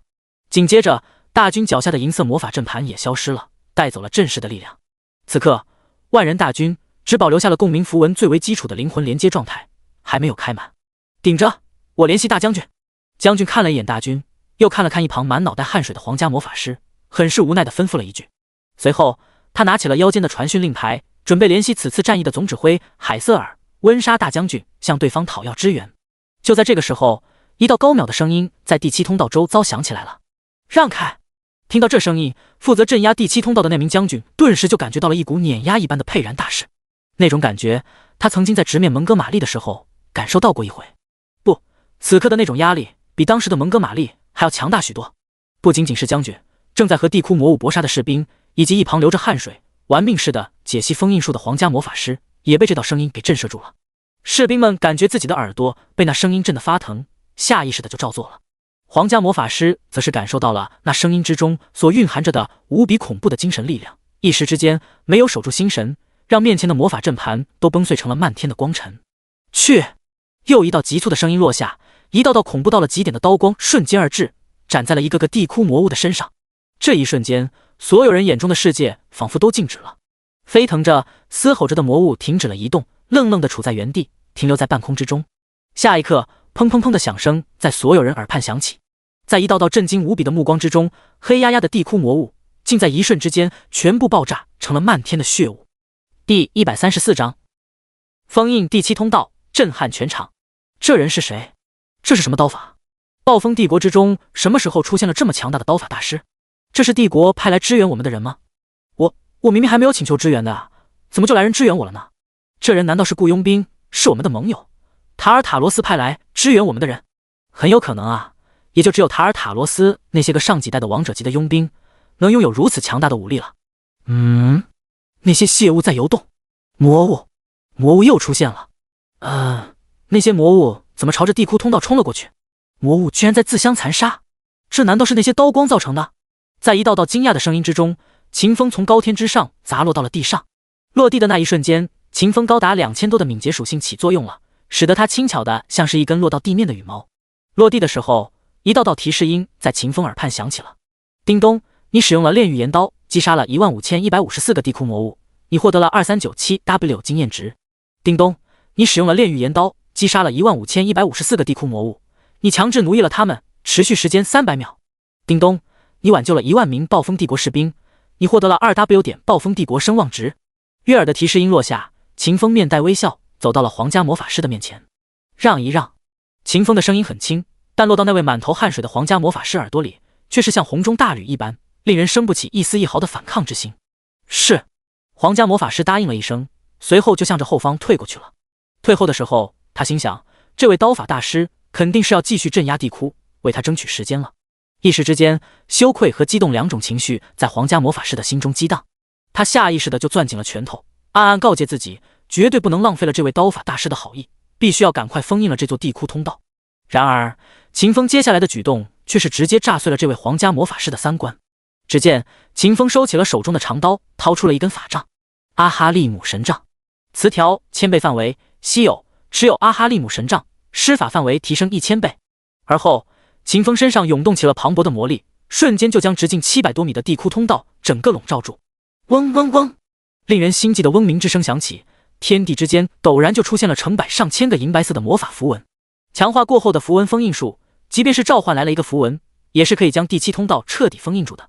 但是，单单只有一个符文的话，画面不够震撼。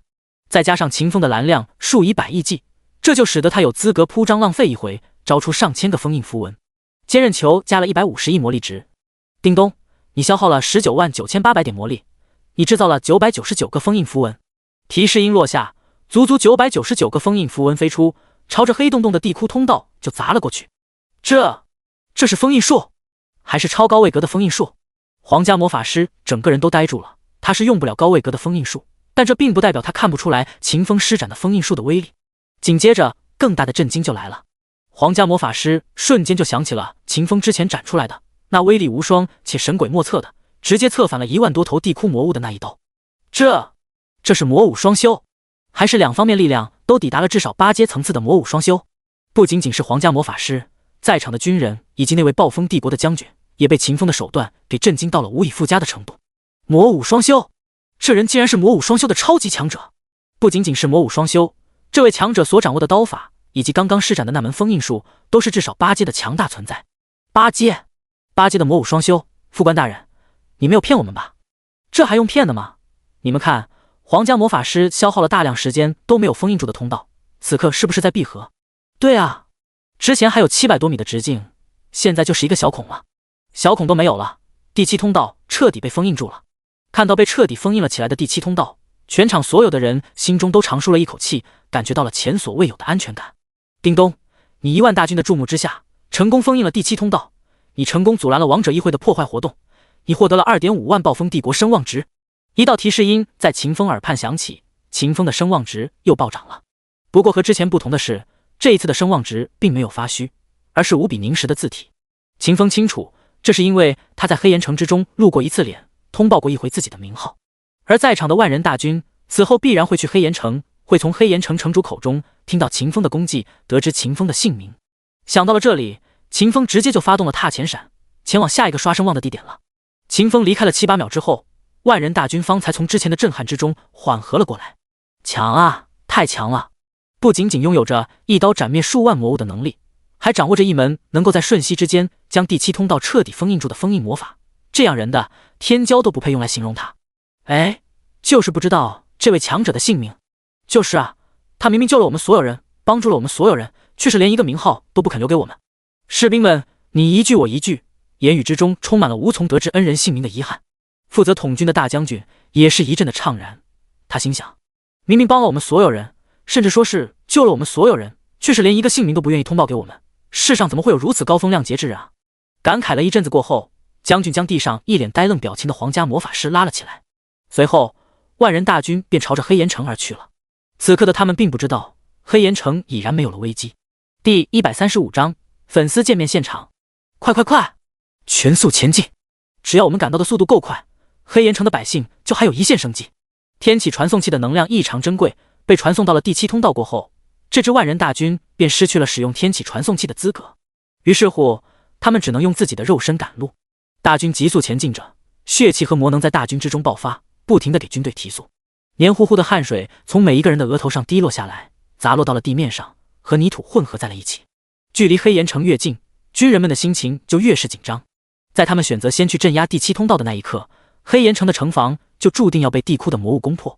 现在所有的军人心中有且仅有一个期待，那就是黑岩城的城防被破坏掉了，城内的百姓遭到了魔物的攻击，但还没有死绝，还能剩下个1/10。时间一分一秒的流逝，黑岩城破损了的城墙的轮廓逐渐出现在了军人们的视野之中。看着那沾满了黑血的断壁残垣，所有的军人都感觉到了一股彻骨的森寒。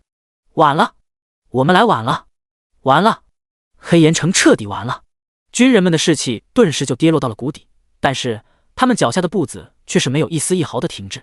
不但如此，他们还加速往黑岩城冲了过去。越是往黑岩城奔去，空气之中的血腥味就越发的浓厚，每一次呼吸都会让所有的军人感觉自己身处之地不是广袤的平原，而是一个巨型的屠宰场。不仅仅是空气之中有黑血的味道，粘稠的感觉也从士兵们的脚底传送到了他们的中枢神经之中。噗噗噗，每一次落脚都会有黏糊糊的黑血被带起来，沾染了战士们的战甲，浸没了他们的战靴。天杀的魔物，老子跟你们拼了！都特么的给我去死！给我死！冲！城墙的残骸就在前面，所有的士兵都爆发出了最大的速度，用一种丝毫不节省体力的方式横跨了过去。进入黑岩城过后，四下离死一般的寂静让所有的士兵都感觉到了彻骨的寒凉。东门已经被屠杀干净了，加速前往西门。全体都有，催动共鸣符文，启动1级战斗状态。经过了一段时间的自行恢复，士兵们体内的共鸣符文已然能够维持他们开启一段时间的灵魂连接了。将军的话音刚刚落地，一道道绿光便从士兵们的身上亮起来了。看不见的锁链将所有的士兵连接在了一起，将他们的全属性提升了整整2000倍。第一阶段的共鸣符文只有灵魂连接的效果，也只能将附着了共鸣符文的单位的全属性提升2000倍。有了共鸣符文的加持，士兵们冲锋的速度直线飙升。他们快如浮光掠影，仅仅只用了几个呼吸的时间，就从黑岩城的东门冲到了城中心的黑岩广场附近。然后所有的士兵都愣住了，因为此刻的黑岩广场以及周围的房屋废墟上聚集了上百万的黑岩城民众。此刻他们正在黑岩城城防军和城主府官僚的指挥之下，清点着死亡人数，统计着这一次灾劫所带来的损失。我爸爸死了，家里圈养的魔兽死了2头，我家一个人都没有死，只有我哥哥受了点伤。我们家没事儿，隔壁邻居死绝了，一个活口都没有留下。一道道声音传进士兵们的耳朵里，让他们所有人都僵硬在了原地。从第7通道赶到黑岩城，路途之上，士兵们看到了湖泊一般的黑血，看到了被魔物摧毁的城墙，看到了空无一人、寂寥无声的街巷。他们都以为黑岩城完犊子了，整个城市里的活人能有个1/10都是暴风之神显灵，都是万中无一的幸运。居然活了这么多人！黑岩城的城防军不可能有共鸣符文的啊，他们这儿也没有8阶的高手镇守啊，他们是怎么击败那些个地库魔物的？哈哈，没死绝就好，有这么多人活着就好，我心里没有之前那么难受了。士兵们窃窃私语着，有人感叹黑岩城百姓能活下来这么多是个巨大的奇迹，有人则是因为这一个奇迹而减轻了心中的负罪感，舒坦了许多。原地待命，不得扰民。将军下达了命令，随后就带着宫廷魔法师前去找黑岩城的城主了。之所以要带那个谢法师，主要是因为将军不会闪烁类型的战技，需要依靠法师兵的奥数迁徙。咻！一道亮光闪过，法师兵带着将军传送到了黑岩城城主的身边。将军开门见山问道：欧斯城主，你们是怎么战胜冲击黑岩城的魔物的呢？我很好奇。欧斯笑了笑，摆了摆手道：我们哪里有那个本事战胜魔物啊，是伟大的天命大法师拯救了我们。天命大法师！欧斯话音落地的那一瞬间，将军和法师兵的脸色顿时就变了。两人异口同声道：他把你们也救了？你确定？欧斯疑惑了，他瞅了瞅一脸震惊表情的将军，又看了看同样无比震惊的皇家魔法师，方才说道：你们怎么说？难道天命阁下在离开黑岩城过后还救了你们？不应该啊，你们中央军不是有共鸣符文吗？一阵时间过后，两拨人交换了各自所掌握的信息。没想到啊，天命阁下不仅仅是一个拥有着超凡杀力的魔法师，还掌握了同样威力巨大的刀术，以及能够迅速将地窟通道封印的高位格封印术。天命阁下真乃神人啊，居然能凭借着一己之力拯救了黑岩城9成的百姓，还没有波及城中的建筑。这样的人注定了将会被所有的人仰望尊敬。哎，我要是能够拜在天命大师手下，跟他学习那门火焰魔法以及那门玄奥无比的封印术，该是多么美好的事情啊！第136章，给一人天命记功记大功。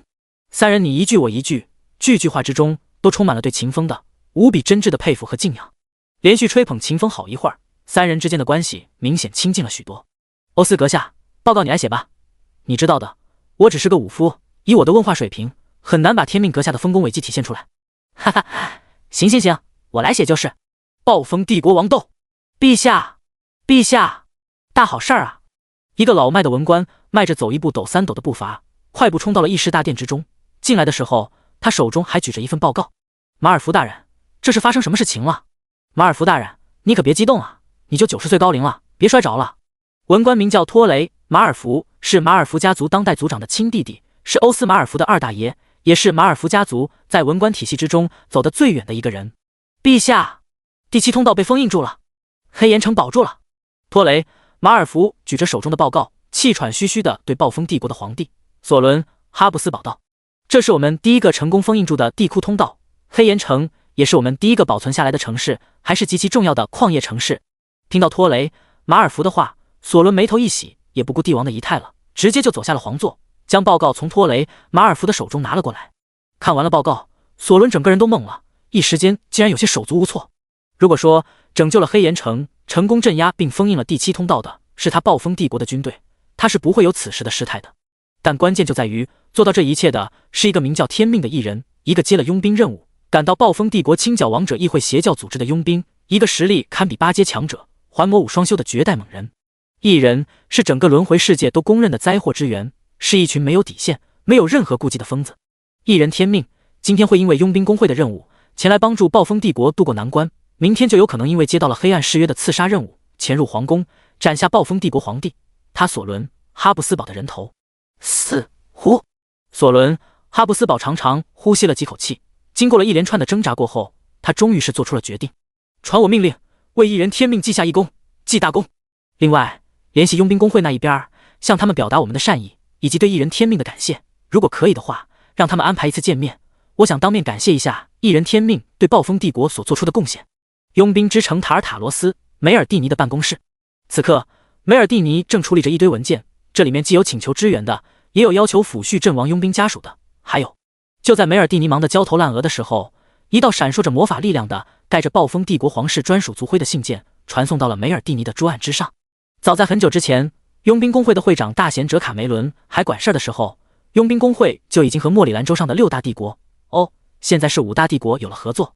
对于暴风帝国皇室的信件，梅尔蒂尼不能不重视。他轻轻拿起了那封信，注入了一丝魔法力量，将信件打开了。在读这封信之前，梅尔蒂尼已然对这封来信的内容有了提前的预警。在他看来，暴风帝国皇室发来的信件十有八九是要求佣兵工会加大支援的力度的。王者议会已经在暴风帝国的国境内暴动了快1个多小时了，此刻已经有上千个城市遭受到了王者议会的攻击。另外，暴风帝国境内所有的地库通道都被王者议会打开了，无穷尽的地窟魔物从通道之中窜出，在暴风帝国各大城市之中肆虐。破坏容易，建设难，尤其是王者议会那种根本就不想占领、不想控制，只求以最快的速度毁灭的破坏。在这种情况之下，比王者议会强大的无数倍的暴风帝国直接就被整得焦头烂额，疲于应对了。我们工会已经拿出了十足的诚意了，能够调配得动的佣兵都调配到了暴风帝国之中，你们就别想我继续给你们加派人手了。你们一个帝国都无法在短时间内搞定的事情，我们佣兵工会可不是傻不愣登的替你们全部接着。梅尔蒂尼如此想着，而后就读起了手中的信件。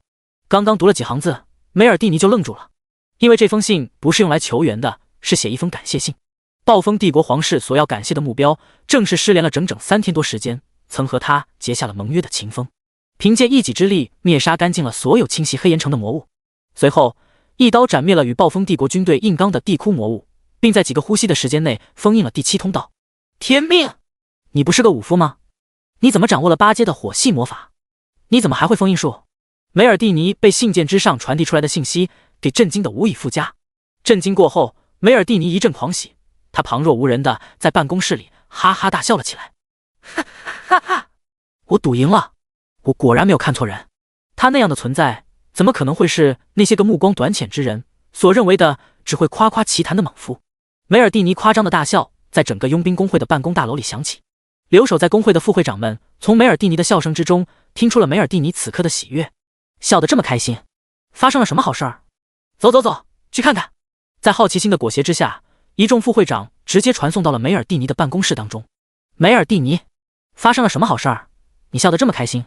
王者议会的暴徒被击退了，还是我们派出去的佣兵立大功了？看着房间里的同事，听着他们满含期待声的提问，梅尔蒂尼轻蔑地笑了笑，随后把手中的感谢信丢了出去。你们自己看吧。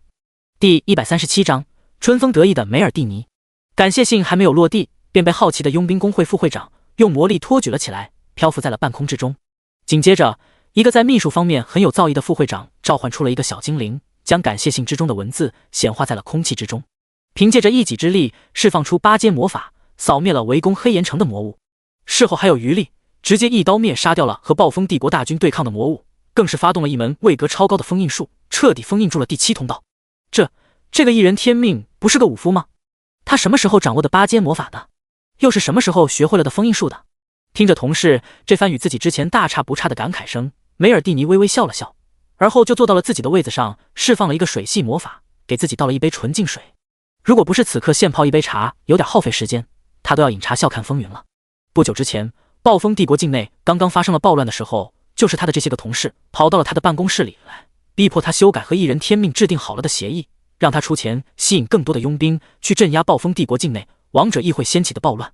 那个时候，梅尔蒂尼是硬抗着同事的压力，立下了2天时间的军令状的。立下了那份自己都不能把稳的军令状过后，梅尔蒂尼是慌乱的，因为他根本就没有联系一人天命的办法，他只能去赌一人天命能够在2天的时间内拿出一份让所有的人都心服口服的成绩出来。事实证明，梅尔蒂尼赌赢了。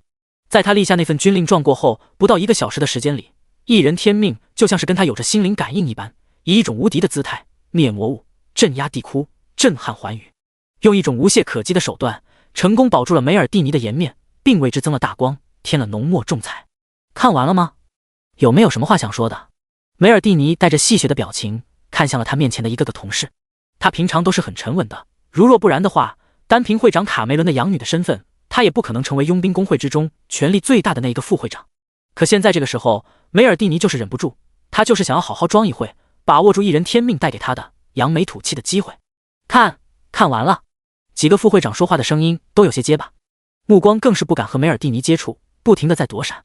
梅尔蒂尼轻轻笑了笑，从鼻孔里喷出2股气，接着道：一人天命是只会夸夸其谈的废物吗？不是，一人天命是一点洞察能力都没有的莽夫吗？不是的，他的洞察能力很强，如若不然的话，他绝不可能在暴风刚刚后不久就解救了整个黑岩城，还镇压了众多地窟通道之中最难镇压的第7通道。还用我给外出游历的前代王者及佣兵发求援信息吗？不用了，那是对天命阁下的侮辱，我们不能那么做。哦，这样的吗？那你们现在还觉得我看错了人了吗？还觉得我应该修改了之前就和一人天命制定好了的协议吗？不，我们眼拙了，还是梅尔蒂尼，你的判断能力强，我们都服气了。哈哈哈哈！梅尔蒂尼端着水杯，哈哈大笑了起来。在他对面，一个个佣兵工会的副会长脸色尴尬的要死，恨不得立刻找一个地缝把自己给埋进去。在秦风的功绩被暴风帝国以及佣兵工会所知道的那一刻，一个利用系统的功能制作好了的视频也在玩家论坛之中爆了。这个视频之所以能够在数以千万计的视频之中脱颖而出，主要就是因为这个视频的标题：震惊，关于我遇上了活的天命大佬，被天命大佬顷刻间带飞的故事。作为只手遮天、通告马桶揣单人覆灭了末日教团的男人，轮回第1人，无情的杀戮机器命。秦风在玩家群体之中拥有着极其恐怖的声望，以及数量极其庞大的粉丝。这些粉丝在闲来无事的时候，在玩家论坛之上发现了一个与偶像有关震惊体视频。在类似于偷窥明星私生活的好奇心的引导之下，粉丝们点开了那个视频，而后他们就看到了漫天的赤红的火，以及那个站在高高的塔尖之上，身穿着红色法袍、剑眉星眸、帅气的仿若天人的男人。在那个男人的身旁，还有着一个半透明的面板，面板上的大部分信息都是问号，代表着已录制视频的人的实力，无法看到那些问号所代表的力量层级。但是 ID 那一栏的信息却是很清晰的，上面仅只有2个字：天命。而这便是视频不是标题党的最为有力的证明。看到那个仿若天人的男人，看清了那个 ID 的那一刻，一些个心理素质不好的女玩家直接就激动的哇哇乱叫了起来，一边叫还一边蹦跶，一边蹦跶还一边高声呼喊：天命老公啊，我的天命老公，看到了活的天命哥哥啊，我居然看到了活着的天命哥哥，哎呀，帅死我了，要死了，优秀的老六总是会在一些个要命的关键点溜一下。在秦风的女粉丝原地高潮的时候，视频戛然而止了，几行大字儿出现在了视频的末尾。想解锁后续视频吗？想360度无死角的观看天命大佬的风姿吗？那还等什么呢？充值吧！看到这里，一部分的秦风的女粉丝们直接就不乐意了。拿我的老公赚钱，你就不怕我老公收拾你？我是天命的女人，快给我免费！哪里来的小浪蹄子？你怎么敢自称是天命的女人？你有把我正宫放在眼里吗？看着视频评论区里一个个野女人非常不要脸的抢男人行为，穆雪儿十分的不耻嘀咕道：连她的名字都不知道，还敢自称她的女人，真不要脸。第138章，玩家警觉，天命大佬不跟我们玩了。穆雪儿很是不耻那些发浪的女人，暗自鄙夷了那些人几句过后，她点开了视频末尾的转账链接，给视频的制作者充了99金币，买了一个永久更新的会员卡。叮，你收到了一封邮件。聊天面板弹出一个红点，穆雪儿连忙打开，随后便看到了邮件里面足足9个视频。9个啊，居然有这么多！穆雪儿将视频点开，很有兴致地看了起来。这些个视频都很短，每个视频不到10秒钟，加起来也不如视频制作者丢出去当诱饵的哪一个视频长。另外，画面之中的秦风动作也是无比的简单，基本上就是闪烁到一个地方，站在高处待几秒钟，而后就消失不见了。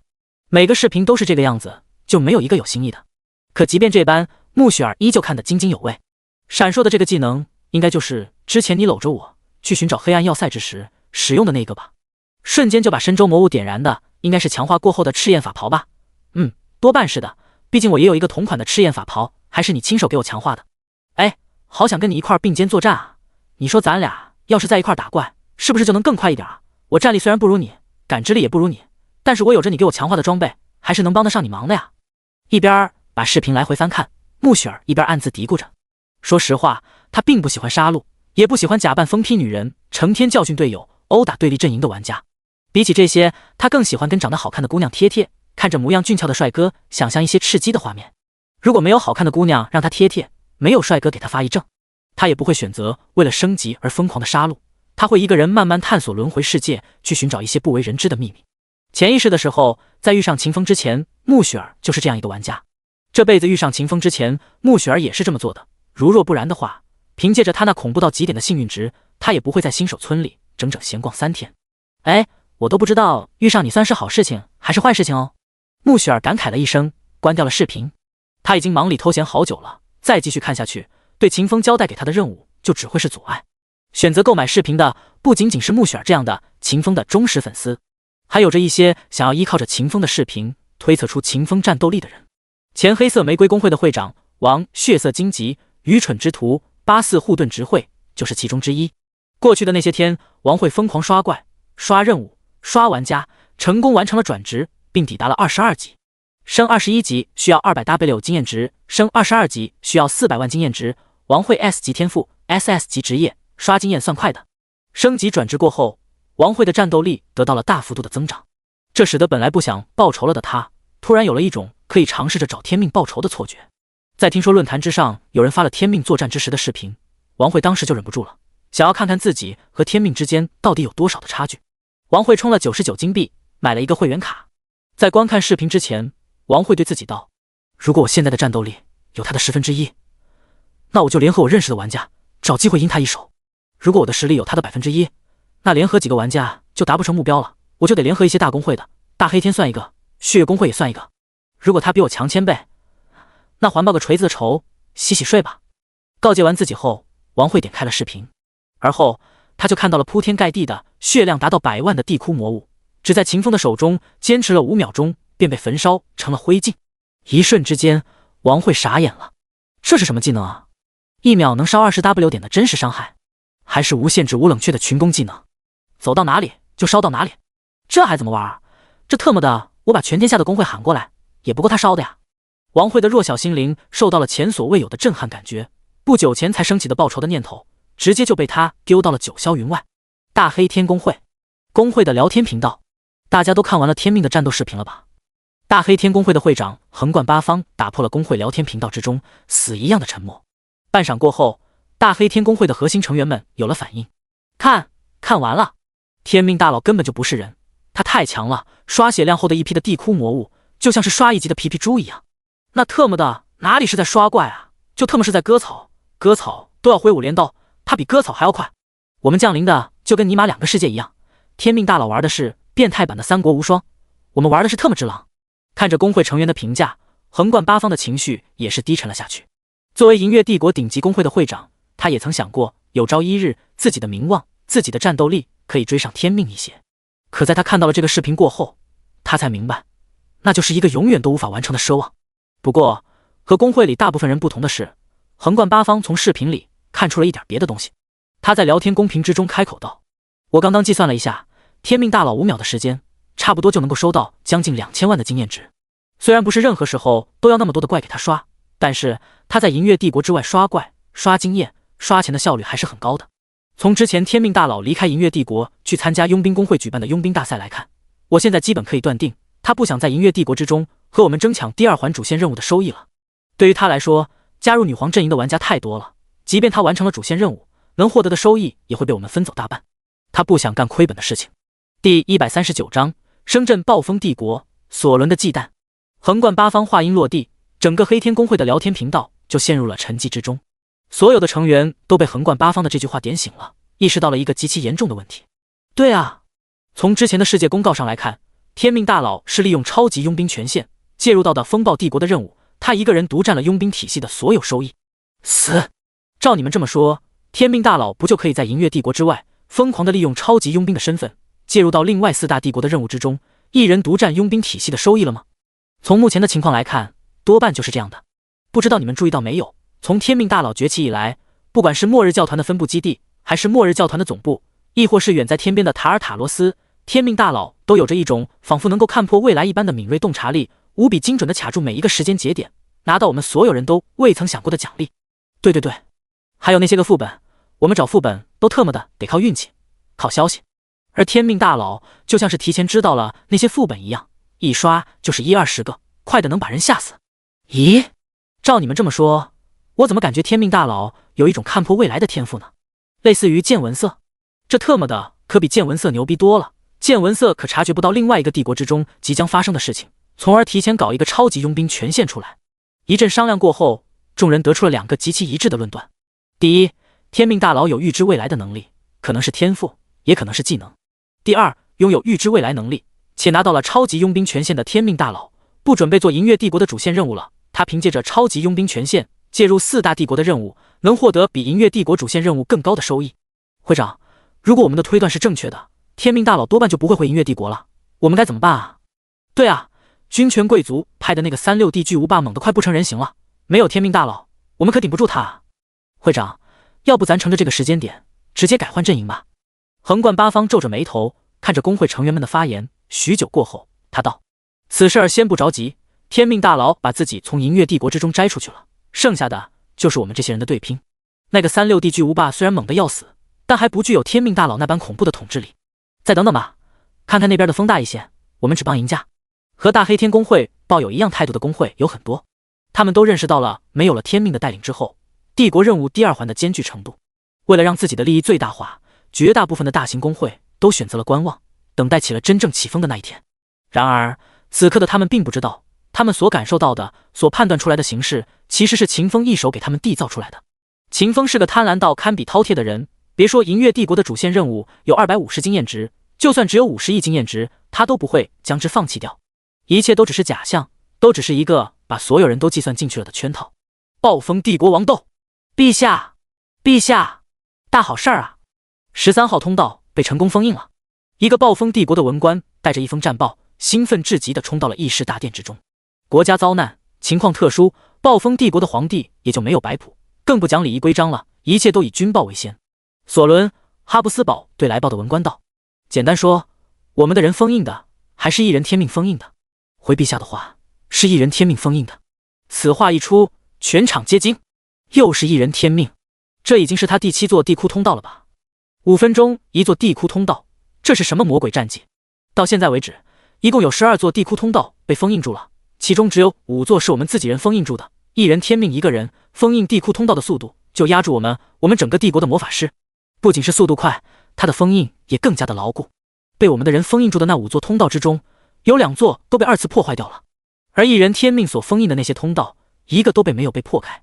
这人就是特么个怪物！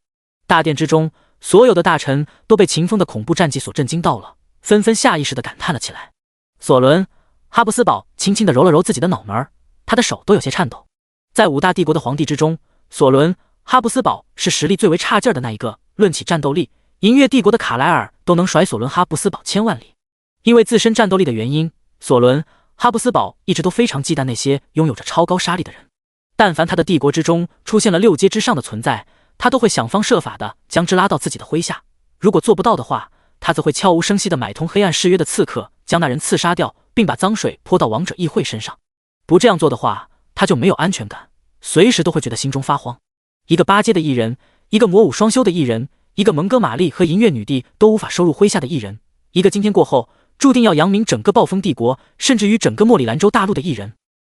我该拿他怎么办啊？我要招揽他吗？他万一拒绝我了呢？他拒绝了我之后，我又该如何应对他可能会发起的袭击？想着想着，冷汗就从索伦的脑门之上下来了。巨大的不确定性让他感觉到身体一阵发凉发麻。命令军队全力协助异人天命，用最快的速度镇压了王者议会掀起的灾劫。由于异人不死不灭的特性，即便此刻的索伦、哈布斯堡已经对秦风起了杀心，但他终究还是将那股子冲动压制了下来，并命令军队协助秦风。他想借此向秦风示好。第140章，王者议会，我们要打游击。亡灵界狱，椭圆形石桌的尽头，面具人议长黑沉着一张脸，用低沉的像是从喉咙里扯出来的声音开口问道：情况怎么样了？异人天命又封印了我们几座通道？7座了，他接连封印了我们打开的7座通道，而且他封印的那些通道，以我们现在的手段根本就打不开。砰！面具人议长提起拳头砸在了椭圆形石桌之上，直接把石桌砸掉了一个角。戴泽，我不是让你前去寻找了天命了吗？整整3天的时间，你就拿这个结果来应付我？面具人议长直接甩锅，全然忘记了之前瘟疫祭祀戴泽，卡西恩曾提醒过他，异人天命拥有着近乎无可匹敌的恐怖战力。你看看莫拉比，他只用了3天的时间，就接连控制了狂风要塞的摩尔切里斯、海月城的梅尔多公爵，还有暴风帝国皇家学院的怒纳西斯校长。而你呢，一直被我看作是副议长第1候选人的你呢，我给了你整整3天的时间，你却连异人天命的一根毛都没有找到。你说话啊！如果你找到了他，如果你说服了他，我们现在可能会蒙受这么大的损失吗？我们消耗了那么多资源才开启的地窟通道，会这么快就被给封印住吗？戴泽，你知不知道，因为你的失责，议会蒙受了多大的损失？面具人议长恶声训斥着，瘟疫祭祀戴泽低垂着眉眼，一言不发地接受着。诚然，他此前确实提醒过议长，但是没有找到异人天命，说服对方加入王者议会，确实也是他的失职。看着被训得像是缩头乌龟一般的戴泽、卡西恩、莫拉比、萨卡拉扬明面上表情凝重，心底却是差点就笑开了花。哈哈，戴泽，你居然也有今天！你平时不是最喜欢装深沉，一副置诸在握的样子了吗？你想到了你今天会被议长训斥了吗？许久过后，面具人议长终于训斥完了。戴泽被训得跟个孙子一样，静静地站在自己的位子上，一句话都不讲。接下来该怎么做？赶紧给我拿一个章程出来！议长重重拍案，冷眼扫视全场，所有被他注视到的人都感觉到了一股彻骨的冰寒，仿佛置身在万古坚冰的世界之中。全场之中，唯一在这幅目光之下还能保持着泰然自若的，便只剩下了立了大功，成为了会议重中之重的莫拉比、萨卡拉扬。议长，要不咱们先将人撤回来，万一他们和那个天命对上了，不就白白损失掉了？我也觉得我们可以先把人撤回来，避避那个天命的风头。哼！面具人议长冷哼了一声，语气狰狞了起来。我消耗了那么多资源，好不容易才把暴风帝国的大军，还有那些可恶的皇家魔法师骗出去，你们现在叫我把人撤回来，我想问问你们，人撤回来了之后，禁咒级的心灵钱流怎么办？不释放了，还是在人家的眼皮子底下继续释放，然后被人中途给截断？脑子呢？你们的脑子呢？蓄势之时的魔力波动可以用怒纳西斯的实验做掩盖，启动之前那半个小时的异常波动，你们觉得什么样的实验能够抵达那种程度？控制了怒纳西斯，我们是能屏蔽了暴风城的监控法阵，但是那溢散出去的气息能够骗过一般的魔法师，岂能骗过奥本海默？一席话说完，全场的人都沉寂了。莫拉比、萨卡拉扬看了看四周，随后淡淡一笑，开口道：议长，我觉得我们用不着撤退，一人天命能够传送万里，拥有着无双的杀力，但是他若是找不到我们的人，他的武力不久没有了用武之地了吗？我们可以跟他们打游击啊，制造了暴乱过后立马就撤离，把所有的破坏任务全部交给傀儡，交给那些消耗品去做。至于进行游击战的消耗嘛，我代表秘术隐修会把这第一份给出了。话音落地，莫拉比从兜里取出了几个储物袋，里面装着的是他从梅尔多公爵那里搜刮来的秘术材料。虽然释放禁咒级的心灵潜流消耗掉了大量的资源，但留下来的这些也足够支撑议会制造好几场暴乱了。面具人议长很是欣慰地看了莫拉比一眼，眼神之中充满了赞许。他之所以发怒，之所以要在场的各位拿出一个章程来，目的就是要资源。此刻莫拉比带头出了资源，其他的5位次级组织领袖即便非常的不想出，也不得不捏着鼻子把钱给出了。莫拉比说的方案可行，大家伙凑一凑，抖一抖自己的兜子，都拿一份出来。等暴风帝国这一战结束了过后，我会代表议会，还给大伙的。遵命。暴风帝国萨利摩尔高地，一棵歪脖子树上，秦风斜斜躺在树杈子上，静静地看着前方和地窟魔物奋战的暴风帝国大军，暗自数着时间。秦风早就抵达了这一座地窟通道，但是他并没有在第一时间出手，他要拖时间。秘术隐修会将在明天早上6点释放禁咒级的心灵潜流，从明天早上5点半开始，禁咒就会进入到启动状态之中，会溢散出高位格的魔力波动。对于寻常的6阶之下的魔法师来说，那种波动是无法探测到的，但对于6阶之上的魔法师而言，那种魔力波动就像是在耳边响起的洪钟大吕，并不是关闭掉了暴风城的监控法阵就能够隐藏得下去的。秦风想搞声望值，对他来说，没有让暴风帝国的王都都陷入到巨大的危机之中，然后出面解决更大的搞声望的机会了。所以他必须让禁咒放出来，必须让整个皇城乱起来，让暴风城里千万百姓都被禁咒级心灵潜流改写了认知。只有这样，暴风帝国的皇帝才会陷入到绝望的境地之中。空有大军而不敢动用，一用就是军队哗变；空有天机武器群而不敢释放，一放就是灭国的灾殃。哎，我可真是坏透了呀！第141章镇压第9通道，萨利摩尔高地。第9通道之前，收到了暴风城传过来的讯息过后，克利夫兰将军知道了一个强大到抬手便能镇压地窟魔物，轻而易举之间就能将地窟通道封印的男人。依照着那个男人5分钟一个地窟通道的速度，克利夫兰将军判断出100分钟之内，那个名为天命的绝代猛人必将赶来萨摩利尔高地，帮助他们镇压了此处的第9通道。作为莫里兰州大陆最为强大的3股力量之一，共鸣符文有着改天换地、粉碎万物的威能。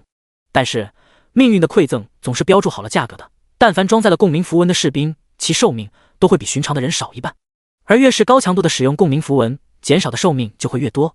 克利夫兰将军是个爱兵如子的人，更是珍爱自己的性命，所以他没有号令全军全力催动共鸣符文，反而是结印寨打呆仗，连第1层级的共鸣符文的力量都没有使用，单单只依靠着大军军阵的力量和第9通道之中的魔物抗衡。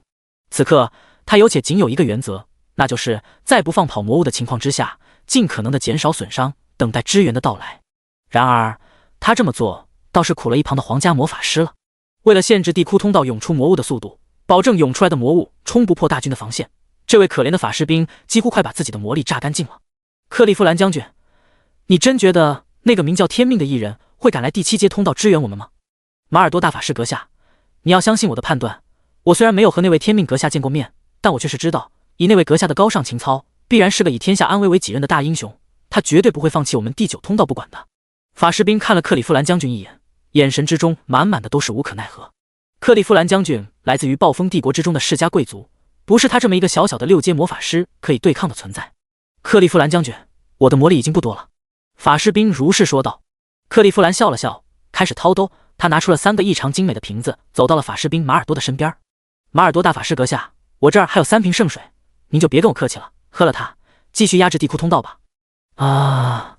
马尔多大法师愣愣地看着克利夫兰手中的3瓶圣水，这已经是第7句我还有3瓶圣水了。马尔多都不清楚这个富家公子到底还有多少个3瓶圣水。远处一棵歪脖子树上，克利夫兰居然是这个老六。秦风念叨着克利夫兰这个名字，脑海之中翻腾起了前世的记忆。在前一世的5大帝国国战之中，有个暴风帝国的将军带着自己麾下的3万军队奔袭了37万公里，在所有人都没有料到的情况之下，把赤焰帝国的家给偷了，并赶在赤焰帝国的大军回防之前成功跑路，给30多万的追兵留下了一个潇洒至极的背影。而这个人的名字就叫克利夫兰。想到了这里，秦风便决定在镇压了地窟通道过后，将克利夫兰控制起来，让其变成自己人。秦风直接发动了踏前闪，他的身躯从歪脖子树上消失，一道雄伟的身影出现在了第9通道之前。秦风现身的那一刻，他是背对着大军，直面着地窟魔物的。由于没有提前通知任何人，秦风的躯体阻拦了许许多多本来打向地窟魔物的攻击。对于突然出现横贯在大军面前的身影，克利夫兰是非常意外的。但下一刻他就反应了过来，能够用这种寻常人无法察觉的方式出现，那道苍劲的背影很有可能就是那位帝国通报之中的名为天命的一人。停止攻击！克利夫兰猛地一握拳，大军的攻击瞬间就休止了，他在军中的威望可见一斑。在大军的攻击休止住的那一瞬间，克利夫兰勾动起了体内的主符文，让其进入了半开启的状态。一旦突然出现的那人不是一人天命，也不是帝国方面的高手，他就会在对方发起攻击的一瞬之间，直接开启共鸣符文，进入第一阶段的灵魂连接状态之中。与此同时，克利夫兰也把一个替死傀儡握在了手中，准备做得异常充分。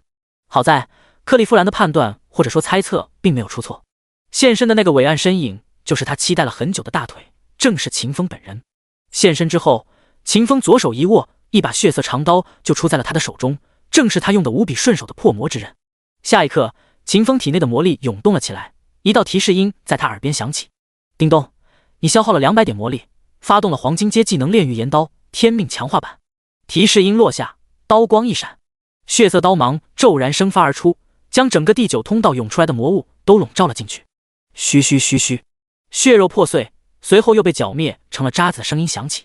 一个个地窟魔物被炼狱岩刀的刀芒斩碎，成了漫天的血雾，化作了秦风耳畔的提示音。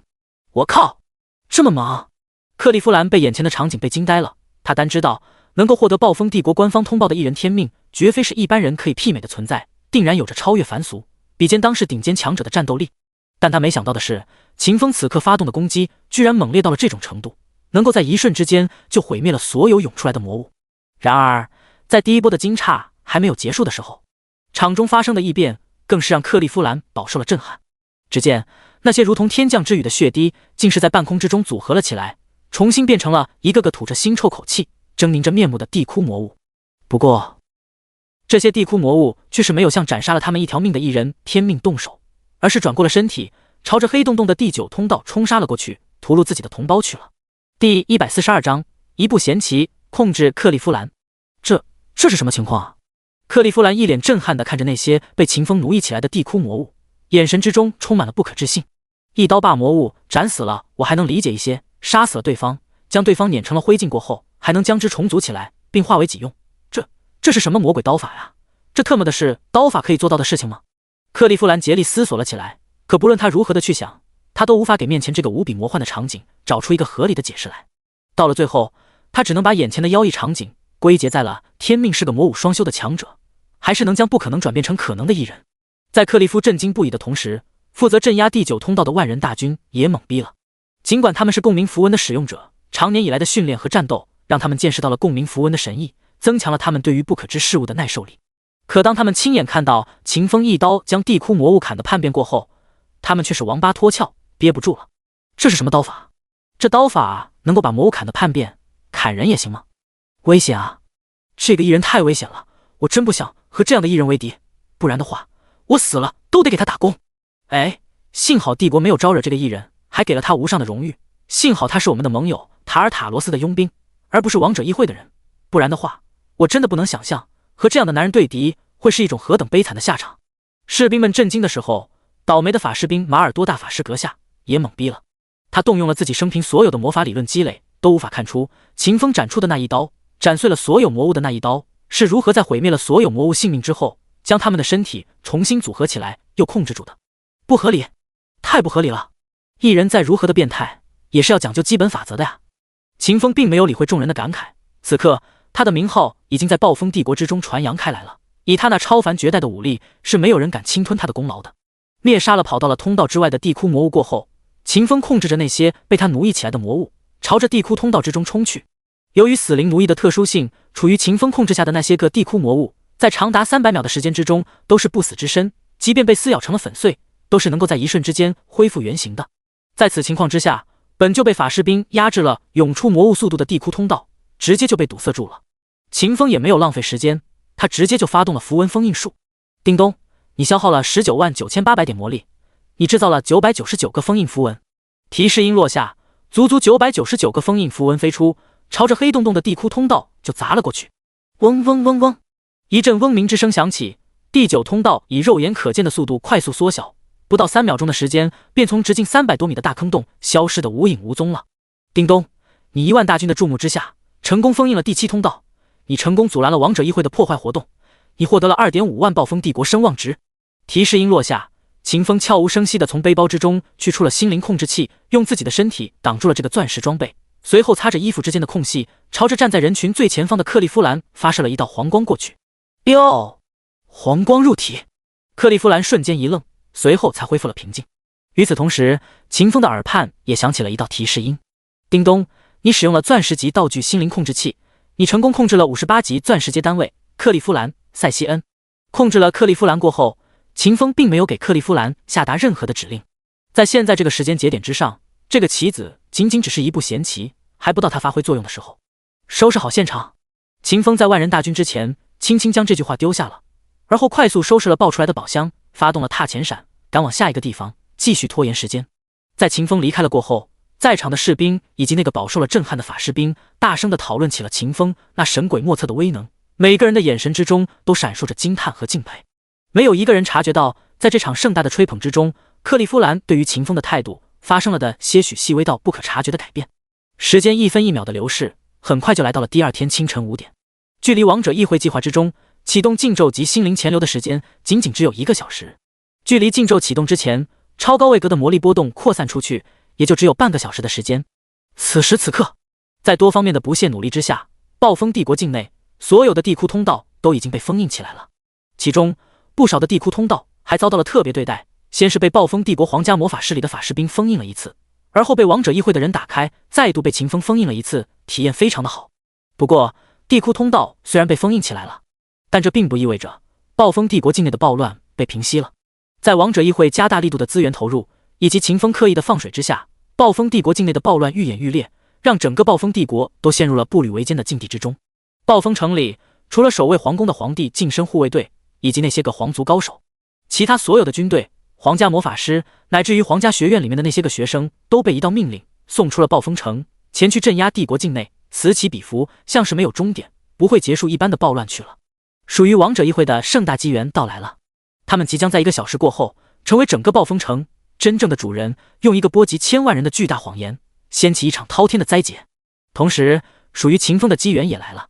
作为秘术隐修会的保驾护航者，作为篡改了历史轨迹的男人，他将利用王者议会的暴动，在今天这个造成成为全世界最闪耀的男人，没有之一。第143章升级，距离30级只差1级。早上5点03分，又处理掉了一次王者议会的暴乱之后，秦风的声望值抵达了273W 点。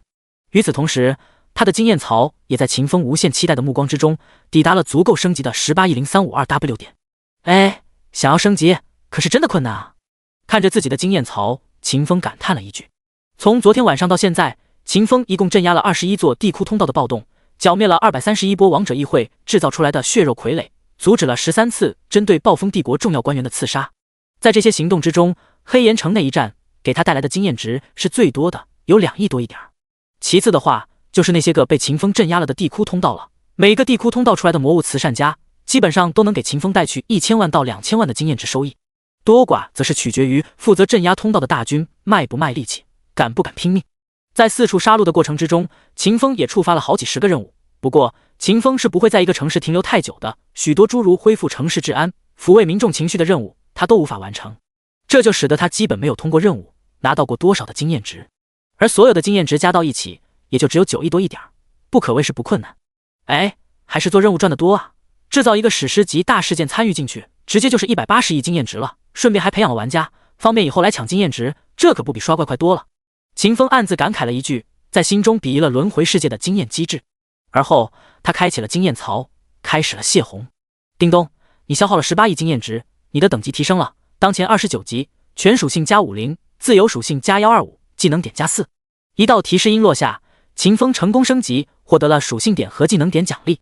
在轮回世界之中，同阶之内每个等级提升之后所带来的属性奖励都是一样的，只有跨越了等阶，完成了转职，属性潜能和属性点数量才会得到提升。和之前一样，秦风把所有的属性点都加到了敏捷之上，随后他才点开了自己的面板，查看了起来。天命简要面板，穿戴装备版，天赋词条略，职业虚空行者 LV29， 经验槽352万经验值。血量150亿150亿，坚韧球战甲。蓝梁150亿150亿，铜上。物理攻击力 408W， 装备破魔之刃。武器攻击力 399.9W， 自身攻击力 8.24W， 魔法攻击力82400，混合防御力 146W。基础属性：力量824，敏捷3094，精神824，体质824，韧性824，百倍属性潜能。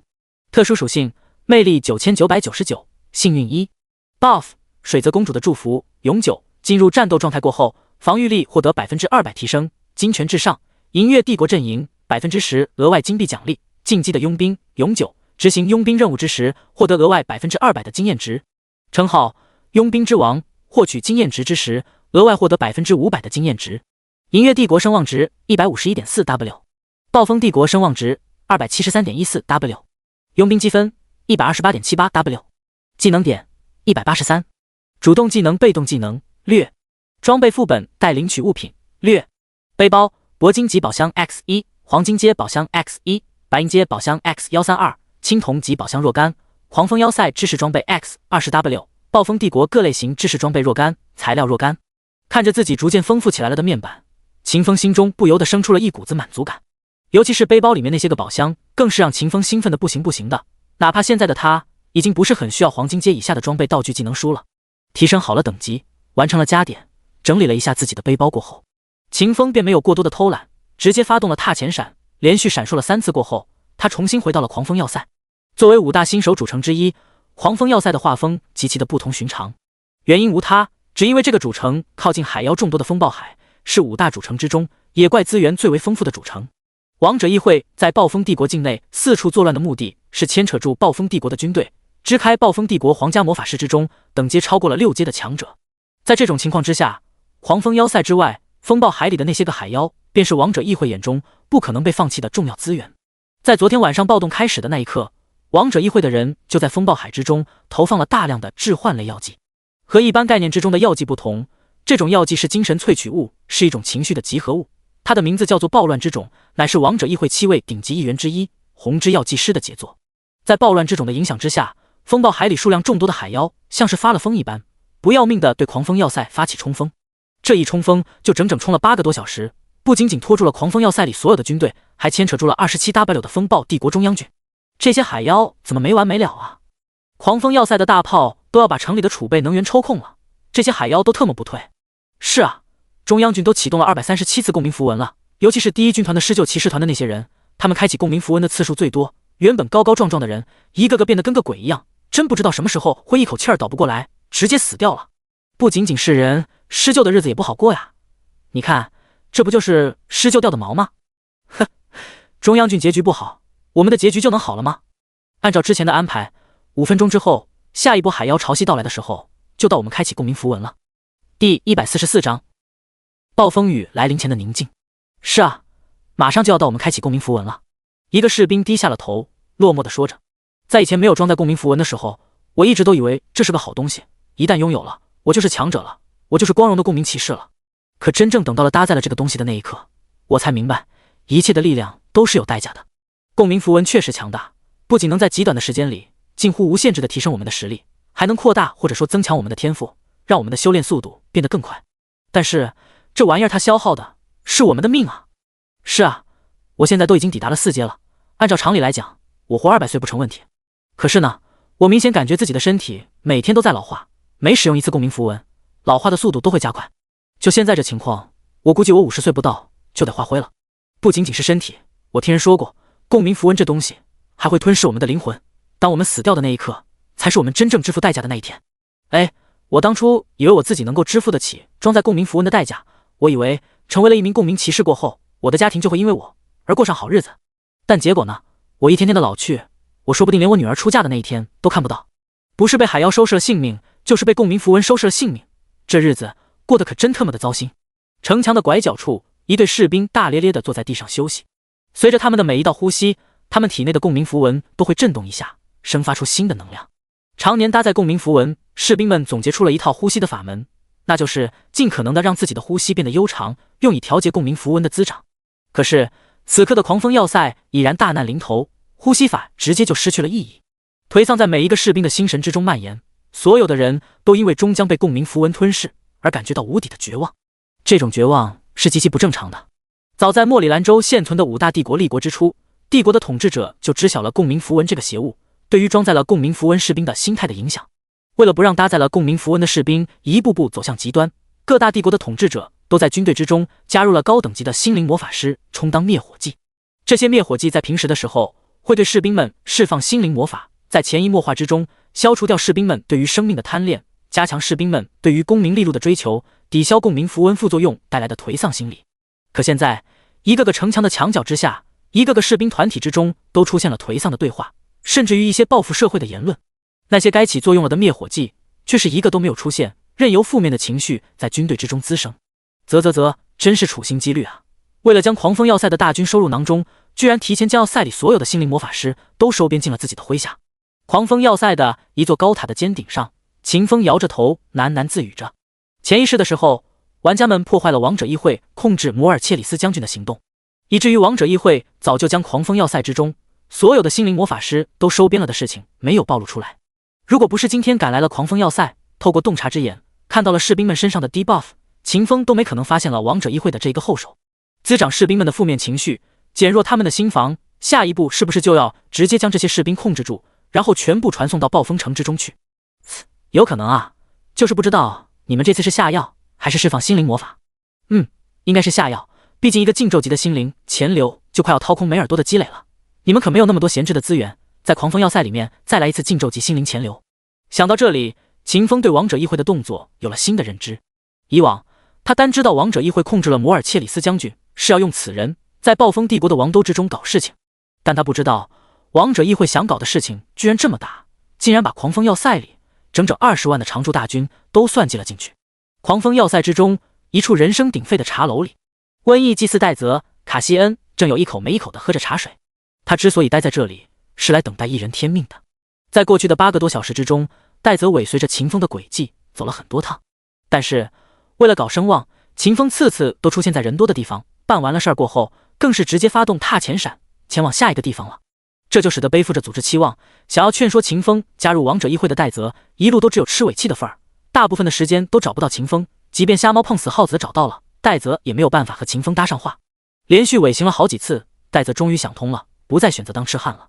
他从秦风移动的轨迹之中得出判断，一人天命简直爱出风头到了极限，10次里面有8次都是在暴风帝国军队处于危机状态之下才会出手支援。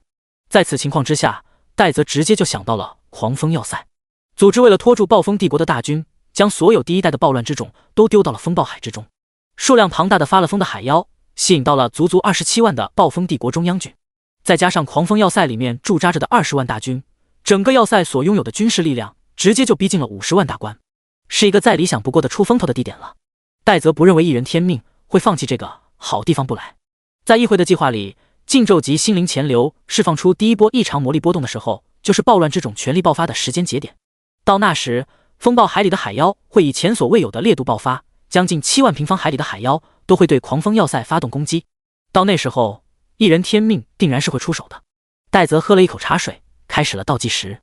第145章蛊惑之妖的神力。来2个身处于狂风要塞的人，组队做一个任务，帮我把这些补给品分发一下。暴风帝国区域频道之中，一条不起眼的讯息发出去了，很快就被淹没在了洪流一般的信息潮流之中。干！一天天的就知道吹水，任务都不做了是吗？城墙之上，一个玩家骂骂咧咧，他就是那个在暴风帝国区域频道之中发任务的人。他的任务是从暴风帝国狂风要塞官方的魔法师哪里接到的，要求是让他送一批补给品给守城的将士，补充将士们的消耗。这个任务的报酬非常的丰厚，做完了之后就能领到12W 点的经验值以及6000金币。拿到了任务过后，这名玩家立刻就动了起来，凭借着系统给予的便利，他在不到1秒的时间内就将所有需要分发的补给品装到了自己的背包之中。如果不是任务的惩罚非常的严厉，一旦私吞了这些物资，他就会受到一个为期15天的经验值持续扣除的 debuff， 他早就将这些补给品私吞了。对于玩家来说，收东西、运输东西是这个世界上最快的事情了。他们有着一个无底洞一样的背包，想装啥就装啥，在有些特殊情况之下，活物都能装。但是分发补给品就是一个困难的事情了，需要耗费大量的时间。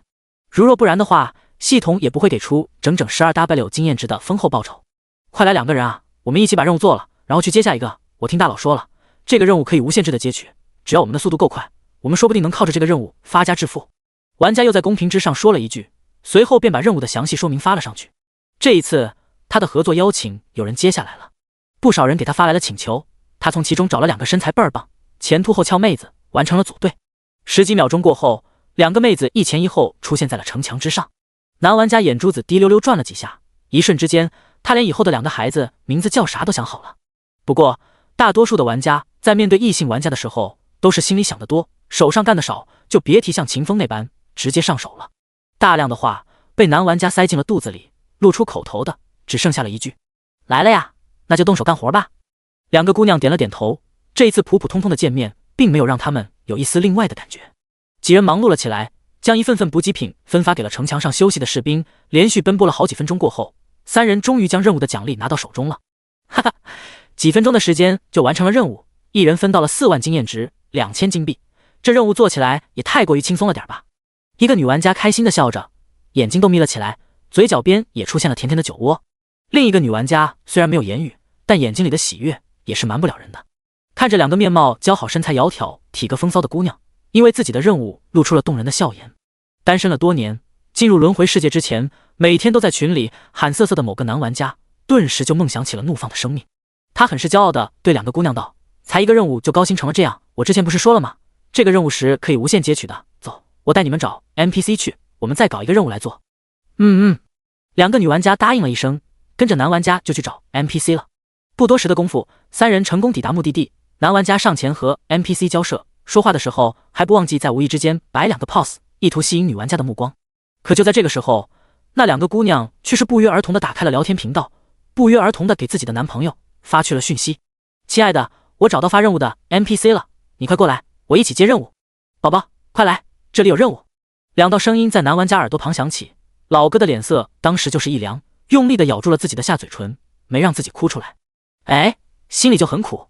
时间1分1秒的过去，在玩家们的帮助之下，一批又一批的物资被运到了城墙之上，送到了每个士兵的手中。在秦风的感知之中，在洞察之眼看破万物的能力之下，秦风看到了些许端倪。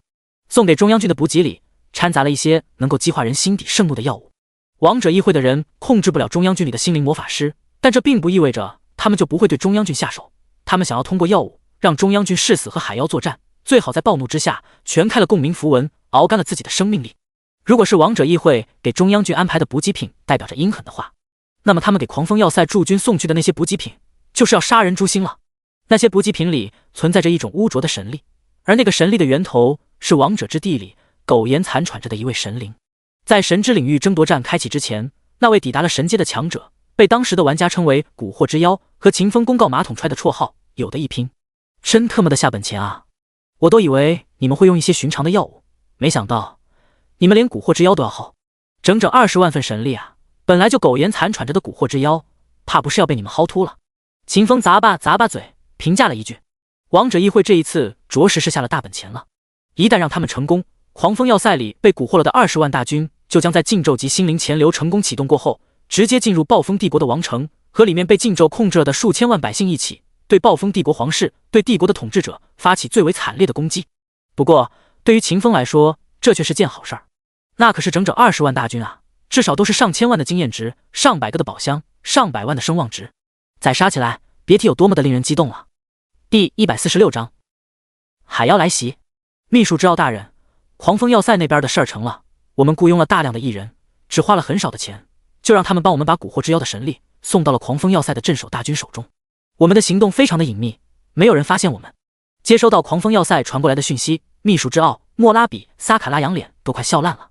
此刻，狂风要塞的20万守城大军已经沦陷在了他的掌控之中，只要等禁咒成功释放出去，将暴风城里千万百姓的认知改写了过后，他就可以让摩尔切里斯将军带着狂风要塞之中的大军直接进入到暴风城里来。那可是整整20万搭载了共鸣符文的大军啊！在暴风帝国3大军团都被派出了暴风城，且暴风帝国的皇室又因为城中的千万普通百姓不敢把大军调回来的前提下，这20万大军就是无可战胜、不能抵挡的存在。好，这件事情过后，我们就把你们正式吸纳进秘术隐修会，给你们前往王者之地的机会。莫拉比给传讯的狂风要塞魔法师画了个大饼。听到他的话，对方明显激动了起来，声音都在颤抖。能为组织效力，就是我最大的福分了。我可不敢期望进入王者之地那样的神圣所在。行了，别推辞了，那些都是你应得的。那就谢谢秘书知道大人了。日后我要是发达了，必然不会忘记大人的恩情。你还有其他的事情要汇报吗？没了。莫拉比又嗯了一声，随后就切断了通讯。而后他开始在暴风城各处巡视，查看禁咒的准备工作。时间一分一秒的过去，很快就来到了早上的5点半了。上百个法阵汇聚而来的神秘能量，在这一刻抵达了关键节点。一瞬之间，一股子浩渺的波动向着整个暴风城席卷而去，盖住了城中所有的人。感受着禁咒及心灵潜流启动前的最后一股魔力波动，莫拉比的心脏立刻就提到了嗓子眼的位置。尽管此刻的他早已知道，风暴城里6阶以上的魔法师都去往暴风帝国各处，配合着大军消解王者议会制造的暴乱，解除民众们身上的异常状态去了。暴风帝国的皇族也由于先祖的关系，没生出来一个在魔法方面有天赋的后裔。负责监察整座暴风城的监控魔法阵，更是在他们派人利用心灵控制器控制住暴风帝国皇家学院院长努纳西斯的那一刻，就落到了他们的掌控之中。但即便是这样，莫拉比还是紧张了起来，因为他们秘术隐修会即将要释放的是一个10阶的禁咒级魔法，是只要释放了出来就能改变暴风城归属权的，堪称神迹的魔法。10、9、8，莫拉比开始倒数。随着他的倒数之声，禁咒溢散出去的魔力波动逐渐减弱。当最后那个一字落下之时，异常的魔法波动就消失无踪了。成了！莫拉比无比兴奋地低吼了一声，眼睛都在发光。早上5点半，当莫拉比在暴风城里兴奋着低吼的时候，风暴海里的海妖们也感觉到了前所未有的激动和兴奋。他们踩着一道道浪潮，在黑沉沉的风暴海上拉出了一条白线，朝着远方的狂风要塞的扑杀了过去。莫名的一股子肃杀味道开始蔓延，天空之中也响起了毫无预兆的雷声。雷声将守城的中央军和狂风要塞驻军从短暂的休息之中惊醒了。此前不久，他们刚刚打退了2波海妖的冲击，还没有恢复好1/10的体力，海妖们就又来了。靠！还要不要人活了？前一波才被打退了3分钟，现在又来了，这些海妖是发疯了吗？别骂娘了，赶紧拿好装备，带好补给，在城墙上集合。走，是福不是祸，会死的，绝对躲不过。士兵们强自打起精神，朝着自己的防守位置走去。然而，这些士兵抵达了自己的防守位，将目光挪移向风暴海的那一刻，所有的人都被震惊到了。只见一条白线正在朝狂风要塞奔袭而来。从城墙的方位看过去，那条白线很是矮小，一个小指头就能将其遮盖住。但实际上，经历过了无数场战斗过后，所有的士兵都清楚，那小指头粗细的白线意味着什么。那意味着500年都难得一遇的海族侵袭。卧槽，可以这么粗壮？完犊子了！我们这次不是为海妖，就是为公民符文了。遗书都准备好了没有？没有写的赶紧写。亲爱的荣，我们来生再见吧。媳妇儿，抚恤金是你的了，我只有一个要求，照顾好我的儿子。可以的话，别给我找黄毛。看着远处海面上的白线，不管是中央军还是狂风要塞的镇守大军，所有的士兵都开始写起了遗书。海妖的数量太多了，而共鸣符文的能量却是有限度的。接下来的这一战，他们之中的好多人都会死去。不仅仅是 NPC， 身处于狂风要塞的玩家们，也在看到海妖浪潮的那一瞬间，感觉到了前所未有的震撼。一时之间，他们都忘记了自己身负不死之身，接连站立了起来。死！这数量也太恐怖了吧！是啊，按照那些士兵的说法，光是就这支先遣部队，至少都有20万头海妖。狂风要塞的 NPC 能顶得住这么多海妖吗？对啊，他们要是顶不住，我们岂不是就完犊子了？啊，大不了回去泡泉水，耸个锤子，网游还没有彻底贯通现实呢，我们都是不死之身。对哦，我怎么把这茬子给忘记了？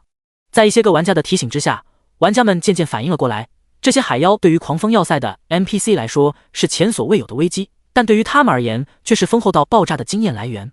这东西可是能触发现实挑战任务的。第147章，该动手了。在所有人目光的注视之下，海妖终于来了。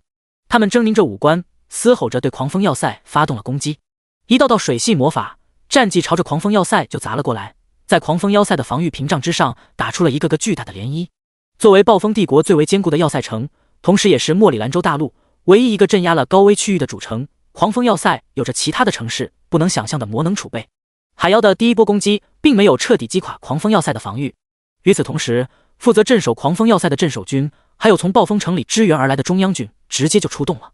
只听得一串串的呼和之声，紧随其后，狂风要塞里就飞出了整整18尊巨灵法相，那代表着18个万人大军团，同时也代表着在中高等烈度的战争之中，帝国阵营的势力愿意使用的最高层级的共鸣符文力量。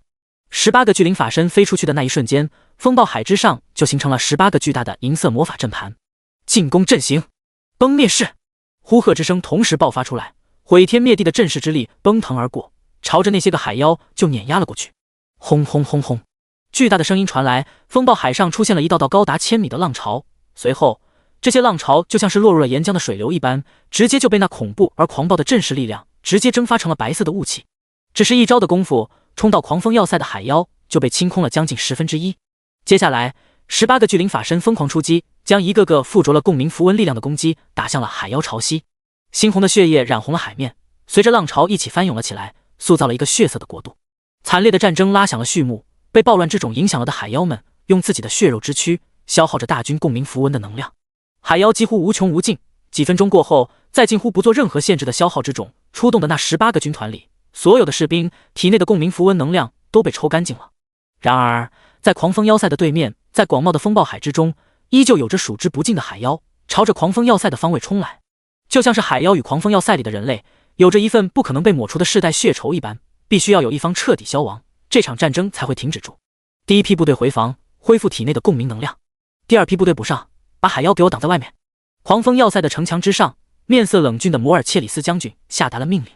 在他帝国之首的威严之下，士兵们令行禁止，直接就返回了狂风要塞之中，开始休整。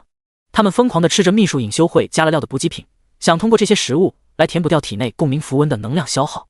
第一批的士兵回防，第二批的士兵直接就接替了前者的位置，和海妖继续作战。10几分钟过后，狂风要塞之中整整47万大军都上过战场了，开出了自己的巨灵法身，屠杀了数之不尽的海妖。但即便这样，海妖们依旧络绎不绝，就像是整个风暴海里的海妖都在这一刻出动了一般。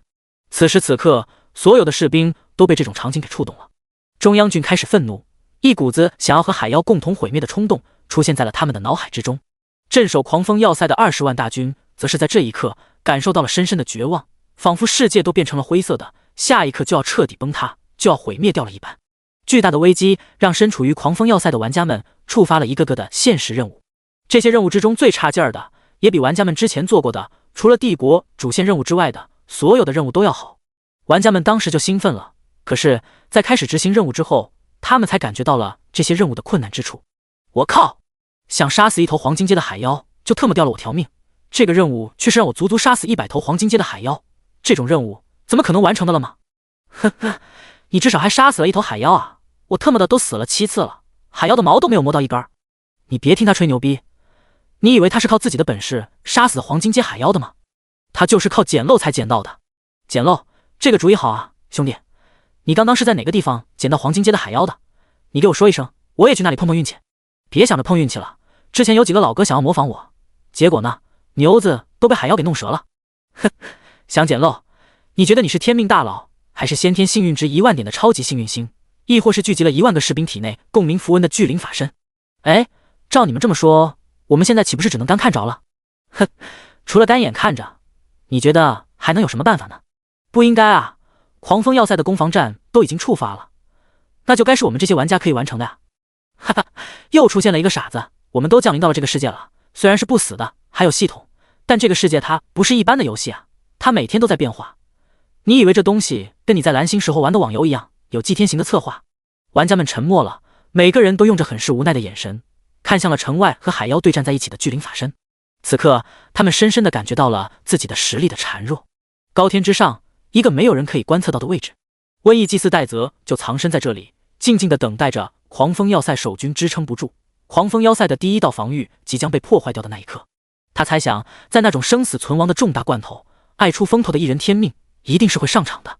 时间一分一秒的过去，很快狂风要塞里所有的军人都将体内共鸣符文的能量打空了，在不消耗自己的生命力的情况之下，他们再不能召唤出巨灵法身。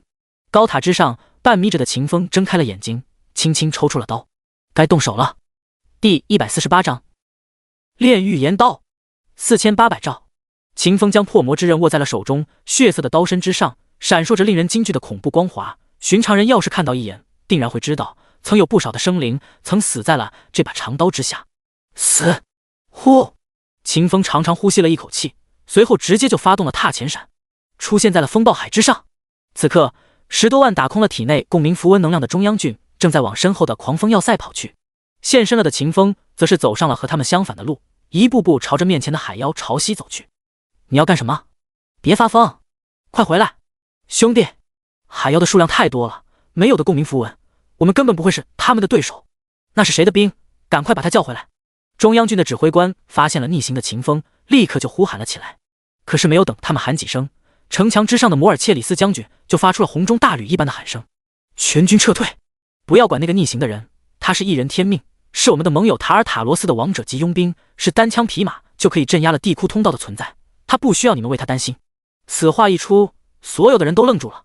在场的所有士兵都想起了一个在昨天晚上崛起，在今天早上如日高悬的名字。那个名字曾出现在暴风帝国的官方通告之中，也出现在各个将军的对话之中，更出现在那些无法无天的异人口中。每当谈论起这个名字的那一刻，所有的人都对其保持着无限的敬佩。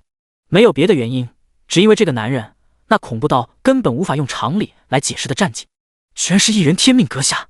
天命阁下什么时候抵达的暴风城？我们怎么一点消息都没有收到？天命阁下向来无影去无踪，有人说他掌握了一门可以传送万万里的天赋，上一秒可能在赤焰帝国，下一秒就可能出现在风暴海之上。天命阁下来了，那些个海妖就要遭殃了。哈哈，我突然感觉我们这一次有打赢海妖的胜算了。不仅仅是士兵，狂风要塞里的玩家们也被震惊到了。他们用不敢置信的眼神打开了自己的探查之眼，对准了秦风。紧接着，他们之中的一部分人就看到了一幅无比恐怖的面板。ID 天命简写版，等级28级，天赋职业，装备技能物理魔法攻击力防御力，基础属性力量824，敏捷，精神824，体质824，韧性824，属性潜力。我靠，这是什么面板？除了等级和 ID， 我就只看到了一连串的问号。我也是，全他妈的都是问号。天命大佬这也太强大了吧！除了他之外，我还没有在别人身上见识过这样的面板。哈哈，一群小垃圾，你们都看不到天命大佬的面板是吧？我看到了。你看到了什么？对啊，你看到了什么？赶紧说啊，别卖关子了。我看到了天命大佬的属性，他的力量、体质、精神、韧性4个属性都是824点。至于敏捷嘛，我也是我没有看到。然后呢？还有吗？天命大佬都有什么技能啊？我记得之前有一个视频，在那个视频里，天命大佬走到那里，火焰就烧到了哪里，那是什么技能啊？你看到了吗？没有，除了属性点，我什么都没有看到。人群里某个玩家有些尴尬地说着，随后又补充了一句：不过我可以肯定一点，天命大佬一定强大的令人发指，我们这一次说不定就可以因为他完成了那些根本就不可能完成了的现实任务。呵呵，天命大佬的强大还需要你来说？垃圾，啥也不是，呸！在玩家们打趣的时候，秦风缓缓举起了手中的破魔之刃。被暴乱之种影响了的海妖们并没有从秦风身上感觉到足以抹杀了他们性命的危险，或者说他们察觉到了，但是被暴乱之种掩盖了下去。默默倒数了几个数过后，此次来袭的海妖已经有3/4都落入了炼狱岩刀的攻击范围中。秦风冷笑一声，随后就发动了技能。叮咚，你消耗了200点魔力，你使用了黄金阶技能炼狱岩刀天命加强版。提示音落下的那一瞬间，无尽的血色刀光在秦风面前的风暴海之中绽放了开来，每一个刀光都对应着一个进入了秦风攻击范围里的海妖。那一瞬间，黑沉沉的天幕都被血色的刀光给染成了血红色，像是冬日里惨烈的朝霞提前到来了一般。下一刻，无边的血色海洋出现在了风暴海之上，一串串恐怖到了极致的伤害数值条出现在了所有玩家的视野之中。负4800兆，炼狱岩刀能造成2000倍于基础攻击力的伤害，踏前闪过后获得2000倍暴击，再加上黑潮战舞的3乘以100倍的伤害加深效果。公式408万 x 2000 x 2000 x 300，负4800兆，取了约束。伤害数值条出现在那一瞬间，所有的玩家都懵逼了。4800兆，我没有看错单位吧？我的眼睛也没有问题啊，怎么看到了这种魔幻画面？我靠，这是什么输出能力？这就是天命大佬，这就是那个镇压了黑暗要塞的天命大佬。几百点的力量属性打出了4800兆的伤害，天命大佬这是使用了多少的伤害增幅技能啊？然而秦风那一刀的威力并不止于此，在无数玩家、几十万大军的注视之下，那些个被斩碎了的海妖竟然聚合成了一个个血球。紧接着，血球破裂开来，一个个崭新的海妖钻了出来，头也不回的就冲向了自己的同胞，展开了杀戮。第149章禁咒爆发。在所有人目瞪口呆的目光之中，被秦风奴役了的海妖朝着风暴海中持续不断的冲向狂风要塞的白色海潮就袭杀了过去。玩家们呆愣在了原地，好几十秒钟过后才反应了过来。兄弟，我能抽你一巴掌吗？你要是觉得疼的话，这一切就都是真的。滚！你怎么不抽你自己呢？我怕疼。对不住了，我的老铁。啪的一声，一个响亮的耳光响起，一个玩家被另一个玩家抽的在地上转起了圈圈，单只是看这一眼就知道动手的那个玩家下手非常的重。狗日的，老子要弄死你！兄弟们，经过我测试，这一切都不是我们的幻觉，天命大佬真的砍出了4800兆的伤害，那些海妖也被天命大佬策反了。你别跑，老子要弄死你！一段时间的震惊过后，其乐融融的氛围在玩家们之中生发了出来。叮咚，你击杀了22级海妖，你获得王者及佣兵经验加成，检测到你处于执行佣兵任务的途中，你的永久 buff 进击的佣兵起作用了，你获得了额外200%经验值加成，你获得了5280点经验值。叮咚，你击杀了18级的海妖，你获得了王者及佣兵经验加成，检测到普通的海妖也属于普通怪，经验值计算公式等于等级 x 皆为 x 是 x 经验加成。叮咚，你击杀了。一连串的提示音在秦风的耳畔响起，加上之前那刀斩灭了无数海妖的炼狱岩刀，秦风空荡荡的经验槽直接就飙升到了 3.2 亿，距离提升到30级完成了转职，也就只差了区17经验值。想到这里，秦风心情不由得就激动了起来。他释放开了自己的感知力，扩散向风暴海。和之前在黑岩城的时候不同，秦风这一次感知并非是锁定目标的精确感知，而是超大范围的模糊感知。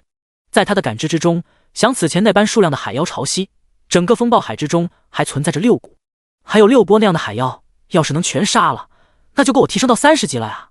哎，可惜不能全部杀干净，杀完了之后，狂风要塞的中央军说不定就会被调回暴风城里去，会对秘术隐修会的计划造成不可挽回的影响，让我捞不到足够的声望值。想到这里，秦风决定放慢了速度，慢慢杀，拖延时间。时间一分一秒的过去，秦风就像是一个天堑一般，挡住了所有的海妖前进的去路。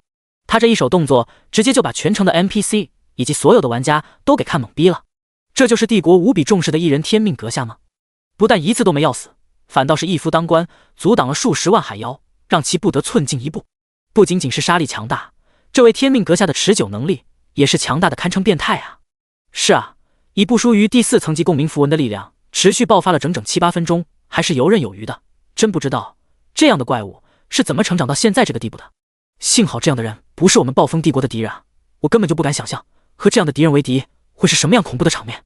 闲暇了下来，军人们聊起了震碎了他们世界观的秦风。在他们讨论秦风的时候，玩家们自然是没有闲着的。不少贪图经验的玩家直接就参与到了战斗之中，用自己的命去换掉海妖的命。和之前不同的是，这些玩家并没有一个人做出过捡漏的举动。这其中既有他们不想的原因，也有根本没有捡漏机会的原因。除开那些个上战场的玩家，留在城墙之上的大部分玩家都开启了视频录制功能，把秦风战斗的画面录制成了一个个的视频。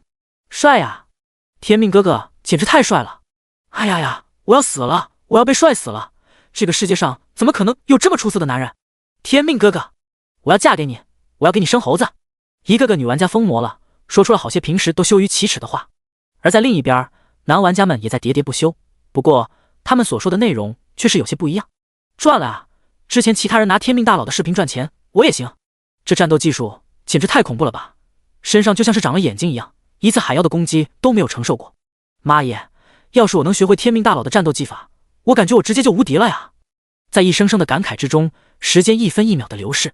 终于，时间到达了早上的6点，暴风城里的禁咒及心灵潜流发动了。秦风耗费了3天多时间，亲手制造了史诗级大事件，终于爆发了。启动！莫拉比！萨卡拉扬无比激动地喊了一声，随后他将自己的左手按在了面前的一个银白色的魔法阵盘之上。下一刻，一股无比恐怖的信息洪流爆发了开了，瞬间就将整个暴风城笼罩在了其中。此刻，若是有人从高空之上往暴风城里望去，定会看到一个繁复到了极致的星轨图像。无数个暴风城的百姓从睡梦之中清醒了过来。就在刚刚禁咒爆发的那一刻，他们的认知便被改写了，对于自己的祖国，对于自己的祖先都充满了彻头彻尾的仇恨。暴风帝国，我怎么会出生在这个污秽不堪的国度之中？啊！我的祖先怎么犯下了那么多的罪孽？我必须要将这些罪孽全部都清洗干净！毁灭吧，暴风帝国！毁灭吧，罪恶的源头，暴风帝国的皇室！在一声声歇斯底里的呐喊声里，上千万的暴风城百姓从自己的家门里走了出去，眼睛冒着嗜血的光芒，朝着暴风城最为高大的那一座建筑直接就冲了过去。不仅仅是普通的百姓，暴风城里所有等级在60级以下且没有装载共鸣符文的生命体都被禁咒影响了。其中既有暴风帝国精心培养着的学生，更有暴风帝国皇室的成员。第150章，只有天命才能解决危机。啊呀！索伦·哈布斯堡捂着脑袋从睡梦之中惊醒了过来。先前他听到了无穷的呓语之声，这些呓语不停地给他诉说着暴风帝国的罪恶，给他讲述着他祖先的罪恶。恍惚之间，有那么一瞬，索伦·哈布斯堡都快要自裁谢罪了。但作为暴风帝国的皇帝，作为暴风主神的嫡系子孙，索伦·哈布斯堡终究还是没有自裁。他挺过了禁咒级的心灵潜流，而他所依靠的便是他体内的那份传承了几千年的神之血。这是什么情况？我怎么会听到那些呓语？索伦疑惑了，他下意识地喊了一声来人。可就在他话音落地的那一刻，一把漆黑的匕首直挺挺的就朝他的胸口处捅了过去。当！匕首撞在了索伦·哈布斯堡的后心之上，被一层淡黄色的能量薄膜给挡住了。果然是恶之血的继承者，果然是罪孽的集合体。你也知道你终有一天会被杀啊，所以一直把报名的东西带在身上。结！索伦最忠心的太监狂笑了起来，随后他握紧了手中的匕首，不停地朝着索伦的身上捅去。尽管他的攻击每次都被索伦体表的能量薄膜挡住了，无法对索伦造成任何一丝的伤害，但他还是持续不断地攻击着，一边攻击一边咒骂，把索伦的祖宗18代的骂了进去。索伦紧紧地皱起了眉头，并起双指，直接插进了老太监的脑子里，终结了对方的性命。砰的一声，老太监倒在了地上，无意识地抽搐了几下，便不动弹了。这么些年了，我对你难道不好吗？你居然想要刺杀我，真是个狼心狗肺的东西！索伦骂了一句，随后便朝着寝宫之外走去。一边走，他一边呼喊起来：“来人！”然而许久过后，都没有太监听从索伦的召唤，来到索伦的身边。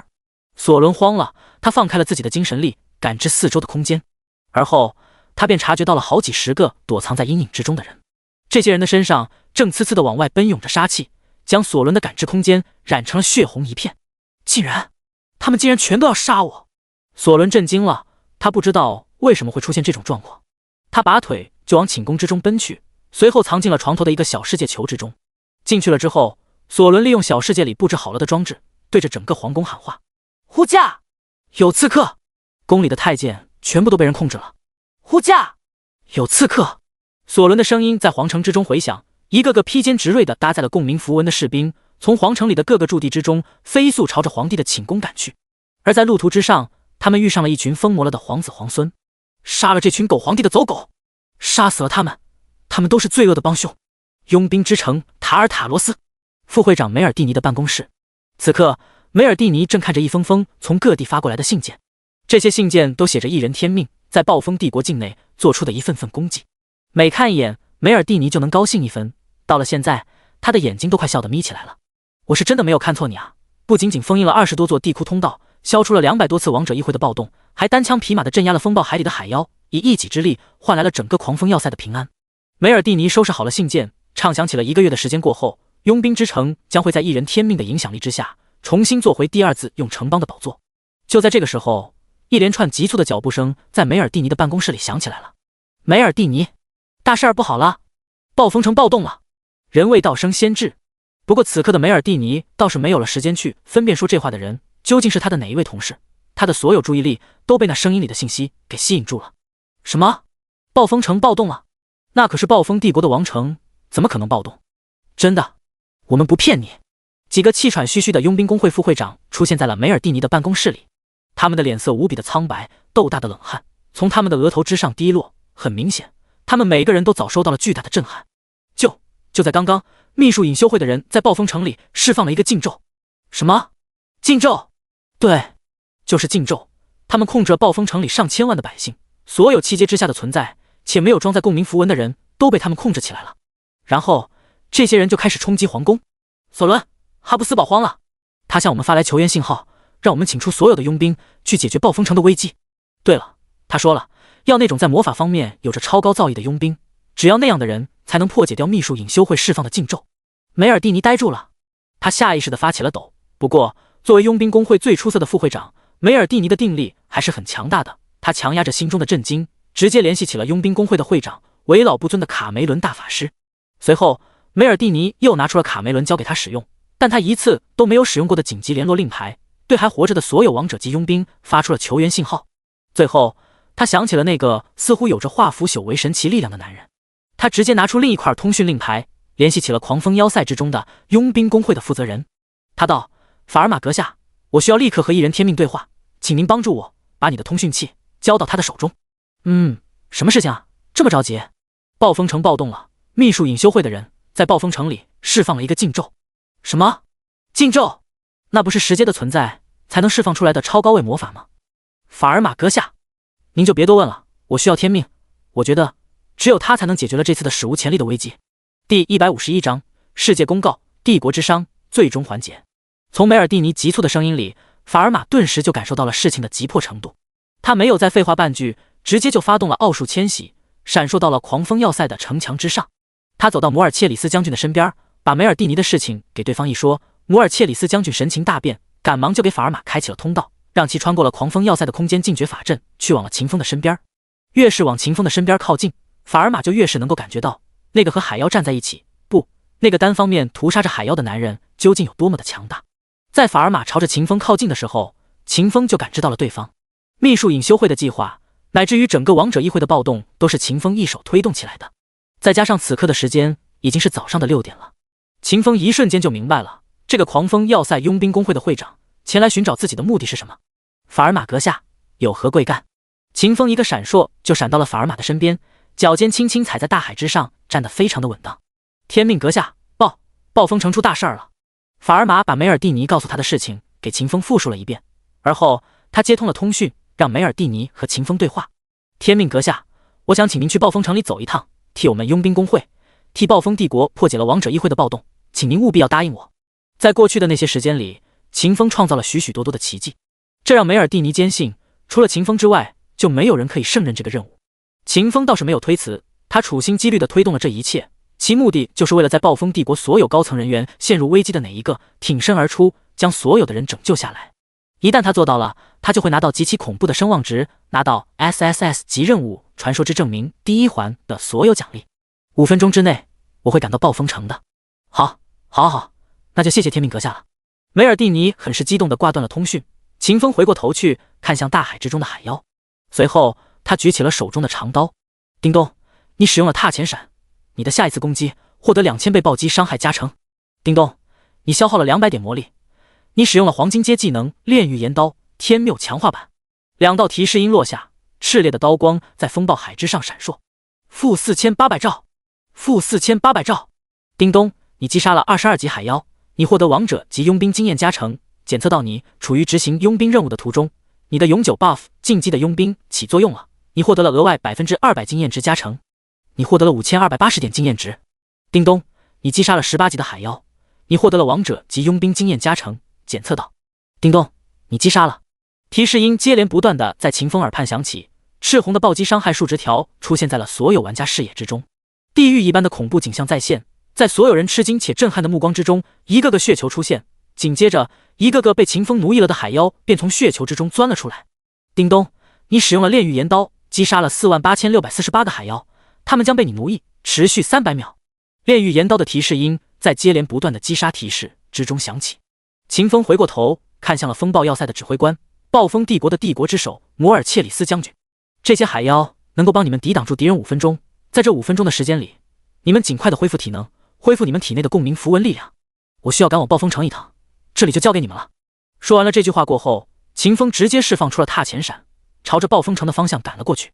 在秦风离开了风暴海的2分钟过后，一道世界公告在所有玩家的耳畔响起了。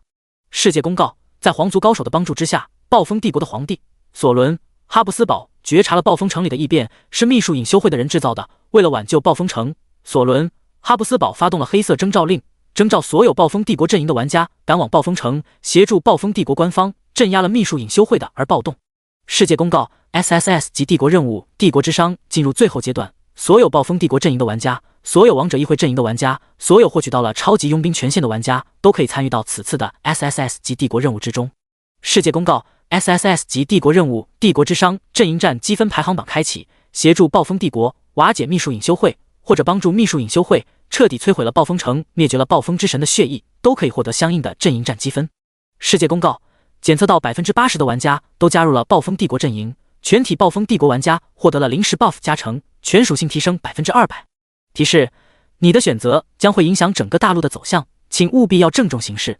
听到这些个提示音，所有的玩家都懵了。我靠，帝国任务怎么就进入了最终环节了？好突然啊！秘术隐修会的人不是在暴风帝国各地暴动吗？他们怎么连暴风城都攻击了？兄弟们，这根本就不是攻击啊！秘术隐修会的人在暴风城里释放了一个禁咒，将所有6阶之下的 NPC 都控制了起来。我靠，禁咒这东西不是只有10阶的存在才可以释放的吗？是啊，我们现在才多少级啊？就让我们面对这么恐怖的敌人，这是我们可以解决的事情吗？解决？那什么解决？我们这些人等级最高的也不过25、6级，10阶，那最低都是90级的存在，这特么的让我们拿头打呀！就给了一个全属性提升 200% 的 buff， 还特么的是临时的，怎么玩啊？第152章，区区天命，反手就能镇压。我知道怎么玩了，我们有天命大佬啊！我刚刚在狂风要塞亲眼看到天命大佬一刀就砍出了4800兆的伤害，他一定可以解决这次的危机的。你说什么？4800兆伤害？你是不是打错了单位了？没有打错单位，那样的大招，天命大佬一共释放过了2次，我都是录下了视频的。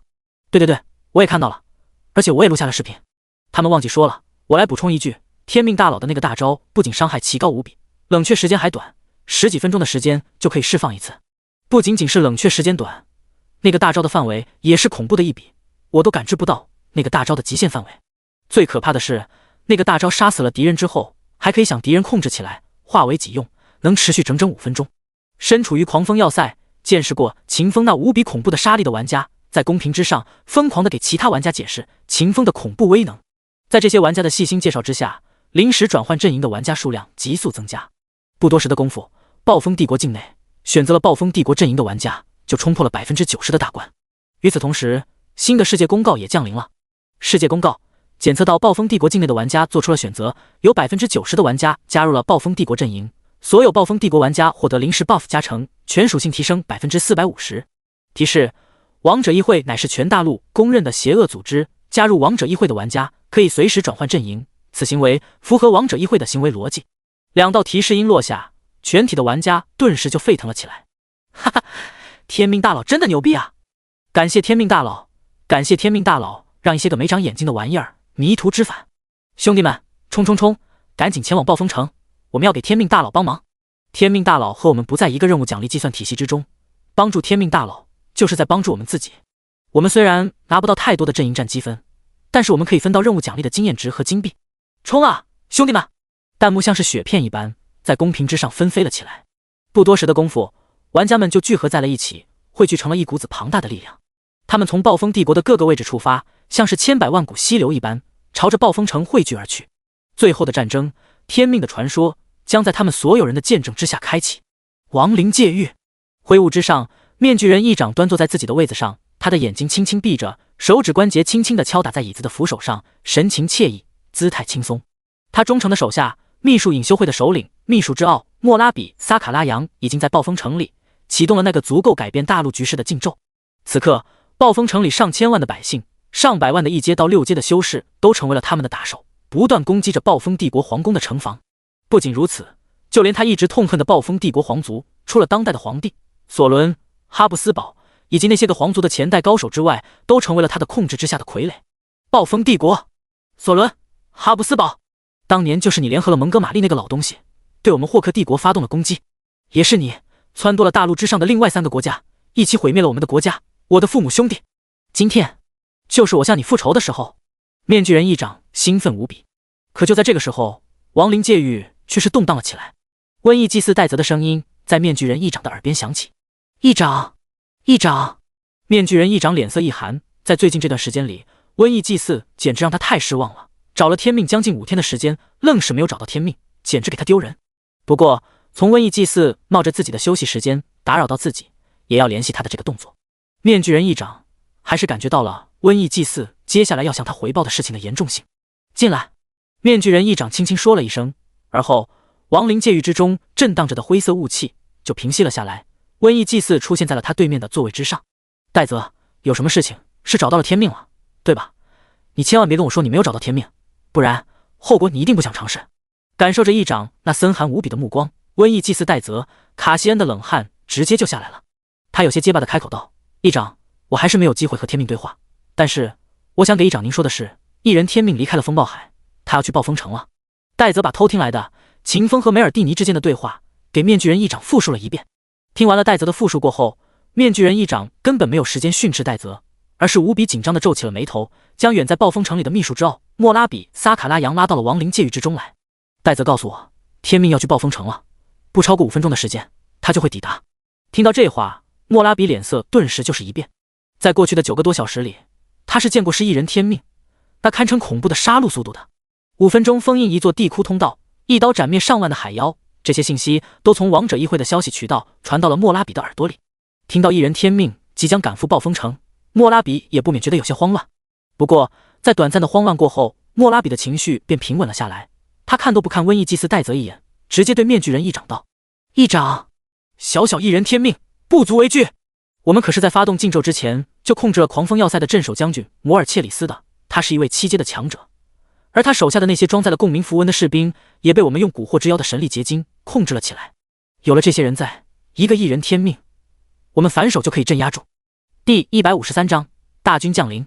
狂风要塞正指挥着大军和海妖作战的摩尔切里斯将军接受到了一份来自于秘术隐修会首领莫拉比的秘术传音：“摩尔切里斯，我命令你立刻带着你的大军赶赴暴风城。”摩尔切里斯身体之中有了2道心灵控制器的控制印记，第一个是秦风用强化过后的心灵控制器打上去的，第二个则是在拿到了第2个心灵控制器过后补上去的。秦风的心灵控制器的位格比莫拉比制造出来的心灵控制器高了太多，从严格意义上来讲，摩尔切里斯只有秦风一个主人。但是在秦风赶往海月城之前，摩尔切里斯就收到了秦风的命令，无条件答应秘术隐修会的任何要求。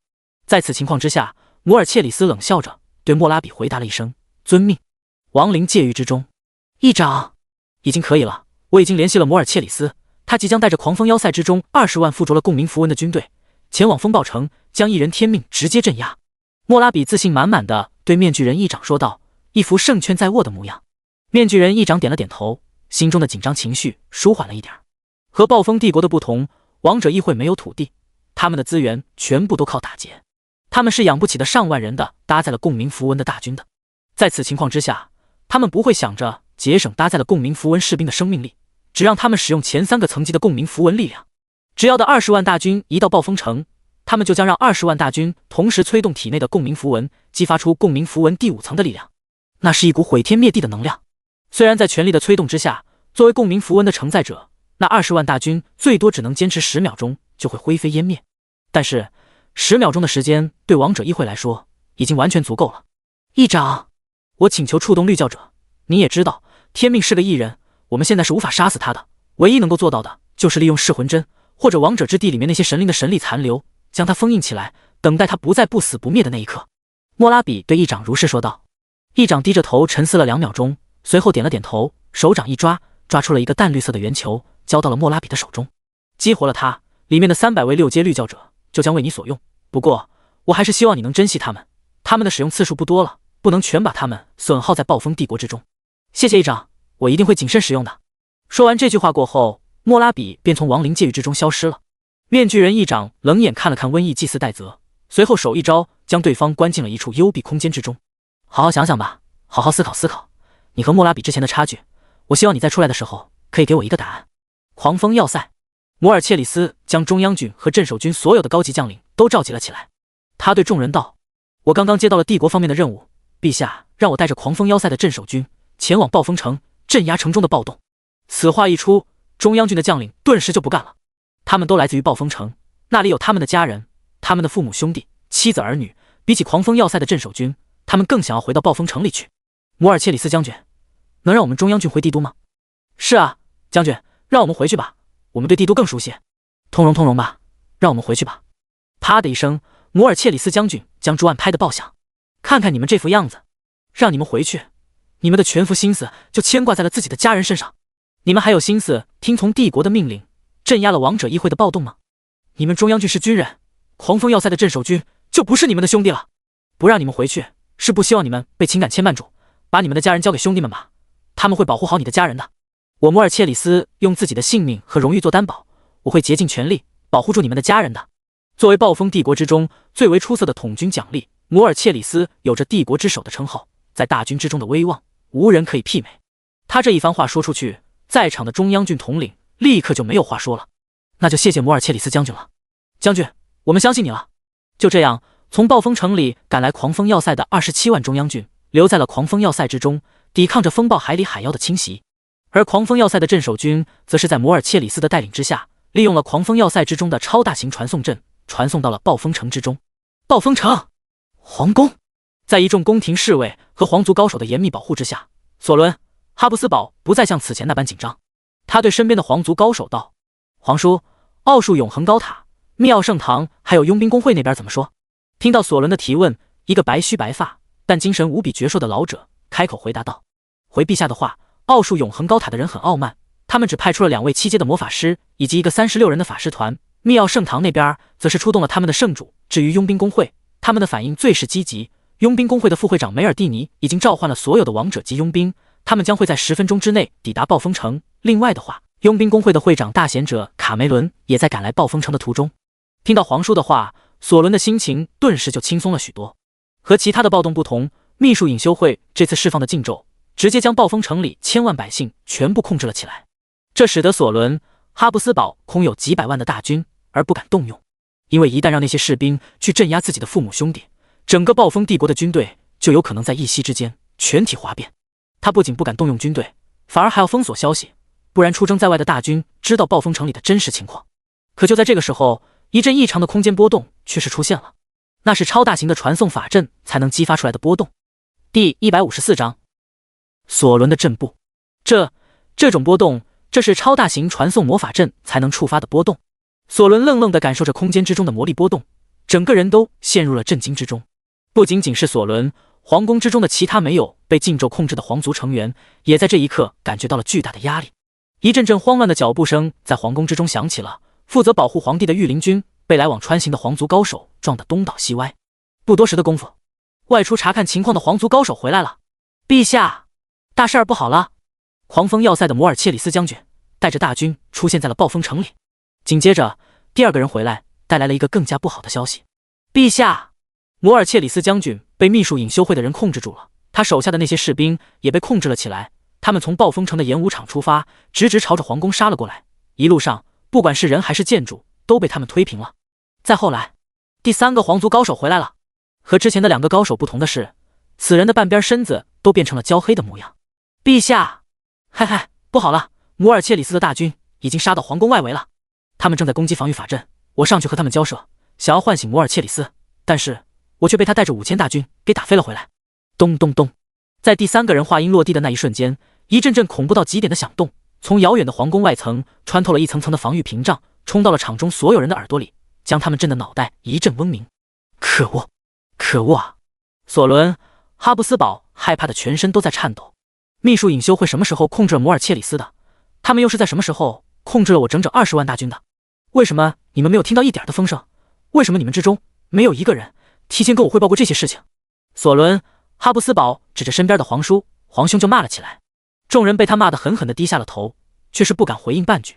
索伦·哈布斯堡虽然善妒且无用，但他的身体之中却是流淌着暴风之神的神血，是被神选中的皇帝，是唯一一个可以开启暴风帝国天机武器群的人，更是整个暴风帝国之中唯一一个能唤醒沉睡之中的暴风之神的人。他的命比谁的价值都要高。我们还有多长的时间问你们话呢？我们还有多长的时间？皇宫外的防御法阵还能坚持多长的时间？一个皇族高手战战兢兢地站出来，对索伦·哈布斯堡道：“回陛下的话，若是那20万大军启动了3级的共鸣符文，我们的大阵最多只能坚持1分钟；若是他们启动了4级的共鸣符文，只要瞬息的时间，防御法阵就会被摧毁。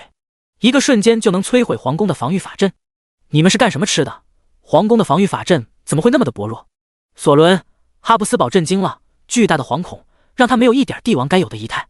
就在这个时候，人群之中走出来了一个男人，他身形魁梧，裸露在外的皮肤上遍布了狰狞的疤痕。他是哈布斯堡家族唯一一位8阶的强者，擅长使用大剑。陛下，我出去一趟，拦住摩尔切里斯的大军，你让人催我们的盟友，让他们早点赶来，把秘术隐修会的禁咒给解除掉。如果他们都无法解决那个禁咒的话，陛下你就做好准备，召唤先祖吧。现在这个情形，也就只有我们的先祖可以力挽狂澜了。说完这句话，这位8阶的剑师便走出了皇宫，迎战摩尔切里斯的大军去了。索伦、哈布斯堡愣愣地处在原地，浑身都在颤抖。召唤沉睡之中的先祖，他会损耗掉整整90%的生命力，一旦他那么做了，他就会在一瞬之间变得苍老，而后在绝望之中等待老死的那一天。轰！一道巨大的剑芒斩向地面的大军，与摩尔切里斯率领的大军释放出来的进攻阵型，崩灭式的威能撞击在了一处，爆发出了巨大的响声。温斯顿、哈布斯堡，没想到第一个被派出来送死的居然是你！摩尔切里斯轻声说着，眼神之中充满了怜悯。共鸣符文的力量非常恐怖，但在8阶强者一心跑路的情况之下，不启动第4层级的力量便是无法阻拦对方的。但此刻温斯顿、哈布斯堡从皇宫之中走出来了，就是要用自己的性命为皇城之中的索伦、哈布斯堡等人争取时间。他绝对不会跑路，等待他的只有被大军轰杀成渣这一条路。活了几百年了，该看的都看了，该经历的也都经历了，比起帝国的存续，我的性命轻如鸿毛。摩尔切里斯笑了笑，给你一个活命的机会，效忠我的主人，你可以活命。温斯顿疑惑了，随后哈哈大笑。摩尔切里斯，我之前只以为你被王者议会控制了，我是没有想到被控制了之后的你，智商居然如此的低下，居然让我投靠一个只能在臭水沟里下黑手的组织，让我效忠一个亡国之奴。摩尔切里斯冷冷地看了温斯顿一眼，他并没有给温斯顿解释，自己的主人并非是王者议会的议长，而是一人天命。他轻轻抬起了手掌，随后往下一压。下一刻，在他体内主符文的控制之下，整整1万名搭载了共鸣符文的士兵顿时就狂吼了起来。一阵阵绿光从士兵的身体之中奔涌而出，将这个万人大军的灵魂和肉体都链接在了一起。紧接着绿光转青，阵势之力生发而出，在大军的脚下形成了一个巨大的银白色魔法阵盘。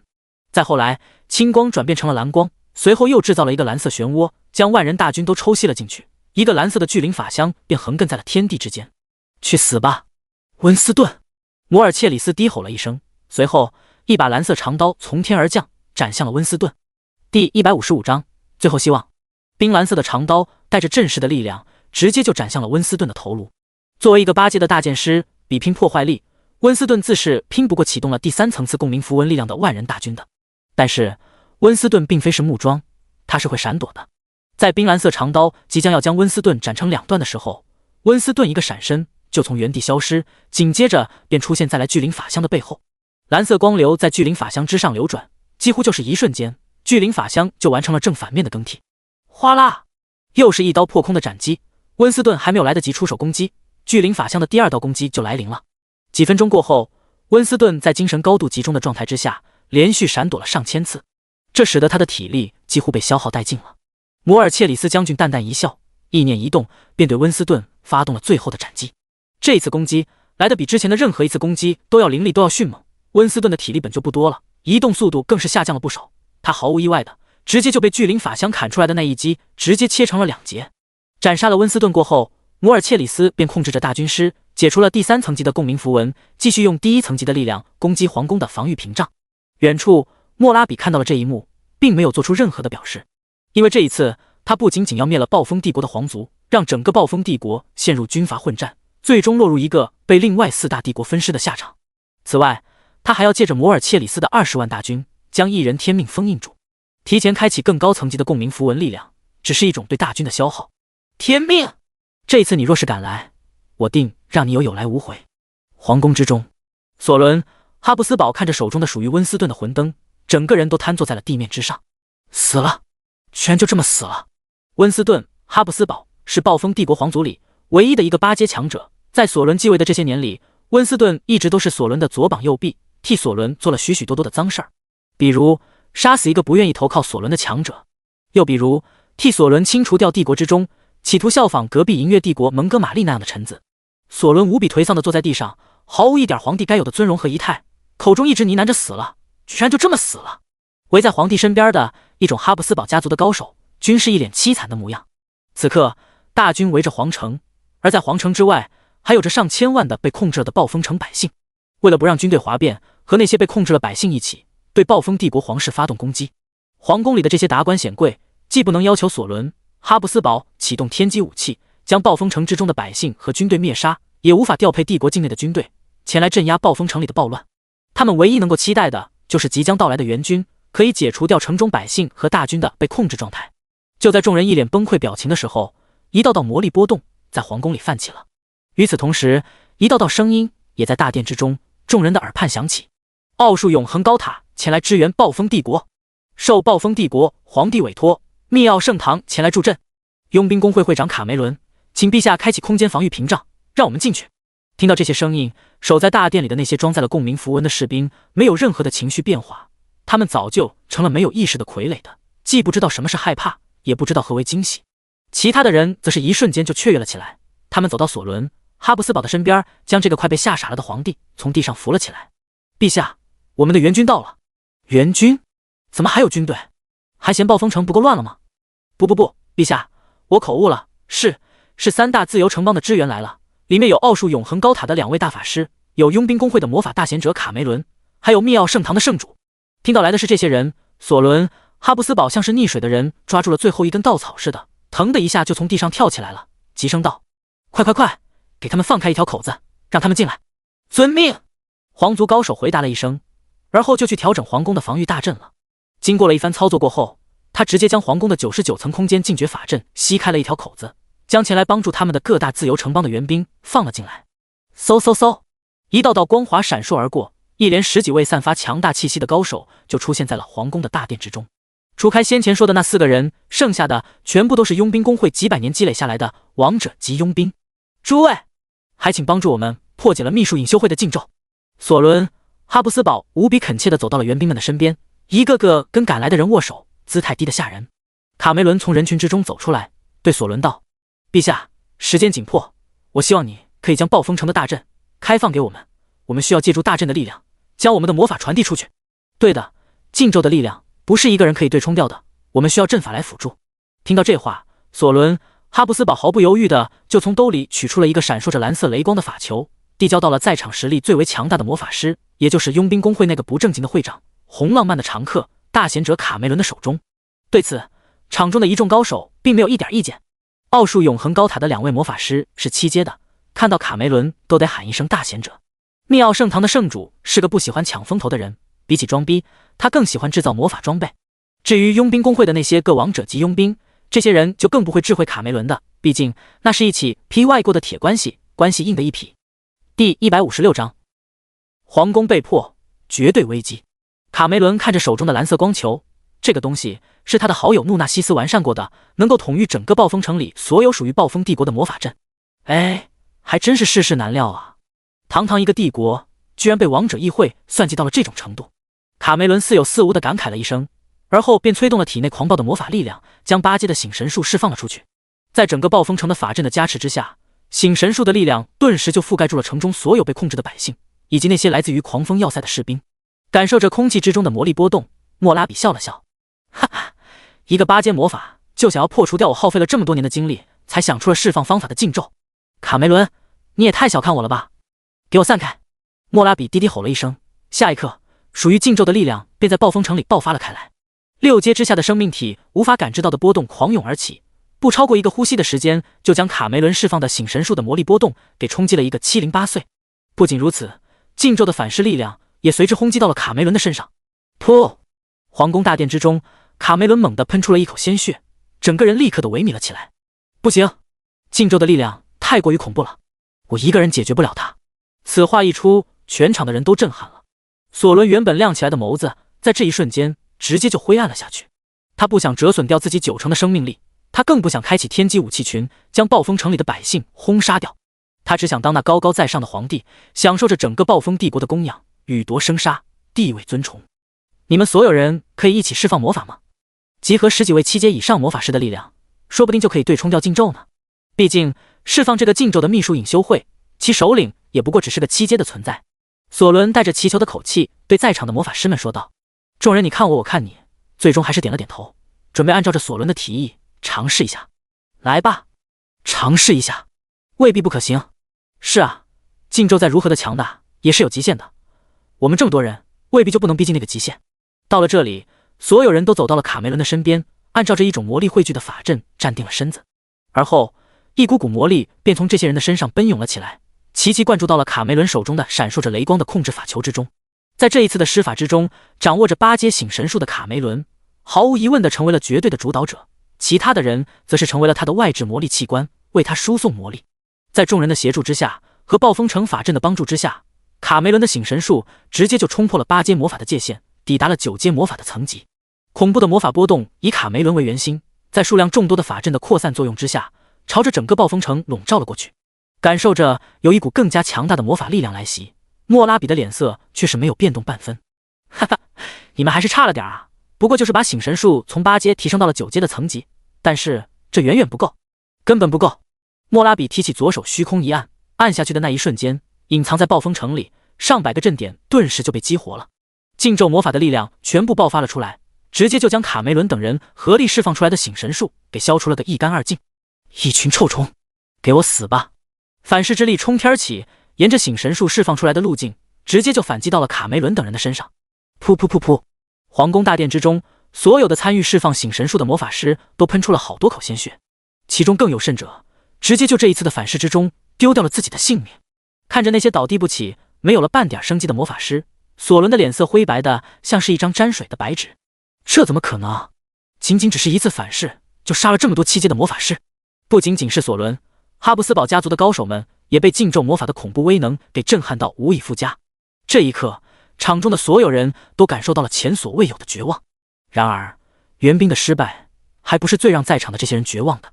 在反噬之力降临的7秒钟之后，皇宫之外传来了一声恐怖到了极点的响动，紧接着，整个皇宫开始晃动，雕梁画栋折断，青玉地板碎裂，就连大殿之中最为尊荣的皇位，也在这个时刻砰的一声炸碎成了漫天的粉末。皇宫的防御阵法被狂风要塞的20万大军彻底的击破了。快快快，挡住那些士兵，保住暴风帝国的皇宫大阵！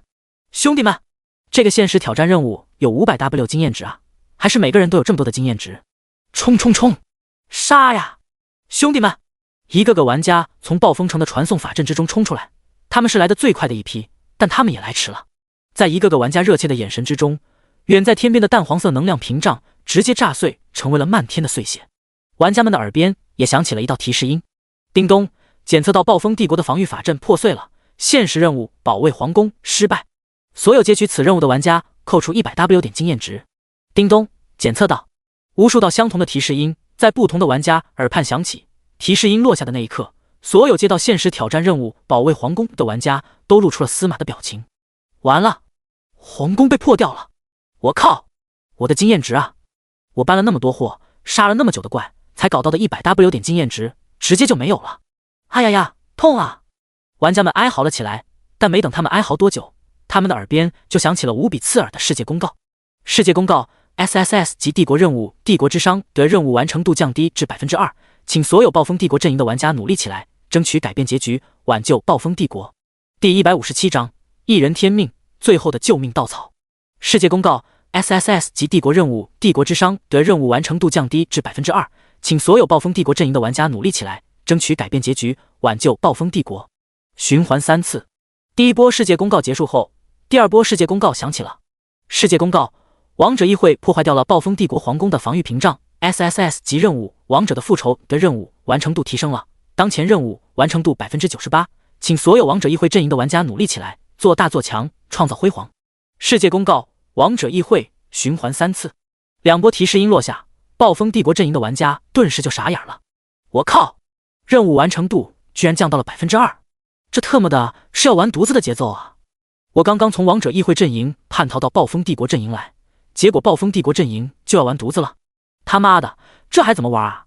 只有 2% 的完成度了，岂不是说我们立刻就要输了？妈的，我放弃挣扎了，对面的 NPC 都把皇城给破了，我们怎么玩嘛？妈的，我转换不了阵营了，亏死我了。在暴风帝国阵营的玩家灰头土脸不停说丧气话的时候，王者议会阵营的玩家直接就嗨了。哈哈，我当时就想赌一把大的，你猜怎么着？我赌赢了。他们转换不了阵营了，我们5%的人可以直接分润掉整个任务的奖励。哈哈哈，爽啊！别以为蹭了天命大佬的风就可以轻轻松松的完成任务，我早就知道了，王者议会都能在暴风帝国全境内掀起暴动，他们的最终目标肯定会是暴风城。哈哈，我太明智了，没有因为天命大佬改变阵营，转换到暴风帝国阵营之中去，简直就是我这一辈子做出来的最为明智的决定。人力也是有极限的，天命大佬也无法挽救暴风帝国的毁灭。你们没有看到吗？暴风帝国阵营的帝国任务可是叫帝国之殇啊！从任务之上就表明了这一次的暴风帝国终将被王者议会毁灭了的真相。我靠，视角还可以这么清奇的吗？你之前怎么不说？哼，我为什么要说？5%的人分经验，可不比95%的人分经验值要好得多。听着世界公告，瞅了瞅公屏，又看了看远处被破开的皇城，秦风知道是时候出手镇压一切，终结了这一次的 SSS 级任务了。想到这里，秦风直接就发动了踏前闪，出现在了皇宫大殿之前，横亘在了暴风帝国最后的防线和狂风要塞大军的中间。看到秦风的那一刻，摩尔切里斯下意识的就想要下跪。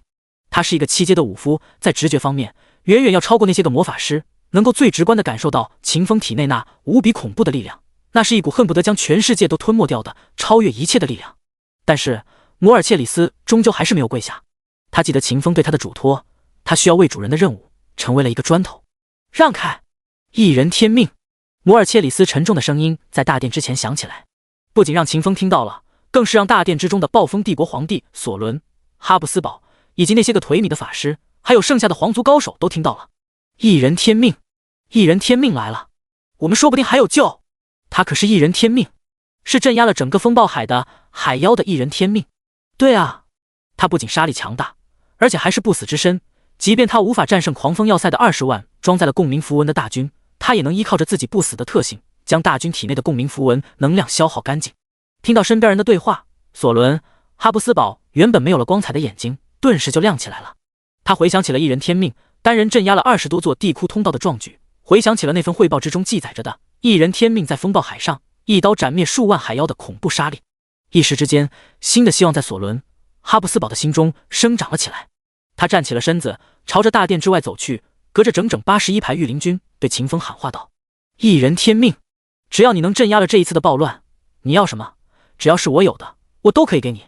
我可以封你为暴风帝国的公爵，不，我直接封你为暴风帝国的亲王。此话一出，全场所有人都震惊住了。索伦、哈布斯堡给出的代价实在是太大了，超过了他们的想象。在暴风帝国的制度之中，非皇族成员最多就只能被封为公爵，更别提将一个异人封为亲王了。这简直就是大逆不道的举动。但凡索伦、哈布斯堡地下的祖先知道了他的许诺，都会被气得从地里爬出来，给自己的不孝子孙送上2个大嘴巴子。但震惊了过后，在场的人都是反应了过来。索伦、哈布斯堡一直所表现出来的样子，就是一个极其惜命的君王。但凡有一丝的希望，但凡没有走到必死的境地之中，他都是不可能损耗掉自己90%的性命，复苏埋葬在祖灵之中的他的先祖暴风之神的。再加上暴风城里千万百姓的制约，索伦、哈布斯堡更是不能召唤军队回暴风城镇压暴乱，也不能使用天机武器消灭了所有谋反的人。一旦那样做了，他们家族在暴风帝国的统治就会被愤怒的100万大军推翻，然后整个暴风帝国就将被其他的4大帝国分食干净。在此情况之下，把最后的希望寄托在不死不灭杀力超群的一人天命身上，也是可以理解的事情。知道了。秦风淡淡的声音在场间响起来，仿佛在答应一件微不足道的事情。而后他抽出了腰间的长刀，走向了摩尔切里斯带领的大军。放下武器投降，你们可以活，胆敢拒绝，你们全都得死。我没有跟你们开玩笑。第158章20万大军启动共鸣符文。秦风的声音很平淡，但是却夹杂了他恐怖到了极点的精神力，震得在场的一种士兵脑壳发懵。说话的那一刻，秦风给摩尔切里斯发去了一道传音：等会儿莫拉比会出来，我要你无条件的满足他所有的要求，你放心，我会救你的。主人，摩尔切里斯知道了，我会按照您的需要答应莫拉比的所有要求的，你也不用救我，全力做你要做的事情就好了。两人交流到这里的时候，莫拉比的一具分身使用了奥数迁徙，出现在了秦风的正对面。一人天命，你可知道我们等候了你多时？莫拉比的分身脸色无比的狰狞，他一看到秦风那种脸，心中就有无限的嫉妒和仇恨。嫉妒是因为秦风的天资太高了，即便在异人之中也是绝对的第一人。仇恨则是因为在过去的9个小时之中，秦风单枪匹马的就封印了他们亡灵议会开启的27座地窟通道之中的21座，摧毁了他们231次暴动，甚至于镇压了他们，消耗了所有的暴乱之种才制造出来的海妖潮汐。在莫拉比乃至于所有王者议会成员的眼中，一人天命都是一个无比巨大的阻碍，是能够抹除掉就必须要抹除的存在。此刻带着议长给出的300位绿教者，带着狂风要塞的20万大军，莫拉比觉得自己有机会将一人天命封印住。一人天命，今天我就要将你镇压进无尽炼狱深渊之中。话音落地的那一瞬间，莫拉比将手中的淡绿色圆球丢了出去。圆球还未落地的那一瞬间，一股子抵达了9阶的力量就爆发了出来。紧接着，氤氲的绿色雾气在场间升腾而起，整整300个9阶的绿教者凭空出现在了战阵的中央。我靠，好恐怖的感觉！有没有人可以探查这些人的属性的呀？我掌握了一门高阶的探查术，可以看到属性潜力低于50倍的所有生物的属性。那你快看看啊，我们需要判断这些人的战斗力，然后再决定要不要跑路。我操，我看不到这些绿毛怪的信息，除了阶位和一个死亡倒计时之外，我什么都看不到。阶位？他们是多少阶的存在啊？9阶，这些绿毛怪都是9阶的士兵，他们都有一个共同的前缀，叫绿教者。绿教者，这个名字好耳熟。我想起来了，这不就是王者议会最高规格的战斗力吗？整个议会加在一块儿，也不过只制造出了500个这样的战争机器，最高规格的战斗力，500个就出动了300个，我感觉这一波优势在我们啊！哈哈，不用跑路了，天命大佬再怎么强大，也不可能是9阶 NPC 的对手啊！是啊，抵达了9阶之后，可是拥有着整整3000倍神话形态增幅的天命大佬砍海妖，能够打出4800兆的伤害，砍9阶的怪可就没有那么高的伤害了。稳了，稳了！风暴帝国阵营最后的屏障，我们的天命大佬也不是阻碍了。哎，我刚才好像听到王者议会要把天命大佬封印起来啊！啊，我好像也听到了，兄弟们，天命大佬再怎么说也是我们龙国人，搞完了任务，战胜了他之后，我们就把他放跑吧。阔爷，这么做了，天命大佬估计还会感谢我们。玩家们在频道之中聊了几句，对此次的胜利充满了信心，并计划起了要在胜利之后将秦风放走。但他们没有发现的是，秦风这一次出现，并没有像此前出现在风暴海之上的那样，一现身就发动超高位格的攻击，将所有的士兵和王者议会的绿教者斩杀。兴奋至极的他们并不清楚秦风的算计，哈哈，被吓傻了吧？看着冷在原地没有动弹的秦风，莫拉比哈哈大笑。他知道艺人都是有着一种名为探查之眼的东西的，他以为秦风此前没有任何的动作，就是在释放探查之眼，查探绿教者的信息。一人天命，你犯了一个大错，你早该乘着绿教者复苏的时间离开此地的，那样的话你还可以捡回一条小命，可现在一切都晚了，你想跑都来不及了。莫拉比提起了手中的法杖，狠狠地敲了敲地面，一道恐怖的空间静止之力生发而出，将周遭的空间封锁了起来，企图限制秦风逃离。随后他转过头对摩尔切里斯下达命令。摩尔切里斯启动第4层级的共鸣符文之力。摩尔切里斯眼神之中闪烁过一丝狰狞，在莫拉比嘲讽秦风的时候，他只想着提刀砍了这个王者议会蠢货的脑袋，但是为了秦风的计划，他终究是没有那么做。深深呼吸了好几口气，摩尔切里斯低沉地回答道：遵命。说话之时，他的眼睛直直地看着秦风，眼神之中满满的全是歉意。下一刻，摩尔切里斯体内的主符文发动了，炽烈的绿光从皇宫之外废墟之上的20万大军体内生发而出，一条条无形的锁链将在场的所有士兵都链接在了一起。提示：20万大军启动了1级共鸣符文，获得了灵魂连接效果，全军获得了2000倍增幅，请尽快逃离。提示音在秦风的耳畔响起，诉说着20万大军的危险程度。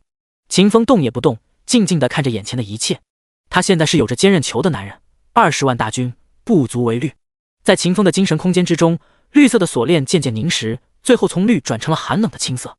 与此同时，巨大的银色魔法阵盘也出现在了大军的脚下，属于阵势的力量沛然爆发了开来。提示：20万大军启动了2级共鸣符文，获得了阵势之力，全军获得了5000倍增幅，请尽快远离。这不是3阶的你可以对抗的力量。第159章，你有2个选择。看着面前的银白色魔法阵盘，看着20万大军磅礴滋长的气息，秦风淡淡笑了笑，根本就不搭理系统的提示音。他之所以让摩尔切里斯听从莫拉比的命令，最重要的就是要搞声望值。对于此刻的他来说，没有什么比正面碾压了开启5级共鸣符文能量的20万大军更为有效的获取声望值的事情了。看着笑着的秦风，莫拉比直接就把那种泰然自若的感觉看成是了震怖之下僵硬无比的挽回颜面的苦笑。一人天命，你就别装了，在20万大军面前装扮平静，你当你是超越了凡人的神明吗？莫拉比指着秦风的鼻子，怒声呵斥着。你知道什么是共鸣符文吗？这是一股比我们还要邪性的力量，是神明都要畏惧的能力。你的见识太少了。秦风笑了笑，静静地看着莫拉比。在他的眼中，莫拉比已经是一个死人了，他犯不着因为一个死人的一句分身说出来的几句蠢话而生气。作为前世曾凝聚了神格的玩家，秦风自然知道共鸣符文的力量来源。这种力量来自于虚空，是一位虚空大尊在各大世界之中设置下来的收集灵魂的工具。这种工具会燃烧使用者的生命力，并将之利用到极致。也正是因为这个原因，装配了共鸣符文的大军才能够在第一层掌握灵魂连接的能力，第二层掌控阵势之力，第三层汇聚巨灵法身，第四层开启全军的神话形态，并在第五层之时掌握了神明都无法完全掌握的领域的力量。在秦风等待的时候，共鸣符文第三层级的战力也汇聚完成了。巨大的蓝色涡旋出现在皇宫外的废墟之上，在场20万大军一个个的化作光流，朝着蓝色涡旋汇聚而去。此一瞬间，秦风释放了坚韧球的力量，将坚韧球的护盾接连在了摩尔切里斯的身上。这样操作了之后，共鸣符文会首先抽取护盾里的能量，保证摩尔切里斯不会被共鸣符文抽死。在秦风完成了超越连接之时，系统的第三波提示音在秦风耳畔响起了。警告！检测到噬魂针，检测到古代神灵残余神力，检测到20万大军进入了第三层共鸣状态之中，这不是你可以对抗的力量，以你现在的阶位，你被封印的概率为100%。警告！检测到。和之前2次的提示不同，此次提示直接就播报了3次，但是秦风依旧不为所动。轮回世界是死的， SSSS 级职业虚空使徒和超神级天赋无限词条并不在他的计算范围之中，这是秦风透过前2次提示就已然明白了的事情。对于其他玩家来说，20万装载了共鸣符文，开启了第3层级战斗状态的大军，再加上300个9阶的绿教者以及可以封印玩家的噬魂针，确实能够100%的将玩家封印起来。但是这却伤不到秦风。秦风有豁免 99.999% 伤害的不灭之躯，有真实伤害能力的弑神之力，有能提供150亿生命值和450亿护盾值的坚韧球，还有能禁绝所有元素力的元素皇帝天赋，以及吞噬一切包括规则、能量乃至于攻击的无限掠食。别说是20万大军了，就是100万大军开启了共鸣符文，他们也不可能镇压得住秦风。很快，天上的蓝色涡旋便将所有的士兵吸纳了进去，一个高达万丈的巨灵法身出现在了天地之间。莫拉比一个跳跃就站在了巨灵法身的头顶，他振臂高呼：来吧，让共鸣符文第4层级的力量展现在这个世界上。话音落地的那一瞬间，20万大军汇聚而成的巨灵法身顿时就爆发出了无比浓郁的紫色光芒，紫光在天地之中疯狂滋长，无穷无尽的触手从巨灵法身的身体之中钻了出来，在巨灵法身的后背之上形成了6对12只遮天蔽日的巨大翅膀，全员神话形态。严重警告！20万大军启动了4级共鸣符文，获得了5万倍增幅，获得了全员神话形态，请立刻远离，请立刻远离！严重警告！20万大军循环9次，刺耳的提示音接连秦风耳畔响起，一响就是响了整整9次，每一次都比前一次更加的激烈，仿佛整个世界都在让秦风远离。可是即便已经这样了，秦风依旧是有挪动一次步子，他冷冷地看着莫拉比，唇边浮现出了一抹戏谑的笑容。继续，才4级共鸣符文，给我开的5级！秦风的声音在莫拉比耳畔炸响，磅礴的精神力不加任何限制的朝着莫拉比的脑海之中灌注而去，直接穿透了他的这一具分身，传递到了他的本尊脑海之中。此刻莫拉比还没有意识到事情的严重性，他张大嘴巴怒斥了一声狂妄。莫拉比是个野心奇大无比的人，从亡灵界狱之中离开了过后，他左思右想，觉得不能让狂风要塞的20万大军就此湮灭在了暴风城里，他想把这20万珍贵无比的军队纳入自己的掌控之中，所以他才没有开启那股只需要10秒钟时间就能将20万大军全部抽空成为灰烬的5级共鸣符文。可是秦风却不管那么多，他要的就是震布天下的战绩，区4级共鸣符文还达不到他的要求。想到了这里，秦风一个踏前闪，直接就出现在了莫拉比的本尊身边。落地的那一瞬间，恐怖的震荡波从秦风的身体之中透出，直接就抹除了莫拉比80%的生命值。唰的一下，秦风将破魔之刃架在了莫拉比的脖子上，而后他开口道：你有2个选择，第一，让摩尔切里斯开启5级共鸣符文。第二，你现在就去死！硬扛着身体之中的剧痛，莫拉比眼神震怖无比地看着秦风。他根本就想不明白，自己明明都已经释放了7阶的空间静止魔法了，秦风为什么还能穿透空间压制出现在他的身边？第160章125亿巨灵法身的恐怖威能。125亿巨灵法身的恐怖威能。你是怎么找到我的？啪 ！3200W 真伤，手打的，不算装备攻击力。算了，踏前闪，黑潮战舞需要装备才能触发。秦风一个大嘴巴子抽在了莫拉比的脸上，直接就将莫拉比抽得倒飞了出去。我开！被抽了一巴掌过后，莫拉比已经濒临了死亡。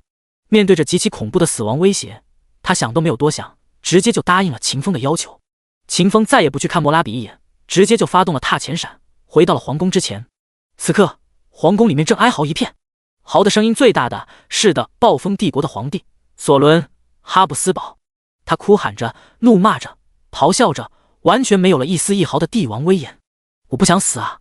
我不能死啊！我还没有腻了这个世界，我不要死！一人天命怎么可以跑了？他不是佣兵吗？他不是接受到了佣兵工会的任务吗？卡梅伦，你是佣兵工会的会长，你快把一人天命给我叫回来！你把他叫回来啊！他是不死之身啊，他不会死的。你让他帮我拦住那些军队啊！他们开启了4级的共鸣符文，他们要不了多久的时间就会被共鸣符文抽成灰烬的。卡梅伦很是嫌弃地看着暴风帝国的皇帝，看着这个名叫索伦哈布斯堡的可怜虫，一时间卡梅伦都想要离开皇宫了。可就在这个时候，眼见的一个王者级佣兵看到了重新归来的秦风，他高声道：“一人天命回来了，他回来了！”此话一出，所有哀嚎的人顿时就止住了声息。嚎得最起劲的风暴帝国皇帝索伦·哈布斯堡也在这一刻瞪大了眼睛，看向了皇宫之外的废墟。在那里，一个赤红色的身影正矗立着，横亘在身高万丈的巨灵法身之前。那道身影比巨灵法身矮小了不知道多少个数量级，但在此刻众人的眼眸之中，却是高大到令人泪流满面。不仅仅是 NPC 玩家们，也因为秦风的重新归来而感到了前所未有的诧异。我靠！天命大佬怎么回来了？这里不是有着7阶的空间静止法阵吗？天命大佬是如何做到自由进出的？进出重要吗？一个高阶的卷轴就可以做到的事情，关键是在于天命大佬为什么敢回来啊？我想到了一个可能，天命大佬是记起来了自己拥有着不死之身的事情，他想要用不停的复活能力拖干净20万大军体内共鸣符文的能量。好像有点道理啊。可是即便大军被共鸣符文抽得灰飞烟灭了，在场不是还有着300个9阶的绿教者吗？天命大佬哪里来的信心击败这么多的绿教者？哎，你这叫眼拙了。绿教者是有死亡倒计时的，只要天命大佬不被他们封印住，这一波天命大佬就还是有希望赢的。我靠，这种绝境都能想到破局的办法，还仅仅只用了几秒钟的时间就想到了，天命大佬果然不是一般人啊！靠，天命大佬有机会赢，岂不是就意味着我们的任务有可能会失败？你这么一说，我也反应过来了，要不我们跟天命大佬干一架吧？看来终究还是免不了要干一架了。虽然天命大佬是我的偶像，但是死道友不死贫道，为了我的认为，我只能让天命大佬失败了。干！大不了任务完成了过后，我们把天命大佬放出来就是。商量到这里，玩家们顿时就紧张了起来，他们从自己的背包之中取出了所有能用得上的武器装备以及道具，其中还有秦风之前卖出去的那个宝箱，开出来的那个能够原地复活3次的重生十字章。就在玩家们动手准备配合着大军剿灭他们尊敬的天命大佬之时，摩尔切里斯也接收到的莫拉比的命令，开启了5级的共鸣符文。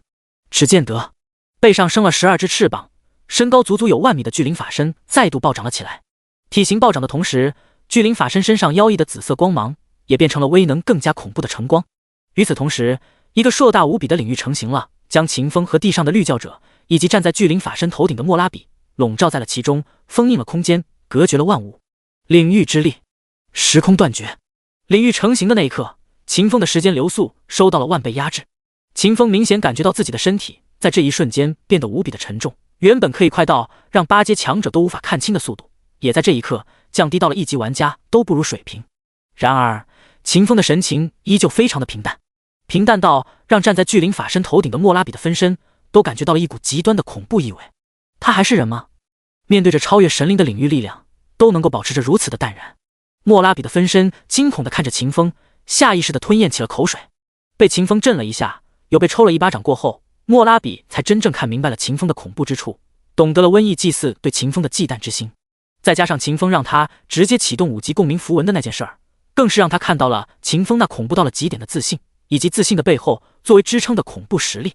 这一瞬间，莫拉比深刻地感受到，这20万的大军恐怕就要死在秦风的手中的了。被秦风手中那般邪性无比的血色长刀，被那无人可以破解的刀法，变成一个个被奴役起来而亡灵。领域成型了过后，巨灵法身对秦风发动了攻击，一道苍白的劈链斜斜地斩切了下来，当的一声就斩在了坚韧球的护盾之上。-125亿，一个恐怖的数值在秦风的脑门子上升腾起来，哪怕被不灭之躯削减了10万倍，这道斩击依旧对秦风造成了125亿的伤害，可见开启了5级共鸣符文的20万大军有多么的恐怖。在巨灵法身发动攻击斩切秦风的那一瞬间，秦风也动手了。叮咚，你消耗了200点魔力，你使用了技能炼狱炎刀天命强化版。第161章炼狱炎刀，瞬杀20万大军。我靠，天命大佬被关到领域里面去了，我们都准备好了，现在告诉我们，我们的准备都是白搭的？也不能算白搭吧，天命大佬都被关到领域去了，他就不能拖时间了？可是天命大佬可以复活的啊，领域还把300个绿教者给关进去了，他们有噬魂针，可以封印住天命大佬。对吼，天命大佬这下子完犊子了！哦耶，我们要躺赢了！废墟之上，玩家们骤然兴奋了起来，一个个蹦跳着高呼胜利。其中有些个喜欢炫耀的，更是将此地发生的一切录制成了短片，发到了聊天公屏之中。天命大佬完犊子了，他被关进领域里面了！哈哈，暴风帝国阵营的兄弟们，你们好啊！你们这下就完不成任务了，所有的奖励都会被我们王者议会阵营的玩家拿到。嘿嘿嘿，爽啊！虽然天命大佬一直都是我的偶像，但看着天命大佬被弄死一次，我也有着异样的快乐感觉。瞎激动的什么？那是 NPC 打的，又不是你们打的。要不是你们那边有强力的 NPC， 还是会玩策略的那种，天命大佬怎么可能会死？你们又怎么可能会赢？就是暴风帝国的简直太拉胯了，那个狗皇帝为什么不召唤他的先祖啊？兄弟们，有没有在皇宫里的？赶紧帮我捅那个狗皇帝一刀，要不是他那个蠢货，我们怎么可能会输得这么惨，连天命大佬的命都搭进去一条。看着弹幕上的文字，穆雪儿脸色骤然变得一阵青紫，他紧咬着牙冠，恶狠狠地丢出一大段话。暴风帝国的玩家是吧？我穆雪儿记住你们了，尤其是那些个装逼的，天命要是在这一次的任务之中死了，哪怕是一次，我都会把这笔账算在你们的脑袋上，我会杀死你们的，我会杀你们1000遍，1000遍都不够。在不知不觉之间，秦风已经成为了穆雪儿最为重要的人，这一点平时的穆雪儿自己都没有发觉。可就在今天，当他关注着世界频道，想通过暴风帝国玩家们的发言打探到一些秦风的消息之时，他看到王者议会阵营的玩家对于秦风的嘲讽。按照常理来讲，这些嘲讽都是极其轻微的，但是穆雪儿就是忍不住，他就是不想看到任何人说秦风一句不好，哪怕是开玩笑都不行。更何况在他们的表述之中，秦风是被20万开启了5级共鸣符文力量，获得了领域能力的大军拉进了领域之中，而这就意味着秦风很有可能在大军的围攻之中交出一血。在银月帝国和女皇阵营的玩家奋战了将近8天的时间，穆雪儿曾受过无数次的伤，她无比真切地知道，此刻的玩家虽然不会被轮回世界里的任何人杀死，但也是可以感受到疼痛的，尤其是死亡的那一瞬间，那种直击灵魂的巨大痛楚。一想着秦风有可能体会到自己曾体会过的那种痛，穆雪儿就忍不住的想要愤怒，完全没有预料到他的这番发言是有可能破坏的秦风的计划的。不过穆雪儿的运气很好，她的幸运值有整整1万点。她说的那一段狠话直接就被海量的信息淹没了，没有激起多大的风浪。话分两头，再说回领域之中的秦风这边，当所有的玩家都以为秦风必将落败，被20万大军联合着整整300个9阶的绿教者直接封印起来的那一刻，秦风的炼狱炎刀蓄势完成了。唰的一声，伤害能力爆表了的长刀突破了领域的压制之力，在领域空间之中斩击出了无穷尽的刀光，血色的光华在整个领域世界之中翻飞起舞，精准的命中了除摩尔切里斯之外的所有敌人。-4800兆，基础攻击力 X2000 倍，踏前闪爆伤 X300，黑潮战舞伤害加深。-4800兆，恐怖的伤害量直接就突破了共鸣符文制造替死傀儡的极限，将所有的敌人都斩杀成为了灰烬。刺耳的提示音在秦风的耳畔响起，接连不断，似乎没有休止一般。叮咚，你击杀了22级狂风要塞镇守士兵，你获得了王者及佣兵经验加成，你获得了额外500%的经验值。检测到你处于执行佣兵任务的途中，你获得了 buff 进击的佣兵经验值加成，你获得了额外200%经验值加成，你获得了5280点经验值。叮咚，你击杀了18级狂风要塞镇守士兵，你获得了。叮咚，你越级击杀了王者议会9阶造物律教者，你获得了。叮咚，你越级击杀了莫拉比的分身，你获得了。秦风的经验槽以极其恐怖的速度往上冲，不多时的功夫就冲到了整整13亿多点。在众多的提示音之中，又一道提示音比较突出，它播报的是炼狱岩刀的附加效果。叮咚，你击杀了20万狂风要塞镇守大军，你击杀了莫拉比的分身，你击杀了300个王者议会律教者，你成功奴役了他们，持续时间300秒。在这些提示音还未落下的那一刻，领域没有了力量支撑，直接就崩毁掉了。秦风和整整20万死灵造物出现在了众人的面前。我靠！天命大佬没有死，他不仅没有死，还提前击碎了20万大军制造出的领域。他还把整整20万大军从5级的共鸣符文状态打回了原形。我靠！天命大佬怎么可以这么恐怖？他还是人吗？这种无解的局面都能够找到办法破局？我靠！不对，这些士兵全是死的，他们被天命大佬变成了死灵造物。你特么的，我靠，还真是的，他们全都被天命大佬控制住了。玩你妈！早知道有现在，我说什么也不会赌一把大的，加入到王者议会阵营中来。第162章惊世奖励。看着那20万被秦风转化成了死灵造物的士兵，看着莫拉比的分身在秦风面前俯首称臣，所有的王者议会阵营玩家都知道了自己的主线任务完犊子了。恰在这个时候，一道世界公告响起来了。世界公告：检测到玩家天命在 SSS 佣兵任务传说之证明之中正面击败了20万开启了5级共鸣符文的大军，达成了成就一人成军，特奖成玩家天命全属性加1000，自由属性加5000，技能点加500，幸运值加50，循环3次。世界公告响起，赤红的通告字符出现在了所有玩家的眼中，让所有莫里兰州大陆的玩家都看到了秦风的恐怖战绩，知道了暴风帝国这一次主线任务的胜利者将会是谁。我靠，天命大佬这也太猛了吧，居然正面击败了整整20万大军，那可不是简单的20万大军啊，而是开启了5级共鸣符文的20万大军。那些士兵不仅会有神话形态，还能获得到极其恐怖的整整20万倍的增幅。增幅都是小事情，最重要的是20万大军可是能拥有领域的力量的，太强大了。天命大佬才29级啊，居然就打赢了20万的军队，要是让他升到了30级，完成了职业3转，他怕不是要把这个世界给打穿。我好羡慕天命大佬的奖励，全属性加1000，自由属性加5000，单单就是这2样就是1万点的属性值啊。我计算了一下，以我的职业，我需要升88级才能获得和天命大佬一样的属性点，太牛逼了，我羡慕的都快要哭了。妈妈，带我走吧，我不想在这个世界里被天命大佬暴击了。天命大佬，你契约了我吧，我给你当狗，我不想努力了。天命哥哥，我要给你生猴子。看着公屏上的弹幕，又看了看眼前的赤红色通告字符，穆雪儿本来怒气冲冲的脸顿时就缓和了下来，一种夸张到极点的笑容从她的脸上滋长。哈哈，我就知道以你的实力，你肯定是不会死的，你可是秦风啊，你可是我的天命啊。笑着笑着，穆雪儿的眼泪就流了下来，那是激动的泪光。第一波世界公告结束后不久，第二波世界公告就来了。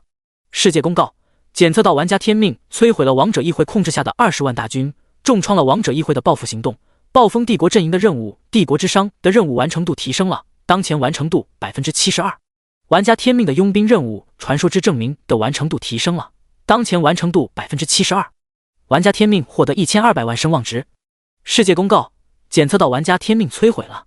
3道世界公告落下了之后，暴风帝国阵营的玩家还有远在天边的穆雪儿进入了狂欢的状态之中，王者议会阵营的玩家则是哭丧着一张脸，颓然的跌坐在地上，进入了什么事情都不想干的闲者状态之中。其他帝国的玩家则是无比羡慕，纷纷在公屏之上发弹幕，希望秦风能够去到他们的国家，帮助他们也搞定一次帝国任务，带他们飞一次。银月帝国阵营的玩家则是彻底的凌乱了，经过了这一波的世界公告，他们彻底明白了一件事情，他们的大腿，他们的天命大佬不可能回银月帝国帮他们搞定主线任务了。秦风从人群之中把摩尔切里斯抓了出来。先前发动炼狱岩刀的时候，秦风并没有斩击摩尔切里斯，而又因为秦风的伤害实在是太恐怖了，直接就超过了共鸣符文所能转化分销的极限，摩尔切里斯便从那场灾劫之中活了下来。秦风带着摩尔切里斯走进了皇宫大殿之中。这个大殿是整个皇宫里唯一一个还算完整的建筑物，可见之前的20万大军所拥有的破坏力有多么的恐怖。在一个个看魔鬼一样的目光之中，秦风走到了暴风帝国皇帝索伦哈布斯堡的身边。活口，但我看这小子比较顺眼，我替他解除了心灵控制器的控制过后，你们不许杀他，听到了没有？索伦哈布斯堡吞了吞口水，见到那20万个被秦风控制起来的死灵士兵过后，他根本就不敢正视秦风，只能强压着心头对于秦风的恐惧，对秦风道：听到了，听到了，我必定会按照天命阁下的要求去办的。秦风被索伦哈布斯堡的一脸怂样给逗笑了，而后他直接丢出了一道清明术，解除了摩尔切里斯身上的心灵控制。当然，他所解除的是莫拉比手中的那个心灵控制器，部下的控制，秦风自己部下的控制依旧存在。毕竟摩尔切里斯可是他日后对全大陆开战所需要的重要棋子啊。完成了交接之后，秦风在人群之中瞅到了梅尔蒂尼的养父，也就是梅尔蒂尼口中的老不休东西大贤者卡梅伦。想起自己前世曾在梅尔蒂尼的闺房之中见识过无数个早晨，秦风便朝自己这个未来的便宜岳父丢了个善意的眼神过去，一下子就把卡梅伦整得不会了。暴风城里的禁咒我回去去除，10分钟过后等我好消息。秦风丢下这一句话，直接就发动了踏前闪，留下了皇宫大殿之中所有的人在原地凌乱。穿越过空间压制，秦风回到了莫拉比的身边，他把刀架在了莫拉比的脖子上，言简意赅道：想要活命吗？把魔能圆环、心灵控制器还有你身上的所有东西全部都交出来，我可以考虑放过你。见识过秦风的恐怖神威过后，莫拉比心中早已经没有了一丝一毫的抵抗想法。此刻已经跑路了的他更是直接被秦风找到了，他更是无比的绝望。但在此刻他从秦风口中听到自己还有花钱买命的机会，他顿时就狂点头，直接同意了。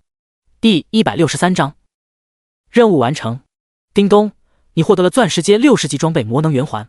叮咚，你获得了钻石级道具心灵控制器。叮咚，你获得了精炼过的密银铁矿 X486 公斤。叮咚，你获得了魔能水晶 X898 颗。叮咚，你获得了钻石阶60级法杖光辉结杖。叮咚，你获得了。一连串的提示音在秦风耳畔响起，莫拉比多年的积累，秘术隐修会多年搜刮而来的财富，全部都进入了秦风的腰包之中。莫拉比无比胆战心惊地看着秦风，试探着问了一句：天命阁下，我可以离开了吗？秦风笑了笑，直接抬手抽了莫拉比一巴掌。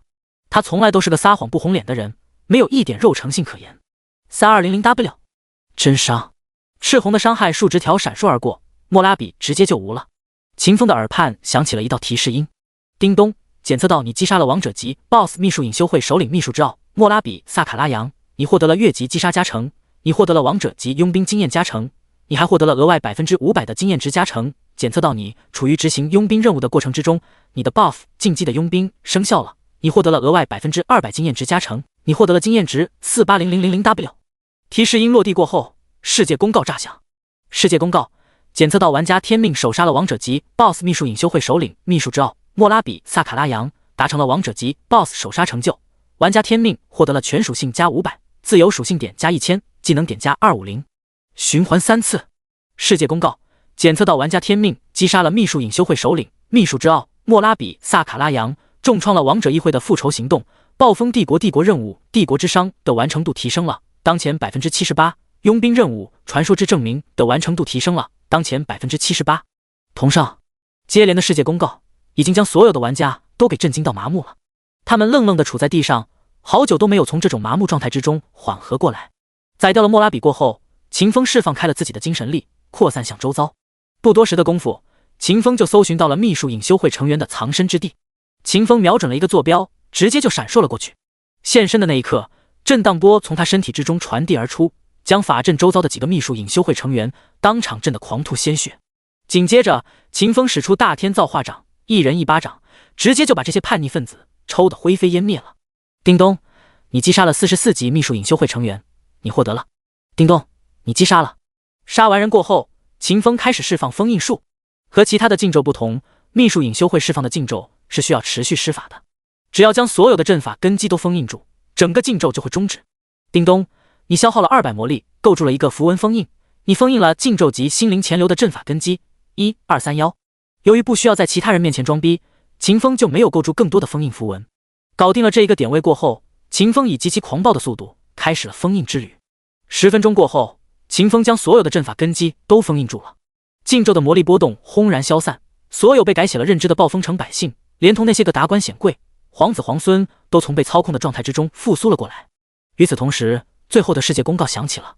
世界公告：玩家天命封印住了所有的禁咒根基，王者议会的复仇被消除了。SSS 级帝国任务帝国之殇完成。SSS 级佣兵任务传说之证明完成。奖励发放中，循环3次。世界公告：玩家天命封印住了。3道世界公告落下，所有暴风帝国的玩家都陷入了狂欢之中。哈哈，我这波躺赢了，躺赢的感觉就是爽啊！感谢天命大佬，天命大佬万岁！天命大佬，你就是我的神！天命大佬，我的短发为你而流。银月帝国之中，听着世界公告，穆雪儿发自内心的替秦风感到高兴。他很明白，在这一次过后，整个银月帝国的玩家都会坚定的相信，天命将不会返回银月帝国了。而后，整个银月帝国的玩家就将在秦风的暗中控制之下，全投靠的军权贵族的阵营之中。哎，我也要加把劲儿了，可不能成为你的拖累。穆雪儿如此想着，直接收起了公屏，继续起了枯燥的杀戮之旅。皇城大殿，禁咒的魔力波动消散的那一刻，卡梅伦直接就感应到了，他那张皱巴巴的老脸之上，顿时就浮现出了无比欣慰和荣耀的笑容。欣慰是因为他的养女看对了人，一人天命就不是个凡俗货色，是能够改天换地的强者。荣耀则是因为一人天命是他佣兵公会的王者佣兵，是这一届的佣兵之王。一人天命替暴风帝国挽救了危机，那就等于是佣兵公会为暴风帝国挽救了危机。今日过后，佣兵公会不但会回到第2自由城邦的宝座，还会更进一步，死死地咬住头顶之上的奥数永恒高塔，甚至于有可能超越。不仅仅是卡梅伦感受到了，在场的其他一些抵达了7阶、侥幸没有死去的强者也感受到了这场变化。他们无比兴奋地对索伦·哈布斯堡道：“陛下，暴风城里的禁咒被一人天命化解。陛下，暴风城得救了。”听到这话，索伦·哈布斯堡顿时就跳了起来，站在青砖上，仰天长啸：“哈哈，赢了，我们赢了！”笑着笑着，索伦哈布斯心中就升腾起了一股子杀意。一人天命不在他的掌控之中，这让他感受到了极致的危险。可这个念头刚刚升起的那一瞬间，他就将之抛在了脑后。整整20万开启了5级共鸣的士兵都杀不死天命，还被天命给控制了，他就更别想杀天命了。唯一能够做的就是尽可能的和天命交好，让其成为暴风帝国的镇国柱石。第164章轮回世界的压制。叮咚，检测到你以2200万暴风帝国声望值完成了佣兵任务传说之证明，是否立刻领取你的任务奖励？一道提示音在秦风耳畔响起，秦风毫不犹豫的就做出了选择，立刻领取。话音落地的一瞬间，巨大的光柱就落到了秦风的身上。叮咚，你获得了全天下佣兵的崇敬，全天下所有佣兵好感度加60。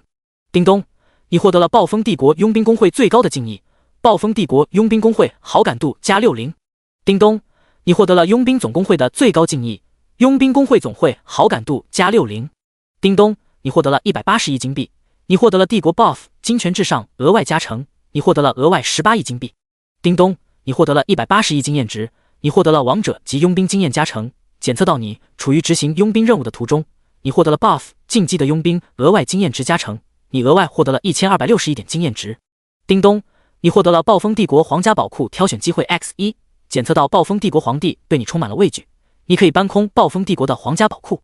叮咚，你获得了暴风帝国皇室的邀请函，检测到你曾获得过暴风帝国皇帝的许诺，只要你愿意，你随时都可以成为暴风帝国的亲王。叮咚，你获得了传说之证1/6。叮咚，你获得了钻石级宝箱 X4。接连不断的提示音在秦风耳畔响起，秦风获得了他此次重生以来最为丰厚的一次奖励。哈哈，整整1440亿的经验值啊，还是做任务来经验更快一点啊。秦风开怀大笑，这么多的经验值足够升好几级了。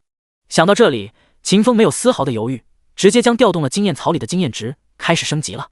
叮咚，你消耗了20亿经验值，你的等级提升了，当前30级，你获得了全属性加50，自由属性加125，技能点加4。叮咚，你抵达了当前等级上限，是否接取转职任务，完成职业3转？秦风毫不犹豫，直接就选择了接取。叮咚，你接取了转职任务极限挑战，你需要。提示音还没有落完，第2道提示音就来了。叮咚，你完成了转职任务极限挑战，你获得了转职资格，是否立刻转职？转职。叮咚，你的虚空之心被激活了，你获得了 SSS 级天赋虚空形态，开开启虚空形态，转化成纯粹的虚空生命，获得100万倍全属性增幅，持续30分钟。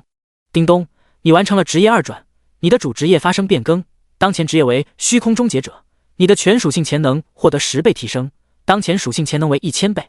你获得属性补全，力量加500，敏捷加500，体质加500，韧性加500，精神加500。叮咚，你完成了职业3转，你的等级上限提升了，当前等级上限为40级。提示：你完成了职业3战，成功转职 SSSS 职业虚空终结者，你升级所需的经验值提升至200倍。一连4道提示音落下，秦风完成了转职，没有丝毫的犹豫，秦风继续升级。叮咚，你消耗了200亿经验值，你的等级提升了，当前31级。你获得全属性加500，自由属性加1000。叮咚，你消耗了400亿经验值，你的等级提升了，当前32级。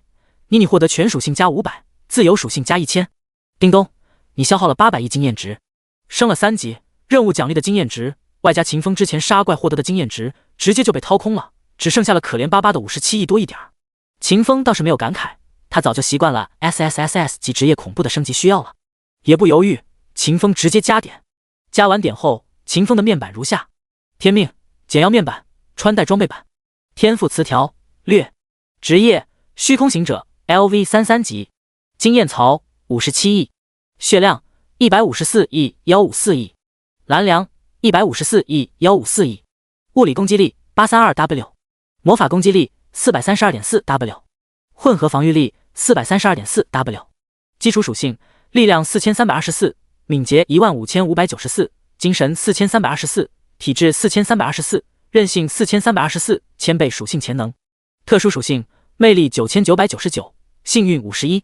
buff 称号略，主动技能被动技能技能点略，装备副本待领取物品背包略。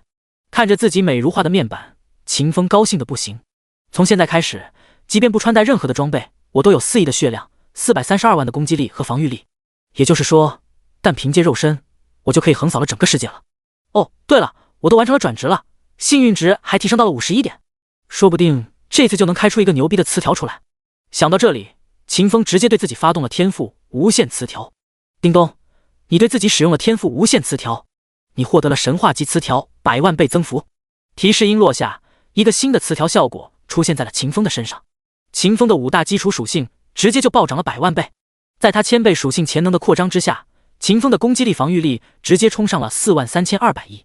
而更为恐怖的还要数秦风的血量和蓝量，在这一瞬间，他的血量和蓝量直接就突破了400兆。庞大的能量开始在朝秦风的身体之中汇聚，他所在的位置形成了一个巨大的真空，深紫色的真空能够湮灭了万物的虚空。随后整个轮回世界所在而空间都震荡了起来。警告！警告！警告！检测到超维生物诞生了，触发世界自我保护机制，空间压制之力降临中，时间压制之力降临中，维度压制之力降临中。第165章，新的开始，大结局。自从重生后的秦风降临到这个世界以来，他就一直处于被压制的状态之中。如若不然，他的幸运值也不会只有1点，穆雪儿也不会因为替他开箱子而让自己的幸运值下跌。究其原因，主要就是因为重生之后的秦风拿回了自己曾经的力量，属于宇宙开拓者的力量 SSSS 级的超神级天赋无限词条。作为宇宙各大势力制造出来的竞技场，轮回世界本身就是一个超神级的培养皿。当他发现了一个超神级的力量降临了过后，他所运行的程序就动用了最大的力量压制秦风。可是压制终究是有疏漏的，尤其是当秦风拿回了自己的另外一份力量，属于宇宙归一者的超神级器官虚空之心之后，那天在秦风唱诵起那支古老的歌谣之时，虚空的力量就已然侵入了轮回世界。经过了漫长的侵蚀，虚空终于污染了轮回世界的一部分运行规则，抵消掉了轮回世界对于秦风的压制之力。在秦风完成了轮回世界成就奖励的那一刻，透过一丝缝隙给了秦风50点的幸运值。也就是这小小的50点幸运值，直接就衍生出了一个直接突破轮回世界极限的可能。他给秦风带来了神话级词条100万倍增幅，让秦风的每一项属性都突破了10亿的极限。此刻获得了100万倍增幅的秦风，招来了整个轮回世界的压制。被规则之力封闭起来的神之领域直接打开了，一个个处于沉睡状态的神灵直接被唤醒，在轮回世界规则之力的推动之下，朝着秦风就杀了过来。神之领域之中的神灵强者数量成千上万，他们汇聚出了一道道恐怖到足以令尘世间的国度瞬息灰飞烟灭的攻击，打向了秦风。可是，在秦风那整整43200亿的防御力以及神话词条不灭之躯的缩减之下，这些攻击却是只能对秦风造成0.0001的伤害。在这些神灵攻击秦风的同时，轮回世界最底层的力量也被调动了起来。一尊庞大到足够覆盖整个莫里兰州的巨兽出现了，那是轮回世界所有规则的聚合体，是这个世界的最强者，是高高在上的不朽层级存在。现身在秦风所处的高维空间的那一瞬间，规则巨兽立刻就对秦风发动了攻击。和那些孱弱神灵的攻击方式不同，规则巨兽的武器只有一样，那就是轮回世界的规则本身。可即便是这样，这些攻击也无法对秦风造成有效的杀伤。此刻，秦风还处于100万倍增幅过后，狂吸深州一切能量体的愉快之中。感觉到有高能的物质正冲向自己，秦风下意识的就长大嘴巴。无尽掠食，属于宇宙归一者的力量瞬间就被激活了。秦风的口中瞬间形成了一个黑洞，时间被这个黑洞吞没，空间被这个黑洞吞没，就连规则巨兽打向秦风的规则之力也被这个黑洞吞没了进去。规则巨兽狂吼了起来，他感觉到自己正在以一种快得吓人的速度衰弱，他疯狂的挣扎，想要挣脱秦风的吞噬。可是这一切都只是徒劳。此刻无尽吞噬已经被催发到了极致，除开那附着了3个神话级词条的清明树，整个宇宙无限个维度都找不到一个可以让秦风终止的存在。恐怖的吞噬之力让整个轮回世界开始崩塌，一个个玩家化作光流返回到了自己的世界。这个过程快得出奇，似乎是没有消耗掉任何的时间。当这些玩家回到自己的世界的那一刻，他们的时间轮盘被拨动了，一切都回到了他们降临到轮回世界之前的那一秒。唯一变化了的就是他们的世界不再有一个名为轮回的游戏。穆雪儿从自己的大床之上惊醒了过来，此刻的她已经是泪流满面了。她感觉自己做了一个无比漫长的梦，在那个梦里，她遇上了一个令她心动无比的人。可是醒来了过后，她却是记不清那个人的模样了。不仅如此，她连那个人的性别都回想不起来。到了最后，她心底的那种黄粱一梦的感觉都在消失。我这是怎么了？摸着自己脸上的泪花，穆雪儿一脸懵逼。我这是做噩梦了？我不要做噩梦，我要做甜甜的美梦，最好梦里有个帅气的小哥哥。轮回世界中，不，此刻已经不存在轮回世界了，因为构成轮回世界的底层规则已然被秦风吞噬的破败不堪。